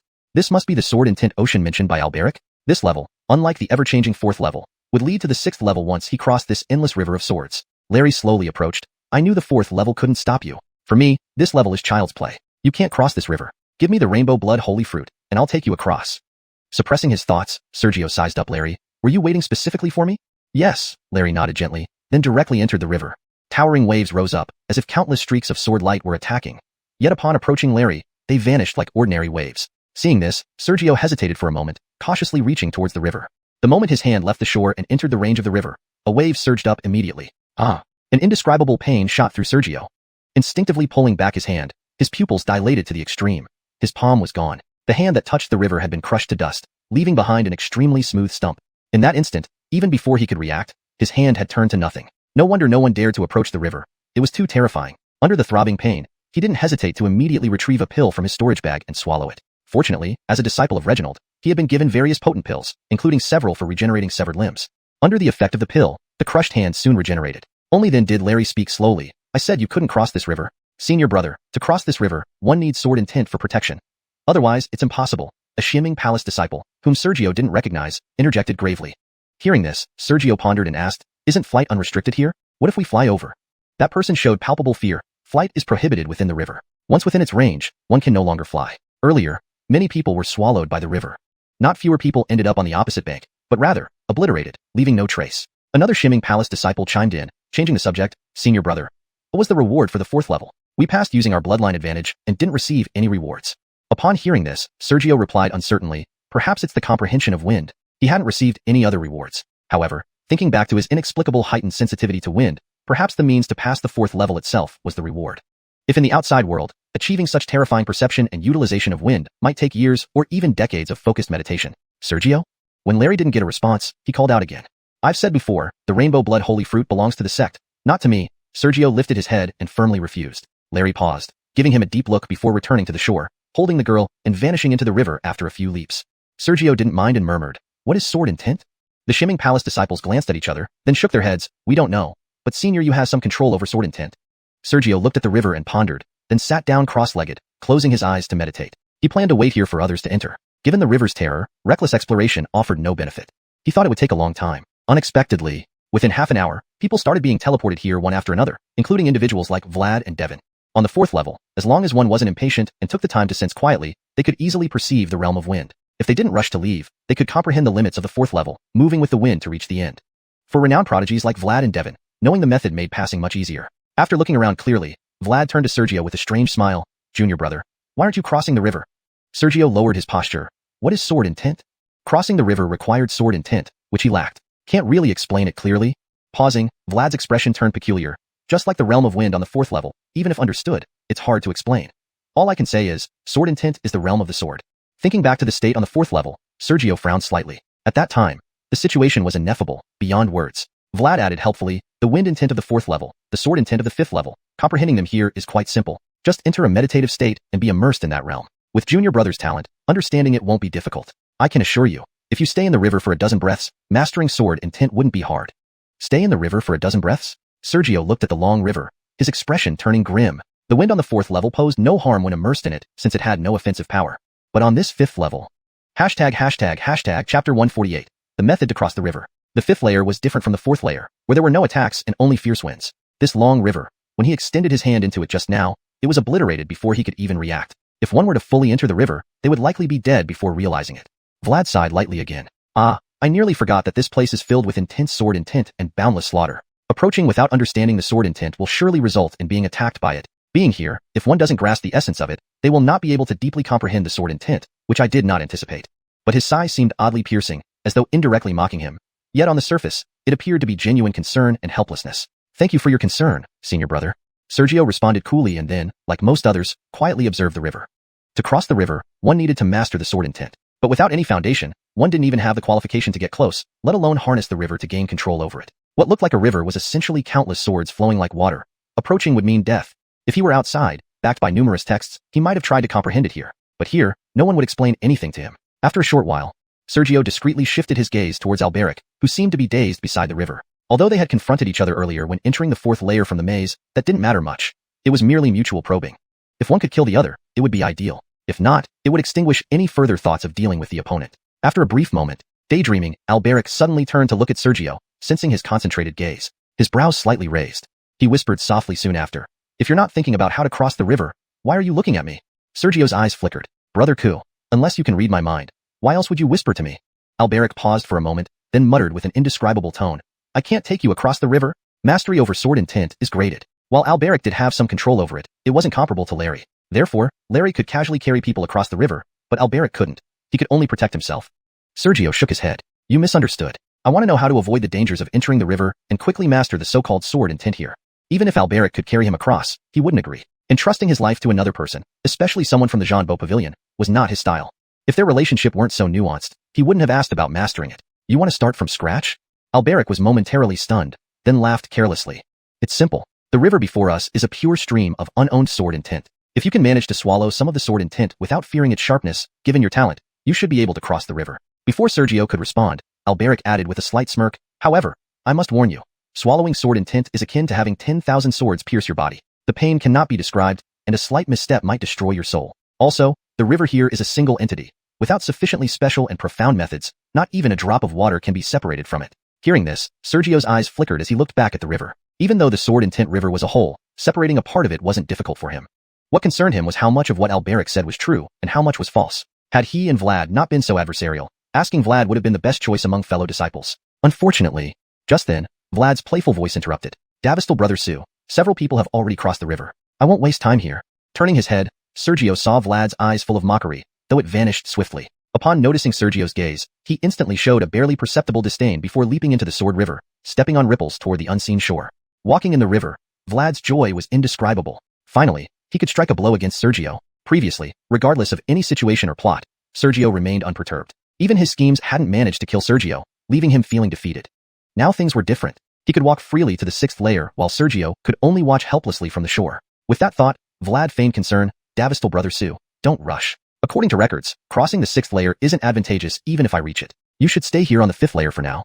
Sergio remained expressionless. No need for your worry, elder brother. A mere river won't stop me. Is that so? Well, I'll await your arrival on the 6th layer. Haha. With a hearty laugh, Vlad disappeared into the waves. Watching his retreating figure, Sergio clenched his teeth and reached out towards the river. Initially, he hesitated about risking his life as Alberic suggested. But with Vlad's taunts, such a risk was worth taking. The great wasteland ancestor dragon scripture began to rapidly circulate. Instantly, the world in Sergio's sight changed. Without mentioning other places, focusing on the river, what Sergio saw was an endless expanse of swords, no longer resembling water. Looking at those numerous swords, Sergio's resolve solidified. Really going to do it? In moments, eat bitter hardships to become a man above all men. If you wish to stand at the peak, how can you not go through trials? Sergio muttered internally, gritting his teeth and decisively grabbed at the river. A mysterious suction force arose. Instantly, several drops splashed up from the river and were directly swallowed by Sergio under the force. People still lingering around or with other intentions glanced at Sergio. Is this guy crazy? Indeed, this river is purely sword intent. Without comprehending sword intent, he draws it into his body. He will be crushed. Not necessarily. If he withstands it, using the absorbed sword intent as a guide, he might have a chance, although the possibility is less than 1 in 10,000. Our Zhanbo Pavilion wouldn't dare do this. It's laughable for someone from Xuan's palace to attempt such a reckless act. The crowd whispered loudly, either intentionally or not. Back to Sergio. At that moment, he paid no heed to the surrounding voices. As soon as the droplets were forcefully absorbed into his body, the pain was indescribable. He felt as if every inch of his flesh, inside and out, was being cut simultaneously by sharp weapons. Chapter 149. Agony refines the heart. Sergio absorbed the sword intent into his body, and even before he could sense its essence, he instantly felt as if countless sharp weapons were striking him. The pain was indescribable. Ah! Instinctively, he let out a scream, kneeling on the ground, his body convulsing as if he had just been pulled out of water. The intense pain seeped deep into his bones, surpassing the limits of his physical endurance. Half a breath later, Sergio collapsed onto the ground. He had only absorbed a few drops of the river's essence, and given his cultivation level wasn't low, plus the effect of the great wasteland ancestor dragon scripture, the agony subsided after a short time. Even though he had recovered, Sergio didn't want to move at all. Looking at the endless river in front of him, a faint trace of fear crept into his eyes. Just a few drops of the river's essence. If it weren't for the absorbing power of the great wasteland ancestor dragon scripture, he might not have been able to suppress that sword intent. Those few drops could have killed him. In matters of life and death, there is great terror. Perhaps staying on the 5th floor wouldn't be so bad. After all, as Vlad said, the 6th floor had nothing special either. What did it matter if others went to the 6th floor? Without reaching the 7th floor, no one could claim the treasure of the 7-story pagoda. As this thought arose, it gradually gained dominance. Just then, an admiring voice sounded, Kyle, greetings, senior brother Sue. Turning around, he saw a disciple from the Shimming Palace. A middle-aged man with a resolute demeanor, at the 7th level true martial realm, an inner gate 3-leaf disciple. Or perhaps it should be said, anyone who could reach this 5th floor would not have weak cultivation. Maybe because someone was talking to him, Sergio's fear lessened slightly, and he managed a forced smile, Junior brother do. Looking at Kyle again, he first glanced at the river, then clasped his hands in salute. Junior brother has heard that senior brother resides on Justin Peak. When this secret realm ends, I wonder if I can visit you there. Sergio slightly startled, then narrowed his eyes. Kyle, although his name was common and he wasn't young, was genuinely an inner gate 3-leaf disciple. His words were a sign of allegiance. Why? If he were still the Sergio from Shengyuan City, he might have been puzzled, but now, carefully considering it, he understood. Because of his bold act of swallowing the sword in tint. After all, among the several geniuses of the Shimming Palace today, he, Sergio, was the youngest. His cultivation was catching up with those geniuses. Combined with his awe-inspiring action earlier, Cal believed he could surpass others like Vlad in the future, thus coming to show his allegiance. Realizing this, Sergio smiled. What are you saying, junior brother? I live alone on Justin Peak, feeling quite lonely. If you visit, it will certainly add some liveliness. Senior brother. Unexpectedly, more Shimming Palace disciples approached, repeating what Cal had said. Sergio responded to each of them. After chatting for a while, they stepped back respectfully, not disturbing Sergio any further. They stood around him rather harmoniously. Not as an encirclement, but as a gesture of protection. Seeing this, Sergio smiled and looked at the river again. The fear between life and death began echoing in his heart once more. But this time, his gaze swept over Kyle and the others, then returned to the river. The barely perceptible fear in his eyes slowly turned into resolve. His martial heart sought freedom and absolute supremacy. To pursue supremacy, he should not retreat. If he retreated here, his martial heart might be forever tainted. Even if he reached the 9th level true martial realm using the Great Wasteland Ancestor Dragon scripture in the future, losing his martial heart would make it impossible to continue advancing. When the fear finally disappeared from his eyes, a trace of relief rose in his heart. Fortunately, he eventually saw through the fear. Between life and death, there was great terror, but also great opportunity. Sergio gritted his teeth slightly and grabbed more water droplets again. An excruciating pain spread throughout his body. This time, however, Sergio did not scream. Instead, his mind constantly recalled Jared. Recalling how Jared endured torture without screaming despite convulsions and a twisted face, showcasing remarkable endurance. Jared could do it. Why couldn't he? Under unbearable pain, not shouting made him feel like he was going mad. Yet, he clenched his teeth, forcing himself not to scream. Half a breath later, the pain subsided, leaving Sergio's body trembling slightly, the aftermath of the intense pain. Soon, a bitter smile appeared at the corner of his mouth. Though nearly unbearable, he finally did it. Before long, he reached out toward the river again, determined to continue. To comprehend the sword in tint amidst terrifying pain, he must first think clearly and remain calm under the torment. Watching Sergio repeatedly grabbing water droplets, convulsing, and doing it all over again, the people around him gradually stopped ridiculing. Most looked at him with newfound respect. Some even admired him for his incredible willpower to endure pain when he didn't need to. Unbeknownst to how much time passed, the intensity of Sergio's convulsions and tremors gradually decreased. At least, they became extremely subtle. Even when grabbing water, Sergio could smile while looking at the river. After several more intakes of the river water, Sergio suddenly turned his head. It's been 7 days, right? His voice was hoarse. 7 days and a bit. Kyle and other Shimming Palace disciples replied quickly. Despite their higher cultivation than Sergio, their voices showed unparalleled respect. 7 days. Sergio muttered to himself, lowering his head to look at his hands. Over these 7 days, he had repeatedly inflicted pain upon himself. Each intake of the river water brought a breath's worth of indescribable pain, including the half breath it took to grab the water. Thus, during these 7 days, he spent nearly 4 days enduring inhuman torture. Perhaps the sensation had numbed. Or perhaps the pain was too extreme that his tolerance increased. In any case, while the pain remained, his body had adapted somewhat.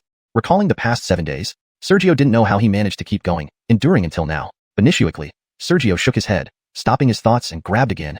River water entered his body. Familiar pain rose. But this time, aside from slight trembling, Sergio's body showed no reaction. Even his mental state remained unchanged, silently experiencing the pervasive pain coursing through his body. ##### Chapter 150. Grasping the sword in tint, crossing the river. The moment the river water entered his body, the familiar pain surged. But Sergio ignored the pain, allowing his mind to quietly savor the agony coursing through him. Or rather, he focused on the terrifying sword in tint that brought such agony. Unlike before, Sergio's spiritual energy continued to circulate non-stop. River water kept flowing into his body ceaselessly.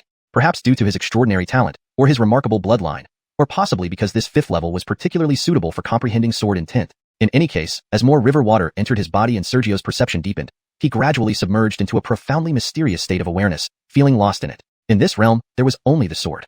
Everything in the world seemed composed of swords, nothing but swords.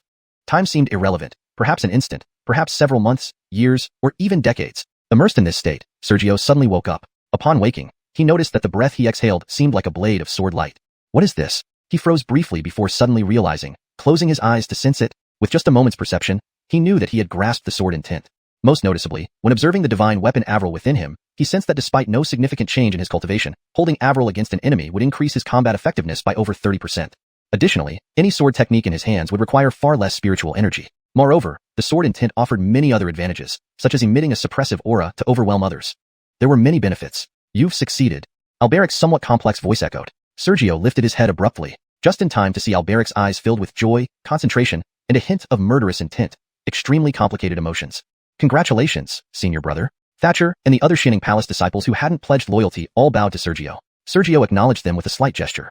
Then he asked, "How much time has passed?" "Half a day since you last inquired, senior brother," Thatcher answered immediately. "Half a day." Sergio paused, then looked at the river. After waiting 5 days in the 3rd level labyrinth and spending 7 days here in the 5th level, including the time spent on the other 3 levels, it meant that about 13 days had passed since the opening of the 7-story tower. 17 days remained, one to block countless geniuses, the 6th level. "I wonder if I can find the entrance to the 6th level and reach the 7th, Sergio muttered to himself. After exchanging a few words with Thatcher and the others, he leaped into the river without hesitation. Before mastering the sword intent, Sergio found the river water terrifying. But now, the river water seemed friendly to him. At least, the sword intent in the water wouldn't attack him, making it not difficult to cross the river. As Sergio began to cross, Alberic's eyes flickered, and he also started crossing. Notably, apart from Alberic, the 4 individuals from the sects who had already grasped the sword intent had already crossed the river. With Sergio and Alberic leaving, only those unable to cross remained behind. Wait, not long after, a person from the Xianxia pavilion approached the riverbank, gritted his teeth, and attempted to ingest the river water using an unknown method, emulating Sergio. Immediately, he let out a cry of agony just like Sergio had initially. Soon, "No!" the man screamed in despair. With a loud boom, countless sword beams rose, and the man's body exploded into a mist of blood. Seeing this, the others instinctively retreated away from the river. How did this person die? Yes, looking at Sergio earlier, it seemed he was simply enduring pain while ingesting. A bunch of clueless fools. Do you really think anyone can just ingest the sword intent? Think about it, Sergio has exceptional bloodline and shocking cultivation techniques. Initially, he ingested very little, so how could the sword intent hurt him? The discussions continued. Not everyone could ingest the sword intent like Sergio and remain unharmed. Without a sufficiently powerful bloodline and cultivation technique, attempting to ingest the sword intent without comprehension would only result in death. Elsewhere, on the surface of the river, after advancing in the river for a while, Sergio subtly slowed down. Soon, Alberic caught up. Sergio slowed further, staring at Alberic silently. Clearly, Alberic had long mastered the sword intent, but didn't proceed to the 6th level, which suggested something was amiss. "Do you remember our previous agreement?" Alberic walked beside Sergio, slowing down too, speaking softly. Sergio thought for a moment, his eyes narrowing. Ambushing Larry? In the 6th level? Exactly, Alberic nodded. Sergio considered it, and shook his head. "It won't work." "Why?" Alberic's expression darkened. Sergio hesitated for a moment before replying, "Admitting this is hard, but your Xianxia pavilion has the most people in the 6th level, right? If I'm not mistaken, the Shining Palace doesn't have more than 10 people entering the 6th level, even including Lucian." After finishing, Sergio pretended to sigh lightly. "How can we kill him? Once we make a move, who will be surrounded and attacked is uncertain." Alberic stared at Sergio intently for a while. Then he smiled. "Do you think he has good relationships with everyone in the sect?" "What do you mean?" Sergio didn't hide his confusion. Alberic's eyes flashed with intense killing intent. "You bring some Shining Palace members, and I will lead part of the Xianxia pavilion to act hiddenly. No matter what skills he has, he will inevitably die."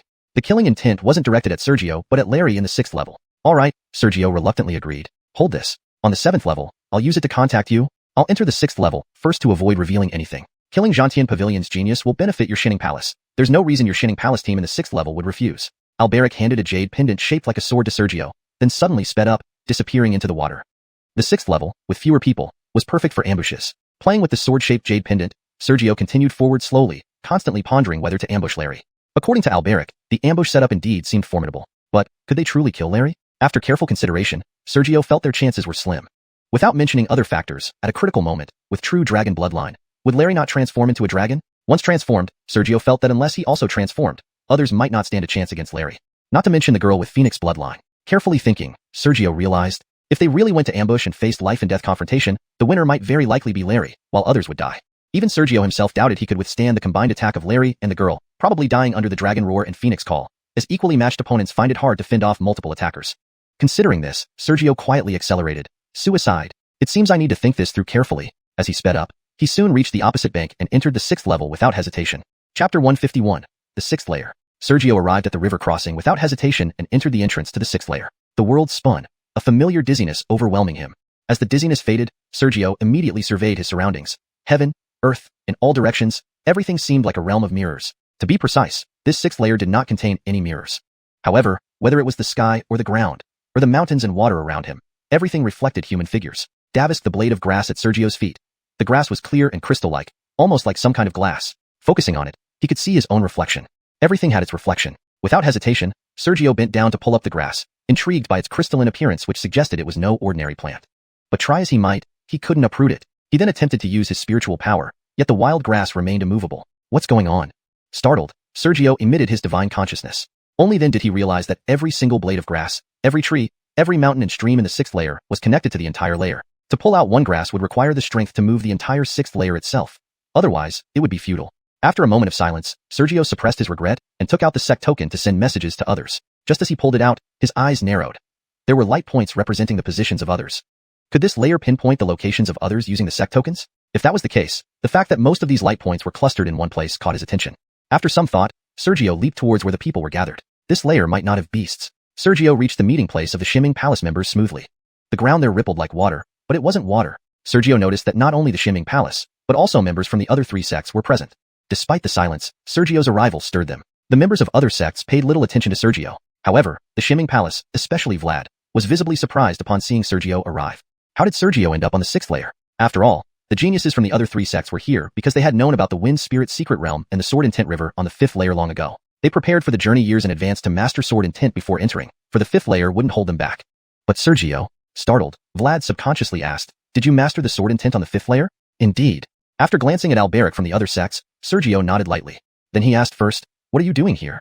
A disciple of Shimming Palace spoke up first, "Senior Brother Su, this is the only lake-shaped area in the sixth layer. Training here can enlighten the mind. One day of training here equates to a month outside." Lake-shaped area, simply put, a region resembling a lake. At this moment, Vlad snapped back to reality, glaring at Sergio. The killing intent in his heart sharpened, but he didn't show any unusual signs.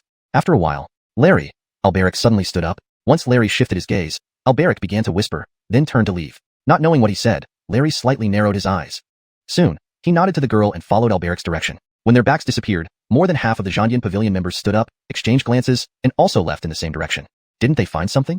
Several people from Huangji Sect and Shimming Palace suddenly stood up. Forget it, Huangji Sect's Adriel and Woimishen's Marco glanced at each other and closed their eyes again. But Sergio suddenly pinched the jade pendant in his sleeve. The direction Alberic went seemed to attract the jade pendant. Clearly, this was the information Alberic intended to convey. Following the attraction, Sergio could trace the Xianxia Pavilion members who left. Sergio thought for a moment and quietly transmitted, "Fellow disciples, not long ago, Alberic approached me with a plan to ambush Larry. What do you think?" Upon receiving Sergio's transmission, all the Shimming Palace members opened their eyes, looking startled. Could it be a trap? A relatively astute person responded quickly. Without asking why or if Sergio agreed, Sergio shook his head. "I don't think so. A civil war within Xianxia Pavilion. If we can eliminate their genius, that's a good thing." Half of them smiled. Given the opportunity, no one refused. Sergio then looked at Vlad. Vlad pondered for a while, smiling warmly. "Junior brother, you're now in charge. Since you've made a decision, I'll follow your lead." Hearing this, Sergio remained silent, his gaze wavering as he watched the direction Alberic left. Ambushing Larry. If it was just him alone, perhaps there would be a chance. But with Larry and the girl together, after much thought, Sergio quietly transmitted, "Fellow disciples." Meanwhile, somewhere else in the sixth layer, Larry and the girl followed Alberic for a long time, then suddenly stopped. Alberic turned and looked puzzled. "Junior brother?" Larry glanced around, sneering. Knowing the entrance to the seventh layer? Benicio, a laughable lie. "You knew I was lying?" Alberic's expression changed slightly. Larry grinned. "I also know you want to kill me. Coincidentally, I've wanted to kill you too, but never found the chance." His white teeth looked very attractive. Alberic's expression soon returned to calmness. "You are indeed as reckless as ever." Huff, huff, huff. The wind picked up. Several black-robed figures quickly approached, about a dozen in number. The weakest among them was a true martial sixth-rank practitioner. Larry's eyes narrowed slightly. There are only 40-odd people in this entire sixth layer. Is there a need to hide your intentions? This is troublesome. Benicio Yana loosened her hand from Sergio and whispered while examining the surroundings. Larry laughed, his eyes growing even heavier. "Let me guess, Unyielding Mountain, Huangji Sect, Shimming Palace. You must have negotiated with Shimming Palace, right?" "Why do you say that?"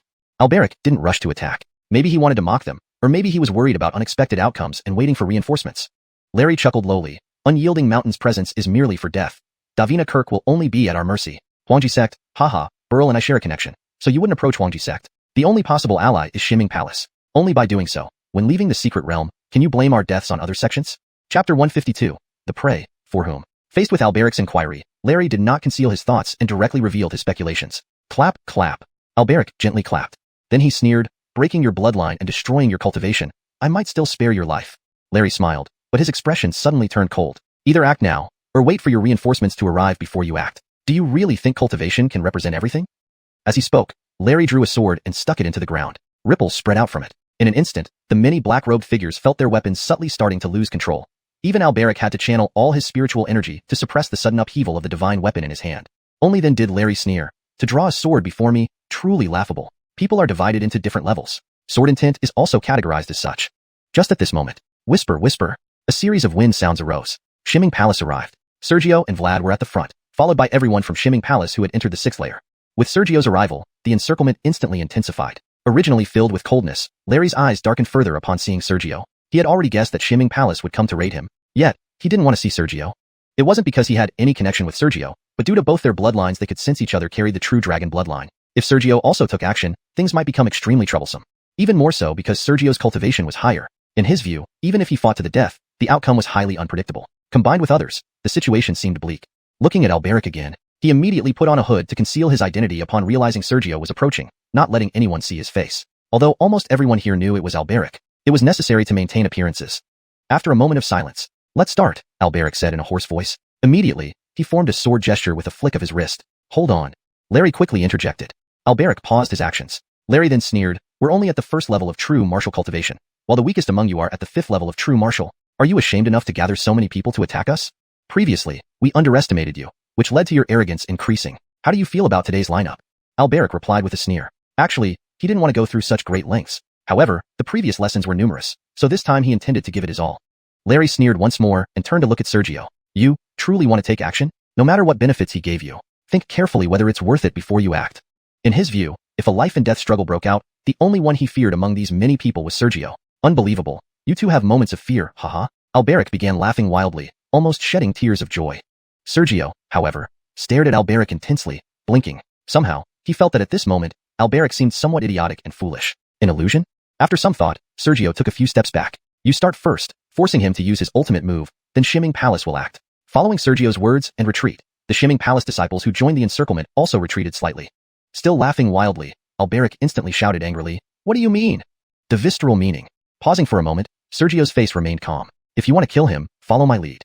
Indeed, in Sergio's view, there was only one way to kill Larry. Sacrifice part of the group to force Larry to transform into a dragon and buy some time, burning his bloodline to transform into a dragon. Eventually the bloodline would be exhausted. Without the bloodline, he wouldn't be much of a threat anymore. For sacrifice, naturally, he couldn't allow Shimming Palace members to be sacrificed. Regarding whether it was worth it, as Larry suggested, it wasn't worth it, very much so. However, given the relationship between Zhanbo Pavilion and Shimming Palace, and being a member of Shimming Palace, he believed he would one day become a holy son and ultimately command Shimming Palace. Thus, eliminating Zhanbo Pavilion's elites, why not? You agreed to act together. Are you going to betray that promise? Alberic grew increasingly angry. At other times, he might have stayed calm, but in this final moment of triumph, Sergio's actions seemed like a calculated betrayal in his eyes. Thus, his anger surged uncontrollably. After a moment of silence, Sergio spoke, "Our deal isn't worth me risking my life. If you don't agree, I'll take Shimming Palace away." Joining forces and fighting head-on against the combination of Dragon Roar and Phoenix Cry, Sergio wasn't very confident. If he had to face them directly, he would rather abandon the plan. Sensing Sergio's determination, Alberic became even angrier. But finally, he gritted his teeth. Act. The Zhanbo Pavilion people immediately launched a fierce attack. Larry's expression darkened. Sergio's strategy was indeed clever. Transforming into a dragon couldn't last long. If he used the dragon form against Zhanbo Pavilion, how could he then deal with Sergio? If he didn't transform, he and the girl were only at the first level of true martial cultivation. Without transforming, how could they possibly fight Alberic and others? Boom. An explosion echoed, and both sides clashed fiercely. The huge disparity in cultivation caused Larry and the girl to be at a disadvantage from the start, even suffering injuries. Alberic sneered instantly, "Truly weaklings, no wonder I was so cautious." Larry cast a cold glance at Alberic, resisting the urge to transform. His ultimate move could only be used against Sergio. Otherwise, he would certainly die. Though fearless himself, the girl couldn't escape. His mind raced rapidly. Soon, Larry looked at Sergio and called out quietly, "Don't forget the consequences after a desperate struggle. As I recall, your situation isn't good either. Do you think you can leave the secret realm alive if you lose your combat ability?" Observing this, Sergio's mood sank, his gaze subtly scanning Vlad. Indeed, if there was an opportunity, Vlad would definitely take action. If he truly fought to the death, temporarily losing combat ability would be the lightest consequence. Unfortunately, he originally intended to remain a bystander, ensuring Larry wouldn't dare transform into a dragon, hoping for a humiliating defeat that would significantly weaken his dragon transformation's effectiveness, potentially killing two elites at once. Given the current circumstances, he could only choose another path. After all, killing Zhanbo Pavilion's elites was the same, no matter who they were. After a brief silence, Sergio lightly laughed. "Since that's the case, why not I help you kill Alberic?" In an instant, everyone present fell silent. Vlad and other Shimming Palace disciples watched Sergio in astonishment. The Zhanbo Pavilion people all appeared incredulous. Soon, Alberic roared, "Sergio, what are you planning?" Sergio hummed lightly. "What's there to roar about? To me, killing any Zhanbo Pavilion elite suffices. It doesn't matter who specifically. Larry, you transform into a dragon and Phoenix to kill Alberic, and we'll help you eliminate the rest. How does that sound?" Chapter 153, Descent of the Thunder Prison. Due to caution, Sergio chose to shift his target for execution. Facing Sergio's completely unreserved words, Alberic's body trembled slightly, erupting into total fury, with wrath surging skyward. Larry bellowed coldly, "Impossible! If you attack after the event, wouldn't we be left defenseless? Then you continue. My Shimming Palace will deal with the victor afterward," Sergio said indifferently. Many members of the Shimming Palace couldn't follow Sergio's logic at that moment. Yet no one voiced their confusion. They only stayed on guard. Even Xavier remained silent, merely staying alert. In Xavier's view, the conflict from Xiangyuan Pavilion was extremely laughable. Stirring up other sects' elites to kill each other would inevitably leave traces. Honestly, he might have done the same or even already did so. But if it were him, he definitely wouldn't personally participate and would not leave any loopholes. Sergio. Alberic's face became enraged. The agreed-upon accomplice turned against him now. Not only that, but he totally ignored Alberic's presence. In a burst of anger, Alberic gritted his teeth and swung his sword directly at Sergio without further consideration of Larry. More ferociously, boy, you are overstepping just because I've given you some respect. That slash wasn't an unparalleled secret skill but represented Alberic's peak strength under normal conditions. Brother you, I'll leave it to you, Sergio immediately retreated. If faced with the Kirk from Immortal Mountain, Sergio wouldn't fear, but Xavier, in a life-or-death confrontation, Sergio doubted he could defend himself. Though he stood last to claim the 7-color blood sage fruit, it was more about luck rather than his true competitive ability against people like Alberic. Although Xavier felt somewhat irritated deep down, he didn't say anything. Soul Devourer. Hiss, hiss, hiss. Instantly, 3 snake heads appeared and darted toward Alberic. Even Adriel, you can't defeat. Who gave you the confidence to attack me? Alberic's eyes turned icy cold. He spun his wrist and slashed toward the void beside him. With a boom, one snake head was split apart and instantly dissipated. Xavier's expression darkened. What a formidable sword and tint. He then gritted his teeth slightly, reinvigorating the snake heads. In an instant, another 3 snake heads emerged and vanished. Alberic's pupils shrank as he prepared to attack again, quickly retreating. Hiss, hiss, hiss. Just as he retreated, 2 illusory snake heads bit down where he previously stood. Had he not moved swiftly, he would have been bitten. This wasn't the end. Annihilation Fist. Following Xavier's low roar, he slammed forward. In an instant, a Tinjong colossal fist appeared in the sky, smashing down on the spot where Alberic had retreated to. From Sergio's perspective, Alberic had nowhere to hide. He could either counterattack the snake heads or retreat further, enduring the fist blow. In a flash, Alberic looked at the illusory snake heads with many reservations and resolutely continued retreating, using his sword tip to block the incoming punch. Boom! The explosion sent dust swirling everywhere. Seeing this, Sergio suddenly looked at Larry. It seems you've made your choice. What if I stand by now? Larry's eyes flashed, smiling faintly. Sergio replied, looking at the smoke that hadn't dissipated, his eyes turning icy cold. If that's the case, despite the risk of severe injury, everyone here from Xiangyuan Pavilion, including you, may all perish today. Larry's gaze narrowed, instantly filled with many misgivings. Among these people, although Sergio was the weakest in cultivation among the opponents, Larry saw Sergio as the most threatening due to the cultivation gap. After a brief silence, Larry whispered, forcing me to this extent. I'll remember you. Alberic, your opponent is me. With those words, Larry abruptly flew into the air. Ea! Dragon roars echoed, accompanied by flashes of lightning. Half a breath later, the dust settled. Alberic's top clothes were torn, but there were no significant wounds on his body. However, he couldn't spare attention for Xavier and Sergio, swiftly turning around to see Larry, who had flown 30 zhang away. Bad. Let's attack together. Kill him. Muttering, Alberic instantly unleashed, secret skill unparalleled, heaven-cleaving slash. Clang clang clang, the sound of sword clashes rang out. A terrifying giant sword spanning 30 zhang soared through the air, cleaving toward the minuscule Larry. Other members of the Xiangyuan Pavilion regained consciousness and rushed into the sky. Another half-breath later, boom! Devastating filled the sky, forming a thunder prison. Larry transformed into a silver-bodied dragon, approximately 10 feet long. At this moment, the dragon's eyes glinted fiercely, seeking death. As soon as the words left his mouth, Larry's tail lashed out, charging straight towards the descending massive sword, biting it slightly. Crack! The immensely powerful giant sword was shattered instantly. Damn! Retreat! He can only persist for 3 breaths. Alberic revealed a trace of slight dread and bellowed. But it was too late. Boom! More lightning fell, the terrifying sea of lightning submerging everyone. From afar, Sergio watched the lightning ocean, narrowing his eyes, an ethereal lightning dragon.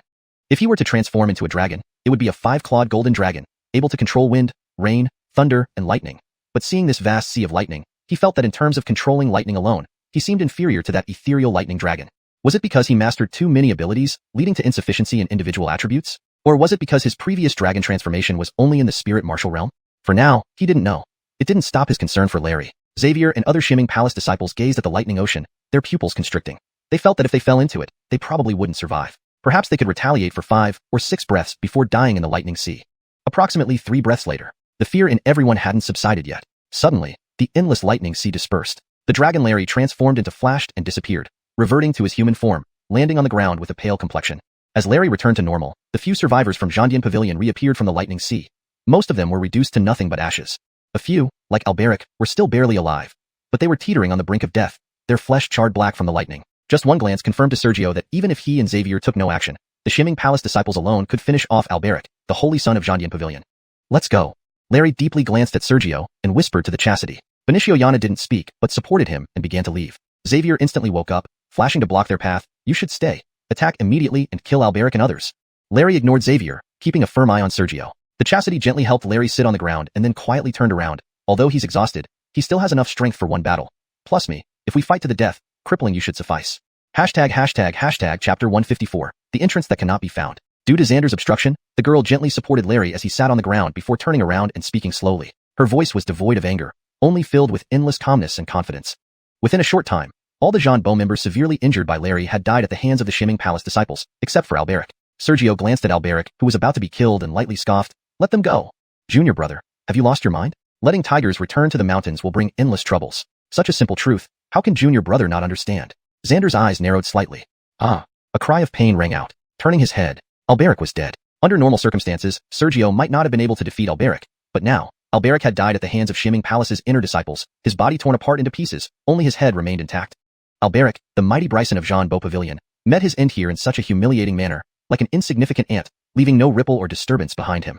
Because of Alberic's death, the surrounding Shimming Palace disciples shifted subtly, silently enclosing Larry and the girl. The grudge between Jean Beau Pavilion and Shimming Palace had lasted for generations. Moreover, killing Jean Beau Pavilion's disciples would earn rewards from their sect after exiting the secret realm.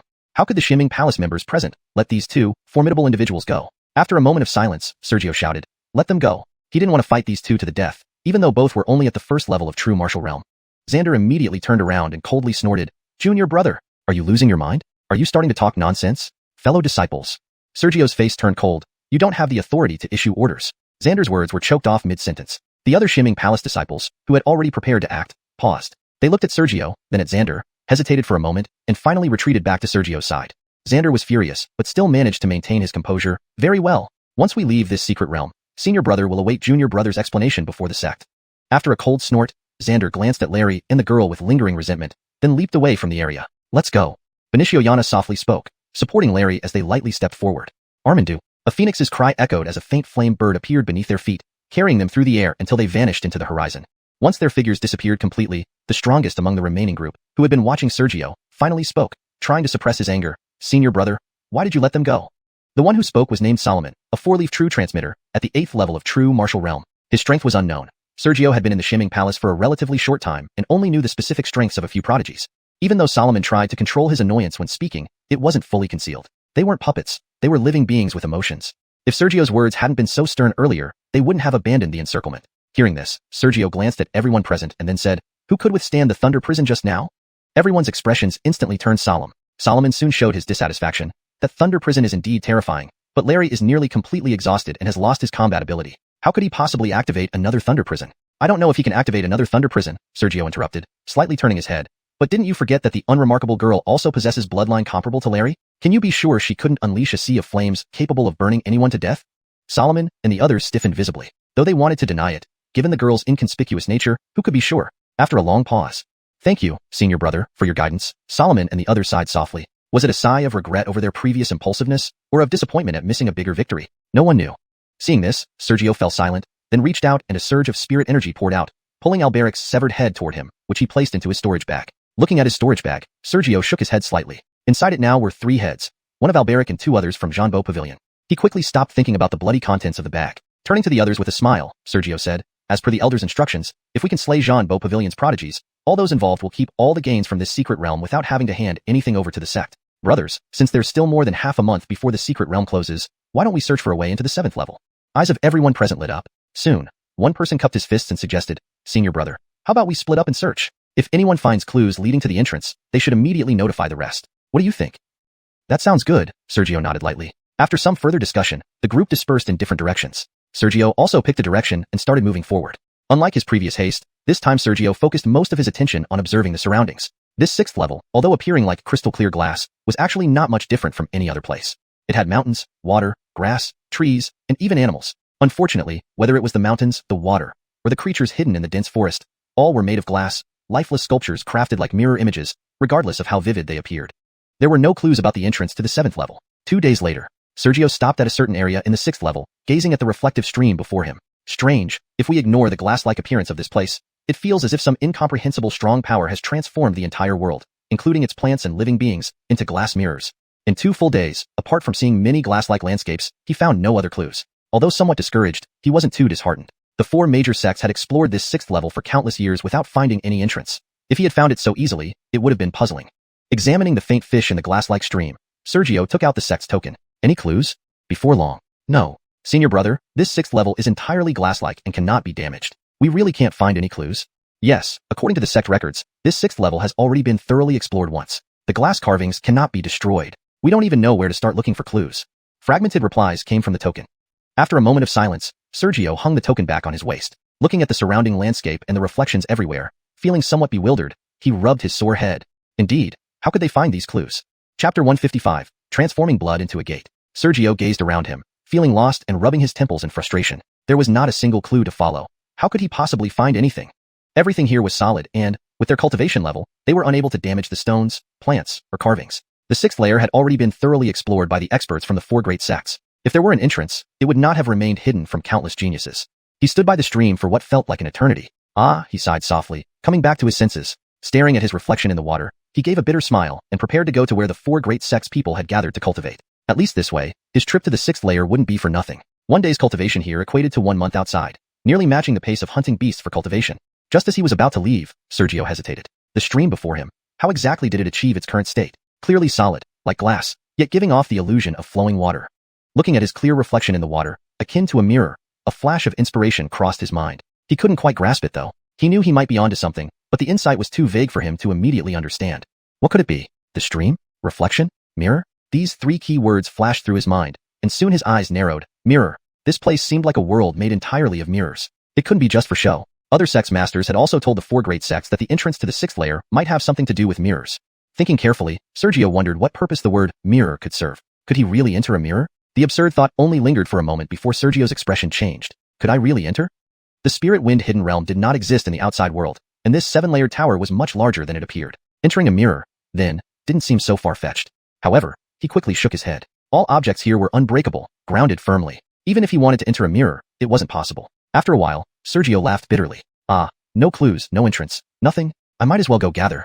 Just as he was about to turn, he stopped abruptly. No entrance? Suddenly, he remembered the maze on the 3rd layer. Some people managed to enter the 4th layer after finding the maze's true entrance, but more often, they cut down puppet wolves and created an entrance out of nowhere within the walls. If the 3rd layer was like this, perhaps the 6th layer was similar. The more he thought about it, the more convinced he became. Otherwise, why hadn't the 4 great sects found an entrance despite their thorough searches? But, the door created on the 3rd layer came from the remains of the killed puppets. What material could create a door on the 6th layer?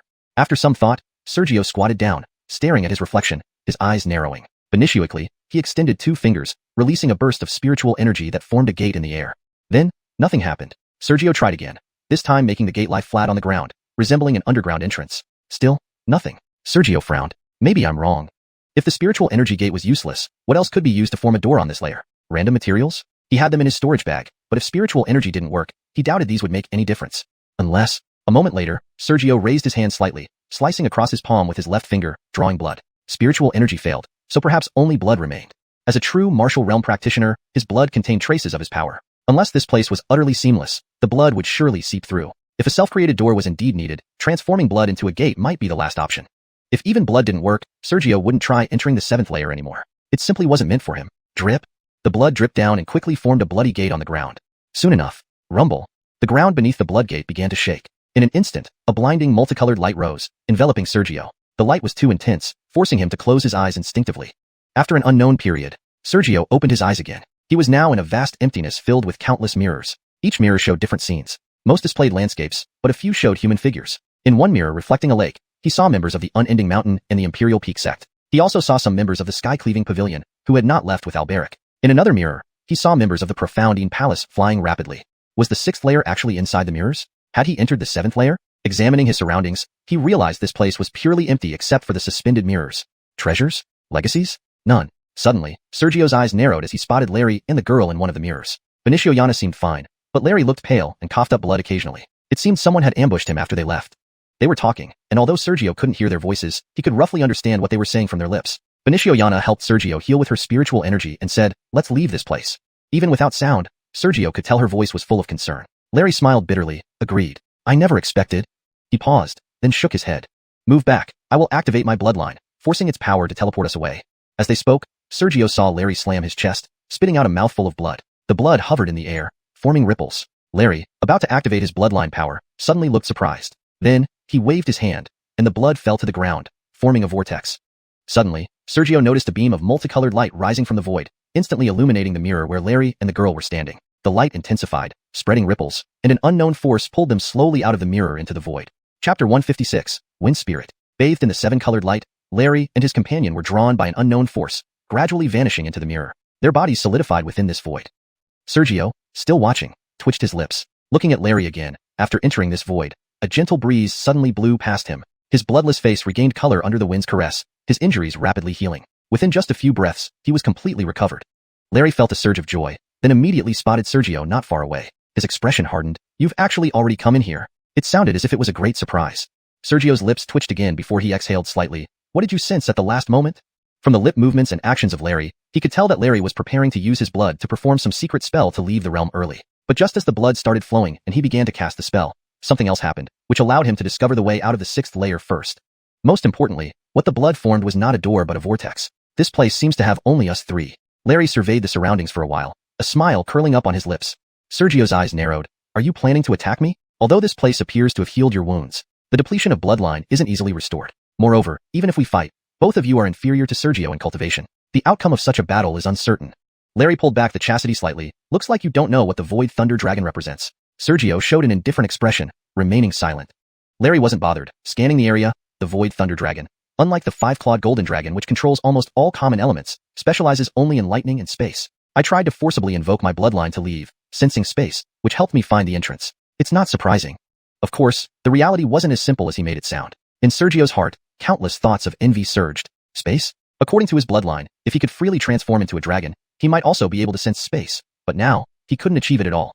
Yet, Larry could? This wasn't saying that the five-clawed golden dragon was inferior to the Void Thunder Dragon. As the emperor among true dragons, the five-clawed golden dragon wasn't that simple. It was merely that Sergio's bloodline wasn't strong enough at present. Also, comparing different realms wasn't fair. Looking at Larry again, he surveyed the surroundings for a while and tilted his head slightly. "I found it by chance. How did you find the entrance?" Sergio thought for a moment but didn't answer. "What secrets does this entrance hold?" Heaven rank 9th tier bloodline can form a door with blood, directly leading into the 7th layer. Pausing for a moment, Larry chuckled lightly. "The method to enter the 7th layer is actually within the mirror. As long as one has a slight sensitivity to space, it can be seen very simply. Since you didn't know, perhaps there's another opportunity?" Before Sergio could reply, Larry added, "I've explained twice for you. Now it's your turn." Silence for a moment, Sergio spoke softly. "I'm different from you. I just thought about how a huge door appeared in the 3rd layer. Because of my extraordinary bloodline, I wondered if I could create an entrance using my blood in the 6th layer." Larry instantly showed much astonishment. Soon after, both simultaneously revealed a strange smile. One entered the 7th layer by accident, coincidentally meeting the entry conditions. The other also coincidentally prepared to leave, but discovered the method to enter this place. After a while, the chastity looked around and murmured, "This 7th layer, nothingness everywhere. Where are the treasures?" It was said that the 7th layer contained supreme treasures, yet this place was just emptiness. Otherwise, Sergio wouldn't have examined so many mirrors before. Larry stared at Sergio for a long time, then shouted, "Break!" An invisible ripple spread, a force that Sergio couldn't quite understand. Before he could observe further, crack, crack. Countless cracks appeared in the surrounding void. Suddenly, it shattered like a mirror. The world spun. Once it stabilized, Sergio saw that the scenery had changed again. They were now inside a stone house. The appearance and material of the house resembled the outer materials of the 7-layered tower. Could this be the final, non-mystical level of the 7-layered tower? The room wasn't large and quite spacious. Inside the room, there was only a stone stele and above it, a swirling mass of wind. Yes, wind. Sergio couldn't describe the appearance of the wind clearly. It just felt like a green vortex. While wind itself has no form, oddly enough, the wind on the stele had taken shape. Looking at it gave him a conflicting feeling, making him reluctant to examine it closely. Soon, Sergio looked at the stele again. On it were many tiny characters. Strangely, he was sure he had never seen these characters before, nor did he recognize them. Yet, upon seeing those words, he immediately understood their meaning. According to the inscription on the stele, the wind spirit realm is named such because of the swirling wind on the stele. That swirling wind was created through a formidable technique to solidify the spirit of wind. Whether it was the previous void or this room, they were both part of the 7th layer. Being able to break through the void to reach this place meant passing the 7th layer, and thus qualifying to obtain the wind spirit. The benefits of the wind spirit weren't recorded on the stele. However, as the origin treasure of the wind spirit realm, it must be extraordinary. After the trio comprehended the inscription on the stele, they looked back at the vortex. Whether due to the influence of the stele, the wind seemed increasingly bizarre to Sergio. His eyes told him that where he was looking, there was nothing. Yet, in his mind, that empty space indeed held a vortex of wind. The visual contradiction between what he saw and what was projected in his mind was maddening. During his first examination, he felt this contradiction without knowing why. It was because what he saw and the reality differed. Previously, unable to discern this difference, he avoided examining it closely. Now, being able to differentiate might be due to the influence of the stele? Soon, the trio began to observe each other. Strictly speaking, Sergio stared at Larry and the girl. while they also stared at Sergio. There was only one vortex of wind, but 3 people. Under this gaze, the atmosphere gradually grew tense. Unknown time later, Sergio stretched his limbs slightly. Seems like a battle is inevitable. Due to the apprehension towards the two's bloodlines, Sergio hadn't wanted to fight them. But now, the wind spirit was right here. Being the source of the wind spirit realm, such a supreme treasure was worth burning his bloodline to transform into a dragon. Although his cultivation was not as high as Xander's, it was still superior to Larry and the girl, who were only at the first stage true martial level. Chapter 157. Wind spirit enters the body. Since there was only one mass of wind spirit, and under the unanimous gaze of the 3 people, the atmosphere grew tense and heavy. Although Sergio harbored great wariness deep in his heart, he did not feel fear. After all, his cultivation level far surpassed that of Larry and the other person. In situations where their realms were roughly equal, cultivation determined the final victor. After a long while, just as Larry's fighting spirit reached its peak, he noticed hesitation in the eyes of the young woman beside him. Unconsciously, he suppressed his battle intent and whispered, "Shall we absorb it together?" Even though the two could unite, given the gap in cultivation levels, even if they won, it would be a Pyrrhic victory. Sergio's eyes instantly flickered. Absorb it together? He hesitated. A full-scale battle, with the winner taking all, or come to an agreement and share. Within a few breaths, Sergio spoke up, deal. Unless necessary, he also did not want to engage in a fierce battle. Most importantly, he believed Larry and the others couldn't snatch more than he could. Upon getting the answer, the trio's eyes simultaneously flashed with sharpness. They moved closer to the stone tablet, their divine consciousness burst forth, and they began to devour the wind spirit. Initially, the absorption speed of the 3 was the same, but soon, a difference emerged. Sergio quietly activated the vast wasteland ancestor dragon scripture. As soon as this scripture that could devour everything in heaven and earth started running, Sergio's absorption power surged exponentially. In the blink of an eye, Sergio's absorption speed became greater than both of them combined. Larry and the other person exchanged glances, then held hands, possibly using some technique, and their absorption speed also increased significantly. Just as the 3 assumed they would continue competing like this, as the wind spirit was absorbed, the 3 felt intangible breezes beginning to echo in their minds. With the wind emerging, the 3 unconsciously fell into a mysterious and indescribable realm simultaneously. As they plunged into this realm, Sergio's vast wasteland ancestor dragon scripture quietly ceased, and the method Larry and the other person used to jointly absorb dissipated as well. In this realm, the 3 felt like they were wisps of breeze, freely moving in the world. No one knew how long it lasted, perhaps a few breaths or countless years. Immersed in the realm, oblivious to the outside world, Sergio, who had turned into a clear breeze, suddenly snapped back to reality. Following his recovery, Larry and the other person returned to their senses at the same time. The stone tablet, appearing as if it had endured countless years, was already decayed. The wind spirit had disappeared. Silently sensing his body for a while, Sergio furrowed his brows slightly. The harvest was significant. However, falling into the wind spirit realm and transforming into a breeze caused the vast wasteland ancestor dragon scripture to stop devouring. Originally, he estimated he could devour 70% on his own, but in the end, he only got 40%, with the remaining 60% taken by Larry and the other person. The anticipated gain was enormous, but the actual harvest did not meet expectations. Even though he absorbed 40%, more than the other 2 combined, human hearts always yearn for more, and no one can escape this.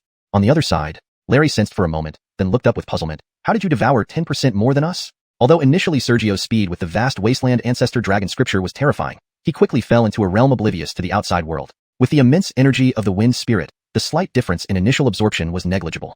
Sergio wasn't satisfied with the harvest, and how could Larry willingly let Sergio take the lead? Looking at Sergio again, he paused for a moment, then softly said, "Do you remember the iron chain cliff on the 4th floor?" "Remember." Larry, feeling the repulsion around him, nodded. Sergio directly spoke, "You took a shortcut. While that layer is where the realm of wind enlightenment is comprehended." Indeed, without the vast wasteland ancestor dragon scripture absorbing, he still absorbed the most because of the wind realm on the 4th floor. At that time, he used the unique illusion on the 4th floor and unknowable enhancement to swiftly comprehend a bit of the true essence of wind. Although those insights were minimal and could not be used for massive attacks, they did help reduce the power of wind-type martial techniques. But it made him somewhat stronger than the other 2. Thus, when absorbing the wind spirit just now, these small insights provided considerable assistance, making his absorption speed naturally faster than the others. Hearing this, Larry and the other person opened their mouths but remained silent, revealing resignation. They gave up resisting the surrounding repulsion and vanished. Seeing this, Sergio felt the increasing repulsion, showing a hint of helplessness. The 7-story tower, breaking through mind demons on the 1st floor, pushing limits on the 2nd floor, unknown on the 3rd floor, wind enlightenment on the 4th floor, pushing limits on the 5th floor, staying on the 6th floor for clarity of mind. The 7th floor, the wind spirit. Each floor of the 7-story tower had its great benefit. Unfortunately, due to lack of information at the start, he failed to break through limits on the 2nd floor and didn't find the entrance on the 3rd floor. The 6th floor was impossible to stay on. There are only 7 floors in total, yet having walked through all 7, he only obtained benefits from 4 layers. How could it not be regrettable? Shortly, Sergio murmured, "Be content and find joy. I got 40% of the wind spirit on the 7th floor. There's no need for insatiable greed." Comforting himself, Sergio also stopped resisting the repulsion, disappearing. Dizziness overwhelmed him. When his body recovered and he surveyed the surroundings, sand dunes, he returned to the outside world, to the location where the entrance of the wind spirit secret realm was located. At this moment, an indescribable suction force descended upon him, lifting him into the air and retreating violently. After about 3 breaths, he arrived at the sand dune where Shiming Palace stood. Jamar was the one who initiated it. Sergio landed, and Jamar, with urgency in his voice, asked, "Did you enter the 7th floor?" Sergio was about to reply when his gaze suddenly focused. He saw Xander and others had already gathered here at some point. Sensing his gaze, Jamar explained proactively, "They came out about 20 breaths ago. Everyone came out together except you and the 2 from Xianxia Pavilion. According to the Secret Realm's rules, it should be at least 5 days before it closes unless the most important treasure is taken. Otherwise, it's unlikely there'd be any unexpected changes." Emerging 20 breaths earlier, considering carefully, it was likely the exact moment Sergio and the others finished absorbing the wind spirit completely. Realizing this, Sergio glanced towards the Xianxia Pavilion and murmured, "Yes, entered the 7th floor. Great." Jamar was overjoyed. At that moment, Sergio suddenly felt an overwhelming killing intent, like an endless ocean pressing over from the direction of Xianxia Pavilion. Looking up, he saw the leader elder of Xianxia Pavilion, eyes red, slowly approaching with accumulating momentum. His intuition told him that if the elder from Xianxia Pavilion successfully approached and attacked, it would certainly be a shocking strike. Chapter 158. Heavy losses at Zhanbo Pavilion. Feeling an overwhelming killing intent, Sergio looked up and immediately saw the leading elder of Zhanbo Pavilion approaching step by step, gathering momentum for a shocking strike. However, it was just a momentary illusion. Or so he thought, because he sensed that this tidal wave of murderous aura wasn't directed at Xianxia Palace, but at someone else. The overwhelming pressure he felt was merely a side effect. Sergio could tell that Jamar, as the leader of Xianxia Palace, must have noticed too. He suppressed his urgent questioning and lifted his head with a gloomy expression. "What do you intend to do?" The steps of Zhanbo Pavilion's leader, Mario, slowed down slightly as he raised his head slowly, the killing intent becoming even more intense. "How many years has it been? It's been how many years since Zhanbo Pavilion has suffered such heavy losses? Hand over that person, or I guarantee that apart from you, old man, no one in your Xianxia Palace will return alive from here." His voice was icy cold. Could it be to avenge Alberic? Sergio's heart sank for a moment, but quickly relaxed. He and Larry had just left the secret realm, and Larry certainly hadn't had time to explain anything. Moreover, all the 6th-level disciples of Zhanbo Pavilion had been killed, so those who came out early couldn't possibly have known the truth. Therefore, the killing intent shouldn't be directed at him. He wanted to sense the target of the killing intent, but after trying for a while, it seemed impossible. To him, Mario's killing intent was as deep as the sea, and he couldn't distinguish anything beyond that. As a leading elder, Mario's cultivation far exceeded true martial realm. Hence, whether it was a sliver of killing intent or its entirety, both were immeasurable, like a vast ocean of steel. Looking at Jamar, his expression showed confusion. He obviously didn't understand either, but he didn't forget to raise his hand to block the overwhelming killing intent. After a moment, Jamar suddenly recalled something and turned to look at Jared, revealing a probing gaze. Jared saw this and stepped forward respectfully. "Master, before I had the chance to report, Master might not know that Sergio broke through in cultivation inside the secret realm and was transported to the true martial area. His departure left our Xianxia Palace disciples leaderless. In short, with Sergio leaving the spirit martial area, another leader had to be chosen to prevent other sects from bullying and attacking them individually. Jared, having gained some fortunate opportunities inside the secret realm, had advanced to the 9th level of spirit martial and possessed the moon eye, naturally assuming the role of leader in the spirit martial area. It wasn't just about taking over leadership. Crucially, once Jared took charge, he ordered the disciples in the spirit martial area to gather together. Nearly 80% joined him, and subsequently, Jared orchestrated an ambush on Zhanbo Pavilion. Though not everyone in the Zhanbo Pavilion spirit martial area was eliminated, about 90% of their disciples were killed by Jared's group. Mario's overwhelming killing intent was directed at Jared. After listening to Jared's account, even Jamar was momentarily stunned. After a while, his gaze became peculiar as he looked towards the Zhanbo Pavilion area. Initially, each of the 4 major sects brought hundreds of disciples into the secret realm. But now, only about 70 remained in the dune where Zhanbo Pavilion was located. Other sects, such as Xianxia Palace, had around 200 survivors. Combined, the true martial and spirit martial disciples totaled only 70. Considering that anyone wishing to enter the secret realm needed to prove their prowess through trials within the sect first, these people were the core elite of the 4 major sects. Yet, almost all of Zhanbo Pavilion's elites were lost in the secret realm. In a flash, Jamar patted Jared on the shoulder and laughed loudly. "Well done." His joy was unmistakable. Sergio entered the true martial area and ventured into the never-before-seen 7th layer of the tower. Meanwhile, Jared obliterated most of the Zhanbo Pavilion's elites in the spirit martial area. This was unprecedented in Xianxia Palace's history. "These are all things I should do," Jared smiled humbly. "Haha, all of you are the fine men of our Xianxia Palace." Jamar laughed again and then tilted his head towards Mario. "You think you're qualified to keep us here?" Although Jamar was elderly, what Sergio and others didn't know was that Jamar's cultivation was the highest here. As the Grand Elder of the War Peak, his strength among peers was immense. If serious, Jamar had at least an 80% chance of defeating Mario and a 30% chance of killing him outright. Mario fell silent for a moment, his eyes gleaming sharply. "Once we fight, you won't be able to protect your disciples. Either let all your disciples die or hand over that person."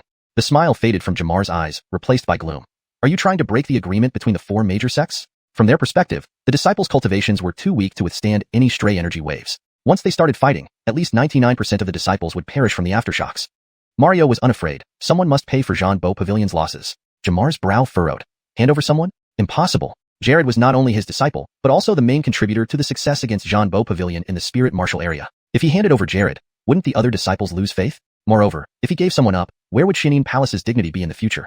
But if he didn't, if Mario went berserk, with the current level of the disciples, there was no hope of escaping the aftershocks. Protecting them could lead to even worse consequences. Overconcentration might cause him to be defeated, or even killed by Mario. If he died or was defeated, the disciples here would still be massacred. Agreements? Reason? Talking to Mario, who appeared calm but was inwardly seething, was futile. After a moment, Jamar turned to look at the other dunes. Will you really just watch this unfold? If so, perhaps next time the secret realm opens, you should bring all your sect's elders here. The leading elder of Guiyuan said teasingly. Your Xianxia Palace and Zhanbo Pavilion returned last, hearing from your disciples that they were searching for the entrance to the 7th floor and considering the premature closure of the secret realm. I suppose they succeeded. An elder from Huangji sect added with a hint of mockery. The secret realm closing prematurely. The treasures of the 7th floor probably already have new owners. Will this secret realm truly open again someday? Chapter 159. Mutual Restraints. Facing Jamar's icy words, the elders of Huangji sect and Wuxia Mountain responded with a tone that was both teasing and derisive. It wasn't that they genuinely wanted Boj Pavilion to disrupt the agreement among the 4 sections. Rather, this Fengling secret realm would likely never reopen in the future. Since it wouldn't be reopened, they were content seeing the 2 sects who obtained the final treasure engage in mutual destruction. If Jamar and Mario really fought, the disciples of Xianxia Palace and Boj Pavilion would all perish. Why should they interfere? By not stirring up trouble from the side, they had already given them face. How could they expect more? Observing Jamar, despite being ridiculed, he didn't become angry. Instead, he suppressed his emotions. His initial shock at Mario causing trouble took him by surprise, leaving him momentarily unresponsive. But now, slightly calmer, he realized that he couldn't count on the support of Wuxia Mountain and Huangji sect. However, threatening him. Did they really think Xianxia Palace was the only one with disciples? Didn't Boj Pavilion also have plenty? This moment, Sergio's voice suddenly sounded, Senior Mario, if you fight Elder Jamar, my fellow disciples of Xianxia Palace will indeed suffer grievously from even the slightest aftereffects. But has Senior Su forgotten that Boj Pavilion also has many disciples? In a real battle, it's likely none of Boj Pavilion's disciples would return. Jamar looked over and noticed Sergio's eyes, which conveyed a faint unease that perhaps even he hadn't noticed. Nonetheless, overall, Sergio still maintained an aura of calm. Jamar nodded approvingly. The more he observed Sergio, the more he liked him. It was unfortunate that Sergio had been taken away by Kevin soon after entering the sect. Otherwise, with Sergio's talent and exceptional wisdom and growth rate, he would have made an excellent addition to War Peak. Looking at Mario again, his expression turned cold. You dare to speak? How audacious. With a wave of his hand, a flash of sword light shot toward Sergio. In an instant, Sergio felt an overwhelming sense of dread. His instincts told him there was no way he could withstand it. Regardless of what measures he took, even transforming into a dragon wouldn't help him block this seemingly casual strike. What level of cultivation did Mario possess? Before Sergio could panic, Jamar flashed forward, shielding Sergio effortlessly and shattering the sword light. A mocking smile appeared on his lips. A mighty Reese, Emperor-level martial artist, attacking a mere Jinwu realm youth? Truly laughable. Mario didn't argue, only letting out a cold snort. Hand over the person. Jamar sneered. Fight then. I'd like to see if your Boj Pavilion people will all die off. Mario's breathing quickened. After a moment, suppressing his inner turmoil, Mario spoke coldly. Whose hands did my Boj Pavilion Bryson fall to? The secret realm had already closed. For cultivators like Mario, while they couldn't enter the secret realm, they could sense its existence when it was open. Now, with Sergio and the others returning, the secret realm had completely vanished. One thing was clear. Before the secret realm disappeared, it expelled everyone inside. Those who didn't come out were undoubtedly dead. Jamar suddenly stared toward the direction of Boj Pavilion, gradually unable to hide his joy. He hadn't noticed that Boj Pavilion's Bryson had not emerged. Not emerging meant dead. To kill Boj Pavilion's Bryson? A moment later, Jamar looked at Vlad. Well done. Vlad's eyes flickered as he whispered, Elder, we should thank Junior Brother Su. If not for his strategic planning, how could Alberic have met his end? Jamar's eyes narrowed instantly. Vlad seemed somewhat unfamiliar. He couldn't believe that someone who disliked Sergio would praise him unless, sure enough. Vlad continued, sadly, Junior Brother Su showed slight cowardice at the crucial moment. Otherwise, Larry and Indira might have also perished. Alas, if not for Junior Brother Su's hesitation, the secret of the 7th floor of the tower might have remained solely in our hands, without sharing with Boj Pavilion. With these words, Vlad produced a glowing stone. The projection stone, capable of recording events and sounds. Not particularly precious. Activating the projection stone, images from the 6th floor appeared as light screens. In the screen, Alberic lay dying, surrounded by Xianxia Palace disciples, while dozens of Boj Pavilion corpses littered the ground. Meanwhile, Sergio, Vlad, Larry, and Indira stood in a standoff. Larry's face was extremely pale, clearly down to his last shred of strength. In the screen, Sergio silently hesitated before shouting, let them go. Vlad turned around and coldly scoffed, brother, are you losing your mind? You're talking nonsense. Sergio's face turned cold. You don't have the authority to give orders. The light screen dissipated, returning to reality. Instantly, everyone's gaze turned to Sergio, their expressions becoming confused, astonished, and complicated. Anyone smart could tell that although this was part of the truth, it wasn't the entire story. There might be other reasons yet revealed. However, within the light screen, Alberic was certain to die, and Sergio and Vlad were at their peak. If they had acted, killing Indira and the nearly incapacitated Larry would have been easy. Sergio stared at Vlad, his eyes narrowing. Out of ideas? The footage was indeed misleading. But Sergio wasn't an ordinary disciple. Even if he returned empty-handed, his identity alone would grant him a chance to defend himself. Under the full truth, he bore no fault. Judging by Vlad's thoughts, and even his use of the projection stone, his intentions were far from simple. Why would he use such a clumsy tactic? A moment later, Sergio's pupils contracted sharply. No, it was wrong. Vlad's true intention wasn't to mislead, but to focus on his last words. At the time, to avoid severe losses and possibly a life-or-death struggle with Larry, Sergio had adopted a rather hostile attitude, saying, "You don't have the authority." This could be considered overly arrogant. In contrast, Vlad in the screen adhered strictly to the sect's rules throughout, if not showing utmost respect. Being arrogant wasn't significant, but sometimes, it mattered greatly. Purely, it was to deliberately annoy him. Chapter 160, Curtain Falls. After the light screen dissipated, Sergio pondered for a moment and immediately understood Xander's true intentions. It was purely to infuriate him, making him appear as a brute in front of others, someone who bullied his fellow disciples, thus continuing to isolate him. It was purely meant to irritate him without serving any other purpose. Jamar didn't say anything but let out a slight snort. We'll talk about this later. This wasn't the time to resolve internal conflicts. Mario was still eyeing them menacingly from the side. Sure enough, Mario burst into laughter. Haha, so this is what your Dark Abyss Palace people are like? Hilarious, absolutely hilarious. It seemed exaggerated, but it was intentionally done. Xander whispered telepathically, "Junior brother, monopolizing all the glory isn't necessarily a good thing." Before Sergio could react, Xander also spoke aloud. "Senior, instead of ridiculing our Dark Abyss Palace, you might want to consider how your Zhanbo Pavilion's holy son attempted to conspire with my Dark Abyss Palace members to sabotage their own genius. But instead, Junior brother Su took advantage of this and ended up slaying the Zhanbo Pavilion's holy son." Sergio's attitude was indeed excessive, but it was merely a verbal dispute, far less serious than Zhanbo Pavilion's infighting. In an instant, Mario's expression hardened. Sergio was slightly stunned for a moment, then revealed a somewhat sinister look. It seemed like Xander was trying to defend him or divert attention, but in reality, he was telling everyone that Sergio had no sincerity. Though there were no significant disadvantages, it was still meant to irritate. Undeniably, Xander succeeded. Sergio wanted nothing more than to lash out and strike him down in fury. Mario's expression turned ugly as he glared viciously at Sergio and the other Dark Abyss Palace members, as if ready to devour anyone in sight. Jamar glanced at Xander with some displeasure before turning towards the Zhanbo Pavilion. "Let's stop here. Continuing will only invite ridicule and offer no benefit." Mario remained silent. Seeing this, Jamar started to gather spiritual energy around himself and silently transmitted his voice. "If we engage in battle, this elder will use secret techniques to teleport you away. Do not resist when the time comes to avoid falling into Zhanbo Pavilion's trap." Sergio heard the message. Though he didn't know who else had heard it, he guessed that Xander and Jared were among those who did. The three, along with others who heard the message, remained silent but gave a slight bow. Jamar saw this and began to subtly lock onto Larry and Indira with his swirling spiritual energy. If they truly came to blows, he wouldn't mind dealing with the Zhanbo Pavilion's geniuses personally.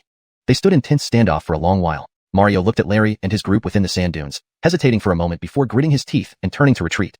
Should a fight break out, his cultivation was simply inferior to Jamar's. Jamar would certainly have the opportunity to send the geniuses away, while he couldn't protect anyone from the Zhanbo Pavilion.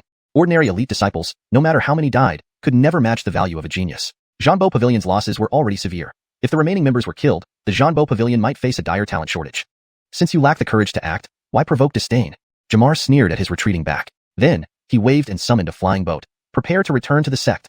Already retreating, Mario paused momentarily but didn't respond, revealing a lingering hint of killing intent in his eyes. It wasn't over. Nocturnal Mountain and Emperor Peak saw this and realized there would be no further spectacle. Without hesitation, they each retrieved their treasures and prepared to leave.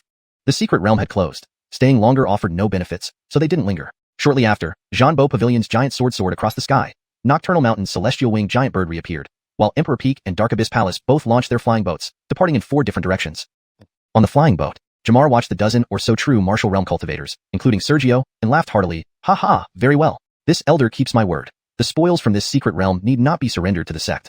These were all members of the Dark Abyss Palace who participated in the encirclement and annihilation of Alberic. "Thank you, elder." They bowed in gratitude. Inside the flying boat, the other Dark Abyss Palace disciples looked at Sergio and his companions with envious eyes. Not having to surrender their spoils was rare. After all, even those with astounding combat power, despite killing many Zhanbo Pavilion members, still had to surrender 50% of their gains. Some even had to surrender 70%. Even Jared, looking at Sergio now, felt deeply resentful. His gains still required a 50% surrender. After all, none in the spirit martial realm area were explicitly exempted by Jamar from surrendering their share. Once everyone calmed down a bit, Sergio took out the 7-colored flower. "Elder, there's also this." The 7-colored flower, bearing the 7-colored blood sage fruit, still had the fruit inside its bloom. "This is?" A moment later, Jamar's gaze sharpened. "The 7-colored blood sage fruit. You're quite fortunate." Though he didn't want to, Sergio admitted the truth. "Elder, this item wasn't obtained solely by me. Given it wasn't achieved by him alone, it naturally didn't fall under the non-surrender category." Upon learning the truth, Jamar nodded slightly and waved his hand, using his spiritual energy to take the 7-colored flower. He then looked at Sergio with increased satisfaction. "Good. You haven't lost the prestige of our Dark Abyss Palace. Once we return to the sect will reward you with an equivalent treasure." The reason the reward was an equivalent treasure to the 7-colored blood sage fruit was twofold. One part was Sergio's share from obtaining the single fruit, while the other was to commend Sergio for upholding the prestige of Dark Abyss Palace. Sergio bowed slightly. Thank you, Elder. Jamar nodded slightly, then turned to Amir. You did well too. Once we return to the sect, find this elder at the combat peak. At that time, this elder will personally purify your meridians and enhance your bloodline talents. If one's bloodline wasn't high enough, strong cultivators could forcibly enhance a lower-level bloodline, albeit with significant costs. Sergio didn't know the exact cultivation level required for this. Thank you, Elder. Amir was elated. Previously, he didn't hold back, consuming considerable resources to separate Kirklanua's combined attacks for just this moment. Jamar turned to Xander. Before he could speak, Xander bowed and declared loudly, Elder, my bloodline is at Earth rank 9th grade. I hope the sect can bestow the 7-colored blood sage fruit upon me. With the other treasures I can collect, my bloodline will surely undergo a transformation, elevating to the heaven rank. Ever since Sergio obtained the 7-colored blood sage fruit, Xander hadn't tried to harm him precisely because he wanted the fruit and feared Sergio would destroy it if killed. Hearing this, Jamar subconsciously opened his mouth. But Sergio quietly interjected, Elder, the 7-colored blood sage fruit was acquired through the combined efforts of numerous sect members and me. I believe Senior Yu's actions are inappropriate. This item should be gathered and discussed by all participants rather than decided unilaterally by Senior Yu. After all, not only Senior Yu needs the 7-colored blood sage fruit within the sect. Hashtag chapter 161. Unwilling to let go, an ambush. As Jamar was about to respond, Sergio preempted him. The main point was simple. Xavier needed the 7-color blood holy fruit, but so did disciples from other sections. By openly demanding it, Xavier indirectly cut off others' chances of obtaining the fruit, which was highly inappropriate. It was necessary to give others a fair shot. Whether or not others could snatch it from Xavier wasn't important. What mattered was that Sergio wanted Xianxia Palace to know he didn't wish for Xavier to obtain the 7-color blood holy fruit. The fruit had been retrieved by him, and the credit belonged to him as well. He was a tier 9 heavenly bloodline. His cultivation was almost on par with Xavier's. He didn't believe the sect would carelessly give the 7-color blood holy fruit to Xavier without any regard. Sure enough, Jamar's expression hardened just as he was about to speak. During this secret realm trip, Sergio had made immense contributions, even leading the team to slay the Tranquil Heaven Pavilion's Bryson and reach the 7th floor of the tower. Xianxia Palace couldn't ignore his accomplishments. Alas. After a while, even with Jamar's cultivation, he rubbed his head in exasperation. To him, this matter was hard to decide. Xavier had long been Xianxia Palace's genius, loyal and contributing greatly to the sect even before Sergio joined. On the other hand, though Sergio had only recently joined, his talent and bloodline were extraordinary. On his first outing during the Spirit Wind Secret Realm, he had slain the Tranquil Heaven Pavilion's Bryson and ensured all their 6th-floor disciples perished, greatly enhancing Xianxia Palace's prestige. Furthermore, he had an ambiguous relationship with the Saint Maiden Edie. One day, he would undoubtedly be Xianxia Palace's top expert. These two, if they got along, might have been fine, but as enemies, especially deadly ones, their conflict would only escalate. The longer it was suppressed, the more terrifying the eventual backlash would be. After a moment of silence, Jamar turned back and carefully stored the 7-color blood holy fruit. This matter will be discussed upon our return. Xavier's face darkened as he turned to glare at Sergio. If not for Sergio's interruption, Jamar would have surely given him the 7-color blood holy fruit. Noticing his gaze, Sergio smirked, deliberately acting innocent. Elder Qin, I've heard that above tier 9 heavenly bloodlines, there are even stronger bloodlines. If my bloodline can evolve and refine, could it surpass tier 9 and transform into an even more powerful one? Xavier's expression stiffened, staring intensely at Sergio, trembling with rage. Jamar's eyes flashed. Above tier 9? To his knowledge, for countless years, no bloodline beyond tier 9 had appeared in the entire Mountain Sea continent. If Sergio used the 7-color blood holy fruit, supplemented by other treasures from Xianxia Palace, could he really break through to a stronger bloodline? The thought arose but was quickly dismissed. He didn't respond but silently noted this. A half-day later, the flying boat continued its slow flight through the sky. Jamar, representing the sect, announced rewards for those who performed well in the secret realm. Naturally, all these rewards would only be issued after returning to the sect. No one thought they would encounter any trouble on their return journey. They were Xianxia Palace's people, and with Grand Elder Jamar present, no one seeking death would dare come near their boat. While some had already begun to rest in boredom, sudden changes occurred. Jamar, piloting the boat back to Xianxia Palace, suddenly paused mid-flight as if noticing something. Caught off guard, many disciples fell to the ground inside the boat due to the abrupt stop. Most managed to regain balance just before falling, but a few, like Sergio, remained perfectly still despite the sudden halt. A moment later, everyone looked to Jamar, trying to understand why he stopped. Jamar ignored them, his expression unusually grave. Since you've come, show yourselves. A moment later, Mario of Tranquil Heaven Pavilion spoke. I said before, your Xianxia Palace disciples won't return. With that, a flash of sword light appeared, and Mario stood in front of the boat, suspended in midair. Jamar narrowed his eyes and glanced at an empty spot near Mario. Jude, since you're here, step out as well. Deng is indeed honored to meet the great Elder Qin. With a thick, seemingly humble voice, a towering man materialized beside Mario. That was the previous leader of Huangji sect. Instantly, everyone aboard the boat grew anxious. They weren't stupid. Mario and Jude clearly had malicious intent. Previously, Jamar had threatened Tranquil Heaven Pavilion's disciples, forcing Mario to abandon his attempt. But now, only Xianxia Palace's disciples were nearby. Mario had nothing to fear, while Jamar faced both attackers and had to worry about protecting his disciples. Yet Jamar showed no change in expression. What benefits did he promise you? Jude smiled but stayed silent. Mario squinted. Hand over Sergio and Jared, and I'll let you leave with the others. Otherwise, not only will the others die here, but you two may not survive today. Earlier, he only demanded Jared, but knowing Alberic had been ambushed by Sergio, without delving into the details, he intended to kill Sergio too. This joke isn't funny. Jamar responded coldly, perhaps showing weakness due to their disadvantage. So, don't blame me. Mario smiled, a twisted smile. Jamar's gaze grew colder and soon focused on Jude. Is Huangji sect truly interfering in the grudge between Shimming Palace and Tranquil Heaven Pavilion? Jude feigned simplicity. Not at all. Deng is merely here at Su's invitation for a friendly match with Brother Qin. Rest assured, if we can't defeat you together, neither will harm the Shimming Palace disciples. But if Brother Qin can't hold? Though he didn't finish, the implication was clear. It seems I've been inactive for too long. My reputation is fading. Or perhaps I was too lenient earlier, making you think I'm old and weak. Jamar laughed bitterly. He wouldn't tolerate being underestimated. With that, Jamar's figure vanished in a flash from the boat.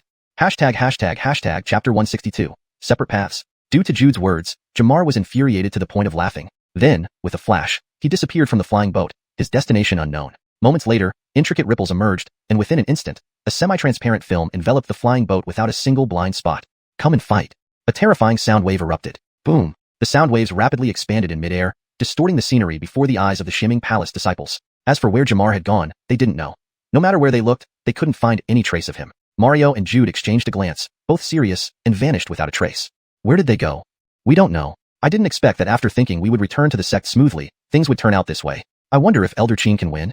Whispers began spreading among the crowd. Sergio remained silent. He had no idea about Jamar's strength, nor did he understand Mario and Jude's capabilities. All he knew was that he definitely wasn't their match. Not long after, boom, a deafening explosion erupted around 100 miles away. Even at such a distance, with the protective array on the flying boat, the sound that reached everyone's ears was still terrifying. Devastating their heads, they could see nothing but various brilliant lights blossoming 100 miles away, flashes of swords, sword shadows, and fist energies constantly erupting there. The scenery was twisted in all sorts of ways, creating a horrifying spectacle. Sometimes, attacks would hit the ground, causing the earth to shake violently. Even though they were 100 miles away and unaffected by the aftermath, watching the overwhelming brilliance made everyone shiver uncontrollably. They felt like helpless leaves in a raging storm before such power.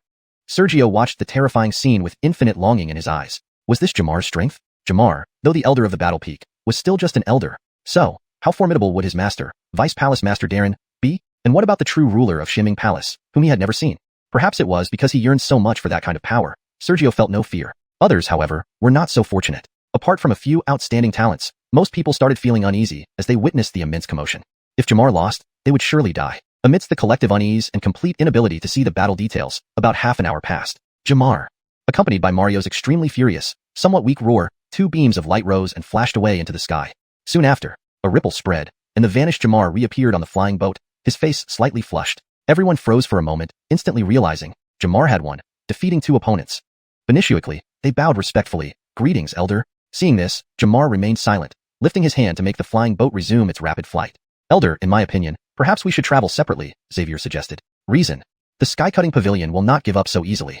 Pausing briefly, Xavier added quietly, as far as I know, this area spanning hundreds of thousands of miles is mutually agreed upon as a chaotic zone where the four major sects do not interfere. However, sky-cutting pavilion is closer here, with more hidden operatives nearby. After failing the ambush, Mario may seek help from the sky-cutting pavilion. With heavy losses, the sky-cutting pavilion might send reinforcements via teleportation arrays. Finished speaking, Xavier wore a worried expression.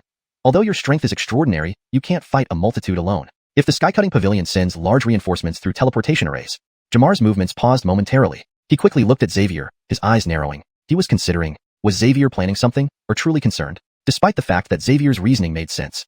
After a while, Jamar suddenly spoke, Sergio Thatcher, Emir. He continued to recite over 30 names, all true martial realm disciples. Among them were those who had already joined Sergio's faction, such as Emir, as well as others who hadn't aligned with Xavier but possessed considerable strength. In short, the named individuals were either Sergio's people or exceptionally capable yet unaffiliated with Xavier. Disciple present. Although Sergio was confused, he still stepped forward with the others.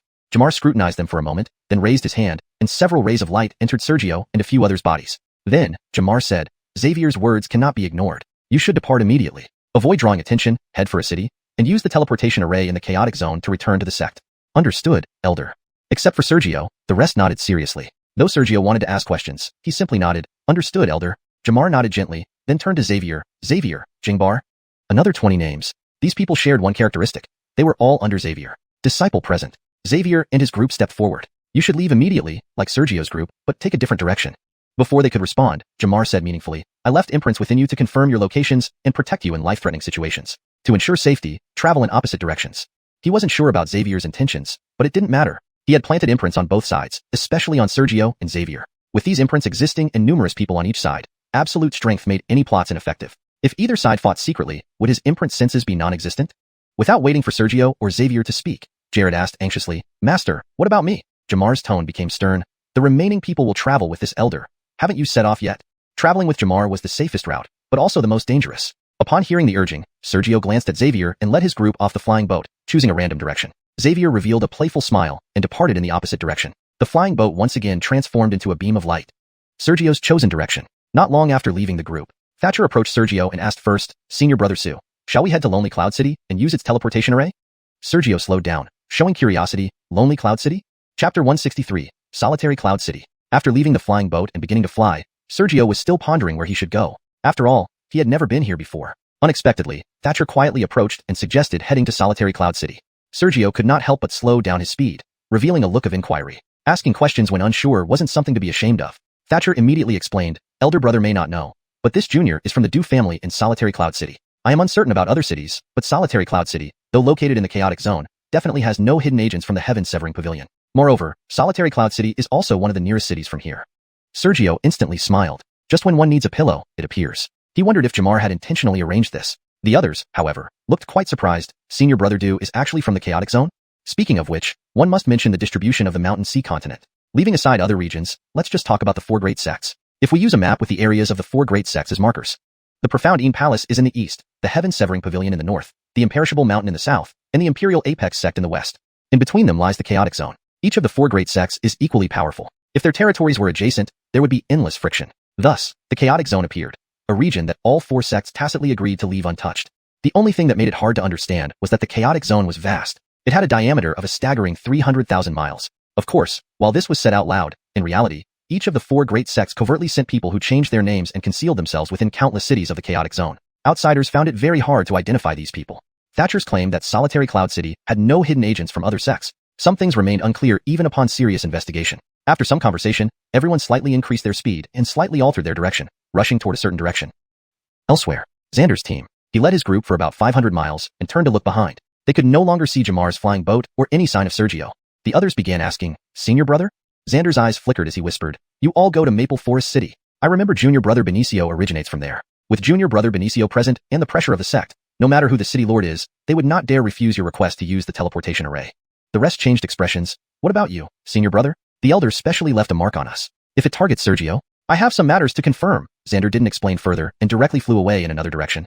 They looked at each other in confusion. After a long time, Jingbar shook his head slightly to suppress his unease and said, "Let's go to Maple Forest City first." Chaotic Zone. As a result of the four great sects' deliberate control, the cultivation levels in the chaotic zone naturally did not reach high standards. Most cities, like St. Origin City where Sergio came from, had their strongest cultivator merely at the true martial realm, equivalent to many wandering disciples scattered across various places. Only a few cities had their strongest cultivators reaching beyond the true martial realm, up to the essence martial realm. Solitary Cloud City was one of the few cities in the chaotic zone with an essence martial realm existence. Though named the chaotic zone, the cities within were not chaotic. City lords and clan powers still existed, maintaining order within the city. However, outside the city walls was different. While wilderness in other regions was dangerous but restrained, the chaotic zone's wilderness was filled with chaos, visible everywhere. Those with weak cultivation who ventured outside had only a 10% chance of survival. Anyone outside the city walls, even under broad daylight or right outside the city gates, could face sudden attacks at any moment. Thus, cities in the chaotic zone had a feature not found elsewhere: teleportation arrays. Teleportation arrays allowed one to break through spatial barriers, instantly traveling thousands of miles away. However, each activation consumed enormous resources, and the chaotic zone lacked the capability to construct such arrays. Setting up a teleportation array required paying a vast fortune and inviting experts from the four great sects to deploy them. Moreover, after receiving the tribute, while the four great sects would set up the teleportation array, they would also leave behind mechanisms to ensure that those teleporting into their territories needed corresponding tokens from the respective sects. Otherwise, transmission was impossible. Therefore, despite numerous cities in the chaotic zone having teleportation arrays, their usage was infrequent. Activating once every year or two was considered frequent. Solitary Cloud City. Today's Solitary Cloud City. The ground near the city gate was dark red. Several lazy guards sprawled out on chairs by the city gate. Inside the city near the gate, almost no one dared to approach. Even passersby kept a wide berth, fearing accidents. Outside the city gate, however, there were numerous fierce-looking men occasionally craning their necks to peek inside, hoping someone would emerge. They also eyed each other warily. From a distance, one could see many bodies nearby, stripped bare. Sometime later, both the lazy guards and the fierce men simultaneously looked toward the sky outside the city, seeing at least 20 streaks of light rapidly approaching. and growing closer, clearly headed towards solitary Cloud City. Instantly, many fierce men quickly transformed into harmless faces, dashing through the city gate. The guards shouted, 10 spirit coins for entry. Here. The men who jumped into the city dared not refuse. Receiving the money, the guards happily sprawled back onto their chairs. The men then relaxed as they watched the approaching lights. Those can fly. Only true martial realm cultivators can fly. Right. At least 20 true martial realm. Which city are they from? Don't know, but they're surely not easy to provoke. Amidst the murmurs, soon, over 20 streaks of light landed outside the city. Most were young, with a few older-looking individuals. There were nearly 30 in total, and the weakest among them were 4th and 5th rank true martial cultivators. The strongest were 8th and 9th rank true martial. Most astonishingly, leading the group was a very young individual at 5th rank true martial realm. These people, of course, were Sergio and his companions. While none of them were 9th rank true martial upon departure to the secret realm, training in the 6th layer allowed one day to equal 1 month outside, allowing some to break through to 9th rank. Hashtag chapter 164. Entering the city. Although the highest cultivation level of the Shengyuan Palace disciples when they set out for the Mystic Realm was merely true martial 8th stage, their time spent in the Mystic Realm, especially on the 6th floor of the 7-story tower, where 1 day of cultivation equaled a month outside, it wasn't unimaginable that some had broken through to the true martial 9th stage. Not to mention other places within the realm also offered opportunities. Though not many, there were indeed Shengyuan Palace disciples who had advanced to the true martial 9th stage. At the city gate, as Sergio and company arrived, he immediately covered his mouth and nose upon landing, his gaze shifting towards the nearby wall edge. The heavy stench of blood and grotesquely mangled corpses greeted him. Thatcher stepped forward and whispered, "Senior brother, this is a chaotic place. It's far from peaceful compared to other areas." Several burly men inside the city sneered mockingly. "Disgusting. Whose delicate little fledglings are these? Have they never killed before?" Insolent. Before Sergio could respond, the Shengyuan Palace members behind him instantly raised their heads, their eyes cold. They had already changed into plainclothes to avoid revealing their Shengyuan Palace uniforms, which could give away their identities to the Xianxia Pavilion. But even without the overt Shengyuan Palace emblem, their unified true martial realms meant those few spirit martial cultivators didn't dare cross them. Indeed, the seemingly menacing burly men were only at the spirit martial stage. The burly men weren't intimidated either, mocking from within the city, "Can you still fight us inside?" Sergio looked up, his eyes glinting with murderous intent, looking for death. He had never been to this chaotic land before, but Thatcher, who hailed from Guiyuan City, naturally understood its rules. There were no rules here. Only weakness invited predators by the countless. When others heard Sergio's words, a true martial 6th stage individual moved forward slightly, grabbing the air ahead of him. A surge of spirit energy erupted, pulling the mocking person out of the city. Brogan, still laughing, froze in shock. Several lackadaisical soldiers instantly stood up, their auras flaring. Weapons strictly prohibited inside the city. These seemingly low-ranking soldiers were actually all true martial cultivators. They weren't real soldiers. The city gate, being the boundary between peace and chaos, needed sufficiently strong individuals to deter troublemakers. The person who acted, eyes disdainful, said, "Pitiful." With a press of his palm downward, spirit energy exploded, crushing the pulled-out man into a pulp. How daring! The soldiers instantly flared in anger. Those who hadn't managed to mock earlier exchanged glances, beads of cold sweat breaking out on their foreheads as they felt immense relief. Thank goodness they hadn't joined in, or they too might have become paste. Just as the soldiers prepared to signal for help, Thatcher stepped forward slightly, throwing out a token, "Move aside." The token had the character "do" and some mystical patterns. The soldiers stared at the token, their pupils dilating. Do family. The rules of the city relied on strength to maintain. Though Thatcher's Do family was weak, it still harbored Yuanwu realm cultivators. Who would dare truly investigate if someone was killed inside the city? Or kill all witnesses? Who would know? This was the nature of the chaotic lands. "Please enter." The soldiers lost their true martial aura, trembling as they returned the token and bowed deeply. They didn't even dare mention entry fees. The group entered the city, leaving behind a few supposedly intimidating but now harmless-looking burly men. Inside the city, Sergio finally spoke, "Junior brother, we owe much to you this time. Otherwise, those guards would have been tough to handle." Thatcher waved his hands nervously. "Senior brother, you jest? If you revealed your identity, your deterrent power would far surpass mine." After walking for a while, Thatcher stopped. "Senior brother, I've been away from home for years. Since we're back in the city, I want to visit my family first." Sergio glanced at the others and softly said, "In that case, senior brother and the other brothers will have to chat a bit." Unexpectedly, a Shengyuan Palace disciple suddenly spoke up, "Senior brother, though Guiyuan City has no Xianxia Pavilion spies, the chaotic lands are unpredictable. With our entire group at true martial levels, it's best we return to the sect early. Junior brother Du can go home first, while we head to the mayor's residence to prepare the teleportation array. What do you think?" This person was named Ashan. Originally, his cultivation was only true martial 7th stage, like Thatcher, and he had pledged allegiance to Sergio along with Thatcher. But after intensive cultivation in the 6th floor of the 7-story tower, he broke through to the 8th stage, becoming one of 2 true martial 8th stage cultivators in Sergio's group, the other being Brian. Senior brother Gu makes sense. Senior brother Sue, senior brother Gu is right. This chaotic land isn't a place to linger. Let's head straight for the teleportation array. Most others nodded in agreement, whispering concurrence. It wasn't that they were heartless and unwilling to visit the Du family. Rather, as Ashan pointed out, their group was too conspicuous. No one could be sure if the Xianxia Pavilion had operatives in Guiyuan City. Their main advantage in coming here was having the Du family in the city, plus their status allowing direct access to the teleportation array, which even the city lord wouldn't dare obstruct. But lingering in the city, With such a prominent group, it wouldn't be hard for Zhantian Pavilion spies to identify them as Shuaming Palace members. Thatcher nodded in agreement. Senior brother Gu is correct. Please head to the mayor's residence first. I'll check in quickly and then meet up there. All right. Sergio agreed, also eager to return to the palace soon. Had Thatcher not defected and expressed closeness, he wouldn't have suggested visiting the Du family.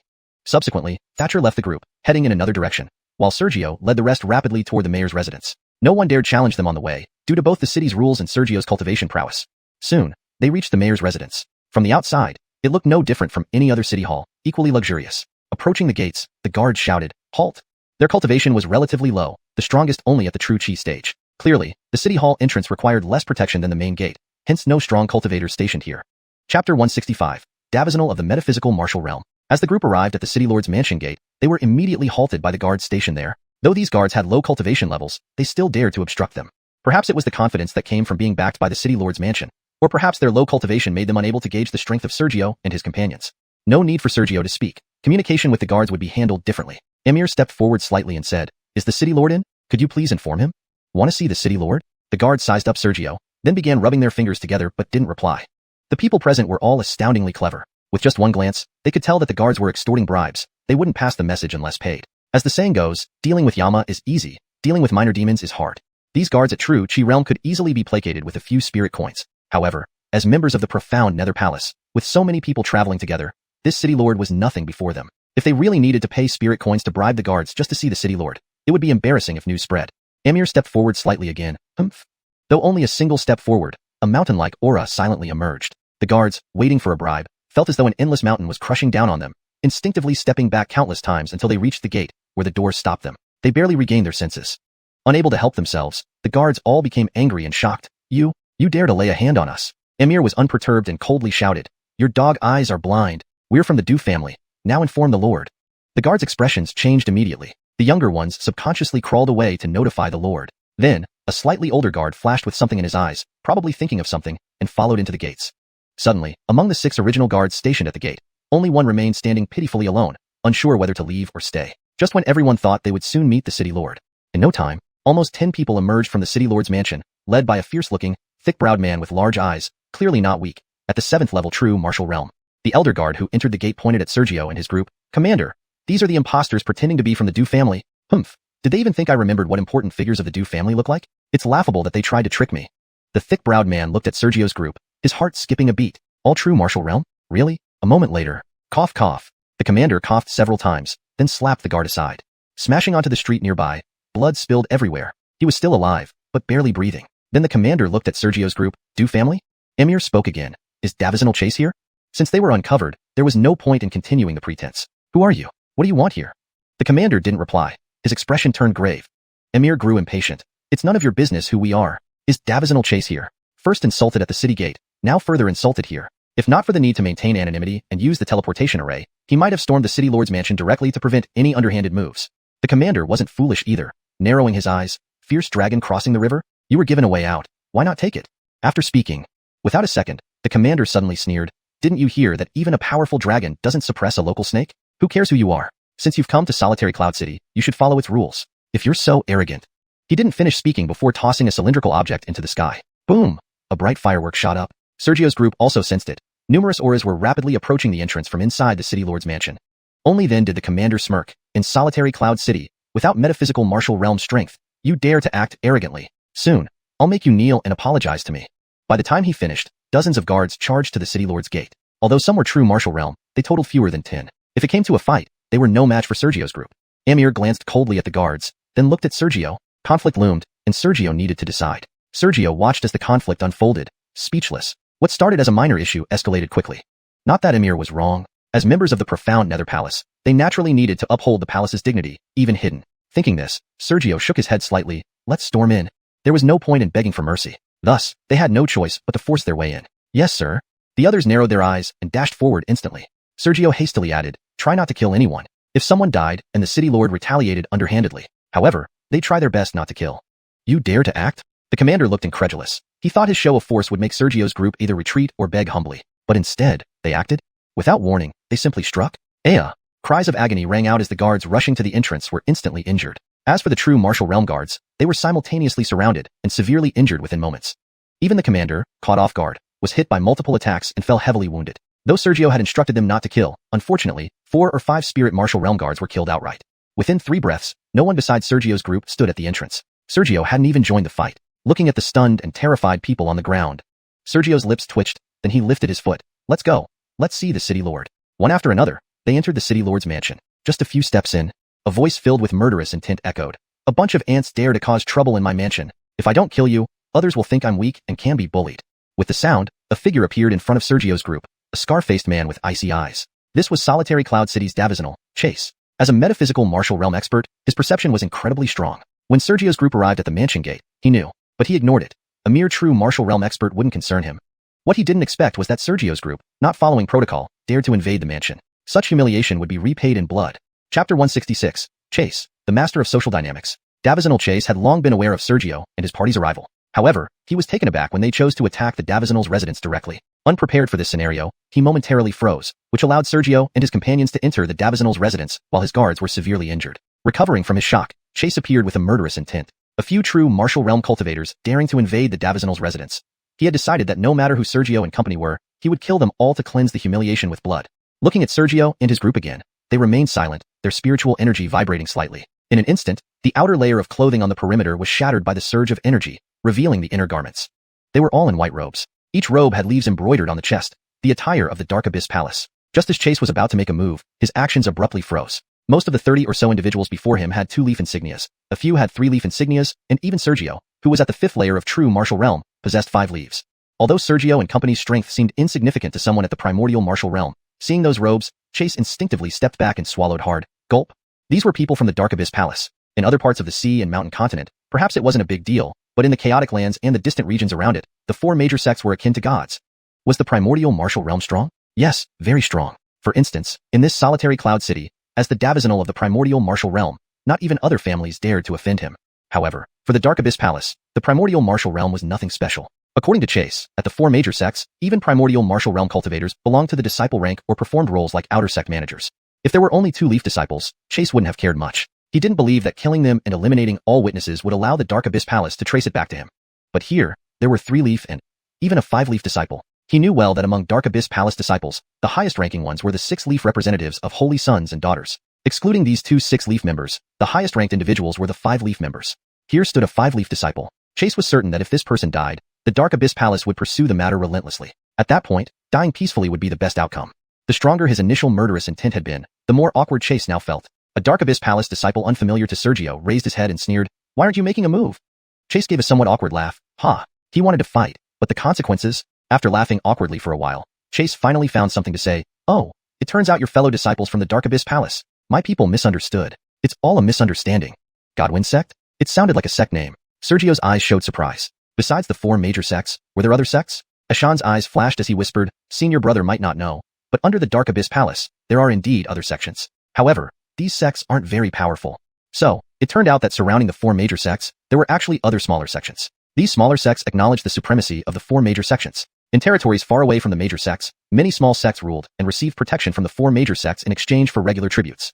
The Guiyuan sect was one such sect protected by the Dark Abyss Palace. Though incomparably stronger than various families, it was still far inferior to the 4 major sects.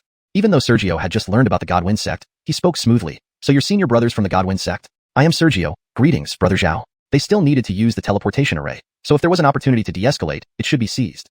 Seeing this, Chase immediately wiped the non-existent cold sweat from his forehead. He secretly felt like cursing. If he had known they were from the profound Nether Palace, he would have directly revealed his identity and never allowed the conflict to escalate in the first place. He also secretly felt relieved that no real conflict had occurred. Otherwise, with so many disciples of the profound Nether Palace present, he couldn't believe it was just a coincidence. If things had turned sour, he wouldn't dare to make a move, and who knew what kind of chaos might have ensued. Fortunately, everything was under control now. The 2 sides exchanged some very friendly conversation. Chase then asked, "By the way, why are you all visiting this chaotic land? Is it for some sect mission? If you need any assistance from Solitary Cloud City, please feel free to ask. I may not be able to help much elsewhere, but at least here in Solitary Cloud City, I can still wield some influence." Sergio smiled and replied, "Actually, we have no urgent matters. We just need to borrow Solitary Cloud City's teleportation array." Chase immediately responded, "That's no problem at all. Follow me, brothers."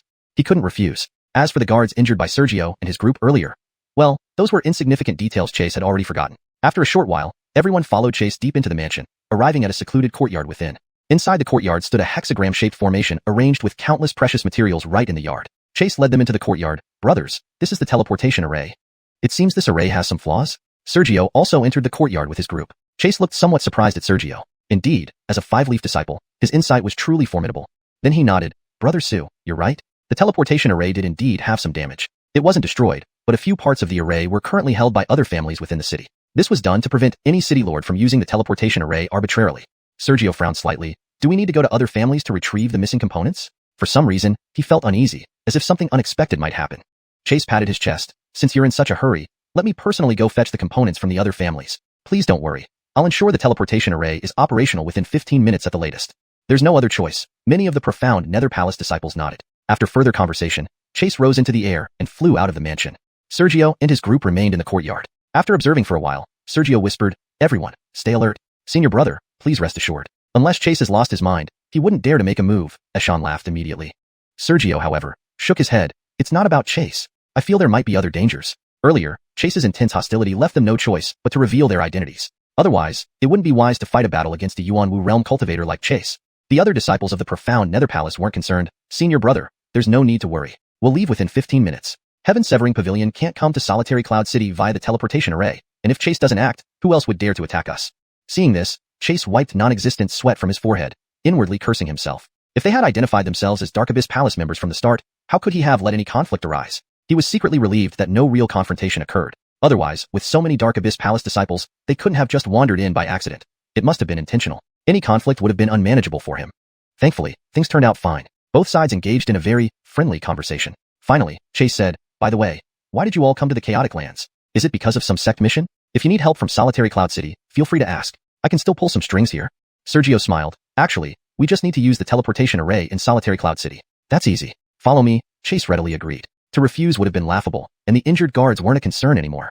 Soon, they arrived deep within the Davizonal's residence, in a secluded courtyard. In the courtyard stood a hexagonal array, constructed from countless precious materials. Chase led the way into the courtyard. This is the teleportation array. This array seems to have defects. Sergio also entered the courtyard with his group. Upon hearing this, Chase looked at Sergio with surprise. Indeed, the eyesight of a five-leaf disciple was truly formidable. He nodded. You're right. There are indeed deficiencies. It wasn't destroyed, but rather that a few components of the teleportation array were held by other families within the city. This arrangement prevented a Davizonal from misusing the array arbitrarily. Sergio frowned. Do we need to collect the missing components from other families? For some reason, he felt uneasy, as if something unexpected might happen. Chase puffed out his chest. Since you're in such a hurry, senior brother will personally fetch the components from the other families. Please don't worry, the array will be operational in no more than a quarter of an hour. Only this can be done. Many Dark Abyss Palace disciples nodded. They conversed for a bit longer, then Chase flew up and left the Davizonal's residence. Sergio and his group stayed in the courtyard. Sergio watched for a moment and muttered, Everyone be careful. Brother, rest assured. Unless Chase has lost his mind, he won't dare to make a move. Eshan chuckled. Sergio shook his head. Not Chase. I sense that there may be other dangers. Before, Chase's intent was murderous, and they had no choice but to reveal their identities. They couldn't possibly engage in battle with Chase at the primordial martial realm. Other Dark Abyss Palace disciples brushed it off. Brother, don't worry. We'll be leaving in no more than a quarter of an hour. The sky-cleaving pavilion can't reach Solitary Cloud City via the teleportation array, and Chase won't take action. No one else dares to confront us either. Chapter 166. Chase, who profoundly understands human relations. Davizonal Chase had long known of Sergio and company's arrival. He was taken aback when they chose to attack the Davizonal's mansion. Due to this unforeseen turn of events, he was momentarily stunned, and because of his hesitation, the guards were all severely injured, allowing Sergio and his group to enter the Davizonal's residence. Regaining his composure, Chase appeared with murderous intent. Just a few true martial realm cultivators dared to invade the Davizonal's mansion. He had already decided that regardless of their background, he would kill them all to wash away this disgrace with blood. Looking at Sergio and company, they remained silent, their spiritual energy subtly vibrating on their surfaces. In an instant, a ripple of spiritual energy burst out, shattering the outermost layer of their clothing, revealing the inner garments underneath. All wore white robes embroidered with leaves on the chest, which were the uniforms of the Dark Nether Palace. Chase, who was about to make his move, suddenly froze. Facing these 30-odd individuals, most were 2-leaved, a few 3-leaved, and even Sergio, at the 5th stage of true martial realm, bore 5 leaves. Although Sergio and company's auras were nothing significant to Yuan realm cultivators, seeing those uniforms made Chase instinctively step back and involuntarily swallow hard, gulp. Members of the Dark Nether Palace. In other parts of the Mountain Sea continent, especially in the Chaotic Lands and distant regions surrounding it, the 4 major sects were akin to heaven. Was Yuan realm strong? Yes, it was very strong. Just look at this Solitary Cloud City. Its Davizonal being a Yuan realm cultivator, no other families dared to offend him. But for the Dark Nether Palace, a Yuan realm cultivator was nothing much. According to Chase's knowledge, Yuan realm cultivators in the 4 major sects were still considered ordinary disciples or took on roles like outer sect managers. If it were just some 2-leave members, he could have killed them without worry. He didn't believe that as long as he eliminated all witnesses, the Dark Nether Palace could really trace it back to him. But here there were 3-leaved members and even one 5-leaved member. One should know that among the Dark Nether Palace disciples, the highest status was held by the 6-leaved holy sons and holy daughters, excluding only 2 6-leaved members. Otherwise, the highest status belonged to the 5-leaved. With a 5-leaved member present, he was certain that if this 5-leaved member died, the Dark Nether Palace would pursue the matter relentlessly. By then, a swift death would be the best outcome for him. The stronger the killing intent he just released, the more awkward Chase felt now. A Dark Nether Palace disciple unfamiliar to Sergio raised his head and sneered, "Why aren't you making your move?" Chase laughed awkwardly. Heh. He wanted to act but feared the consequences. After much forced laughter, Chase finally found something to say. "Oh, so you're all junior brothers from the Dark Nether Palace. This is indeed embarrassing. Actually, my Divine Wind Sect people misunderstood. It was all a misunderstanding." Divine Wind Sect? It sounded like a sect name. Sergio showed a hint of surprise in his eyes. Besides the 4 major sects, were there other sects? Ashan's eyes flickered as he whispered, "Senior brother may not know, but beneath our Dark Nether Palace, there are indeed other sects, though these sects aren't very strong." It turned out that around the 4 major sects, there were actually other smaller sects, but they all looked up to the 4 major sections. Faraway territories were ruled by many small sects, and as long as these small sects paid regular tributes, they would receive protection from the 4 major sects. The Divine Wind Sect was one such protected sect under the Dark Nether Palace. As for its strength, while far superior to any family, it paled in comparison to the 4 major sects. Though just learning about the Divine Wind Sect, Sergio spoke quite familiarly. "So you're senior brother from the Divine Wind Sect?" "This is Sergio. I greet you, senior brother Zhao." Since they needed to use the teleportation array next, having a way out meant there was no need to escalate tensions further. Seeing this, Chase wiped away imaginary cold sweat from his forehead, inwardly cursing himself for not realizing earlier that these were Dark Nether Palace members. If they had revealed their identities immediately, he wouldn't have allowed any conflict to arise. He also felt secretly relieved that no conflict had broken out. Otherwise, with so many Dark Nether Palace disciples present, he didn't believe they were just passing through. Had tensions escalated, he wouldn't have dared to act, and who knew what chaos might have ensued. Fortunately, all was well. The 2 parties exchanged pleasantries warmly. Then Chase said, "By the way, why did you junior brothers come to the Chaotic Lands? Is it due to a sect mission? If you need help from Solitary Cloud City, please let us know. Though we can't promise elsewhere, within Solitary Cloud City, I can offer some assistance." Sergio smiled. "No particular reason. We merely intend to borrow Solitary Cloud City's teleportation array. How difficult is that? Follow me, junior brothers." Chase readily agreed. How could he refuse? As for the guards injured by Sergio and company earlier, they were not worth mentioning, forgotten by Chase. Soon, they arrived deep within the Davizonal's mansion, in a secluded courtyard. In the courtyard stood a hexagonal formation array constructed from countless precious materials. Chase entered the courtyard first. "Junior brothers, this is the teleportation array. Is there a flaw in this array?" Sergio entered the courtyard with his group. Upon hearing this, Chase glanced at Sergio with some surprise. Truly fitting of a 5-leaved disciple, his discernment was terrifying. Then he nodded. "Junior brother is correct. Indeed, the teleportation array was defective. Not damaged, but incomplete. Several components of the array were currently in the hands of other city families. This arrangement prevented any city lord from arbitrarily using the teleportation array." Sergio furrowed his brow. "We need to retrieve the missing components from other families?" For some reason, he felt uneasy, sensing potential trouble ahead. Chase slapped his chest. "Since junior brothers are in such a hurry, allow this senior brother to personally fetch the components. Please don't worry. The teleportation array will be operational within 15 minutes. "Only this way then?" Many Dark Nether Palace disciples nodded. After more conversation, Chase flew off toward the Davizonal's mansion exterior. Sergio and his party stayed in the courtyard. Sergio gazed around and muttered, "Be on guard, everyone. Don't worry, senior brother. Unless Chase has lost his mind, he won't dare make a move," Ashan immediately said with a laugh. Sergio shook his head. "Not Chase. I sense other dangers." Earlier, Chase's intense hostility left them no choice but to reveal their identities. Otherwise, they couldn't fight a Yuan Wu realm cultivator. The other Dark Nether Palace disciples dismissed his concerns. "Senior brother needn't worry. We'll leave within 15 minutes. The Sky-Severing Pavilion cannot arrive via the teleportation array to Solitary Cloud City, and Chase wouldn't dare act. Who else would dare attack us?" ##### Chapter 167. Shocking turn of events. Facing Sergio's concerns, many Shimming Palace disciples voiced their opinions, believing that Sergio was being overly cautious. After all, they were right at the teleportation array, which was incomplete at the moment. The Zhanbo Pavilion people couldn't possibly be directly teleported over here. Even if it were to be completed soon, since they were right there at the teleportation array, they could interrupt anyone from the Zhanbo Pavilion who attempted to come through. Now that Chase had acknowledged his defeat, what else could go wrong? It wouldn't take long for them to leave. Even if the Zhanbo Pavilion received news of their presence now, it would be impossible for them to stop them from leaving. Sergio frowned upon hearing this, but did not argue further, silently remaining on guard. Soon after, a person from the city lord's mansion approached, bringing some fruits, then stood in the courtyard waiting for instructions from Sergio and the others. About 15 minutes later, Chase flew back from another direction within the city. He had left alone previously, but returned with another person. The other person wasn't an enemy but Thatcher. Sergio looked surprised. "Junior brother Do, why didn't you stay longer in the clan?" Thatcher smiled. "Activating the teleportation array consumes an enormous amount of energy. I'm afraid the Davizonal cannot bear the cost of the next activation." Chase inwardly felt some pain. If not for the previous conflict, he really wanted Sergio and the others to cover the expenses themselves. However, he now felt somewhat wary. He even suspected that the previous conflict was intentional on Sergio's part, just to avoid paying for the teleportation costs. He took out a few objects resembling array flags and started placing them around the teleportation array. While installing them, due to his lingering discomfort, he subconsciously glanced behind him. How did there end up being one more person? Could this be someone who avoided showing up earlier to prevent unforeseen events? However, he did not ask but said aloud, "All junior brothers, the teleportation array is set up. Please send a junior brother forward to use the sec token to sense the coordinates outside the chaos region. Otherwise, the array can't transmit out of here." Just as he finished speaking, the person he hadn't seen before stepped forward, greeting, "Davizanal." Chase instantly smiled. This junior brother? Hearing this, Sergio and the others immediately froze. Wasn't this person a servant or guard from the city lord's mansion? A moment later, Sergio, Ashan, and Xiang Wolfing simultaneously reacted, suddenly attacking. Chase froze momentarily. An internal fight? Before he could react, the man also suddenly attacked, leaping toward the teleportation array and fiercely slapping it. Surprisingly, it didn't shatter as expected. Instead, the fierce slap only produced a crack in one corner of the teleportation array. After all, the array was constructed with various precious materials and wasn't so easily destroyed. By this time, Sergio's attack had landed on the person. Chase, initially perplexed by the internal fight, finally realized the situation, his face turning red. You, who are you? Eshan pounced in front of the person, stepping on his chest, his eyes filled with coldness.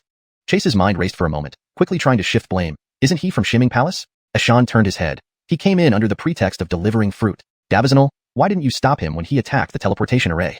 Chase shook his head immediately. No, he's definitely not from my city lord's mansion. Then he forced a smile. I thought he was from Xianxia Palace and didn't expect him to attack the teleportation array, so I was caught off guard and didn't react in time. At this moment, the ordinary disciples finally reacted, looking at the seriously injured person and then at Chase. Their faces were filled with shock and anger. Even Sergio, looking at the person whom Ashan was stepping on, was filled with annoyance. He never imagined that the person who brought the fruit was not from the city lord's mansion and instead sabotaged the teleportation array. Although he had been on guard due to a sudden sense of unease, he only anticipated that someone might sneak in quietly. He never imagined the person would walk in boldly. Soon, he suppressed his anger. Can this teleportation array still be used? Chase observed the teleportation array for a while, his expression turning grim. Junior brother, look at this point. It has developed a crack. It needs repair. Otherwise, even though it can still teleport, the damaged array might fail to transport successfully, or worse, transmit into spatial turbulence, where no trace will remain.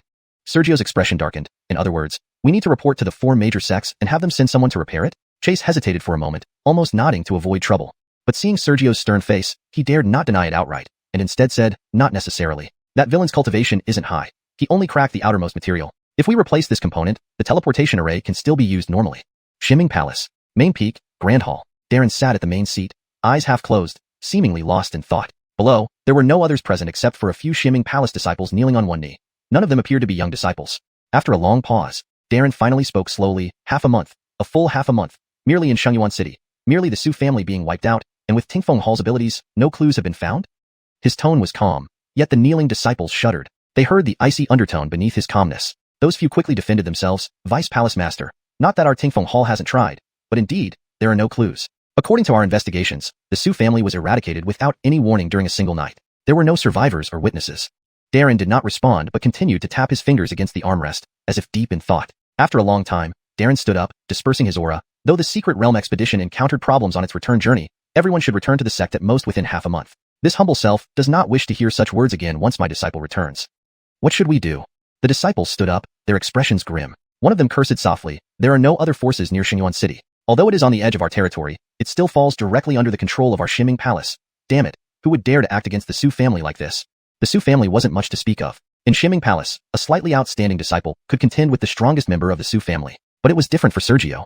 Being Darren's disciple, Sergio's family was also within Xianxia Palace's territory, but now, it had been wiped out. Whether for the sake of Xianxia Palace's dignity or Darren's own reputation, the perpetrator must be found and punished severely. Benishioically, the lead disciple resolved firmly.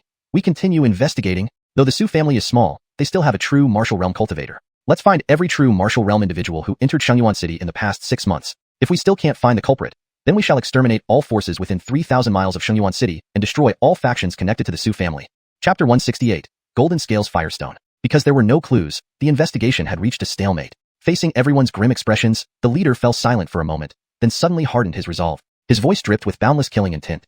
He decided that if they truly couldn't find the murderer, then all forces within 3 million miles centered on Holy Origin City would be destroyed. And regardless of distance, any force with ties to Susan would also be wiped out. Upon hearing this, everyone's faces changed. Those few words sounded simple, but implementing them would undoubtedly cause shock. The people involved would number in the tens of thousands. Seeing everyone's expressions, the leader's expression became even harsher.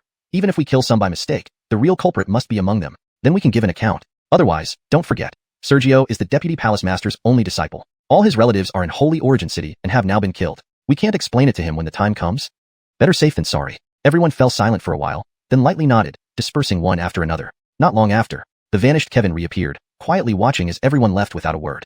Kevin did not deny nor confirm what the Wind Davisoning Hall people were thinking. Shiming Palace directly governed a territory spanning several million square miles. With some affiliated sects, the controlled land of Shiming Palace could be said to exceed tens of millions of square miles, and the population could be counted in billions.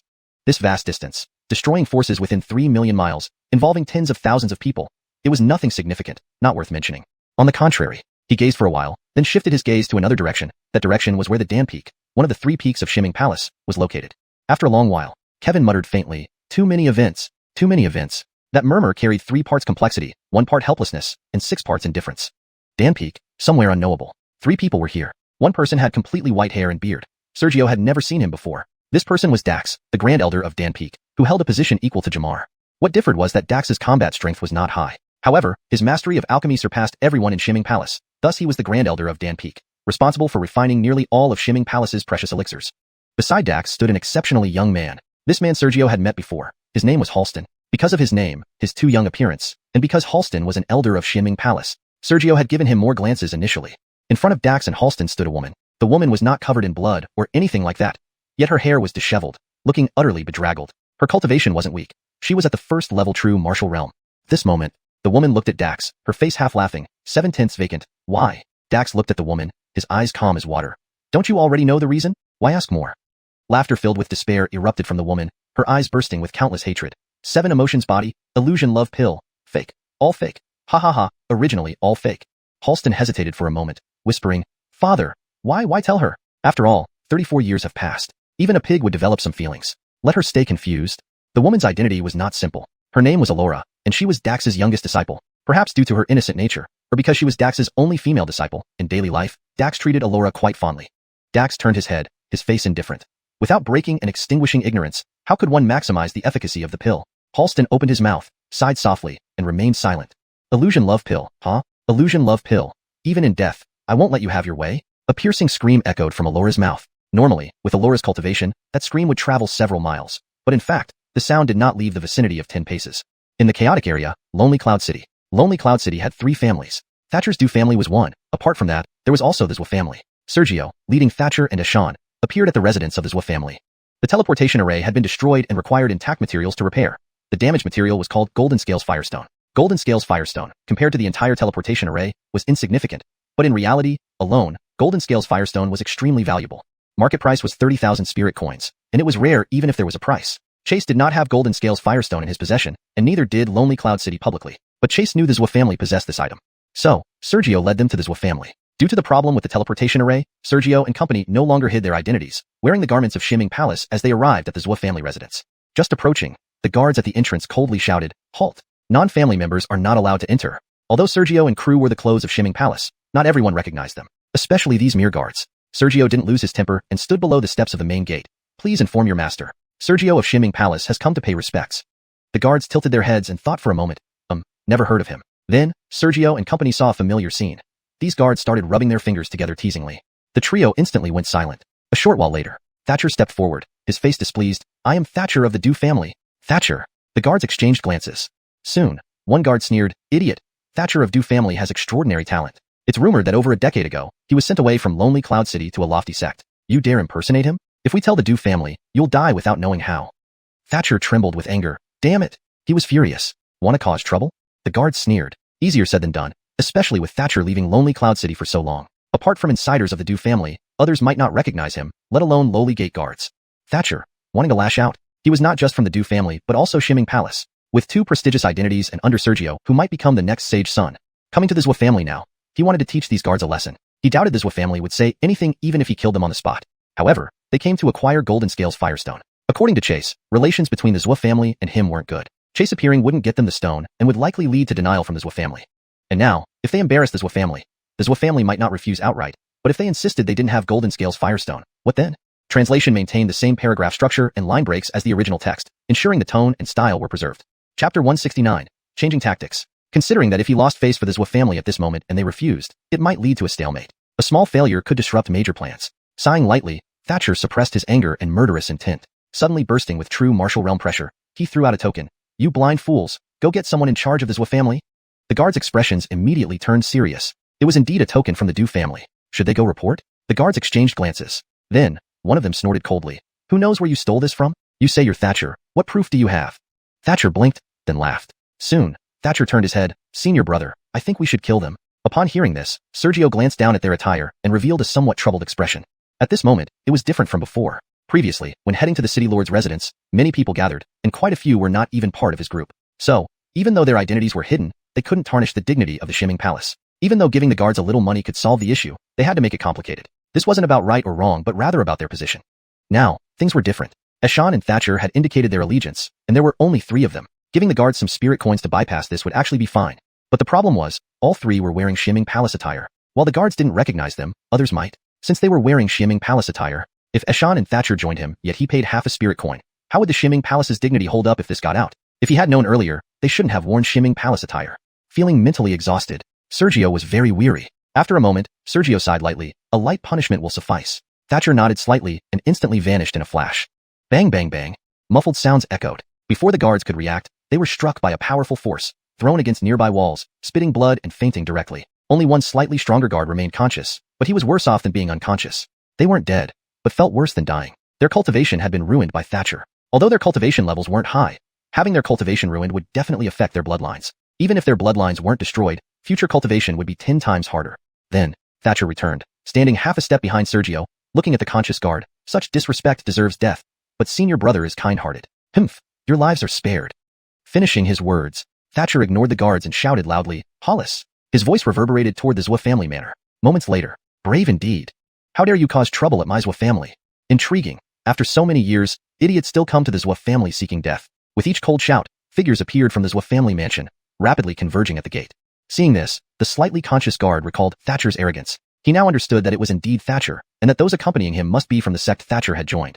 Realizing this, the guard, heavily injured but not unconscious, couldn't help but pale, and fainted. 3 breaths later, many Zhou family guards appeared at the gate, instantly surrounding the 3. Sensing their true martial realm auras, they didn't dare act rashly. Everyone disperse. Young Master Du is visiting. How can you treat him so rudely? A relatively young voice shouted from within the manor. The surrounded guards heard this, their pupils instantly contracting. Young Master Du? Young Master Du was Thatcher, who, although not in Lonely Cloud City, was well known for his strength in the entire city, especially his cultivation level. While others in the younger generation struggled at true chi or spirit martial realms, Thatcher had long reached true martial realm. In Loneliness Cloud City, while there were primordial martial realm experts, true martial realm experts were still considered powerful. But everyone knew that among primordial martial experts, there were only a few. The rest were older generation true martial experts. And with Thatcher joining the sect, cultivating formidable techniques and martial arts, his strength was unparalleled. Probably only a few elders in the vast city could match him. Half a breath later, a young man rushed out of the mansion, his face full of warmth. Brother Du is visiting. Why didn't you send word ahead? This misunderstanding. His cultivation was at the 7th stage spirit martial realm. How could it be so low? Sergio was about to comment but suddenly realized. Actually, this was normal. After all, Xianxia Palace was one of the 4 great sects, ruling vast territories with countless prodigies joining. This made true martial realm seem common. But outside Xianxia Palace, true martial realm experts were still dominant. Facing the young man's warmth, Thatcher sneered, the Zhou family sure has great prestige. Treating me this way is acceptable, considering I am also part of Loneliness Cloud City. The young man's expression darkened, as he understood that the 2 unfamiliar ones held higher status than Thatcher. Involuntarily, the young man quickly looked at Sergio and Eshan. I am Hollis, the young master of the Zhou family. May I know how you address yourselves? Eshan. Eshan snorted coldly, saying no more. As a 3rd leaf inner disciple of Xianxia Palace and an 8th stage true martial realm cultivator, in Eshan's view, only the Zhou family's primordial martial realm expert was beyond his reach. Others were no match. A mere 7th stage spirit martial realm Hollis. If not for their visit being for help, he would ignore him elsewhere. Not out of arrogance, but because the Zhou family was too weak. This was common. Sergio smiled slightly. Sergio? Perhaps due to his short time in Xianxia Palace and his previous experience of having his cultivation ruined, Sergio treated people more gently, at least not like other Xianxia Palace disciples. Hollis instantly replied, It's Su brother and Gu brother, this humble one greets you. Thatcher's lips curled upward, true martial realm pressure pressing toward Hollis. Senior brother Su is the only disciple of the Deputy Palace Master and will soon compete for the Holy Sun position in our Xianxia Palace. Hollis, you, confirmed the title used for Senior brother Su.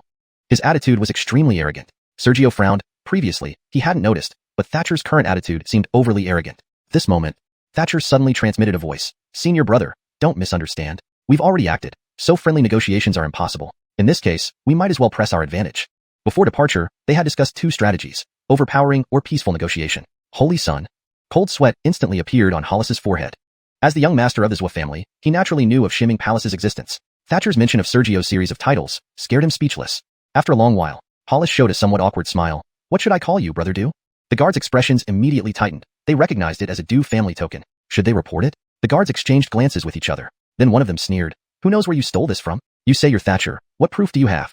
Thatcher blinked and laughed. Soon, he turned his head. Senior brother, I think we should kill them. Sergio, upon hearing this, looked down at their attire and revealed a hint of frustration. At this point, things were different from before. When they had visited the Davizanal's residence earlier, many people had gathered, and some were not even from his side. Even though he had hidden his identity, he couldn't undermine the authority of the Xianxia Palace. Despite knowing that giving a small bribe to the guards would solve the problem, it ended up being complicated, not due to right or wrong, but because of their position. Now, it was different. Eshan and Thatcher had indicated their willingness to serve under him, and there were only 3 of them. It wouldn't be a big deal to give the guards a few spirit coins to bypass this obstacle. However, all 3 were wearing Xianxia Palace attire, and while the guards didn't recognize them, others might. Since they wore the Xianxia Palace attire, he couldn't pay a single spirit coin without damaging its reputation. Knowing this now, he wished they hadn't worn the Xianxia Palace attire. Mentally exhausted. Sergio was very mentally exhausted. After a moment, Sergio sighed softly. A light punishment will suffice. Thatcher nodded slightly and then vanished in a flash. Bang, bang, bang. Muffled sounds echoed. The guards hadn't even reacted when they were struck by an immense force, slamming them against nearby walls, spitting blood and fainting on the spot. Only one guard, who was slightly stronger, remained conscious but was barely better off than unconscious. Not dead, but worse off than death. Their cultivation had been ruined by Thatcher. Though their cultivation levels were not high, having their cultivation destroyed would undoubtedly affect their bloodlines, making future cultivation 10 times harder. Then, Thatcher returned half a step behind Sergio, looking at the lone conscious guard. Such insolence merits death, but senior brother is merciful. Humph, you are spared. With those words, Thatcher ignored the guards and shouted, Hollis. His voice resonated like waves, rolling towards the Zhou family residence. Moments later. How daring. To dare create chaos in my Zhou family residence. Interesting, after so many years, a fool still comes to the Zhou family seeking death. As voices rang out, shadows appeared from the Zhou family compound, rushing toward the entrance. Seeing this, the guard who remained conscious recalled Thatcher's arrogance and realized these indeed were Thatcher and the sect he joined. Thinking about this, the injured guard, who hadn't fainted despite severe injuries, passed out. 3 breaths later, numerous Zhou family guards appeared at the gate, instantly surrounding the trio. Noticing 3 true martial realm cultivators, they dared not act rashly. Splinter apart. Young Master Du is visiting. How can you be so negligent? A relatively young voice reprimanded from within the compound. Upon hearing this, the guard's pupils constricted. Young Master Du? Young Master Du was Thatcher, who had joined a sect and wasn't in Solitary Cloud City. But even if Thatcher wasn't in Solitary Cloud City, everyone knew his strength, especially his cultivation level. While others struggled between true Qi and spirit martial realms, Thatcher had long reached the true martial realm. In Solitary Cloud City, there were only a few origin martial realm cultivators, and most elders were true martial realm practitioners. Joining a sect, Thatcher cultivated powerful techniques and martial skills, making him unmatched in the vast city except for a few elders. Half a breath later, a young man rushed out of the residence, smiling warmly. Brother Du, why didn't you send notice in advance? This misunderstanding. He was at the 7th level of spirit martial realm. How is his cultivation so low? Sergio was about to comment, but then realized that this was normal. After all, the Xianxia Palace, one of the 4 major sects, ruled countless territories, attracting countless prodigies. This led to true martial realm cultivators seeming common within the Xianxia Palace. Outside, however, true martial realm cultivators still dominated regions. Thatcher responded coldly to the young man's enthusiasm. The Zhou family sure puts on a grand display. Treating me this way is fine, considering I'm part of Solitary Cloud City. The young man's expression darkened. He sensed the 2 unknown figures held higher status than Thatcher. Hurriedly, he looked at Sergio and Eshan. I am Hollis, heir of the Zhou family. May I ask your names? Eshan snorted, saying nothing more. As a 3rd leaf inner disciple of Xianxia Palace with 8th level true martial cultivation, Eshan saw no challenge in the Zhou family except perhaps for their origin martial realm cultivator. A mere 7th level spirit martial Hollis would be ignored elsewhere if not for this visit. Smiling mildly, Sergio introduced himself. Sergio? Perhaps due to the short time in Xianxia Palace and his previous experience of losing cultivation, Sergio remained gentle compared to other disciples. Hollis quickly said, pleased to meet you, Brother Su and Brother Gu. Thatcher's lips curled into a smile as he released true martial pressure. Brother Su is the Deputy Palace Master's sole disciple and will soon compete for the Holy Sun position. Hollis, are you sure the title is appropriate? His attitude was extremely arrogant. Sergio frowned, noticing Thatcher's arrogance, something new. At this moment, Thatcher transmitted sound privately. Senior brother, don't misunderstand. We already acted, and friendly negotiations are impossible. Thus, pressuring them is better. Before leaving, they had discussed 2 strategies, using power to intimidate and peaceful negotiation. Holy Sun. Cold sweat broke out on Hollis's forehead. As the Zhou family heir, he knew the significance of the Xianxia Palace and the implications of Sergio's titles. After a long pause, Hollis showed embarrassment. Then, Brother Du, what should I call him? Note. I have retained pinyin for character names and certain terms to maintain accuracy and authenticity. Chapter 170. Overwhelming with power. In response to Thatcher's words, Hollis looked incredibly awkward, yet not at all aggrieved. Indeed, Given the titles attributed to Sergio by Thatcher, although he, Hollis, was the young master of the Zhua family, his authority extended only over this small part of Guiyuan City. Not to mention, there were also the city lord's mansion and 2 other families. But Sergio, as the successor of Shiming Palace, destined to be the next palace master. Shiming Palace ruled over boundless territories. He truly had no standing to address Sergio as a brother, even if it were just a formality. Calling him by name would be an even greater taboo. Thatcher said, "Senior brother, what do you think?" Sergio smiled. "It's fine. We're not in the sect right now, so there are fewer taboos."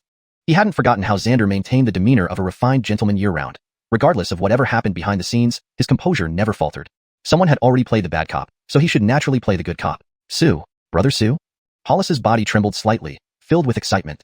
Seeing this, Sergio couldn't help but think of himself in Shengyuan City back then. If he hadn't gone to Shiming Palace and seen bigger worlds, if their positions were reversed, he might have felt just as excited as Hollis. With that thought, Sergio continued to smile. "This place seems unsuitable for conversation. What do you think, Brother Zhua?" Hollis hastily spoke. "Look at me. Please come in, Brother Sue. You few, what are you looking at? Didn't you see we have distinguished guests? Hurry up and prepare a feast." Those who were injured received no attention as everyone welcomed Sergio and his companions into the Zhua family estate. Inside the opulent grand hall of the Zhua family estate, the grand hall was filled with singing girls and dancing women, providing entertainment. Rare fruits, endless wine, and meats were brought in by numerous servants. It was a grand banquet indeed. In the grand hall, only Sergio, Thatcher, Ashan, and Hollis could sit down. The others were all servants. After several rounds of drinks, Sergio exchanged glances with Thatcher and Ashan, then raised his head. "Brother Zhua." Hollis quickly responded, "Brother Sue, is the banquet not to your taste?" Sergio shook his head. "Not quite. There's something you may not know. I came here today because I need a favor." Hollis immediately patted his chest. "Just say it, Brother Sue. While I may not be able to claim much outside this Guiyuan City, the Zhua family still has some influence here. Anything within our power, we will not hesitate." Sergio softly said, "I heard the Zhua family possesses Goldenline Firestone." Note, the term, Goldenline Firestone, seems to contain a Chinese character that doesn't translate directly. It should be verified and possibly corrected to Goldenline Firestone, or translated fully if Lean has a specific meaning in this context, such as Golden Ryan Firestone, if Lean refers to a specific type of mythical creature or element in the story's universe. For better fluency and accuracy, it would be, Sergio softly said, "I've heard that the Zhua family possesses a Golden Ryan Firestone." Assuming Ryan is the appropriate translation or transliteration for Lean in this context. Before he finished speaking, Hollis instantly understood Sergio's intent. After thinking for a moment, Hollis shook his head. "I've never heard of such a thing." Without waiting for a reply, Hollis hurriedly added, "Don't worry, Brother Sue. Let me check the treasure vaults. Is that agreeable?" Sergio raised his wine cup in salute. "If so, thank you, Brother Zhua. Brother Sue is too kind. Your visit has honored us greatly. The Goldenline Firestone is but a minor matter. If we have it, we will not refuse," Hollis quickly replied. Note, Goldenline Firestone seems to be a specific term from the context. It's best to keep Lean untranslated, unless there's a confirmed equivalent in English from other parts of the text. For better fluency, it could also be adjusted as, "Brother Sue, you're too kind. Your visit honors the Zhua family immensely. The Goldenline Firestone is a trivial matter. If we possess it, we will certainly not refuse," Hollis hurriedly responded. After finishing his drink, he instructed the servants to take utmost care before swiftly leaving. Once they left the grand hall, Ashan, who had been mostly silent, finally spoke. "Brother Sue, do you think he can fetch the Goldenline Firestone for us?" Note, I made a slight adjustment to ensure consistency in how characters are addressed. However, there seems to be an issue with the term Goldenline Firestone, as Lean is not translated. It should be Goldenline Firestone, translated to Goldenline Firestone, or if Lean Lin refers to a specific term, it should be adapted accordingly, such as Golden Rin Firestone. Please confirm the correct translation for this item. It depends on the Zhua family's intentions. Sergio glanced at the servants guarding outside. Both he and Ashan could sense that around the hall, where only servants appeared, nearly 10 true martial realm presences were hidden, none showing themselves. Most likely, they were elders of the Zhua family. They did not reveal themselves, they could not. Apart from other considerations, even the title was problematic, with Sergio being treated as an equal by Hollis. The elder figures of the Zhua family couldn't be peers with Sergio. How would they address him? By name? That would be a violation. Pretend to be his senior? Sergio's teacher was one of the 7 luminaries of Shiming Palace. Anyone from the Zhua family daring to act as Sergio's senior wouldn't know how they'd die. Thatcher thought for a moment and said, "Should I go out and check? Since I am not only a disciple of Shiming Palace but also a member of the Du family, this dual identity means they won't have trouble addressing me. Moreover, my presence can exert necessary pressure to ensure everything goes smoothly. Otherwise, if the Zhua family refuses and denies having the Goldenline Firestone, things could get complicated." Sergio nodded after some thought. "That works." Thatcher briefly bowed and quickly left the grand hall. Outside the grand hall, the excited Hollis barely walked far when he suddenly paused. Immediately, he clasped his fists. "Father, elders." The Zhua family patriarch, his father Adrian, and several elders appeared there. Adrian wore a hint of anger. "Why did you agree so quickly?" Hollis quickly explained. "Father, what nonsense. He's a genius from Shiming Palace, possibly the next saint child." Adrian scoffed. "What does that have to do with you?" "Ah." Hollis was startled. An elderly Zhua family elder, with a blank expression, remarked, "Even if he were to become the saint child of Shiming Palace, this is the chaotic region's Guiyuan City. Regardless of whether the Zhua family possesses the Goldenline Firestone, even if you hand it over, what benefits would we gain? Do you truly believe you can be brothers with him? If you really think so, perhaps another clan member should take over as young master. Note, golden firestone seems to be a proper noun or specific item in the story's context, but lean doesn't have a direct English translation. It might be best left untranslated, or replaced with a more fitting term based on further context from the story. Hollis's excitement slowly faded. Yes, what benefit would giving the item to Sergio bring? Upon reflection, Hollis realized that giving the item to Sergio offered no advantage to the Zhua family. If they were within Shiming Palace's territory, they might receive protection, but here in the chaotic region, not under the jurisdiction of the four major sects, who had long stated they wouldn't intervene in the affairs of the chaotic region. Composed Hollis broke into a cold sweat. But I've already promised. What now? While he didn't recall if the Zhua family had the golden firestone, he was well aware of its value. Note, the term golden firestone seems to contain a Chinese character that doesn't fully translate. It should be verified and replaced with the correct term if known. For better fluency and natural reading in English, we can adjust it as, while he didn't remember if the Zhua family had the golden firestone, he was well aware of its immense value. After a pause, Hollis's eyes lit up. What if I say we don't have it? The elder remained emotionless. Since he came here, he must have information. Denying it risks his retaliation. How will you handle that? As discussions continued, Thatcher approached slowly. Adrian and others frowned, about to disappear. Why rush to leave, gentlemen? Thatcher accelerated. Their motions halted, forced to stop. When Thatcher got closer, Adrian forced a smile. Thatcher, you returned so soon? I didn't get the message. Alas, we were busy, couldn't attend? Thatcher stopped and softly said, Patriarch Zhua, why pretend to be confused? May I ask, can the golden firestone be retrieved? Note, the term golden firestone seems to contain a non-English character lean. This might be a specific term from the original context which may need clarification or transliteration depending on full context. For better fluency, let's assume golden firestone is a proper noun referring to a specific item. Thatcher stopped and softly said, Patriarch Zhua, why pretend to be confused? May I ask if the golden firestone can be retrieved? Or if lean should be translated? Thatcher stopped and softly said, Patriarch Zhua, why pretend to be confused? May I ask if the golden wyvern firestone can be retrieved? The last version assumes lean refers to a wyvern, a type of dragon often found in fantasy literature. Please provide more context if needed for a more precise translation. Chapter 171. The Zhua family's conditions. Facing Adrian's polite words, Thatcher showed no interest in reciprocating. His tone was straightforward and honest. Adrian's polite speech paused slightly. He wanted to be angry but dared not truly get angry. After all, Thatcher represented not only the Du family. After a long pause, Adrian softly said, Nephew, since that's the case, when my Zhua family acquired the golden firestone, we spent over 37,000 spirit coins. Would it be acceptable at cost price? Thatcher didn't respond, merely looking at Adrian as if he were a fool. Joking, if they had enough money, would they need Sergio to come personally? Indeed, they were short on funds. In the numinous Nether Temple, spirit coins weren't particularly important. What mattered was the contributions disciples earned from completing sect missions. With those contributions, one could exchange for virtually any treasure. So in reality, the disciples of the numinous Nether Temple seldom carried many spirit coins, with Sergio being an exception, having slightly more. If they had money, any disciple of the numinous Nether Temple could have come to purchase it, and would the Zhua family dare refuse? And the Davizinal's residence. The Davizinal's residence also lacked funds. Even the cost of teleportation was a concern. Where would there be spare money? Therefore, Sergio had to bring people to the Zhua family himself. One coin could stump even a hero. Seeing this, Adrian fell silent for a moment before speaking. Nephew, surely you don't expect the Zhua family to hand it over for free? There's no such logic in this world. Let's consider the time it took for our numinous Nether Temple disciples to enter the city. It's been nearly a day. Do you think, aside from the Zhu family, if the Davizinal's residence, the Du family, and the numinous Nether Temple disciples here joined forces to attack the Zhua family, what would happen? Adrian's face immediately turned cold. With such an attitude, do you think you can leave my Zhua family? Thatcher remained unperturbed. You wouldn't dare make a move. With senior brother Su's strength, if he wanted to leave, your Zhua family's martial artists wouldn't be able to stop him. And if things really came to that, within half a day at most, the Zhua family would become history.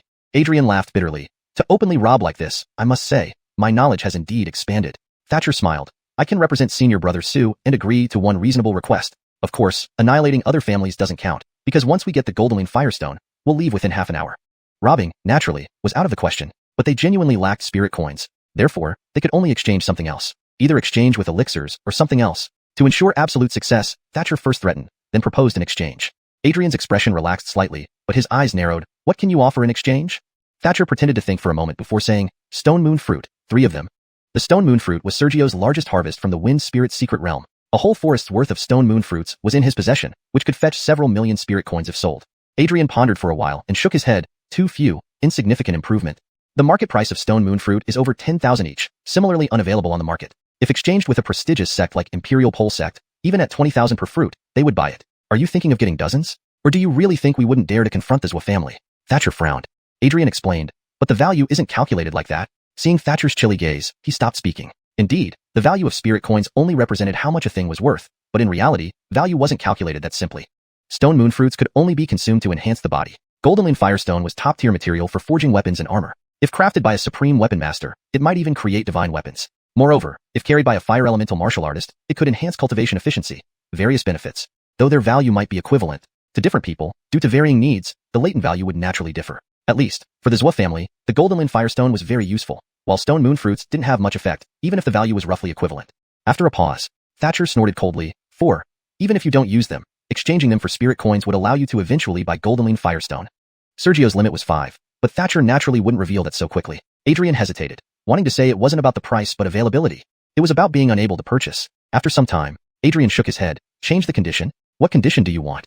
Thatcher's brow furrowed slightly. Exchanging with stone moon fruits was the bargaining chip proposed by Sergio and within his authority to decide. If other conditions were requested, he would have to consult Sergio. To him, the Zhua family was nothing special. If they truly refused, eliminating the Zhua family would be straightforward. But Sergio wasn't so cruel, ensuring success through pressure without harming the Zhua family. Otherwise, coming to the Zhua family wouldn't just be 3 people but tens or hundreds. Adrian was silent for a while before saying, "Let my son join the numinous Nether Temple, and I will willingly hand over the golden Lin Firestone." Hearing this, Thatcher shook his head. Hollis cannot join the numinous Nether Temple. It's worth noting that during Thatcher's admission exam into the numinous Nether Temple, 2 other young masters from the city's remaining clans participated alongside him. Unfortunately, among the 3 young masters, only Thatcher passed and joined, while Hollis and another clan's young master failed and thus couldn't join the numinous Nether Temple. Adrian's eyes narrowed. Given Sergio's status as mentioned, wouldn't it be easy for my son to join? Indeed, it wouldn't be difficult. With senior brother Su's influence, one word from him, and Hollis could join. Thatcher nodded slightly, then shook his head. However, because senior brother Su holds a high position, if he allowed Hollis to join, in the eyes of the sect and other seniors, Hollis would be seen as someone under senior brother Su's wing. Not belittling Hollis, but within the numinous Nether Temple, Hollis's cultivation level, you probably don't know, currently all members under senior brother Su are at least 4th stage true martial. From Thatcher's perspective, letting Hollis join under Sergio's wing would be too shameful. Hollis's face flushed red, filled with surprise and anger. How could he not hear the mocking laughter in Thatcher's voice? That wasn't intentional mockery but a straightforward statement of fact. Seeming to notice Hollis's reaction, Thatcher tilted his head slightly, amusement in his tone. Or do you truly believe you can be equals with senior brother Su? Even I am now under his command. People should have a bit of self-awareness.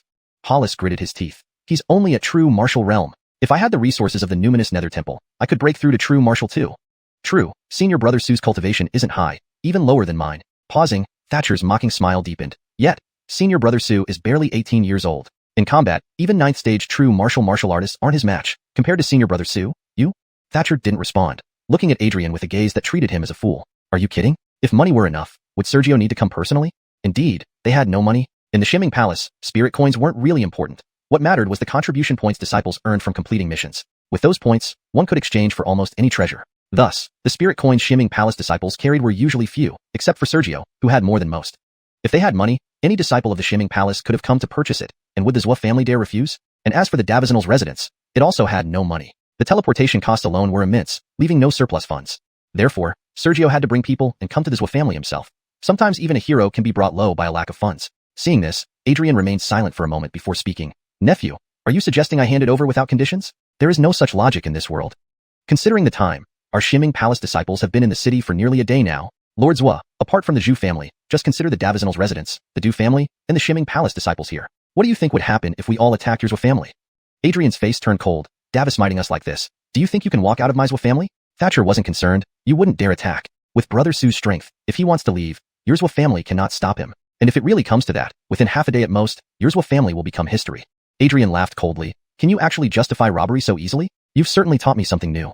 Thatcher smiled faintly. I can represent senior brother Su and agree to one reasonable request within our capabilities. Of course, annihilating other families doesn't count because after obtaining the golden Lin Firestone, we'll leave in at most half an hour.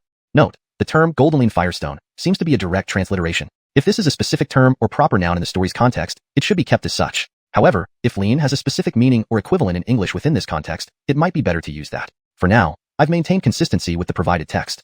Stealing, naturally, was impossible, but indeed, they lacked enough spirit coins, so they could only trade with other items, either exchange with medicinal pills or other things. To ensure everything went smoothly, Thatcher first threatened, then proposed the idea of trading.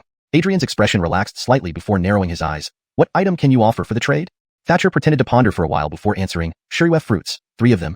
The Shuriwef fruit was Sergio's most abundant harvest from the Wind Spirit secret realm. He had an entire grove of them which could fetch millions of spirit coins if sold. Adrian thought for a while and shook his head. Too few. Not much of an enhancement. The market price of Shuriwef fruits is over 10,000 spirit coins each, and often there's demand but no supply. Even at 20,000 per fruit, imperial level sects like Huangji sect would buy them. Are you expecting dozens of fruits? Or do you think we're afraid to deal with your Zhua family? Thatcher frowned. Adrian explained. Value isn't calculated that way. Seeing Thatcher's chilling gaze, he stopped talking. Indeed, the value of spirit coins represents a certain worth, but actual value isn't always calculated like that. Shirua fruits only enhance physical prowess when consumed. However, the golden firestone is an exquisite material for forging weapons and armor. If a supreme smith were to use it, they might even forge divine weapons. Moreover, if carried by a fire attribute martial artist, it can enhance their cultivation efficiency, offering various advantages. Though their values might be equal, different people have different needs, leading to very latent value. At least for the Zhua family, the golden firestone is very useful, while Shirua fruits don't have as significant an effect, even if their value is equivalent. Note: for better readability and fluency in English, I made slight adjustments. Golden firestone seems to be a proper noun or specific item name, so it's kept as is. If lean should be translated, please provide its meaning. After a while, Thatcher coldly snorted. 4. Even if you don't use them, converting them into spirit coins would give you enough to potentially buy another golden firestone after some time. Note: the term golden firestone seems to be a direct transliteration. If there's a more idiomatic or established translation for this item in the context of your work, it would be better to use that. For now, I've maintained it as per your input but ensured the sentence flows naturally. Sergio set 5 as the bottom line, but Thatcher didn't reveal it immediately. Adrian wanted to say, it's not about the price. It's about demand exceeding supply. The problem is that you can't buy it. After a long silence, Adrian shook his head, changed the terms. What conditions do you want? Thatcher furrowed his brows. Trading Shirua fruits was Sergio's suggested exchange, and the only terms Thatcher could decide on independently. For other conditions, he would need to consult Sergio. In his view, the Zhua family was nothing much. If they refused, they could destroy the Zhua family directly. However, Sergio wasn't that cruel and ensured they obtained it without too much pressure on the Zhua family. Otherwise, this visit wouldn't involve only 3 people, but tens or hundreds. Adrian was silent for a moment before saying, if my son can enter the Shimming Palace, I will willingly hand over the golden firestone. Thatcher shook his head. Hollis can't join the Shimming Palace. Notably, during Thatcher's entrance examination into the Shimming Palace, 2 other young lords from other families in the city took part alongside him. Unfortunately, only Thatcher passed the test, while Hollis and the other young lord failed. Adrian narrowed his eyes. Given Sergio's status, it shouldn't be hard to let my son enter the Shimming Palace, right? Indeed, it's not difficult. With Brother Su's influence, just one word, and Hollis can enter. Thatcher nodded slightly before shaking his head. However, precisely because Brother Su has such high standing, if he allows Hollis to enter the sect, everyone would see Hollis as his person. Not to belittle Hollis, but in the Shimming Palace, Hollis's cultivation, well, you probably don't know that under Brother Su, even the weakest disciple is at true martial 4th rank. To Thatcher, letting Hollis join Sergio's group was too embarrassing. Hollis's face flushed red with shock and anger. He couldn't miss the mockery in Thatcher's laughter. It wasn't intentional mockery, just a plain statement of fact. Seeming to notice his reaction, Thatcher tilted his head with a playful look. Or do you really think you're Sergio's equal? Even I am just a disciple under Brother Su. As for you, a man should know his place. Unable to help it, Hollis gritted his teeth. He's only at true martial realm. If I had the resources of the Shimming Palace, I could break through to true martial too. True, Brother Su's cultivation isn't high, even lower than mine, Thatcher admitted, pausing momentarily before his mocking smile deepened. Yet, Brother Su is merely 18 years old. If he acted, even an average true martial 9th rank wouldn't be his match, compared to Brother Su. What about you? Chapter 172. Exchange. In response to Gavin's seemingly resentful words, Thatcher didn't get angry. Instead, he showed a slight mockery. Gavin couldn't help but understand that Thatcher was telling him he wasn't even qualified to compare with Sergio. Wanting to deny it, yet thinking about it, indeed, there was no comparison at all. One in the sky, one on the ground. The more surprised Gavin had been when Sergio called him brother, the lower his spirits sank now due to Thatcher's blunt remarks. Basil suddenly sneered, there's no need for you to suppress my son. It's normal for him not to match up. If not for your intentional provocation with words, how would he have lost control? Then he shook his head. I only have one condition. Let my son join the Shimming Palace. Without waiting for a reply, Basil added coldly, you don't need to threaten me with genocide. You shouldn't have told me he could compete for the position of sacred son. Since he is competing, he must care about his reputation. If people knew that someone was exterminated just because of treasure, someone with such a tarnished reputation can't become the sacred son. Thatcher smirked meaningfully. If all those who know are dead, then no one will ever know. The territory of the Shimming Palace spans millions of miles, and its cities are as numerous as stars. Who would care if a city's family is destroyed? Especially in a chaotic place like this. No one cares. Basil's face froze before he sneered again. You haven't asked him yet. How do you know he won't agree? Or, can you make decisions for him? Thatcher's expression instantly turned cold. Although Basil was considered his elder in Guiyuan City, having spent so long in the Shimming Palace, he had seen countless true martial realm cultivators and had no real fear of the Mirzu family. His perspective far surpassed that of Guiyuan City. However, since Sergio was mentioned, after a moment of silence, Thatcher turned to leave. Indeed, although he believed Gavin was not qualified, Sergio hadn't spoken yet. In the Great Hall, upon returning, Thatcher presented Basil's conditions. Before Sergio could respond, Ashan sneered, the Zhu family has too high expectations. Do they think anyone can use brother's name to swindle? Hearing this, Sergio turned, revealing a hint of surprise. In his view, what seemed like a trivial matter caused such strong reactions from Thatcher and Ashan. Noticing Sergio's gaze, the two thought for a moment and realized Sergio had only recently joined the sect, so he naturally wouldn't know some trivial matters. Thinking for a moment, Thatcher softly said, Brother, you should know that every disciple needs to carry out sect missions. Sergio nodded. Indeed. Thatcher explained in a low voice, but, as brother competes for the position of sacred son, those under your command will be exempt from many sect missions? It seems complicated, but is quite simple. The sacred son is the next sect leader, and the sacred daughter is the next sect leader's wife. Others assisting are future leaders of the 3 peaks and 9 halls. Therefore, while there are no explicit rules, there is an unwritten rule that those serving under the sacred son or sacred daughter are exempt from sect missions, and outstanding ones receive additional rewards. If the sacred son position is open, those who can vie for it ensure their subordinates focus entirely on cultivation to be in the best state. Beyond that, there are many unspecified benefits. Naturally, where there are benefits, there are drawbacks, being targeted by forces supporting other candidates. Most importantly, if Gavin was personally recommended by Sergio, he would be considered an important figure around Sergio, receiving maximum benefits. To put it simply, if Sergio set a price, hundreds of thousands of spirit coins for a recommendation slot would have countless families vying. Of course, if it really were like that, it would likely cause significant issues. Hearing this, Sergio remained silent. It wasn't that he didn't care earlier. He rarely actively recruited, and even if he did, it was only for those he deemed suitable, unaware that such benefits existed. Currently, apart from Castor still in the sect, the rest were those who pledged allegiance on the 6th floor. Seeing Sergio understood, Eshan's eyes revealed a cold glint. Brother, the Zhu family is too presumptuous. Since they seek death, let them have it. Sergio shook his head slightly. We're not justified in this matter. If we destroy the Zhu family because of this, Thatcher whispered, but the Zhu family is too unreasonable. Basil insists on his demands unchanged, insisting on getting Gavin into the sect. Gavin is too naive. If he uses brother's name and causes trouble, it would taint brother's reputation. Ultimately, both Eshan and Thatcher vehemently opposed it, even though it seemed like a minor task for Sergio. Sergio lowered his head and thought for a while. Finally, he whispered, tell Basil I agree. Ah. Eshan and Thatcher were dumbfounded. After deliberating, Sergio spoke, just saying yes, no need to stir up trouble. Both displayed reluctance. Still, Thatcher nodded, I'll inform the Zhu family. The decision ultimately lay with Sergio. As Thatcher left, Sergio played with his wine glass, contemplating that upon returning to the sect, perhaps he should recruit more hands. Yet, joining someone's faction has advantages and disadvantages, and quality over quantity, impossible to accept everyone. He chose others, and others chose him. Whether recruitment would go smoothly, he couldn't be sure. As he pondered, after just a dozen breaths, Thatcher returned, nodding slightly to Sergio, then sat beside him quietly enjoying the fine wine. Gavin did not return. About half an hour later, Gavin rushed into the great hall. Brother Sue, I kept you waiting. Sergio raised an eyebrow but said nothing. Approaching, Gavin produced a dark golden, sharp stone. He explained, brother, this is the golden scales firestone. Fetching it from the treasure vault took some time. Examining the dark golden stone, it was indeed the golden scales firestone, nearly identical to the one that destroyed the teleportation array.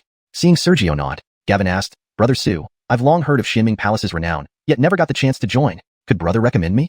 Addressing each other as brothers before joining the sect, though knowing it was merely protocol, Sergio still found it oddly unsettling. Sergio responded formally, with exceptional talent, entering the Xianming Palace isn't impossible. A while later, the group didn't linger at the Zhu family residence, instead returning to the Davizanals mansion. This time including 4 people, Gavin accompanying the trio. In Mou City, at the Davizanals residence, at the teleportation array location. Currently, many people were waiting near the teleportation array. Most conspicuous was Castor, holding a folding fan. Chapter 173, Bloodline is Everything. In the courtyard of Mayor's Mansion in Mou City where the teleportation array was located, although many people were waiting for something, the most conspicuous figure was Castor. He held a folding fan and looked like an elegant young man. A ripple suddenly began to spread in the teleportation array. A middle-aged man with a mustache narrowed his eyes. Someone is being teleported from the chaos region, but I wonder who it is. Castor closed his folding fan. Although he appeared calm, his eyes betrayed a hint of unease. After about 3 breaths, the ripple rapidly expanded, and over 30 people simultaneously appeared in the courtyard. Castor's eyes flashed as he instantly stepped forward, Senior Brother Sue. Indeed, those who had been teleported were none other than Sergio and his group. After acquiring the Goldenline Firestone from the Zhua family, Sergio brought it back to the City Lord's residence. However, replacing the Goldenline Firestone in the teleportation array wasn't as simple as just swapping it out. Note, I've maintained the term Goldenline Firestone, as it seems to be a specific item name. If lean should be translated, please let me know the correct interpretation. Sergio didn't fully understand the specifics, but he knew that after replacing the Goldenline Firestone, Chase tinkered with the array for about half an hour before it was restored to normal, allowing them to return via teleportation.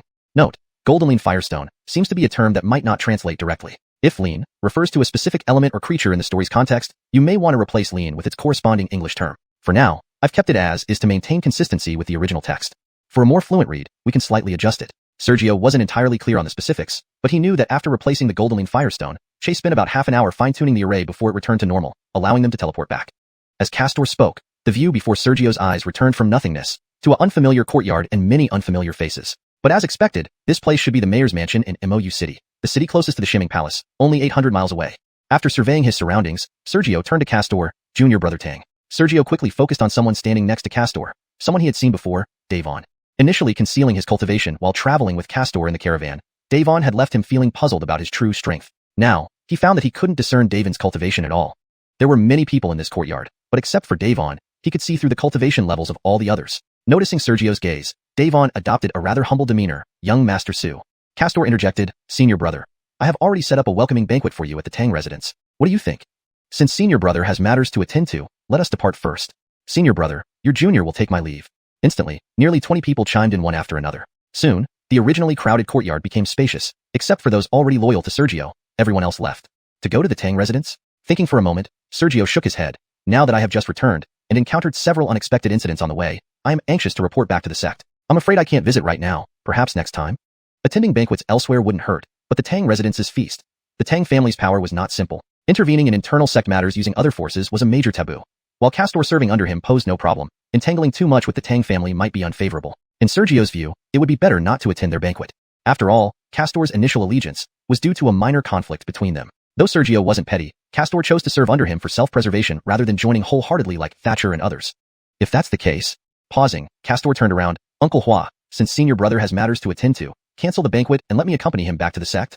After some more conversation, they all parted ways. Shimming Palace. Returning to the sect, Sergio discovered he was the first to come back. Yoel's group and most of Jamar's group had yet to return. As for Hollis, he entrusted him to Thatcher. Getting new recruits into the sect didn't require his personal involvement. Thatcher only needed to inform the outer sect on his behalf. Yes, the outer sect, with Hollis's cultivation, entering the inner sect, was still beyond reach. In the main hall of the sect, Sergio bowed towards the Tucker at the head of the hall. Master, this is what happened during my time in the secret realm. He had just recounted most of his experiences in the secret realm, explaining the incredible boost in his cultivation by claiming that after killing a dragon, which had traces of true dragon bloodline, his bloodline resonated, resulting in the boost. Tucker pondered for a moment and softly said, How well have you mastered the wind spirit of the 7th level? His tone conveyed a bit of disappointment. Not disappointment in Sergio, but regret that Sergio only managed to extract 4/10 of the 7th level wind spirit instead of all of it. Sergio scratched the back of his head, looking sincere. I can't really explain it, but I feel that my mastery of the wind path is quite refined now. Indeed, it was difficult to describe, too profound to put into words. Tucker murmured, Use your wind intention to attack me. Please forgive me, master. Sergio did not refuse. He knew that with his cultivation, any outburst wouldn't harm Tucker in the least. Recalling his experience, a gentle breeze filled the hall. Half a breath later, razor-sharp wind blades suddenly coalesced, swarming toward Tucker en masse. Tucker didn't counterattack, remaining perfectly still. In an instant, the sky full of wind blades engulfed Tucker. This hall seemed constructed from an unknown material, unaffected even by the wind blades. Soon, the wind blades dissipated. Tucker remained standing where he was, as calm and composed as ever. But there was a hint of a smile at the corner of his mouth. Good. You have reached the second stage, phantasmal shape. Sergio wore a puzzled expression. Phantasmal shape? Tucker explained slowly. Between heaven and earth, knives have blade intention, swords have sword intention, fists have fist intention. Whether weapons or elemental attacks, everything in the world has true intention. Be it sword, fist, blade intentions, or the wind intention that Sergio currently grasped. These intentions are categorized into 3 stages. First stage, enlighten the heart. Mastering an intention allows one to invoke it for attacks. Second stage, phantasmal shape, such as Sergio's current wind, where he becomes the wind itself, wielding infinite power that only grows stronger with deeper practice. Davisk sword intention. At the second stage, the appearance of phantom form subdues myriad swords. However, the difference between the second stages is immense and cannot be described unless personally experienced. Third stage, no one knows how. The path of cultivation is endless, hence divided into 3 stages. Sergio's face lit up slightly. Master means that because of the opportunity one gained in the 7th level tower, I can focus on cultivating wind intention? He felt his wind power was strong, but lacking proficiency in wind-type martial arts made his purely intention-based attacks seem somewhat weak. Tucker shook his head. That is just a side branch. Beware of specializing too deeply in one area. One shouldn't cultivate too many martial arts to avoid spreading oneself too thin. Yet neither should one limit oneself to a single path. For instance, if someone exclusively cultivated wind-type martial arts, even mastering the wind intention, they might lack versatility.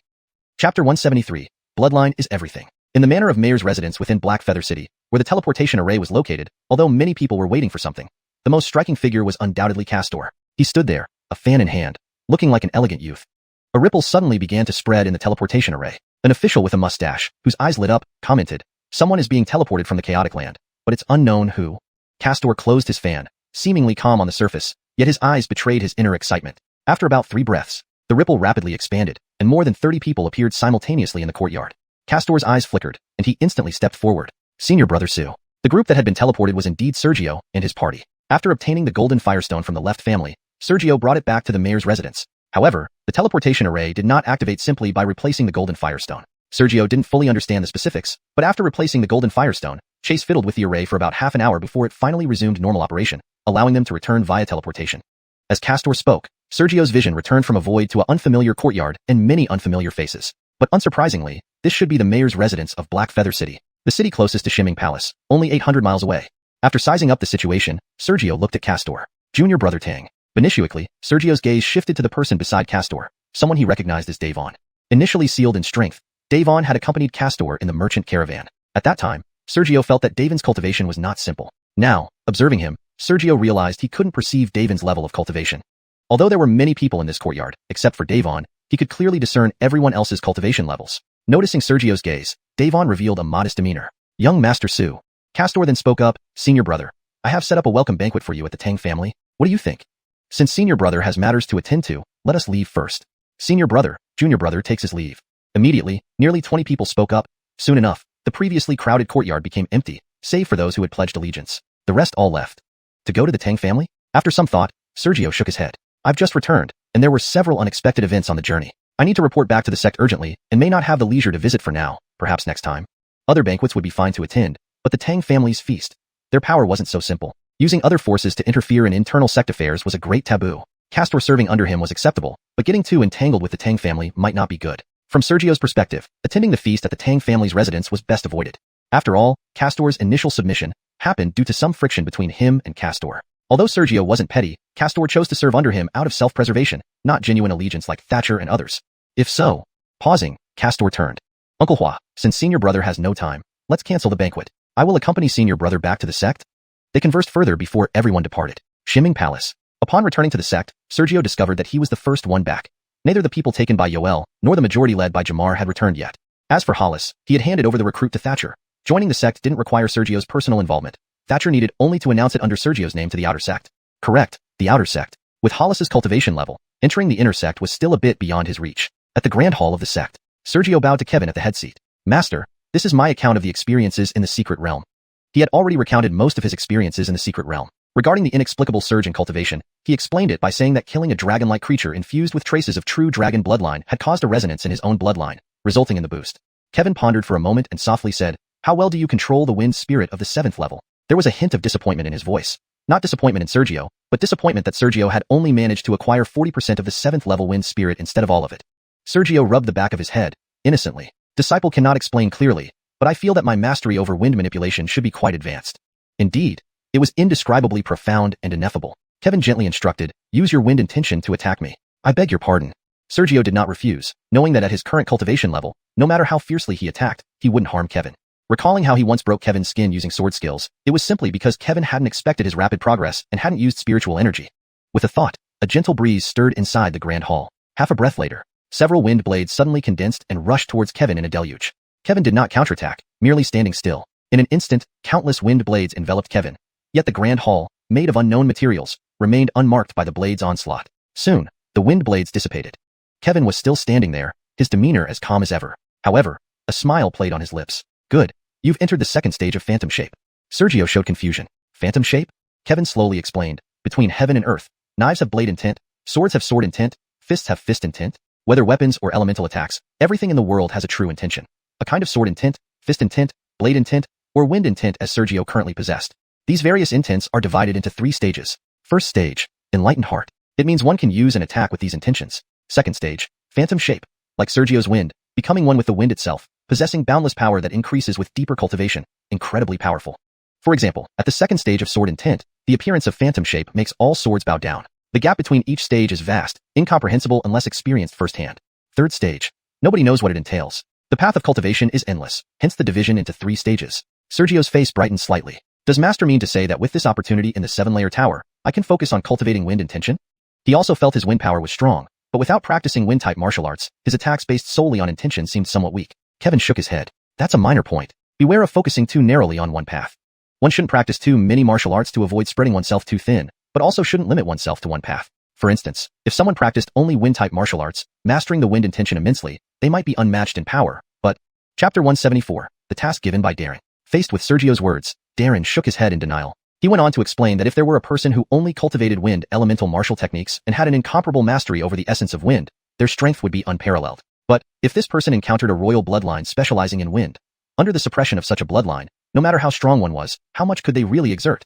Finally, Darren summarized, cultivation and bloodline are everything. Do you understand? Although Xianxia Palace is known among the 4 great sects for its expertise in martial techniques, it does not mean they do not value bloodlines. If they did not, Sergio wouldn't have received such excellent treatment upon entering the sect. Sergio nodded lightly. This disciple understands. At the same time, he felt a bit regretful. He had only absorbed 40% of the wind spirit. He wondered whether the five-clawed golden dragon could control wind. If it could, perhaps his understanding of wind might still improve. But if not, the wind spirit he had absorbed might not be too helpful in the future. Bloodline. Cultivation. If his cultivation had been sufficient earlier, he wouldn't have returned so hastily out of fear of Xianxia Pavilion's treachery. With this thought, Sergio bowed slightly. Master, my cultivation has skyrocketed to the true martial 5th level in the secret realm. Although I have fought others, it still seems lacking. I wish to go to the Red Maple Mountains for some trials to stabilize my cultivation. Before entering the secret realm, Sergio was only at the spirit martial 9th level. Now he was at the true martial 5th level, a significant advancement that indeed required stabilization. Darren was about to agree instinctively, but as he spoke, something seemed to occur to him. His eyes showed deep thought, hesitating and appearing distracted. After about half an hour, Master? Sergio couldn't help but ask after receiving no response. Darren came back to his senses, his eyes showing a complex mix of emotions. I have one more task for you. Please instruct, Master. Sergio naturally wouldn't refuse. Not long ago, disciple Leslie, under Elder Dax of the Alchemy Peak, betrayed the sect and has fled to Crimson Leaf City. Pausing briefly, Darren slowly exhaled. Since you plan to travel through the mountains for training, you will inevitably pass through Crimson Leaf City. Go into the city and see what's happening. Remember, bring her back alive. Sergio's expression changed slightly at this. Unwilling? Darren's tone seemed casual yet relieved, and even somewhat disappointed, truly complex. Master, you misunderstand. Sergio shook his head slightly, his eyes reflecting disbelief. Leslie betrayed the sect? This name wasn't new to Sergio. Xianxia Palace was divided into 3 peaks and 9 halls. The 3 peaks were Alchemy Peak, Battle Peak, and Tool Peak. In a sense, the status of the 3 peaks was slightly higher than the 9 halls because all sorts of treasures, elixirs, spiritual items, and external battles fell under the jurisdiction of the 3 peaks. Of course, officially, the 3 peaks and 9 halls were equal. As the Grand Elder of Alchemy Peak, Dax controlled it in practice, meaning, aside from the palace master whom Sergio hadn't met, and his own master Darren, Dax was one of the highest-ranking figures in Xianxia Palace. As Dax's disciple, Leslie's status was evident. Even though Sergio hadn't been in the sect long, with Castor providing intelligence support and information often given by outer sect disciple Grimes, he knew that Leslie was one of the most renowned female disciples in Xianxia Palace, second only to the saintly disciple Edie due to being Dax's favored little disciple. Now, hearing that this Leslie, whom he hadn't seen, had betrayed the sect, even with his improved mental state, Sergio found it unbelievable. What for? Given the vast territory of Xianxia Palace and her position as Dax's most beloved little disciple, she was revered wherever she went, especially within Alchemy Peak where she had access to endless resources. Why, then, would she betray the sect? This shocking news left Sergio stunned for several breaths before he regained his composure. He immediately became solemn. Master, I understand. I've heard that Leslie is at the true martial 1st level. If my information is correct, it shouldn't be difficult to bring her back alive. Dismissed. Darren nodded lightly. I shall take my leave. Sergio bowed slightly, turning to leave the hall. Looking at the vast scenery in front of him, Sergio soon focused his gaze northward, towards the Red Maple Mountains and Crimson Leaf City, both located to the north. Just as Sergio was about to set off, remember, follow your true heart on this mission. As long as you adhere to it, no matter the outcome, I won't be angry. Darren's voice sounded slowly in his mind. Sergio instinctively turned his head. Master? Creak. The door of the hall closed slowly, signaling that no explanation would be given. Why does this feel strange? Muttering softly, Sergio shook his head slightly and headed back toward Justin Peak to prepare for departure to Crimson Leaf City. Justin Peak. Actually, all of Sergio's belongings were stored in his storage treasure, so there wasn't much to pack when he returned to the peak. About half a day later. Senior Brother Sue. Grimes rushed up from below the mountain. Sergio smiled. Davistal brother, any recent changes in the sect? This trip to the secret realm had taken quite some time, and without many confidants, he relied on Grimes to stay informed about sect affairs and hidden undercurrents. Recently, pausing, Grimes subconsciously ducked his head. Senior brother, apart from the usual events in the sect, the only significant change is that Alchemy Peak disciple Leslie has betrayed the sect. Sergio asked, other than that, do you know why she betrayed? Having already learned this from Darren, he wasn't surprised but curious about the reason. Grimes cautiously glanced toward Alchemy Peak before whispering with a bitter smile, Senior brother, I'm just an outer sect disciple. Although there are some rumors circulating secretly, they can't be trusted. They're merely unfounded gossip. Though disappointed, Sergio didn't press further. Truly secretive information was beyond Grimes's reach, especially since he wasn't even an inner sect disciple. After a brief conversation, he dismissed Grimes and headed toward the demon-suppressing hall to use a tamed beast for easier travel. A few hours later, screech! A blue crane carrying Sergio soared into the sky, heading north. Unexpectedly, as soon as they left the tiger-like mountain range surrounding Xianxia Palace, someone moved at an indescribable speed from somewhere in the mountains and gracefully landed on the blue crane. Who? Sergio, preparing to close his eyes, instinctively shouted, summoning his flowing cloud sword, which shimmered with a cold light. Hashtag chapter 175, Halston bestows treasures. Because someone had landed on the back of the green crane, Sergio, who was about to close his eyes and rest, suddenly shouted and instantly summoned the flowing cloud sword. Young man, don't be so impulsive, a voice tinged with a hint of mockery laughed. Immediately after, a hand as white as jade placed itself on the hilt of the flowing cloud sword. Instantly, Sergio felt that his spiritual energy became difficult to control, and the sharpness of the sword's tip was blocked by that seemingly weightless hand. Looking up, he saw someone who appeared even younger than himself. A disciple? No. Upon closer inspection, Sergio hurriedly paid his respects. Elder Halston. He had met this person before. When he first entered the sect, he had seen him in the Shimming Palace Hall. Because of his exceptionally young appearance, it was hard to forget him. This person was named Halston. Despite having a name that sounded feminine, he was genuinely male. His cultivation. All elders of Shimming Palace were certainly at the true martial realm or above. Halston patted Sergio on the shoulder and smiled. Don't be so solemn. Relax a bit. Sergio pondered for a moment and asked, Elder, are you here concerning Bryn? Halston was the only son of Dax. Just from these few words, it made sense that Halston would come looking for him. Indeed. Standing on the green crane's back and gazing down at the thousands of miles of mountains and rivers below, Halston's voice carried a tinge of melancholy. Sergio flattered. With Elder taking action personally, the fugitive will surely have no chance of escaping the law. I'm afraid you're mistaken. I won't take action. Halston shook his head. Sergio couldn't help but show some confusion. Then why are you here, Elder? Since he wasn't taking action, what did his sudden appearance signify?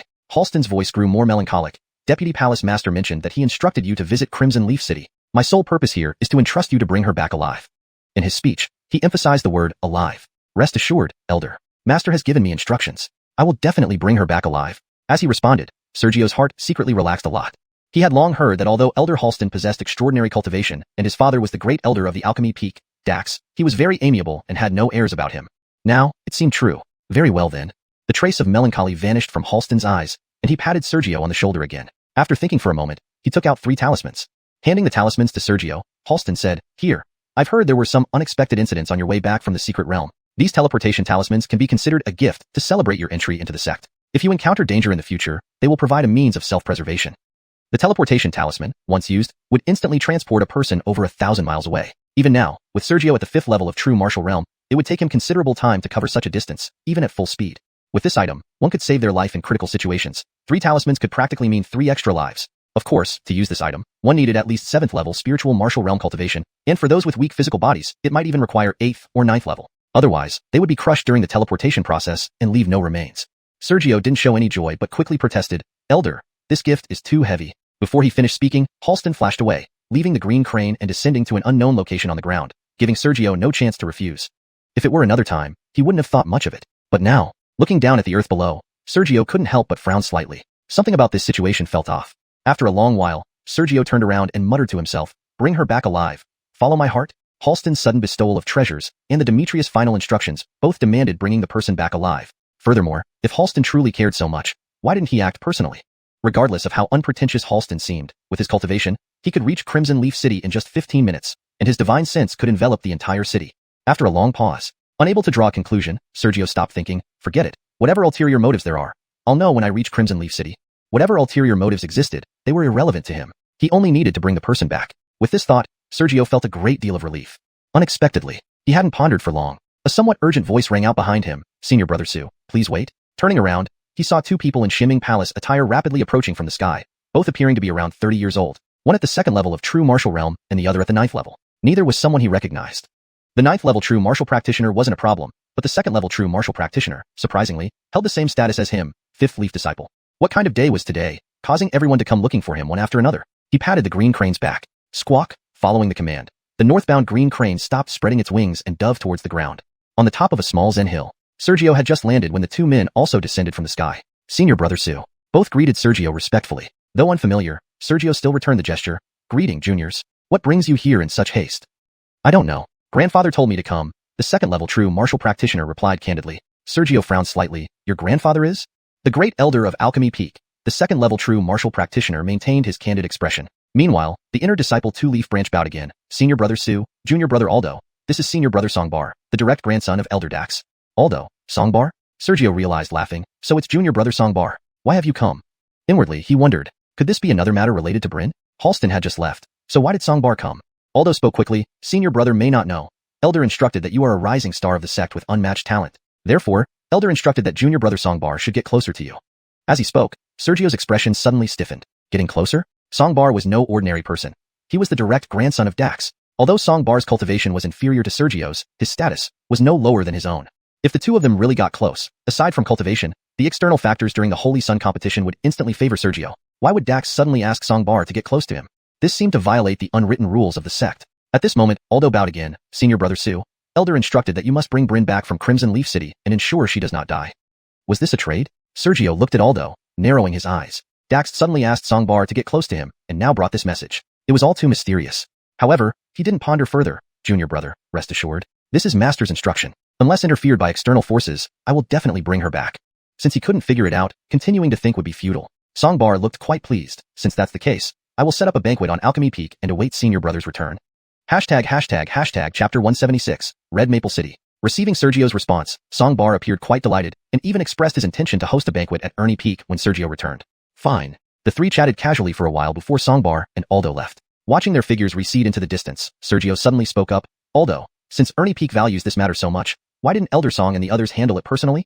Aldo quietly turned around, unperturbed. Master Brother, Grand Elder is currently refining an extremely important elixir and cannot be spared. He then shook his head. As for Elder Halston, your junior brother doesn't know. Perhaps it's because the matter shouldn't be made public. Does Master Brother have any other instructions? Sergio's eyes flickered. He could tell that Aldo had seemed ready for this question, as if he had been waiting for it. As for not being made public, even someone like Zhao Ming, an outer sect disciple, knew about this information, so its secrecy was questionable. Forget it. No matter what secrets there were, with the attitude of Keventai, Demetrius Pavilion, towards him, they wouldn't harm him. Perhaps the intrigue within was the reason Demetrius Pavilion wanted him to follow his true self. Thinking about this, Sergio smiled. I was just curious, junior brother needn't worry. If that's the case, I'll take my leave. Aldo bowed slightly and then left with Songbar. Soon, their figures disappeared from view. Sergio didn't rush to continue his journey but sat on the hillside, looking towards the sect headquarters. He wondered if anyone else would come looking for him. However, after waiting for an hour, nothing changed and no one came. It seems no one else will come. Murmuring to himself, Sergio stopped wasting time, hopped onto the back of the blue crane, which spread its wings and took off. Though its speed wasn't as fast as when Sergio flew at full speed in the sky, it saved energy. Red Maple City. From the outside, this city looked unremarkable. However, due to its proximity to Red Maple Mountain Range, people frequently entered and exited the mountains to hunt beast demons and seek celestial treasures, making the city fairly bustling. With a sharp cry from the crane, Sergio arrived at Red Maple City, only 100 miles away from Hongfeng Mountain Range. After landing, the blue crane gently nuzzled Sergio's chest with its not-so-menacing head before spreading its wings and flying back to Shuaming Palace. Watching the blue crane leave, Sergio chuckled. Benicio clever. Thanks to the bloodline within him, tamed spirit beasts like the blue crane, which had lost their ferocity, might all be naturally closer to him. Soon, Sergio's smile faded as he turned his gaze towards the towering city walls. According to Keventai, Letitia was indeed in this city. The arrival of the blue crane was not concealed. Those who were paying attention would have seen it. Sergio hadn't focused on the city wall for long when a person dressed in coarse hemp clothes, appearing ordinary, quickly approached. Closer up, the person bowed. Greetings, Senior Brother Su. As he spoke, he took out a jade pendant. Just a glance confirmed it was the identification token of Shuaming Palace. Sergio couldn't help but speak softly. Are you a junior brother from Tingfeng Hall? The person's cultivation wasn't weak, true martial third stage. Such a person, even in Red Maple City, wouldn't be considered weak. This attire and having the identity token of Shuaming Palace led Sergio to conclude he was likely from Tingfeng Hall. Given the timing and location, he must have been here because of the Letitia matter. Senior Brother Su has keen eyesight. I am Arjun, a disciple of Tingfeng Hall, Arjun replied, aware Sergio didn't recognize him, aptly providing his name. Ah, it's Junior Brother Zhao. Immediately, they exchanged some polite words. After casual talk, they got down to business. Sergio glanced at the city and transmitted softly. Is your presence here because of the Ernie Peak disciple matter? Arjun respectfully replied, replying to Senior Brother, I just received a message from the sect. This matter has been entirely entrusted to you. Where is she? Sergio didn't intend to waste time.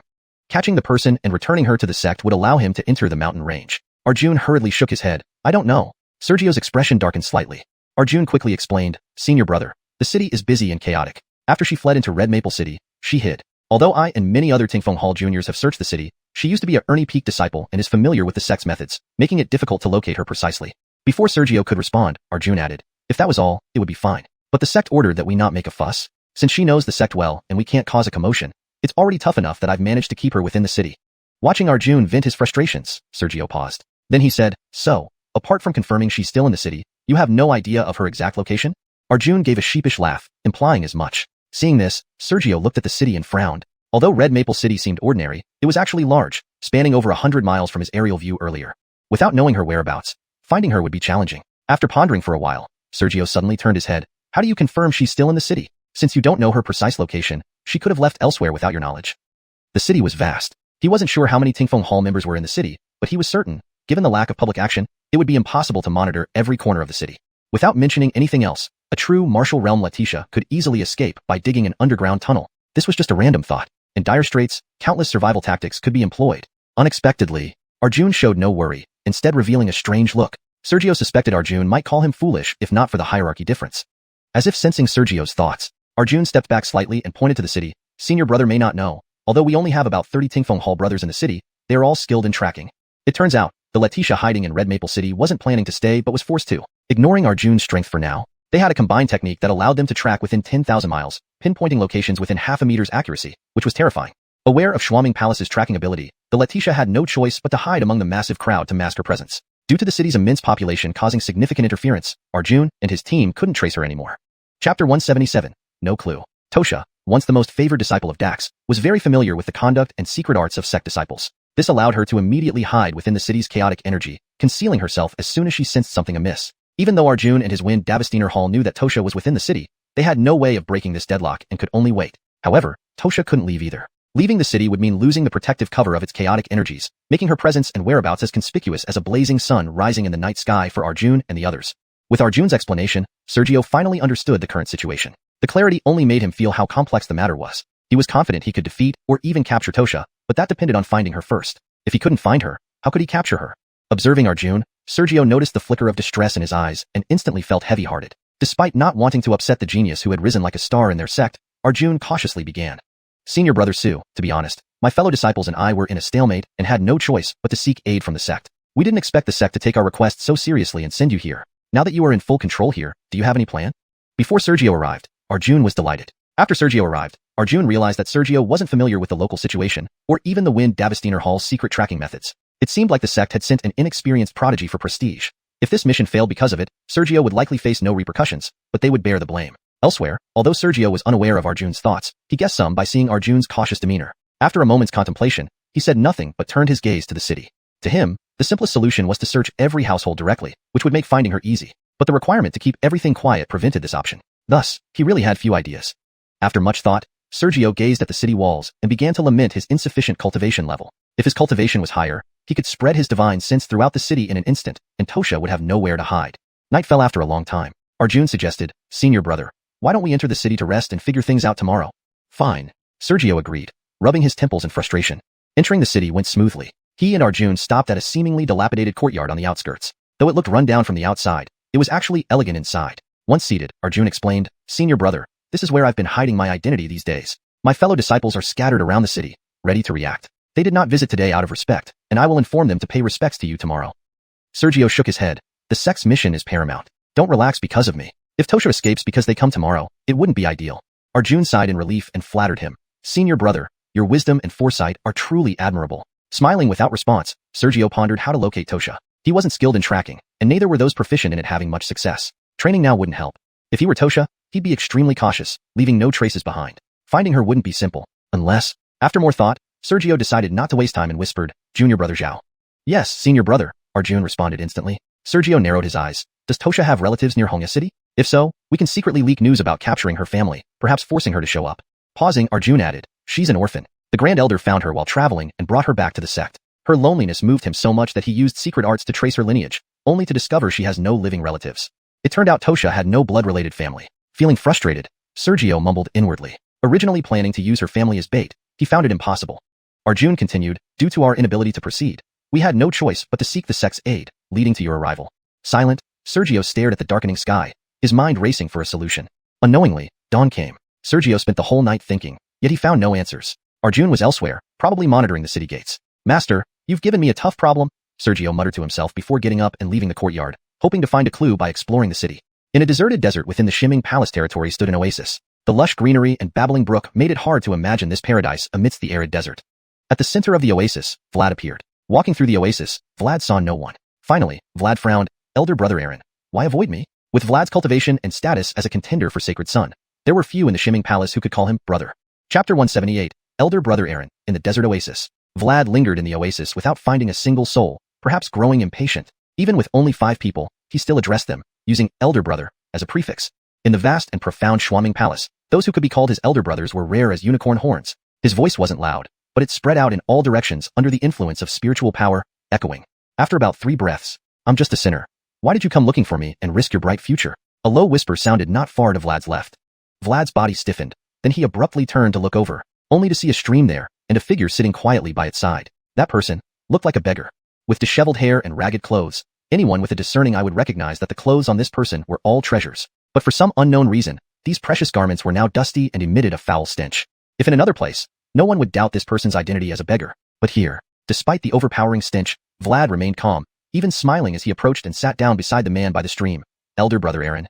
Only upon closer inspection could one see that the man's face and skin were even dirtier than mud. It was evident that just a trip through the stream would clean him up, yet the man just sat by the stream lost in thought, making no effort to cleanse himself.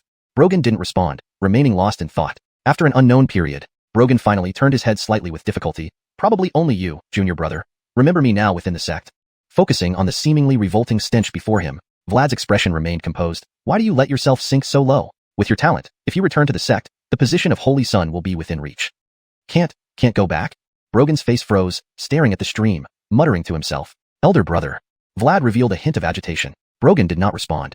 After an unknown period, just as Vlad wondered if the man had fallen asleep, Brogan lay flat on the ground, looking up at the sky. You should know I can never go back. Asking me to return is just an excuse. This time, you're not just visiting, are you?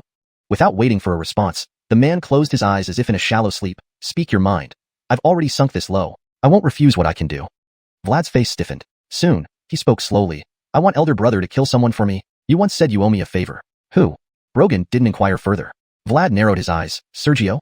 Brogan was silent for a moment, then suddenly crouched up. Never heard of this name. Probably just an ordinary person. Yet you asked me to do this. This person must be extraordinary. Finishing his words, the man turned his head, with a sharp glint in his eyes. In this vast territory, only 4 major sects reign supreme. If this person isn't from one of the other 3 sects, killing him would be enough without my help. If they are from one of the other 3 sects, my cultivation is not sufficient to enter those sects and kill.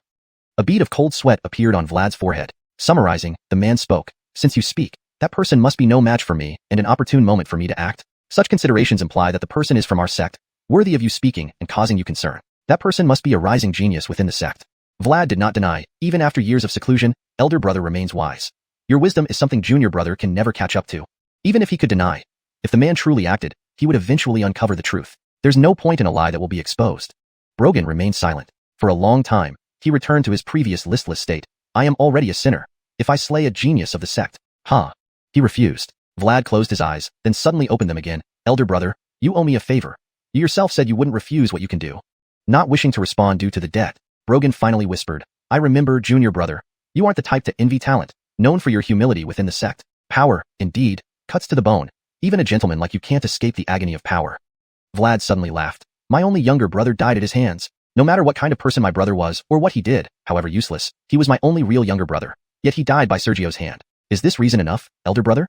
Brogan's expression changed. Seeing this, Vlad suddenly revealed a sinister look. Whether it's family or love, it's all rooted in emotion. In life, no matter how kind or cruel a person may be, there is a hidden softness deep within. For the sake of family, I must kill him. While you here merely punish yourself, doesn't it also stem from that very emotion? Brogan shook his head. You and I are different. If you were me, instead of asking for my help, you would have acted yourself. Junior brother, though still refined, is no longer the former gentleman. Vlad's sinister look vanished, replaced by a gentle tone. People always change. Does my reason move you, elder brother? Forget it, forget it. With a sigh, the man's figure disappeared. I was supposed to die anyway. Since he's dead, I might as well die too. It would be fitting to end it. Hearing this, Vlad's heart soared with joy. He knew the man agreed. Joy overwhelmed him. He wanted to laugh loudly, but restrained himself. This place was full of sorrow. If he dared laugh, the man might attack him. Few in the current Shuaming Palace knew the man's name. Even if they did, it was a forbidden name. However, with the man agreeing to act, he knew Sergio would certainly die. Putting aside talent, just considering combat prowess, the man was at the peak. Once in Shuaming Palace, he was admired by all as the unbeatable existence at his level. In the past, the word genius was reserved solely for him. He, Marvin, and Landon paled in comparison before him. Had it not been for that shocking upheaval back then? Suppressing his joy, Vlad quickly left. When his figure disappeared, the man's hidden figure reappeared. Rising and turning toward the direction Vlad left, he combed through his tangled, beggar-like hair, revealing eyes filled with sharpness beneath his dirty face. People's minds change. Even the former gentleman planned against me. Soon, the man lifted his foot and mockingly said, Since I seek death, why torment myself? He began leaving the oasis like an ordinary person. Predictably, when he left the desert, he would go in search of Sergio. Red Leaf City. Sergio was unaware of Vlad's renewed plotting his downfall through others. At the moment, he was among a crowd. Chapter 179. Setting the trap, luring the snake out of its hole. Red Leaf City. For several days, he had been in the city but could not come up with a good plan. Now, he was blending into the crowd, watching a street performer doing magic tricks. Yes, magic tricks. The performer was an old man who looked frail and seemed ready to pass away any moment. Come and see. An ancient family trick, controlling a crane from 30 feet away. As he spoke, the old man extended his fingers and moved them slightly. Immediately, a palm-sized paper crane, which was about 30 feet away from him, began to dance in midair. This was what controlling a crane from 30 feet away meant. Good. There's no fluctuation of true chi or spiritual energy, yet the paper crane is truly flying. This trick is impressive. How did he do it? He deserves a reward. The crowd cheered continuously. Sergio stood among the people, occasionally looking at the old man's hands and then at the paper crane, his lips twitching slightly. In the old man's hand, there was a string, a completely transparent and invisible string. He didn't know what material it was made of. It couldn't be seen by the naked eye, but under his divine sense, the string was unmistakable. The paper crane was being controlled by this invisible thread, which caused it to fly. If Sergio couldn't perceive the string, he might have found it interesting and applauded along. But now that he saw it, he really couldn't bring himself to cheer. Only true martial realm cultivators could achieve out-of-body divine senses, so it was normal for the crowd to be fooled. Because Sergio didn't join in the cheering, he felt quite out of place. Noticing this, the old man glanced at Sergio during his performance. "Young sir, does my act not meet your expectations?" Sergio smiled, knowing it was pointless to argue with a commoner. He tossed a spirit coin as a tip and turned to leave. As he walked further, his steps stopped in front of a small stall, his heart beating intensely. The stall owner hurriedly promoted his goods. "Young sir, would you like to buy some of this grass? It's very alluring to golden sables. If you want to capture one in the mountains, this will definitely help." Golden sables were beasts, not particularly powerful, but they had a charming appearance that many young ladies enjoyed keeping as pets. The items on the stall were specifically designed to lure golden sables, and they weren't too expensive. However, these things weren't of interest to Sergio. He stopped purely because the vendor's voice and the items combined sparked an idea, his mental blind spot. Since he couldn't force the person out, he had been thinking hard about how to find him. But why bother searching if he could use treasure to lure the brin out? Lure the snake out of its hole. If it were before, he wouldn't have known how to do it, but now, he had something that would surely attract the brin. After thinking briefly, he ignored the persistently promoting stall owner and quickly left, heading back to Arjun's residence, which appeared shabby but was actually quite comfortable inside. Back at the courtyard, Sergio inspected a corner and struck it with spiritual energy before walking into the pavilion to meditate. The soil and rocks in that corner didn't crumble under the spiritual attack. Not long after, "Brother, what do you need?" Arjun rushed back urgently. Without hesitation, Sergio asked, "Did the Brin take money when she betrayed us?" Arjun felt puzzled but still answered honestly, "Brother, we are not sure. However, given the Brin's cultivation level, she can obtain money wherever she wants." Sergio continued, "Has there been any large auction or significant event in the city recently?" Arjun thought for a moment and uncertainly replied, "If I'm not mistaken, there will be an exclusive auction fair in Red Leaf City in a month. Many people will attend. Brother, are you planning to participate?" He was curious why Sergio wasn't trying to locate the Brin but was asking about auctions instead. Seeming to read his mind, Sergio turned his wrist and pulled out a talisman that shimmered faintly in the sunlight. "What is it?" Staring at it for a while, Arjun's pupils suddenly constricted. "Is that an instant teleportation talisman capable of transporting over 1,000 miles? "Exactly." Sergio nodded lightly and casually threw the talisman. "Send this to the auction. Also, tell the auction organizers to ensure at least 90% of the city knows a teleportation talisman will be up for auction to maximize its value." Arjun was initially confused but soon realized something and bowed respectfully. "Brilliant idea, brother. Far beyond my comprehension. It's nothing special, just a stroke of luck." Sergio paused, then added, "Go find the auction organizers immediately without delay. We've been in a stalemate for too long. It should end now." This time, Arjun nodded without hesitation. "I'll go seek the Qian family right away. They're one of the two major families organizing the auction." Arjun swiftly departed. Muttering softly, Sergio smiled. "Finally, I have a clue. I wonder where you're hiding in this city. This plan is an open strategy. No matter if you see through it, you'll have no choice but to take the bait." His strategy wasn't hard to guess. Unless the Brin wanted to stay hidden in Red Leaf City forever, she would inevitably fall into his trap once she wanted to leave. The reason was simple. The teleportation talisman he possessed was the perfect item for her to escape Arjun and others. A few days later, in the twilight of the slums of the city, an elderly woman, weathered by life, carried firewood on her back and pushed open a dilapidated door with visible fatigue. Two loiterers passed by. They first gazed at her greedily, then, seemingly remembering something, quickly left with expressions of fear. The woman paid no attention, intending to close the door after entering the courtyard. From afar, the loiterers' conversation reached her ears. "Did you hear? The Qian family has somehow obtained a teleportation talisman for the auction. I've heard. Wow, their influence is incredible. They say only cultivators at the 7th rank spirit martial realm can use such a talisman." "Yeah, that's true. Speaking of which, that woman looks really tempting, doesn't she? Aren't you scared?" Those who sneaked into her home became delirious and met terrible ends. One even died choking on water. "Sounds bizarre. I'm afraid, and you should be too. She seems cursed." Their voices faded away. The woman paused as she closed the door, then finished with visible fatigue. Once the door shut completely, her demeanor instantly changed, becoming sharp and alert. A ripple flashed, and her face seemed to morph, eerily resembling the elusive Brin who hadn't been found by Arjun and others. Chapter 180. The plan fails? Amidst the rippling atmosphere, one could see the woman's face occasionally change. After the transformation, she appeared as a vibrant chastity identical to the portrait of Leslie that Sergio had seen. Or rather, this woman was Leslie. She had hidden herself behind the scenes in Crimson Leaf City, substituting for an unfortunate deceased woman, living within the city under that woman's identity to avoid suspicion and gather information normally. Her cautiousness caused Arjun and others much confusion. Walking towards a somewhat dirty stone bench, she sat down without hesitation. Teleportation talisman? Russell. Davisk, an ordinary tired woman, she poured herself a cup of water and drank it, clearing her throat before raising her head to look around. The Qian family. A decent strategy, But why entrust it to them? If they truly obtained it, such a treasure would not be auctioned off. Instead, it would be treasured. With Arjun's status, even if he had a teleportation talisman, he wouldn't dare use it as bait. Looks like someone formidable is here. She wasn't foolish. Though she might have been different in the past, at least now, her thoughts were sharp. She didn't doubt the two men lying, as news of the Qian family obtaining the teleportation talisman by chance and preparing it for auction spread throughout the large city after her return. Giving up? Soon. A hint of bitter laughter surfaced on her face. How could she give up? In the past, she was the most beloved disciple of Ernie Peak's Grand Elder. If she really needed a teleportation talisman, it would be easy. Countless sect disciples would have given it to her to win her favor. But now, she was merely Xinming Palace's renegade, a traitor. Something she never needed before had now become essential to her survival. After a long while, her bitter laugh turned into resolve, a straightforward ploy. No matter who has come, baiting the trap doesn't guarantee success. She wanted the teleportation talisman, and she planned to swallow the bait while ensuring no one could trace her. 1 month passed quickly. The grand auction began quietly. There were many treasures in the auction, including some Sergio had never heard of or seen before. However, he did not participate, nor was he moved. On the day of the auction, he simply stood silently on the rooftop outside the auction hall, quietly observing. Times had changed. With his current status in Xinming Palace, why should he worry about supplies? If someone as important as him still lacked cultivation resources, no one else would likely have any left either. Standing on the roof, he couldn't see how the auction progressed. But with Arjun and others present, there wouldn't be any unexpected incidents. Slowly, under Sergio's gaze, the auction ended. As soon as it concluded, Arjun hurriedly leaped onto the rooftop, looking anxious. Senior brother, something went wrong. Although the teleportation talisman fetched an extremely high price, the buyer was not the trader but someone from the Amador family. Crimson Leaf City only had two families. The Qian family, skilled in business with vast wealth, and the Amador family, which had far less wealth than the Qian family but stronger overall strength. Of course, these details were irrelevant to Sergio. Hearing Arjun's report, Sergio looked around. It seems she is even more cautious than I thought. He gazed at the rooftops of the surrounding buildings. Following Sergio's gaze, Arjun hesitated. Senior brother, did we inadvertently reveal ourselves, making her too afraid to bid? They saw no one in the direction they were looking. But in fact, people were there. 7 at True Martial Realm Level 1, 2 at Level 2, plus Sergio's own location, 10 people in total surrounded the auction building. Should Leslie appear, they would immediately encircle and apprehend her. The significant numerical advantage ensured instantaneous success, leaving no time for others to speculate on their identities.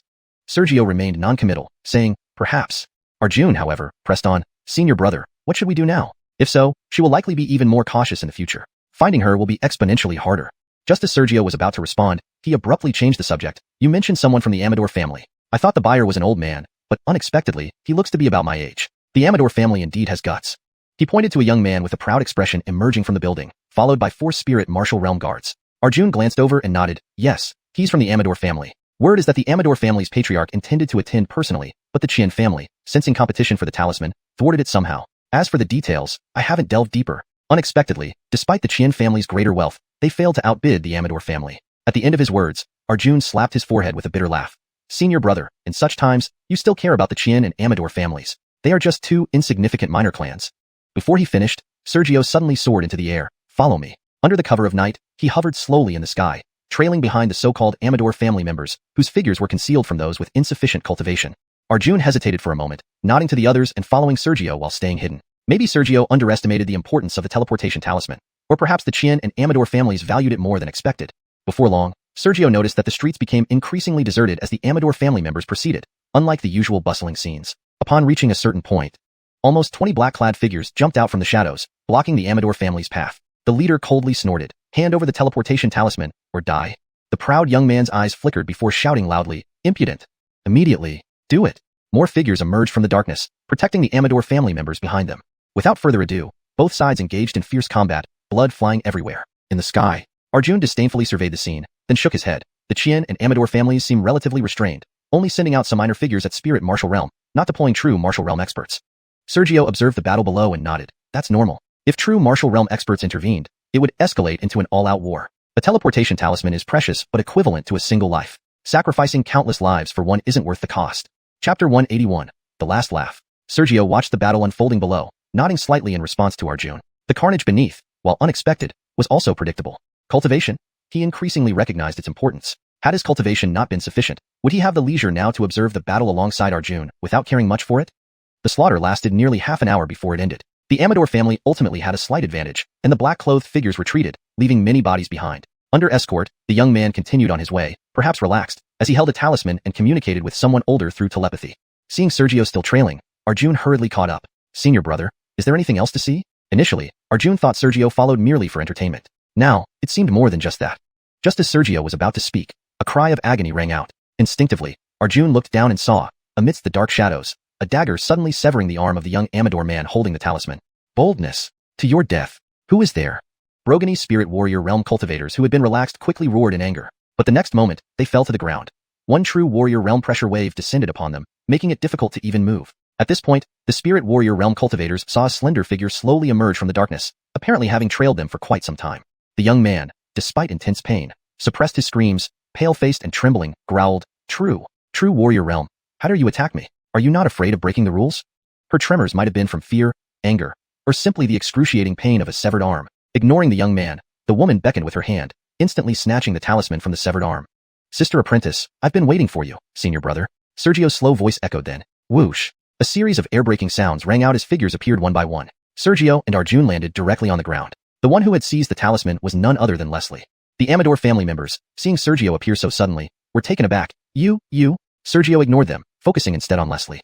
Sister Apprentice, though not exactly a web of traps, all possible escape routes are sealed off here. Please come back with us to the sect. Otherwise, if we fight, it may lead to an unpleasant outcome. Leslie surveyed the surroundings, noting the many concealed Wind Davestiner sect disciples following Sergio. Over 30 of them were tracking her within the city. And among those, all true warrior realm cultivators were right here. Realizing this, Leslie sneered, What a grand show. Do you truly think that when I appeared, I hadn't considered your possible ambush or prepared an escape route? Your concealment technique is indeed remarkable. Even before you acted, I detected nothing, Sergio complimented, then shook his head. Sister Apprentice, why not surrender quietly?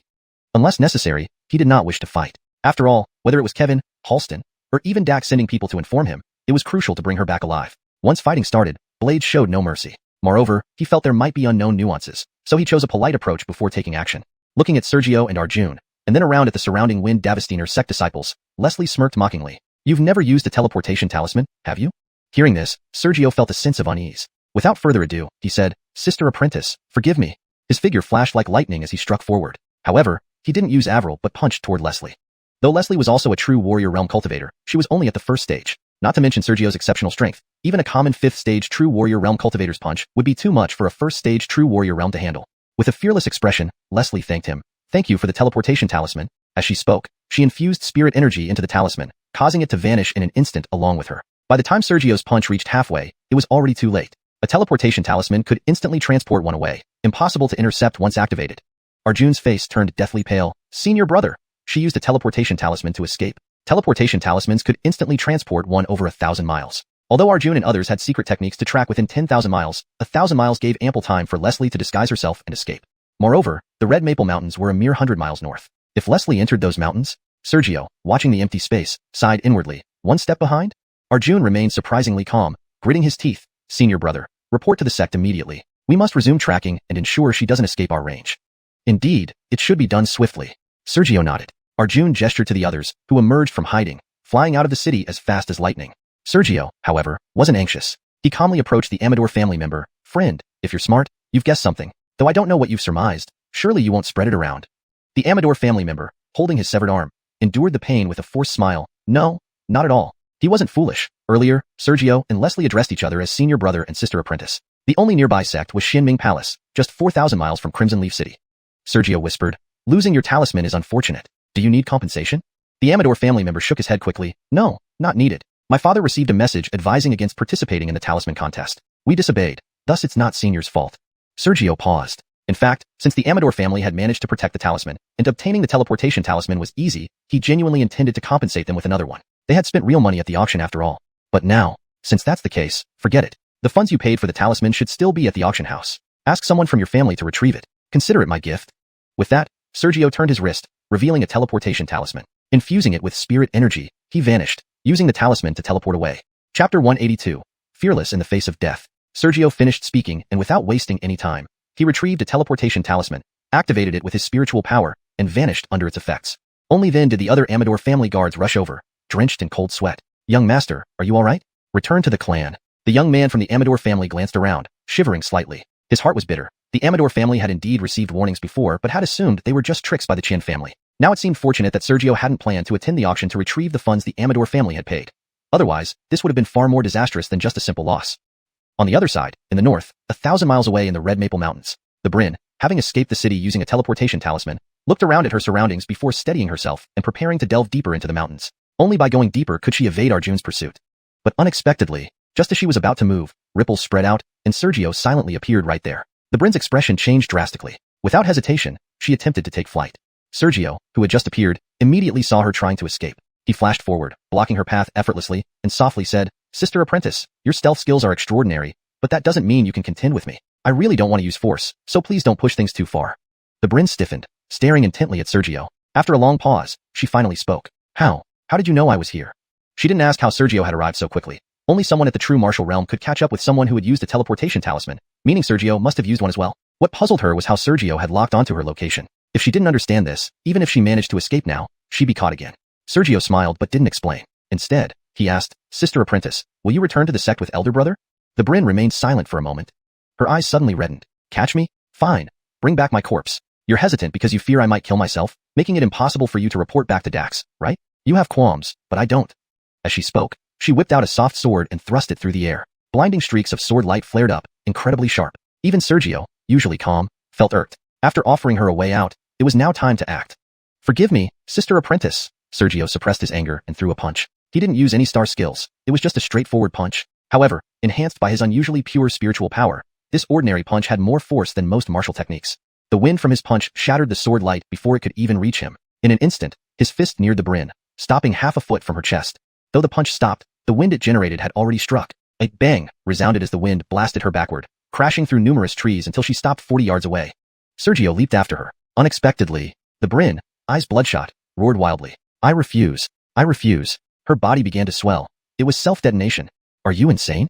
Sergio sped forward instead of retreating, forcing a drop of blood out through gritted teeth, enhancing his speed. As the Brin's body expanded to 30%, Sergio managed to get close and press down on her from afar with a terrifying burst of spiritual power. An invisible compressing force entered her body. Gradually, the swelling ceased. Sergio wiped the cold sweat from his forehead. He would have faced serious trouble if she had really detonated, even if he escaped the explosion in time. After all, both the Seven Luminaries and Dax's father wanted her alive. However, if a true martial practitioner wanted to die, he couldn't stop it. Had the Brin severed her meridians, he wouldn't have sensed it in advance. Thinking of this, Sergio drew Avril. Sister Apprentice's rebelliousness against the sect is truly frightening, even fearless of death. I don't know why someone of your status would rebel, but for your safety, forgive me. He intended to sever some of her meridians with Avril. If she chose death later, it wouldn't matter. If she was pardoned, Shimming Palace could easily heal her. Seeing the sword in Sergio's hand, the Brin finally recognized him. The divine sword Avril. Are you Sergio? Indeed, it's me, Sergio nodded slightly, extending the blade. The Brin hastily cried out, wait. Sergio paused mid-strike. After a long while, he retracted the sword. What do you wish to say, Sister Apprentice? The Brin glared at Sergio, roaring, you aren't from the Alchemy Peak, so why persecute me? Rebelling from the sect and blaming me? Interesting, Sergio chuckled, shaking his head. Then his eyes turned cold. Don't push your luck, Sister Apprentice. You are a traitor now. If you push me too far, there are countless things worse than death. Do you want to experience them? The Brin wasn't afraid. My suffering has already been far worse than death. What does one or two more things matter? Hearing this, Sergio felt defeated. He had intended to act harshly until Arjun arrived, allowing others to handle bringing her back. Unexpectedly, the Brin refused to yield. If he ignored her resistance and severed her meridians, the blade has no mercy. That stab could hit vital spots if she shifted even slightly. A person who dared to self-destruct would certainly do it. Moreover, despite their vastly different combat abilities, she was still at the true martial realm, with condensed martial essence. Without using divine weapons, remotely incapacitating her wasn't feasible. Fortunately, now she was heavily injured and unable to escape. He didn't need to resort to brute force. After Arjun arrived, they could worry about ensuring she didn't commit suicide. For now, it was enough to delay. This thought brought Sergio a faint smile, which quickly faded. He laughed gently. I believe you. After all, not many have the courage to self-destruct, let alone do so without hesitation. Such fearlessness, accepting the loss of reincarnation, suggests immense suffering. Before he finished, Sergio paused. These words were initially meant to buy time, but as he spoke, he realized something astonishing about the Brin. Who was she? Please note that the translation closely follows the original text structure and maintains the same tone and style, ensuring the storyline remains coherent with the previous content. Chapter 183. The Illusory Passion Pill. Sergio had initially used his words to Violetta as a stalling tactic, but as he spoke, he discovered an issue, a huge issue. Who was Violetta? Though she was an orphan, she had been brought to the Dark Nether Temple by Dax since childhood and became the most favored disciple. Countless disciples of the Dark Nether Temple wished to marry her and rise rapidly. Ignoring her past as an orphan, every other day of her life had made her one of the elite. So where did any hardship come from? The reminders of Darren's instructions before departure echoed in his mind. Follow your heart, no matter what happens, I won't be angry. Initially confused, Sergio sensed something amiss from Dax's actions. Now it seemed clearer. The heavily wounded Violetta held her injured area, leaning against a tree as she stood up, spitting out a mouthful of blood. Without caring about the bloodstains, she sneered coldly, why aren't you continuing? Silence followed. Sergio exhaled slightly. As a fellow disciple, You were once among the most honored people in this vast world. Hearing of your defection left me incredulous. There must be some hidden reasons. He was genuinely curious and continued to buy time. Violetta's eyes narrowed instantly as she stared at Sergio, seemingly calculating or hesitating over something. Neither of them spoke. Sergio wasn't anxious either, only needing to wait for Arjun and the others to arrive so he could leave. After a while, Violetta suddenly asked, I heard you killed the only brother of Xander, hence his vow to kill you. Is that true? Sergio smiled without responding. The more he understood the sect, the more he realized the Dark Nether Temple's might. When he killed Xander's brother, there were no witnesses, yet with the Dark Nether Temple's intelligence network, it wouldn't have been hard to identify those who were present and had the capability to kill on that day. The truth might already be known by the sect's higher-ups, but suppressed due to Xander's brother's terrible nature and current potential. Admitting or denying would bring no benefit and only trouble, so Sergio chose not to speak. Thus, he changed the subject. Let's talk about you, fellow disciple. I'm quite curious why someone of your status, naturally noble and beyond the reach of commoners, would defect. Violetta narrowed her eyes, then suddenly sat down, whispering, Have you heard of the 7 emotions body? Her voice sounded somewhat hoarse. I've read about it in books, Sergio paused thoughtfully, then explained. When I was reading miscellaneous texts in the sect library, I learned that among all beings, a few individuals are born with unique constitutions. Some bodies are better suited for cultivation, others for enlightenment. After a moment, he shook his head. However, in mountain and sea continent, lineage is paramount. Constitution may cause minor differences, but they're insignificant compared to lineage, which is the true source of distinctions. Different lineages can give rise to unique constitutions. Without waiting for a response, Sergio chuckled. Davisk, for example, Xander has the bloodline of a 9-headed soul devouring python. According to the book, if he maximizes his bloodline potential, he might develop a constitution resistant to countless soul attacks, significantly reducing their power. Seeing Sergio continue to chatter, Violetta felt faint lines of blackness appear on her forehead, and her inner sadness seemed to dim somewhat. Unfortunately, he was far off the mark. Such thoughts flashed through her mind as she gritted her teeth. Stop. Sergio couldn't help feeling a bit regretful but kept his expression neutral. What's wrong, fellow disciple? Just answer me. 7 emotions body.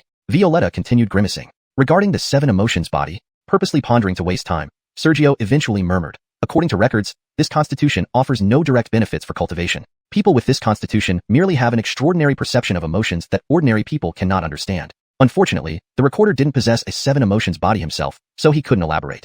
Violetta's eyes narrowed again. Knowing about the 7 emotions body is good. Have you heard of the illusory passion pill? The illusory passion pill? Sergio showed genuine confusion. It wasn't feigned. He truly hadn't heard of the illusory passion pill. However, Violetta's question clearly had a purpose. After a brief thought, Sergio tentatively said, From what I know, the name of any pill directly relates to its effect. Illusory passion. Illusory typically refers to illusions. Adding passion suggests this pill might either enhance lust or induce an illusion targeting the deepest fears of the heart. Violetta remained silent, confirming Sergio's ignorance about the illusory passion pill. She then scoffed, putting aside its effects. Do you know how to refine the illusory passion pill? Sergio shook his head. This fellow disciple should know that I'm not a student of alchemy peak and lack expertise in alchemy. You don't know, but I do. Her tone turned even more mocking. Refining the illusory passion pill isn't difficult. Her explanation about the refining process left Sergio somewhat at a loss. Legend has it that the 7 emotions body wasn't originally called that. After someone invented a pill named the illusory passion pill, the term and methods to detect it came into being. And regarding the refinement process, one step could not be bypassed, the 7 emotions body. People with this constitution were extremely sensitive to emotions, far more so than average. Many years ago, a powerful figure, idly curious, wondered what would happen if someone with a 7 emotions body, pampered all their life, suddenly found everything was fake upon reaching a certain point. This unnamed strong individual, perhaps too bored, conducted the experiment and witnessed the results, unrecorded. Only noted was that this strong individual was an accomplished alchemist. Upon discovering the transformation after the revelation of truth, he realized such a person became perfectly suitable for alchemy, not just cultivating alchemy, but being alchemized. He did just that and created the illusory passion pill. Illusory passion referred not to its effect but its origins. Hearing the story, Sergio suppressed a shudder. Using a living person for alchemy, fellow disciple, this joke isn't funny. Chapter 184. The Way of Evil? Upon hearing the Scarlet Boa's words, Sergio felt as if his entire body was covered in goosebumps. Who would eat a pill refined using living people? At least, he certainly wouldn't. Moreover, if he witnessed it happening, he would likely kill that person on the spot. Sensing Sergio's transformation, the Scarlet Boa suddenly laughed. All beings possess spirits. Precious parts from demon beasts can be used for refining pills. Why not human beings? When you come right down to it, humans and demon beasts are both made of flesh containing spiritual energy. Compared to the violent power of demon beasts, human flesh contains more gentle energy, which is more suitable for pill refinement. If this is your reason for sudden betrayal, perhaps I won't hesitate to kill you now. With those words, Sergio drew his sword Davisuyan with a blank expression. Ancient texts record that countless years ago, during the mountain and sea continent's time, evil practitioners reigned, causing great calamities. The least of their sins was the enjoyment of slaughter. The greatest was the invention of absorbing fellow cultivators' powers, using human souls to refine treasures, and numerous other unimaginable catastrophes. During those times of chaos, everyone lived in fear. Familial ties, friendships, and master-disciple bonds were all reduced to nothingness. Unfortunately for you, I place great importance on loyalty and righteousness. The sword light rose, filled with murderous intent. Sergio's final words echoed. I have never experienced such scenes but do not wish to see them either, nor do I want hard-won loyalties turned to dust. If you've fallen into the way of evil, then you needn't return to the sect. Looking at the storm-like sword lights, the scarlet boa only smiled. I bear the 7 emotions body. In an instant, the sword light halted. Sergio's pupils dilated, fixing his gaze intently on the scarlet boa. 7 emotions body, phantom passion pill. The inventor of the formula remains unknown, but it was clear that the sacrifice for the phantom passion pill was the 7 emotions body. Leaning against the tree, her pale face revealed ridicule once again. From the beginning, elder brother had indifference in your heart. Even as you suppressed your anger, your emotions leaked through. Sister thought you could always control yourself. Unexpectedly, though your fury has disappeared, there is now a hint of fear and hesitation within you. Sergio remained silent, standing motionless. After a long pause, Sergio finally spoke. Frankly, I don't know what the effect of the phantom passion pill is. The scarlet boa's mockery grew deeper. Elder brother might not know that ordinary people with the 7 emotions body can feel emotions acutely, but it's nothing special. But I'm different. Almost being used to refine a pill has heightened my perception of emotions to its peak. What are you hoping for? What are you fearing? And what are you worried about? Sergio abruptly took several steps back. Though his facial expression didn't change, his internal emotional shifts were still seen through. The scarlet boa spoke slowly. Phantom passion pill. Once consumed, it can control lustful desires, allowing one to cultivate lust-based techniques at an astonishing pace. Not enough, Sergio continued staring at her. She knew what Sergio meant by not enough. Refining pills using human beings would undoubtedly draw universal condemnation, and many righteous warriors would rise to suppress the evil. Just cultivating lust-based techniques quickly alone isn't worth Dan Peek's involvement. After all, Dan Peek specializes in pill refinement, not combat. Combat is the concern of War Peek, far removed from the research-focused Dan Peek. Indeed, that wasn't even the phantom passion pill's most significant effect. The scarlet boa looked at Sergio, speaking softly. The greatest effect of the phantom passion pill is breakthrough. For any practitioner below the emperor stage, consuming it will cause a major advancement in cultivation. Even for an emperor stage practitioner, it boosts a minor advancement. For a 9th rank emperor taking it, they could break through to beyond the emperor realm. Upon hearing this, Sergio's emotions began to calm. Why tell me this, or do you think I will help you? Recognizing you aren't from Dan Peek, I deliberately sensed your emotions. Pausing, the scarlet boa's eyes gleamed with confidence. You might not dare help me, but letting me go is not difficult for you. As a disciple of the Bailey, a failed capture attempt cannot be blamed on you by Dax. Indeed, she didn't randomly probe but relied on post-explosion sensing to read Sergio's emotions, understanding his character and confirming the effectiveness of her truth before revealing everything.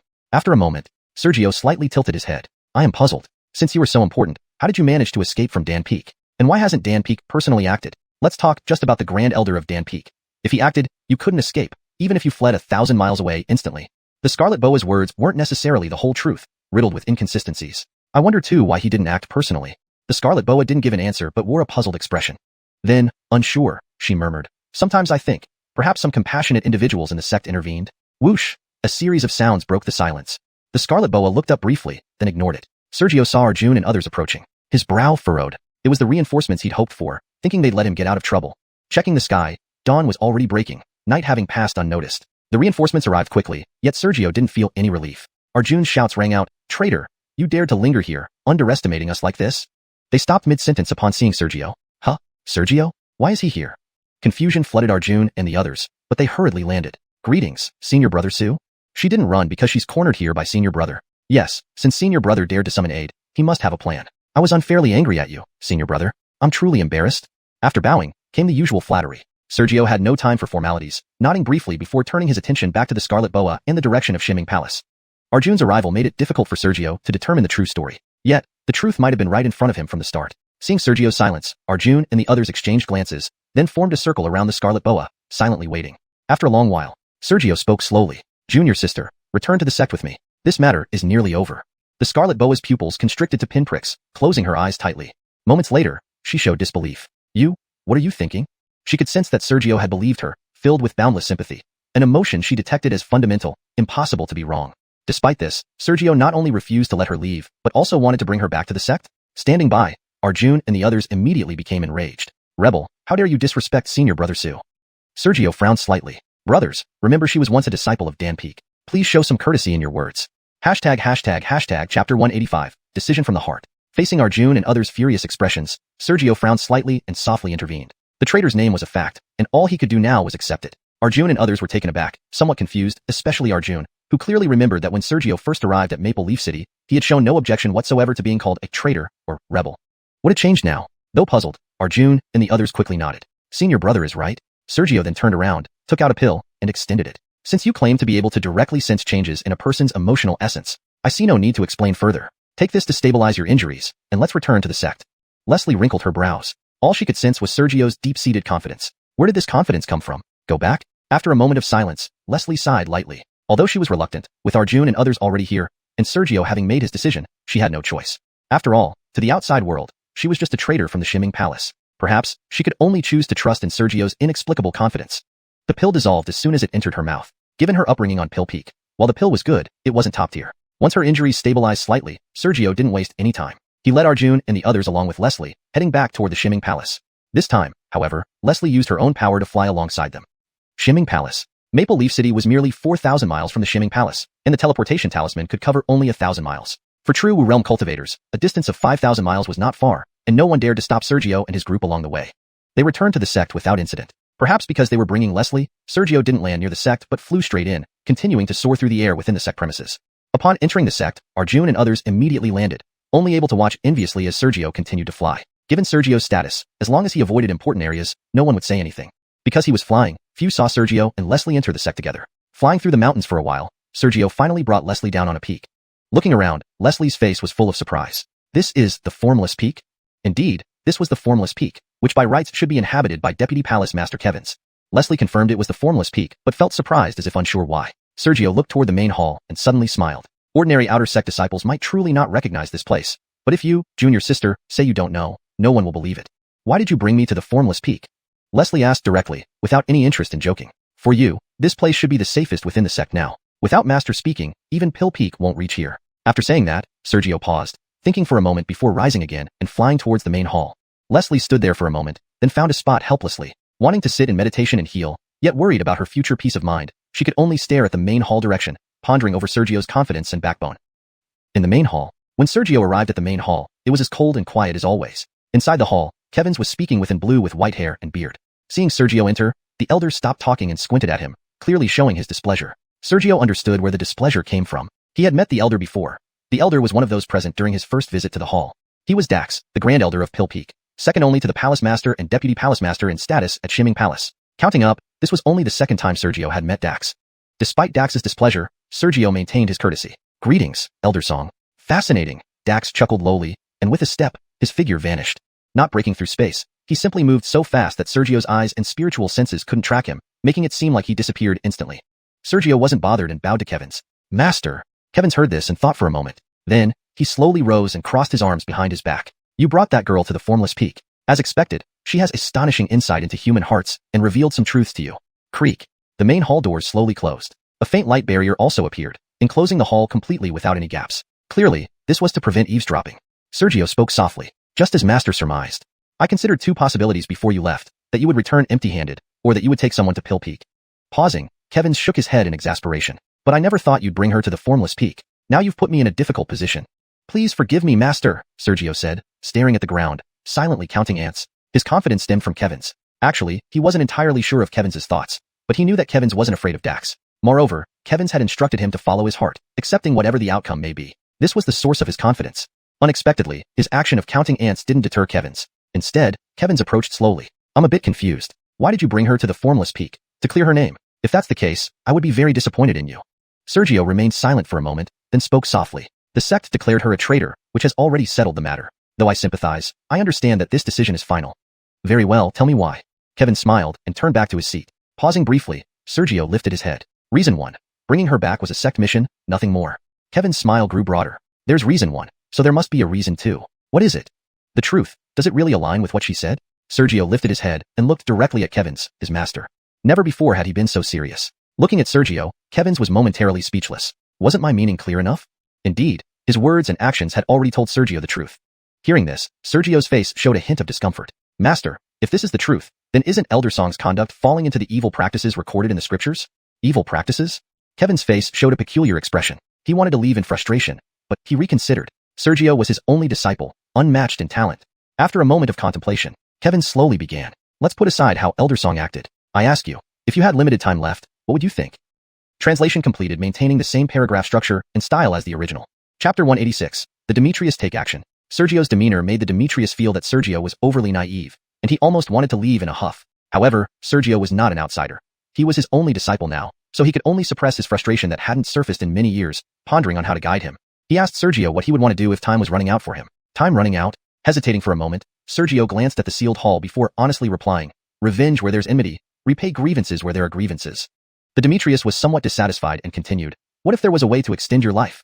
"Of course, I would do everything possible to extend it," Sergio replied without hesitation. "Even insects fight for survival. People are no exception. Not fearing death doesn't mean one is willing to die." But the Demetrius responded differently, "So, do you understand now?" "Understand what?" Dumbfounded, Sergio's pupils constricted as he thought of Dax who had just left. Dax's appearance was quite rare within the entire Xianxia Palace. The looks of both Grand Elder Dax from Dan Peak and Grand Elder Jamar from Battle Peak were exceptionally rare among the countless elders in Xianxia Palace, their appearances very aged. The older they looked, the more it signified their lifespan was nearing its end. Davis the Demetrius, despite appearing young and seemingly the same age as Sergio, it didn't necessarily mean he was younger, merely that his lifespan was still abundant. When one's vitality declines with little time left, they naturally look old. Realizing this, Sergio abruptly lifted his head. "So, Grand Elder Dax, his lifespan is short, and he needs to prolong it? Cutting off someone's means of extending life is like cutting off their parents' lives. It creates a mortal enemy. You set out before Grand Elder Dax sent someone to find you." Demetrius slowly said after a pause, "Your performance in the secret realm was astonishing, even reaching the 7th level. Elder Jamar praised you highly. If you gain Grand Elder Dax's support this time, perhaps you can ascend to the position of Holy Son without needing to surpass others. If you deliver her to Dan Peak now, it might still be in time." Sergio was taken aback. "Are you joking, Master? The position of Holy Son is incredibly important. Without demonstrating exceptional talent, how can I ascend to that position?" Demetrius frowned slightly. "I spoke rashly." Sergio hastily lowered his head. Demetrius couldn't help but be speechless. Then he shook his head. "In Xianxia Palace, the 3 peaks and 9 halls are nominally equal, but why is there a rumor that the status of the 3 peaks is higher than the 9 halls?" Sergio thought about it and replied, "Battle Peak disciples hone themselves daily through constant battles. Almost all external competitions and wars are carried out by them. Although Battle Peak officially only trains disciples and does not participate in other activities, most members of Sword Echo Hall, which handles external combat in the 9 halls, belong to Battle Peak. In Xianxia Palace, apart from a few special individuals like Sergio, all disciples must join one of the halls, a common fact. Another common fact was that once disciples joined one of the 9 halls, they could still join one of the 3 peaks, and if they wished, they could join all 3 peaks if they had enough talent and time." "This is correct," Demetrius agreed without further comment. Seeing this, Sergio thought again and added, "Weaponry Peak refines various divine weapons and treasures. Unless one never fights anyone, one will always need weapons and treasures for assistance. Similarly, for Dan Peak, whether for cultivation or going outside, various elixirs are essential items." Pausing briefly, Sergio summarized, "Thus, while the 3 peaks and 9 halls are equal, there is a hidden rumor that the 3 peaks have higher status in the sect." Unexpectedly, Demetrius slowly replied, "Actually, this isn't just a rumor." "Huh?"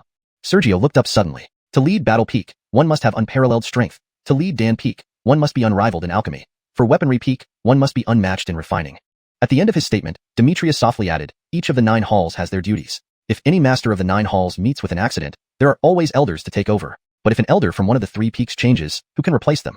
Refining elixirs and artifacts not only requires tedious practice but also talent in those fields. The Grand Elders of Dan Peak and Weaponry Peak are not grand because of their strength, but because they are the best in alchemy and refining. As for Battle Peak, their combat prowess comes from relentless battles. Due to the unique division of the 3 peaks and 9 halls, during this secret realm expedition, Jamar admired Sergio greatly. With Dax's support, directly assuming the position of Holy Son doesn't seem too unbelievable. Sergio recalled Aldo's previous words about Dax instructing Songbar to get closer to him. The root cause lies here. Before Sergio could relax, Demetrius slowly added, "Conversely, if you incur Dax's unresolvable enmity, while I can ensure your safety, with him around, seizing the position of Holy Son would be nearly impossible." Sergio looked up, "Even if I surpass all my peers?" Demetrius calmly replied, "Dan Peak, led by Dax, will make it difficult for those close to you to obtain elixir resources. Meanwhile, those against you will find the doors of Dan Peak widely open. The sect is not a dictatorship. If most disciples dislike you, how can you ascend to the position of Holy Son? In that case, isn't Dan Peak a dictatorship?" Sergio countered defiantly. Demetrius did not answer but said, "There's a saying in the ordinary world. The king of hell is easy to deal with, but the lesser kings are hard to handle." After some thought, Sergio understood. Dan Peak wouldn't openly declare anything but would create difficulties in actions. Over time, those distancing themselves from him would increase. Even if something unexpected happens, they can easily push a few scapegoats forward. Sending someone to Dan Peak? Silent for a moment, Sergio softly said, "Please forgive me, master." "Why do you say this?" Demetrius slowly sat down. "Reason tells me that opposing Dax offers no benefit. However, martial heart should press forward relentlessly. Since I've made my decision, I shall continue on. If I hesitate..." After speaking, Sergio bowed. "If I lose the determination to forge ahead, I will merely be an ordinary person in the future. Knowing my lineage is extraordinary, I refuse to live a mundane life. To clear Leslie's name is impossible, but please intercede and save her life."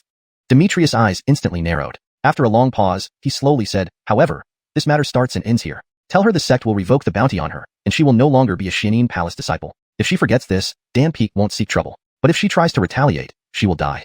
Hearing this, Sergio suddenly felt it was unreal. Demetrius gently said, "Surprised?"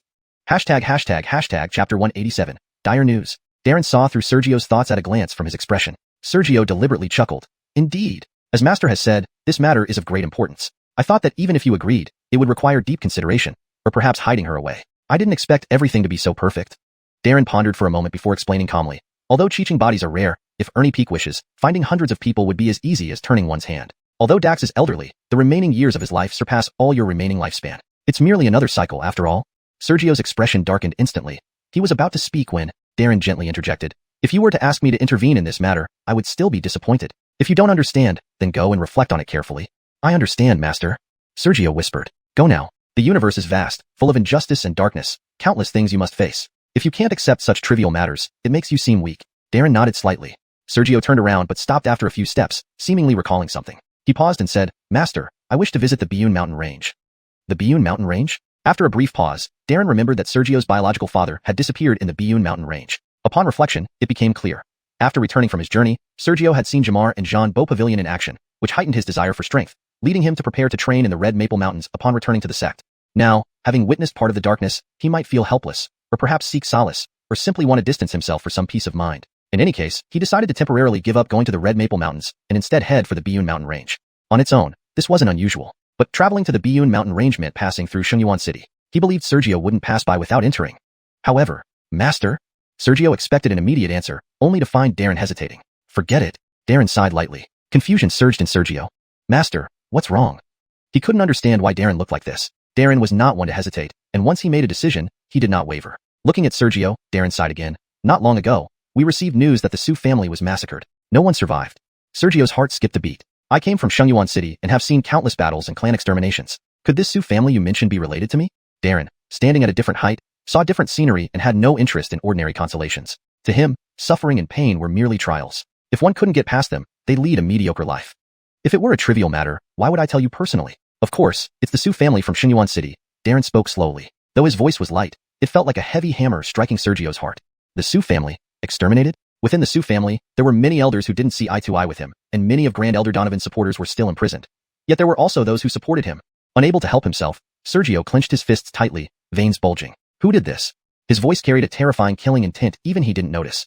Darren shook his head slightly. We haven't found out yet. After receiving the news, Darren ordered the Tingxing Hall disciples to investigate around Shengyuan City and sent some Jamming Hall disciples to guard the city to prevent any rebellion. No one rebelled, and no clues were found. The only confirmed fact was that the Su family was exterminated in a single night, leaving not even collateral members alive. A trace of disbelief flickered in Sergio's eyes. No leads at all? In the past, he might have believed it, but now, he increasingly understood the power of the Shimming Palace. Leaving aside other factors, consider the territory alone. Shimming Palace controlled hundreds of thousands of miles of vast land, with so many disciples spread far and wide. If Shimming Palace wanted to investigate, how could they fail? Seeing Sergio's confusion, Darren rarely revealed a hint of helplessness. There truly are no leads. He was indeed somewhat helpless. After ordering the Tingxing Hall disciples to investigate, the lower-level disciples didn't dare slack off. But despite their efforts, they found nothing. The most direct reason was that no family or force near Shengyuan City could have accomplished such a massacre silently overnight. Even if nearby families joined forces against the Su family, even if the Su family couldn't win, they would have made some noise. Yet the Su family was destroyed silently. After extensive investigation, the Tingxing Hall disciples could only return with two speculations. 1. The perpetrator was just an ordinary force, aided by internal collaborators who poisoned the Su family beforehand, thus achieving the silent extermination. 2. Perhaps a passing strongman disliked the Su family, destroying them and possibly using bloodline tracking martial techniques, which led to even collateral members not escaping. Naturally, he didn't tell Sergio these two reasons, because either one smelled of intrigue. He suspected deeper plots within, and with Sergio's current cultivation, it wouldn't do him any good to know too much. How could this be? Sergio was stunned. Darren remained silent, knowing Sergio needed to work through this himself. After a while, Sergio finally regained his senses, whispering, Master, I want to return to Shengyuan City to see. Of course. Darren naturally wouldn't refuse. Disciple takes his leave. Sergio bowed slightly and quickly left. Gulping, the seal on the Grand Hall quietly disappeared, and the doors slowly opened. After Sergio left the Grand Hall, he soared into the sky and vanished. About 30 breaths later, a four-leaf disciple unknown to Sergio entered the Grand Hall. Greetings, Deputy Palace Lord. Darren's eyes gleamed with sharpness. Have you investigated clearly whether this is related to Guiyuan City? Guiyuan City was originally just an ordinary city, one of many insignificant cities under the vast territory of Shimming Palace. But since Xander came from Guiyuan City, it became special. Xander came from the Yu family of Guiyuan City. The four-leaf disciple shook his head.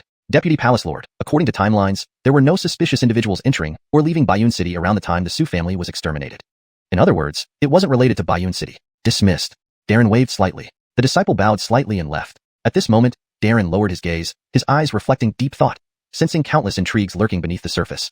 Chapter 188. Storms Rise Again. After the four-leaf disciple left, Darren lowered his head and stared at the ground, a thoughtful look in his eyes. He felt that there were countless conspiracies regarding the matters of Shengyuan City. It had nothing to do with Guiyuan City, and there was no nearby power capable of silently wiping out the Su family. Sergio joining the Shimming Palace as a five-leaf true disciple was known by all from Shengyuan City, and any passing strong figures would find it even more unlikely, with so many impossibilities, unless there was another hidden scheme. On Wuxiang Peak, Sergio suppressed the tremor brought by the news and returned to Wuxiang Peak. Am I safe?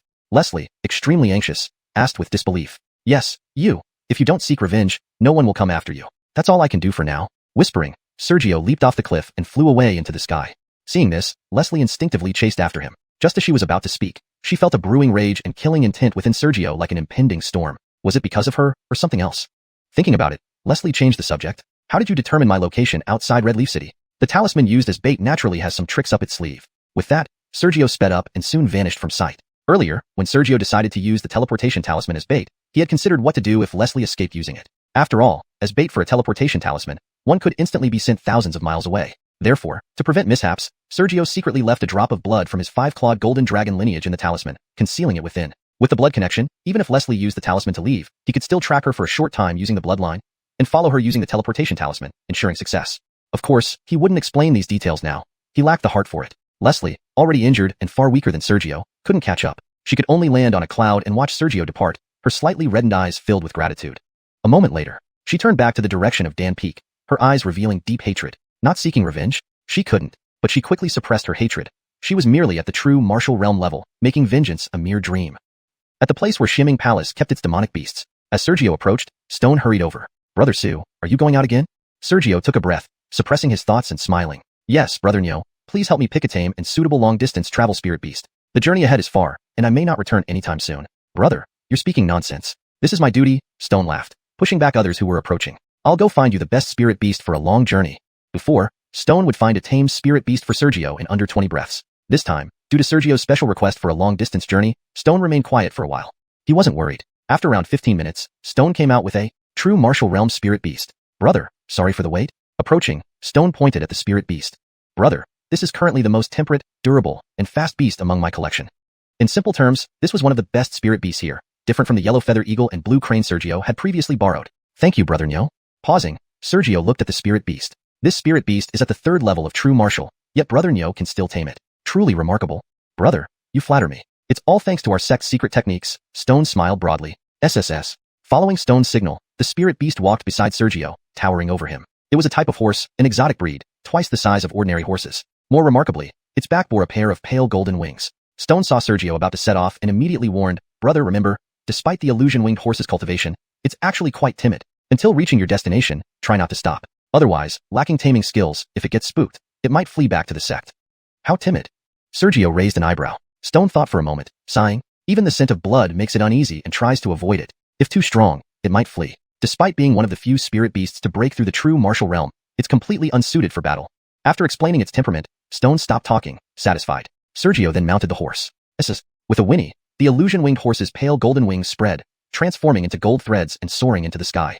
Whoosh! The wind howled. Riding on the horse, Sergio's eyes narrowed.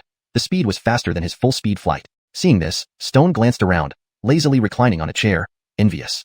When will I be able to go out whenever I want like him? Before he finished speaking, his pupils suddenly contracted as his peripheral vision caught sight of someone approaching. A moment later, he abruptly stood up, wide-eyed, staring at the disheveled figure approaching. Although clad in precious items, the person looked shabby and unkempt. Ordinarily, Stone would have immediately reprimanded such a person. Despite appearing humble before Sergio, busying himself like a common disciple, he was actually in charge of this area. There weren't too many places in the vast mountains where demonic beasts were kept, but being responsible for one meant he held significant rank and status. Today, however, as he looked at the unkempt man, he felt a haunting familiarity. Gradually, he realized the resemblance to a taboo figure from years ago. The taboo wasn't due to high cultivation, but because of a terrifying event that shook Shimming Palace's vast territory. Because of that incident, the master of Shimming Palace entered seclusion, rarely appearing, leaving almost everything in the hands of Darren. The person drew closer, becoming increasingly clear, matching the forbidden memory from years ago more and more. Chapter 189. Return to Holy Primordial City. As Stone's distant memories began to surface, the figure approached, and Mubar grew increasingly clear, soon merging perfectly with the memory of his former self. The only difference was that while the person in memory had an unparalleled demeanor, this one, though physically recognizable, exuded a sense of decadence. In an instant, Fear flashed across Stone's face. Aaron, you actually left. The unkempt man paused in his steps and spoke slowly. Back then, I treated my fellow disciples well and could be called a gentleman. Junior brother, why do you fear me so much? Stone forced a weak smile and glanced nervously into the endless mountains beyond. What terrified him wasn't the man before him, but the events of the past, which no one dared to mention, choosing instead to forcibly forget. Now, this man had suddenly appeared. Brogan seemed unconcerned, gazing at the sky instead. Was the one who rode off on the illusion-winged horse just now Sergio? Yes. Stone nodded instinctively. His pupils contracted immediately afterward. You are here for senior brother Sue? Irvin. A cold voice echoed from the sky. Stone's expression relaxed as he knelt toward the palace hall. I greet you, Deputy Palace Lord. Upon hearing this, the unkempt man's eyes revealed a complex expression. Then he took a step forward. Though it seemed like an ordinary pace, his speed was astonishingly fast, disappearing in a few blinks. He reappeared before the main hall of the sect. Looking at the hall, countless memories flooded his mind, along with untold pain. Moments later, he quietly disappeared, stepping steadily into the hall. Inside the hall, only Kevin Yao was initially present. But as this man entered, ripples spread, and one by one, elders of Xianxia Palace silently appeared within. Within half a moment, at least 30 elders, some known and some unknown to Sergio, gathered in the once desolate hall. Among them was the returning Elder Jamar of Zhanfeng Peak, and all masters of the 3 peaks and 9 halls stood there. No one spoke. They merely watched the man entering the hall. After an indeterminate period, Kevin Yao finally spoke. Irvin, you have betrayed the sect. If I had known what you would become, back then I would have. Now, you dare return like this? His words carried a hint of anger. This man's name was Irvin. Irvin raised his head slowly. Disciple wishes to see the palace lord. ##### Holy Primordial City. Whoa. With a horse's cry, Sergio descended from the clouds atop his illusion-winged horse, appearing above Holy Primordial City. Once, it took him nearly a year to travel from Holy Primordial City to Xianxia Palace, accounting for delays. This time, riding the illusion-winged horse, it only took a little over 2 weeks.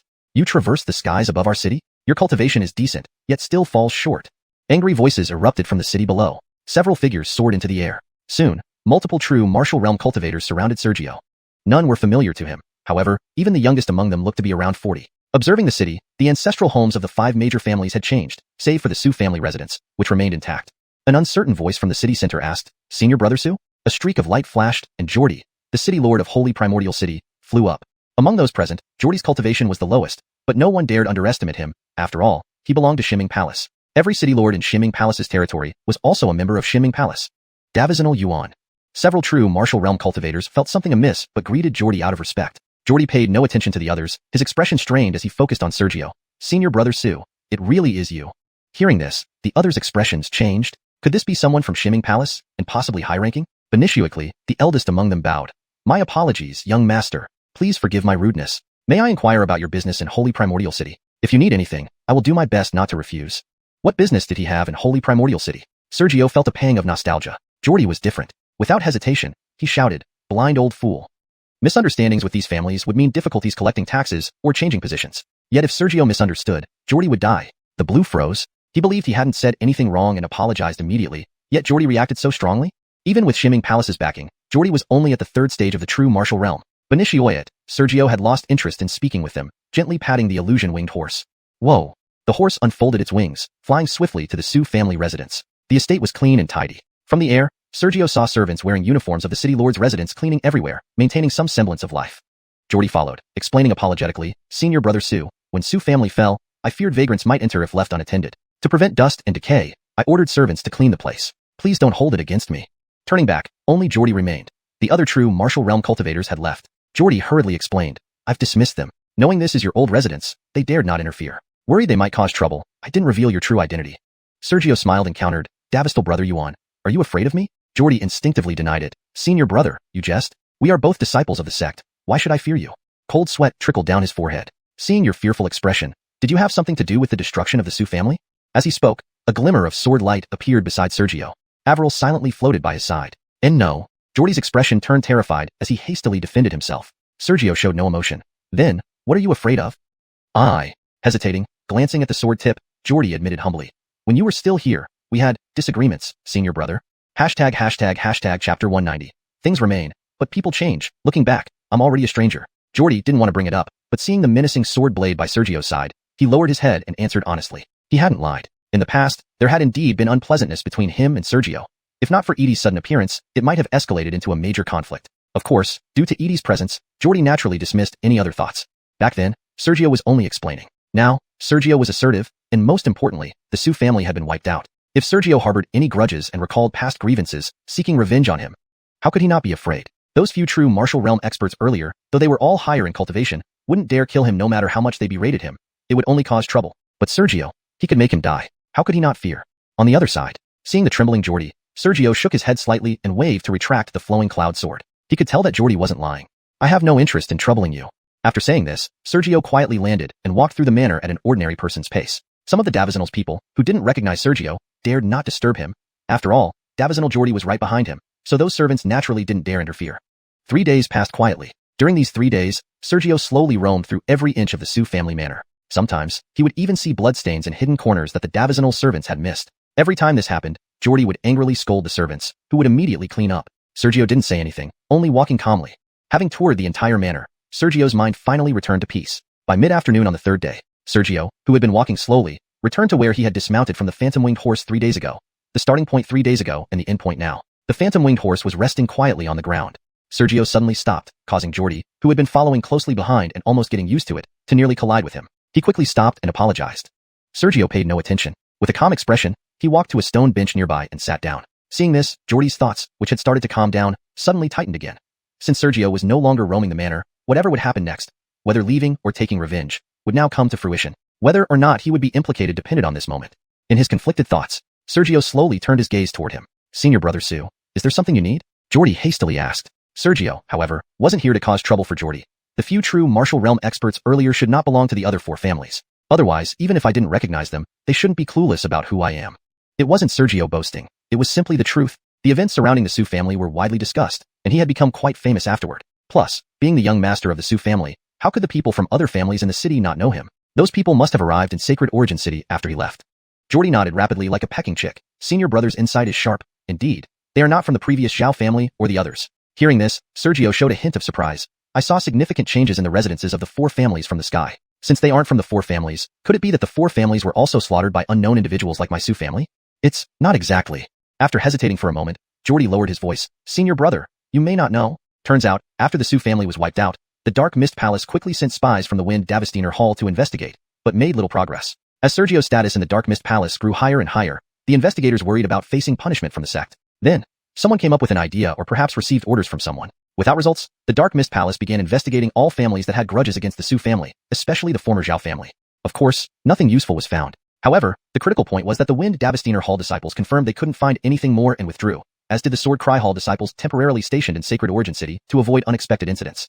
After they left, the next day, an incident occurred. An unknown powerful figure ambushed and slaughtered the 4 families during the night. The 4 families were completely annihilated.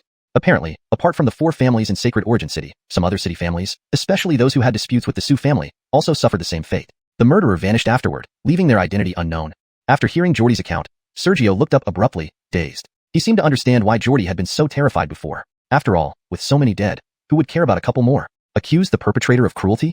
Anyone could blame, but Sergio couldn't. Now, what lingered in his mind was only a trace of melancholy. He originally wanted to ask Jordi for more information, but now, what else was there to ask? Familiar people, either slaughtered by unknown assailants or by another group. This Sacred Origin City was clearly his hometown, yet he felt like a stranger here now. After a long while, Sergio suppressed his melancholy. Are there any remains of the Su family members left? Yes, after this happened, I immediately collected the bones. After speaking, Jordi hesitated. But? What but? Spit it out.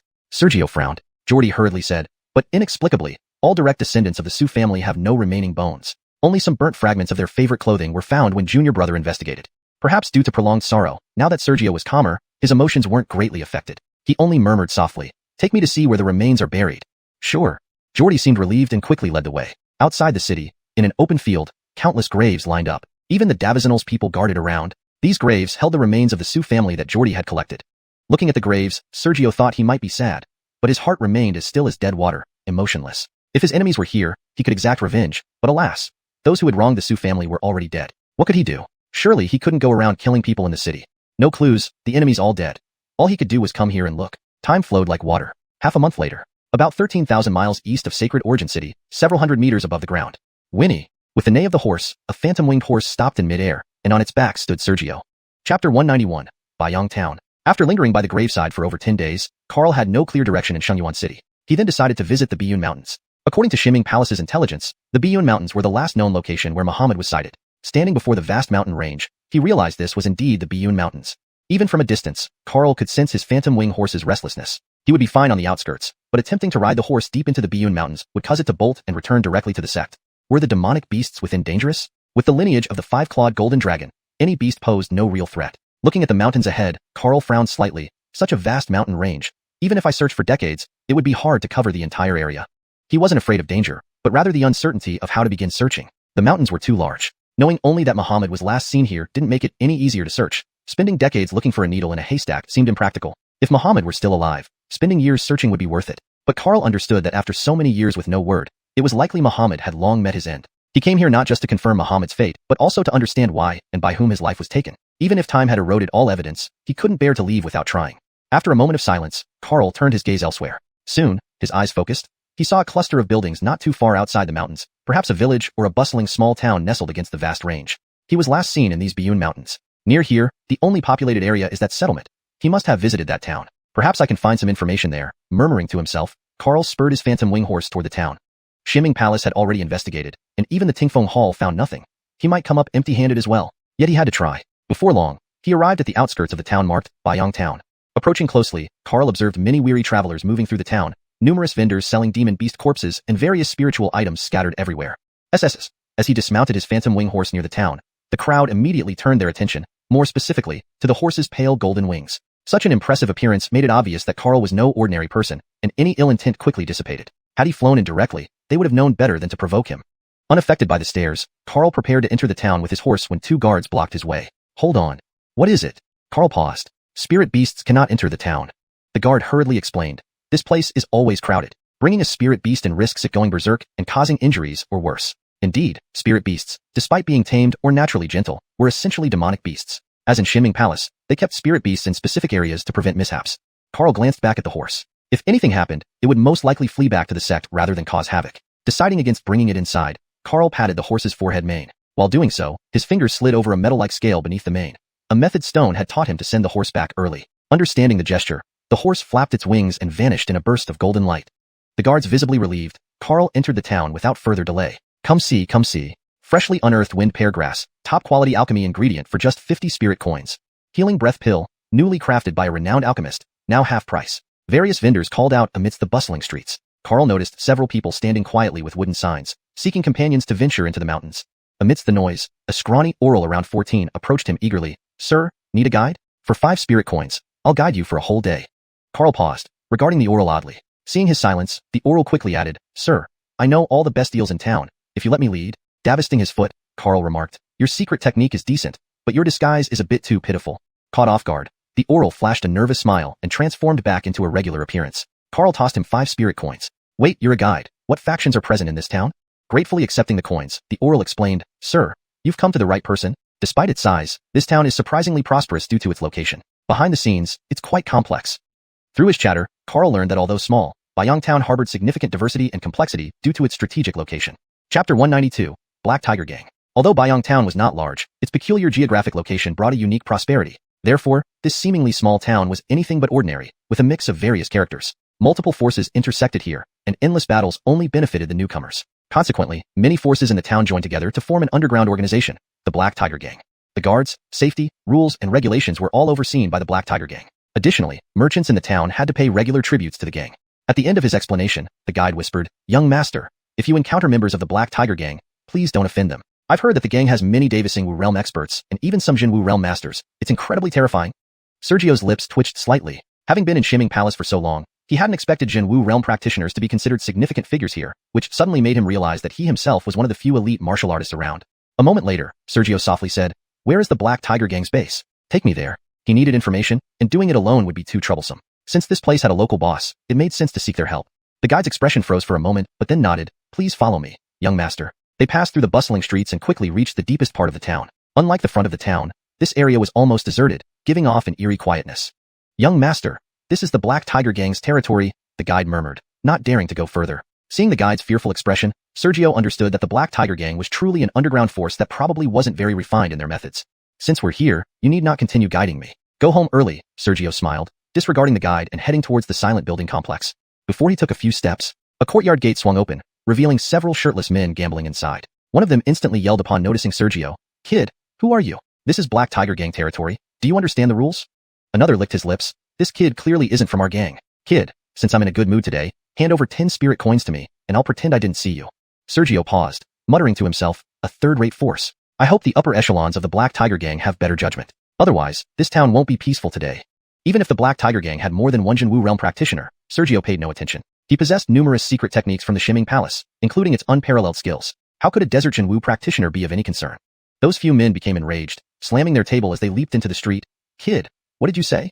The guide, who hadn't wandered far, shivered and quickly moved away. Meanwhile, many people nearby peered out, eager to watch the drama unfold. Whether Sergio got roughed up or created chaos within the Black Tiger Gang, it didn't matter to them, just a good show to watch. Sergio glanced at the henchmen, finding it pointless to argue with them, and continued deeper inside. Debating with lackeys was beneath him. Ignore death at your peril. The ignored henchmen snarled. Two of them exchanged looks, grabbed iron bars from the corner, and swung them at Sergio. Wind whistled, looking for death. Sergio stopped, turning to calmly observe the incoming iron bars. The oral must think he's something. The two henchmen laughed uncontrollably near the courtyard entrance, completely drowning out the sound of the approaching iron bars. As they laughed, the iron bars neared Sergio. Finally reacting, Sergio twisted his wrist and caught the swinging iron bar effortlessly, standing motionless as though the iron bar were a light feather. The laughter abruptly stopped. The other two men in the courtyard also showed shocked expressions. An expert reveals their skill in just one move. Sergio's casual handling of the iron bar revealed that this young man was far from simple. However, so what if he wasn't simple? This was still the Black Tiger Gang. Boy, do you really think having some strength makes you able to enter the Black Tiger Gang? The four henchmen pulled out large knives from the wall and lunged toward Sergio. Sergio's lips curled upward. Interesting. He chuckled lightly. One cannot receive without giving. Here it is. Though he didn't want to argue with these henchmen, they insisted on pushing him. Not teaching them a lesson would make him seem weak. Twisting his wrist, he casually flicked the iron bars back. Boy, did you skip breakfast? Haha. The henchmen laughed again, certain that Sergio's throw lacked power. If they were hit, it might be better to kill themselves. Seconds later, their laughter ceased. They saw the iron bars cross half the distance and felt an oppressive force filling the air around them. They couldn't move, a sensation as though the heavens and earth were against them, rendering them immobile. Their laughter abruptly ended. Half a breath later, the supposedly light iron bar collided with the four henchmen. A ripple spread out. Though the iron bar only struck one person, all four were sent flying. Bang! The four smashed into the wall behind them, causing the entire structure to collapse in a cloud of dust. It was evident that those four wouldn't survive.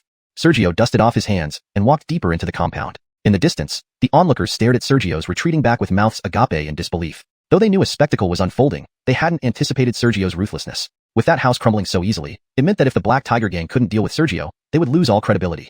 They understood that this newcomer was destined to die. Just as they guessed, Sergio had barely taken a few steps when a burly man leaped out from deeper within.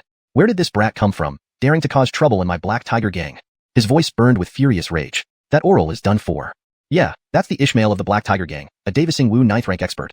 Only one step away from the Jinwu realm. The Black Tiger Gang is indeed still ruthless. Everyone discussed fervently, none believing Sergio could escape or fight back. All eyes were on the central figure. Note: Chapter 192, Black Tiger Gang. Names like Sergio and locations like Guiyuan Town have been transliterated and kept in English following pinyin conventions, maintaining original paragraph structure and style, ensuring natural, fluent translation. Hashtag Chapter 193, the abnormally fearful Black Tiger Gang. With the appearance of the third leader of the Black Tiger Gang, everyone began to whisper. No one thought that Sergio had any chance. No, not even a shred of a chance. At the center of everyone's attention, Sergio paused in his steps and looked at the bearded giant who had rushed out. A look of impatience crossed his face. Endless trouble. He had lost his patience. Spirit energy surged within him, and the momentum of the true martial realm exploded outward. The giant who had just leaped out instantly changed expression. Before he could plead for mercy, he was sent flying back at a speed even faster than when he came, hit by the overwhelming aura. Rumble. Another wave of courtyards were affected. However, given the other party's cultivation, and since Sergio hadn't directly attacked, only using his aura to strike, the man was still alive. But with these continuous massive disturbances, all the residents of this area from the Black Tiger Gang emerged from their residences on both sides, forming a dense crowd numbering in the hundreds. A mighty dragon does not oppress the local snake. Sir, you have gone too far. Or perhaps, you are the only true martial practitioner here. A cold voice sounded from the deepest part of the compound. A mustachioed middle-aged man flew out from the depths, landing before Sergio, his face cold. After a brief perception, his pupils constricted. True martial, 5th level. Such a young-looking person. How could there be such a genius? Soon, the Apollo clenched his teeth slightly. True martial 5th level. You can't turn everything upside down either. The boss, this kid is too ruthless. You must cripple him. The third leader, who had been thrown away earlier, approached limping and coughing up blood. As for Sergio, he glanced at the middle-aged man and then spoke. You should be from Xianxia City, and if I'm not mistaken, the representative of the various families in Xianxia City here in Guiyuan Town. Xianxia City wasn't close by, about 1,000 miles away, but it was the closest city to the Guiyuan Mountains. If Xianxia City weren't 1,000 miles away from the mountains, this town couldn't flourish. Who are you? The Apollo's expression turned serious after his identity was exposed. Sergio didn't bother explaining, taking out a jade pendant and placing it in his palm. Do you recognize this? The Apollo stared for a while, his pupils dilating widely. Xianxia Palace. If you recognize it, that's good. Sergio nodded lightly and continued forward. Everyone, step aside. Cold sweat appeared on the Apollo's face as he shouted loudly. A hint of fear arose in his heart. He should have thought of it sooner. Except for Xianxia Palace, where else would there be such extraordinary talent? The third leader, who was about to approach, froze mid-step. Originally planning to get the Apollo to take revenge for him, now, he felt lucky that the Apollo hadn't killed him to vent anger on behalf of Sergio. He hadn't forgotten that a few months ago, someone had appeared with a jade pendant similar to the one Sergio held. At that time, someone offended a few of them, and those leaders were all killed by the Apollo afterward. Originally, the Black Tiger Gang wasn't this overbearing, but during that period, everyone within the gang was living in fear and suppression. After those people left, the Black Tiger Gang started acting more recklessly. They thought it was all over, but unexpectedly, another person had come with that jade pendant. While he was thinking, suddenly, he felt a gust of wind coming at him, and he lost control of his body, restrained by the Apollo's spirit energy. Then, the Apollo smiled and quickly approached Sergio. Sir, this person has insulted you greatly. Let me cut him down right away. What do you think? The bearded giant tried to plead for mercy, unable to speak as his mouth and nose were sealed by the Apollo, only able to stare wide-eyed without doing anything else. The other Black Tiger Gang members, startled by the commotion, all shrank back. Sergio paused and looked at the Apollo, speaking softly. It has nothing to do with me. The Apollo's expression stiffened, feeling unsure about Sergio's thoughts and temperament.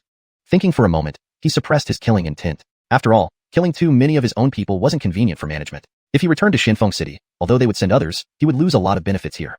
So, he threw the pleading man to the ground. Is a noble guest someone you can offend? Get out of here. I'll leave. Regaining movement, the bearded giant filled with surprise hurriedly rolled away. Sergio and the Apollo entered deeper into the building, disappearing from view. The onlookers in the distance all widened their mouths in astonishment. Was it over so soon? In their imagination, Sergio should have been dealt with heavily by the Black Tiger Gang. Or if Sergio unleashed his might and smashed through the Black Tiger Gang, they would have accepted it. But the result ended up being anticlimactic. Although disappointed, they dared not go inside the Black Tiger Gang to ask Sergio for a fight, only sighing and leaving. Deep within the Black Tiger Gang was a large hall decorated quite luxuriously. Inside the hall was a wooden table about 3 zhang long, surrounded by 9 chairs. Presumably, normally only 9 people of the Black Tiger Gang could sit here. The Apollo, fearing that others wouldn't understand, instantly reprimanded upon entering. A noble guest has arrived. Why are you standing around like idiots? Please meet this gentleman. The rest snapped back to reality and hurriedly bowed. Glances kept passing between them secretly. Sergio didn't bother with them. The Apollo couldn't care less about anything else, and after relaxing, he hurriedly asked, Sir, may I ask what instructions you have? I've heard this person has appeared here. Help me find all traces of his appearance. Sergio swirled his wrist, and spirit energy condensed into an illusion before him. Clearly visible was Muhammad as he remembered him. Those in the hall glanced at it, and all stiffened. Sergio frowned. Problem? And no, none. The Apollo shook his head hastily. Sergio noticed sharply that previously, the Apollo had merely tried not to offend him, carrying a trace of fear. Now, the Apollo seemed genuinely terrified. Thinking of this, Sergio's eyes turned cold. Since there's no problem, why are you afraid? Or did you try to trick him in some way? Not. The Apollo instinctively denied. Then he laughed bitterly. Sir, Xianxia Palace already investigated a few months ago and found nothing? Sergio furrowed his brow. I'll have someone investigate again immediately, the Apollo promised confidently. Sergio pondered for a moment, softly saying, since it was investigated, tell me what you found last time. Also, was there any incident that caused such fear? From what he knew, cities like countless stars didn't fully understand how powerful Xianxia Palace really was. While many family forces and cities would respect the city governors appointed by Xianxia Palace, they wouldn't fear Xianxia Palace itself. Some arrogant families might even suppress the city governors. Seeing the Apollo's intense fear was something new. Perhaps there was a hidden story here.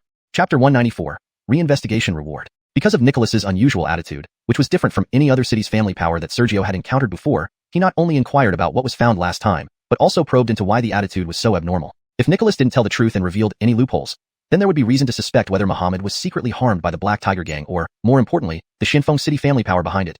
Though unaware of Sergio's thoughts, Nicholas hurriedly replied, to young master. Perhaps due to genuine fear, Nicholas dared not hide anything from Sergio, spilling everything out like pouring beans. The cause of their fear was actually quite simple. It stemmed from the previous investigation by the Xianxia Palace. Last time, Nicholas treated the Xianxia Palace members just as he would the Xianfeng Divisional. Although they cooperated, because the Xianxia Palace members wouldn't give benefits while trying to command them, he sabotaged them secretly. Those who came from the Xianxia Palace at the time were not mere eaters or idlers among many lords. They were hard-pressed. After 2 warnings with no effect, the leader at the time took severe action. Indeed, the Black Tiger Gang back then had 9 bosses. 4 were true Wu realm, representatives of the 4 families of Xianfeng City. Then, 3 were killed. It didn't stop there. Since those families didn't cooperate and even sabotaged covertly, the Xianxia Palace disciples, looking down on these small-town people, executed some as a warning. Only then did Xianfeng City's families understand how formidable the Xianxia Palace truly was. When the Xianxia Palace acted reasonably, they had to behave themselves. Otherwise, when pushed too far, the Xianxia Palace wouldn't hesitate to act irrationally. This lesson cost many lives and much bloodshed for Xianfeng City's families to learn. It also caused Nicholas's present fear. In conclusion, Nicholas hesitated for a moment and whispered, "Please forgive me, young master. Because of previous suppression, today, your arrival made the gang members act recklessly, not intentionally. The affairs of the Black Tiger gang are none of my concern." Sergio didn't care and gently said, "I see you don't seem to be lying. So be it. Tell me, what information did the junior apprentice find last time?" Nicholas hastily replied, "Young master, the numerous Xianxia Palace elites last time sought out and identified everyone who spoke about the person in the portrait, confirming everyone was either lying or provided useless leads, after which they left." Sergio frowned slightly. What exactly did they provide? He needed concrete intelligence, not just vague claims about lying or ineffective leads. These details, he knew back at the Xianxia Palace. Why run all the way here? Nicholas lowered his head. "Forgive me, young master. Last time, we kept our distance to avoid suspicion and warned our disciples not to continue contacting or questioning anyone afterward, even executing a few who disobeyed orders.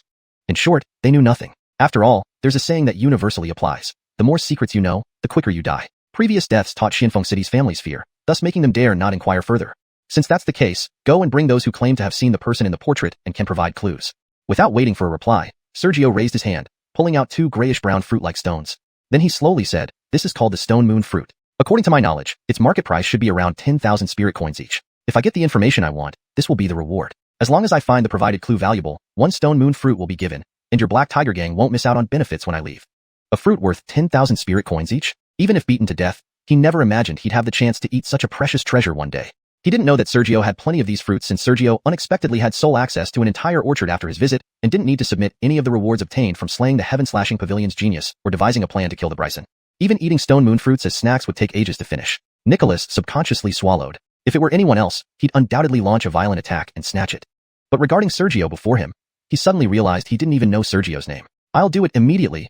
Under the dual pressure of fear and heavy rewards, Nicholas dashed out of the hall like the wind. Everyone else in the hall bowed their heads, cowering like quails. Soon, roughly half an hour passed. "Back, young master." Panting heavily, Nicholas rushed back into the hall. Even true Wu realm experts could tire. It was intentional. Sergio didn't expose the deceit. How did it go? Nicholas lowered his brows. "Young master, I've brought everyone. You can question them one by one. Why are you still here? Dare you listen to matters young master wants to probe?" At the end, Nicholas directly reprimanded others. Those who had long wished to leave but dared not, finally rose, feeling relieved. "Please forgive us, young master. We'll leave right away." In an instant, the vast hall emptied completely. Sergio's lips twitched. How many people must have died previously that the Black Tiger gang now behaved so obediently? Nicholas then led in blue leaning on a cane. Just one glance confirmed that the old man's cultivation had been stripped, rendering it impossible to determine his original level. Nicholas snorted coldly. "Old fool, wait. If not for young master's order to bring everyone."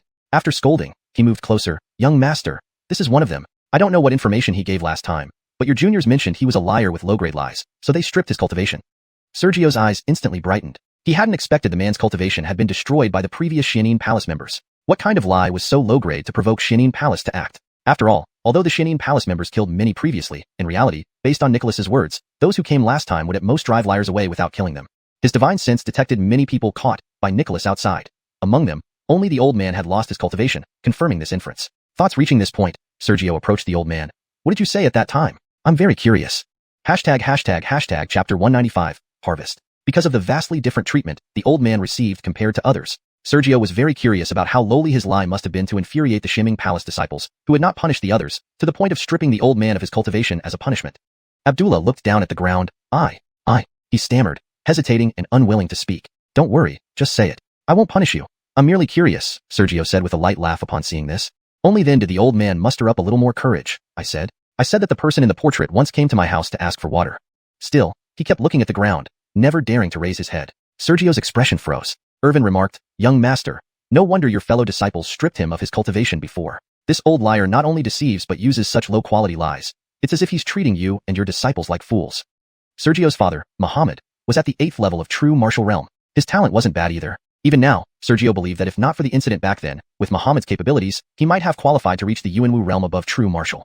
A true martial realm cultivator seeking water? Body tempering realm, where physical strength is cultivated, goes without saying. True Qi realm, where true Qi is generated, increases the power of attacks significantly. After true Qi comes the spirit martial realm, where true Qi transforms into spirit energy. The power of martial techniques grows even further, and spirit energy can leave the body, achieving many incredible feats. In the true martial realm, martial Dao true intent is condensed, bloodline takes form, and divine sense is born, providing an advantage in combat.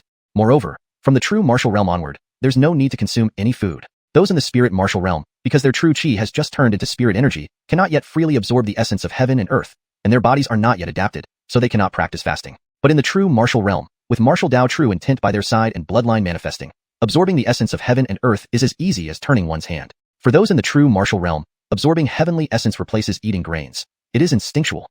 So when the old man claimed that Muhammad had come to his home to seek water, Sergio didn't get angry. He just wanted to laugh. After some time, Sergio patted the old man on the shoulder. You're quite old. Don't deceive people anymore. Your previous deceit has already been punished by my juniors. I won't say more. You may go.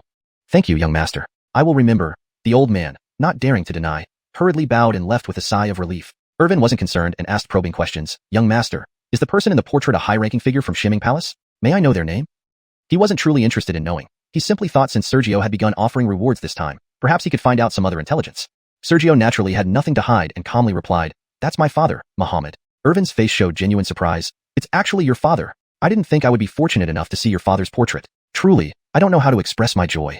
It looked genuine. Abdullah, who was about to leave hunched over, suddenly found courage and turned around, raising his head to look directly at Sergio. That man is your father? The old fool, still here? Do you really think young master is lenient? Are you trying to invent another lie? Irvin, who was still flattering Sergio, instantly flared up. But this time, the old man stood firm. What I'm saying is true. I'm not lying. Infuriated, the mustached man was about to strike. Abdullah's expression changed drastically as he blurted out, Are you called Sergio? Seeing this, the mustached man, who was about to attack, suddenly felt something was wrong and quickly reined in his strength. He realized Sergio had appeared right in front of him at a speed unimaginable to him. If he hadn't stopped that palm strike, it would have clashed with Sergio's. He didn't think he could defeat Sergio, and besides, behind Sergio stood Xianxia Palace. Even if he had 10 lives, he wouldn't dare fight Sergio. Sweat trickled down his forehead. Could it be that the outstanding genius of Xianxia Palace whose name he didn't know was named Sergio? At this moment, Sergio looked at the mustached man with a blank expression. Let me ask you, did my fellow disciples mention my name last time? This time, he didn't use his name, only referring to himself as a Su.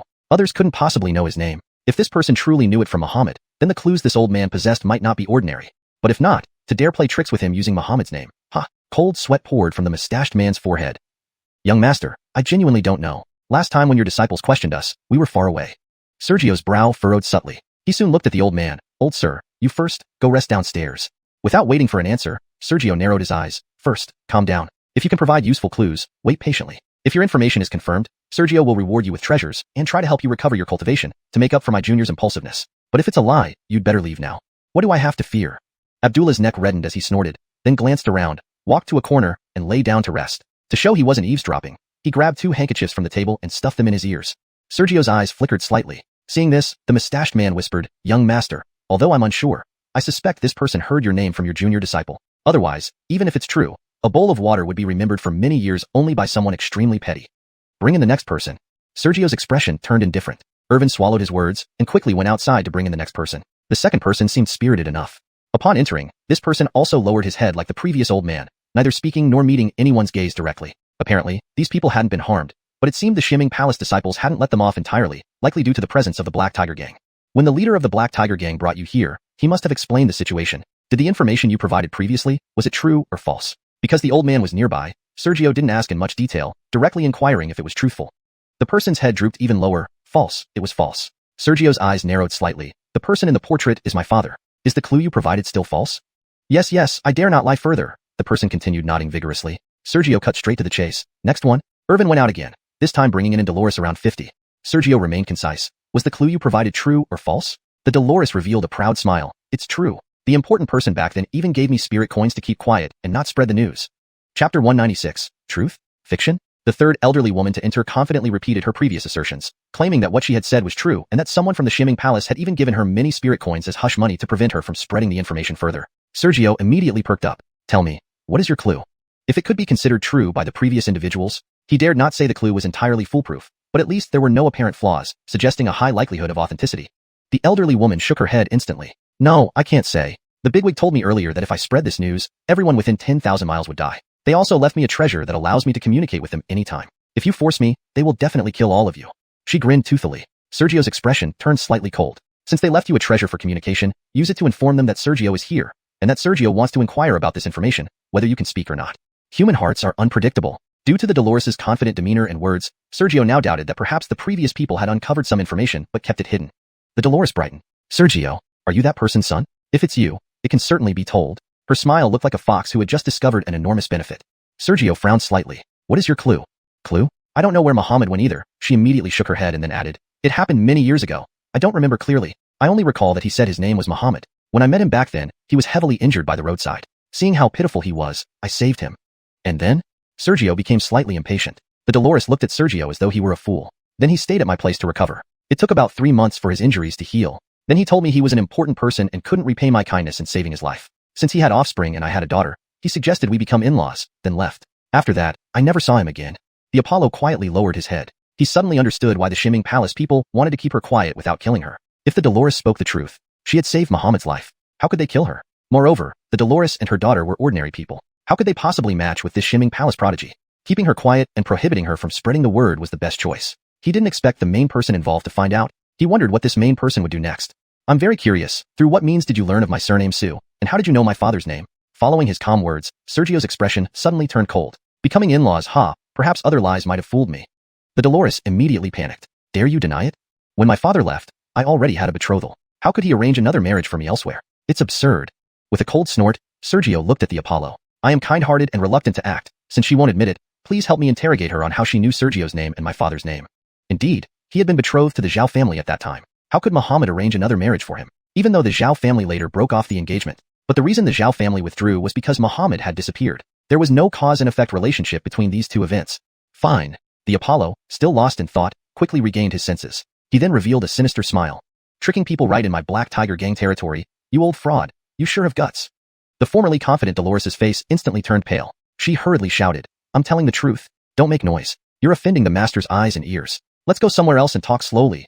The Apollo grabbed the Dolores and headed toward the door without hesitation. The Dolores realized Sergio was not wavering and had already deemed her a fraud. Leaving this room, she would surely die. Ignoring everything else, she desperately cried out, I'll tell. Don't kill me. The Apollo paused and looked at Sergio. Speak. Where did you hear it from? Sergio whispered. The Dolores hung her head. Ellis. I heard it from Ellis. Who is Ellis? Sergio furrowed his brows slightly. The Dolores glanced sternly at the corner where the old man was covering his ears. Sergio's eyes widened. How did you find out? The Dolores avoided eye contact. That year. Unexpectedly, Abdullah in the corner suddenly spoke up. Back then, everyone in this area knew, but some moved away, and others died in the mountains. Slowly, those who still knew were brought here by these people. Weren't you blocking your ears? The Apollo retorted angrily. After a moment of silence, the old man defiantly answered, a handkerchief can't completely block out sound. I was just putting on a show. Try blocking your ears with a handkerchief if you don't believe me. Sergio narrowed his eyes. It sounds like the truth isn't too hard to guess. So, how did they deceive the people of Xianxia Palace? The truth seemed clear, but until the last moment, he wouldn't relax. Abdullah sneered. Indeed, it wasn't hard to guess, but the people before were all important figures. Who would have thought that commoners could collude and deceive them? No one exposed them? I don't believe it. Sergio raised an eyebrow. Abdullah shook his head. After those people left, I found out that they, according to the old man, the Xianxia Palace had asked the Black Tiger gang to investigate, who, in fear, also spread the information and portrait around. Soon enough, some of the old acquaintances recalled the past. They provided clues, but had none of their own. However, they weren't fools and astutely guessed that someone must have gone missing. Yet they didn't dare claim to know where he was, fearing they'd be caught. After careful planning, they colluded. Some said Muhammad borrowed money from them, while others claimed Muhammad used their spirit items. In short, they didn't provide any substantial clues, just mentioned losing money and resources. Knowing Sergio and Muhammad, the people of the Xianxia Palace naturally didn't suspect anything. Of course, the Xianxia Palace people weren't stupid. Among so many people outside, only a few, including the Dolores, managed to successfully deceive them into giving money. Others were caught due to inconsistencies during the deception or suspicious behavior. Expose the scam? The Xianxia Palace people had no interest in wasting words with uninvolved people, and simply threw them out upon discovery. Later, those who got money returned home and shared their wealth to compensate others who were exposed, ensuring no one knew the full truth due to lack of follow-up investigation. And the few who succeeded in deception, indeed, they shouldn't blame the people of the Xianxia Palace's intelligence department for being careless. Chapter 197. The clues finally arrive. Although it was speechless that the investigators from Xuanming Palace had been deceived, Sergio understood that it wasn't because the people from Tingfeng Hall hadn't reviewed things thoroughly. It couldn't be blamed on them. After all, in this remote wilderness area, anyone of low cultivation who knew of Muhammad and Sergio, and especially those two names they shouldn't know, already had nothing to suspect. Most crucially, the old man who truly had the clue was considered a fraud by Xuanming Palace, which caused the previous investigator to be deceived and return with no knowledge of the truth. Moreover, the initial clues from the old man were too absurd. One could only say it was an unforeseen coincidence. The mustachioed leader stared blankly at the old man, then glanced at the terrified Dolores sprawled on the ground. His expression was quite dramatic.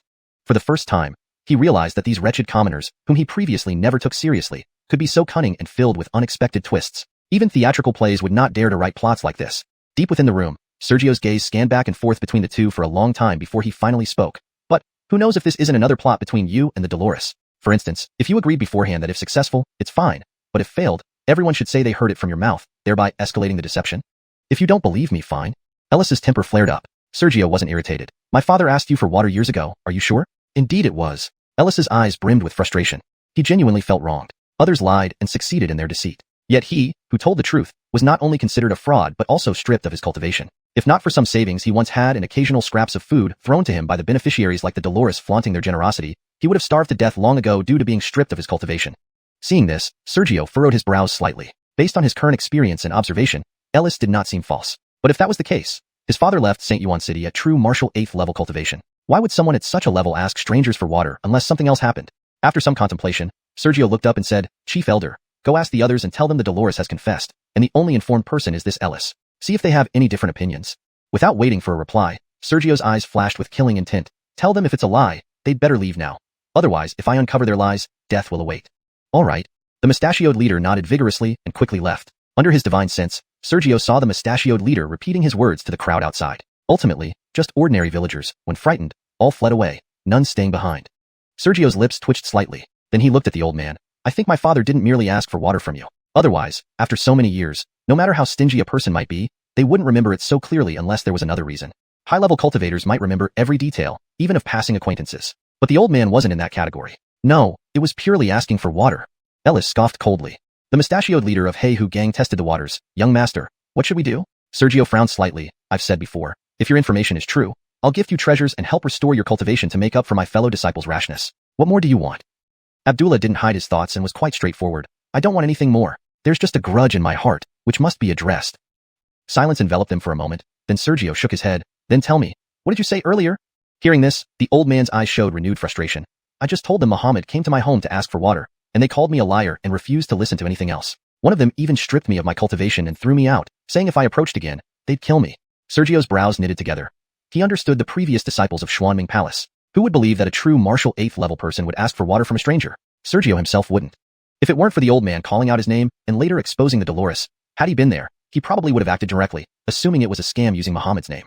After some deliberation, Sergio smiled at the old man. Abdullah, seeing this, felt an eerie sensation creep over him. Seemingly knowing his thoughts, Sergio turned his grin towards the Dolores. Tell me, how should I deal with you, Ms.? Still lying flat on the ground, the Dolores, her face pale with fear, pleaded, You promised not to kill me. I only asked you to tell the truth, never promising not to kill you, Sergio said. As he spoke, his expression suddenly turned icy. Using my father's name to deceive me, you're courting death? A surge of spiritual energy erupted. A loud thud echoed. Blood mist spread out, just blood mist. Ellis's pupils constricted sharply as beads of cold sweat formed. He suddenly recalled that the son of Muhammad standing before him was no pushover. The fierce chief of Baiyang town treated Sergio like a master to be handled with caution. Why had he, just moments ago, presumed to challenge such a person? If it were Sergio who injured him initially, it would have been understandable, but it wasn't Sergio. Instead, Sergio promised gifts and to restore his cultivation. Yet he dared feel indignant? A warning. He knew that Sergio's actions here were a warning. Without evidence, even Sergio killing the deceiver seemed justified. His thoughts whirled as the cold sweat on Ellis's forehead grew thicker.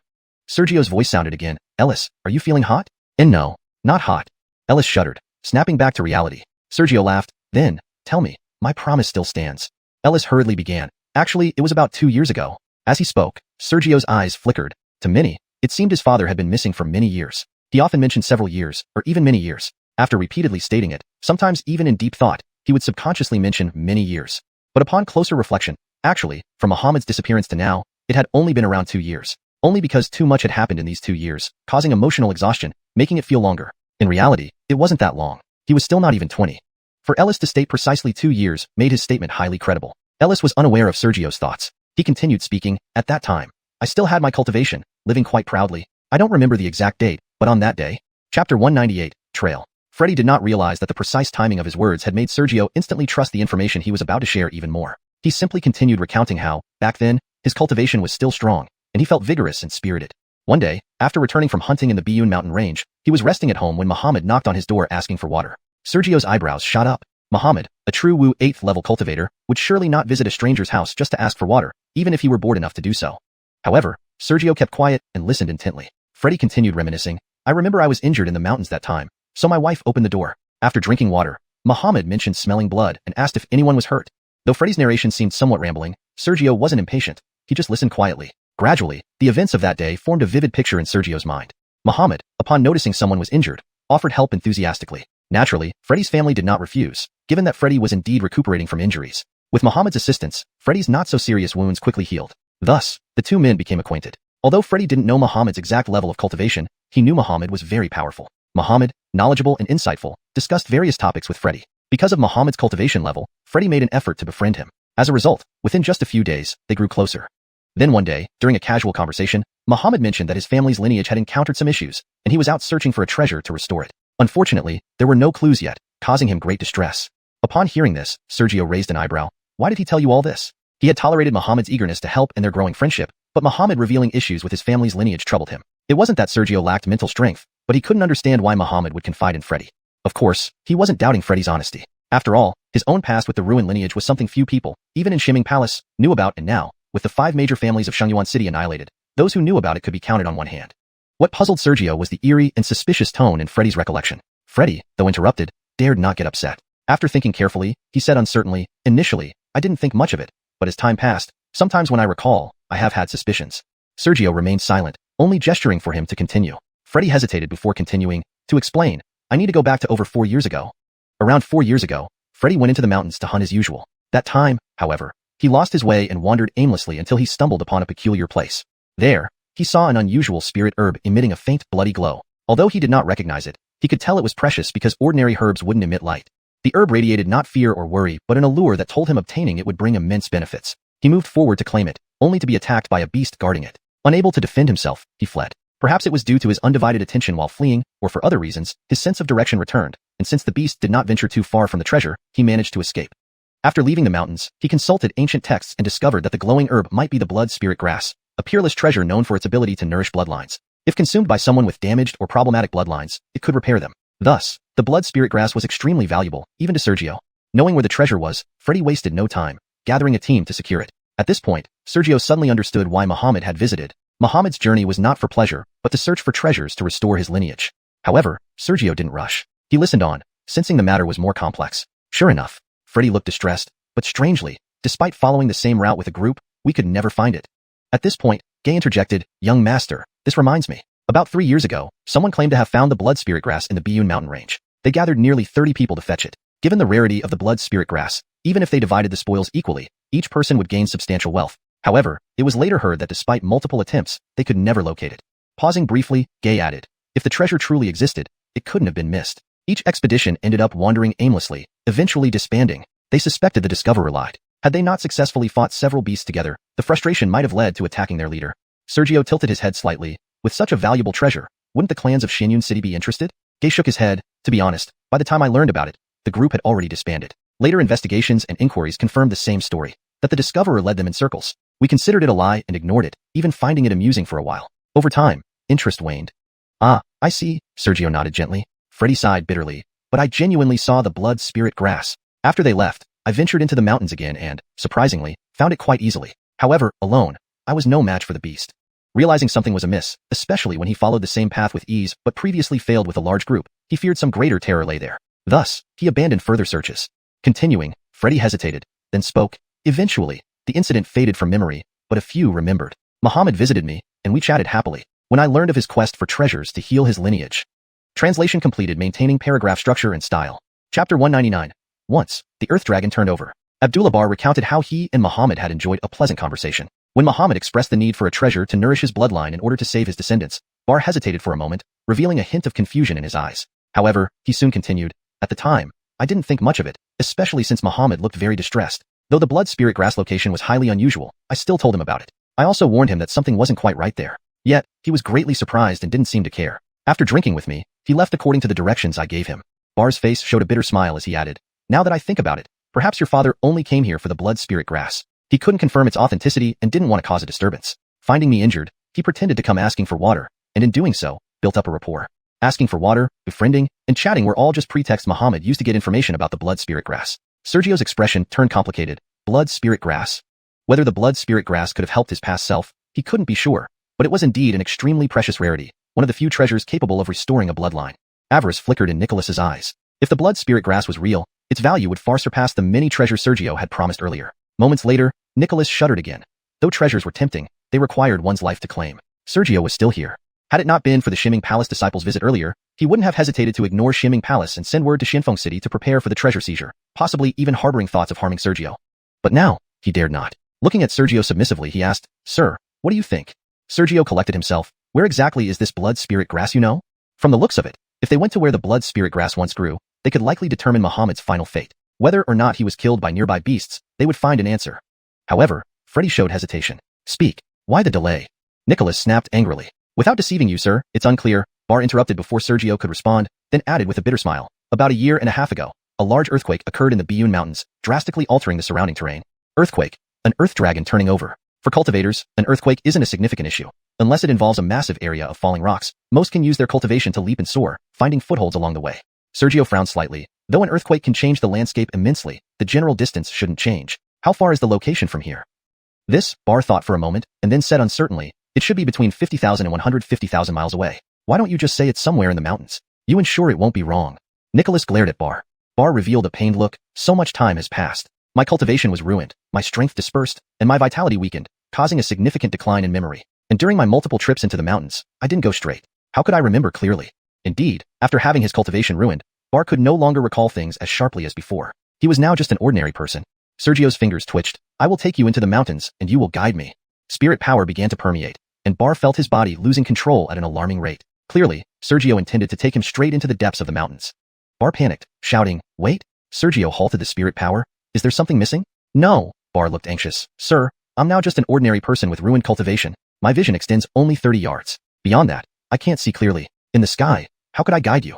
Sergio's expression tightened. 30 yards, though short-sounding, was actually quite a distance for an ordinary person. He realized Bar hadn't lied. He simply hadn't thought about it in his urgency.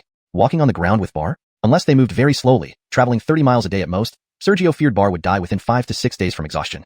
Having obtained clues and knowing the location, they couldn't enter the mountains just because Bar couldn't guide them. Bar cautiously suggested, "Sir, what if you restore my cultivation first? If my strength is restored, finding and guiding you will be easy."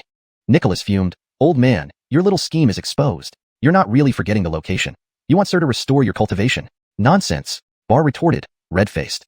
He now understood. Despite Nicholas's outburst, without Sergio's command, Nicholas could only shout. Nicholas stared coldly at Bar until he felt a chill run down his spine. Then, Nicholas said, "Sir, this man doesn't believe you'll help him, which is truly hateful." Sergio remained silent, alternating his gaze between Bar and the mountains. Perhaps, as Nicholas suggested, Bar was not forgetting the location but worried Sergio would leave after getting what he wanted. Or perhaps Bar truly couldn't remember due to weakened vitality and declining memory. Who knew which was true? After a pause, Sergio sighed. "Enough. It's not Bar's fault. His cultivation was ruined by Xianxia Palace disciples." He spoke softly. "I'll make a trip to Xianxia City. I haven't asked yet. Chief, what's your name?" Nicholas's face twitched. "Reporting to Sir, I am Xavian, from the Nancher clan of Xianxia City." Sergio nodded. "So you are Brother Nan. It's a pleasure to meet you." "Sir, you're too kind." Xavian hastily bowed. He didn't dare address Sergio as brother. Sergio didn't mind, saying gently, "Brother Nan, I need to make a trip to Xianxia City. Could you take care of Freddy?" Xavian didn't immediately agree but quickly asked, "What business does Sir have in Xianxia City? If it's a minor matter, you needn't trouble yourself. I can send word to our family there to handle it for you." His only thought was to swiftly help Sergio complete his errand and depart. Other considerations were beyond his ability to entertain. As for Sergio's standing in Xianxia Palace, he didn't know, but he knew it must be high. The ruthless group from Xianxia Palace who came last time was there for Muhammad. Sergio raised an eyebrow, helping Freddy restore his cultivation. Can Brother Nan assist? Chapter 200, Lord of Xianxia City, Bayard. Faced with Oren's inquiry, Sergio's eyes flickered. If Oren could indeed help, it would save him a lot of trouble. Oren chuckled sheepishly. "Well, my lord, please understand, Xianxia City cannot compare to Xianxia Palace in terms of treasures. While my family and the city clans truly wish to assist, we lack the means. Then I will leave Elderbar in your care temporarily. I will return soon." Sergio bowed slightly, then vanished out of the grand hall, heading into the distance. Oren shouted into the void, "My lord, be careful on your journey." Sergio did not pause, and in a few flashes, he was lost from sight in the sky. Wiping his non-existent sweat off his forehead, Oren felt much more relaxed. Around Sergio, he had been on edge. He had even demeaned himself to act like a sycophantic nobody. Thankfully, he was safe for now. Since Sergio was going into the city to find a way to restore cultivation, he'd likely only visit the Davizinal's residence without involving the clan. Even if some treasures were needed, his clan members would not be foolish enough to refuse once they knew who Sergio was. Feeling relieved, Oren turned his attention back to Ellis, saying mockingly, "Old man, you've got quite a big heart." With Sergio gone, Oren reverted to being the Black Tiger gang leader, the Zhanwu realm powerhouse of the Nan family in Xianxia City. Ellis first showed fear but soon sneered, "What do you want? You dare attack me?" Oren's gaze sharpened. Ellis continued to sneer, "You think I haven't figured out what's happening? Let me tell you, a few months ago I saw through it. Whatever place that Xianxia Palace is, anyone who steps out forces Xianxia City to treat them carefully. If you dare make things difficult for me now, wait until Sergio returns and see who ends up suffering." A murderous glint appeared in Oren's eyes. Ellis mocked further, "Are you trying to intimidate me? I know very well that among the 4 major families of Shengyuan City, Nan, Wan, Yun, and Bar, only 3 remain after Wan nearly faced total annihilation. As for the Black Tiger Gang in Shengyuan City, all you can do is bully a small fry. The murderous intent flared up and quickly dissipated. Oren replied slyly, looking at you. One wouldn't guess you're old and frail. Ellis didn't hold back. After all that talking, I'm hungry. Alright, let's go eat. I'll ensure you enjoy countless dishes you've never heard of or seen before, so you can't complain about mistreatment, Oren said calmly. Privately, however, he thought, Sergio won't stay forever. Once he leaves, this old man will be within his grasp. Temporary pleasure isn't everything. Shengyuan City. Perhaps because he had seen too many cities, to Sergio, the massive Shengyuan City wasn't any different from an ordinary city. Landing on the ground, he joined the queue entering the city. Perhaps due to the previous clearance by Shining Palace, no bullying occurred at the gate. Everyone entered in order while the guards were scrupulous, worthy models of good behavior. Inside the city, Sergio made no delay and headed straight toward the city center. Oren hadn't guessed wrong. Sergio was here to seek out the Davizinal of Shengyuan City. After all, he really didn't know how to help Ellis recover his cultivation. The Davizinal must be connected to Shining Palace, and there might even be people from the Tingfeng Hall hidden within the city. Whether it was the Davizinal or Tingfeng Hall, either should be able to guide him on how to assist. If nothing else, he could use the Davizinal's resources to send a message to the sect. At the Davizinal's residence, as Sergio approached, the guards coldly demanded, "Stop. No unauthorized entry into the Davizinal's residence. Please inform the Davizinal that fellow disciple Sergio is here." Sergio halted. Fellow disciple? The previously arrogant guard's gaze sharpened. Although the Davizinal's residence had experienced neither particularly hard nor smooth times recently, everything changed drastically when fellow disciples came to Shengyuan City several months ago. Ever since then, every command from the Davizinal's residence was met with immediate action from the city clans. Moments later, the leading guard instructed, "Davistal C, go inform." Sure. A clever-looking subordinate hurriedly agreed and slipped through a side door, closing it behind him. Just 30 breaths later, a tall, slender figure flew out of the Davizinal's residence, landing before Sergio. Senior Brother Su? True martial 8th level cultivation. Having visited many cities, most Davizinal Sergio encountered were only true martial 1st to 3rd level, with few surpassing 3rd level. He didn't expect this Davizinal to be true martial 8th level. Sergio performed a respectful sect bow. "This is Sergio. How may I address you, junior brother?" "Senior brother, you overwhelm me." The slender figure quickly avoided accepting the bow, then clasped his hands. "Junior brother Bayard, greetings, senior brother." Bayard hadn't met Sergio but knew exactly who he was. The news of Sergio becoming a 7th daylight, 5-leaf true disciple had long spread via unique channels throughout Shining Palace. Thus, while Shining Palace disciples might not know Sergio's appearance, they surely recognized his name, especially given Shengyuan City's proximity to Baiyang Town. "So it's junior brother Gu. Senior brother, please, come inside. This esteemed guest shall be treated with respect in the future, understood?" His tone became slightly stern, perhaps unsure of Sergio's disposition. "We understand, sir." The guards hastily saluted, secretly relieved they hadn't offended Sergio earlier. While the guards were still shaken, Sergio and Bayard entered the Davizinal's residence. Bayard summoned the steward and ordered a feast prepared. Sergio interjected, "Junior brother, there's no need for such formalities. I have urgent matters." The steward quickly left. Bayard led Sergio through the courtyard, stopping beside a lotus pond. "Now, senior brother, what can I assist you with?" Bayard asked finally. "You've handled many cases, witnessed much travel, and gained extensive knowledge, which surely surpasses mine." Complimenting him first, Sergio then queried, "I'm here because a few days ago, I encountered someone in Baiyang Town whose cultivation had been stripped. Could you advise on how to restore it?"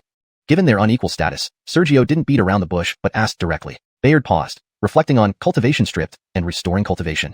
Though he didn't know the person involved, he took Sergio's question seriously. After a moment of contemplation, Bayard responded, "Senior brother, how is this person's cultivation stripped? To be honest, there are various ways, and some are easier to restore than others. Some, though, are as impossible as an ordinary person stepping into the azure heavens."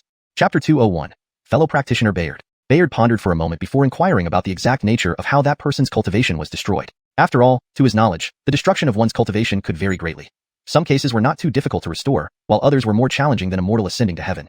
Sergio's face revealed a touch of embarrassment. Due to lack of understanding, he hadn't investigated this beforehand, presuming all instances of lost cultivation would be similar. It now seemed more complex than he initially thought. Bayard, unaware of Sergio's thoughts, mistakenly believed it was inconvenient to elaborate. Reflecting for a moment, he spoke again, "Brother, you might not know, but from my perspective, the destruction of cultivation can generally be divided into 4 different types. The first type, meridians. Every human body has meridians. Though intangible and formless, they indeed exist, serving as the pathway for a cultivator's true chi and spiritual energy. Just like water flowing through channels, without these meridians, the spiritual energy and true chi cannot exist. Forcing their condensation would result in an explosion, leading to death.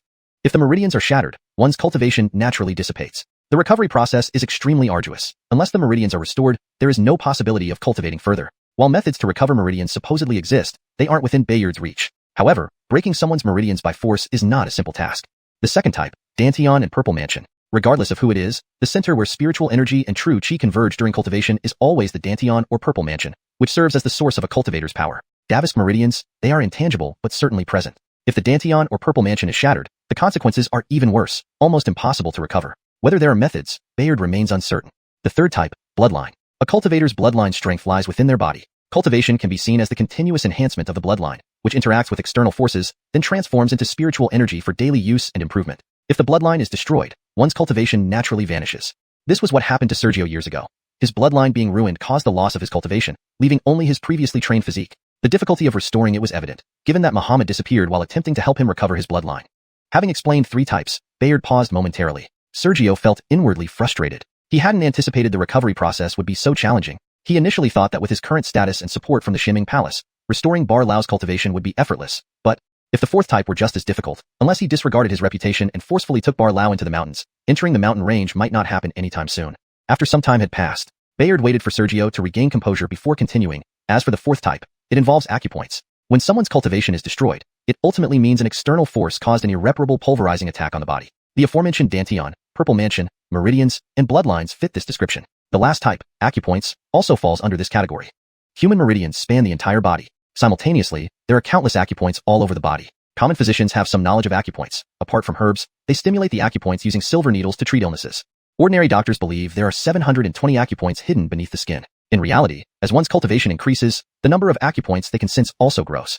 The 4th type of cultivation damage involves external force shattering key acupoints, essentially, like damaging vital points for mortals. Destroying critical acupoints leads to imbalance, resulting in the dissipation of power.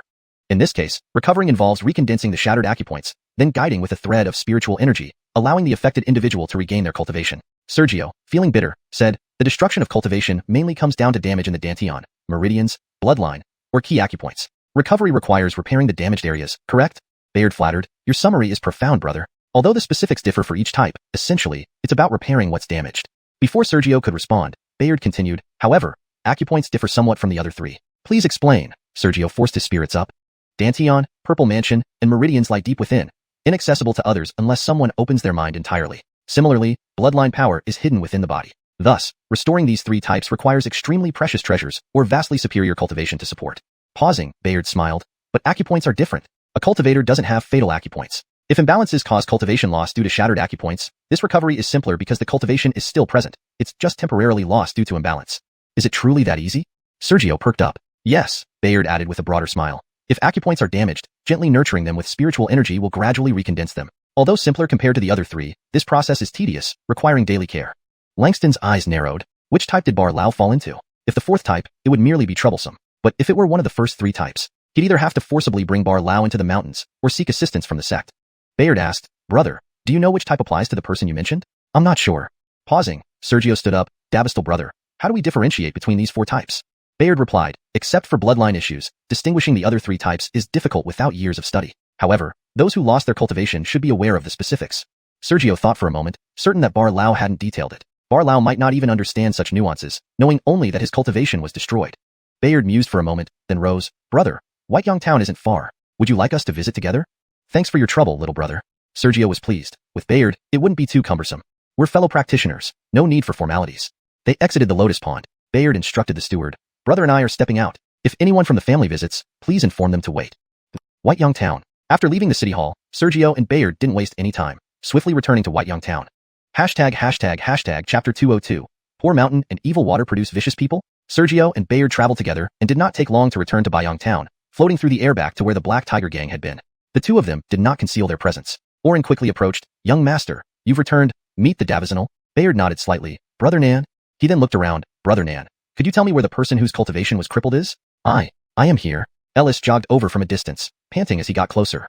Seeing Ellis's elderly appearance, Bayard furrowed his brow slightly but said nothing. Sergio focused, please check on this person's condition, junior brother. Is it difficult to restore his cultivation? Sure. Bayard nodded lightly. Not knowing the importance of Ellis, he pointed with his finger, and spiritual energy spread out. Stay where you are and don't move. Spiritual energy instantly entered Ellis's body, followed by divine sense merging in to begin a silent examination. After a moment, the spiritual energy retracted. Sergio immediately asked, junior brother, how is it? Bayard glanced at Ellis and murmured, senior brother, didn't this person recklessly challenge an opponent far beyond his capabilities? Sergio's eyes widened, not rushing to reveal the truth. What do you mean by that, junior brother? If I'm not mistaken, this person originally had spirit warrior realm cultivation but was struck head-on by someone at least at true warrior 4th level. The spiritual energy sent him flying. Pausing for a moment, Bayard shook his head. Though the attacker did not intend to kill, his own insufficient strength made it hard to withstand the assailant's impact. A strand of spiritual energy spread? Simply put, while the attacker had no intent to kill and merely wanted to teach a lesson, the vast difference in cultivation meant that just one casual blow contained enough force to penetrate and shatter several major acupoints in his body, thus crippling his cultivation. Ellis complained, "It's not my fault that I have low cultivation. Who knew they'd be so impulsive?" Nathaniel coldly snorted, "If you stay quiet, no one will think you're mute." Standing before both the Davizinal of Shengyuan City, Bayard, and young Master Sergio without proper manners, fitting indeed for commoners. Bayard smiled, "Respect the elders, Brother Nan. No need to take offense. The Davizinal's lesson is correct," Orin nodded. "Junior brother, where should the spiritual energy be channeled?" Sergio was straightforward, completely ignoring the apparent rift between Orin and Nathaniel. He only needed to restore the man's cultivation, then enter the mountains. The rest had nothing to do with him. Bayard responded, "Actually, it's not difficult. Wrap his upper body with spiritual energy and convert the spiritual energy into pure healing power to flow into his body. Senior brother, aren't you planning to do it yourself? No need for such trouble. Let me handle it." "Junior brother has come all this way to help. I am already deeply grateful. How can I dare trouble you further?" Sergio slightly shook his head. Then, he suddenly extended his hand, causing an overwhelming surge of spiritual energy to envelop Ellis. Orin hesitated, watching as Sergio nourished Ellis's acupoints remotely, his eyes revealing admiration. What powerful spiritual energy! Even though Orin's cultivation was 3 levels higher than Sergio, this instantaneous burst revealed that he might not even be Sergio's match in a direct confrontation. So this was the unparalleled genius nurtured by the sect, a 5-leaf true disciple. Time slowly passed. Soon, about an hour went by. Huff. Sergio exhaled softly, retracting his spiritual energy, beads of sweat forming on his forehead. He paid no attention. "Ellis, how do you feel?" "There seems to be no change." Ellis closed his eyes to feel, scratching his head upon opening them again, looking somewhat simple. Sergio frowned. No change? He had just used his maximum burst of spiritual energy, and even after just an hour, his entire spiritual energy was reduced to 20%. Under such circumstances, there was still no change? A glint appeared in his eyes, and he transmitted his voice, "Senior brother, there's something you might not know. Originally, external spiritual energy nourishment isn't directly proportional to recovery speed based on the amount or strength of external spiritual energy. The recovery rate actually depends on the physical strength of the person whose cultivation was destroyed. External spiritual energy nourishment only maintains the environment simulating the presence of spiritual energy, and thus, the body instinctively absorbs the spiritual energy and uses it for recovery. According to his previous observation, daily continuous nourishment would allow Ellis's acupoints to gradually recover in about 3 months. Sergio's frown deepened. 3 months? Such a long time, and he would have to nourish him daily? 3 months? Upon hearing Sergio's mutter, Ellis felt a surge of joy. Bayard's eyes flickered, whispering, "Senior brother, who is this person?" Since he asked, Sergio wouldn't hide it. "Junior brother, you don't understand. There was no need to hide it. He intended to enter the mountains soon, and previously, Shimming Palace disciples were searching here extensively. Hiding would only create unnecessary distance." Bayard realized, so he's not your senior. Then, he transmitted his voice, "Senior brother, this person is too disrespectful. Poor mountain and evil water produce vicious people. You being lenient might give him false hope." Sergio remained silent for a while, shaking his head. His cultivation was crippled accidentally by a fellow disciple. Besides, what he said is indeed true. Let him be. Perhaps due to Ellis's earlier remarks about not entering the mountains, choosing to retreat now allowed certain thoughts extinguished by warnings to reignite? How could he not see that after returning from Shengyuan City, the formerly extremely fearful Ellis now showed no fear towards Orin? Hearing this, Bayard understood fully. He then lifted his head and laughed. "Senior brother, spending 3 months nurturing Ellis's meridians to restore his cultivation means if we enter the mountains now, moving a bit slower, we should be able to return exactly in 3 months. Why not enter now? This way, we won't waste time. What do you think, senior brother?" Sergio showed a hint of surprise and looked at Ellis. He also wanted to enter the mountains now, but if Ellis refused, what could he do? He couldn't drag him into the mountains, right? He wished he could, but he still needed to maintain decorum. Ellis hurriedly protested. "I can't enter the mountains. My cultivation hasn't recovered yet. If I go now, it might prevent any recovery and wear out my old bones along the way." "Ellis, rest assured, I am not unreasonable. Could I possibly let you suffer?" After speaking, Bayard summoned his spiritual energy. "Senior brother, I'll return to the city for a short while and be back within half a day." "All right." Upon receiving Sergio's response, Bayard flew off. Though he didn't say what he planned to do in the city, Sergio guessed that Bayard likely had a method to make Ellis willing to enter the mountains immediately. Chapter 203, Entering the Mountains. Sergio guessed that Bayard's return to the city was likely because he had thought of a way to immediately take Freddy into the mountains. Thereafter, things remained calm. Sergio found a quiet place within the Black Tiger gang to meditate and restore his spiritual power, while Orin took Freddy to rest. Under this tranquility, about half a day later, Sergio, who was still resting in the quiet place, saw a streak of light approaching from the sky. Recognizing the familiar aura, it was Bayard returning. He also sensed several other people's auras around Bayard. Eyes narrowing slightly, Sergio left the resting place and leaped towards the main hall of the Black Tiger gang with one bound. Orin, being at the true martial realm, naturally sensed Bayard's return as well and, without hesitation, arrived at the hall along with Freddy. "Senior brother," Bayard landed on the ground with 4 burly men. These 4 men were all at the 9th rank of the spirit martial stage, their robust bodies suggesting frequent physical training, stronger than the average person's body.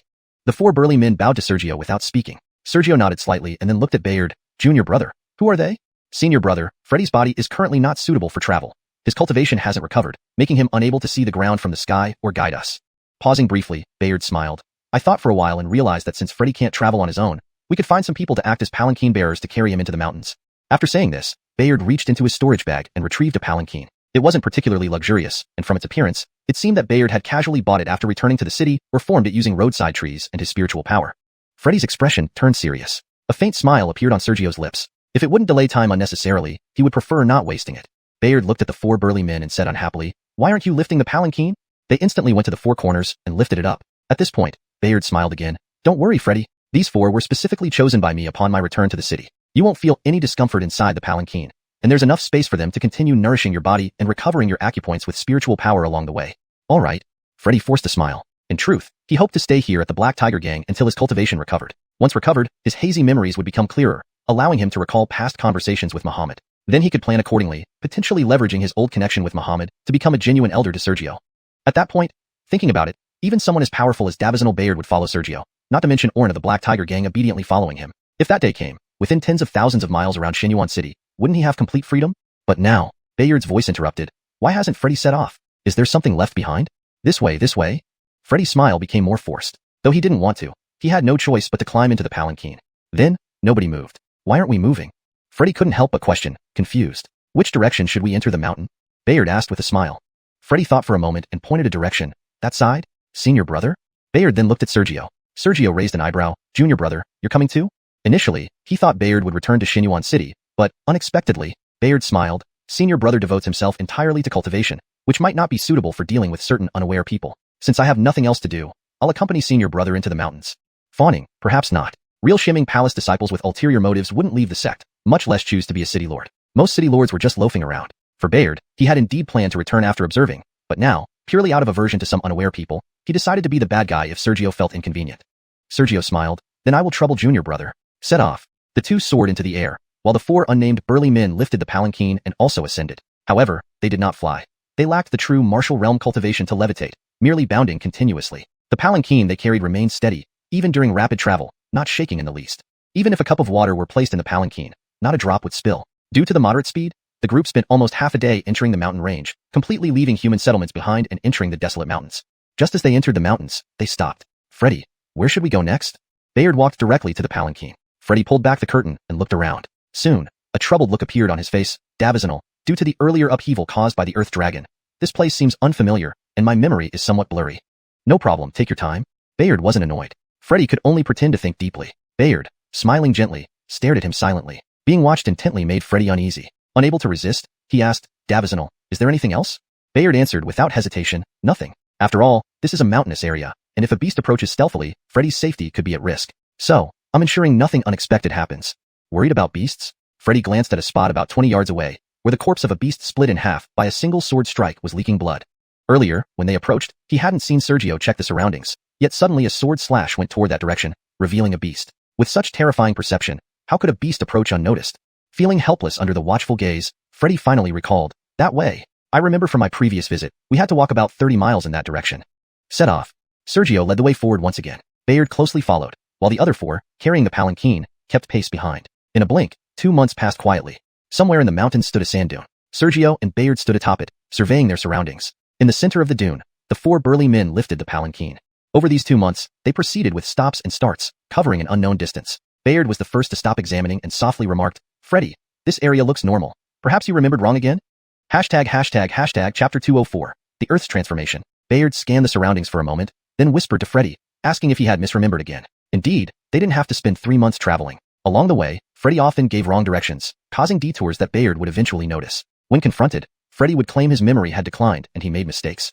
Additionally, Sergio and Bayard alternated in using their spiritual energy to aid Freddy's recovery, which required frequent stops to replenish their strength. Thus, despite being in the mountains for 2 months, they hadn't made much progress.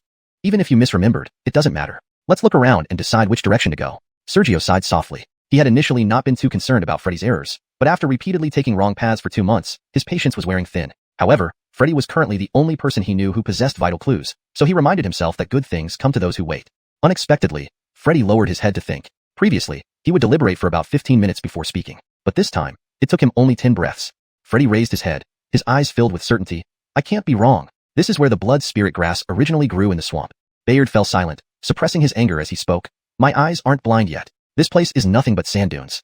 But Freddy did not back down. It must be due to the movement of the earth dragon. This area was definitely a swamp before, but the earth dragon's movement caused it to vanish and turn into sand dunes. Bayard's eyes narrowed sharply. Benicio, he looked at Sergio and transmitted soundlessly, Senior brother, do you think the place he speaks of is really here? Sergio observed the surroundings, but could not immediately confirm. Most importantly, if this truly was the place and the swamp had vanished, how could he find any remaining clues? After a long silence, Sergio turned and said, since you're certain this is the place, I said before that whoever provides a clue would receive one Zoltane fruit. A single Zoltane fruit was tossed accurately into Freddy's hands. Upon seeing this, Freddy's expression changed abruptly. With the reward, the deal was settled. He still hoped to rely on Sergio for freedom and dominance afterward. Refusing wasn't easy. After all, this indeed matched his memory of the swamp. On the journey, he had tried to waste time as much as possible, but the 4 burly men carrying the sedan moved too fast. Even with his constant detours, they still arrived here. And to fully recover his cultivation, he needed at least another month. Bayard looked at Sergio. Senior brother, what are you planning? If this really is the place. Pausing for a moment, Sergio gazed at the ground. The earth dragon's movement changes everything. I will dig into the ground from here. If I can find traces of the swamp's existence, finding clues should be easier. Bayard frowned. The swamp might be dozens of feet deep, or even hundreds, thousands, or tens of thousands of feet underground. Since we have a lead, we must give it a try. Sergio slightly shook his head, retrieving flowing cloud and preparing to act. His only thought now was to find Muhammad's whereabouts. Everything must pave the way for finding Muhammad. Otherwise, his sword would not hesitate. With spreading sword chi, Sergio instantly dug a hole more than 40 feet deep and half a foot wide. It wasn't finished yet. Flowing cloud floated above Sergio's head, its light swirling around him. Though the hole's width didn't increase, it rapidly deepened. Bayard hesitated for a while before shouting from the edge of the pit, Senior brother, you've lost your mind? Junior brother, you don't understand? Ellis's cultivation hasn't fully recovered, but after nurturing along the journey, it's not far off. The rest falls upon you. Once I return, I'll properly thank you, Sergio replied, his figure descending rapidly. Indeed, Sergio didn't want this, but with the Sioux family wiped out, if he couldn't find Muhammad and confirm his fate, he wouldn't rest. Having come this far, there was no way he'd give up. Even if Muhammad were dead, he would find his body, bones, or whatever remained. After all, Muhammad was not only his father, but also the last blood relative whose status remained unknown. After Sergio descended, only the deep pit and countless traces of sword chi on its walls remained. Seeing this, Bayard frowned deeply. He didn't understand why Sergio was so obsessed, almost to the point of madness. However, he couldn't just stand by. If anything happened to Sergio underground, he might be held responsible. Stopping Sergio? After thinking for a moment, Bayard shook his head. Impossible. From observing Sergio healing Freddy multiple times, he knew Sergio's abundant spiritual energy nearly reached the true martial 8th level, plus being a 5th leaf disciple trained in countless secret techniques. If they fought, if Bayard couldn't defeat Sergio, it would be laughable. Considering further, Bayard decided to return to the city. He planned to report the situation through the sex methods left in the city. That way, even if something went wrong, he wouldn't be implicated. Should we leave? Freddy shivered looking at the pit. What else? Bayard asked without humor. Now that Sergio's purpose was achieved, if Freddy didn't behave reasonably, Bayard wasn't like Sergio. Meanwhile, Sergio paid no attention to the surface. He channeled his spiritual energy, sending out sword lights to cut through the ground continuously, creating pathways as he descended deeper.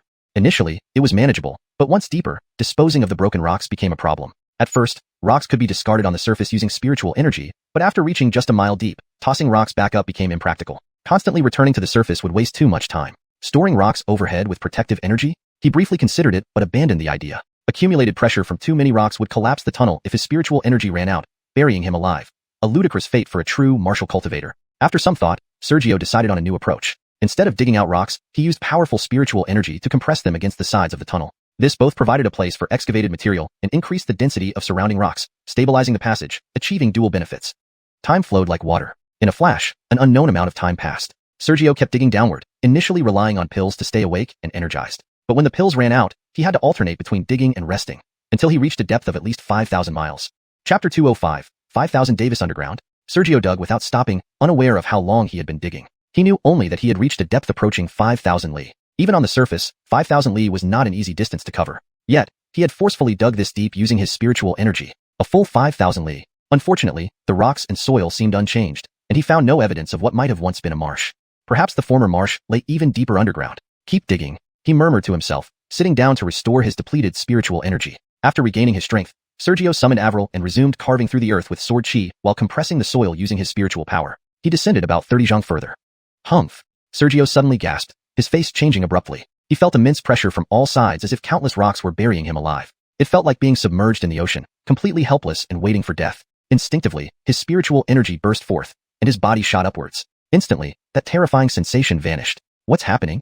He looked at the newly excavated area but found nothing unusual. It seemed like just an illusion. Frowning, Sergio cautiously descended again. The moment he reached the new depth, the crushing pressure returned, making it feel as if he were being torn apart. Fortunately, he was prepared and quickly rose higher, causing the sensation to vanish again. It didn't seem to be targeting him specifically, and there were no obvious arrays in this place. Perplexed, Sergio recalled various pieces of information he had read in the clan's library. After much thought, nothing matched what he experienced. With no choice, Sergio changed direction and continued digging. However, even when he altered his position, the terrible pressure returned once he reached the previous depth. No matter which direction he tried, expanding his range each time, the crushing force appeared whenever he approached that depth level. It was everywhere, with no discernible source. Testing it once more revealed the same result. Looking around at the pitted area he had widened to nearly half a li in diameter, Sergio frowned deeply. Clenching his teeth, he decided he wouldn't give up so easily. Armandu! A dragon roar echoed. Sergio's hand transformed into a dragon claw, reaching toward that depth line. The oppressive force came again. Without hesitation, Sergio unleashed his bloodline power. In an instant, the shadow of a true dragon rose behind him, roaring fiercely at the ground below. Nothing happened beneath, except for the continuous oppressive force. This time, however, was different. Using the true dragon's phantom and his bloodline power, Sergio could see that the pressure wasn't from any array or object but from the vastness of the universe itself. It was as if the universe was preventing him from going deeper, increasing its force endlessly.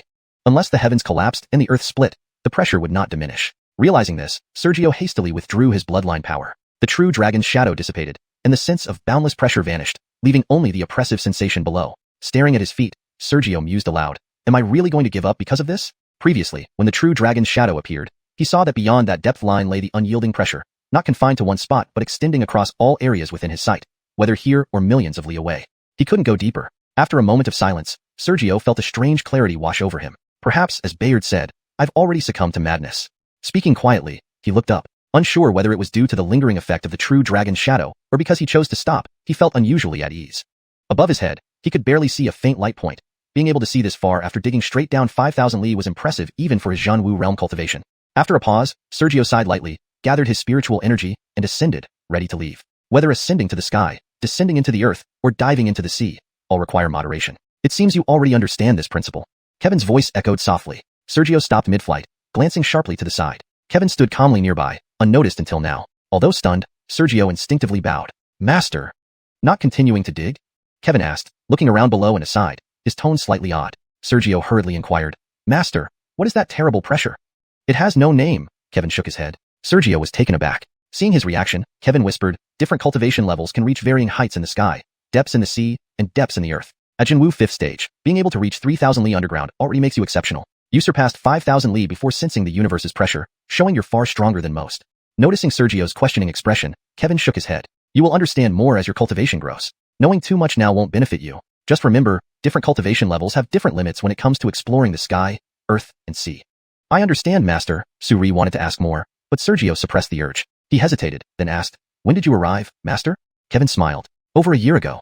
Sergio's eyes widened in shock. I've been in this cave for so long? Almost a year, Kevin replied impassively. Really? So long. Sergio struggled to respond. Then he murmured, there's nothing else to worry about since I'm back to normal. Do you think I didn't know? What happened before? Did you become enchanted by darkness? Sergio looked surprised. Before, he might indeed have been driven to madness, relentlessly searching for clues, especially after confirming the location was the dunes. Now, feeling lighter, he realized how foolish he had been. Choosing a random place to dig, how could anyone be sure that Muhammad's trail was there? Or that the moisture-free mud would differ from ordinary soil? He hadn't considered these questions before because he refused to. Now relaxed, though still concerned and eager to find Muhammad, he no longer felt possessed. Enchanted by darkness, ha ha ha, Kevin chuckled, patting Sergio on the shoulder. The Su family's destruction weighed heavily on your heart, and after suppressing your emotions for so long, your mind became unstable. You broke through to the Zhanwu 5th stage amidst such high bloodline potential, making your realm relatively stable. But your mental state was somewhat lacking. Upon hearing about your family's fate, had there been no other factors, you might have gradually recovered. But finding this place affected you deeply, leading to confusion. Translation complete. Hashtag chapter 206, Unity of Heart, Bloodline Secret Technique. Sergio listened to the many explanations from Darren and felt he did not quite grasp their meaning. Seeing his reaction, Darren shook his head slightly. It's fine if you don't understand. This delay of over a year might be a blessing in disguise. A blessing? Sergio looked around, feeling increasingly puzzled. Your mental state was slightly lacking. But earlier, when you activated your bloodline to confront the power of heaven and earth, under its condensed impact, your mind became muddled yet somehow unified. In the future, this will make your cultivation path smoother. Before Sergio could respond, Darren shook his head again. Given your current cultivation level, it's hard for you to see the profundity in it. Just remember, it's a blessing, not a curse. In fact, from Darren's perspective, Sergio had to find his way out of that state by himself. Otherwise, if external forces intervened forcefully, Sergio would only become more bewildered, possibly even burning himself with inner fire or losing his heart due to frustration, becoming a beast-like entity obsessed with slaughter and bloodlust. Therefore, even though he came here, Darren did not reveal himself but observed quietly. Unless absolutely necessary, he preferred Sergio to figure it out on his own. Just like that overwhelming pressure before. Normally, one should retreat. However, because Sergio was somewhat possessed, he did not know fear and instead activated his bloodline to clash. Unexpectedly, after colliding with the power of heaven and earth, his mental state somehow unified, restoring clarity instantly. Such an opportunity made even Darren a little envious. I understand, Sergio nodded somewhat blankly, still unclear about what happened. He then looked up. Master, shall we leave now? He noticed that Darren showed no intention of leaving. Having stayed here too long, Sergio worried about being tempted to dig further. What if he found clues just by digging a little more? To avoid getting trapped in that situation again, it was best to leave quickly. Do you not want to find Muhammad's trail? Since we're already here, let's finish this properly. I don't want you to fall back into confusion later. Even if your mental state unifies, it might be hard to regain clarity, Darren said, looking at the rugged ground below. Does Master have a plan? Sergio's eyes lit up. Darren countered. Did I ever say I couldn't do it? Sergio thought about it. Indeed, Darren never said it was impossible. Before, they simply could not find any trace, so Darren took no action. If he had told Darren earlier, this ordeal would have been avoided. Joy filled Sergio's heart. Master, what should we do? Darren handed him a jade slip. Start cultivating this technique. Sergio received the jade slip and probed it with his divine sense. Inside, there were no records of formidable martial arts or secret techniques, just a bloodline secret technique called the Yuanling decree. Cultivating it was not difficult. Once used, it had no offensive or defensive abilities, but offered one effect: sensing bloodlines.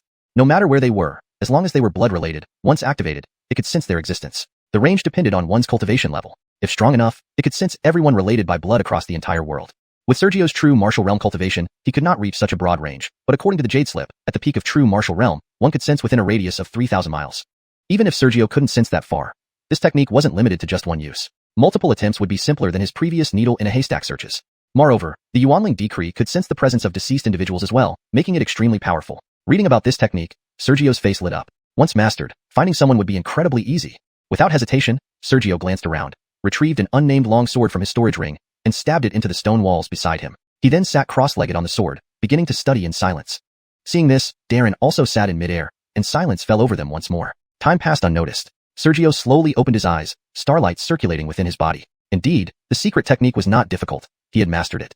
Upon opening his eyes, he saw Darren seemingly asleep, sitting motionlessly in midair. He did not rush but left the sword and stood aside, waiting patiently. Now clear-headed, Sergio had regained some patience. After a long wait, how was your cultivation? Darren slowly opened his eyes, stars seemingly swirling within them. Waiting eagerly, Sergio immediately replied, I've barely grasped it, master, and can try it out.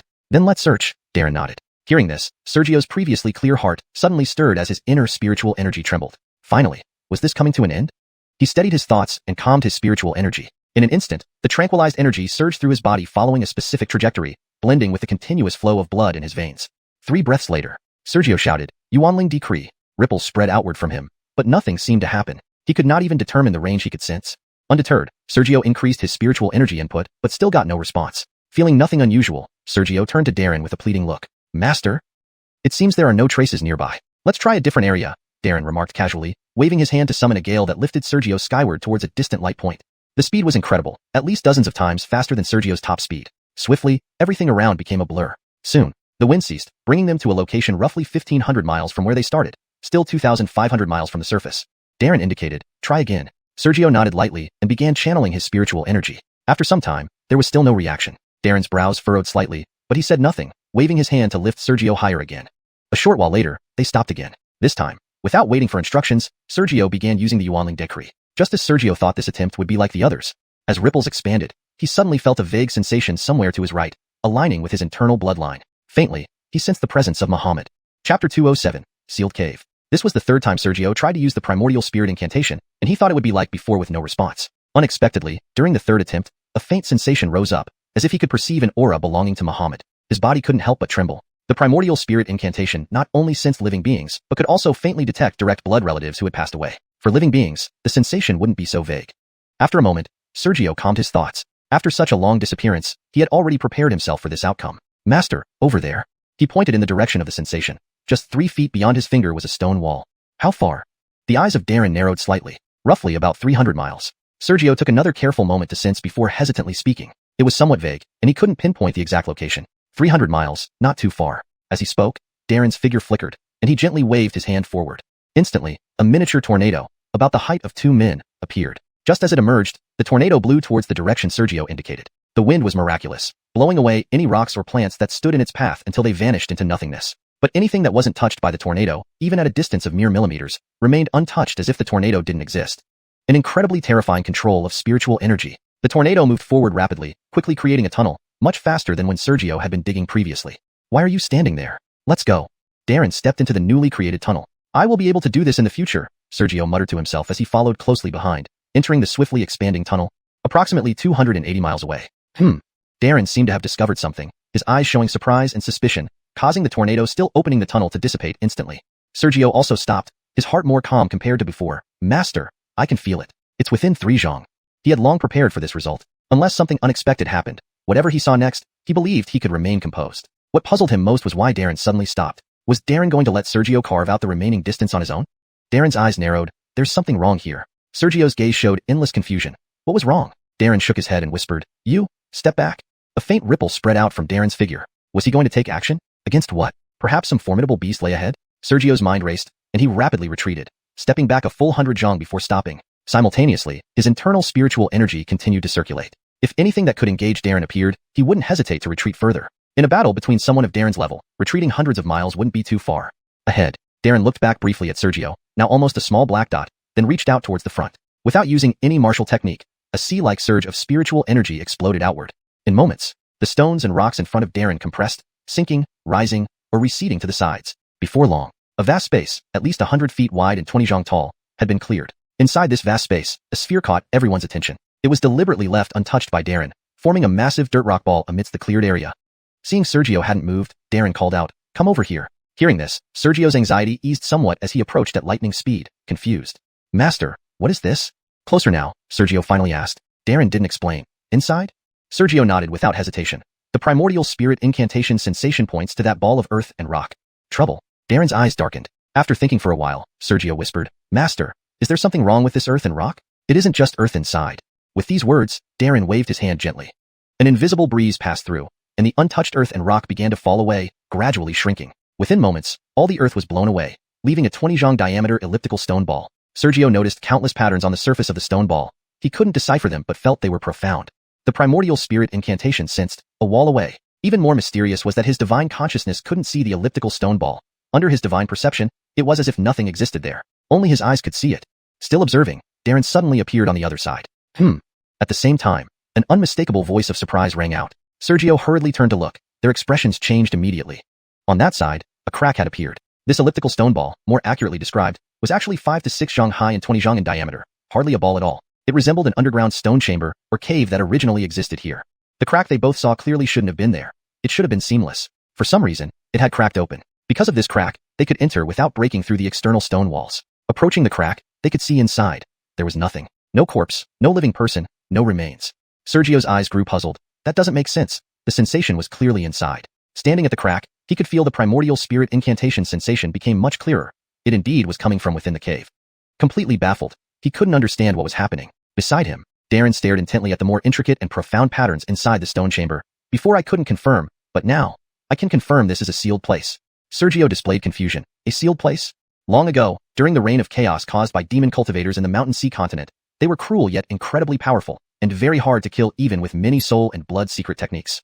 Pausing, Darren's eyes showed slight solemnity. Therefore, at some point, sealing methods were invented to imprison demon cultivators, allowing them to die within the seals. Were there originally sealed demon cultivators inside here? Could they have survived until now?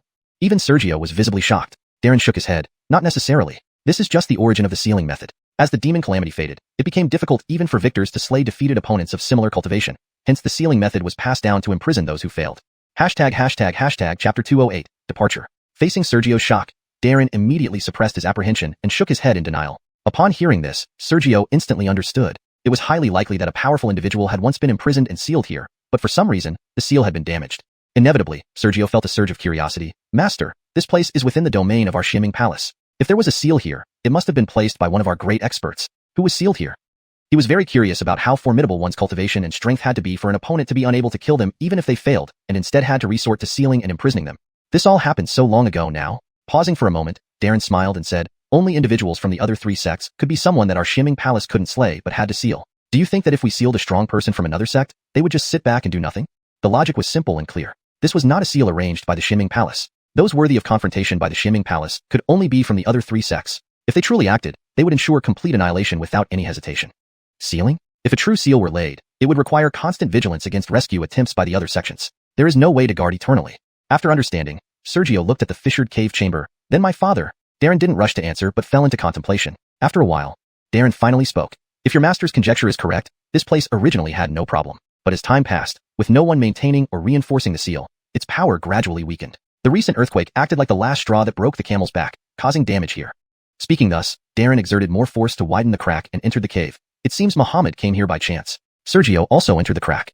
As soon as he entered the cave, a smell of decay, rotting blood rushed into his nostrils, making him feel nauseous. However, he didn't pay much attention to that.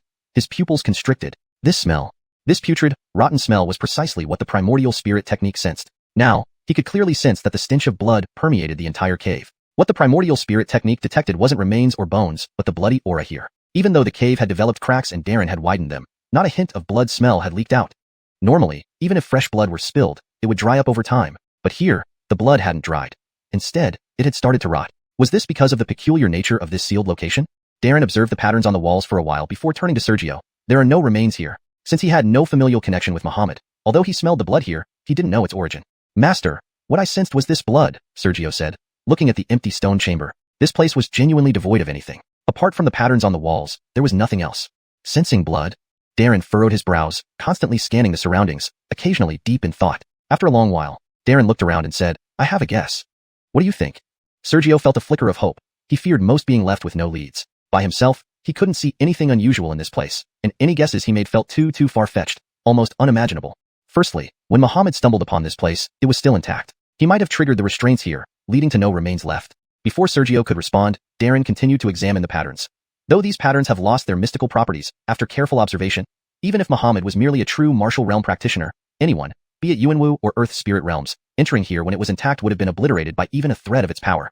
Another unspoken thought lingered in Darren's mind. Even he, if this seal had remained intact, wouldn't have stood a chance. Muhammad? If he really entered here, there would have been no possibility of escape.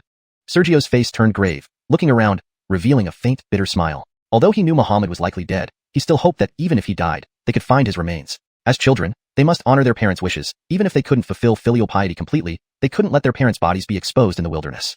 But who would have thought that after so much effort, encountering so many changes, finding this place, there would be no remains? Seeing Sergio's reaction, Darren hesitated, then whispered softly with an imperceptible tinge of sympathy, You don't need to be overly distraught. In my view, there might be another possibility. Another possibility? Overwhelmed, Sergio momentarily forgot to show respect to his master.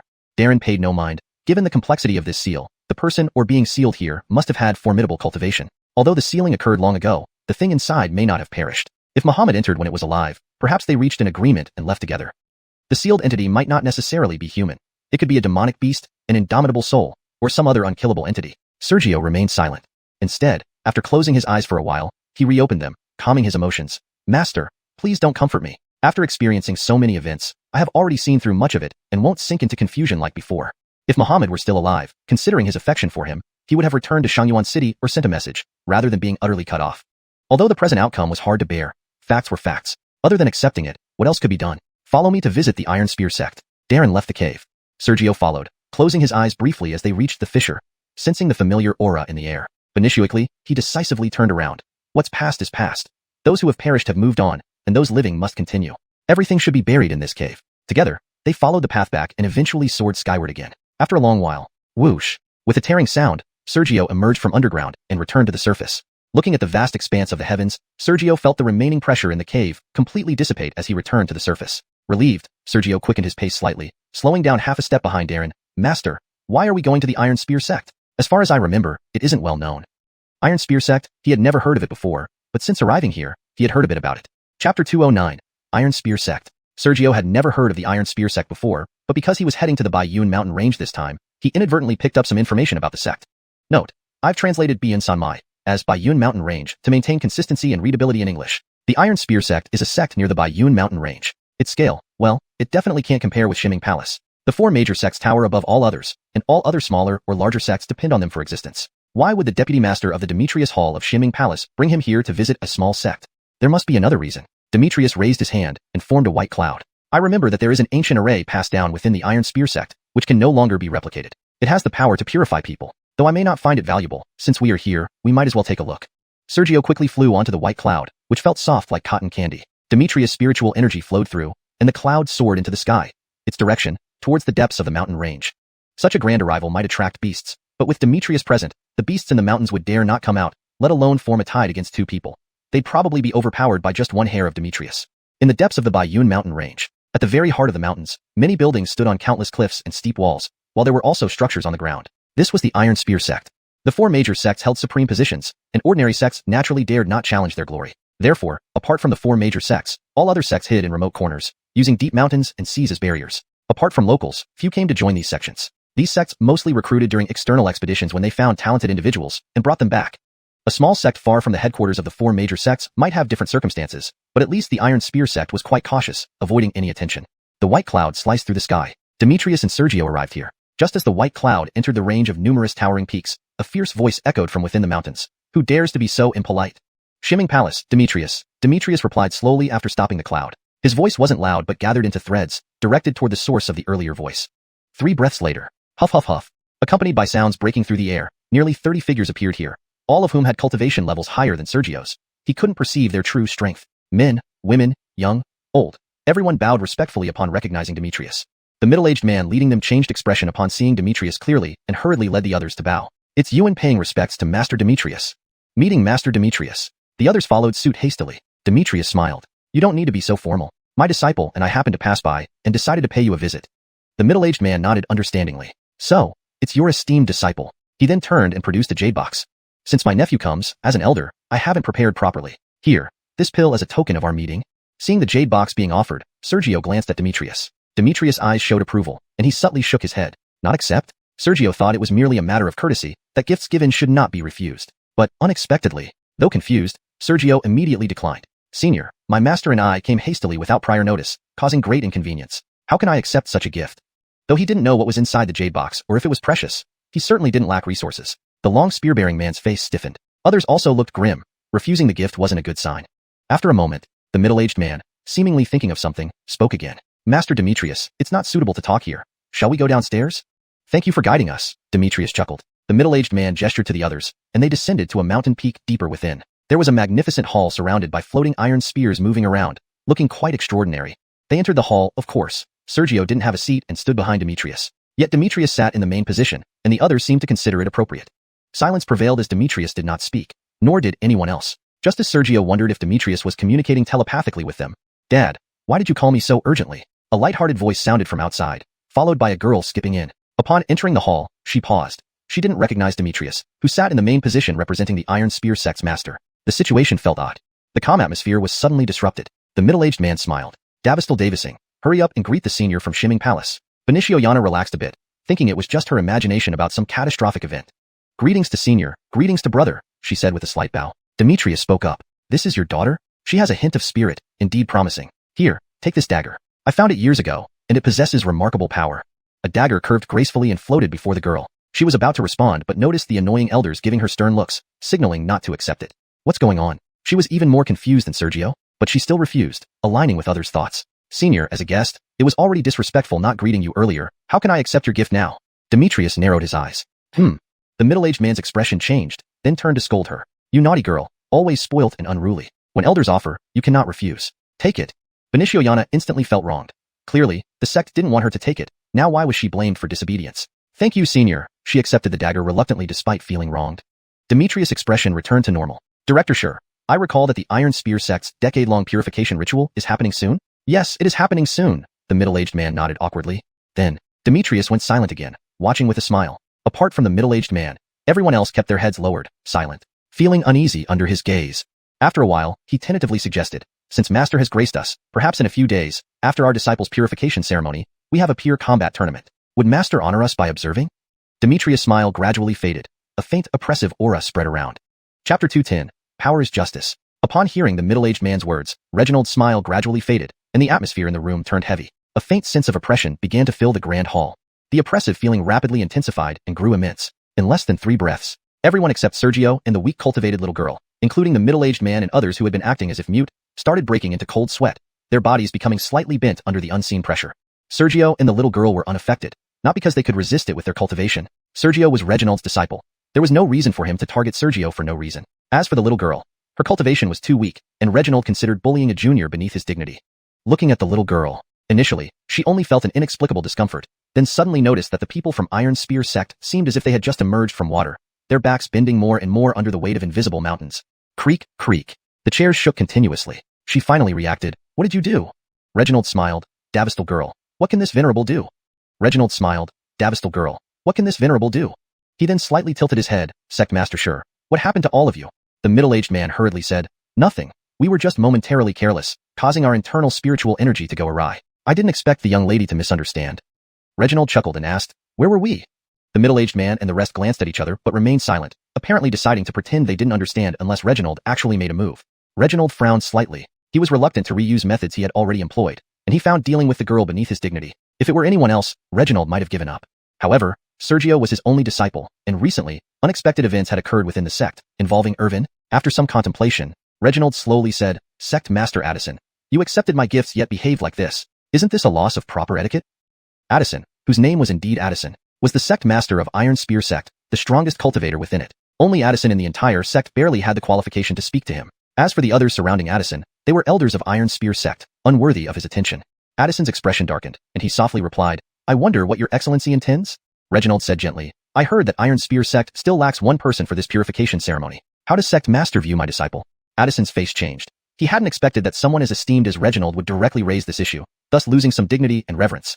He had planned to play dumb as long as Reginald didn't mention it directly. He didn't believe that Reginald would dare take action against Iron Spear sect without provocation. But Reginald brought it up so straightforwardly. Now, refusing would mean disregarding Shimming Palace. Reluctantly, Addison nodded. Your Excellency, indeed? Unexpectedly, Addison's daughter suddenly shouted. We already have enough slots. Who are you to coerce us, Iron Spear sect? Don't you know this is within the territory of Shimming Palace? Addison instantly swallowed his response, a look of astonishment crossing his face. He couldn't believe his daughter had such courage. Reginald's eyes narrowed, but he soon smiled. Interesting. Disciple, let's return to the sect. With a wave of his hand, he stood up, and a cloud condensed out of nowhere in the hall. Addison quickly called out, Your Excellency, please wait. What else? Reginald's expression remained indifferent. Though the slots are full, Addison's mind raced for a solution. In a flash, he thought of a way out and smiled. But Your Excellency knows our purification ceremony has lasted for years, accepting only the best. Initially, we set the limit because Shimming Palace's prodigies hadn't arrived. Now that a prodigy is here, the others should make way. Reginald paused, slightly tilting his head. In my opinion, Addison continued, glancing at Sergio, though he didn't know who Sergio was or wasn't sure. Why don't we have Sergio fight one of those who have a slot? If he wins, he takes the place, preserving the ceremony's prestige. What do you think, Your Excellency? No need. Reginald shook his head. Addison's expression changed. Reginald calmly revealed, let your strongest disciple fight him. If he loses, naturally, he has no right to participate. If he wins, your disciples will be convinced. What do you think, Sect Master? That works. Addison hastily agreed. Then he turned, Davison, I need to discuss important matters with His Excellency. Take Sergio on a tour of the sect. Yes. Benicio Yana nodded obediently. Reginald also nodded at Sergio. Clearly, the following discussion was not meant for them. Sergio immediately left the hall with the girl. Click. The door closed, and a faint light barrier rose, forming a restriction. Sergio took another look and then stopped caring, instead scrutinizing the girl with curiosity. She was strikingly beautiful, but that wasn't what intrigued him. Benicio Yana looked annoyed. What are you looking at? I haven't had the pleasure of knowing your name, miss, Sergio smiled. Benicio Yana's expression softened. Esme, what's your name? Where are you from? Sergio laughed. Miss, now that we're alone, why pretend not to know? He didn't believe Esme truly didn't know him or Reginald. Addison referred to him as Your Excellency multiple times and offered the main seat. There were few in this world who could command such respect from the sect master of Iron Spear sect, save for Shimming Palace. And when Esme boldly spoke earlier, she deliberately emphasized Shimming Palace, showing she was shrewd and cunning. Unfortunately, her cultivation lagged at true martial realm 5th level. Esme's expression froze, and she quickened her pace without responding. Some things, once too transparent, lost their charm. Sergio followed. I'm curious, miss, aren't you afraid my master might blame Iron Spear sect? Young man, who are you? Why aren't you wearing the sect attire? A tall, handsome figure leapt over from a distance, shouting at Sergio. As he got closer, his face hardened. He realized Sergio had true martial 5th level cultivation. But how could that be? To his knowledge, within the sect, aside from the elders, no disciple had higher cultivation than him. Chapter 211, Plundering the Essence. As the man who shouted approached, his expression changed slightly. Only then did he realize that Sergio's cultivation was actually higher than his by 2 full ranks, and he appeared significantly younger as well. Esme greeted the man, elder brother. Sergio perked up a bit and sized up the newcomer, Jinwu 3rd level. Since this was the elder brother, it stood to reason that he was the most powerful individual here. In other words, if he wanted to partake in the baptism, he would have to fight this person. Sister, who is he? The tall man frowned slightly. Esme's brows furrowed. Mindful of Sergio standing beside her, she didn't say anything but transmitted a message inaudibly. Sergio couldn't hear what she said. After a short while, a person from the Xianxia Palace. The tall man looked at Sergio with a carefree expression. Seeing this, Sergio smiled, then took another careful look before turning away. He sat down outside the sealed hall, closed his eyes, and focused on recovering his spirit. At the same time, he felt somewhat puzzled and curious about what this baptism really was and why it seemed so remarkable that it warranted Lane coming personally and displaying an unusually domineering attitude based on strength. Before long, under Sergio's watchful waiting, the great hall reopened once more. Palace Master, please follow me. I'll take you and young friend Sue to the resting place. And Blue, who hadn't spoken before, now addressed them humbly. Lane nodded slightly without responding. Abdullah naturally didn't dare voice any objections and led the way while Sergio and Lane followed from behind. Only when they were far enough away did Addison's expression relax slightly, wiping the cold sweat from his forehead. An irritable man suddenly exclaimed in a low voice, "Palace Master, isn't Xianxia Palace being too overbearing?" "Hush." Addison glanced at the direction Lane had left, filled with apprehension. Another person spoke up. "How will the contest 3 days later proceed? I've heard that Sergio not only has extraordinary talent, but also possesses extremely formidable combat power." A plump elder nodded. "Indeed. It's been said that after joining Xianxia Palace, he soon ventured into a secret realm accessible only to the 4 major sects and even orchestrated the killing of the Heavenly Blade Pavilion's holy son within the secret realm, causing a significant loss for the Heavenly Blade Pavilion." Davisoning to the chaotic din akin to a bustling marketplace, Addison's expression darkened. After some thought, he turned his head. Burke, who was still whispering to Esme, froze for a moment before quickly stepping forward. "Palace Master." This was Burke. Addison asked, "You've met Sergio. Can you defeat him?" Burke's expression immediately stiffened. How was he supposed to answer? If he said yes, he wasn't sure others would believe him. If he said no, it would be embarrassing. Seeing this, Addison knew it was true but couldn't help feeling somewhat disappointed. Turning around, he rebuked them all. "What are you all bickering about? If you have the skills, say it to Lane's face. Aside from complaining to me, what else can you do?" The elders, still engaged in heated discussion, fell silent abruptly as their faces hardened. "All of you leave. Davising, come with me." Addison snorted coldly and turned to leave. Esme followed Addison and they soon arrived at an uninhabited place. Then Addison carefully cast a spell, creating a protective barrier around them before speaking assuredly. Davising, why were you so impulsive back there? When you first entered, I instructed you to pay respects to Xianxia Palace's senior brothers. Don't tell me you really didn't know they were from Xianxia Palace." Indeed, although Addison didn't explicitly state who Lane was from Xianxia Palace, anyone could deduce that he was definitely a high-ranking elder or expert of the palace from the initial introductions and titles used. Esme whispered, "Father, you sent me because you wanted me to find a way to disrupt things. At first, I only wanted you to form a good relationship with Xianxia Palace's Sergio." Before he finished, Addison revealed a headache. "Let's not talk about it. If I hadn't reacted quickly, it would have been troublesome. But fortunately, we now have a bit of leeway." Esme wasn't concerned. "Father, you misunderstood?" With her words, Addison realized that although Esme's actions seemed impulsive, everything was actually within a certain limit. Without mentioning anything else, just the act of offending someone. When offended, Esme invoked Xianxia Palace as protection. Even if something unexpected happened, how could Lane openly confront Iron Spear sect? Especially given that an existence like Lane wouldn't deign to quarrel with a young, inexperienced girl at the spirit martial realm. Most importantly, she trusted that Addison wouldn't allow anything untoward to happen and would definitely take measures to rectify the situation if needed. Though seemingly risky, it effectively broke the deadlock.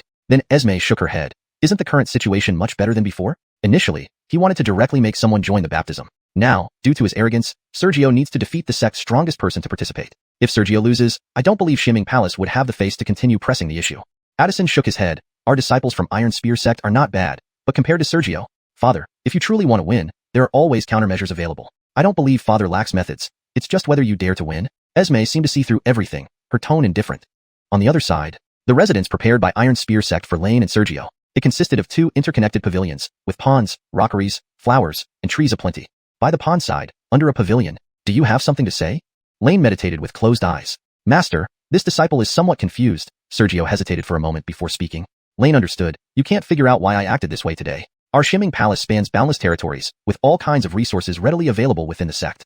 Pausing for a moment, Sergio shook his head. "Even though this is my first visit to Iron Spear sect, I can see that it isn't flourishing. Their elder brother is only at Jinwu 3rd level, far inferior to our Xianxia Palace where countless disciples reach Jinwu realm. And since Iron Spear sect already depends on us, I think there's no need to put them in a difficult position." Although initially somewhat bewildered during the assembly, Sergio gradually understood. Iron Spear sect's baptism must be quite valuable. Otherwise, Lane wouldn't have come personally, nor would the Iron Spear sect people have resisted. Lane praised, "No wonder you are my disciple. You have integrity."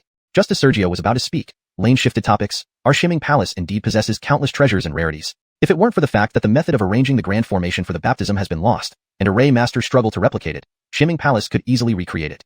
Sergio remained silent. While he sensed that it might be possible, there was more to it. Indeed, stopping there, Lane slightly turned his head. "But these belong to the Xianxia Palace. You are not only not part of the sect's leadership, but aren't even a holy son. The endless treasures in the sect's treasury have nothing to do with you. Apart from the additional supplies provided by me, do the monthly provisions issued purely by the sect suffice for your daily cultivation? Chapter 212. Struggle. Sergio had suspected that behind the many words spoken by Darenduo, there must be more. Indeed, it was so. Those words were chilling to hear. Without waiting for a response, Darenduo continued with a smile. Why don't you guess how much the medicinal pills cost during your state of unconsciousness while on the excavation journey? Sergio's face froze. Seeing this, Darenduo chuckled. Let me do the math for you. At that time, you used up all your medicinal pills. If I recall correctly, when you left, you carried 3 bottles of Guiyuan pills and 4 bottles of jeweling pills. According to the sect rules, 1 bottle contains 10 pills. Previously, you consumed medicinal pills worth nearly 200,000 spirit coins. After saying this, Darenduo's expression became strange. Guess again how much was spent on disciples sent out after your family's misfortune when the sect ordered Tingfeng Hall to thoroughly investigate. Due to your entry into my sect, I ordered them to find Muhammad as if searching for a needle in a haystack. How many people were dispatched? How much wealth was spent? Sergio was stunned. Darenduo continued slowly. Since joining the sect, you have completed 2 missions, one within the Mystic Realm and another capturing a red boa. Regarding the Mystic Realm, apart from enhancing the sect's reputation, you only handed over 1 7-colored blood saint fruit. On your second mission, you ended up making an enemy of Danpeak without any gain. Before Sergio could instinctively refute, Darenduo added with a playful tone, so, during your unconscious state, you unintentionally consumed nearly 200,000 spirit coins. Considering your expenses since joining the sect, such as training pills and supplies, can they match what you've contributed to the sect? Given your immense consumption without equivalent contribution, where do you think these resources come from? Sergio seemed to understand what Darenduo was hinting at, but remained silent. Sure enough, Darenduo's smile deepened. All resources are provided by the sect. Where does the sect get these resources? Through conquests, tributes, and what disciples gather and pay back. In other words, what you use essentially comes from exploiting your fellow disciples, just under the guise of gifts from me. Since you can exploit your peers, why not other sects? Sergio fell silent. He felt that his master had laid out the reality starkly and coldly. Rebutting? Upon careful thought, Darenduo wasn't wrong. Yet, it felt heartless, turning everything into mere transactions without affection. While Sergio was lost in thought, Darenduo waved his hand. The path of cultivation is about struggling against heaven, earth, and people. You may not need to struggle, but I want you to understand its importance. Go now, reflect well. In 3 days, you will fight Xianxia sect. If Xianxia sect backs down, fine. Otherwise, if you lose, upon returning to the sect, I will temporarily revoke your Wuyi true disciple status and relegate you to the outer sect, participating in their toil. Only then will you truly understand the meaning of struggle. With that, Darenduo fell silent, seeming to drift into deep thought. Sergio bowed slightly before leaving the courtyard and entering the adjacent courtyard prepared by Xianxia sect. Struggle? Exploitation? To struggle or not? If it weren't for Darenduo's ultimatum, Sergio might have simply chosen to lose intentionally. Now, perhaps what Darenduo cared about wasn't the benefits of being baptized by Xianxia sect, but understanding the essence of struggle. 3 days later, in Xianxia sect's martial arts arena. This arena was built on a high platform surrounded by mountains on all sides. The platform, suspended in midair, was maintained by secret techniques, with thick iron chains as large as human heads linking it to the surrounding peaks. It was not merely an arena. Many disciples watched from the mountain slopes. On the high platform, Xianxia sect's senior disciple Burke sat quietly on the platform. A long spear stood beside him. He was waiting, not wanting to fight Sergio, but he couldn't avoid it. After a long time, Burke glanced at the westward sun, revealing annoyance. Still not coming? Do you look down on me? He arrived at dawn and had been waiting quietly, preparing for the battle, but Sergio hadn't shown up. If Sergio wasn't from Shining Palace, he would have confronted him already. After more waiting, as the sun turned to twilight, Sergio finally arrived late, crossing the sky, passing the mountains, and landing in the arena. Is this how Shining Palace treats etiquette? Any longer, and I would have thought you'd conceded. An impatient Burke forgot his caution and rose to coldly scold Sergio. Sergio didn't respond, instead looking around at the crowd he didn't recognize. Thanks to the arena's special setup, he couldn't hear others talking. Looking up, he saw Darenduo smiling at him before disappearing again. Not gone, just hidden from view. After surveying, Sergio looked at Burke. Actually, I didn't want to come. If so, why not concede? Burke sneered, his patience completely worn out. Sergio sighed with a headache. Though I'm nothing much, I consider myself quite renowned and respected. Then, he sighed lightly. Winning against you wouldn't be surprising to others. But losing, I'd become a laughingstock. Wouldn't fighting you put me at a disadvantage? An exasperated Burke retorted, you're underestimating me. The long spear on the platform started trembling, sensing its owner's anger. Sergio sighed, go ahead, attack. I'll let you have 3 moves. After that, no more chances. Struggle? He pondered for 3 days until the sun set today. Even then, he still wasn't entirely clear. But Sergio knew he didn't want to go to the outer sect, or spend all day on mundane tasks with little time for cultivation. So, he came to fight. Unexpectedly, in the moment before stepping out, he suddenly understood what struggle meant. Not knowing beforehand, he chose to fight because he didn't want to lose his current status. Otherwise, daily busy work would leave no time for cultivation.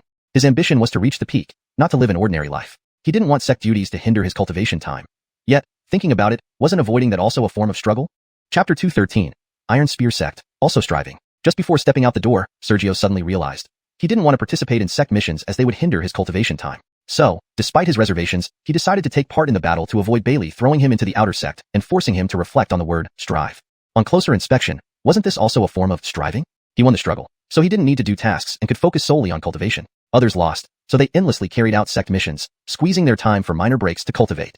In fact, he had started striving from the beginning. If so, why be hypocritical? In the grand path of mountains and seas, power reigned supreme. Whoever was stronger dictated righteousness. Therefore, he appeared on the platform. His words, which seemed to belittle Burke, were also a way to tell Bailey that he understood this word, strive. Elsewhere, Burke waved and grasped the spear, roaring, "Sergio, don't be too arrogant." After a moment of silence, Sergio twisted his wrist. "I intended to let you leave with dignity, but since you refused to appreciate it, forget it."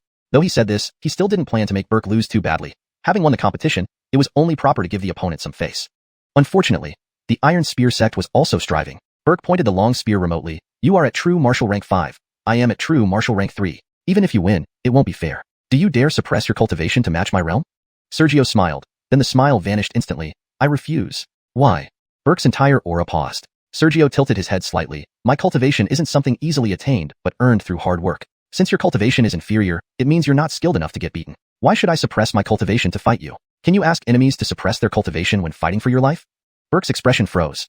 It just felt so damn reasonable. He didn't know how to refute it. Indeed, no rule stated that higher cultivators must suppress their realms when fighting lower ones. If that were necessary, what's the point of working hard to cultivate? Moments later, Burke shook his head vigorously, dispelling the chaotic thoughts. Then he coldly snorted, "Since you won't suppress your cultivation, then I'll enhance mine." Burke pointed the long spear skyward. Rumble. A thunderbolt flashed across the sky. Immediately, electric lights enveloped Burke's spear. Simultaneously, a light barrier rose to encase the platform, connecting the electric lights and the barrier. At this moment, Burke's aura began to rapidly ascend. Sergio saw clearly. Burke used his spear as a medium, enhancing his cultivation through lightning and an array. This wasn't forced breakthrough but enhancement within the array, leaving its influence once outside. After understanding, Sergio murmured, "Excellent method. After this battle, regardless of victory or defeat, having experienced higher cultivation, your future breakthrough will undoubtedly be smoother. Sadly, external force remains just that. Once the fight starts, you won't last long."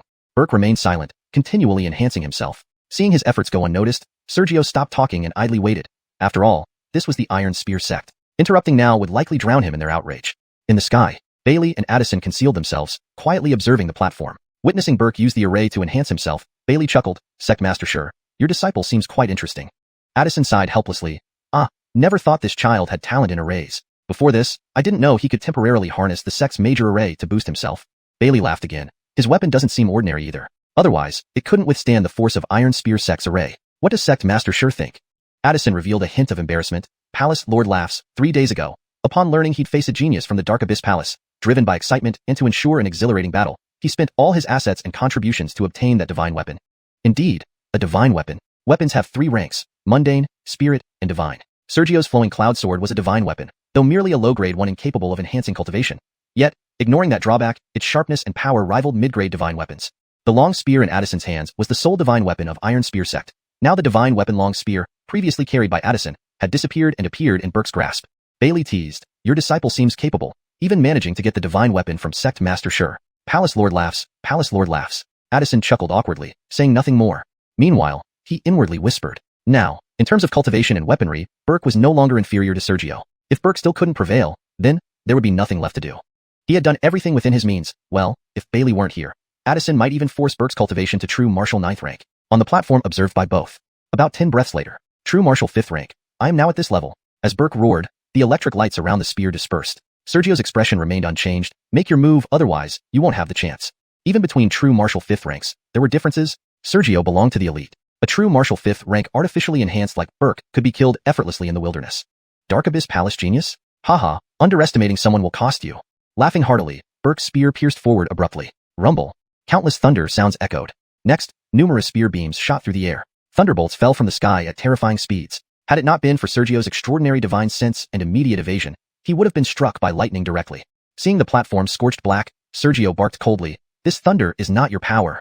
No reason, just instinct. The simultaneous appearance of spear beams and thunder seemed off. Moreover, the thunder first appeared at the edge of the array barrier, not condensed directly or drawn from the surroundings. "The power I can control is my power." Without explanation, Burke swept the spear horizontally. A wave of energy spread out parallelly. This time was different. With the battlefield limited to the platform, evasion was impossible. Pure energy waves didn't concern Sergio. What caught his attention were the thunderbolts at the barrier's edge. Burke had learned his lesson, holding back the thunder until there was no place to run. What seemed harmless at first turned unexpectedly threatening. Chapter 214. The Hidden Sword. Even Yuan Wu cannot resist. Sergio had always thought Burke was an innocent little lamb, but unexpectedly, he became a real threat all of a sudden. Because of this, Sergio, who had never taken this competition seriously, began to focus intently. He was determined to get serious. The wave of energy swept towards Sergio. Behind him was a cliff. Though falling wouldn't kill him, leaving the platform meant losing. Sergio did not retreat. Instead, he took out Avril with a peculiar smile, casually swiping upwards and releasing a thread of sword aura. However, the anticipated stalemate did not occur. When the sword aura collided with the energy wave, the wave was instantly obliterated. Thunderstruck. Sergio raised his eyebrows as if he had eyes on his head. With the sword as a blade, he slashed it into pieces. Meanwhile, the sword aura that he had released moments ago had already approached Burke. To Burke, that sword light was terrifying beyond measure. How terrifying it was, he didn't know. What he knew was that instinct told him if he got hit by it, he would die. Sergio could not retreat. Neither could Burke. There was no place to retreat. They could only confront each other face to face. With nowhere to run, Burke roared, "Break through for me!" His long spear flew around, accompanied by flashing lightning. Streaks of thunder rumbled. Unexpectedly, rumble. The thunder was destroyed by the sword aura before it even got close. It couldn't obstruct the sword light in the slightest. No. Seeing the sword light, which had just inches left from striking his face, Burke instinctively became terrified. How could it be so terrifying? A figure suddenly appeared, blocking the sword light. "Young friend, is this the famous concealed sword technique of the Xianxia Palace? This method cannot be considered fair competition." Bang! Before the person who appeared finished speaking, he was struck away by the sword light. Regardless of whether it was Burke or the new arrival, they were struck away by the sword light to a distance unknown, smashing into a mountain peak at least 100 paces away, kicking up clouds of dust. Around them, isn't that Elder Hallam? How is that possible? How did he do that? That's Elder Hallam. Concealed sword technique? What martial skill is this? Just one strand of sword aura. How can it be so fearsome? Those watching the battle were instantly stunned, like a bustling market. In the sky, Yuan looked blankly at the scene below. Was it over? Even an elder of his Iron Lance sect showed up, yet ended up being felled by that one strike? If so, what was the point of all those preparations? Was it a farce? No. Since he had made such a gesture, he could not lose like this. Thinking this, Yuan immediately said, "Palace Master, surely that sword should not count?" Darren calmly replied, "Taking inspiration from what my disciple previously said, his sword belongs to him, known to all. His cultivation was painstakingly built step by step, not half-truths. And that sword was struck by him alone. Why should it not count?" At this moment, Darren felt like laughing. All the efforts of the Iron Lance sect for so long, even sacrificing Yuan's honor by temporarily handing over their only divine weapon to Burke, who also acted arrogantly without waiting for Sergio to let him. In the end, it was all resolved by one sword, taking down the Iron Lance sect's elder as well. Yuan's face turned red, but he still stubbornly argued, the concealed sword technique is not an ordinary martial skill. Meanwhile, deep inside, Yuan was shocked. Such a powerful strike. That elder of his Iron Lance sect was at the Yuan Wu stage. Yet, it still couldn't block that sword. If not for the fact that the Xianxia Palace's hidden sword technique required continuous nourishment before executing the devastating strike, and it was just one strike. The Xianxia Palace could dominate the world with this technique alone. How long did Sergio hide that sword? Below. When did you last unleash this sword's might? An unkempt middle-aged man leaped onto the platform, blood dripping from the corner of his mouth. Indeed, this was the so-called Elder Hallam from the Iron Lance sect, who was struck by Sergio. Sergio pondered for a while and said, "Over a year." Indeed, it had been over a year since he last fought anyone. Although he had been driving Avril while digging the tunnel, it was only to evolve more sword light using Avril as a medium, not to use the sword itself. Since the time he had been confused, he had been hiding it for that duration. That man shouted instantly, "Impossible." Why? Sergio was unperturbed. Elder Hallam found it hard to accept. The Xianxia Palace's concealed sword technique reaches its peak at 10 years. Only at the extreme can it cross realms. Just 1 or 2 years, how could it harm me? The Xianxia Palace's hidden sword technique is indeed very strong, but within certain limits. Generally speaking, concealing a sword for half a month could span a small realm. 1 month could cross 2 realms. 3 months, 3 realms. 6 months, 4 realms. A year, 5 realms. 2 years, 6 realms. 4 years, 7 realms. 7 years, 8 realms. 10 years, 9 realms. This is usually the case. However, there's another factor, which is why the Xianxia Palace hasn't dominated the other 3 sects solely based on this technique. Major realms aren't easily crossed. A Jinwu Realm Tier 1 individual, after 7 years, would have a strike equivalent to a casual attack from a Jinwu Realm Tier 9 person. If it were a Jinwu Realm Tier 2 individual, concealing the sword for 7 years, the strike would still fall within the Jinwu Realm Tier 9 category, just stronger. For Jinwu Realm Tier 3, 4, even up to Tier 9, as long as the sword wasn't concealed for 10 years, it couldn't cross a major realm in power. Major realms are not easily crossed. Only when concealed for 10 years at the ultimate level can that strike achieve the feat of crossing a major realm. Moreover, the concealed sword technique isn't that outrageous. Increased power doesn't mean the opponent can't dodge. In a balanced scenario, hitting the opponent is not easy. Dodging the initial sharpness of the first strike means the rest naturally pose less of a threat. This was why the Elder didn't believe it. Due to the limited space in the arena, dodging was nearly impossible. But that one strike just now, as a Dilling Realm expert, Burke himself was thrown into such a sorry state? Without reaching the ultimate 10-year level, how could Sergio transcend a major realm and injure him? Seeing the pitiful state of the man in front of him, Sergio laughed. You've seen too little. You. Elder Hallam was furious. After a moment, he calmed down, glared hatefully at Sergio, then left directly. Sergio was from the Xianxia Palace, and Darren was watching from the sky. Apart from glaring, he couldn't do anything else. Having been attacked so embarrassingly, he had no face left to stay. I'm not convinced, let's rematch. Without that one strike, you're no match for me. Burke roared as he returned to the platform. Surprisingly, Burke didn't appear disheveled at all. Presumably, the force of that strike was blocked by Elder Hallam, and with spirit energy protecting him, he was unharmed. Not convinced? Ignoring Burke, Sergio looked towards the sky.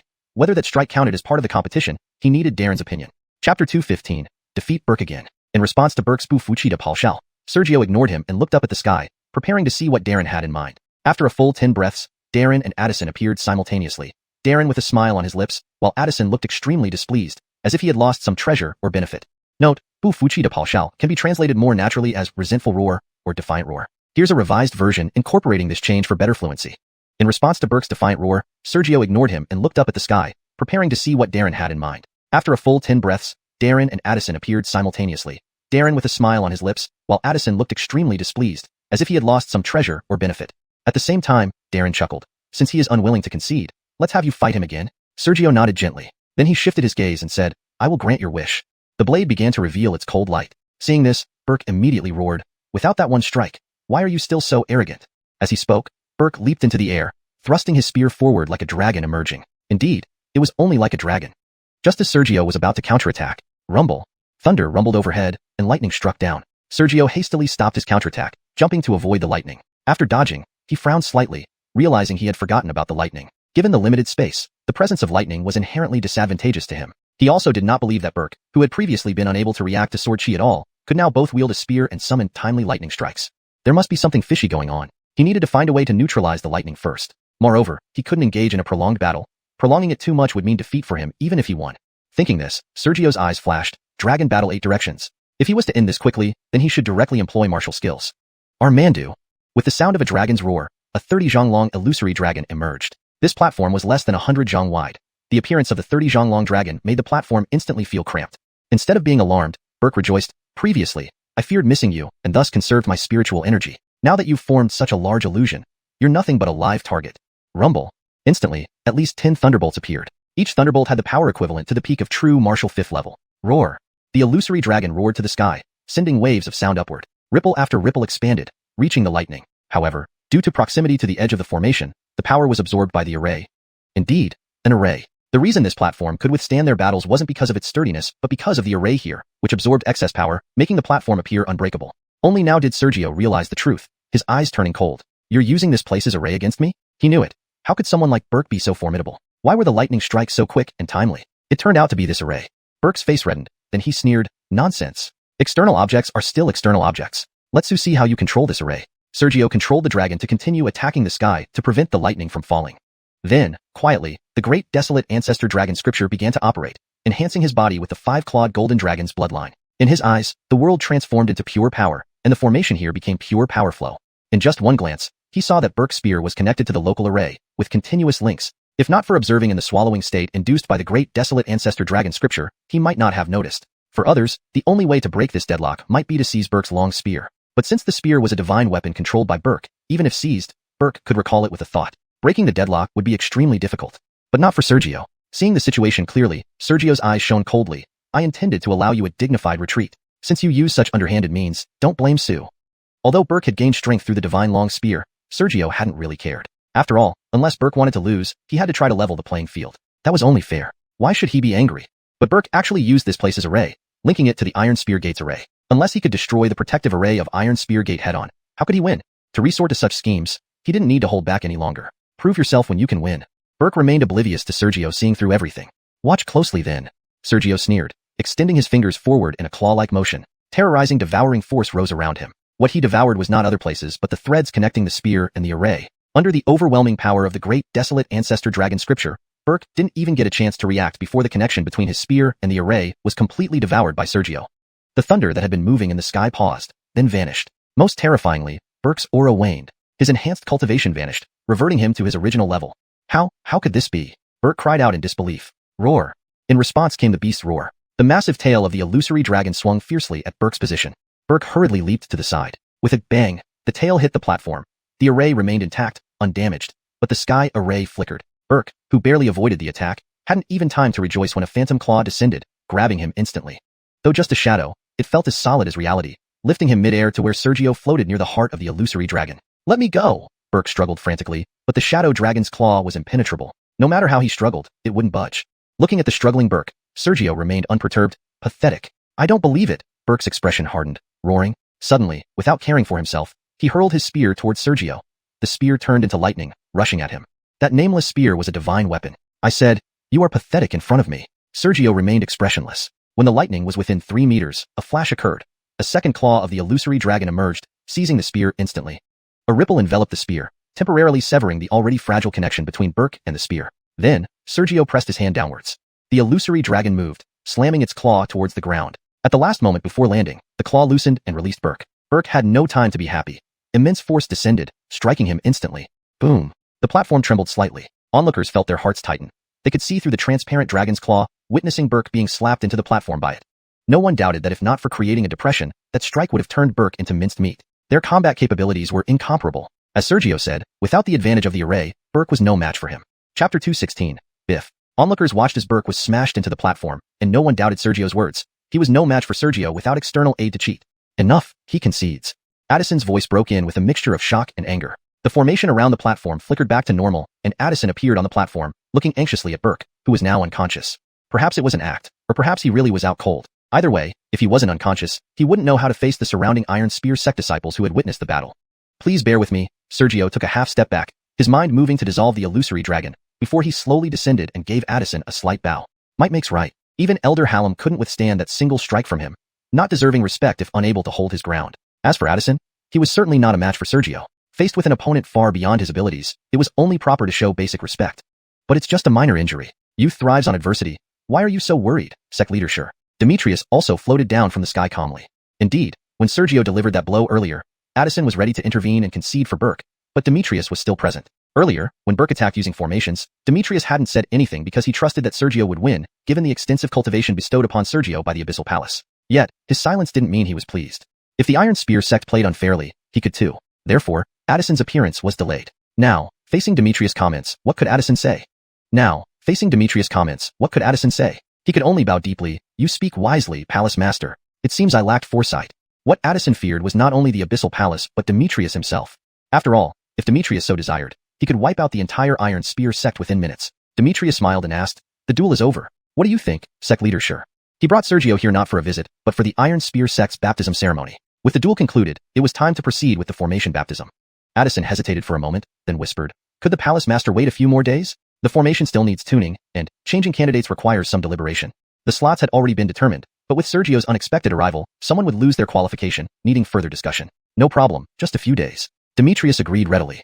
After a brief conversation, Demetrius left with Sergio, returning to the courtyard where they had stayed for the past 3 days. Back at the courtyard, Sergio decided not to explore since he wasn't welcomed, choosing instead to focus on cultivation. One day later, somewhere within the Iron Spear sect, a young man looked at Rene, the elder whom Sergio had injured and disgraced. Rene's cultivation was at the true martial realm, having advanced to the profound martial realm through unknown means despite rumored insufficiencies in talent. The young man was named Biff, another of the Iron Spear sect's few geniuses, currently at the first level of true martial, much younger than the senior disciple Burke. At this moment, Biff stared at Rene in disbelief. "Why me?" It turned out that Rene told him that due to Sergio's arrival, Biff's qualification for the baptism had been transferred to Sergio.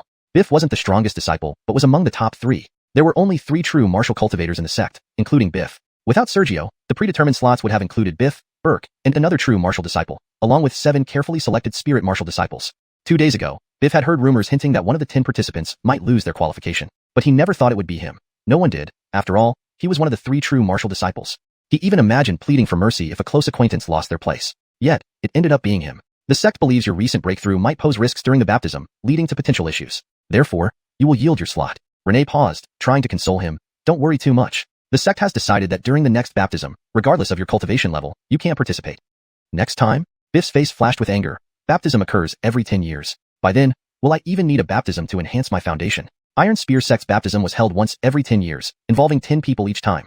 Rene looked embarrassed, offering comfort. "The baptism sounds grand, but its practicality isn't as significant as you think. Originally, it was designed to enhance bloodline strength, not physical prowess, though the arrangement method is lost. Otherwise, our sect wouldn't be weaker than the Abyssal Palace. Since the main effect doesn't benefit you, don't be overly concerned."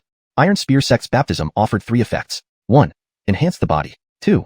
Strengthen the foundation. 3. Elevate bloodline. The baptism could upgrade all bloodlines below the mystic grade. If resources were sufficient, it could be continuously activated, making it extremely powerful. However, it was ineffective for those at or above the mystic level. Unfortunately, the Iron Spear sect's decline meant they lacked the treasures to frequently activate the baptism, limiting it to once a decade. Moreover, the infrequency meant it was nearly impossible for those with weak bloodlines to participate in the third effect, which was almost useless now. Unexpectedly, Biff's face twisted in annoyance. I think it's not about my recent breakthrough causing problems. It's because you were utterly humiliated by Sergio, dragging me into this. Notably, Biff was originally an orphan with decent bloodline talent. Renee found him and brought him back to the sect. Initially, Biff respected his master greatly. But gradually, he realized Renee wasn't as powerful as expected, while his own talent wasn't low. Had he not become Renee's disciple, he could have received better cultivation. Despite this, if not for Renee, he'd still be struggling to survive. Greedy yet content. But, Chapter 217. Unusual Master and Apprentice. If Renee's strength wasn't as omnipotent as Biff had anticipated, it wouldn't have mattered much. After all, Biff was originally an orphan who had been poor for too long. Though greedy, he understood contentment. But later, what happened afterward, even the Xianxia sect didn't know. All they knew was that after that, Biff and Renee fell out. Despite being master and apprentice, their relationship became like water and fire. Within a sect, the relationship between master and disciple is often tighter and more reliable than blood ties. A master is akin to another set of parents. Therefore, even if Biff and Renee were at odds like water and fire, Biff could not switch to another master's discipleship, nor could anyone else take him in as a disciple. Of course, if Biff truly resented this situation, he could leave the Xianxia sect. After all, when Biff broke through to the true martial realm, joining the Xianxia Palace was possible. At least becoming an outer sect disciple wasn't hard. Working diligently on tasks might eventually grant him inner sect disciple status, though reaching core disciple level would be unlikely. Moreover, if Renee really wanted to deal with Biff, even if Renee was a failure, he was still at the essence martial realm. Not everyone was Sergio, who had utilized a year's worth of the hidden sword technique's peak sharpness. Otherwise, it wouldn't have been easy for Sergio to confront Renee either. While both had conflicts and maintained a strange kind of tacit understanding, outsiders found it hard to figure out why, but it was confirmed that no matter how overbearing Biff became, Renee always let it slide with a laugh. Perhaps only this could explain that although their relationship had deteriorated for unknown reasons, they were still master and disciple. Turning back to Renee, his face froze as Biff exposed his scar. After a pause, a trace of anger appeared on his face. It's true, but who made you my student? That's a fact. The sect has decided that you won't participate in this initiation ceremony. With that, Renee left in anger. Crack, crack. Biff remained silent for a while before looking towards the courtyard where Sergio and Darren lived. A venomous expression appeared on his face. He was angry that Renee lost face because of him, which caused him to lose his qualification. He was also furious at the sect for involving him, an innocent party. However, Renee was his master, and the Xianxia sect was his sect. Even though he was resentful and indignant, he could only bear it inwardly. He couldn't retaliate. Even if he wanted to, he had to be capable first. Thinking about it, the only one he could hate was Sergio. After all, if Sergio hadn't come, Renee wouldn't have lost so much face, and he wouldn't have lost his qualification. As for the critical Darren, he didn't even dare to hate her. Her cultivation was too high, and her status too formidable. Only Sergio barely qualified for his resentment. Not long after, Renee clenched his teeth and growled, "You stole my qualification. I'll kill you. Do you really think this is your Xianxia Palace? And Burke, you useless piece of trash. You lost yet somehow got to participate. On what grounds?" Indeed, Burke lost but still participated in the initiation. The more Renee thought about it, the angrier he became. If he had been given the same treatment as Burke during the competition, he wouldn't have been utterly helpless, let alone have his secret techniques broken. Several days later, Sergio's resting courtyard. He was sitting cross-legged on the surface of a pond in the center. Upon closer inspection, he was actually hovering about half a foot above the water. There were no fish or insects in the pond, but from time to time, ripples would form around where Sergio sat, making a peculiar spectacle. Knock, knock, knock. A series of knocks echoed. The ripples expanding beneath him paused briefly before continuing to slowly spread. 3 breaths later, the ripples completely disappeared. Sergio slowly opened his eyes. He was close to breaking through. In his mind, he moved slightly, rising gracefully from the pond to the courtyard gate. Outside the gate, Esme gave a slight bow. "Brother Sue. Sister Sure. Is the initiation ceremony about to start?" He smiled faintly. Since he was close to breaking through, entering the initiation ceremony would accelerate his cultivation through the abundance of heavenly energy present. Esme's eyes flickered with disappointment. Is sister really unable to visit brother unless the initiation begins? Sergio wondered if the Xianxia sect welcomed him. On the surface, he showed a hint of regret. "My apologies, sister. Please forgive my abruptness." Esme's eyes shifted again. "Brother, there's a peach orchard 90 miles away. It's in full bloom now, and the scenery is reportedly very beautiful. Would brother have some free time to go sightseeing with me in a few days?"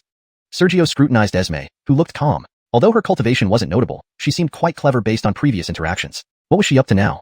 Peach orchard? They weren't lovers and weren't familiar. Why would she want to go to the peach orchard randomly? Without hesitation, Sergio refused. "I've encountered some confusion in my cultivation recently and may not be able to accompany sister. There are many Xianxia sect disciples who you can invite instead." Esme sighed softly. Brother is indeed a renowned genius of the Xianxia Palace, diligently cultivating. Sister is embarrassed. Just as Sergio was about to close the door, Esme suddenly remembered something. "Oh right, Brother Sue. My father just asked me to inform you that the initiation ceremony is ready. He sent sister to escort brother to the back mountain for the ceremony, but since brother isn't free, sister doesn't know what to do.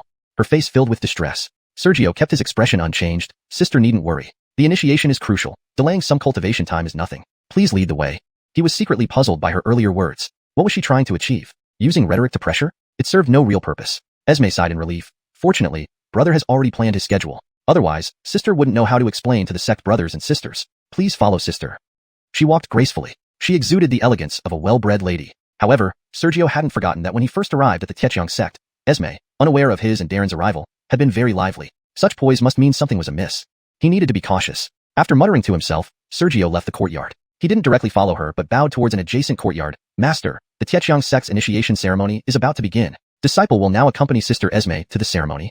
There was no response from the courtyard. Darren might be in seclusion or had left for elsewhere. After waiting a moment without response, Sergio bowed again and walked toward Esme. Chapter 218. The Baptism Array. Sergio paid his respects toward the courtyard of Darine. Unfortunately, Darine might not have been in the courtyard and did not respond. After waiting for a while, he performed another bow, then followed Esme to participate in the baptism. Then, the two walked slowly on the road. Esme appeared very leisurely, not using any spiritual energy and walking at an ordinary human pace, unhurried and calm. Senior sister sure. Oh, it's junior brother Chin. Greetings, senior sister. Junior brother. As they walked, they occasionally greeted other members of the Iron Spear sect. Sometimes, when they met familiar faces, they would stop to chat. And Sergio, when others saw him, they instinctively took a step back. It had only been a few days since Burke almost got killed by one swipe of Sergio's claw. Walking like this, about half an hour passed, and they finally covered a li, a Chinese mile. Normally, Sergio could cross a li in just dozens of breaths. They walked for a bit more. After passing several disciples of the Iron Spear sect, Esme glanced at Sergio inconspicuously. She saw that Sergio was calmly following behind her, sometimes looking around as if admiring the scenery of the Iron Spear sect's mountain area. She didn't see any sign of impatience. Junior sister, staring so intently at senior brother. Is there something on my face? Sergio's voice suddenly rang out. Suddenly, Esme found Sergio's gaze following her line of sight. For a moment, it felt like his eyes pierced through the sky and straight into her consciousness. At the moment the sharp gaze was about to strike, it turned into a gentle breeze and dissipated. Junior sister? Sergio's gentle voice also sounded. At this point, all illusions vanished, as if everything was just an illusion. Esme snapped back to reality, responding subconsciously, in nothing. Her voice was inexplicably stuttering. Sergio showed a concerned look. Are you okay, junior sister? In nothing. Esme forced a laugh and quickened her steps. This time, Esme used her spiritual energy, her speed increasing significantly, leaving trails on the ground. Though from Sergio's perspective, she was still moving as slowly as a tortoise, it was better than before, though. Sergio lightly leaped with both feet, easily following behind her, a slight smile on his lips. The previous illusion was, of course, his doing. Because his divine sense far surpassed Esme's, no one else could see the illusion Esme saw. They only noticed her standing still for a couple of breaths. The brief moment passed unnoticed by others. Sergio knew that even Esme herself wouldn't know what happened, assuming only that his gaze was too piercing, causing her hallucinations. Why else would Esme deliberately delay them so obviously on the way? The illusion was just meant to scare her without any real harm. Unaware of Sergio's thoughts, Esme focused on hurrying up the road. At full speed, they didn't spend too much time before stopping at a valley. At the entrance of the valley, 8 people were already waiting. Apart from recognizing Burke, whom he previously fought, Sergio didn't recognize anyone else. Who knew how many medicinal pills the Iron Spear sect had used? Burke looked fully recovered, with no signs of injuries. Noticing Sergio's gaze, Burke's eyes narrowed, instinctively looking away, afraid to meet Sergio's eyes. The impact of the claw attack from their match days ago was too heavy. Unless Burke had a miraculous opportunity or made great progress in his mental state, he probably wouldn't dare to fight Sergio again in this lifetime. Even if he mustered the courage to fight, he could only exert 70% of his strength. On the contrary, another true martial realm practitioner here looked at Sergio with some battle intent. Unfortunately, he was only at the first stage of true martial, and Sergio figured he likely wouldn't encounter this person again after leaving the Iron Spear sect, so he didn't bother asking his name. After surveying the 9 people, Sergio asked, somewhat surprised, is this the back mountain? Yes, this is the back mountain, Esme answered definitively. Sergio looked around. Except for this valley, the other 4 directions were vast plains, extending to the mountains further away that belonged to the Iron Spear sect. Here was a basin. He hadn't expected a basin valley to be called the back mountain. He thought it would be behind a certain peak, but his thoughts flickered. Then he turned to the inside of the valley. The array is inside? Inside, it looked like an ordinary valley. Flowers and grass grew everywhere, and there was even a lake in the center. However, whether it was the flowers, grass, or the lake, they were ordinary and lacked mystique. Your current cultivation is too low, so you haven't yet sensed its mystique. Esme shook her head. Seeing that Sergio and Esme wanted to continue talking, Burke quickly said, let's enter and prepare for the baptism. It's best not to waste any more time. With that, he led the way into the valley, followed by the other 7. Senior brother, shall we enter? Esme seemed to have recovered from the illusion's influence. Sure. Sergio naturally agreed and entered the valley. Then, the group stopped by the lake. Burke inconspicuously glanced at Sergio, then stopped as far from Sergio as possible. The other 7 gathered near Burke. Seeing this, Sergio also sat down by the lake. Although he didn't know what was going on, he guessed that even if he asked, others would pretend not to know. But staying with these people was safe. He would follow wherever they went. Closing his eyes, Sergio cast a puzzled glance outside the valley. He sensed someone in the true martial realm outside the valley. What game was the Iron Spear sect playing? Why was that person hiding? Time slowly passed, about half an hour later. It was noon, with the sun blazing overhead. The unfamiliar true martial realm practitioner suddenly said, "Prepare, the baptism is about to begin." Instantly, everyone including Burke and Esme started silently channeling their techniques, getting into a meditative state. Sergio followed suit. 3 breaths later, a raindrop fell from the sky. Sergio, who hadn't sunk into meditation, had always kept a thread of consciousness aware of others. Therefore, he clearly saw a light barrier rise and envelop the valley. Outside the valley, the sun was intense. Inside the valley, the light barrier blocked the sunlight and even absorbed it using some mystical method. There were also things Sergio couldn't understand. In short, drops of rain fell from the light barrier. The raindrops didn't get absorbed by anyone, but dissolved into mist less than half an inch away from the barrier. In short, drops of rain fell from the light barrier. The raindrops didn't get absorbed by anyone, but dissolved into mist less than half an inch away from the barrier. In less than 3 breaths, countless mists filled the entire valley. Under the dense mist, Sergio's vision couldn't extend more than a few feet, and his divine sense was tightly confined within his body, unable to leave. Danger? No, not really. Chapter 219, Biff's Revenge. His vision was suppressed, and his divine sense was locked within his body, unable to leave even a bit. Was there danger?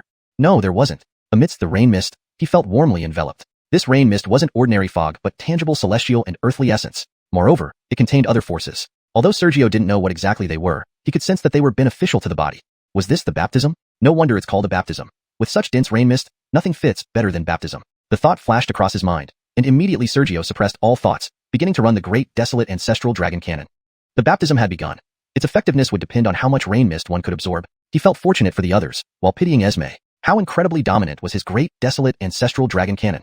Others practicing their techniques might influence the rain mist slightly, at most absorbing a little more, primarily relying on the mist passively merging into their bodies.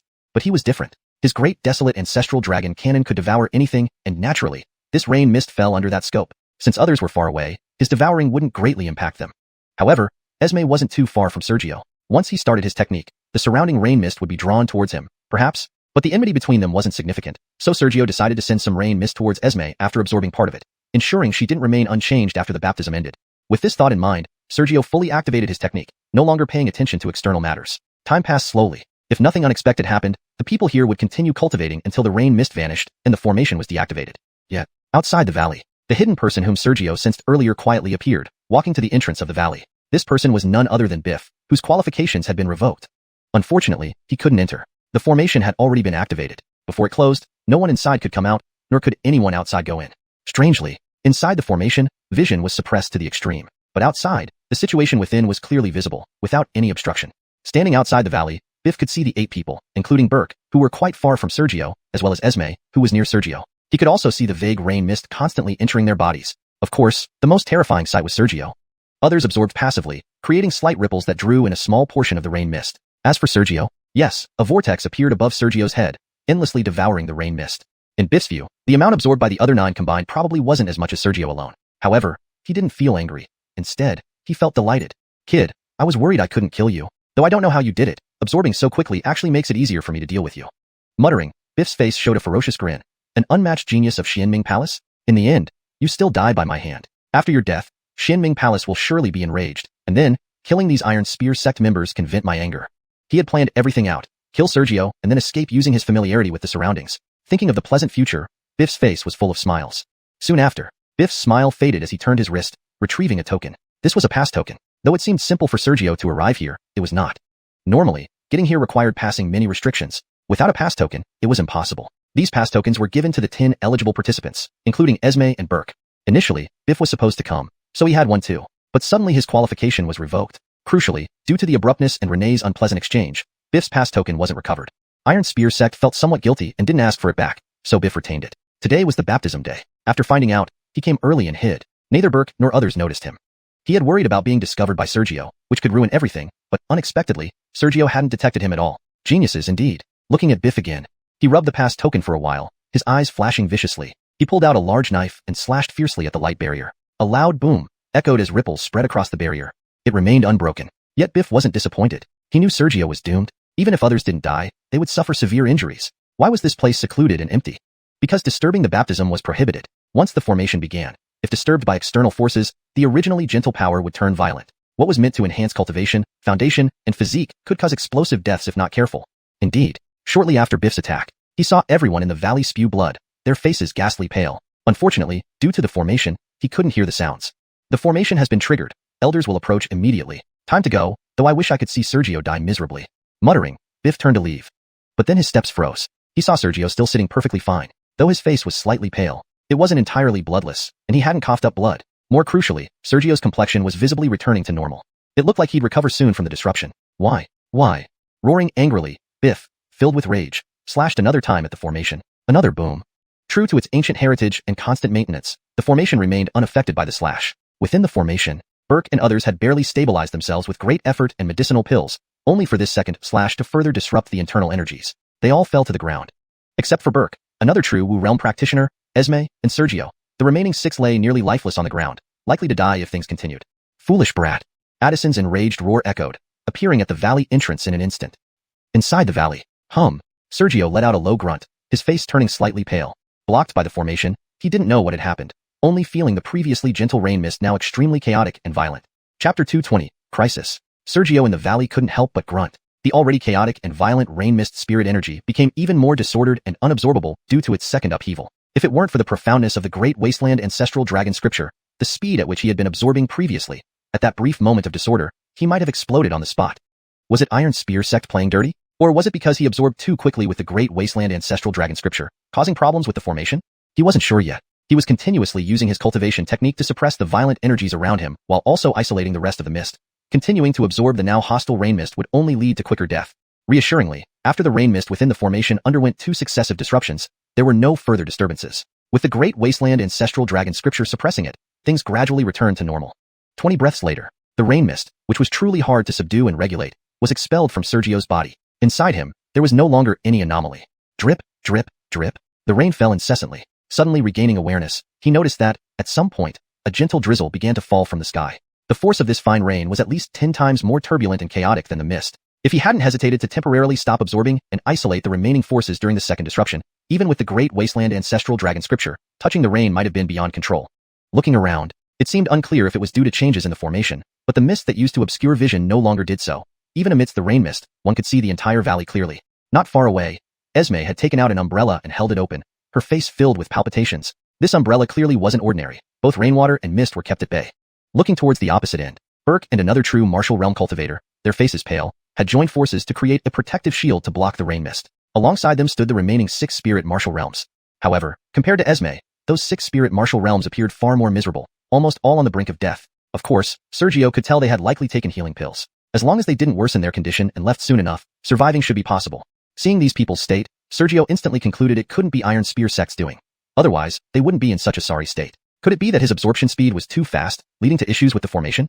Probably not. Holding the umbrella, Esme looked at Sergio, bloodstains at the corners of her mouth, her eyes wide. You're all right? When the spiritual energy went chaotic, I luckily stopped absorbing temporarily and am thus fine. Sergio shook his head. Then he diverted the topic. What happened? Did the formation malfunction? Esme clenched her teeth and whispered. Someone is attacking the formation from outside. Always suspecting that his own rapid absorption might have caused the current situation, Sergio's eyes immediately narrowed. Someone did this on purpose? Seeing this, Esme hurriedly explained. Don't misunderstand. If our sect had a scheme, it wouldn't be so blatant. Following her explanation, Sergio understood. Disturbing the baptism was taboo here. While not everyone knew about it in Iron Spear sect, many did. Even if Iron Spear sect wanted to sabotage him, they wouldn't do it so openly. Because of her explanation, Sergio understood that the chaos in the mist wasn't due to his absorption speed, but rather someone attacking the formation. Why attacking the formation led to this? Esme didn't elaborate, and Sergio didn't ask. He was just curious. Who attacked the formation, and whom were they targeting? While lost in thought, Esme remained optimistic. Unclear. But brother, you don't need to worry. My father was overseeing this formation from the main peak. If someone tampered with it, he'd notice immediately. We just need to wait patiently for rescue. We'll know the culprit once we get out.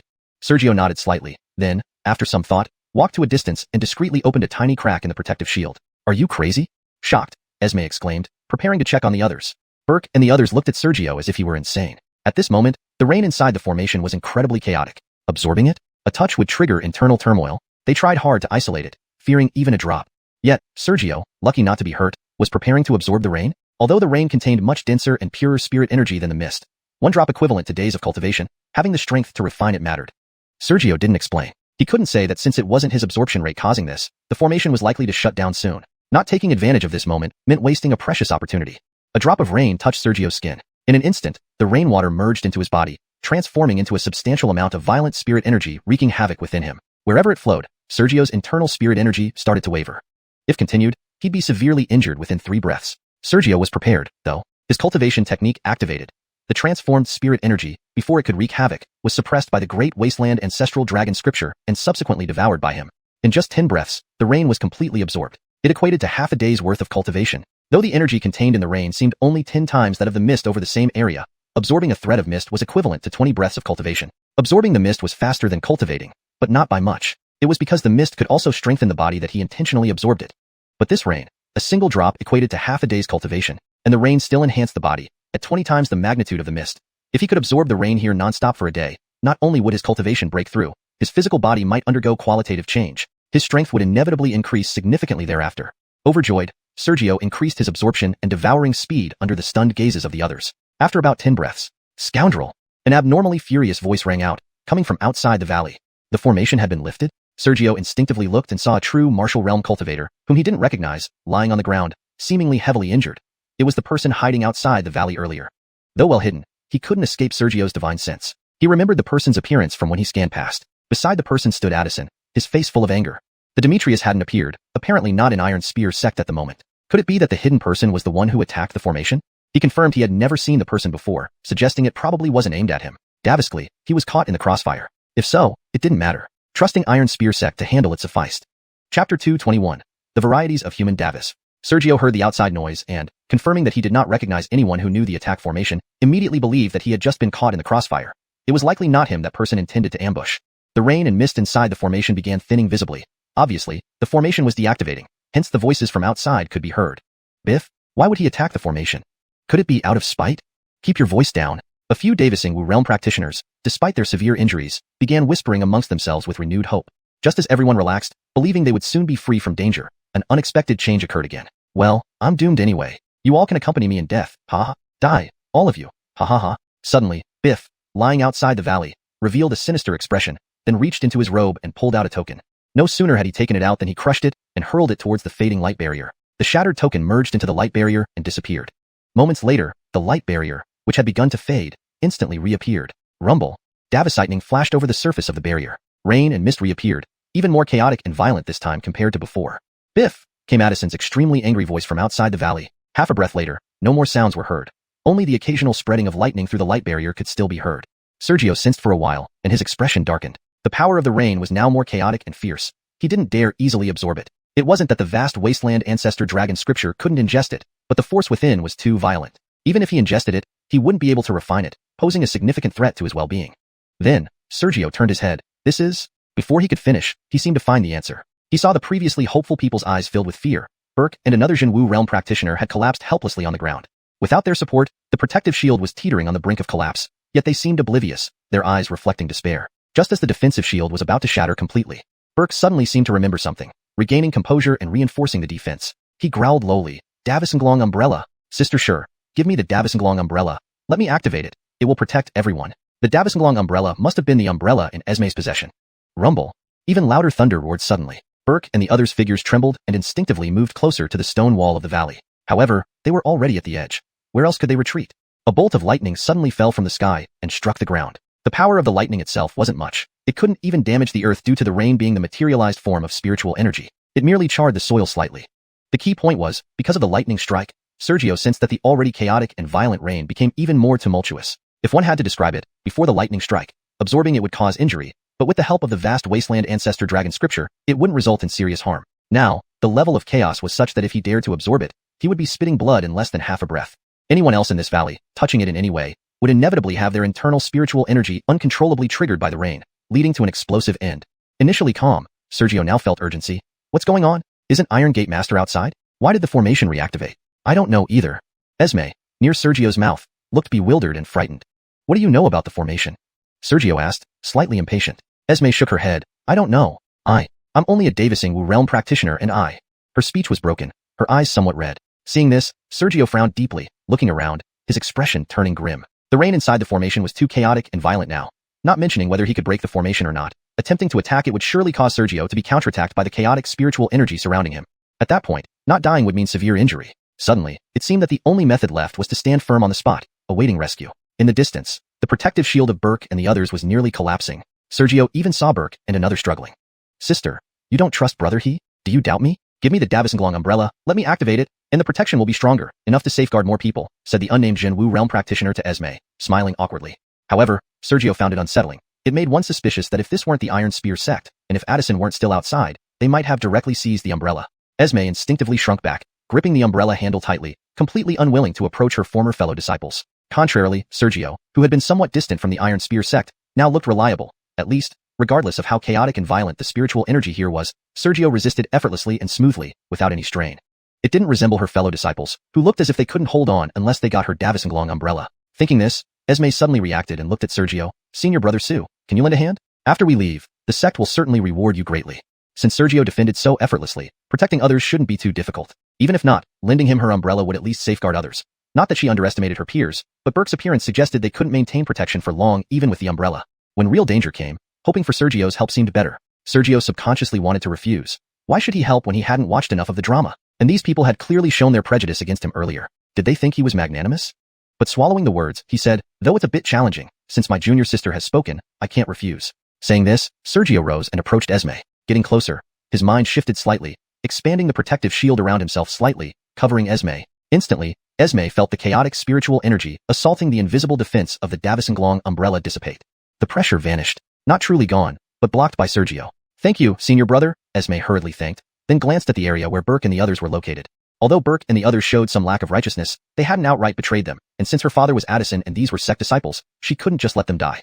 Seeing this, Sergio acted as if unaware, calmly continuing to observe, wondering if they would bow their heads. Note: this translation maintains the original paragraph structure and line breaks, ensuring continuity and style consistency. Hashtag chapter 222. Endless waiting. Sergio seemed oblivious to Esme's anxious gaze, his eyes calmly fixed on the distance. He was quite curious. Despite joining forces to defend, both Burke and the unknown true martial realm cultivator were already injured, and their protective coverage was too extensive. No matter how long they persisted, they couldn't last much longer. Would they eventually shrink their defenses and stop protecting others, or would they lower their heads? After a while, Esme could no longer hold back, so she whispered, Senior brother Sue, how can you help them? If I can do anything, I will not hesitate. Sergio firmly refused. Junior sister, it's not that I don't want to help, but even I have my limits. Instantly, those opposite erupted like a disturbed beehive. Damn it, if you hadn't taken Biff's spot, we wouldn't be in this mess now. The sect master is outside the formation. He must be thinking of a way out. Do you really think we need your help? How did the chaotic spirit energy not blast him to death? This infuriates me. Damn Biff, targeting Sergio is one thing, but involving us? What was originally a relatively calm group began cursing loudly. Of course, only the 6 spirit martial realms were doing this. Burke and the other true martial realm cultivator were using all their strength just to maintain the defense. How could they spare any effort to curse? If it weren't for Esme's Davisanglong umbrella being extraordinary, they might not have wasted any energy speaking at all earlier. Sergio wasn't annoyed. He continued watching and sighed softly. I was thinking that even though I am powerless to help, technically, you all should address me as senior brother Sue, like junior sister Esme. We don't have any deep-seated grudges. If you called me senior brother Sue, I would definitely risk my life to protect you. Alas. Esme, who had been anxious, suddenly stared at Sergio in shock. She felt that Sergio was deliberately provoking them. She soon realized that what Sergio said was true. Both sides actually didn't have any real enmity. Despite previous tensions, it was merely the Iron Spear sect people intentionally distancing themselves from Sergio. Nothing too significant. A moment later, she looked towards the distant direction, as if sensing her thoughts. Burke spoke first, his face hopeful. Senior brother Sue, junior brother's spiritual energy is depleted. Please lend a hand. He really couldn't hold on anymore. If Addison weren't outside and this weren't within the sect premises, perhaps the formation would have closed immediately, everything returning to normal. Given his current state, would he even care about others' lives if not for these factors? The other true martial realm cultivator didn't hesitate and immediately sought help. Senior brother Sue, I was affected by the chaotic spiritual energy backlash and my spiritual energy is almost exhausted. Please lend a hand. They couldn't wait for death. The 6 spirit martial realm cultivators who were still cursing suddenly froze, looking stiffly up at Burke and the other true martial realm.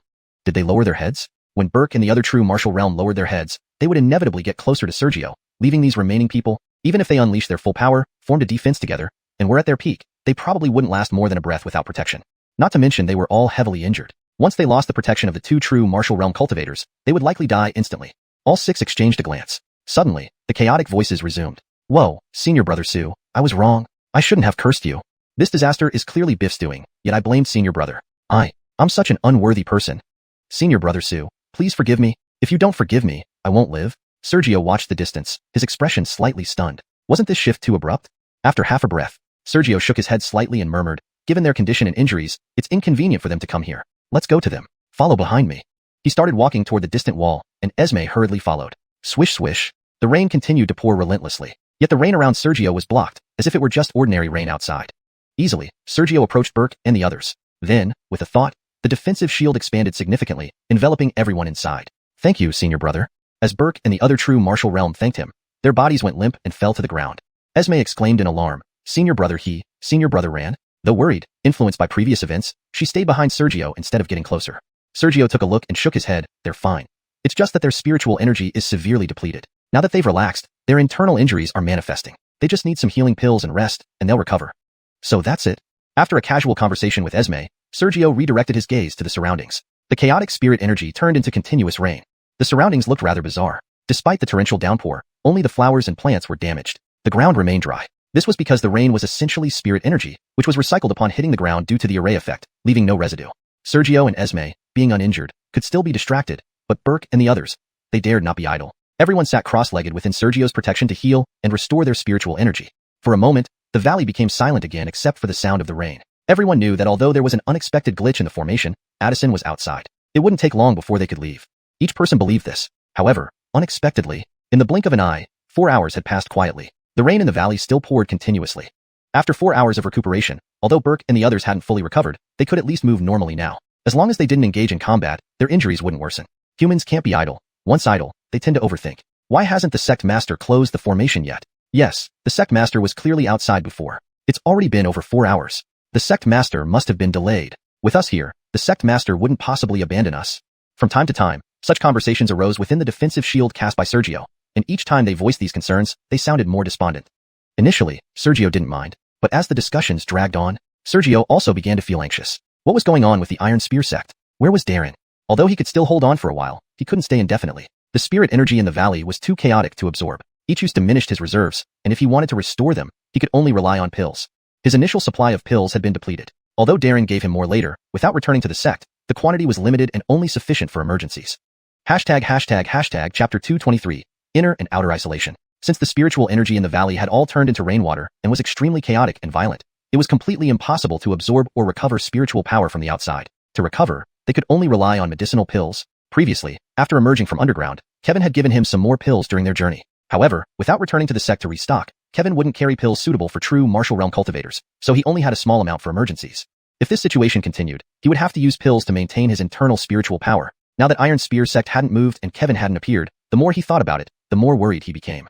He wasn't afraid of wasting time or concerned about not being able to hold out. After all, even with just a few emergency pills, he could last 10 to 15 days in this valley with everyone else. It wouldn't be too difficult. The problem was that only those at the true martial realm could abstain from food. Here, apart from him, Burke, and one other person, the rest were all at the spirit martial realm and couldn't abstain from food. Normally, even if they couldn't abstain from food, their true chi had already transformed into spiritual power, so going without food for 10 to 15 days wouldn't be a big issue.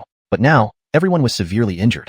Sergio suspected that if another 3 to 5 days passed in this valley, these people might actually starve to death. Of course, while he was somewhat worried, he didn't worry too much. What troubled him most was the complete lack of news. If there was some information from the outside world, he could endure 10 days calmly. But there was nothing. This was what was truly terrifying. Even though he knew it was impossible, his mind couldn't help but occasionally think whether they had been abandoned and whether they would have to wait here to die.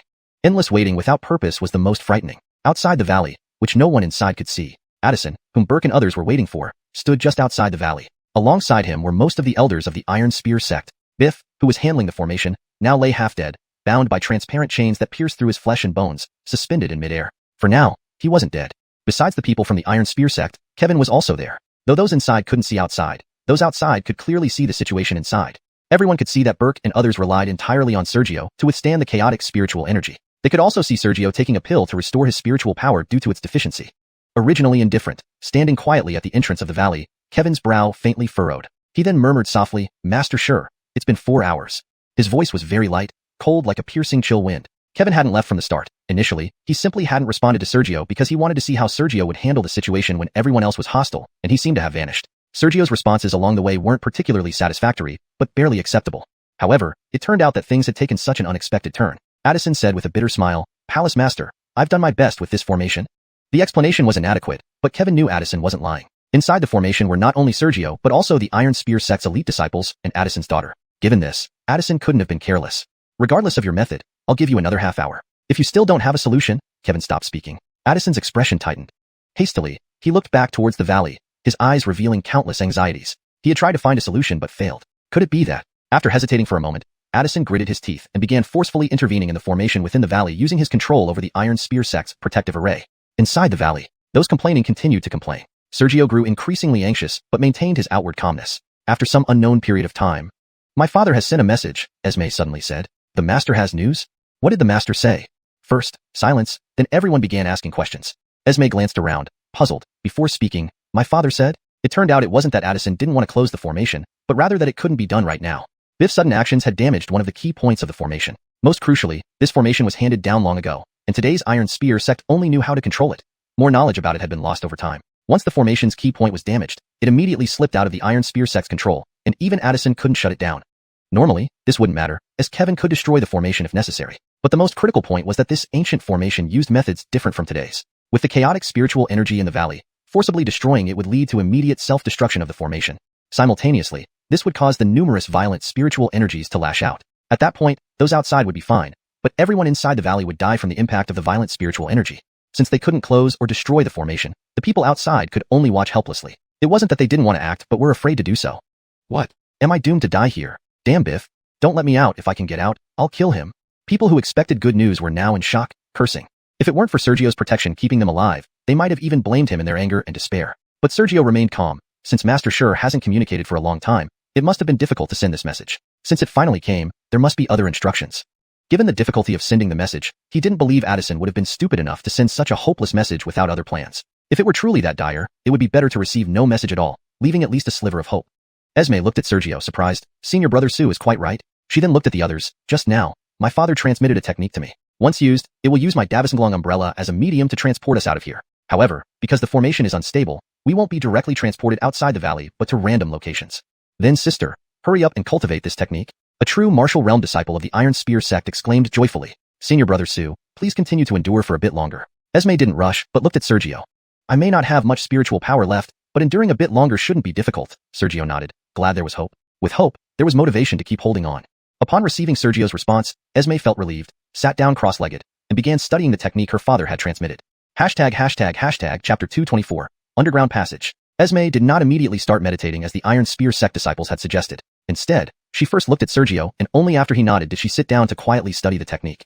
Hopeful anticipation was far from despair, so time passed quickly. Before long, 2 days had gone by. Burke and the others' injuries were further recovered, and Sergio's pills for restoring spirit energy were more than half depleted. The protective range was too large, which naturally increased the consumption of spirit energy. However, he was not anxious. Even if his spirit-restoring pills ran out, there were always some on hand among this many people. After a while, amidst the group's bored waiting, Esme stood up with a delighted expression. I've mastered it. Since that's the case, Davistal sister, quickly activate the spell and get us out of here, everyone urged hastily, unwilling to stay any longer. All right, Esme naturally did not refuse. She threw the delicate umbrella into the air and shot out a strand of spirit energy. The delicate umbrella trembled slightly, then the metallic ribs began to ripple. A moment later, the delicate umbrella suddenly started to expand, instantly reaching its limit and completely covering the defensive barrier above where Sergio stood. Phew. She exhaled slightly and spoke earnestly. I'm about to activate the spell. Brother Sue, Brother He, Brother Ran, and all other junior brothers and sisters, do not resist the pull of my spirit energy. After instructing them, Esme sent out another pulse of spirit energy. The delicate umbrella trembled again, suddenly becoming illusory. Simultaneously, Sergio felt a faint pulling force appear. The strength of the pull was not intense. If he wished, he could easily shield against it. With Esme's warning in mind, he naturally would not be foolish and let the pulling force affect him. Thus, the pulling force continuously intensified, until a certain indescribable boundary, and then Sergio and everyone else, including Esme, vanished entirely. As they disappeared, the rain no longer had any obstruction and thoroughly covered every corner of the valley. Outside the valley, Kevin saw Sergio and company leave, revealing a faint smile on his face. Soon, his smile faded into a stern look. Master Sure, where did they teleport? Kevin realized that Sergio was now outside the range of his divine sense. Who was he, Kevin? The esteemed Deputy Palace Master of Xianxia Palace. With the current Palace Master in seclusion, he was the highest authority in Xianxia Palace, possessing the top-tier strength. Suddenly, he discovered that Sergio and company were beyond his divine sense range. At the true martial realm, divine sense could leave the body, and as one of the greatest experts among the 4 major sects, Kevin's divine sense could instantly spread across thousands of miles in all directions effortlessly. He had just used his divine sense to probe 5,000 miles in all directions centered around himself. Yet, he found no trace or aura of Sergio and the others. Addison didn't know these details, but he smiled. They should be somewhere secluded. According to projections, with the array and sect defense formations enhancements, their teleportation range could reach up to 2,000 miles in a random direction. 2,000 miles? Pausing, Kevin's eyes turned cold. This humble one just probed a circular three-dimensional space of 5,000 miles in all directions. No traces. What he meant by all directions included front, back, left, right, above, and below. A spherical area of 5,000 miles in any direction centered on himself, not just a flat plane. Addison's smile vanished. According to his estimation, Esme and company would have been teleported up to 2,000 miles away, perhaps even 2,200 miles with unexpected circumstances. But now Kevin told him that within a radius of 5,000 miles in all directions, no one was found? It might be that they were teleported to a place with barriers isolating it. After all, this is our Iron Spear sect's base, with many areas protected by great formations that can't be probed by divine sense, an Iron Spear sect elder hastily explained. Kevin remained icy. Let's hope so. Search, immediately investigate all areas protected by formation barriers to find where they are, Addison ordered. Elsewhere, after Esme cast the spell and the pulling force reached a certain boundary, Sergio felt his vision go dark. Moments later, the surroundings changed entirely. Similar to using a relocation talisman before, the environment around him shifted instantaneously. Where did we teleport to? This passage doesn't seem to be on the surface. We're underground, don't know how deep. I never thought our Iron Spear sect underground would have such a long passage. Who built it? Voices of discussion arose. Here, it was an underground tunnel. The walls were lined with inexpensive jade bricks, and the floor was made of a mineral Sergio couldn't identify. There seemed to have been no visitors here for a long time, as both the jade and the ground were thick with dust. There was no light, and some Iron Spear sect disciples who couldn't see in the dark compressed their limited spirit energy into small light sources to illuminate the surroundings. The tunnel stretched endlessly before and behind. After much discussion, most looked at Esme. Where are we? As Addison's daughter, Esme was likely the only one who knew where they were. Here. Pausing, Esme appeared troubled. Let me think. Jade walls, precious mineral floors, this kind of appearance. I've seen it somewhere before, but can't quite remember. Burke laughed. Davistal sister, if you can't recall, never mind. Looking at this place, it seems abandoned. We should break through the tunnel to return to the surface. Brother Ran and I are fine for now, but other brothers and sisters are heavily injured and can't delay too long. After escaping the danger of the valley, Burke wanted to mend relations with Esme. That sounds good. Esme nodded lightly without much thought. An abandoned place, no need to worry much. Then, Burke stood on the ground, punching upwards to break a path. Ordinary rock wouldn't withstand his true martial realm. However, when his punch hit the jade ceiling, it didn't shatter but rippled instead. Array. There was an array here. As soon as this thought crossed Sergio's mind, he saw Burke's punch rebound faster and struck him solidly. Spitting out a mouthful of blood, he slammed into the side wall of jade. The scent of blood rapidly spread throughout the tunnel. Cough, cough. Lying on the ground, Burke coughed repeatedly, struggling to rise. Why is there an array here? Isn't it abandoned? Others panicked. Could they have escaped one dangerous situation only to enter another? In no time, the Iron Spear sect disciples all looked at Esme, senior sister / Davistal sister. Since you've seen records, where exactly is this place? How do we get out?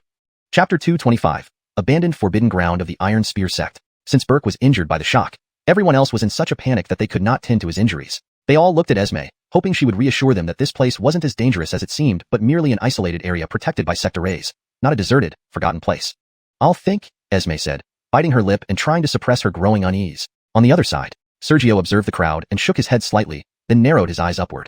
Judging from these people's expressions, even if Esme could remember where they were, it wouldn't be of much help. The abandoned look, coupled with the existence of the array, meant leaving would depend on themselves.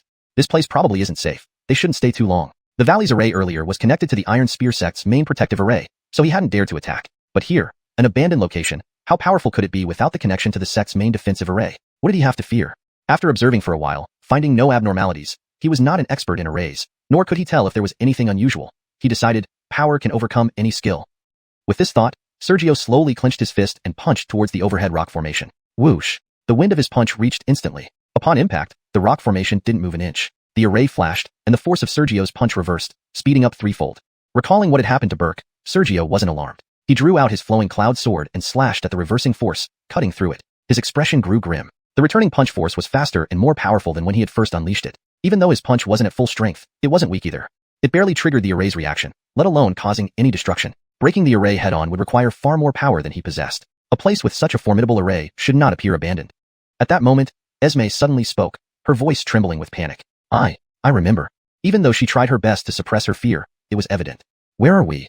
Sergio turned around immediately, his face turning grim. A forbidden ground. This has been an abandoned forbidden ground for a long time, for reasons unknown. Before anyone could respond, Esme continued, revealing her fears.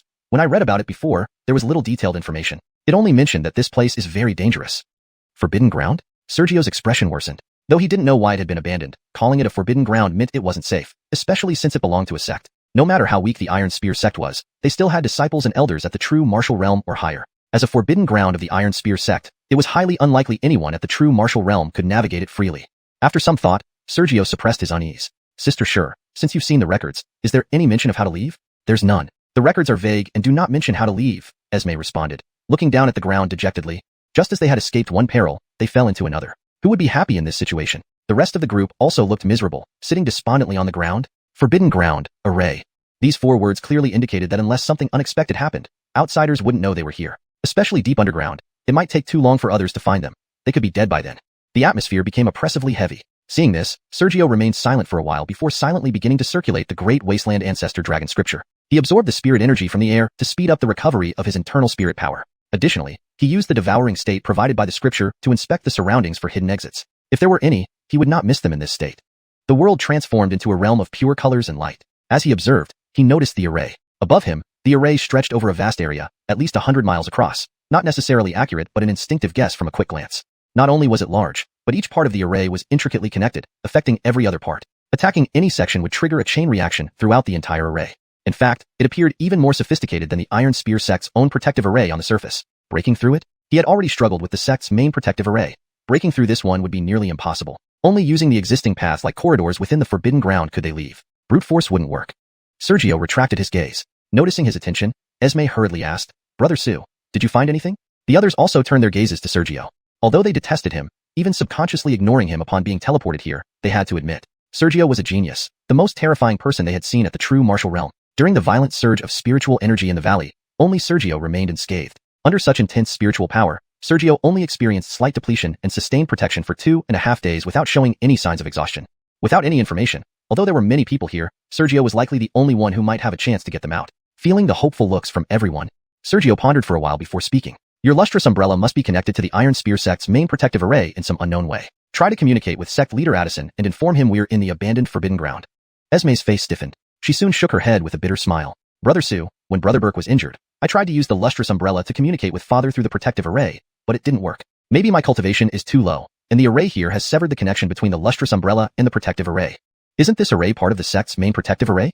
Panic began spreading among the others. Esme didn't respond to this obvious truth. Instead, she looked hopefully at Sergio, believing that despite the dangers and peculiarities of this place, Sergio must have discerned something. Noticing her gaze, Sergio calmly replied, though I'm not skilled in arrays, I've discovered through other means that this array here is even more sophisticated than the Iron Spear sect's protective array. You also mentioned that it has severed the connection between the lustrous umbrella and the protective array, which corroborates your observation. Without waiting for a response, Sergio added, there are many arrays here, all interlinked. To leave, we must follow the existing paths. I see no other possibility. Chapter 226. No one came to seek them. Facing Esme's inquiry, Sergio did not conceal what he had witnessed. Although this might drive the people of Iron Spear sect into despair, but what did it have to do with him? He was neither a nanny nor one of them, and he had no obligation to consider their feelings. By revealing the truth, he already did justice to Iron Spear sect. What he didn't mention was that upon realizing the extraordinary nature of this place's formation, he attempted to activate his sect token, trying to contact the 7 luminaries. Unfortunately, the array was too intricate for him to establish any connection. They could either wait here until others came looking for them, or rely solely on themselves. You make it sound easy. This is a forbidden zone. In his despair, a spirit warrior realm individual lost all reverence, raising his head to roar. It's all because of you. If not for you, why would we be in such turmoil? Yeah, all your fault. Under fear, the rest found an outlet for their anger and joined in the roars. Esme's expression changed. She swiftly turned back to chide them. Is it right for you to offend senior brother Sue like this? Why should I care about risking my life for Mysterious Palace? I can't believe he dares to kill me. They showed no fear. Esme's expression drastically changed. Then she looked at Sergio. After Esme spoke, Sergio intended to ignore them but now thought, perhaps his previous lenience led these people to misinterpret his attitude? With a flick of his wrist, Sergio conjured an energy claw in mid-air. Instantly, the loudest protester was lifted off the ground by Sergio's grip. Sergio then said emotionlessly, whether this forbidden zone will kill you, Sue does not know, nor does he wish to find out. However, if I act, you will definitely die. Don't you agree? As he finished speaking, he tightened his grip slightly. Ugh, ugh. Brogan choked and struggled mid-air, unable to speak. The rest of the righteously indignant people suddenly turned pale, showing terror in their eyes, and covered their mouths, afraid to utter another word. They understood. If they truly infuriated Sergio, he would kill them. Fight? With Sergio's cultivation level, all of them together couldn't stand a chance. Background? Their background couldn't compare. Anyone who still dared to challenge now was courting death. Senior brother. He only acted out of momentary panic. With senior brother's unmatched talent, there's no need to take offense. Esme hurried to Sergio's side and smiled apologetically. Even though we've mistakenly entered this forbidden zone, compared to the valley, it's much safer here. Leaving the valley was also Sister Sher's effort. Since you've spoken, senior brother Sue will spare him this time. Sergio rotated his wrist and retracted the spiritual energy. This trip to Iron Spear sect was about competition, so Sergio was unwilling to genuinely kill anyone. But if these people continued to show no respect, he wouldn't mind killing. Brogan hit the ground hard, coughing continuously with a red face. Esme relaxed slightly and then shouted in a low voice, "Still haven't apologized to Senior Brother." Senior Brother Sue. I'm sorry. Brogan rubbed his neck, recovering slowly before quickly apologizing. Fear shone in his eyes, void of the previous anger and resentment. Sergio walked to a corner, crossing his legs to meditate. Although the baptism in the valley was interrupted, he absorbed plenty of spirit chi through the array. With just a bit of practice, he sensed the considerable amount of spirit chi inside him, enough to support a breakthrough. If he wished, he could attempt a breakthrough now and reach true martial 6th level within half an hour. With some emergency elixirs stored inside his body, even attempting true martial 7th level wasn't impossible. At this moment, the unnamed true martial cultivator finally spoke. Let's rest here and recover from our injuries. Although this place is remote, I'm sure the sect will soon come searching. Senior Brother Sue likely thinks the same. Everyone nodded in agreement and sat close together to recuperate. Explore the Forbidden Zone? They weren't foolish. Why wander around this dangerous area when rescue might be on the way?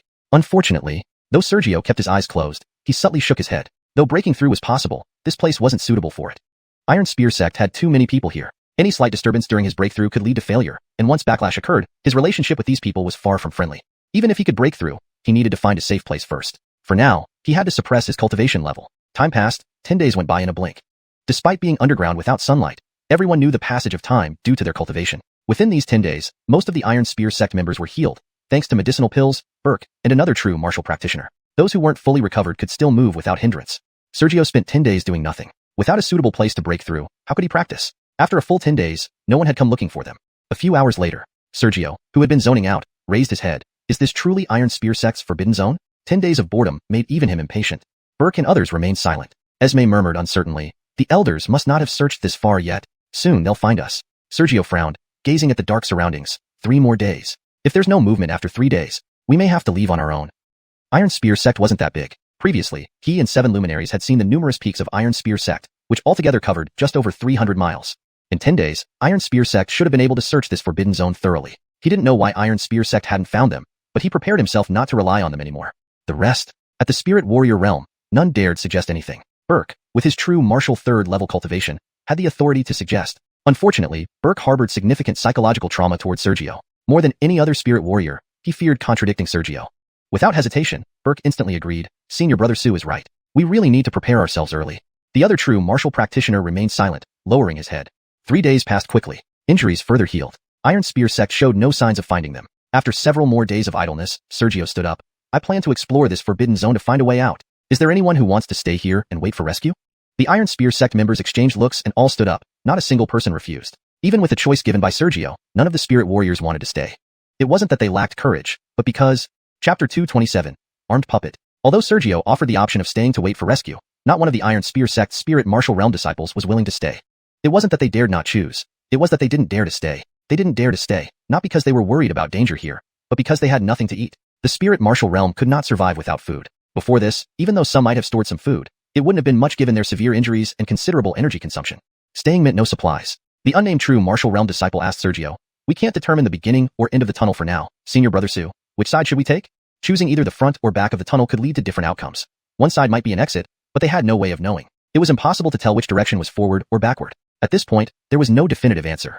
Sergio glanced ahead, then behind. In both directions, darkness reigned supreme, revealing only jade walls and unknown minerals on the ground. After a moment's thought, he softly said, in that case, Junior Brother Burke will accompany me, while you proceed from the other side, exploring in 2 directions simultaneously. If anyone finds an exit, they'll send someone back to inform the other group. Won't Senior Brother he's higher cultivation be better suited if we split up? The true martial realm disciple didn't immediately agree. Sergio shook his head. Junior Brother Burke seems like his injuries haven't healed. Alone, he might encounter accidents. He couldn't risk letting Burke act alone. With so many people around, Sergio and Burke's relationship was the most tense. Although Burke currently feared him, who knew what trouble Burke might cause if left to act on his own? Unable to predict anything, he preferred to keep everyone under his watchful eye. No matter what Burke thought, he had to follow the rules. Naturally, Burke did not dare to oppose him. Nodding frantically, he agreed, right? My injuries are not yet healed. It's best if I go with Senior Brother Sue. Seeing this, the true martial realm disciple frowned but did not refute. Instead, he turned to the others, asking, which of you wish to accompany Senior Brother Sue, and who wishes to come with me? Senior Brother Ran, we'll go with you. Sure, I'll go with you too. I'll accompany Senior Brother Ran. As expected, all 6 Spirit Martial Realm disciples chose to go with the Ran family true martial disciple. None wanted to travel with Sergio. Noticing the reactions, Esme approached Sergio. I'll go with Senior Brother Sue. Since they weren't dead yet, preparations for the future were necessary. Esme was wiser than the rest. Given Sergio's status, others could offend him, but she could not afford to do so. Alright, we'll split up. Don't go too fast, or it will be difficult to notify each other when we find clues. If you encounter any branches, don't enter them casually. This is a forbidden area. Avoid causing unnecessary troubles unless there's no other way. The Ran family true martial disciple maintained his calm. After more discussion, Sergio took Burke and Esme in one direction, while the Ran family true martial disciple led the others in the opposite direction. Once they had distanced themselves, Sergio looked back at the departing group and asked, "What's that junior brother's name?" Of the 3 true martial realm disciples from the Iron Spear sect, Burke was already incapacitated. The remaining true martial realm Biff was doomed due to his previous actions. The last one standing was the Ran family true martial, who seemed wary of Sergio but still retained the demeanor of a true martial practitioner. Indeed, achieving true martial realm within the Iron Spear sect required considerable talent. He-Ming. His name is Callan, Burke promptly replied. Worried, Esme asked, "Senior Brother Sue, does Senior Brother Ran unintentionally offend you?" "No need to worry, just a question," Sergio smiled, then picked up the pace. "Let's speed up and see if this path leads to an exit or some other unforeseen circumstances." Their pace quickened slightly. However, it still wasn't fast, considering Esme's cultivation was only at Spirit Martial 5th rank, far from the true martial realm. A gust of wind followed as the trio moved through the corridor. After walking for an indeterminate amount of time, they finally encountered something else. Several black figures stood before them, neither human nor other living beings, but sculptures, seemingly made of some unknown metal, each holding a spear. Stopping a distance away, Esme furrowed her brows, thinking, these sculptures, they seem dangerous. Burke squinted, watching them closely. Being at the true martial realm allowed for heightened senses regarding threats. Sergio nodded. Indeed, these sculptures are not as simple as they look. He sensed a faint yet chilling danger from these lifeless sculptures. Esme's eyes widened. I remember now. The records mention guardians in the forbidden area, puppets of true martial 9th rank. Anyone below origin martial realm stands no chance against them. Puppets, artifacts refined using unknown methods, could move freely like living beings and did not feel pain, often possessing combat strength greater than ordinary humans. Sergio's gaze sharpened. True martial 9th rank? Looking at the numerous puppets, nearly 100 of them, he marveled at the Iron Spear sect's hidden strength. If the records are correct, these puppets are all true martial 9th rank, Esme nodded, instinctively taking a step back, wary of startling them. Burke also quickly retreated. Senior Brother Sue? Facing these powerful puppets, they had no hope of winning. A true martial 3rd rank and a spirit martial practitioner would be fools to approach them. Sergio rubbed his temples, clearly troubled. Their journey until now had been smooth, but encountering such formidable foes now was disconcerting. So many true martial 9th rank puppets. If only he had advanced his cultivation, perhaps there'd be a chance to fight.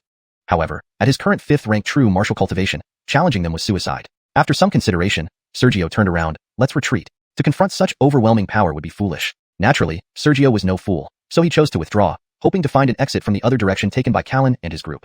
Hashtag chapter 228. The only path. Knowing that there is danger ahead but still heading towards it, such actions are not those of a wise man. Sergio wasn't foolish, so he chose to turn back rather than push forward. He wanted to first see what direction Callan and the others had chosen. Perhaps, the path Callan and the others took might lead straight to the exit. Even if it didn't, weighing the pros and cons before deciding which way to go was still reasonable. The three retreated along the original route. Many black shadow puppets remained motionless, seemingly having long since become inert relics as time passed. Half an hour later, before the trio reached the point where they had parted ways earlier, they saw Callan leading the other 6 spirit martial realm disciples approaching. Soon, both groups converged. Once closer, Sergio's expression wasn't pleasant. Junior Brother Ran, you brought everyone over. Is the path you chose dangerous? It wasn't dangerous, it was a dead end. After traveling for a while with the other junior brothers, we encountered no dangers but reached the end. Without waiting for a response, Callan added, I tried attacking, but found no passage at the end, and the material is the same as the walls and ground around us. Brute force can't break through. Senior Brother Sue, all of you turned back and asked this question. Does that mean your path has great dangers? Esme spoke softly. There are dozens to hundreds of true martial 9th rank puppets. True martial, 9th rank? Callan swallowed hard, his voice strained. In an instant, Callan looked at Sergio. Senior Brother Sue, with no path ahead or behind us, what should we do now? Do you confirm that the path you took is truly a dead end, not just blocked by an array? Sergio's expression was also far from pleasant. Callan didn't explain further. Junior brother doesn't understand arrays. If Senior Brother Sue disagrees, we can go back there to check. It will only waste a few hours. Sergio pondered for a moment, then shook his head. Let's go take a look. Regardless, it's better than facing those puppets. Seeing this, Callan spoke up. Fellow disciples, Senior Brother Sue and I will go back to check. If you don't wish to continue, wait here for us. Clearly, he was quite certain that even if Sergio went there, it wouldn't be passable. The other 6 were very trusting of Callan and all nodded in agreement, indicating they would stay and wait. Esme thought for a while. If so, Senior Brother Sue, you 3 go check the situation, and I will stay here with the others. With our true martial cultivation, we can travel faster. As the weakest among them, she seemed quite self-aware. All right, Sergio nodded slightly. Although Burke was unwilling, he could only agree. The 3 instantly unleashed their true martial realm power, moving several times faster than before. Without the hindrance of spirit martial disciples, they hovered half a foot off the ground, their speed incredibly swift. In less than 2/4 of an hour, the 3 arrived at the supposed dead-end endpoint Callan mentioned. Indeed, it was blocked by walls made of jade bricks like the ones on either side. Callan spoke aportly. Senior Brother Sue, do you want to try attacking to see if you can open a path? Sergio shook his head. With the situation unclear, brute force is the worst choice. Then his eyes narrowed. I have a pair of eyes trained in martial techniques that can pierce illusions. Let me see. The Great Wasteland Primordial Dragon scripture quietly activated. The world transformed. Countless colors swirled. One glance confirmed for Sergio that this was not a dead end. In the vision of the Great Wasteland Primordial Dragon scripture, this was not the end of the array. However, he did not know how to break through here. What he could tell was that forcing a path would be no different from breaking through the ceiling to leave. After all, whether breaking through here or breaking through the ceiling, the difficulty would be the same, requiring forcefully shattering the array. After a while, Sergio exited the observation state, softly saying, "Junior brother was so certain this was a dead end. Perhaps you discovered something else. Tell me about it." Callan's eyes flickered. Does senior brother really think this is a dead end? Didn't you say so? Sergio smiled slightly. Just told the other junior brothers. Pausing, Callan looked at the wall. This place is forbidden. Although I don't know its exact purpose, being a forbidden area, its end cannot be ordinary. Do you firmly believe this is the end? Sergio became interested. I'm not sure, but I know that if there's a passage, there must be an end and an entrance. Finishing, Callan shook his head. But this place doesn't look like the end, nor like an entrance. So, there must be some mystery behind this wall. It could be the exit, or the reason this place is forbidden. Whichever it is, rashly triggering it will bring no benefit. Callan sighed, not to mention, even if we want to penetrate this rock wall, we have no way. With the array spreading out, Sergio had no confidence in dealing with it, let alone the others. Breaking the array? Recalling the complex, interconnected formation seen under the Great Wasteland Primordial Dragon scripture, Sergio felt that perhaps breaking through to the origin martial realm might offer a glimmer of hope. Regardless of what lay behind the rock wall, they couldn't penetrate it. Saying it was a dead end wasn't wrong. Silently for a moment, Sergio turned around. Let's go. Hopefully, those puppets have broken down over time. Otherwise, for everyone here, this truly was a dead end. Unless they waited for rescue, an unknown when, they could only face those unknown puppets. Burke said nothing, joining Callan as they retraced their steps. Fortunately, there were no other dangers in the corridor. They returned smoothly to where Esme and the others were waiting. Seeing the three return together rather than separately, everyone understood that even Sergio personally inspecting hadn't found a solution to the dead end. They could only proceed in the direction of the puppets. Without much discussion, the group headed toward the puppet-filled area once recombined. Finding no other dangers in the passage, they soon reached the spot where Sergio and the others had turned back. A quick glance revealed the dense crowd of puppet shadows in the distance. After a long silence, as Sergio stared at the puppet army, unsure of what to do, one of the Iron Spear sect spirit martial disciples spoke. Senior sister, these puppets, although powerful, haven't moved for a long time. Could it be that after so many years, they've decayed? Decayed? The hearts of those present, originally heavy with silence, began to stir. Yes, maybe these puppets had rotted away. After all, this forbidden area had been abandoned for who knows how many years. Previously, the puppets might have been formidable, but now, perhaps they were thoroughly rotten inside.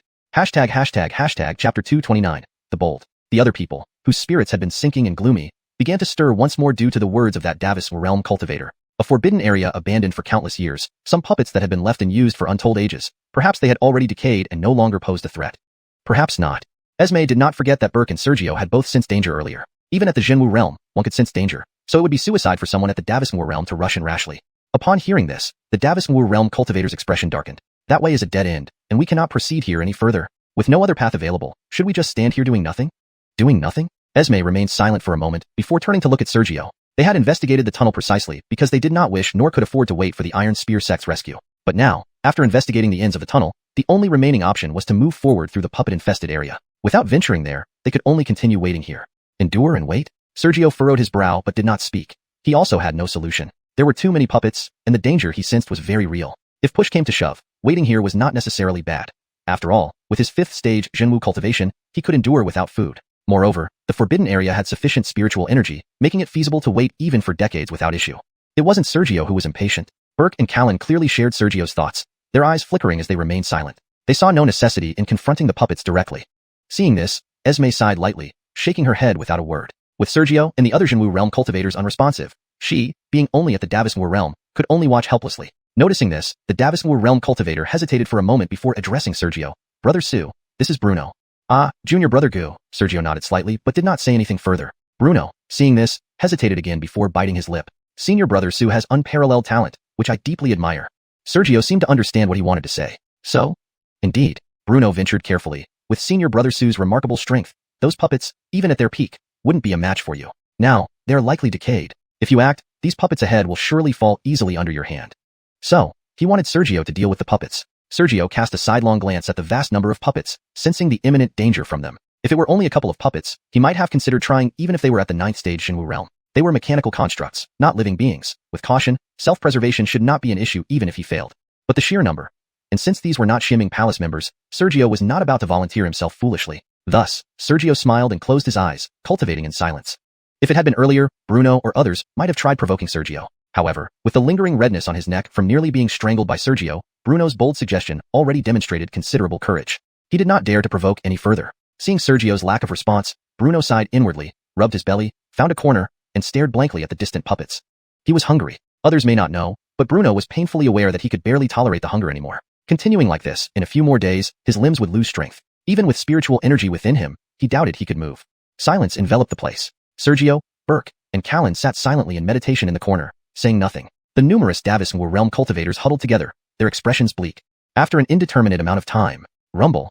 The sound of rumbling stomachs broke through the silence among the Davison realm cultivators. Sergio's eyes flickered briefly before he resumed cultivating in silence. His current state was near peak, with full spiritual energy restored. Sustaining himself for decades wasn't an issue. He believed that given enough time, even if the Iron Spear sect was reluctant, they would eventually find this place under the pressure of the Seven Luminaries sect. It was just a matter of time. Burke and Callan, though from the Iron Spear sect, chose silence when faced with life and death matters, much like Sergio. About 10 breaths later, I don't believe those puppets can still function. The same Bruno who had urged Sergio to take action clenched his teeth and stood up. He looked at the others. Any seniors or juniors willing to accompany me? He couldn't bear the hunger any longer. Even if the shadows of the puppets were intimidating, he had to investigate. Even dying at the hands of the puppets, it would be better than starving to death. One scenario involved potential death with little pain. The other, almost certain death with excruciating torment. There was no hard choice. Had Bruno not provoked Sergio, he might not have dared to take such a risk. The other 5 Davison realm disciples exchanged glances. No one spoke, no one moved. Seeing this, Bruno's expression turned grim. He believed these people must be just as famished, yet they still chose to wait? Cowards. He cursed softly, then clenched his teeth and quickly approached the puppets. Esme called out instinctively, "Junior brother, be careful." Bruno nodded in acknowledgement and continued moving towards the puppets. Instantly, Burke and Callan, who had been seemingly meditating, opened their eyes and fixed their gaze on Bruno. They knew the puppets were not decayed based on their perception of martial arts' true essence. They sensed immense danger. But not every puppet might be operational. If only a few were still functional, they didn't need to endure this hunger indefinitely. A handful of puppets, with proper planning, could be manageable. The other Davison realm cultivators watched Bruno intently. Though Sergio and the other 2 Jinwu realm cultivators had not spoken about what they sensed, the others knew that Bruno's success or failure would determine whether they needed to endure hunger any longer. As everyone watched, Bruno grew closer to the puppets. Approaching closely, he subconsciously slowed down, holding his breath. No matter how slowly he moved, the distance ultimately ended. Despite the slow pace, Bruno gradually got close to the puppets until he finally surpassed the first one, then the second, until the last one. Burke gasped aloud. How is this possible? He saw Bruno, drenched in cold sweat, pass through the entire group of puppets. Despite the considerable distance, a Jinwu realm cultivator's vision was sharp enough to see Bruno's thoroughly soaked clothes. The sweat had drenched through. He could even see the surprise mixed with relief on Bruno's face. Chapter 230, Casualties appear. Burke could clearly see Bruno, who had made it through the puppet cluster, his clothes drenched in cold sweat, his face revealing a mixture of relief and immense joy at having safely traversed the puppet cluster. Where were the puppets? His martial arts essence had distinctly sensed great danger. Some of these puppets might be decayed, but there should still be functional ones among them. Callan also voiced his thoughts somewhat speechlessly. Could it be that because we are disciples of the Iron Spear sect, the puppets sensed us and thus did not attack? Hearing this, Burke suddenly realized, that's possible. Although this is a forbidden area, it was once our sect's forbidden area. If there is no external control, it makes sense that the puppets would not attack people from the Iron Spear sect. Sergio's eyes flickered as he began to agree with Callan's idea internally. Even though this place was abandoned, it was still the Iron Spear sect's forbidden area. It seemed logical that the Iron Spear sect's puppets wouldn't attack its disciples. Could it be that the vast puppet cluster was just an obstacle for him alone? Senior brothers, come over. These puppets are all decayed.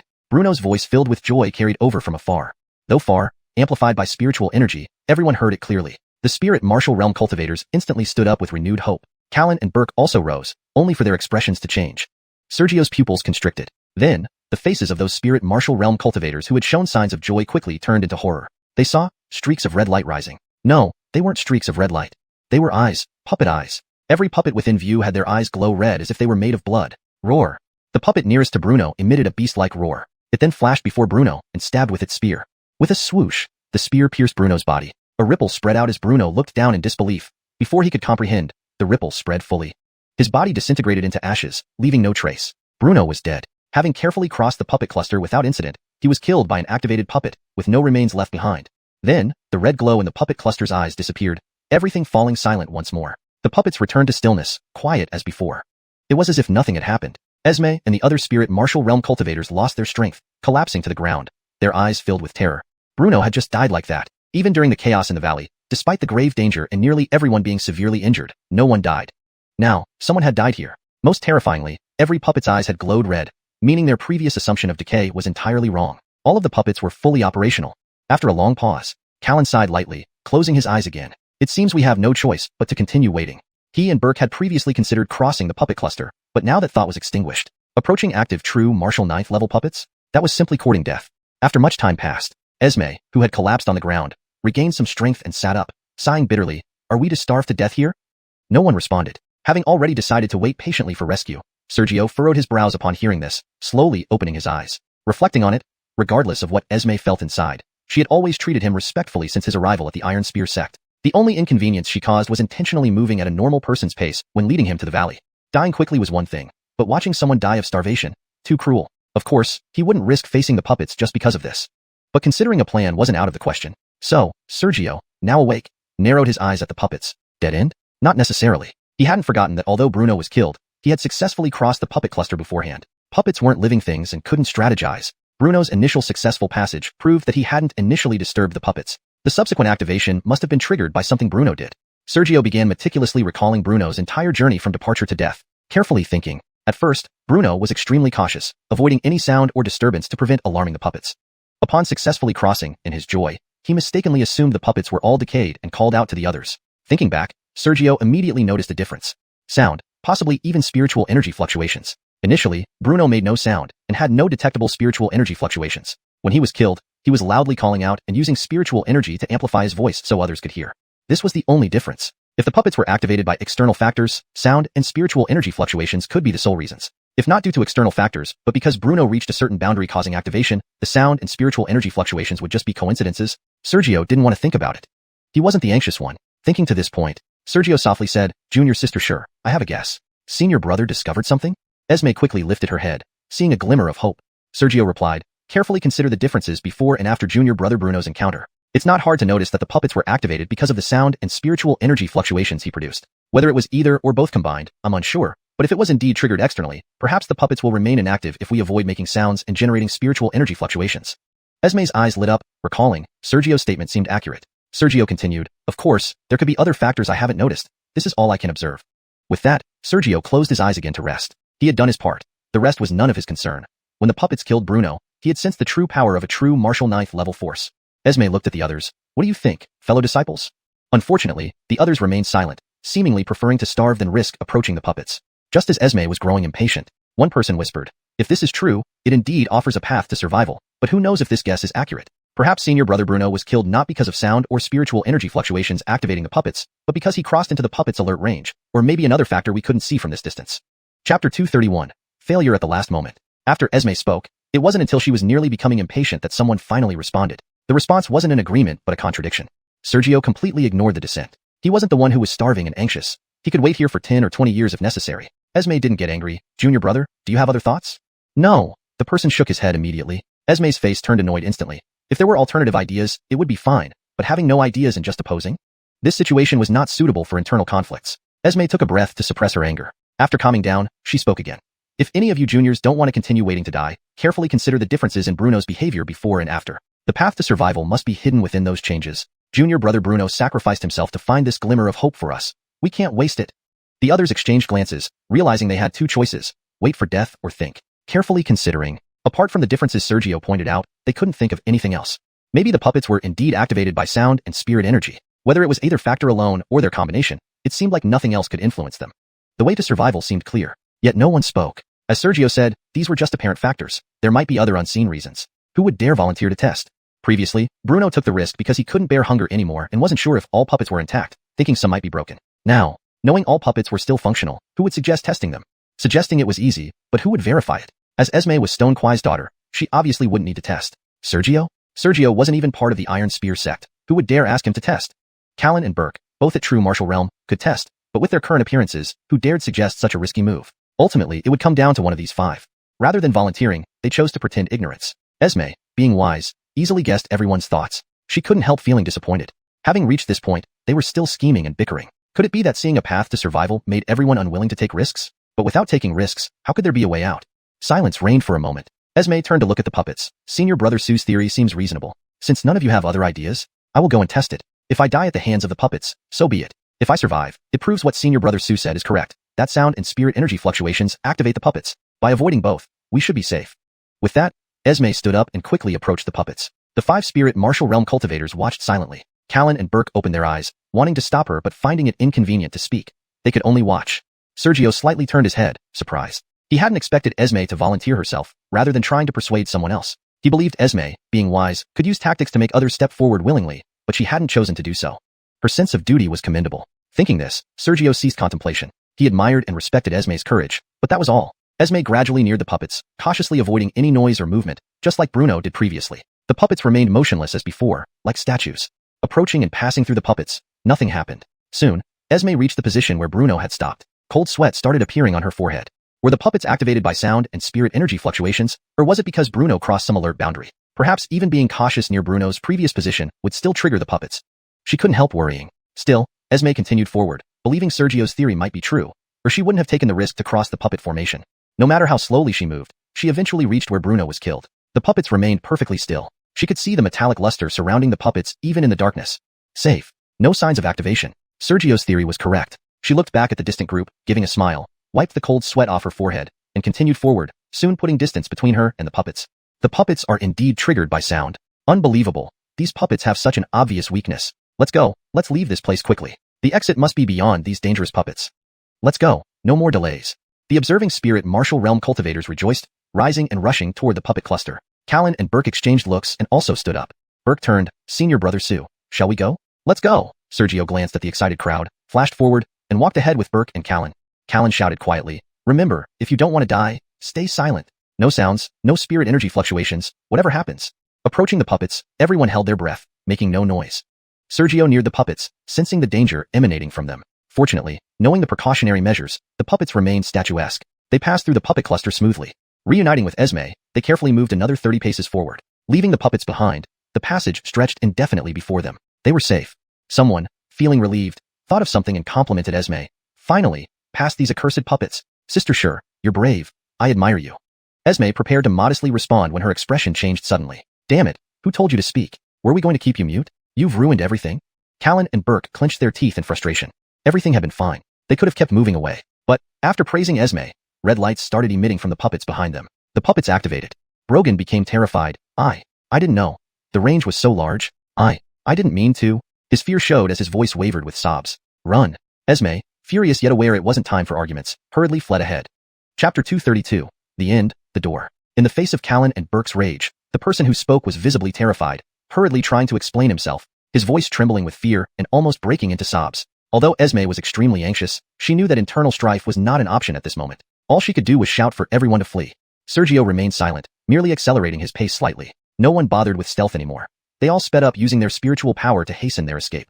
Roar. The first puppet emitted a beastly roar as it pounced towards them. Immediately after, a dense red glow erupted as the rest of the puppets were fully activated, surging forward in a wave-like manner to chase after them. They had only fled for a few breaths when Sergio, Burke, and Callan Chadradal sharply noticed that although the puppets had been activated, their speed did not seem very fast. Although the puppets were still faster than most spirit martial realm practitioners, their speed was far from matching the true martial realm. For more fluent English expression, they had only fled for a few moments when Sergio, Burke, and Callan sharply noticed that while the puppets had indeed been activated, their speed was not particularly fast. Though still quicker than most spirit martial realm cultivators, the puppets were far from matching the speed of a true martial realm practitioner. At least, even if Callan, a first-rank true martial, reached his full speed, the puppets definitely couldn't catch up. Was it because the long passage of time caused some decay within the puppets, or was it that these puppets were inherently slow? Sergio didn't know the reason, but he quietly increased his speed again, wanting to put some distance between himself and the puppets to avoid any unforeseen changes. Callan and Burke followed suit. What was different was that because the puppets weren't exceptionally fast, when Sergio passed Esme, he grabbed her along, dragging her with him. After all, this was Iron Spear Sect's abandoned forbidden zone, and Esme had read about the area before. Whether the exit was ahead or not, no one could be sure. Bringing someone familiar with the place would increase their chances of safety. The four people quickly outdistanced the other 5 spirit martial realm practitioners at a visible speed. "Senior brother, don't. Senior brother, it's all Eric's fault and has nothing to do with us. Senior brother you won't care about our lives. If there's an exit behind, how will you explain to the sect? Just leave Eric who disturbed the puppets behind?" The remaining spirit martial realm practitioners didn't want to die either, so they screamed and shifted blame onto Eric. Burke and Callan hesitated for a moment. Though unwilling, they glanced at each other, gritted their teeth, and did what Sergio did. Using their spiritual power to carry 2 people. Naturally, this slowed them down somewhat. Of course, from a glance, even at ultra-low altitude, they were still faster than the puppet horde. As for Eric, no one cared about him for the moment. Eric wanted to call out too, but seeing Burke and Callan's expressions, he knew they would rather kill him than save him at this point. How would they possibly help him? And Sergio? If Sergio were to make a move, it might be easier for Eric. But looking at Sergio, who hadn't said a word, Eric suspected that Sergio would likely not only refuse to rescue him, but might also take advantage of the situation to kill the root cause of the trouble. Roar. The roaring of the puppets grew closer. The puppet's speed exceeded the spirit martial realms. Once caught, 100 lives wouldn't be enough to compensate. Thinking of this, Eric disregarded everything else and bit his lip, spraying out a mouthful of blood, which turned into a mist of blood and re-entered his body. His complexion turned pale, yet his speed suddenly surged by quite a margin. Although he still couldn't match Callan carrying 2 burdens, the difference wasn't much, and he was faster than the puppets. If he could maintain this long enough, the puppets certainly wouldn't catch him. How doesn't he get killed by the puppets? Callan and Burke cursed inwardly, exactly as Eric expected. They wished they could kill Eric, but didn't say anything more. They didn't believe they would die here. Killing a fellow disciple would bear serious consequences. One by one, the group continued through the tunnel with stern faces, leaving the puppets further and further behind. Even Sergio could hardly see the puppets in the darkness. They could only tell the puppets were still chasing by hearing their roars. Uncertain about what lay ahead, the 3 true martial realm practitioners kept silent. And the few spirit martial realm practitioners being carried, how could they dare speak up? Amidst silence and faint roars, who knows how long it lasted, a glimmer of light appeared in the far distance. An exit. Everyone rejoiced upon seeing the light. Even Burke and Callan showed signs of relief. They even considered slowing down to wait for Eric, who was still holding on with a secret technique. Seeing everyone's joyful expressions, Sergio slowly spoke up, "Don't forget, we're underground. This tunnel hasn't ever gone upward. Where could an exit appear ahead?" Callan and Burke's expressions darkened as the relaxation and joy vanished. Without a word, they continued moving forward. Their speed subtly increased, easily overtaking the 2 lagging behind.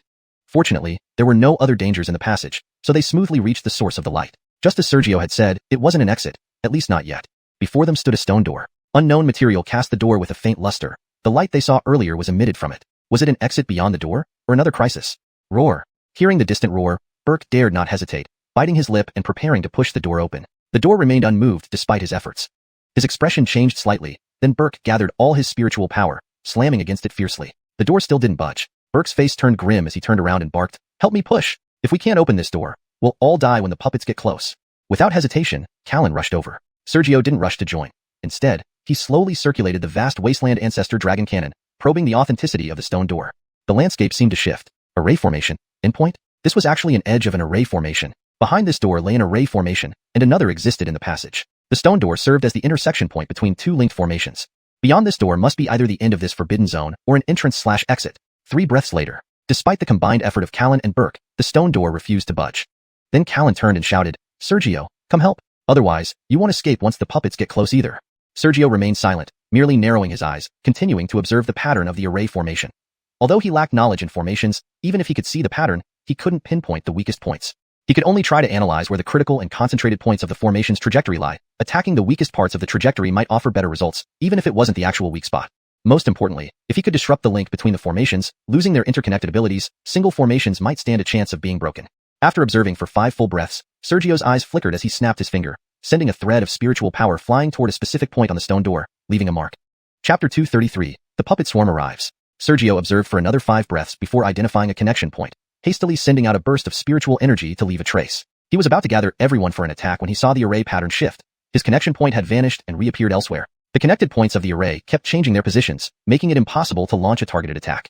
Indeed, this formation within the forbidden area was too profound to leave such an obvious weakness. With a sigh, Sergio exited the state of the great desolate ancestor dragon scripture, looking at the glowing stone door with a slightly troubled expression. Esme, suppressing her panic, hurriedly asked, "Senior Brother Sue, did you discover something? The formation is complex. If anyone here feels confident enough to break through it like they would your Iron Lance sect's defensive formation, go ahead and try," Sergio said, then turned back to look behind him. Eric, drenched in blood, had just arrived, his face pale and breathing heavily. There was still no sign of the puppets, but the roar of beasts was growing louder and closer. It was only a matter of time before they reached this place. Callan growled in frustration. "Senior Brother Sue, are you not going to try it all and just wait for death? If you have the energy to argue, you might as well save some strength for when the puppet swarm arrives." Sergio closed his eyes, silently recovering his spiritual energy which hadn't been too depleted, conserving his strength for the impending battle. Though there were many puppets, Sergio wasn't despairing. When it truly came down to life or death, his final trump card was sufficient to annihilate all flying puppets, as he had done when leaving Shengyuan City on his way to join Shiming Palace. Back then, at the spirit martial realm, he had wiped out the Stephen family, a powerful clan with 19 true martial experts. His confidence didn't mean others felt the same. Seeing Sergio ignoring them, Callan's expression changed, and he glanced at Burke, whispering something quietly. 30 breaths later, Burke suddenly spoke. "Junior brother Eric." Eric, still pale-faced, lifted his head quickly. "Senior brother he." Burke squinted his eyes. "If not for you, the puppet swarm would still be in its original position, correct?" Eric hurriedly explained. "Sorry, I didn't mean to. I was just overjoyed at that moment and didn't realize that being so far away could still alert the puppets." As he spoke, he seemed close to tears. Burke's eyes glinted coldly. I remember junior brother Ran specifically ordered us not to make a sound before and after we started moving. Both senior brothers ran and I remained silent, yet you were eager. Why are you so capable? Senior brother, I didn't mean to. Eric's body slumped to the ground. Burke showed impatience. I didn't ask anything else. I only asked if it was because of you that the puppets were alerted. Yes. Eric looked panicked. You admit it then.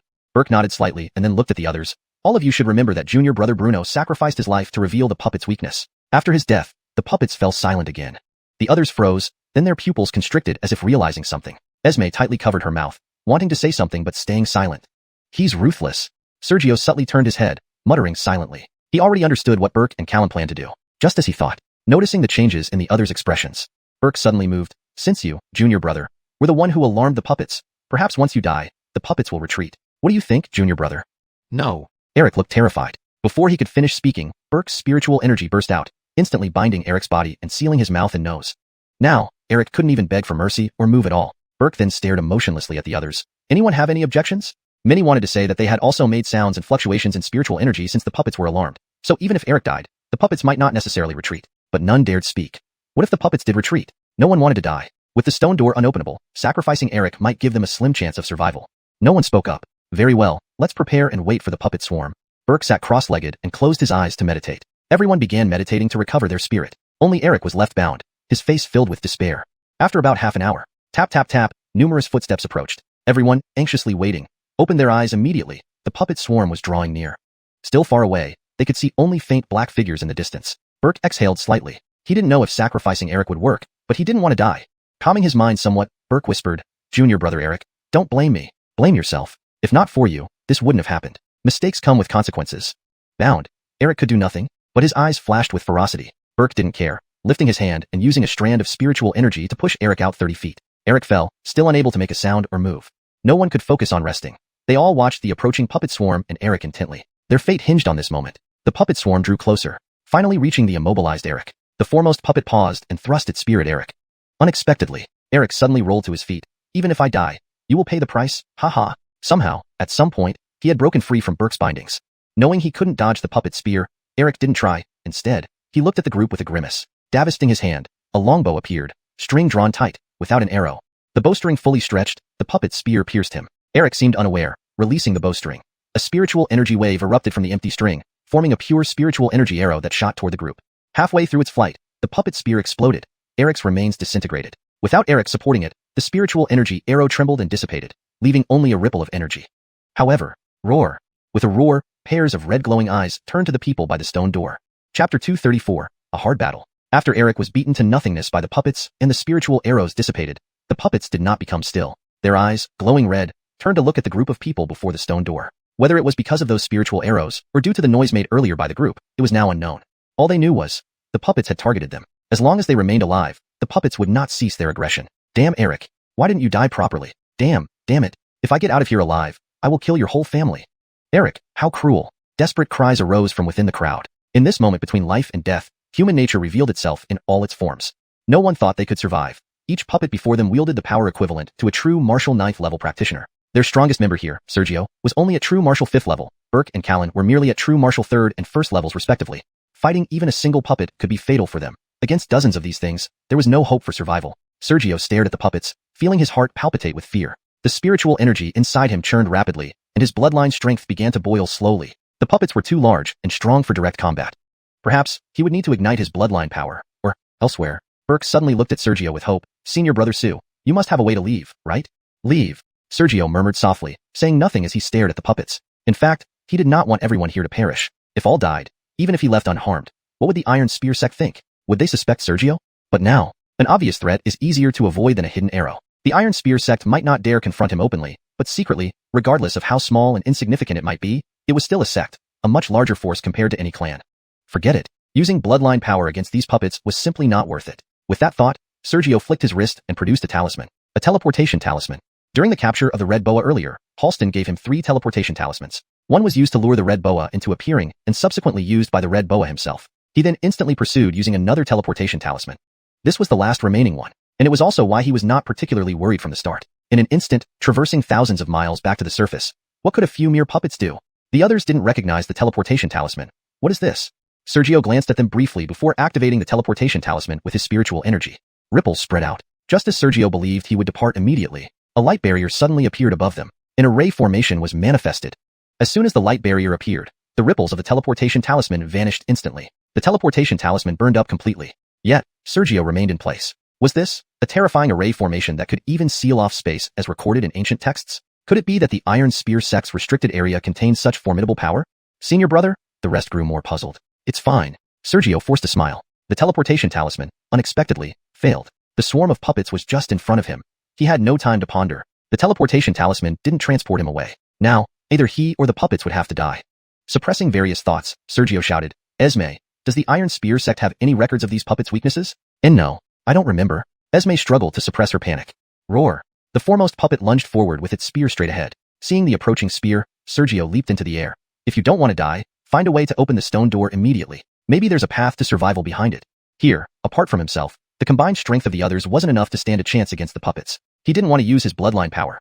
So, these people could only be temporarily saved.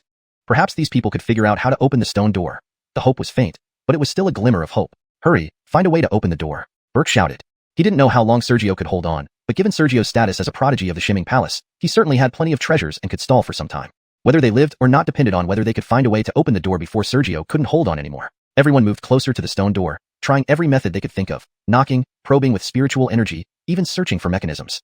A shrill metallic sound, clang, rang out. Some instinctively turned their heads to see Sergio block the puppet's spear thrust with Avril. Avril's blade was extraordinarily sharp, piercing halfway through the spear. No one doubted that if Sergio had been 2 levels higher, he could have severed the puppet's spear in one stroke. Avril was a divine weapon.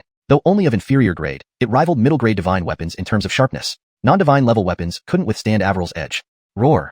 Puppets, being not human, naturally had no fear, pulling back their spears to sweep horizontally. Enormous spiritual fluctuations spread. Roar, roar, roar. More puppets leaped closer. The other puppets wouldn't just watch, they instinctively aimed to annihilate all intruders. Once the other puppets closed in, Stormy sword heart. Sergio instantly formed a sword gesture.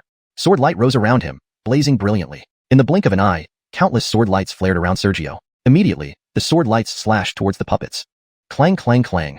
The metallic clashing sounds continued non-stop as the sword lights hit the puppets, sparking showers of sparks. Alarmingly, the sword lights failed to pierce through the metal skin of the puppets. That vast expanse of sword light only managed to momentarily obstruct the puppets' actions, having no effect otherwise.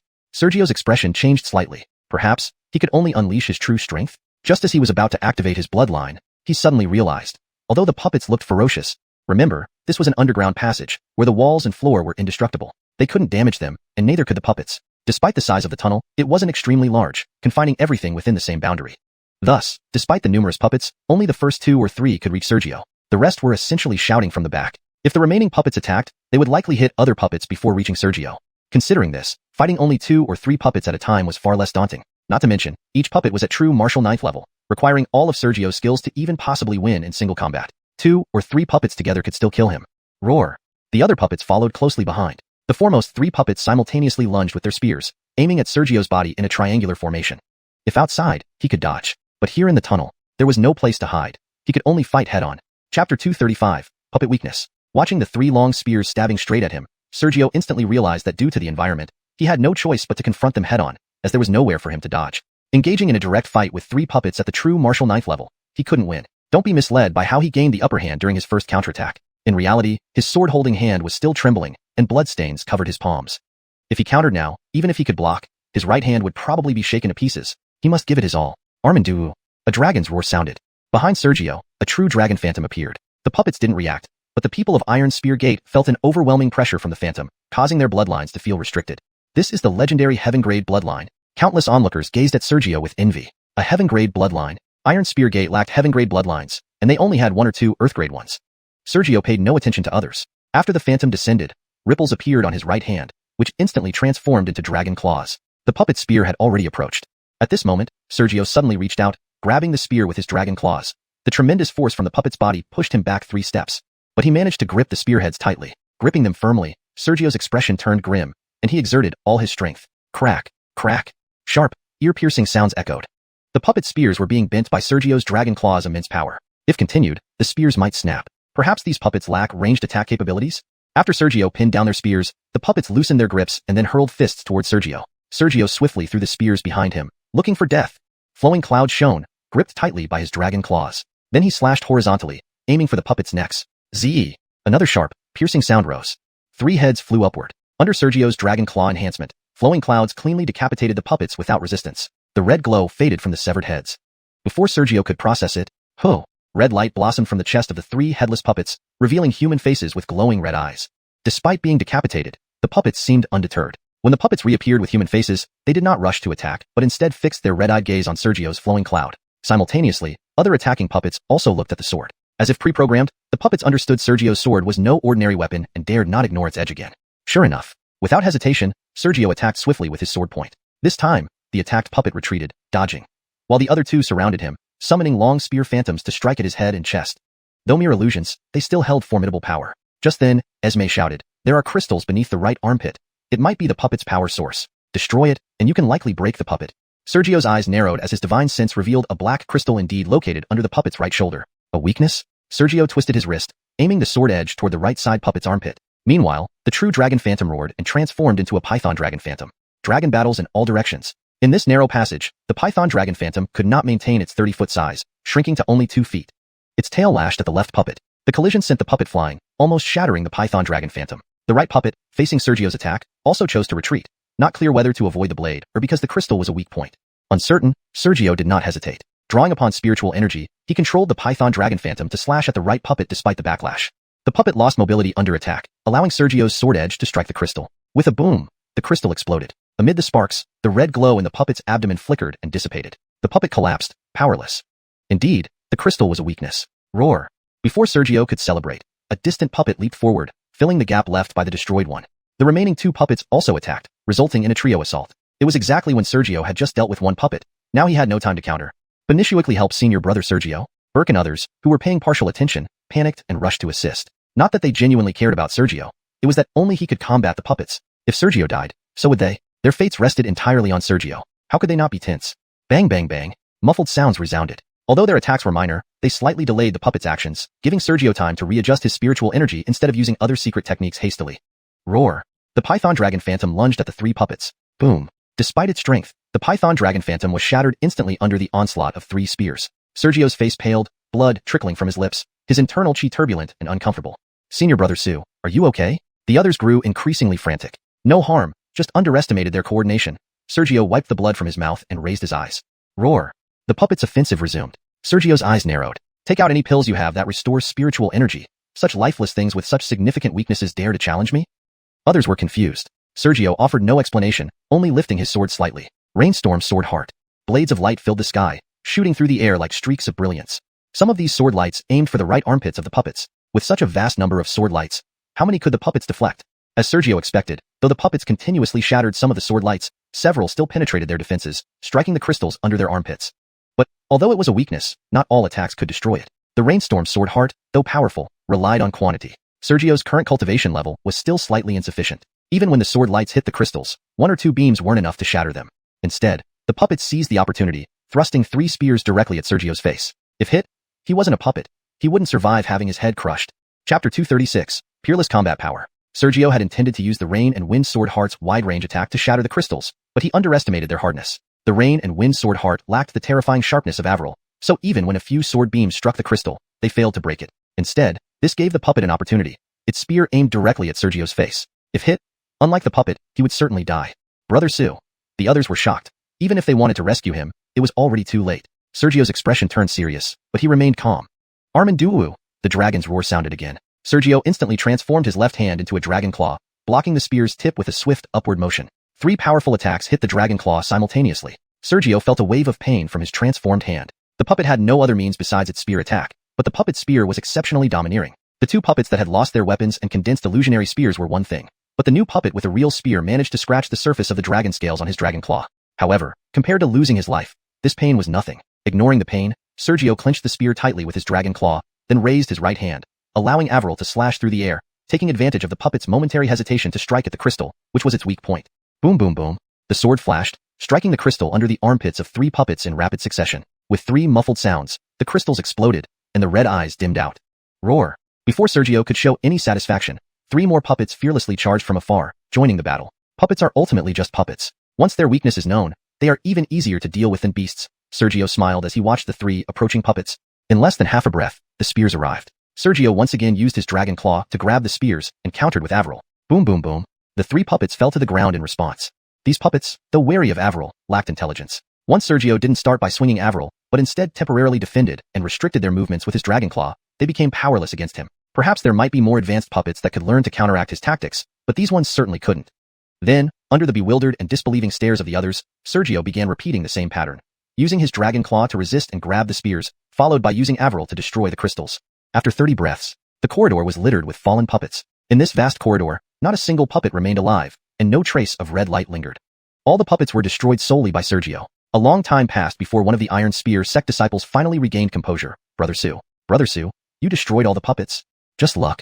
Sergio gently shook his left hand. Looking down, his left hand was bloodied and torn. The puppet spear wasn't easy to block. If he hadn't used the dragon claw, his normal human body would have been shattered by the force of the spear. Fortunately, it was just a flesh wound.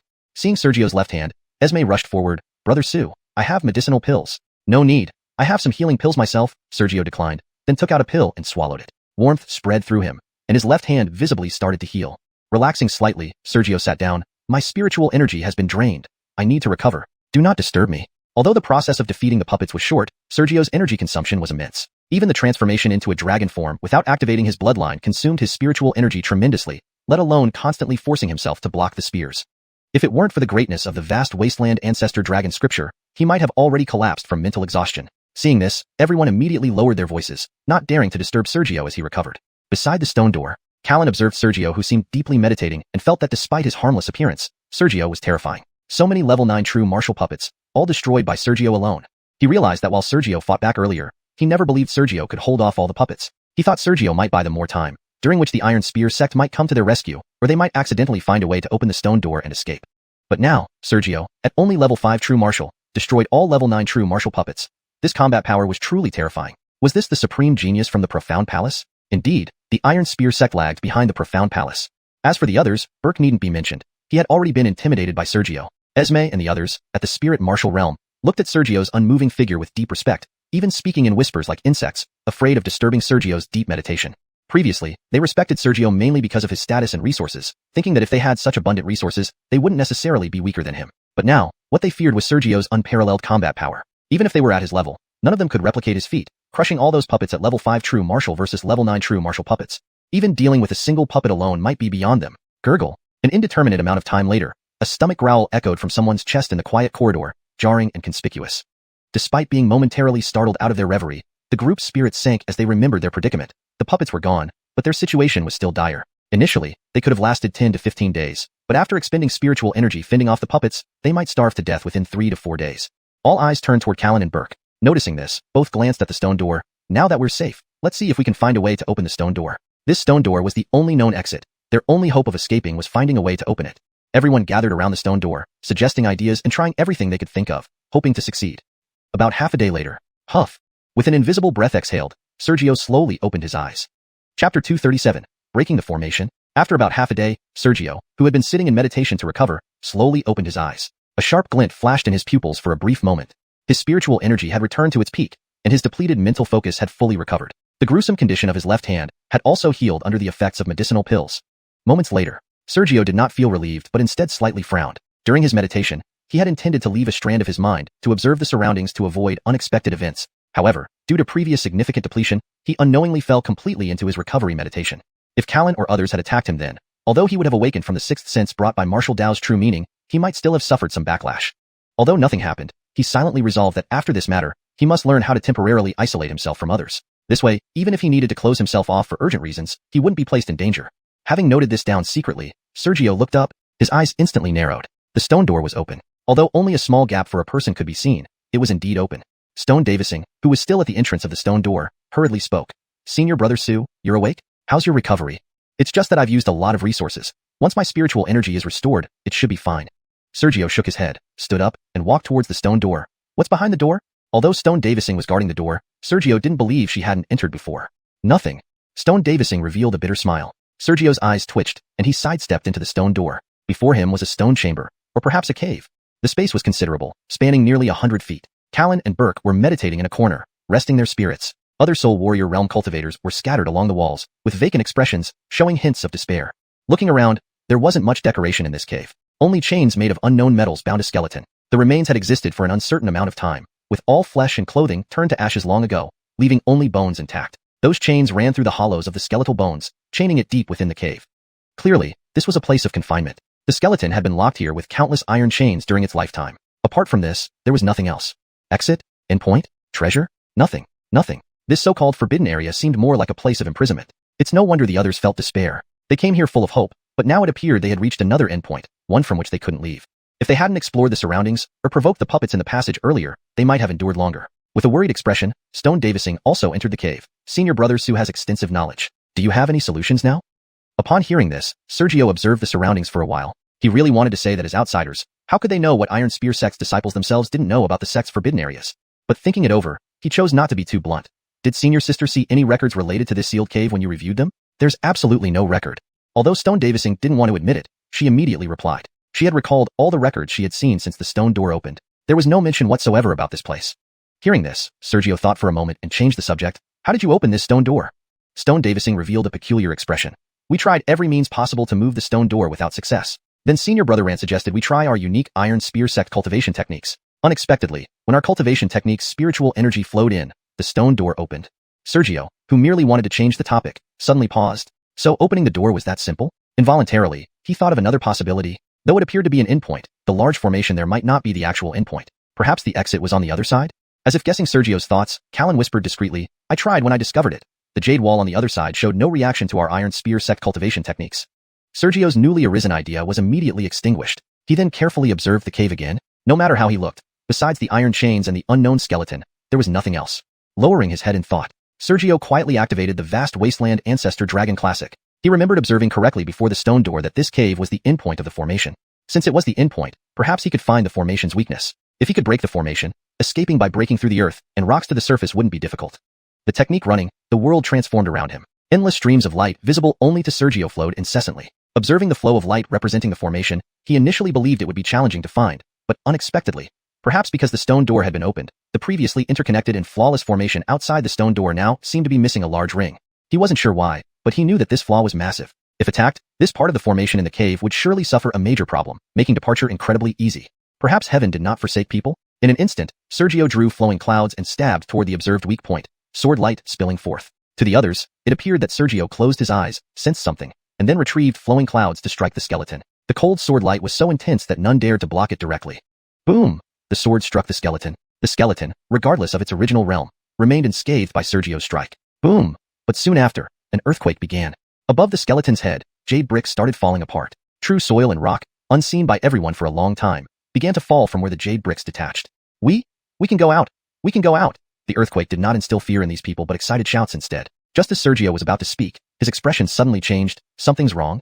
Through the vast wasteland ancestor dragon classic, he saw the array formation's momentum abruptly shifting. Other parts of the formation extending far away also began to change. One hair pulling, and the entire body moves.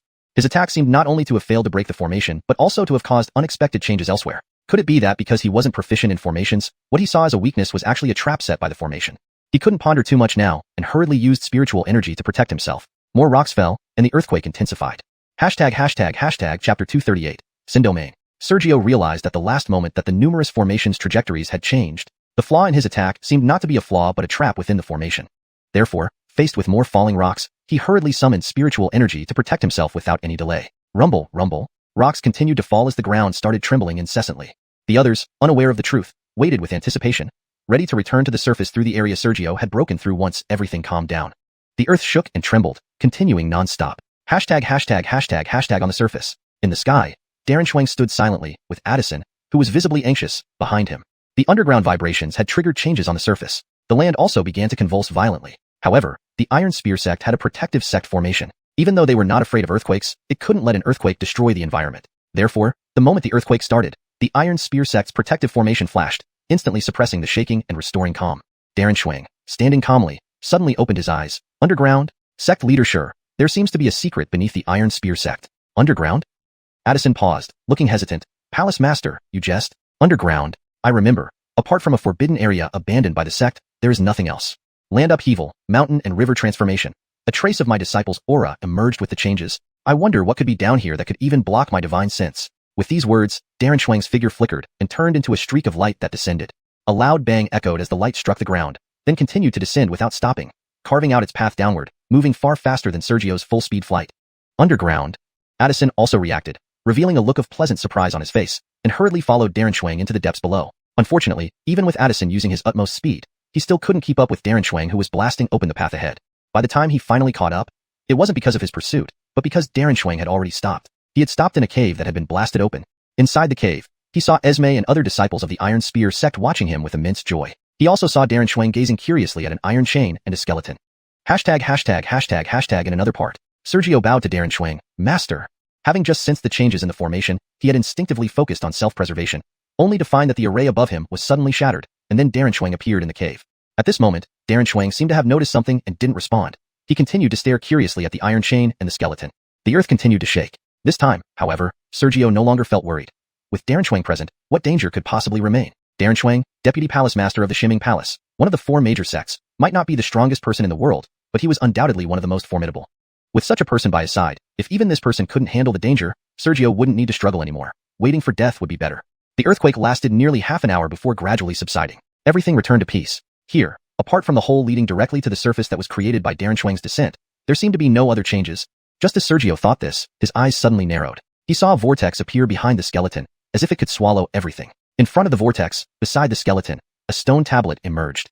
The tablet bore many symbols he didn't recognize. As a whole, it looked like some kind of text, but he didn't know what it meant. At this moment, Darren Shuang was leisurely examining the stone tablet, as if he understood the text or symbols. Then, Sergio shifted his gaze to the vortex. For some reason, he felt as if something inside the vortex was attracting him. Perhaps it was attracting his heart, or perhaps it was attracting his bloodline. In any case, his intuition told him that there was something inside that he needed, something immensely beneficial to him. After about 10 breaths, Darren Shuang finally withdrew his gaze. Sect leader, sure. I didn't expect your Iron Spear sect to have some depth. Addison quickly responded. Your Excellency overestimates us. Our modest foundation is nothing compared to the Xianxia Palace. Master, could this vortex be an entrance to a mystical realm, like the storm's secret realm I once entered? A mystical realm? Pausing, Darren Shuang looked puzzled. Calling it a mystical realm isn't wrong, but this particular realm is known as the Sin Domain. The Sin Domain?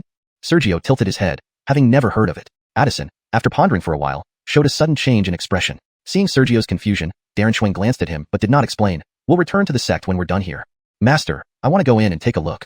Thinking of the attraction, Sergio hurriedly spoke up. Addison immediately stared at Sergio wide-eyed, filled with disbelief. Why? Darren Shuang turned back, eyebrows furrowed. Sergio hesitated for a moment before speaking honestly. I don't know why, but I always feel that there's something inside that attracts me.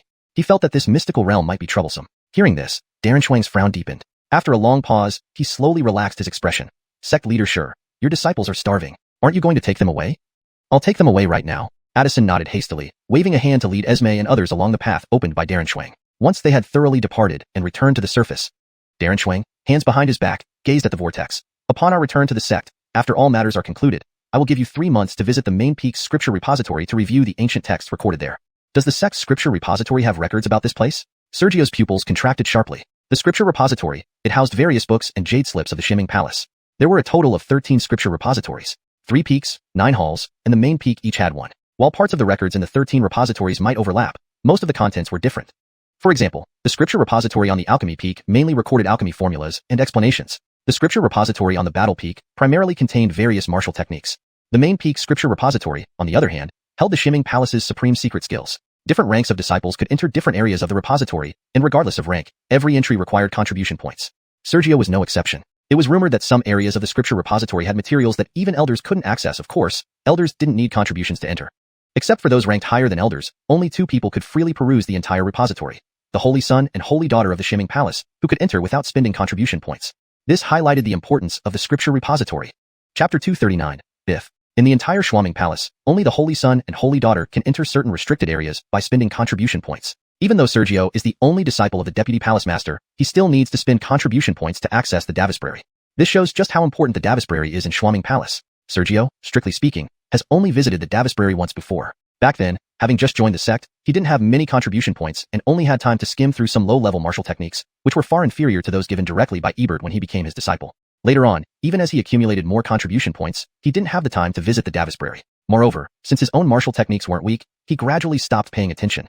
The Davisbrary holds for you, not merely martial techniques and other annotations, but also many secrets that are hard for ordinary people to know, said Ebert, pausing briefly before looking at the stone stele. Just like now, if you often went in and out of the Davisbrary, how could you fail to recognize what the stone stele records? If I'm not around one day and you encounter danger without knowing it, or miss an opportunity without understanding it, it would be embarrassing. Finishing his words, Ebert added thoughtfully, Perhaps I'm being too strict. After all, you've been in the sect for a short time. Let's not make this a precedent. Then, Ebert began explaining the content recorded on the stone stele to Sergio. The inscription on the stele was actually quite simple. It stated that this place was an entrance to the Sin territory, a place from which none return after entering. Only that much. No return after entering? Once inside, there's no way out? Cold sweat immediately broke out on Sergio's forehead. If not for Ebert's arrival, he might have been lured into entering it under its influence. At that point, initially, Sergio recovered and asked, "What is the Sin territory?" Sin territory. Territory refers to a region, and sin means exactly that. It's simpler than it sounds. Could it mean a territory marked by sin? Ebert spoke slowly. Legend has it. Sergio always believed that the land ruled by the 4 major sects was the entirety of the Mountain Sea continent. Actually, it's not so. The term Mountain Sea Road refers to 5 continents. According to legend, countless years ago, the Mountain Sea continent was indeed a single continent. But in the endless years past, various sects and noble clans started wars for reasons unknown, with countless terrifying experts involved. That battle made heaven and earth pale, dimming the sun and moon. Due to that war, the continent was torn apart into 5 regions and countless islands. The vast ocean separated the 5 continents and isolated countless small islands within it. In the ocean, endless demon beasts thrived, leaving the 5 continents disconnected, with no further contact. The ground they stood on now was one of these 5 lands, donghua, ruled primarily by Shuaming Palace and the other 3 major sects. The remaining 4 territories, according to ancient texts, were Namen, Beima, Shiyu, and Zhongyu. Ebert did not elaborate further, instructing Sergio to check the library records himself one day. He only explained about the Sin territory. It is said that the Great War caused the disintegration of the continent, leading to the deaths of countless commoners and cultivators, their blood turning the heavens and mountains red. As a result, after the war, there was a reckoning. After the war, the victors imprisoned those who initiated the conflict. The prison was the Sin territory. The victors collaborated, using extremely powerful means to create a secret realm, covered entirely by an endless array. It is said that within the Sin territory, regardless of cultivation level, everyone must experience life, aging, illness, and death like ordinary mortals. Even at the Jinwu realm, Yuanwu realm, and even the Earth spirit realm, lifespans cannot exceed 100 years. This was the punishment for the sinners of that time and their descendants in the Sin territory. Initially, the Sin territory needed guarding to prevent the first generation of strong individuals from breaking through the array. But over time, with the terrifying lifespan restrictions, within a mere century, what level could anyone achieve? The Sin territory thus saw no chance of anyone breaking out. Gradually, the entrances to the Sin territory fell into disuse and were sealed off. This entrance in the Iron Spear Gate was likely one of the entrances used to imprison countless sinners back then. Finishing his words, Ebert softly asked, "Do you understand? The array laid by those powerful cultivators back then is truly terrifying." Sergio swallowed, looking at the vortex entrance with apprehension. What frightened him most wasn't the one-way entry of the Sin territory, but the method of stripping lifespans. One should know, the higher a cultivator's cultivation, the longer their lifespan. At the True Qi realm, True Qi generated in the body changes itself, making one immune to almost all diseases, living easily up to 150 years. At the Davising Wu realm, True Qi turns into spirit energy, nourishing the body further, allowing one to live to 200 years effortlessly. Davisk Sergio, at the Jinwu realm, it's even more extraordinary. Condensing martial Dao essence, one becomes utterly transcendent, living to 500 years easily if not killed by others. Above Jinwu lies the Yuanwu realm, where one enjoys a 1,000-year lifespan. Above Yuanwu, the Earth Spirit realm allows a 2,000-year lifespan, witnessing countless rises and falls of mountains and rivers, observing countless mortal affairs. As for the martial Emperor realm like Ebert, it boasts a 5,000-year lifespan. Yet, in the Sin territory, regardless of cultivation, one's lifespan never exceeds 100 years. Sergio knew many ways to kill, but stripping away someone's lifespan without killing them, such a technique was simply unimaginable. Davis Prairie, he must definitely visit it upon returning to the sect this time. Otherwise, encountering a place like the Sin territory and plunging into it unknowingly, he didn't know what attracted him in the Sin territory, but he was already determined not to enter. If he continued to develop peacefully, he was confident he could secure the position of Holy Son. Then, with Shuaming Palace's vast resources at his disposal, he wouldn't need Ebert to open any backdoors for him. By then, what treasures couldn't he obtain? Why risk entering the Sin territory? Let's go. Ebert nodded lightly, seeing Sergio understood the seriousness, not explaining further, and took Sergio to fly away. Within moments, they returned to the surface. Palace Master Jonathan and some elders of the Iron Spear Gate were still guarding the area. Most striking among them was a man restrained by transparent chains, Biff.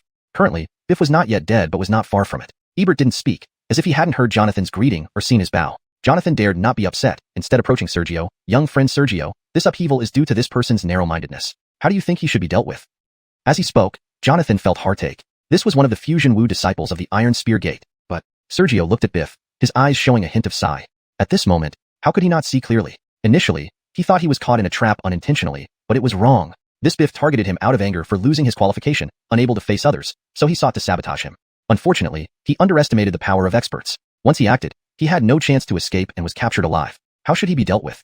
Chapter 240, The Once Peerless Prodigies Challenge. Sergio looked at Biff, sighing inwardly as he understood that this person, enraged by the loss of his qualifications, had resorted to treachery in a desperate attempt to ambush him, and succeeded.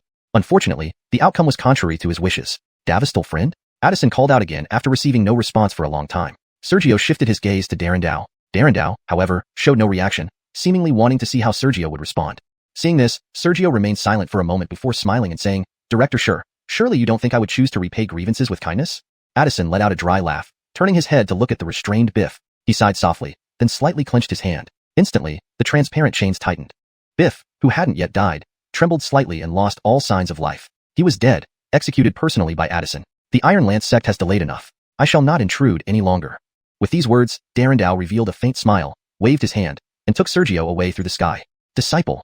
Rene, who had been humiliated by Sergio earlier, approached from afar, tears shimmering in his eyes. In midair, just as they had taken flight, Darendao suddenly spoke. Recall all your experiences in the Iron Lance sect and consider what lessons you've gained, and tell your teacher. What lessons? Sergio's expression froze as he recalled everything that had happened since arriving at the Iron Lance sect, trying to understand what Darendao was asking. Upon reaching the Iron Lance sect, he had only fought with Burke, participated in a baptism ceremony, and ended up trapped in an array due to Biff's jealousy, eventually adventuring in the abandoned restricted area underground. Thinking about it, the main reason for their trip was because Darendao wanted him to truly understand the meaning of struggle. Was there anything else? But if Darendao asked, it certainly wasn't without reason. After some thought, the biggest change was caused by Biff's revenge, which led to their appearance in the abandoned restricted area. Lowering his head to ponder, Sergio suddenly looked up. Master, are you telling me that after striving, one must also bear the consequences of that struggle? This was the only thing he could think of. Darendao did not respond but murmured, a little over a year ago, Irvin returned to the sect and challenged you to a life and death duel. You have 3 months from the day you returned to prepare. Still deep in thought and wondering if he had said something wrong, Sergio's expression froze once more. After 3 breaths, he suddenly looked up. Irvin? Davis Van Death Duel? Who is this person? He had never heard this name before and couldn't possibly have any enmity with this person. Wasn't this just a crazy idea to challenge him to a life and death duel? A life and death duel is a kind of confrontation where the participants either live or die. Xuanming Palace is vast, and people's hearts are unpredictable. Perhaps some have developed such hatred that it quickly turns into deadly enmity, an enmity where only death can resolve it. To disrupt the unity of the sect, Xuanming Palace allows such duels. Of course, while that is true, some people cannot initiate such a duel. Davis, Vlad and Sergio. Given Vlad's hatred towards Sergio, why didn't he directly challenge Sergio to a life and death duel instead of using other means to torment him? When Sergio first joined the sect, his cultivation was low. If Vlad had issued a life and death challenge, Sergio would have surely died. He didn't issue it, perhaps due to the gap in their cultivation levels, but this was only a minor reason. The main reason was that both Vlad and Sergio were among the most outstanding prodigies in Xuanming Palace. Vlad was already renowned, with the potential to contend for the Holy Sun position. Sergio didn't need any reputation. His 9th grade heavenly rank bloodline made him terrifyingly talented. Xuanming Palace wouldn't allow a life and death duel between such prodigies. If ordinary disciples tried to challenge Sergio to such a duel, it wouldn't be allowed either. Therefore, Sergio never believed anyone within Xuanming Palace could challenge him to a life and death duel. But now, Darendao told him he needed to prepare for such a duel upon returning? Facing Sergio's confusion, Dorindo's face revealed a complex expression. Seeing this, Sergio spoke again. Master, who is Irvin? Since he's challenging me to a life and death duel, I assume he must be quite formidable? Dorindo's expression grew even more complex. After a long while, Dorindo's complex expression faded, and he murmured, Irvin, once our Xuanming Palace's most celebrated prodigy, was once considered the undisputed Holy Sun candidate among the 3 peaks and 9 halls. Hearing this, Sergio's expression changed, not out of fear for the immense power Irvin represented in those few words, but because the undisputed Holy Sun candidate made him think of Edie. As if sensing his thoughts, Darendao sighed, looking at the ground. In his prime, he was confident and engaged to the Palace Lord's only daughter. Your teacher once believed that given his talent, he would become our next Palace Lord within 200 years. Sergio's expression returned to normal, engaged to the Palace Lord's only daughter. Master, isn't it customary for the Holy Sun and Holy Daughter to be a pair? Since he's the undisputed Holy Sun, why would he marry the Palace Lord's only daughter? Pausing for a moment, Darendao wondered if Sergio's focus was misplaced. Nonetheless, he turned his head, a bit exasperated, and asked, is there any sect rule mandating that the Holy Sun and Holy Daughter must marry? No, Sergio immediately shook his head. As far as he knew, it was an unwritten rule, not officially codified into sect regulations. Seeing this, Darendao continued, if you indeed secure the Holy Sun position, when the time comes, if you do not wish to marry Edie or she does not wish to marry you, would the sect force you both together? Considering Dorindo's treatment of him since joining the sect cherished its prodigies and wouldn't compel such unions, as it would create disunity. Seeing this, Darendao finally spoke slowly. Prepare well. When we return to the sect, you will fight Irvin. Suppressing his thoughts, Sergio spoke urgently. But, Master, Irvin and I should have no enmity. Why challenge me?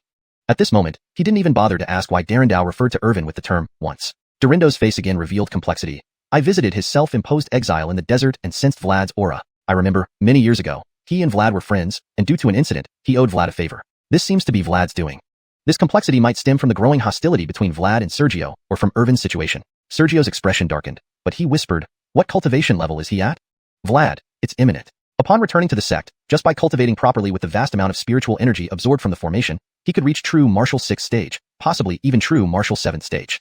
Then, beyond Xuanming Palace, the world is vast, and deaths or disappearances always happen normally. He believed it wouldn't be him who would die or go missing. Unexpectedly, Darendao replied slowly. Irvin reached the primordial martial realm 3 years after turning 20. Sergio suddenly looked up. The lowest rank primordial martial realm Irvin? He challenges a disciple currently only at true martial 5th stage to a life and death duel? Chapter 241. Strange admonition. Sergio, who wasn't overly concerned at first, instantly looked up with a grim expression upon learning Irvin's cultivation level from Kevin Yao. Yuanwu realm. He was currently only at Jinwu 5th stage. Even if he returned to the sect and fully refined the massive amount of spiritual energy absorbed in the formation, his limit would still only reach Jinwu 7th stage according to his estimation. Moreover, 3 months after returning to the sect, he would have to face Irvin in combat. Even if he continuously hunted demon beasts and consumed precious medicinal pills to cultivate, it was impossible for him to reach the Yuanwu realm within 3 months. To add on, according to Kevin Yao, Irvin had already broken through to the Yuanwu realm when he was just 23 years old. With such talent, even without the assistance of the vast wasteland ancestral dragon classic, he might have reached a similar level as Irvin. Under equal talent conditions, such a large gap in realms, he would have no chance of winning unless he transformed into a dragon. What troubled him was not that, but why the sect had agreed to this challenge. Did they want him dead? Kevin Yao turned around with a calm expression. Are you afraid? Silent for a moment, Sergio exhaled slightly. The sect must have its reasons, but as a disciple, although Master did not give much information about Irvin, every word suggests that Irvin is a genius on par with or surpassing me. If we were at an equal cultivation level, then there would be no issue, but with such a significant gap, it's hard to imagine how I could possibly win.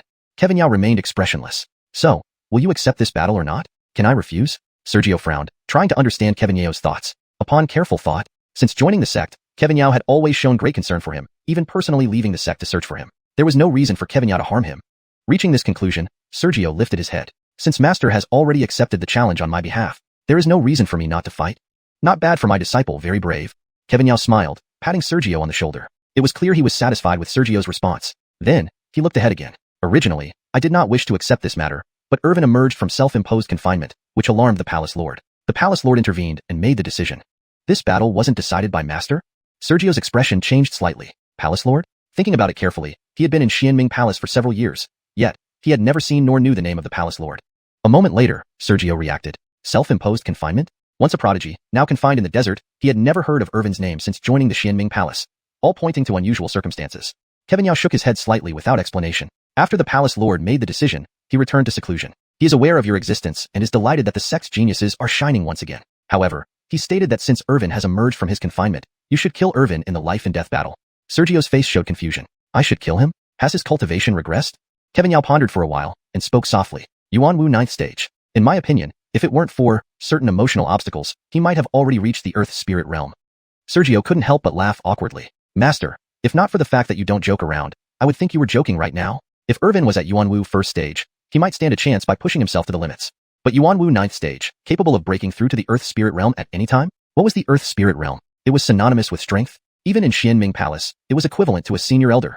Such strength? Asking him to kill? Must be a joke. This time, Kevin Yao didn't avoid the topic and showed a hint of melancholy. During the duel, he will suppress his cultivation however. I do not wish you to kill him. Sergio frowned. Master, not that I underestimate myself. The Irvin you described has extraordinary talent. He may have tried to kill me at Sarah's invitation, and if I lose, so be it. But if I can win, since he wants to kill me, why shouldn't I kill him? Before meeting me, at Sarah's invitation, he might have truly intended to kill you. But after seeing me, he will not harm you. Pausing, Kevin Yao sighed. When the battle starts, you may be overpowered, but in the end, you will definitely win. Before Sergio could respond, Kevin Yao sighed again. After all, he came seeking death this time. Sergio felt countless question marks forming on his forehead, but Kevin Yao lost interest in explaining further. Just remember what I said. The wind howled as their speed increased exponentially, blurring the landscape in Sergio's eyes. Xianming Palace, Wuxiang Peak. After bringing Sergio back to Wuxiang Peak, Kevin Yao left immediately without disclosing where he went. Sergio initially planned to enter seclusion to break through his cultivation, but after considering, he sent a message to Castor to come to Wuxiang Peak. Upon receiving the message, Castor immediately set aside his tasks and rushed to Wuxiang Peak. At the peak, seeing Sergio, Castor visibly relaxed but with urgency. Senior brother Su, you're finally back. Where have you been this past year? Why didn't you send any news back to the sect? Sergio glanced at Castor and frowned slightly. Dabistal brother, haven't you slacked off in your cultivation these past 2 years? Castor's current cultivation was at Davisingwu 6th stage. When they first met, Castor was at Davisingwu 3rd stage. Considering the time, it had been over 3 years, but he was still only at Davisingwu 6th stage, averaging 1 breakthrough per year. This cultivation speed was somewhat slow. Castor hesitated, sensing his own cultivation. Though he wanted to refute, he respectfully responded, brother has unmatched talent, and little brother falls short. I will work harder from now on, not letting down brother's expectations. He didn't think he had been lazy. Breaking through one realm per year seemed slow in Sergio's eyes, but in reality, it wasn't. Really, it wasn't. How many people in the world lived out their full lives without reaching the true martial realm? Davising Wu realm bestowed 200 years of life. Though Castor was a few years older than Sergio, supported by the sect and backed by Sergio, he was confident he could reach the true martial realm before 40. Thus, while he might seem inferior to a genius like Sergio, overall, he was a rare talent. He refrained from refuting because he saw that Sergio viewed him as an insider and thus was dissatisfied with his progress. Anyone else, Sergio wouldn't care about their cultivation. Hearing this, Sergio nodded lightly. Very well. Davistal brother, do you know Irvin? The information given by Kevin Yao was too sparse. He needed to gather more details himself. Chapter 242. Usher. Already at Yuan Wu. With Castor's assurance, Sergio nodded gently, and then inquired if Castor had any news about Irvin. In the past, Castor might have needed some time to consider his response. This time, however, his expression darkened slightly. Soon, he whispered softly, Elder brother, regarding this person's whereabouts, I also don't have clear information. However, a year ago, the palace master, who had been in seclusion for many years, suddenly sent out a message from the main peak, challenging Elder brother to a life or death duel within 3 months of your return to the sect. What about Irvin's past? Sergio's eyes darkened. This information, Darendao had already told him. Past events. Castor's voice became grave, his expression heavy. After learning about this news, I realized that this person must be extraordinary, or they wouldn't qualify to issue a life or death challenge to Elder brother. So, I inquired among the fellow disciples and leveraged our family's intelligence networks. Describing the arduous nature of his inquiries, Castor's heavy expression turned sour. Unfortunately, very little information was obtained. Many disciples were completely unaware, while those who knew treated it as a taboo, unwilling to reveal anything no matter how much I prodded. So, nothing? Just as Sergio was about to give up, Castor whispered softly, ultimately, my father heard of it and understood that I was investigating for Elder brother's sake. He told me some inside details. Even he wasn't fully informed but heard bits and pieces of what happened back then. Sergio immediately perked up. Any information was better than none. Castor's voice grew even lower. According to my father, over 30 years ago, Irvin was an unrivaled prodigy of Xianxia Palace, even betrothed to the palace master's only daughter, Xianxia. Over 30 years ago. Such a long time. He hadn't even been born yet. Castor continued whispering. If that were all, Irvin wouldn't have become a taboo subject. Rumor has it that as Irvin and Xianxia's affection grew, the palace master himself presided over their wedding. Unbeknownst to anyone, on their wedding night, Xianxia met with an unfortunate end, causing the palace master to rage and wish to suppress Irvin. Only through the pleading of the palace master of Darren Palace and other elders did Irvin's life remain intact. Xianxia is dead? Indeed. Since arriving at Xianxia Palace, he had not only never seen the palace master, but also hadn't heard of such a daughter. She was gone.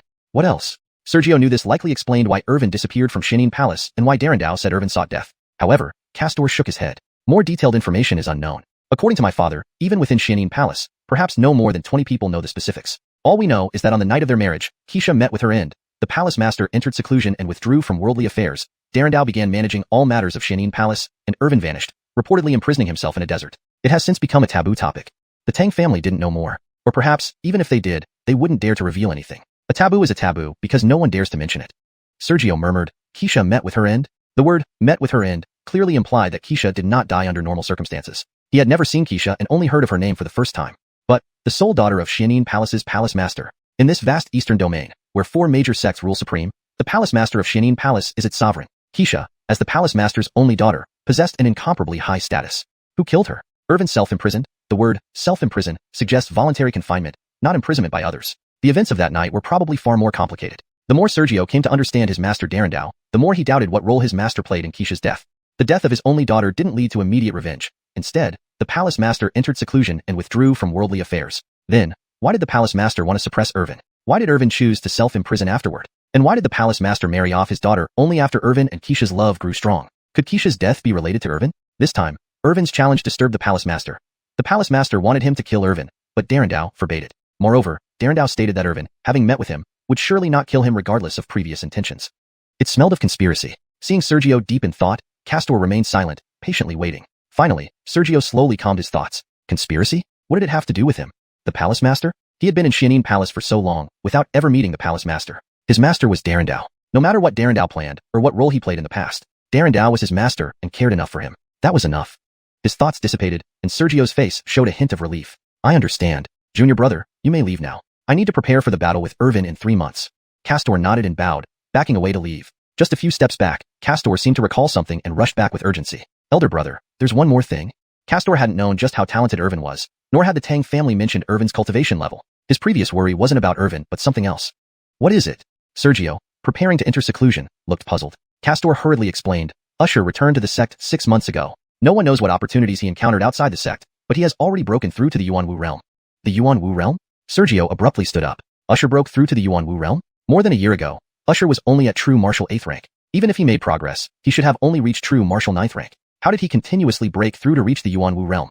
If Usher reached the Yuan Wu realm, with the techniques and martial skills he mastered, Sergio wouldn't be able to cross such a significant realm gap and defeat Usher without burning his bloodline. He had planned to find a way to kill Usher outside the sect after dealing with Irvin. But now, Castor looked troubled. Specifics, junior brother can't find out either. How he broke through is unknown. He only claimed that he gained some opportunities when returning to the sect. The sect doesn't seize disciples' opportunities, especially for someone like Usher, hence the sect didn't investigate further. Castor had long allied with Sergio. Given Usher and Sergio's deep-seated grievances, it was natural for Castor to share Sergio's anxiety. And Sergio's expression turned grim.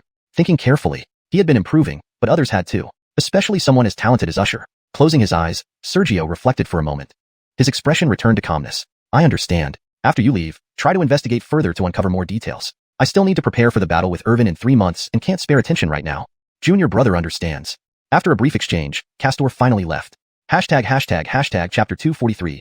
A rushed 3 months. Castor informed Yusef that he had already broken through to the primordial martial realm. He then exchanged a few words with Sergio before quickly leaving. Once Castor's figure disappeared, Sergio wasted no time and walked straight to another spot on the mountain peak. Closing his eyes, he began to cultivate, sinking into deep meditation. As he had mentioned earlier, although Yusef's situation was urgent, it wasn't something that could be rushed. Right now, the most crucial matter was the battle with Irvin in 3 months. Logically speaking, since his battle with Irvin would involve suppressing his cultivation level, there was no need for him to rush his breakthrough. Mastering more martial techniques would be better. However, Sergio believed that if his own cultivation were higher, even in case of unexpected events, his chances of self-preservation would also be greater. If Irvin's intent was not to die but genuinely to kill him, also, he was already suppressing his cultivation level now, and if he continued to do so after 3 months, he might not be able to unleash his full power. Seclusion and breakthrough had more benefits than drawbacks. While Sergio entered seclusion, others did too.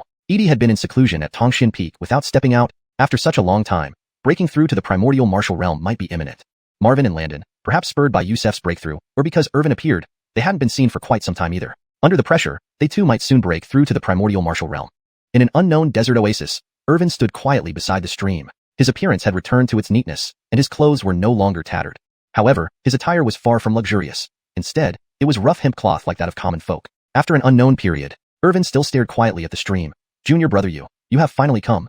I didn't expect senior brother to resort to such tactics. Yusef slowly approached from afar. He moved extremely fast. When his voice rang out, he was still far away, but by the time his voice faded, he stood next to Irvin. Irvin remained silent. Yusef, seeing this, his eyes turned cold. Junior brother used the past favor senior brother owed as leverage to ask for help in killing Sergio, not arranging a battle. Irvin's expression remained unchanged. There's no difference. If he cannot match me, he will die in our duel. If I cannot match him, even in other places, he won't be my match. Yusef became infuriated. You are uncertain about senior brother's current cultivation level, but senior brother is at least 5th stage primordial martial. Not being a match? What a joke, it's not funny. Indeed, he was very angry. In his plan, Irvin should have emerged from hiding to subdue Sergio simply and clearly. But unexpectedly, Irvin didn't chase Sergio after leaving the desert, instead setting up a life or death duel with him. Ordinary disciples might assume that someone would surely die in this battle, but Yusef never thought so. With suppressed cultivation, would Irvin die at the hands of Sergio? He couldn't be sure. Yet he was certain. Even if Sergio's intelligence wasn't low, how could the elders of the Xianxia Palace sit idly by and let a genius disciple with a 9th rank heavenly destiny bloodline die at Irvin's hands? After a moment of silence, Irvin sighed lightly. It's just fate. Senior brother, you're really something, junior brother remembers. Yusef laughed angrily, sneered once, and turned to leave. Unexpectedly, Irvin suddenly turned his head. Junior brother, do you truly target Sergio only because of familial affection? If not, why would I target him? Yusef's eyes flashed with cold light. Haha, only Sergio, ensnared in this scheme, does not realize it. Irvin chuckled, then stepped closer to Yusef. Although junior brother is young, in the mortal world, you are old enough to be your brother's father or even grandfather. Yusef's face tensed. Irvin continued, the Guiyuan City family still exists, and I visited Guiyuan City. When junior brother joined the sect, your brother wasn't born yet. It was only because junior brother joined the Xianxia Palace that your parents later gave birth to him, intending for him to eventually take over the Yu family. According to senior brother's investigation, junior brother and your brother have met less than 5 times. Do you think my familial affection is imaginary? Yusef clenched his fists tightly, veins bulging, spreading oppressive energy around. Not imaginary. Pausing for a moment, Irvin stopped half a meter from Yusef. Junior brother indeed often sends cultivation resources back to Guiyuan City to nurture your brother. Without these resources, it would be hard for him, a dissolute noble, to break through to the spirit martial stage. There might be familial affection, but how much does it weigh in your heart? What exactly do you mean? Yusef's eyes flared with real fire. You might indeed be furious with Sergio because of your brother's death, but how much of that fury comes from genuine resentment, only you know. Without waiting for a response, Irvin flickered back to the stream side. Now, junior brother and Sergio are growing increasingly bitter enemies. Is it because of your brother's death, or because Sergio surpasses Marvin and Landon in talent, thus threatening your status? Are you using your brother's death as a reason to fiercely target Sergio, trying to bring him down to protect your position? Yusef's body trembled slightly as he roared, nonsense. Heretical talk. Irvin closed his eyes slowly. I don't know what junior brother is thinking, but I warn you, the sect elders might already see everything clearly. Continuing on this path will ultimately lead to irreversible madness. Junior brother, you should go. Nonsense. Yusef screamed, his form blurring as he fled. Without heavenly tier bloodlines, how can one bear the title of Sacred Son? You three have contested for decades with no result, leaving the Sacred Son position vacant. Haven't you realized? Why torment yourself? Why insist? Irvin sighed deeply, standing unmoving beside the stream, like a statue. A generation passes, and a new generation emerges. Irvin knew that their era had already passed. This era belonged to people like Sergio, not them, the middle-aged men in their 50s or 60s. Even while imprisoned here, he understood that it wouldn't be long, perhaps even after his battle with Sergio, that the sect would likely begin the true selection process for the Sacred Son. In a blink, 3 months quietly slipped by. At the foot of Guiyuan Mountains where the Xianxia Palace was located, near Wuxia area, here, one side was a small plain, and the other was many towering peaks. At the boundary between the plain and the towering peaks, a massive platform floated 50 meters above the ground. Though people occasionally passed by this platform in the past, it was rarely visited. Today, however, the area around the platform was densely packed with people. Looking around, except for a few disciples like Edie and Landon who were focused on breaking through to the primordial martial realm, all other somewhat renowned disciples of the Xianxia Palace were present. They either stood on one side of the peaks, or the small plain. Wherever they stood, their gazes were fixed on the floating, 50-meter-high platform. That place was the battlefield for the Xianxia Palace's life-or-death duels. Today was also the day of the unheard of Irvin and Sergio's decisive battle. Chapter 244, True Martial 7th Level. As the day of Sergio and Irvin's combat arrived, all Xianxia Palace disciples who knew about it put aside their affairs to come to the arena for a death match to watch. Sergio had arrived. Everyone could see that Sergio was now standing quietly on the platform with his hands behind his back. The aura of true martial 7th level was evident. Is that senior brother Sergio? It's my first time seeing him. I heard that senior brother Su entered the sect only 3 years ago with just spirit martial realm cultivation. Who would have thought he would break through to true martial 7th level already? His talent is indeed frightening. No wonder he was taken as a disciple by the 7 luminaries palace master.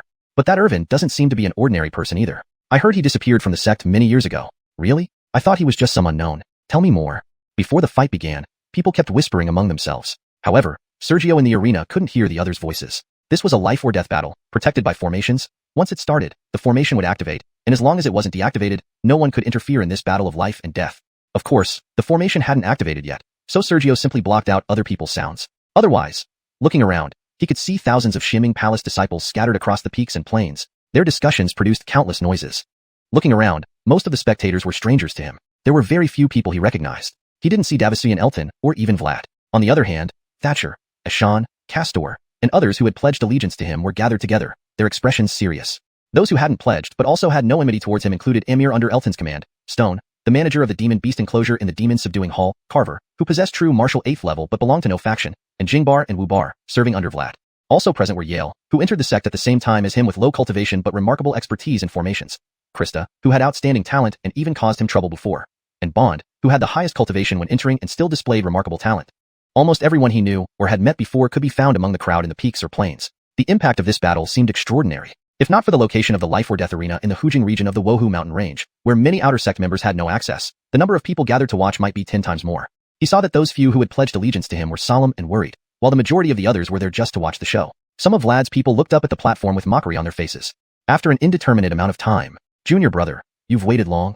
A calm voice echoed. Still gazing at the ground, Sergio instantly raised his head. At some point, a young man dressed in rough hemp clothing had appeared on the other side of the platform. His face looked not much older than Sergio's, but he was actually significantly older. Sergio had never seen him. Although it was their first meeting, Sergio still confirmed it firmly. Irvin? At this moment, only Irvin, who had challenged him, could appear on this platform. Irvin nodded slightly. Then he smiled gently. "Since Junior brother is here, I assume you understand. Only one of us can leave this place alive." His tone was calm. As these words fell, Sergio felt a sudden chill. Underestimating this person could lead to death. Without any reason, he had a strong intuition. Although 7 luminaries said Irvin came seeking death and wouldn't kill him, if Sergio's strength was insufficient and unimpressive, Irvin probably wouldn't hold back and might really kill him. Just like how Irvin, being an outstanding genius in the past, would rather die at the hands of another genius. An ordinary person had no right to kill Irvin, even if he desired death. Sergio's thoughts gradually calmed, and the flowing cloud silently appeared in his hand. Irvin's gaze lingered on the flowing cloud for a moment before looking up at the sky.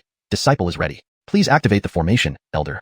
Moments later, a white-skinned childlike figure appeared in the air. Sergio bowed slightly. "Disciple greets Elder Matthew." That childlike figure was not a child, but a powerful elder of the Xianxia Palace named Matthew.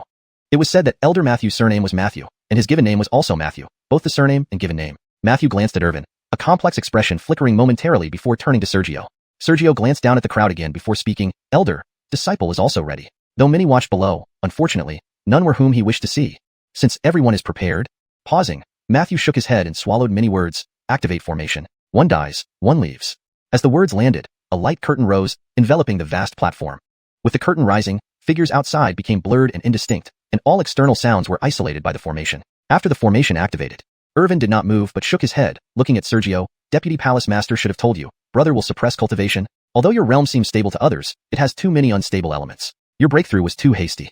Sergio gripped the flowing cloud and slowly raised his hand. Senior brother has your perspective, and junior brother has mine. Irvin chuckled and suddenly closed his eyes. Then Sergio sensed that Irvin's cultivation aura rapidly decreased, plummeting from its previously unfathomable level to merely true martial 7th level in mere breaths. After suppressing his cultivation, Irvin reopened his eyes. Brother is older, should yield 3 moves to you. But hearing of your extraordinary bloodline, only 1 move will be given. Junior brother, attack? The previous Irvin had a disturbingly calm demeanor, but this time, his eyes reopening seemed like a spirit sword exiting its sheath, exuding terrifying sharpness and authority. Giving him 1 move? Sergio's eyes twitched, swinging his sword resolutely. In a life or death battle, since senior brother offers, junior brother won't hesitate. He didn't refuse. 1 strike, instantly deploying the rainstorm sword heart. Overwhelming sword light surged forth. This power alone could crush a regular true martial 7th level practitioner into nothingness. Irvin shook his head slightly. Rainstorm sword heart? Quite sharp in your hands, but it won't harm me with just that. The sword light had crossed half the distance. Star spirit shield. Only then did Irvin channel his spiritual energy. Chapter 245. Intense battle. Sergio's endless sword light had crossed half the distance when Irvin finally mobilized his spirit energy, deploying a martial skill called Star Spirit Guard. Strands of starlight silently descended from the platform, enveloping Irvin. Then, bang bang bang. Countless sword lights submerged Irvin. An ordinary person could not see through the sword light, but Sergio could see clearly. He saw that his sword light struck the starlight on Irvin's body. Unfortunately, the sword light failed to penetrate the starlight, merely creating ripples on its surface. Most importantly, Irvin remained motionless. Under the numerous slashes of sword light, he endured the powerful backlash without any change in expression. Was this person's strength really so terrifying? No, not quite. In an instant, Sergio suddenly realized. Who was Irvin? According to Nola, he was already at the 9th level of the primordial martial realm, ready to break through to the earth spirit realm at any time. Even if Irvin sealed his cultivation, it seemed he was on par with Sergio. But in reality, it wasn't as simple as that. Firstly, physical constitution. Irvin's body had been purified by spirit energy, fitting the 9th level of the primordial martial realm. As for Sergio, even with many zoltane fruits and frequent consumption, along with the baptism of the Iron Spear sect enhancing his physique, his body still couldn't match Irvin's. Even now, Sergio could fight a true martial 1st level opponent, using just his body without spirit energy, yet he still couldn't match Irvin. After all, the gap in cultivation was too large. Cultivation was everything. Cultivation could be sealed, but the body couldn't. Secondly, mental prowess. Even if Irvin sealed his cultivation, his reaction speed, vision, and the purity of his spirit energy still belonged to the 9th level of the primordial martial realm. This gap was impossible to seal unless dead. Fairness? There was never absolute fairness in the world, only relative equality. Far away, Irvin slowly spoke. I've heard that brother has cultivated the peerless secret technique, Swords Apex. If you used the peerless secret technique earlier, there might have been a chance. Now, what did concession mean? It wasn't waiting for death, but rather, enduring forcefully. If Irvin let Sergio attack once, it meant that no matter what means Sergio used, Irvin wouldn't dodge or retaliate, only defend. Of course, some people thought letting meant not retaliating, while others considered it non-dodging. Different people and places had different subconscious rules, which were negligible. Although I don't know brother's other techniques, a glimpse shows me brother's true capability. Sergio didn't argue. After speaking, he leaped up, holding his sword and slashing through the air. Seeing this, Irvin's eyebrows slightly furrowed. Flowing clouds was a divine weapon. Holding the real flowing clouds and charging. Even though his defensive means were extraordinary, flowing clouds was a divine weapon whose sharpness rivaled even mid-tier divine weapons. Under the sealed cultivation, even with extraordinary defenses, he couldn't withstand flowing clouds' edge. Thus, he swallowed his words and raised his hand, producing a folding fan. On the back were countless mysterious patterns. On the front, embroidered were the sun, moon, mountains, and rivers. This fan is called the mysterious Davist fan. Like your flowing clouds, it also belongs to the lower tier of divine weapons. After saying this, Irvin flicked his wrist, and the folding fan instantly left his hand.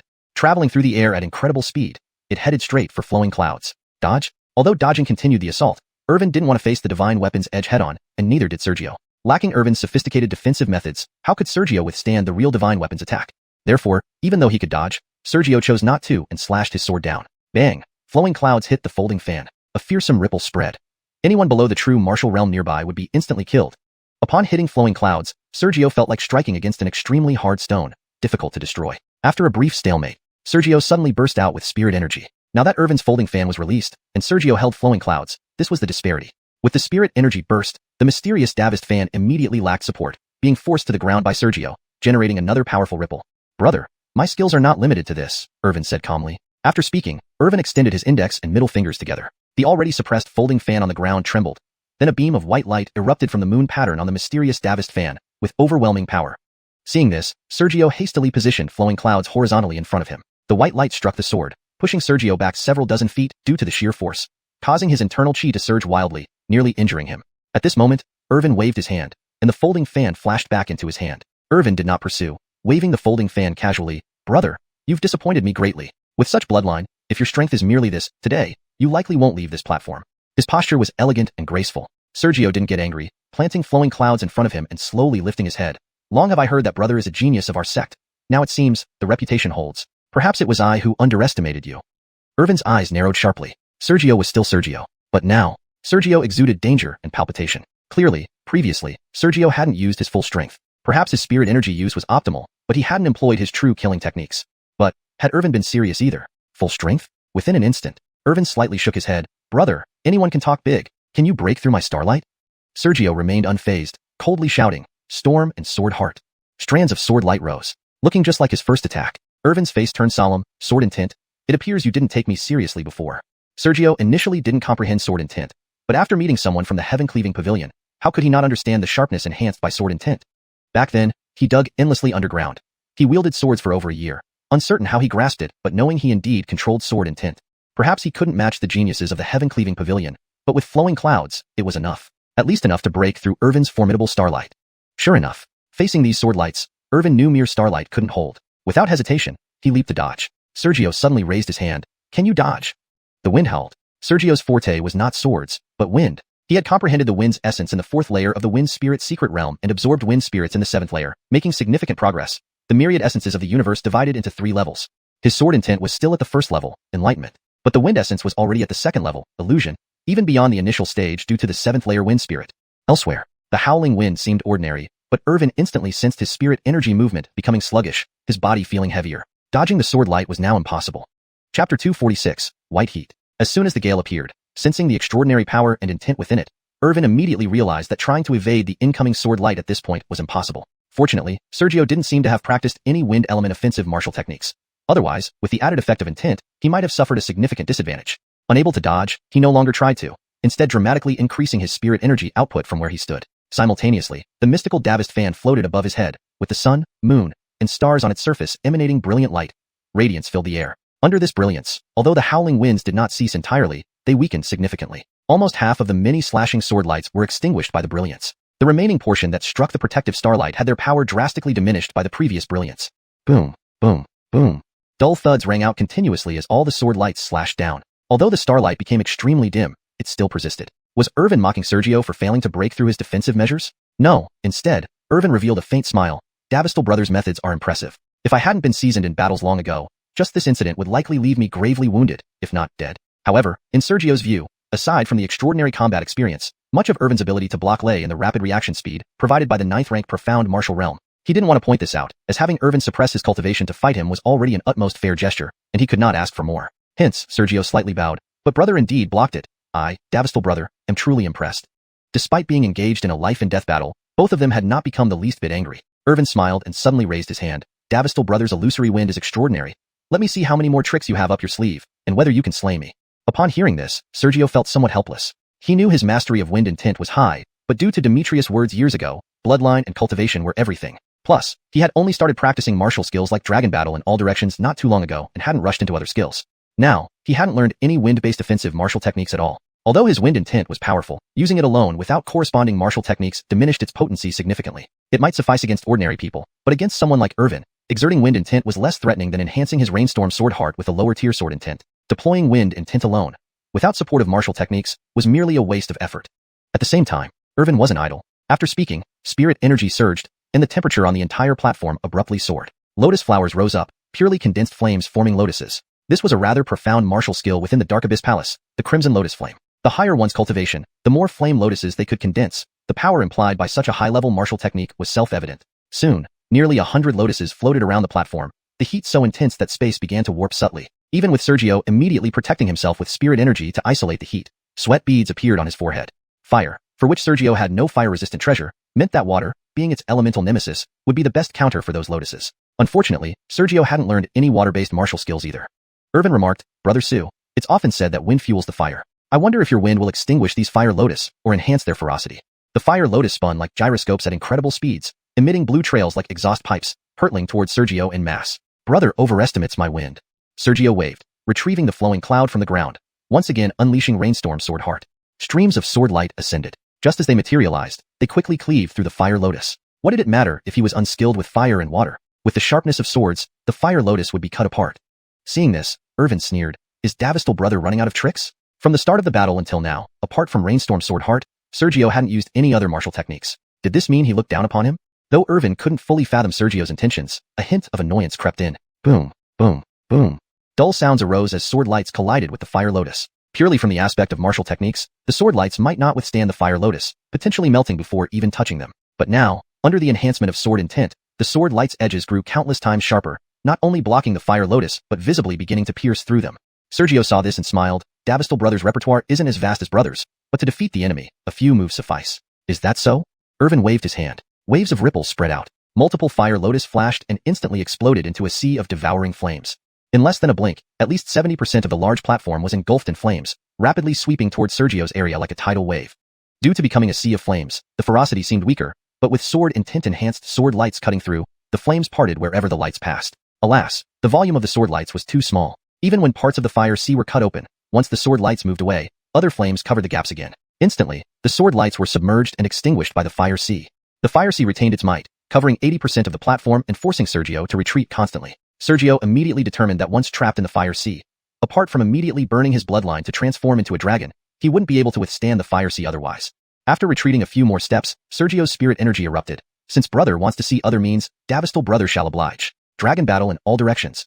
Roar. With the dragon's roar, Sergio hovered mid-air, an enormous dragon phantom materializing. The dragon phantom was massive, its body partially appearing in areas already covered by the fire sea. Thus, Sergio immediately sensed the surge in his spirit energy depletion rate. Even then, if not for the advantages of his bloodline, reducing his expenditure for dragon battle in all directions significantly, an average person could only sustain this for several breaths before running out of spirit energy. Gazing at the colossal dragon phantom, Irvin squinted. Does Davistal brother think my fire sea spreads too slowly, unable to envelop you? Crackle. The fire sea boiled more intensely. This time, Sergio didn't respond but abruptly waved. Roar.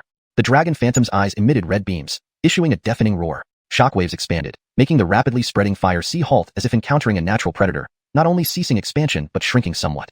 Hashtag chapter 247. An unresolvable situation. After the dragon illusion roared, sound waves spread out, not only stopping the expansion of the sea of fire but also pushing it back. The part of the sea that had submerged the dragon illusion was now being repelled. Irvin's face took on an amused expression. Interesting. Immediately after, he waved his hand while standing in the sea of fire. The sea roiled, and one by one, lotuses of flame rose into the air. Previously, countless fire lotuses had disintegrated into a sea of fire, which raged violently before once again condensing into lotuses. The sea of fire did not dissipate, but this time there were fewer lotuses, only about 50 floated in the air. As Irvin rose with the floating lotuses, he said, Junior brother Sue, I can still divide my attention. I wonder if you have any strength left to spare while controlling the dragon illusion. Having finished speaking, the many fire lotuses instantly shot towards the heart of the dragon illusion, where Sergio was positioned. Roar. The dragon illusion continued to emit sound waves, but suddenly, from its ferocious mouth, it spat out a massive beam of light more than 10 feet long. A deafening roar followed as the beam collided with the fire lotuses. Unexpectedly, the light beam was suppressed by the lotuses. Although the fire lotuses were blocked by the beam, they slowly advanced inch by inch, gradually overpowering the beam. Sergio, hovering at the heart of the dragon illusion, looked slightly serious. It wasn't that the beam could not compete with the lotuses. Rather, he was exerting too much effort in controlling the illusion to suppress the sea of fire. This divided focus made him mentally and physically insufficient, thus unable to hold back the lotuses. Had he lost? Should he use his ultimate secret skill, Sword's Perfection? No, that wouldn't work. How could someone like Irvin, an outstanding talent, not have an ultimate secret skill?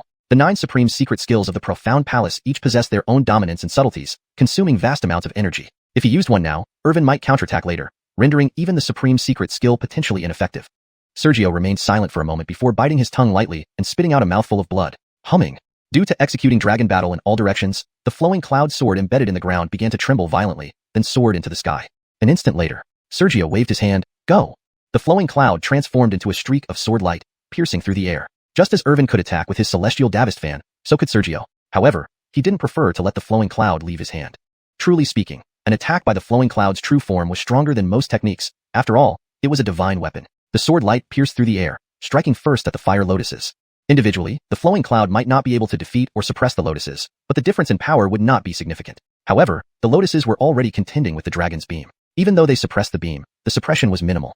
Now, with the external force of the flowing cloud, boom, accompanied by explosions, the numerous fire lotuses were instantly crushed under the combined assault of the flowing cloud and the light beam. Then, neither the beam nor the flowing cloud ceased their advance, but continued toward Irvin, who hovered alone in midair. Without the starlight protection, even if he had it, he couldn't withstand the simultaneous assault from the flowing cloud and the beam. Junior brother, I underestimated you. Irvin retreated rapidly. In an instant, the fire lotuses rose into the air again. Unfortunately, despite their dominance, the lotuses could not withstand the combined assault of the beam and the flowing cloud. No matter how many emerged, they were immediately shattered. Nevertheless, the speed of the flowing cloud and the beam was temporarily slowed down. This brief moment allowed Irvin to swing his fan. Bam bam bam. The fan precisely struck the flowing cloud, creating resistance in midair. The lotuses also resumed attacking the beam. Controlling the sea of fire, the lotuses, and remotely manipulating the celestial Davist fan simultaneously was quite taxing for Irvin, resulting in a diminished power from the lotuses that could no longer suppress the beam as effectively as before. Similarly, suppressing the sea of fire, controlling the beam, and the flowing cloud was equally taxing for Sergio. Thus, they entered a deadlock. The fiery platform made no progress, and Sergio had to continue suppressing the flames. Neither the flowing cloud and the beam nor the fan and the lotuses could gain an advantage over the other. After holding their positions for approximately 30 breaths, Irvin's face was drenched in sweat, a slight abnormal redness appearing. Sergio's face turned pale as well. Ignoring the sweat droplets, Irvin lifted his head and forced himself to speak. If we continue this stalemate, senior brother will likely have a slight advantage. What do you think, junior brother? Senior brother, you might be wrong, Sergio gritted his teeth and responded. Then, he forcefully overexerted his mind to run the vast wasteland ancestor dragon scripture. Roar. The dragon illusion continued to roar. Due to Sergio's actions, a vortex appeared above the dragon illusion, swallowing the ambient spiritual energy, which was absorbed by Sergio.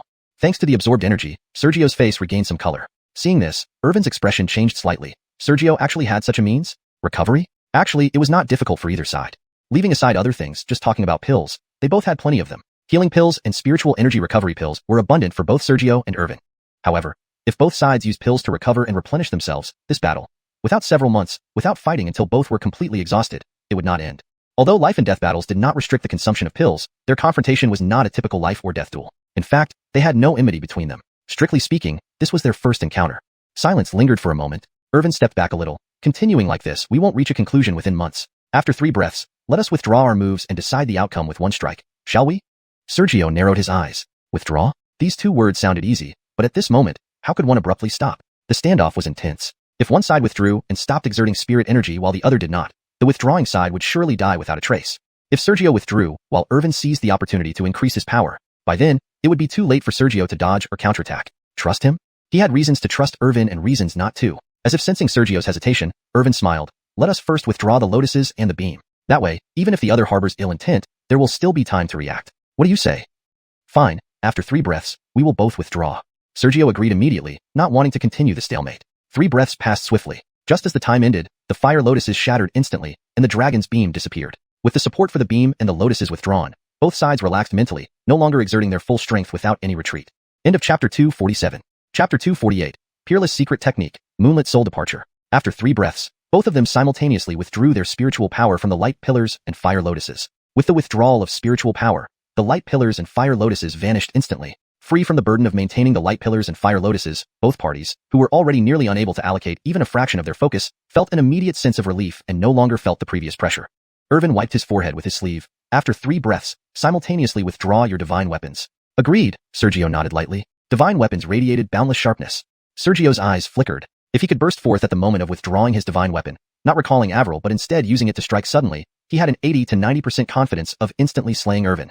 The thought rose and was immediately suppressed by Sergio. Although he couldn't see the Bailey or Obar who initiated the array earlier, he was certain that the elders were undoubtedly watching nearby. He and Irvin did not have any real enmity, so it was better to keep his promise. He only needed to be cautious about Irvin's possible sneak attack. After 3 breaths, both simultaneously gestured, causing the mystical Davist fan and Avril to retreat directly back into their hands. Irvin gracefully fanned himself, appearing like an elegant scholar. It's a pity, younger brother, if you had attacked just now, I doubt I would have escaped. If elder brother had attacked, neither would I have escaped, Sergio smiled. This time, Irvin didn't respond as he had before. Instead, both seemed quite in sync to dissipate the sea of fire and disperse the illusion of the dragon after the 3 breaths. Simultaneously, they landed gracefully. No one knew what material the platform was made of, yet despite being enveloped in flames for such a long time, the ground showed not a trace of scorch marks. Even the marks left by Sergio's Avril inserted into the ground had vanished. They took a brief respite. Irvin softly said, I am older, younger brother. You go first, 1 move, to decide life and death. Sergio's eyes flickered, and he shook his head. In the Davist and death platform, Where does age come into play? He had decided to act reactively, striking last to achieve the first hit. Peerless secret technique. Irvin glanced at Sergio and this time did not hesitate. He began forming seals. Sergio's eyes narrowed instantly. The world contained countless martial techniques, many requiring hand seals during initial practice. But over time, 99% of these techniques could be performed simply through the flow of spiritual power without needing hand seals. However, the peerless secret techniques were exceptions. Due to their overwhelming power, regardless of the practitioner's level, they always required hand seals. Throughout the prolonged battle, Irvin had used numerous methods but never formed seals. This was the first time. Which of the 9 peerless secret techniques of Shimming Palace would Irvin use? Without waiting, Sergio also circulated his spiritual power, Averil in hand, with strands of cold light spreading along the sword edge. In an instant, moonlit soul departure. Irvin's eyes flashed. The scenery transformed. Strands of moonlight and starlight descended from somewhere unknown, enveloping the platform. Extreme sword. Sergio wasn't outmatched. He unleashed extreme sword, summoning a 10-meter sword beam soaring into the air. From afar, Irvin looked at the 10-meter sword beam and smiled slightly. Younger brother, you shouldn't have let me take the first move. You lose. Under the moonlit soul departure, one of Shimming Palace's peerless secret techniques, once activated, moonlight and starlight radiate everywhere. The light itself is the attack. Under its influence, all things lose their soul. What is losing one's soul? Feeling the intense heat throughout his body under the glow, Sergio saw no signs of fire on his body. A direct attack on the soul. Under the glow, Sergio felt his consciousness blur and images twist. Within 10 breaths, exposed to this light for too long, he would die within 10 breaths. The protective spiritual power around him seemed ineffective against the light. Is this what moonlit soul departure does? Death? Go. Sergio bit down on his tongue, forcibly restoring some clarity. The already condensed sword beam instantly shot out. As the sword beam moved, the light was pierced through, unable to impede it at all. Unfortunately, the light replenished instantly, seemingly unaffected. Sergio paid no heed, only continuing to manipulate the sword beam through the air, dying in 10 breaths. But his extreme sword only needed half a breath to strike down Irvin. Irvin's defensive techniques were impressive, but under the current prowess of his extreme sword, they stood no chance. From afar, Irvin watched the approaching sword beam, smiling faintly. The moonlight became even more radiant. Suddenly, Sergio felt his control over the sword beam start to falter. Could the moonlight directly overcome the sword beam? No, something wasn't right. Both were at equal cultivation levels, and both were using peerless secret techniques. The moonlit soul departure couldn't be so overwhelming. Upon closer inspection, Sergio realized the light wasn't defeating the sword beam. It was targeting his mental awareness. Though complex, simply put, whether a martial technique or divine weapon, it can be controlled outside the body because it contains the wielder's mental awareness. If the moonlight and starlight shattered Sergio's mental awareness on the sword beam, although the sword beam wouldn't instantly collapse, Sergio would lose control.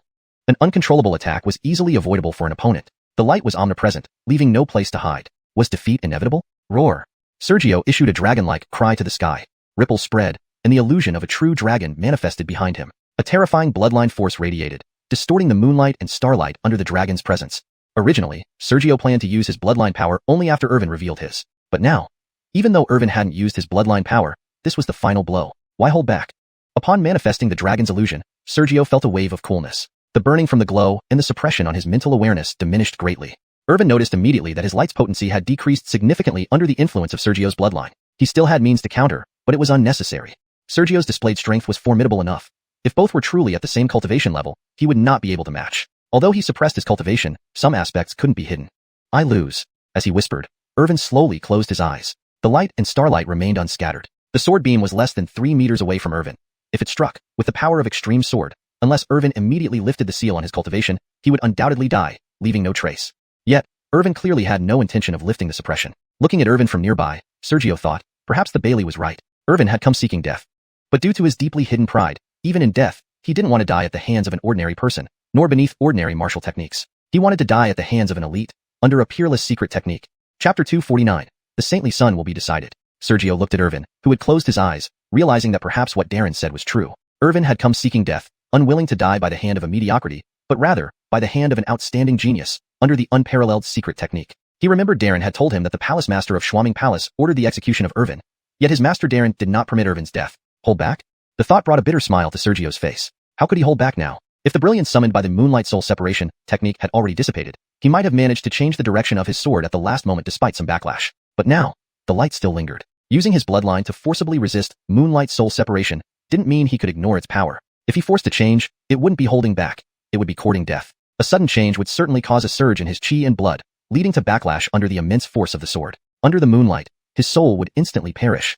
Perhaps, Irvin had guessed that Sergio might hold back, so he had continuously unleashed his power, forcing Sergio to fight with all his strength until this moment, when he stopped to await his death. Irvin, dead? Just as Sergio believed Irvin's fate was sealed, he suddenly sensed an undetected power from the formation surrounding the platform attaching itself to the sword beam. Though slight, the power within was as deep as an endless ocean. Before Sergio could react, the power flashed and vanished. Immediately after, Sergio's sword beam shifted 3 zhang horizontally.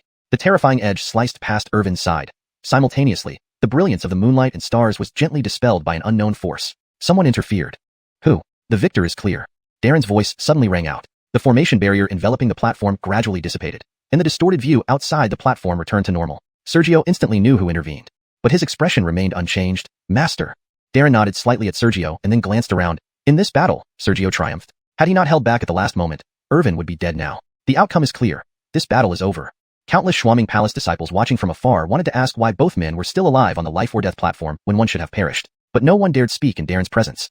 They silently dispersed, possibly discussing among themselves, but at least remaining silent for now. Irvin reopened his eyes, sighing lightly. Deputy Palace Master, why? If you truly wish to die, find a secluded corner and strike your head with the Shuangguang fan, and you shall be dead without hindrance. Darren coldly replied, then waved his hand, sending Sergio toward Wuxiang Peak wrapped in spiritual energy. Irvin's face stiffened, revealing a bitter smile. He turned and left. Sergio instinctively glanced at him, feeling a profound loneliness in Irvin's departing figure, no longer the calm, uniquely talented man from their confrontation. Without giving him time to observe further, Darren swiftly left, taking Sergio back to Wuxiang Peak. Darren patted Sergio's shoulder warmly. I initially thought, given your short cultivation time, simply enduring against him would already be commendable. Unexpectedly, without burning your bloodline, not only did you not lose, but you also subtly suppressed him. I am pleased. Sergio did not take pride in himself but shook his head. Master overestimates me. Actually, Irvin sought death. Otherwise, the final clash would remain uncertain. Indeed, the final clash never unfolded. They each displayed their unparalleled secret techniques, and Irvin's intent was suicide. If they truly fought to the death, the outcome would be uncertain. Darren laughed and turned away. Focus on cultivating. In 3 years, the saintly sun position will be decided. Decide the saintly sun position in 3 years? 3 years? Enough. With the great wilderness ancestor dragon cannon and abundant cultivation resources at his disposal, advancing to primordial martial arts would not be difficult. Seeing Darren about to leave, Sergio hurriedly spoke. Master, wait. Darren paused. Is there something unclear about cultivation? Sergio's eyes flickered with Irvin's image. After hesitating for a while, he asked, Master, Irvin's strength is remarkable. Why was he obscure in the sect, and why does he seek death? Darren paused mid-step. After a long moment, he walked to the cliffside overlooking endless mountains and rivers, his hands behind his back. Didn't you already know he was considered a taboo within the sect? Why? Sergio also approached the cliff, bringing a chair for Darren. He was genuinely curious. For others, he might not delve deeply, but with Darren, nothing was off limits to ask. Most importantly, he wanted to gauge the role his master played. At least, if Darren planned to seize power, he could prepare mentally and keep a distance from the palace master in the future. Darren didn't sit down. What do you know? Sergio thought for a moment. Not much. Just heard that on his wedding day, the palace master's daughter was killed, turning him into a taboo. Darren's expression showed deep reminiscence, remaining silent for a long time. Sergio waited patiently. After an indefinite period, Darren's expression became even more complex. Do you know how Xianxia met her end? Was she assassinated? Sergio tentatively asked, thinking for a moment. Darren was about to speak, but narrowed his eyes at Sergio's demeanor. Why do you care so much about this? This? Sergio lowered his head, fingers nervously tapping, his mind racing for reasons. He couldn't say he wanted to ask if Darren planned a coup. About 3 breaths later, Darren suddenly chuckled humorlessly. You wicked disciple, don't tell me you think Xianxia's death has anything to do with me? Not at all. Sergio laughed awkwardly. Aside from Darren's involvement, he struggled to imagine anyone daring or capable of killing Xianxia on her wedding day, with the palace master presiding over it in Xianxia Palace. Darren shook his head. Don't overthink things. Xianxia died by Irvin's hand, unrelated to me or the elders of Xianxia Palace. Ah. Sergio, still laughing awkwardly, suddenly looked up. Unrelated to Darren? Was Irvin the killer? Joke? Sergio couldn't help but ask. Weren't they deeply in love? Could it be Irvin didn't actually like the palace master's daughter? Or was she unappealing? Darren reprimanded. Better spend your time on cultivation than concocting such theories. I understand, master. Sergio lowered his head obediently. Seeing this, Darren rubbed his temples, clearly frustrated. After a long pause, he finally spoke. Speak of this to no one else. Understood, master. Sergio's eyes lit up. He knew Darren would reveal the truth behind the taboo. Translation ends here. Chapter 250, 2 years of seclusion, true martial 9th rank. Upon hearing the words of Darren, Sergio's eyes lit up with joy. He knew that Darren was about to tell him the truth beyond the taboo. Otherwise, there would be no need for him not to spread it. Just as he had expected, Darren's eyes revealed a hint of reminiscence. Back then, Irvin was a youthful genius, exuding charisma. Under the guidance of your master and the palace master, he gradually became close to Xianxia, their feelings growing ever stronger. Pausing for a moment, Darren shook his head. Do you remember that day? It was also the day they chose the Bryson. They were getting married, making it a double celebration. Sergio's eyes flickered, but he remained silent. He was genuinely curious about how Irvin could have killed Xianxia. Turning back to Darren, his expression grew more complex. That day should have been a day of great joy. Who would have thought? In fact, there was no grand conspiracy behind the events of that year. It could only be attributed to fate. That day, Irvin was brimming with confidence.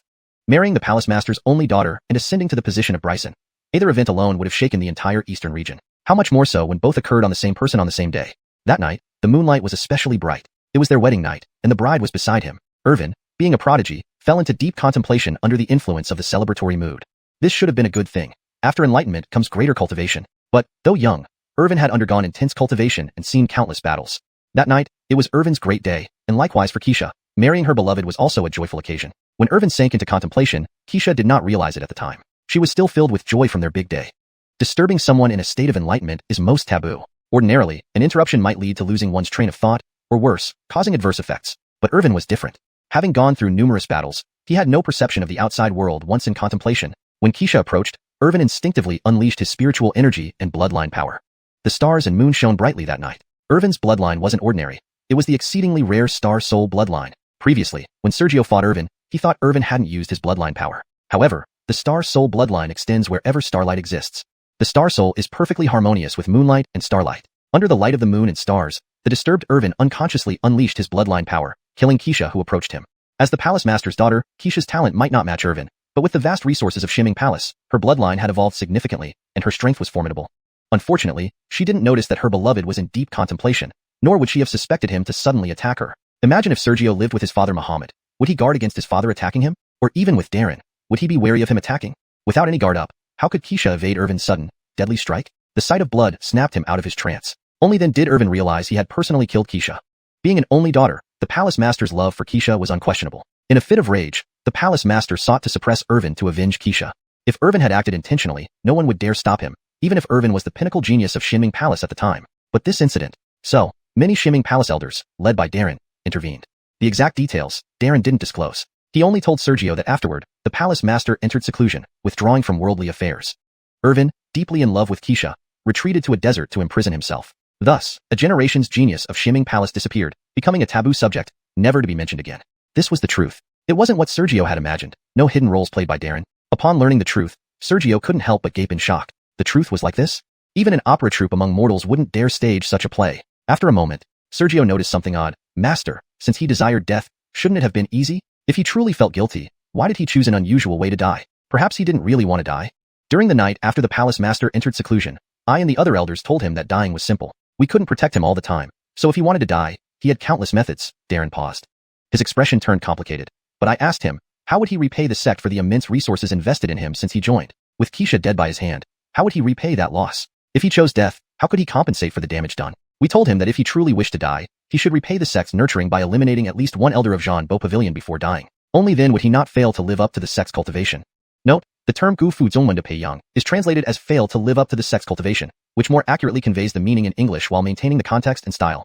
Sergio couldn't help but be taken aback. He had assumed some form of emotional reasoning, but never imagined this. Darren sighed lightly. Unfortunately, he thus fell into a psychological knot. Without resolving this inner turmoil, he can't hope to reach the Earth's spirit realm.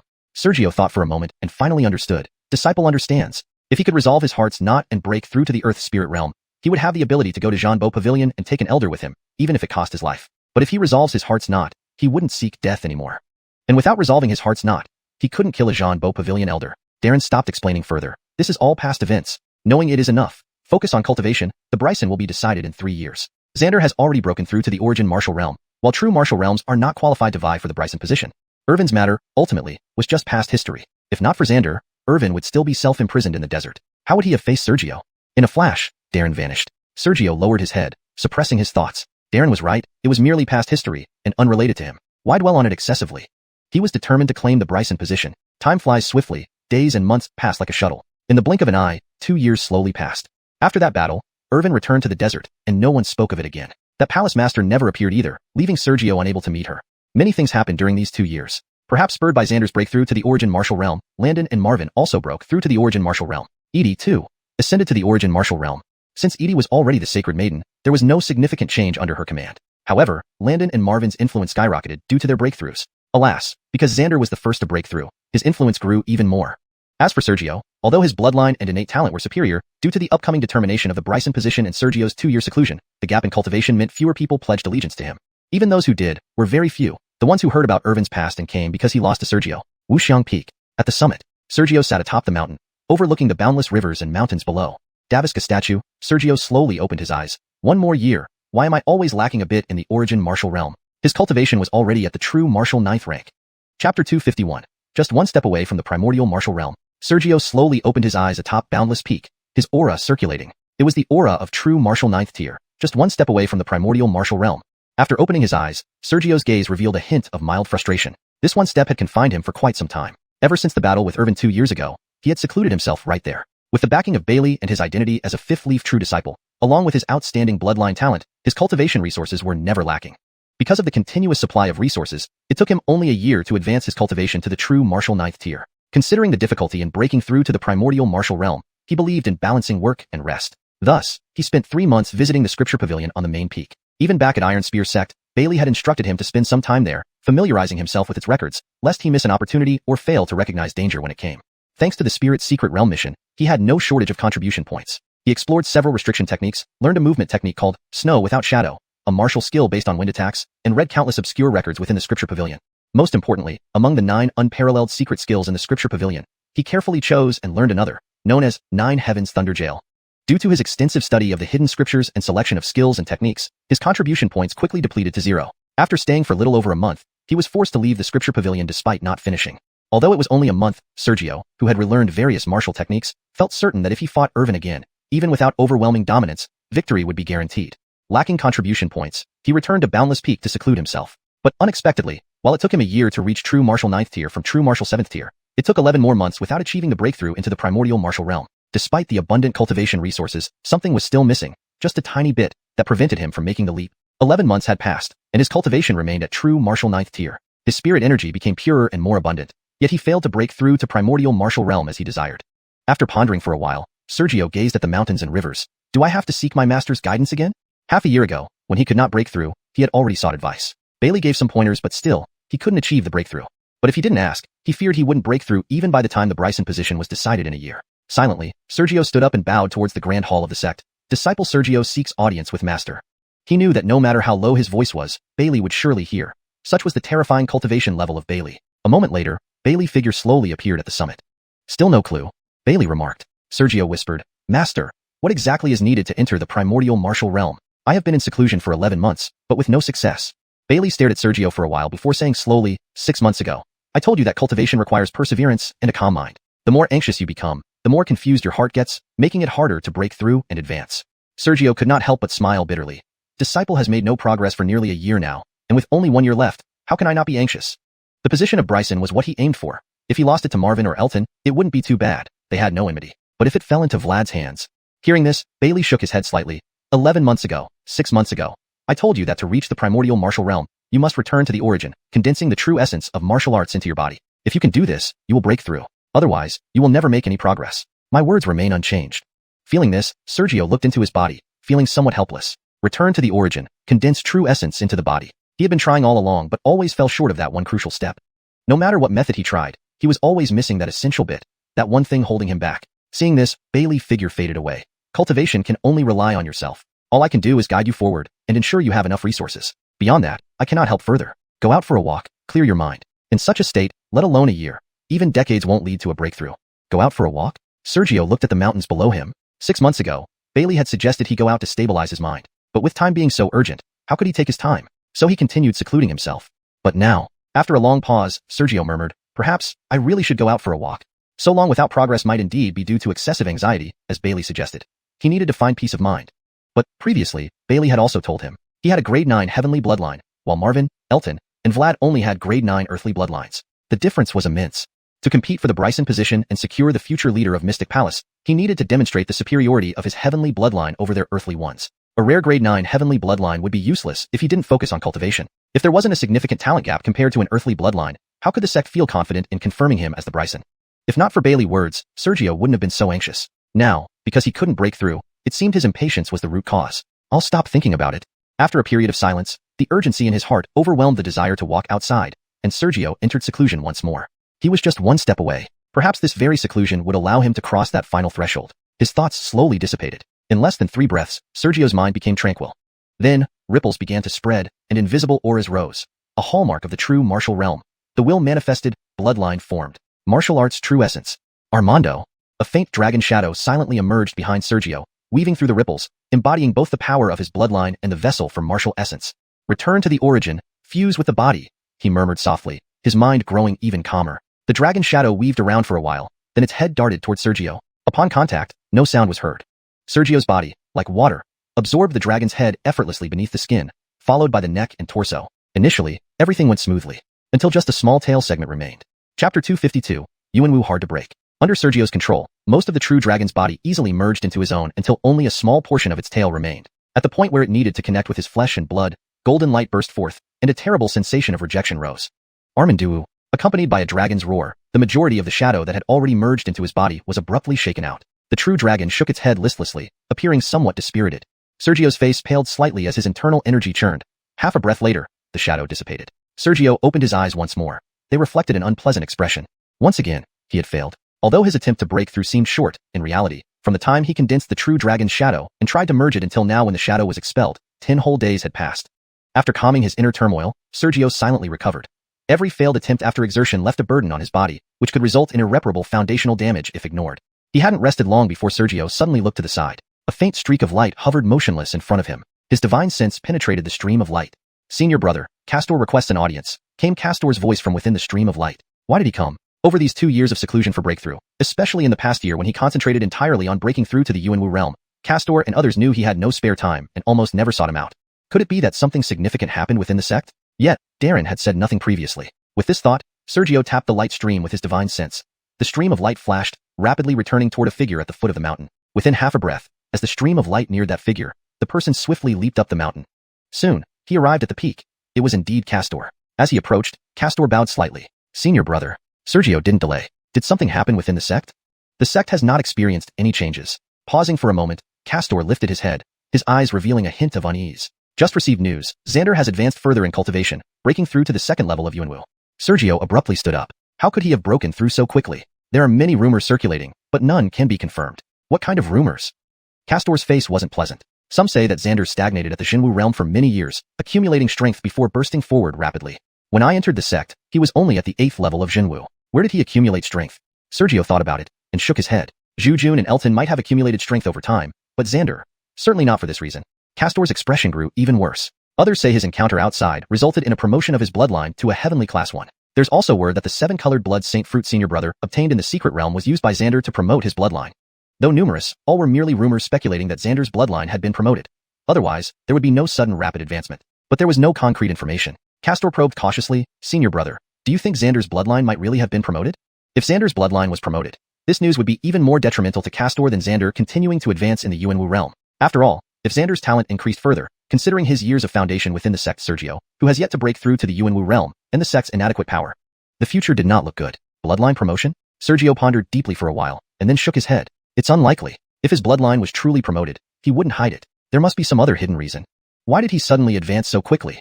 Castor still didn't quite believe it. It might be the lingering effects of a previous opportunity. After a brief pause, Sergio shook his head. Enough said. I need to continue my seclusion. Castor, who still wanted to say more, hastily nodded. We still have a full year left. Davistal brother believes that with senior brother's talent, a smooth breakthrough to Yuanwu is certain. Congratulations ahead of time. After exchanging a few more words, Castor hurriedly left. Only after he left did Sergio's face fall. Yuanwu, second level. Just as Sergio prepared to continue his seclusion, a streak of light appeared on the mountain, lightly landing at the peak. Seeing the visitor, Sergio suppressed various heavy feelings and smiled. Senior sister Davisu.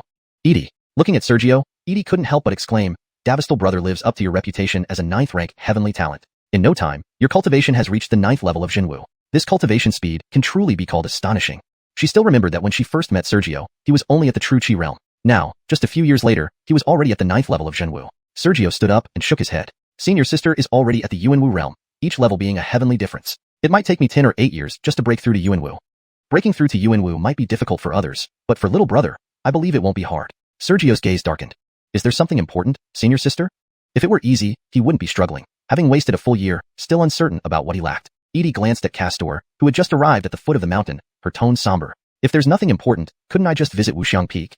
Before Sergio could react, Edie resumed her usual expression. Davistal brother, speaking of which, Wuxiang Peak is the Vice Master's place of meditation, and one of the few places within the sect that can rarely be freely accessed. With little brother in charge here, how about accompanying senior sister for a walk around the mountain? 3 days later, in the blink of an eye, mid-mountain, at the waterfall, Edie lightly tapped her feet, floating away. Sergio looked at the rushing waterfall. Am I indeed too impatient? These 3 days, he and Edie walked around Wuxiang Peak. It was after this that Sergio learned that Edie came because she also received news of Xander's breakthrough, worried about his psychological pressure without having broken through, thus coming to see him. She also advised him to relax, take in the beauty of nature, and perhaps that would help him break through. Sergio felt that the already advanced Edie wanted to tell him more specifically how to break through, but perhaps out of concern for affecting his future foundation and path, she couldn't make it explicit. Therefore, like Darren suggested multiple times, she simply told him to travel elsewhere and enjoy the scenic views of mountains and seas. But how could appreciating natural landscapes relate to merging true intent into his physical body?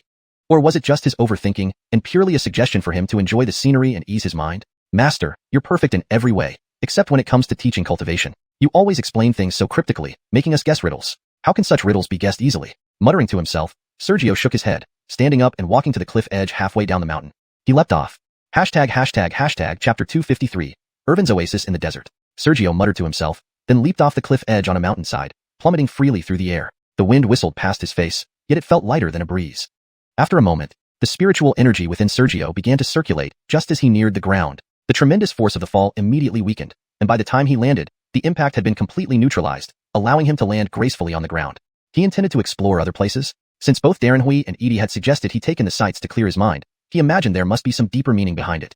Thus, he decided to go out for a stroll, and even if he gained nothing from it, it would at least be a way to relax his body and mind after 2 years of intense cultivation without rest.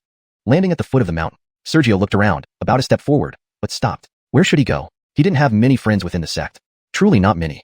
Thinking carefully, the only person who could truly be called a friend was Edie. As for people like Castor and Eshan, they were those who pledged allegiance to him, not friends. Originally, the top few cultivators who entered the sect alongside him also had some relationship with him. However, after defeating Irvin, Bond, who perhaps knew something about Irvin, expressed loyalty to him. Yale, whose proficiency in formations was extremely high despite his low cultivation level, almost caused him great trouble. At that time, their battle was friendly enough, and they developed some rapport. But according to Castor, Yale became close with Xander and Jared after returning from the secret realm. Upon reflection, Sergio suddenly realized, if he wanted to go out and clear his mind, there seemed to be no one good to visit. Edie had just left, so he couldn't possibly disturb her again at Tongshan Peak. If his family hadn't been slaughtered in Shengyuan City, he could have returned there. After a while, whatever, I'll just wander around. Sergio shook his head slightly, chose a direction at random, and started walking slowly using only his legs without employing any spiritual energy. Of course, due to his cultivation and his physical prowess, even without using spiritual energy, his speed far exceeded that of ordinary people. Greetings, senior brother. Greetings, senior brother Su. Thanks to his status as one of the 5 Leaves' true disciples, anyone who saw him, whether they knew him or not, greeted him respectfully. The Wohu mountain range was vast, but Sergio aimlessly walked out of it. After an unknown period of time, perhaps a day or 2, maybe 3 or 5 months, unconsciously, Sergio walked out of the mountains and dense forests into a desert. Walking through the desert, he eventually arrived at a large oasis. Standing outside the oasis, Sergio tilted his head and gazed at the lush scenery of the oasis, which seemed unusual compared to typical oases. Perhaps because it was abnormal, he felt like he grasped something but couldn't quite hold on to it. What could it be? Not thinking further was fine. Once he tried to think about it, the faint sensation vanished completely, as if it had been just a fleeting impression. Originally unconcerned, Sergio snapped back to reality. Could viewing natural landscapes really have something to do with breaking through to the Yuanwu stage? In his mind, this realization became clearer. The previous feeling had completely disappeared. After recalling for a long time, it still seemed like a mere illusion. What a pity. Even though he couldn't find any answers after prolonged recollection, Sergio regretfully calmed his mind and continued into the oasis. Although he didn't know what he had missed, since seeing these landscapes might reveal it, he decided to continue wandering and clearing his mind. After seeing more scenery, he believed the previous feeling would reappear. Inside the oasis, shortly after entering, Sergio's eyes narrowed. The oasis was permeated with a certain aura, Irvin's aura. He wouldn't mistake it after their intense battle. Could Irvin be imprisoned here? Following the aura, he soon reached the center of the oasis next to a small stream. There was no one nearby, but under his divine sense, this place had the most concentrated aura, indicating that Irvin frequently stayed by the stream. But where was he? Carefully observing the surroundings, even spreading his divine sense to its limits, he found no one. Was he not here? Aren't you here to avenge your failure 2 years ago? A low voice suddenly spoke. Still surveying the area, Sergio abruptly turned his gaze back to the stream. A putrid stench hit him. A ragged figure resembling a beggar sat motionless by the stream. If it weren't for the faint aura amidst the foul smell confirming his identity, Sergio would have thought this was a dying beggar. Activating his spiritual energy defense shield, Sergio said, "Senior brother, why are you like this?" Merely isolating himself. Noticing Sergio's action, the seated Irvin tilted his head slightly. "Does my aura disgust junior brother?" Sergio was speechless. Disgust? The stench was overwhelming, as if he hadn't cleaned himself in decades, wearing tattered clothes with flies buzzing around. If not for the battle 2 years ago, Sergio would never have recognized this person as the peerless genius everyone spoke of, the same Irvin who forced him to use all his tricks. Without responding, Irvin wasn't concerned and looked back at the stream. "Junior brother, what brings you here?" Sergio also looked at the stream. "I came here unintentionally, drawn by the beautiful scenery." The stream was very clear. but there were no fish in it. This place should have an array. He noticed that the water disappeared instantly after flowing beyond the end of the stream, and there was no apparent source. Water seemingly appeared out of nowhere at the origin. It was likely an array controlling the stream's circulation and cleanliness. Irvin nodded, then vanished from sight, invisible to both the naked eye and divine sense. Sergio had a strong intuition that Irvin was still in the same position. He just couldn't see him. Leave? Sergio considered leaving, but upon remembering Durinhui's words, this person was also just someone pitiful. A sudden change led to self-imprisonment and self-torture, spending the rest of his days in agony. After pondering briefly, Sergio approached. Are you punishing yourself for past sins? Shortly, the vanished Irvin reappeared. Is this junior brother's attempt to console me? Just as Sergio guessed, he was still sitting motionlessly in the same spot. Sergio sat cross-legged by the stream, watching the water. I'm just curious, is this kind of self-torture useful? Irvin's aura stiffened. Seeing this, Sergio continued, though I don't fully understand the past, this kind of self-torture, besides making you feel better, what purpose does it serve? Irvin fell silent for a moment before softly saying, does junior brother wish to say that the dead are gone, and the living should move on? Chapter 254. Heaven, earth, mountains, and rivers, all are one. Facing Sergio's words, Irvin did not display any emotional change. Instead, he asked Sergio if he intended to continue speaking. The dead were already gone, but the living must still move forward. Sergio, who had just sat down, froze momentarily. Irvin gave a self-mocking laugh. What others think has nothing to do with me. If I could truly be moved by my own thoughts, these past decades wouldn't have been in vain. Sergio was silent, feeling hopeless. He stood up, intending to leave. Suddenly, Irvin spoke again. The sect will soon establish the position of sage son. Davistal brother now seems to have leisure time for sightseeing and enjoying the scenery. It appears you wish to break through to primordial martial realm. Sergio's steps halted. Irvin slowly rose. Your sword qualifies to end my life. I am tired of living. Take my life, and I will tell you how to break through. I dare not guarantee anything else, but at least within a year, breaking through to the primordial martial realm will be as easy as flipping your hand. Sergio's pupils contracted. After half a breath, his expression returned to normal. In the sect's hidden scripture pavilion, there are countless methods recorded on how to break through to the primordial martial realm. Sergio aimed for a normal breakthrough, not those desperate attempts made by individuals lacking talent and lineage who felt their lives were hopeless, willing to harm their foundations to force a breakthrough. Ancestral wisdom says that returning to the origin, true intention condensed into the body allows one to break through to the primordial martial realm. Any sect hopes their disciples can realize this on their own. At most, they let disciples observe the scenery to understand this principle of returning to the origin. Pausing, Irvin shook his head. But every generation is different. Cultivation always progresses. What do you mean? Sergio squinted his eyes. Irvin stared directly at Sergio and changed the subject. I guess the sage son position is nearing decision. You must be anxious about breaking through. Even you believe that whenever you try to break through, you suppress your emotions, ensuring mental tranquility, yet you remain unable to break through no matter what. Sergio kept his eyes narrowed but said nothing. Irvin sighed softly upon seeing this. It's a pity. Regardless of whether you suppress your feelings or not, it's true that you approach each breakthrough with anxiety. This is inherent and cannot be changed, so no matter how hard you try, you won't succeed. If I'm correct, you only have two possible times to break through. The day before the sage son is decided, or after you miss the opportunity. Sergio neither confirmed nor denied it. Senior brother Aaron speaks with such confidence, even I'm starting to believe it. Irvin shifted topics again. The sect's guidance for you comes from ancestral wisdom, aiming for long-term benefits without harming future foundations. But I have even more profound advice. Would you like to hear it? Sergio's eyes narrowed. If it works, this junior will listen intently.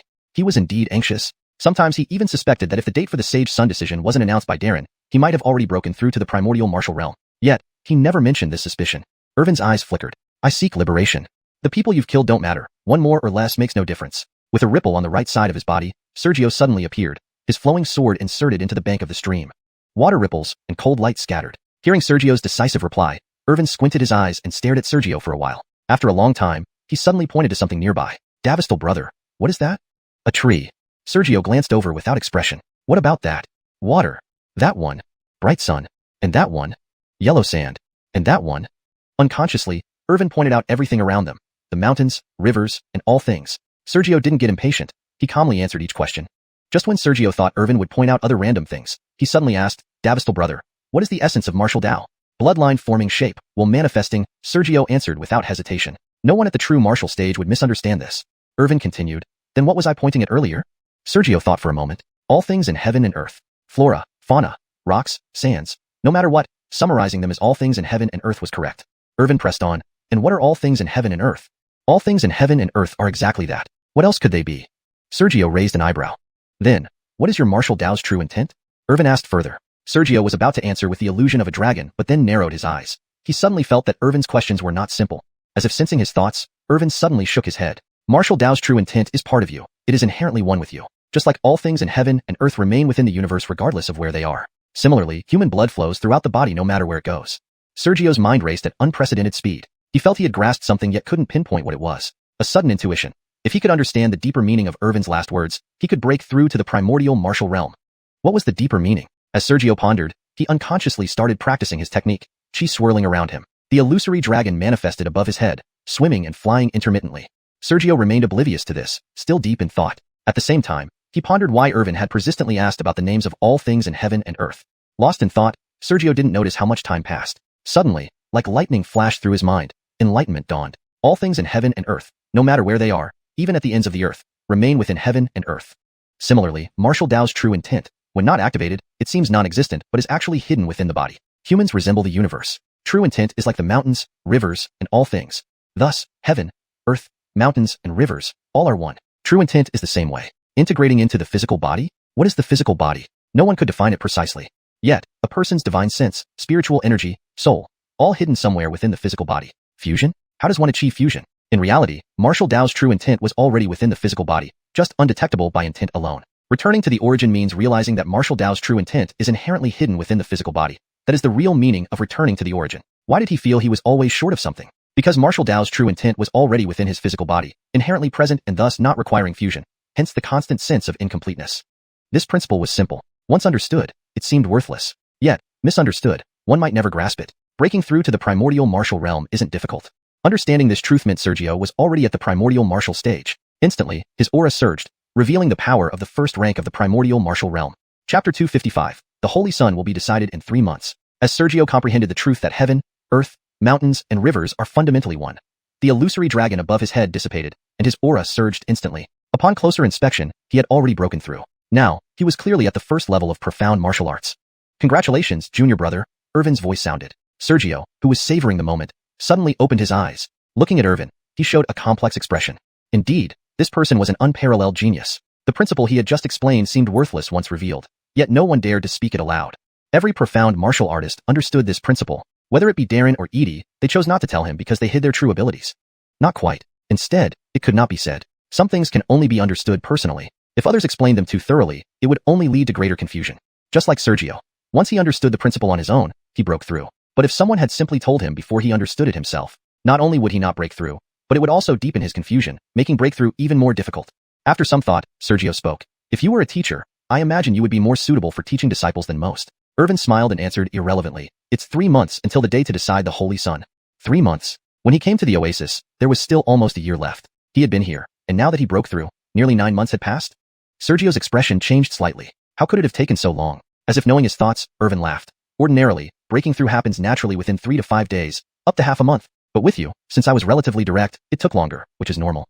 Sergio heard this, thought about it, and agreed with the statement. Indeed, what Irvin had previously explained was too straightforward. Explaining any further would make the breakthrough more difficult, while being too vague would cause confusion.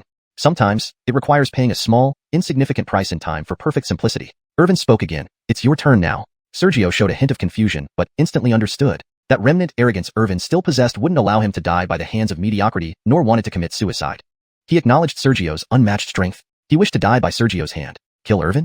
Sergio's eyes narrowed as he remained silent. Irvin tilted his head slightly. It was a deal, junior brother. Are you planning to break the promise? Killing is simple. Pausing for a moment, Sergio suddenly sneered. But elder brother, do you really wish to die? What do you mean? Irvin's face remained unchanged. Someone truly wishing to die cannot be stopped by outsiders. Without waiting for an answer, Sergio turned to look at the stream.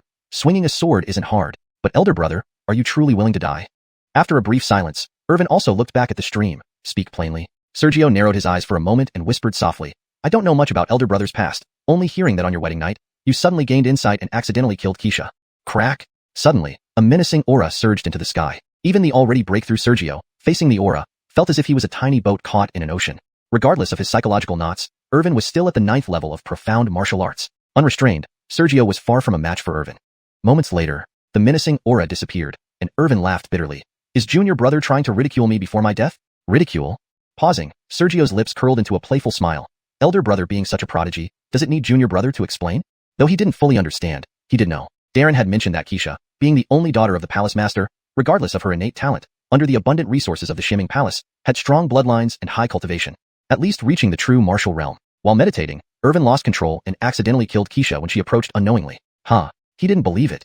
Even if she was only at the spirit martial realm, anyone could instantly sense someone meditating deeply. And if they were too close to react? A joke. What was Xianxia to Irvin? They were deeply in love. If they were close, even if it was instinctive, could he not smell her presence? Smelling her scent, he should have protected her instead of killing her.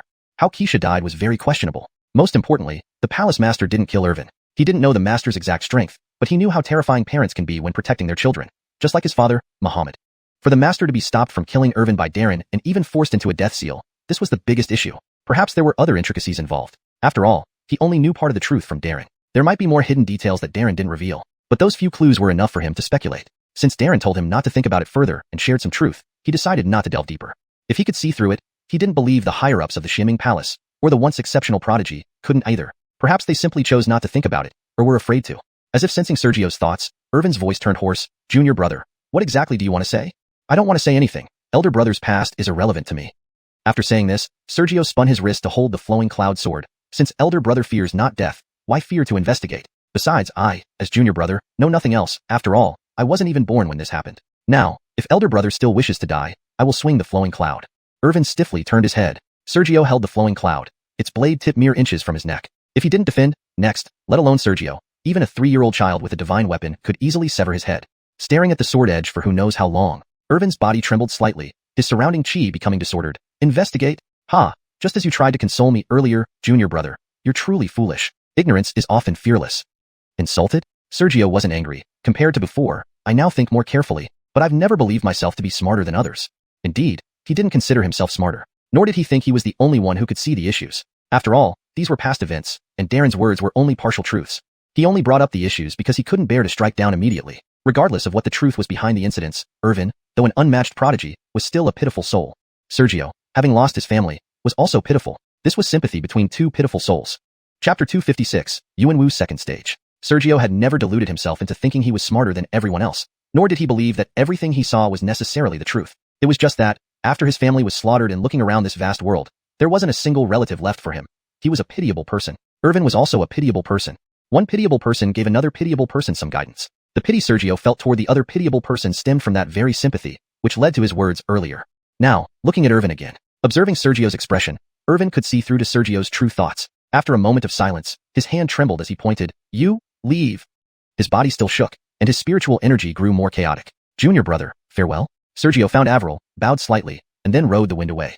In a few flashes, he vanished from sight. Irvin slowly closed his eyes, as if a few tears lingered in his eyes, unshed. No one knew how long it took for the disordered spiritual energy around him to stabilize. He sat by the stream once again, staring blankly at the water. The truth. If only I had been a little less smart back then, wouldn't that have been better? Ignorance is bliss. In a daze, faint whispers seemed to vanish with the wind. No one knew that the first place he met Xianxia was this desert oasis, by the small stream. Even fewer people knew what exactly he knew that caused the once vibrant and unparalleled genius to fall into his current state of self-imposed despair. After an unknown amount of time, senior brother Aaron, why didn't you let me see Sergio? What were you planning? Letitia, whom Sergio had saved, emerged from somewhere in the oasis. After being saved by Sergio, Letitia had been asked to leave and was subsequently forgotten amidst the chaos. But no one knew that Letitia, who had clear love and hate, would never forget the debt of saving her life. Later, she discovered something unintentionally. Outside the desert, in the sky. After leaving the desert, Sergio immediately flew high into the sky, surveying the surroundings. Only then did he realize that he was already outside the Sleeping Tiger Mountain range, not too far from the mountains. By visual estimation, it should be about 3,000 miles away, with an error margin not exceeding 100 miles. He had never been here before because this place was located to the south of the Sleeping Tiger Mountains. The Maple Ridge was north of Xianming Palace, Xiangyuan City was east of the mountain range, and the Chaos region was west of the mountains. These three directions he had visited, but never the southern side of the Sleeping Tiger Mountains. It was unexpected that Irvin's self-imposed imprisonment in the desert was only 3,000 miles from the mountains. Had he come here before, it might not have guaranteed a meeting with Irvin, as Irvin often concealed himself from others. After confirming his location, Sergio didn't hesitate and immediately headed back towards the mountains, having spent nearly 9 months on his breakthrough. There might have been changes inside the Xianming Palace by now. As for Irvin in the desert oasis, it was no longer relevant to him. Traveling swiftly, his speed made him appear like a shooting star streaking across the sky. Before long, he had covered 3,000 miles and returned within the boundaries of the Sleeping Tiger Mountain range. Should he head directly to Justin Peak? Hesitating momentarily in the sky, he changed direction, avoiding the Tiger Head area of the Sleeping Tiger Mountains, and tilted his path towards the Maple Ridge. Xander was at the second stage of Yuanwu realm 15 months ago. With his sudden surge in cultivation speed, who knew if he hadn't advanced further? A cultivator at the first stage facing Xander might be a bit risky. Now, right after breaking through, it was a good time to visit the mountain range. He hadn't hunted beasts in a long time. The Maple Ridge was not short on anything except demons. With 3 months remaining, if he could advance his cultivation to the third stage of Yuanwu realm, or even the fourth stage, then securing the position of Sacred Sun would be much steadier. Not returning to Justin Peak, Sergio sped over the Sleeping Tiger Mountains and headed straight for the Maple Ridge. Due to his high altitude, apart from a few people, no one noticed his arrival. 2 months passed in the blink of an eye. Deep within the maple ridge, roar! A leopard demon beast with fiery fur was held aloft by a flow of spiritual energy. Meanwhile, its essence and spirit were being continuously drained. 3 zhang away, on the ground, Sergio, standing 3 zhang away, absorbed and devoured the essence and spirit with the vast wasteland ancestor dragon scripture. After 3 breaths, the struggling leopard twitched slightly, then lost all signs of life. Not only did its vivid fur lose its luster, but it became a mummified corpse. Absorbing the essence and spirit seemed to cross some boundary, causing Sergio's own aura to surge dramatically. Motionless, half a day later, Sergio finally opened his eyes slowly and exhaled deeply. Then, he looked at the leopard before him and scanned the surrounding forest with a deep gaze. He had broken through to the second stage of the Yuanwu realm. 2 months ago, he had rushed straight into the heart of the Maple Ridge without hesitation and started hunting demon beasts. To his surprise, the rumors about demon beasts reaching the Yuanwu realm in the Maple Ridge were just that, rumors. In the 2 months he spent hunting intensely in the deepest part of the ridge, the strongest beast he found was only at the 9th stage of Jinwu realm, far from reaching the Yuanwu realm. Because of this, his initial plan to break through to the 3rd or even 4th stage while hunting here was dashed. Over 2 months of hunting, he killed more than 50 demon beasts at the 9th stage of Jinwu realm, and even more below that stage, totaling approximately 250 beasts. On average, he hunted 5 demon beasts daily, all at the Jinwu realm. Despite such a large number, he barely managed to reach the 2nd stage of the Yuanwu realm. Continuing to hunt, most of the highest-ranking demon beasts in the mountains had already been exterminated by him. Simply hunting would likely take at least 4 months, or even half a year for another breakthrough. If he used training resources and cultivated on his own, the profoundness of the vast wasteland ancestor dragon scripture, coupled with his low-level Yuanwu realm status, would likely allow him to progress faster than hunting here. The strength of these demon beasts is still too low, he murmured, then glanced around, leaped into the sky, and returned to the sect. Originally, he planned to return 10 days before the deadline to push his cultivation higher. However, given the overall level of the demon beasts, continuing to hunt would only waste time. It was better to return to the sect now. In the future, perhaps he needed to pay closer attention to where higher-strength demon beasts could be found. Otherwise, during the Yuanwu realm stage, the sect could supply unlimited resources, but once beyond Yuanwu, many of the Shimming Palace elders were only at the Earth Spirit stage above Yuanwu. Snow Shadow, his voice trailed off faintly. Sergio's speed increased by a third, and in a few flashes, he vanished. Chapter 257, A Threat, only from Vlad. With a faint cry of Missy, Sergio's speed increased threefold, and in a few blinks, he vanished. Reappearing, he was already in the Wohu mountain range, atop Justin Peak. Having been away for nearly 3 years, the peak remained unchanged from when he had left, untouched by dust or decay. After all, with powerful protective formations, no weeds could grow here. Landing on the summit, he surveyed his surroundings. On the surface, everything appeared undisturbed, rivers and mountains still in place, disciples busily going about their duties as always. After a moment's contemplation, Sergio flicked his finger, sending out a stream of light that quickly disappeared from Justin Peak, headed somewhere unknown. About half an hour later, Castor's figure appeared at the foot of the mountain, also emitting a beam of light toward the summit. Come straight up. Before the light reached him, Sergio spoke. He condensed his voice into a thread using spirit energy, which directly reached the base of the mountain. Moments later, Castor heard Sergio's voice and hurriedly ascended, reaching the summit in short order. He immediately bowed. Senior brother. Then, he tentatively asked, Senior brother, this time during your cultivation journey? Only 1 month remained until the decision for the Saint Disciple would be made, and Castor was even more concerned than Sergio himself about whether Sergio had advanced to the Yuanwu realm. If Sergio hadn't broken through, he didn't doubt that once Vlad became Saint Disciple, besides targeting Sergio, those under Vlad would surely use him, Castor, as a warning to others. After all, among those trusted by Sergio, only Castor was relatively weak. Most of the others were at the Zhenwu realm or higher. Some were lower, but Sergio might not even remember their names. Only Castor, despite being weaker, was the first to serve Sergio and handled intelligence gathering for him. Once they started suppressing him, it would be strange if Castor wasn't the first to suffer. Luckily managed to break through, with some gains. Sergio smiled, offering reassurance. Castor's face lit up immediately. Congratulations, senior brother. Having broken through, things were good. Without a vast disparity in major realms, even if Sergio's minor realm was inferior to Vlad, he believed Vlad couldn't possibly be Sergio's match. He hadn't forgotten how Sergio, back in the Davismore realm, had obliterated a family with 19 Jinwu cultivators guarding it, a terrifying feat. Even though such methods shouldn't be used lightly, it still showed Sergio wouldn't be at a disadvantage. Sergio smiled again and asked, has anything happened in the sect recently? How is Vlad's cultivation? Castor's expression turned somewhat strained. Senior brother, Vlad's cultivation has progressed further, breaking through to the 3rd stage of Yuanwu. 3rd stage Yuanwu really broke through? Sergio's face darkened. He had been worried about Vlad advancing again during the hasty trip to Red Maple Mountain Range, and now it had actually happened. Could it be that his bloodline had improved, thus allowing rapid progress over these 2 years? Vlad couldn't be allowed to continue advancing. If possible, he must find a way to eliminate Vlad. Otherwise, it would lead to great disaster in the future. After a moment, Sergio continued, how about Marvin and Landon?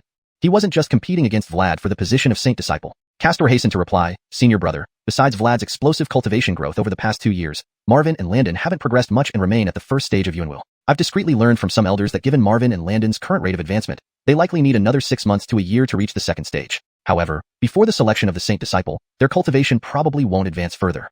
Aside from Vlad's sudden acceleration, Marvin and Landon's progress was normal. Some might think it was slow, but excluding Sergio, anyone who could advance one level every 3 to 5 years at the Yuanwu realm should be quietly pleased. At the Jinwu realm, one enjoyed a lifespan of 500 years. At the Yuanwu realm, 1,000 years. Advancing one level every 3 to 5 years, even if subsequent advancements took longer, within 80 to 100 years, one could reach the 9th stage of Yuanwu. Not everyone had the great vast ancestor dragon scripture. Looking at Sergio, his mind calmed. So you're saying that combined, Marvin and Landon are far less threatening than half of what Vlad represents. Marvin and Landon remained normal, meaning the real threat among his competitors was only Vlad. Even though Sergio was still at the 2nd stage Yuanwu, lower than Vlad's 3rd stage Yuanwu. But times have changed. Just as he was about to let Castor leave, Castor raised his head. By the way, senior brother, there's one more matter. What is it? Sergio asked instantly. Castor whispered, in recent years, many people around the sect have been meeting untimely deaths. Sergio's eyes narrowed. Someone dared attack Xianxia Palace members here in the Wuxia Mountains? Xianxia Palace, along with the other 3 major sects, ruled the entire eastern domain. Any disappearance of outer sect disciples was tolerable, but if key disciples died, Wind Davestiner Hall investigators would be dispatched. Even unimportant outer sect disciples, once killed, revealed killers face certain death. Once in Xianxia Palace, even as an outer sect member, one held higher status. This was Xianxia Palace. You misunderstand, senior brother. Those killed aren't from Xianxia Palace. Castor shook his head. Around Xianxia Palace, there were many cities, including Castor's home city of Mou, merely 800 miles from the Wuxia Mountains. Because it was so close to Xianxia Palace, many Tang family members joined Xianxia Palace like Castor, making the Tang family stronger than some sections. As Sergio knew, the Tang family even had Earth Spirit Realm cultivators. Thinking this, Sergio squinted his eyes. Not our members, yet you mention it specially. This seems suspicious. Castor explained in a low voice, senior brother may not know, but for the past 3 to 4 years, many wandering cultivators near the sect have been killed. The assailant is quite careful and seems to have information channels. Despite killing those affiliated with Xianxia Palace, none of the victims came from surrounding city families. All were wandering cultivators, hence why it received attention. Sergio grew interested. Who's the culprit? Unknown. Castor shook his head. Sergio grew even more curious. Since it's taken seriously, considering the Wuxia Mountains span, any disturbance should be detectable by the sect. Castor cautiously looked around, remaining silent, as if afraid of being overheard. Sergio's eyes flashed. With a flick of his finger, spirit energy surged, creating a light screen, a seal. Chapter 258. The day to decide the Holy Sun. Seeing Castor's worried look, fearing they might be overheard, Sergio wanted to say that this was Justin Peak. Who dared come here to eavesdrop? Even if someone wanted to eavesdrop, they would need the qualifications to infiltrate the grand array surrounding Justin Peak and reach this place. However, he didn't say anything. Instead, he tapped his finger and cast a barrier spell, covering the area. Outside the barrier, no matter who it was, unless their cultivation far exceeded Sergio's, they couldn't overhear the conversation inside without breaking the barrier. With Sergio's current level of cultivation, anyone wanting to eavesdrop without breaking the barrier would need at least Earth Spirit Realm to do so. Seeing the barrier, Castor relaxed. His voice grew louder. Senior brother, these past few years. It turned out that starting about 3 or 4 years ago, outside the tiger-lying mountains, people began to be killed continuously, and others kept disappearing. Initially, no one paid attention, assuming it was normal fighting. But as time went on and more deaths occurred, it finally drew the attention of the Xuanming Palace. Upon investigation, they found that thousands had been victims in recent years. This was only the discovered number. There were undoubtedly many more undiscovered cases. Since it did not involve the Xuanming Palace or the surrounding family powers, normally no one would care. After all, those who died were mostly scattered individuals. But the way those killed had died was too tragic. Thus, the matter garnered attention. What made it tragic? A large portion of the victims became mummies. Some who hadn't fully become mummies showed expressions of horror, seemingly encountering some terrifying event before death. To the public, the Xuanming Palace merely stated that the culprit was hiding deep and could not be identified. But who was Castor? Not only did he serve Sergio by collecting intelligence for him, but he also had the backing of the Tang family. Using the internal channels of the Tang family and information from highly cultivated clansmen within the sect, Castor uncovered some secret intelligence unknown to outsiders. The Xuanming Palace must have already uncovered some truths. What the truth was, remained under wraps. Those who knew didn't dare speak out. They only knew that the sect elders forbade further investigations. Sergio frowned slightly. Could it be related to the sect elders? Mummies? It gave him an extremely unpleasant image. He hadn't forgotten how, after using the vast wasteland ancestral dragon scripture to take away the essence and spirit of beasts, the beasts would turn into mummies. Could it be that during one of his handling of beast mummies, someone noticed and was planning to frame him? Castor instantly denied it. Impossible. If it involved the sect elders, even if they wished to kill, they definitely wouldn't do so near the Xuanming Palace. Moreover, if it involved the elders, the Wind Hearing Hall would never have truly investigated. Then, Sergio's eyes twitched. Castor lowered his voice subconsciously. Perhaps it's related to Vlad. Senior brother, do you remember that Vlad's bloodline is that of a Arnie? Junior brother once privately checked the records. If someone with Arnie bloodline used their bloodline power to absorb other souls and spirits, the victims would indeed turn into mummies. Sergio's gaze intensified. Castor continued, Vlad's breakthroughs in cultivation over the past 2 years have been abnormally fast. But if he used cruel methods to steal others' essence and spirit to accelerate his own cultivation, it does make sense. Originally, Sergio had been contemplating whether someone was trying to frame him, but now his eyes narrowed. Tied to Vlad? The Arnie actually had similar effects to the vast wasteland ancestral dragon scripture? If it involved Vlad, and the sect had discovered it, the secrecy from the higher-ups would be reasonable. Could it be that Vlad had been rapidly advancing by mercilessly slaughtering others? If Sergio chose, he could also absorb human essence and spirit for cultivation. However, humans possess wisdom, making absorption and refinement difficult, likely causing other problems. It was far simpler with beasts. Moreover, while he wasn't a good person, he had his limits and didn't wish to act that way. After a moment of thought, Sergio suppressed his thoughts. Is there anything else? Castor answered without hesitation. Other matters are just ordinary friction within the sect. Given the current situation, senior brother likely doesn't have time to concern himself with them. I did not mention them unless senior brother wishes otherwise. If he hadn't suspected a connection between the victims and Vlad, he wouldn't have brought it up initially. Sergio shook his head. No need for the rest. Thank you for your diligence. Less than a month remained until the Holy Sun decision, and he indeed had no mind for other matters. Junior brother takes his leave. Castor bowed respectfully. Only after Sergio nodded did Castor quickly leave, swiftly departing just in peak. Standing atop the mountain peak, Sergio looked at the perilous peaks around him. Mummies, done by Vlad. Could he have lost his mind trying to deal with me? Surely not.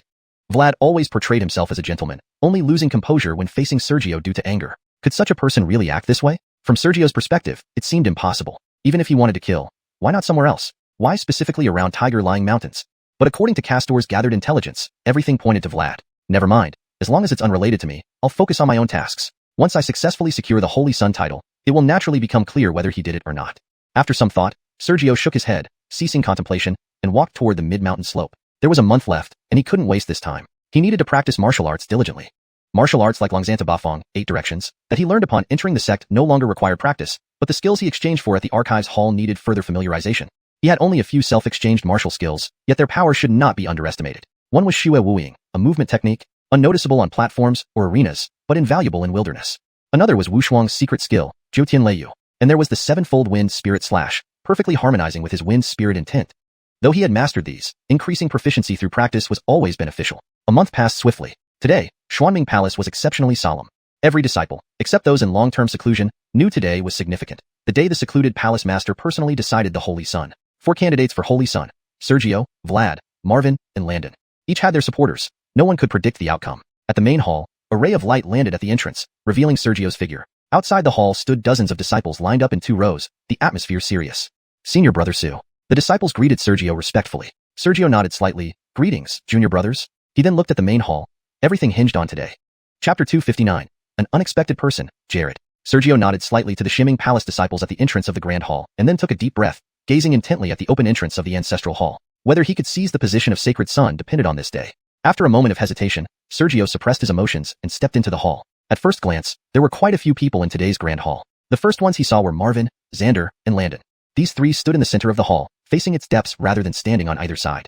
At this moment, dozens of people were standing or sitting on both sides of the hall. They were all elder members of the sect. Daranyao was also at the deepest part.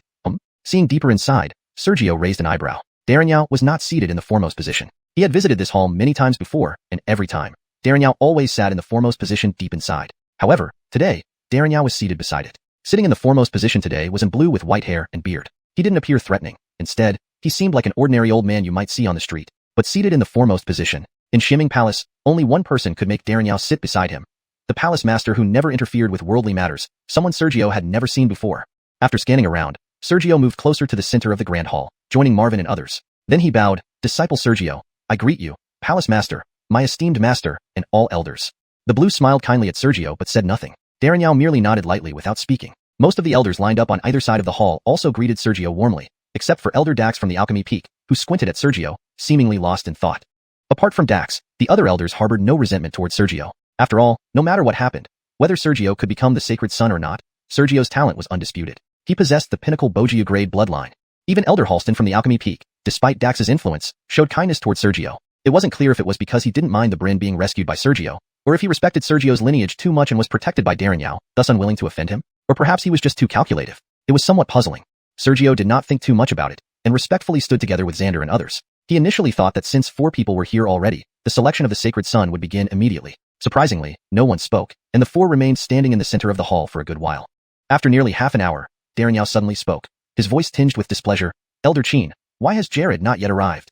The sun is tilting westward, but...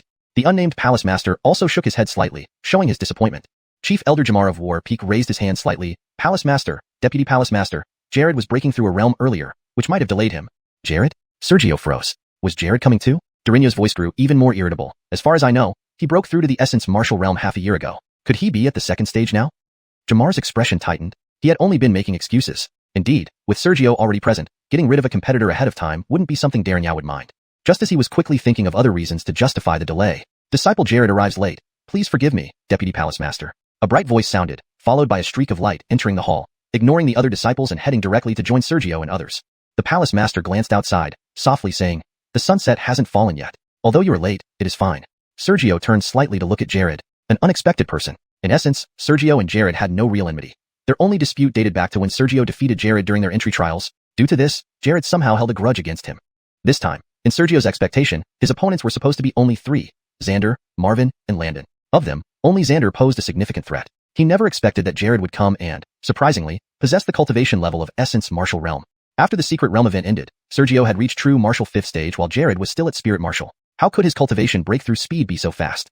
For some reason, Sergio thought of what Castor mentioned. The mysterious disappearances and mummified corpses in recent years. Could it be that Jared, not Xander, was responsible for these incidents?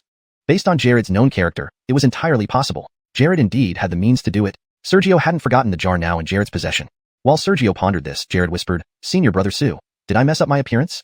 "Nothing much. It's just that your progress far exceeds my expectations," Sergio chuckled, turning away. It looked like this contest for Sacred Sun would be intense. Jared also laughed. "Senior Brother's progress is way beyond mine. Among us five, excluding Senior Brother you, Senior Brother Sue is the strongest. If we end up fighting, I hope Senior Brother will show mercy." Indeed, among the five, Xander was far ahead at Essence Martial 3rd stage, and Sergio had advanced to Essence Martial 2nd stage, putting him ahead of Jared and Marvin. Sergio kept his expression unchanged. "Junior Brother, your moon I can see through all illusions. If I attack, my weaknesses would likely be exposed instantly. It should be you who shows mercy." Internally, Sergio stayed cautious. The Jared from years ago expressed his hatred openly. Now, he maintained a composed face and called Sergio Senior Brother amiably, becoming increasingly difficult to deal with. Sergio couldn't help but wonder. While others had made progress, had he also stayed stagnant? Jared continued smiling. "Senior Brother is joking. Be quiet. This is the heart of the sect. No noise allowed." Jamar suddenly barked coldly. Jared quickly turned around. Disciple overstepped boundaries. "Please forgive me, Master." After joining the sect, Jared entered War Peak under Jamar. "Please bear with us, Elder Chin." Sergio apologized as well, inwardly tightening his resolve. Why had he overlooked the fact that Jared was under War Peak? Landon was the senior brother of War Peak. Therefore, Landon and Jared, if they didn't fight each other, naturally formed a united front. Plus, Xander and Jared's relationship was unclear. This competition became complicated. However, the Palace Master chuckled from the foremost seat.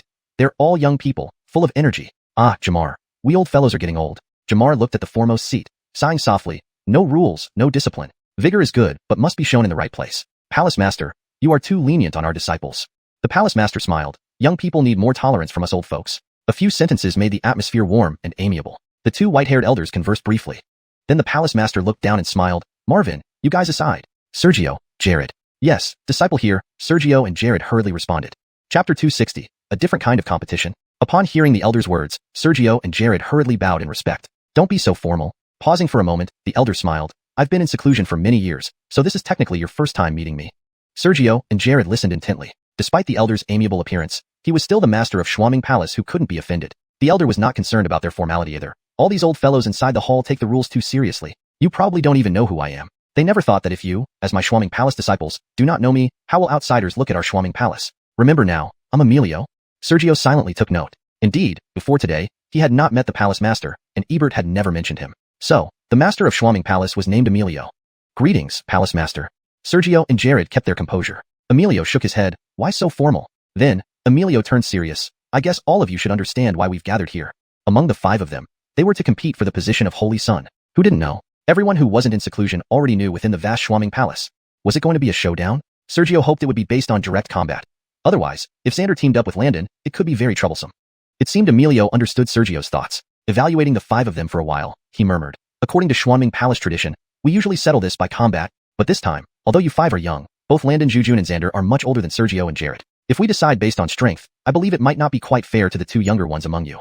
In other words, this competition wouldn't be based on combat? Almost simultaneously, the five responded in unison, "We'll follow the sect's orders." Emilio then smiled. After discussing with the other elders, it was decided that this contest will be divided into 3 trials. The final victor will become the Holy Son, and the future candidate for the Master of Shengyuan Palace.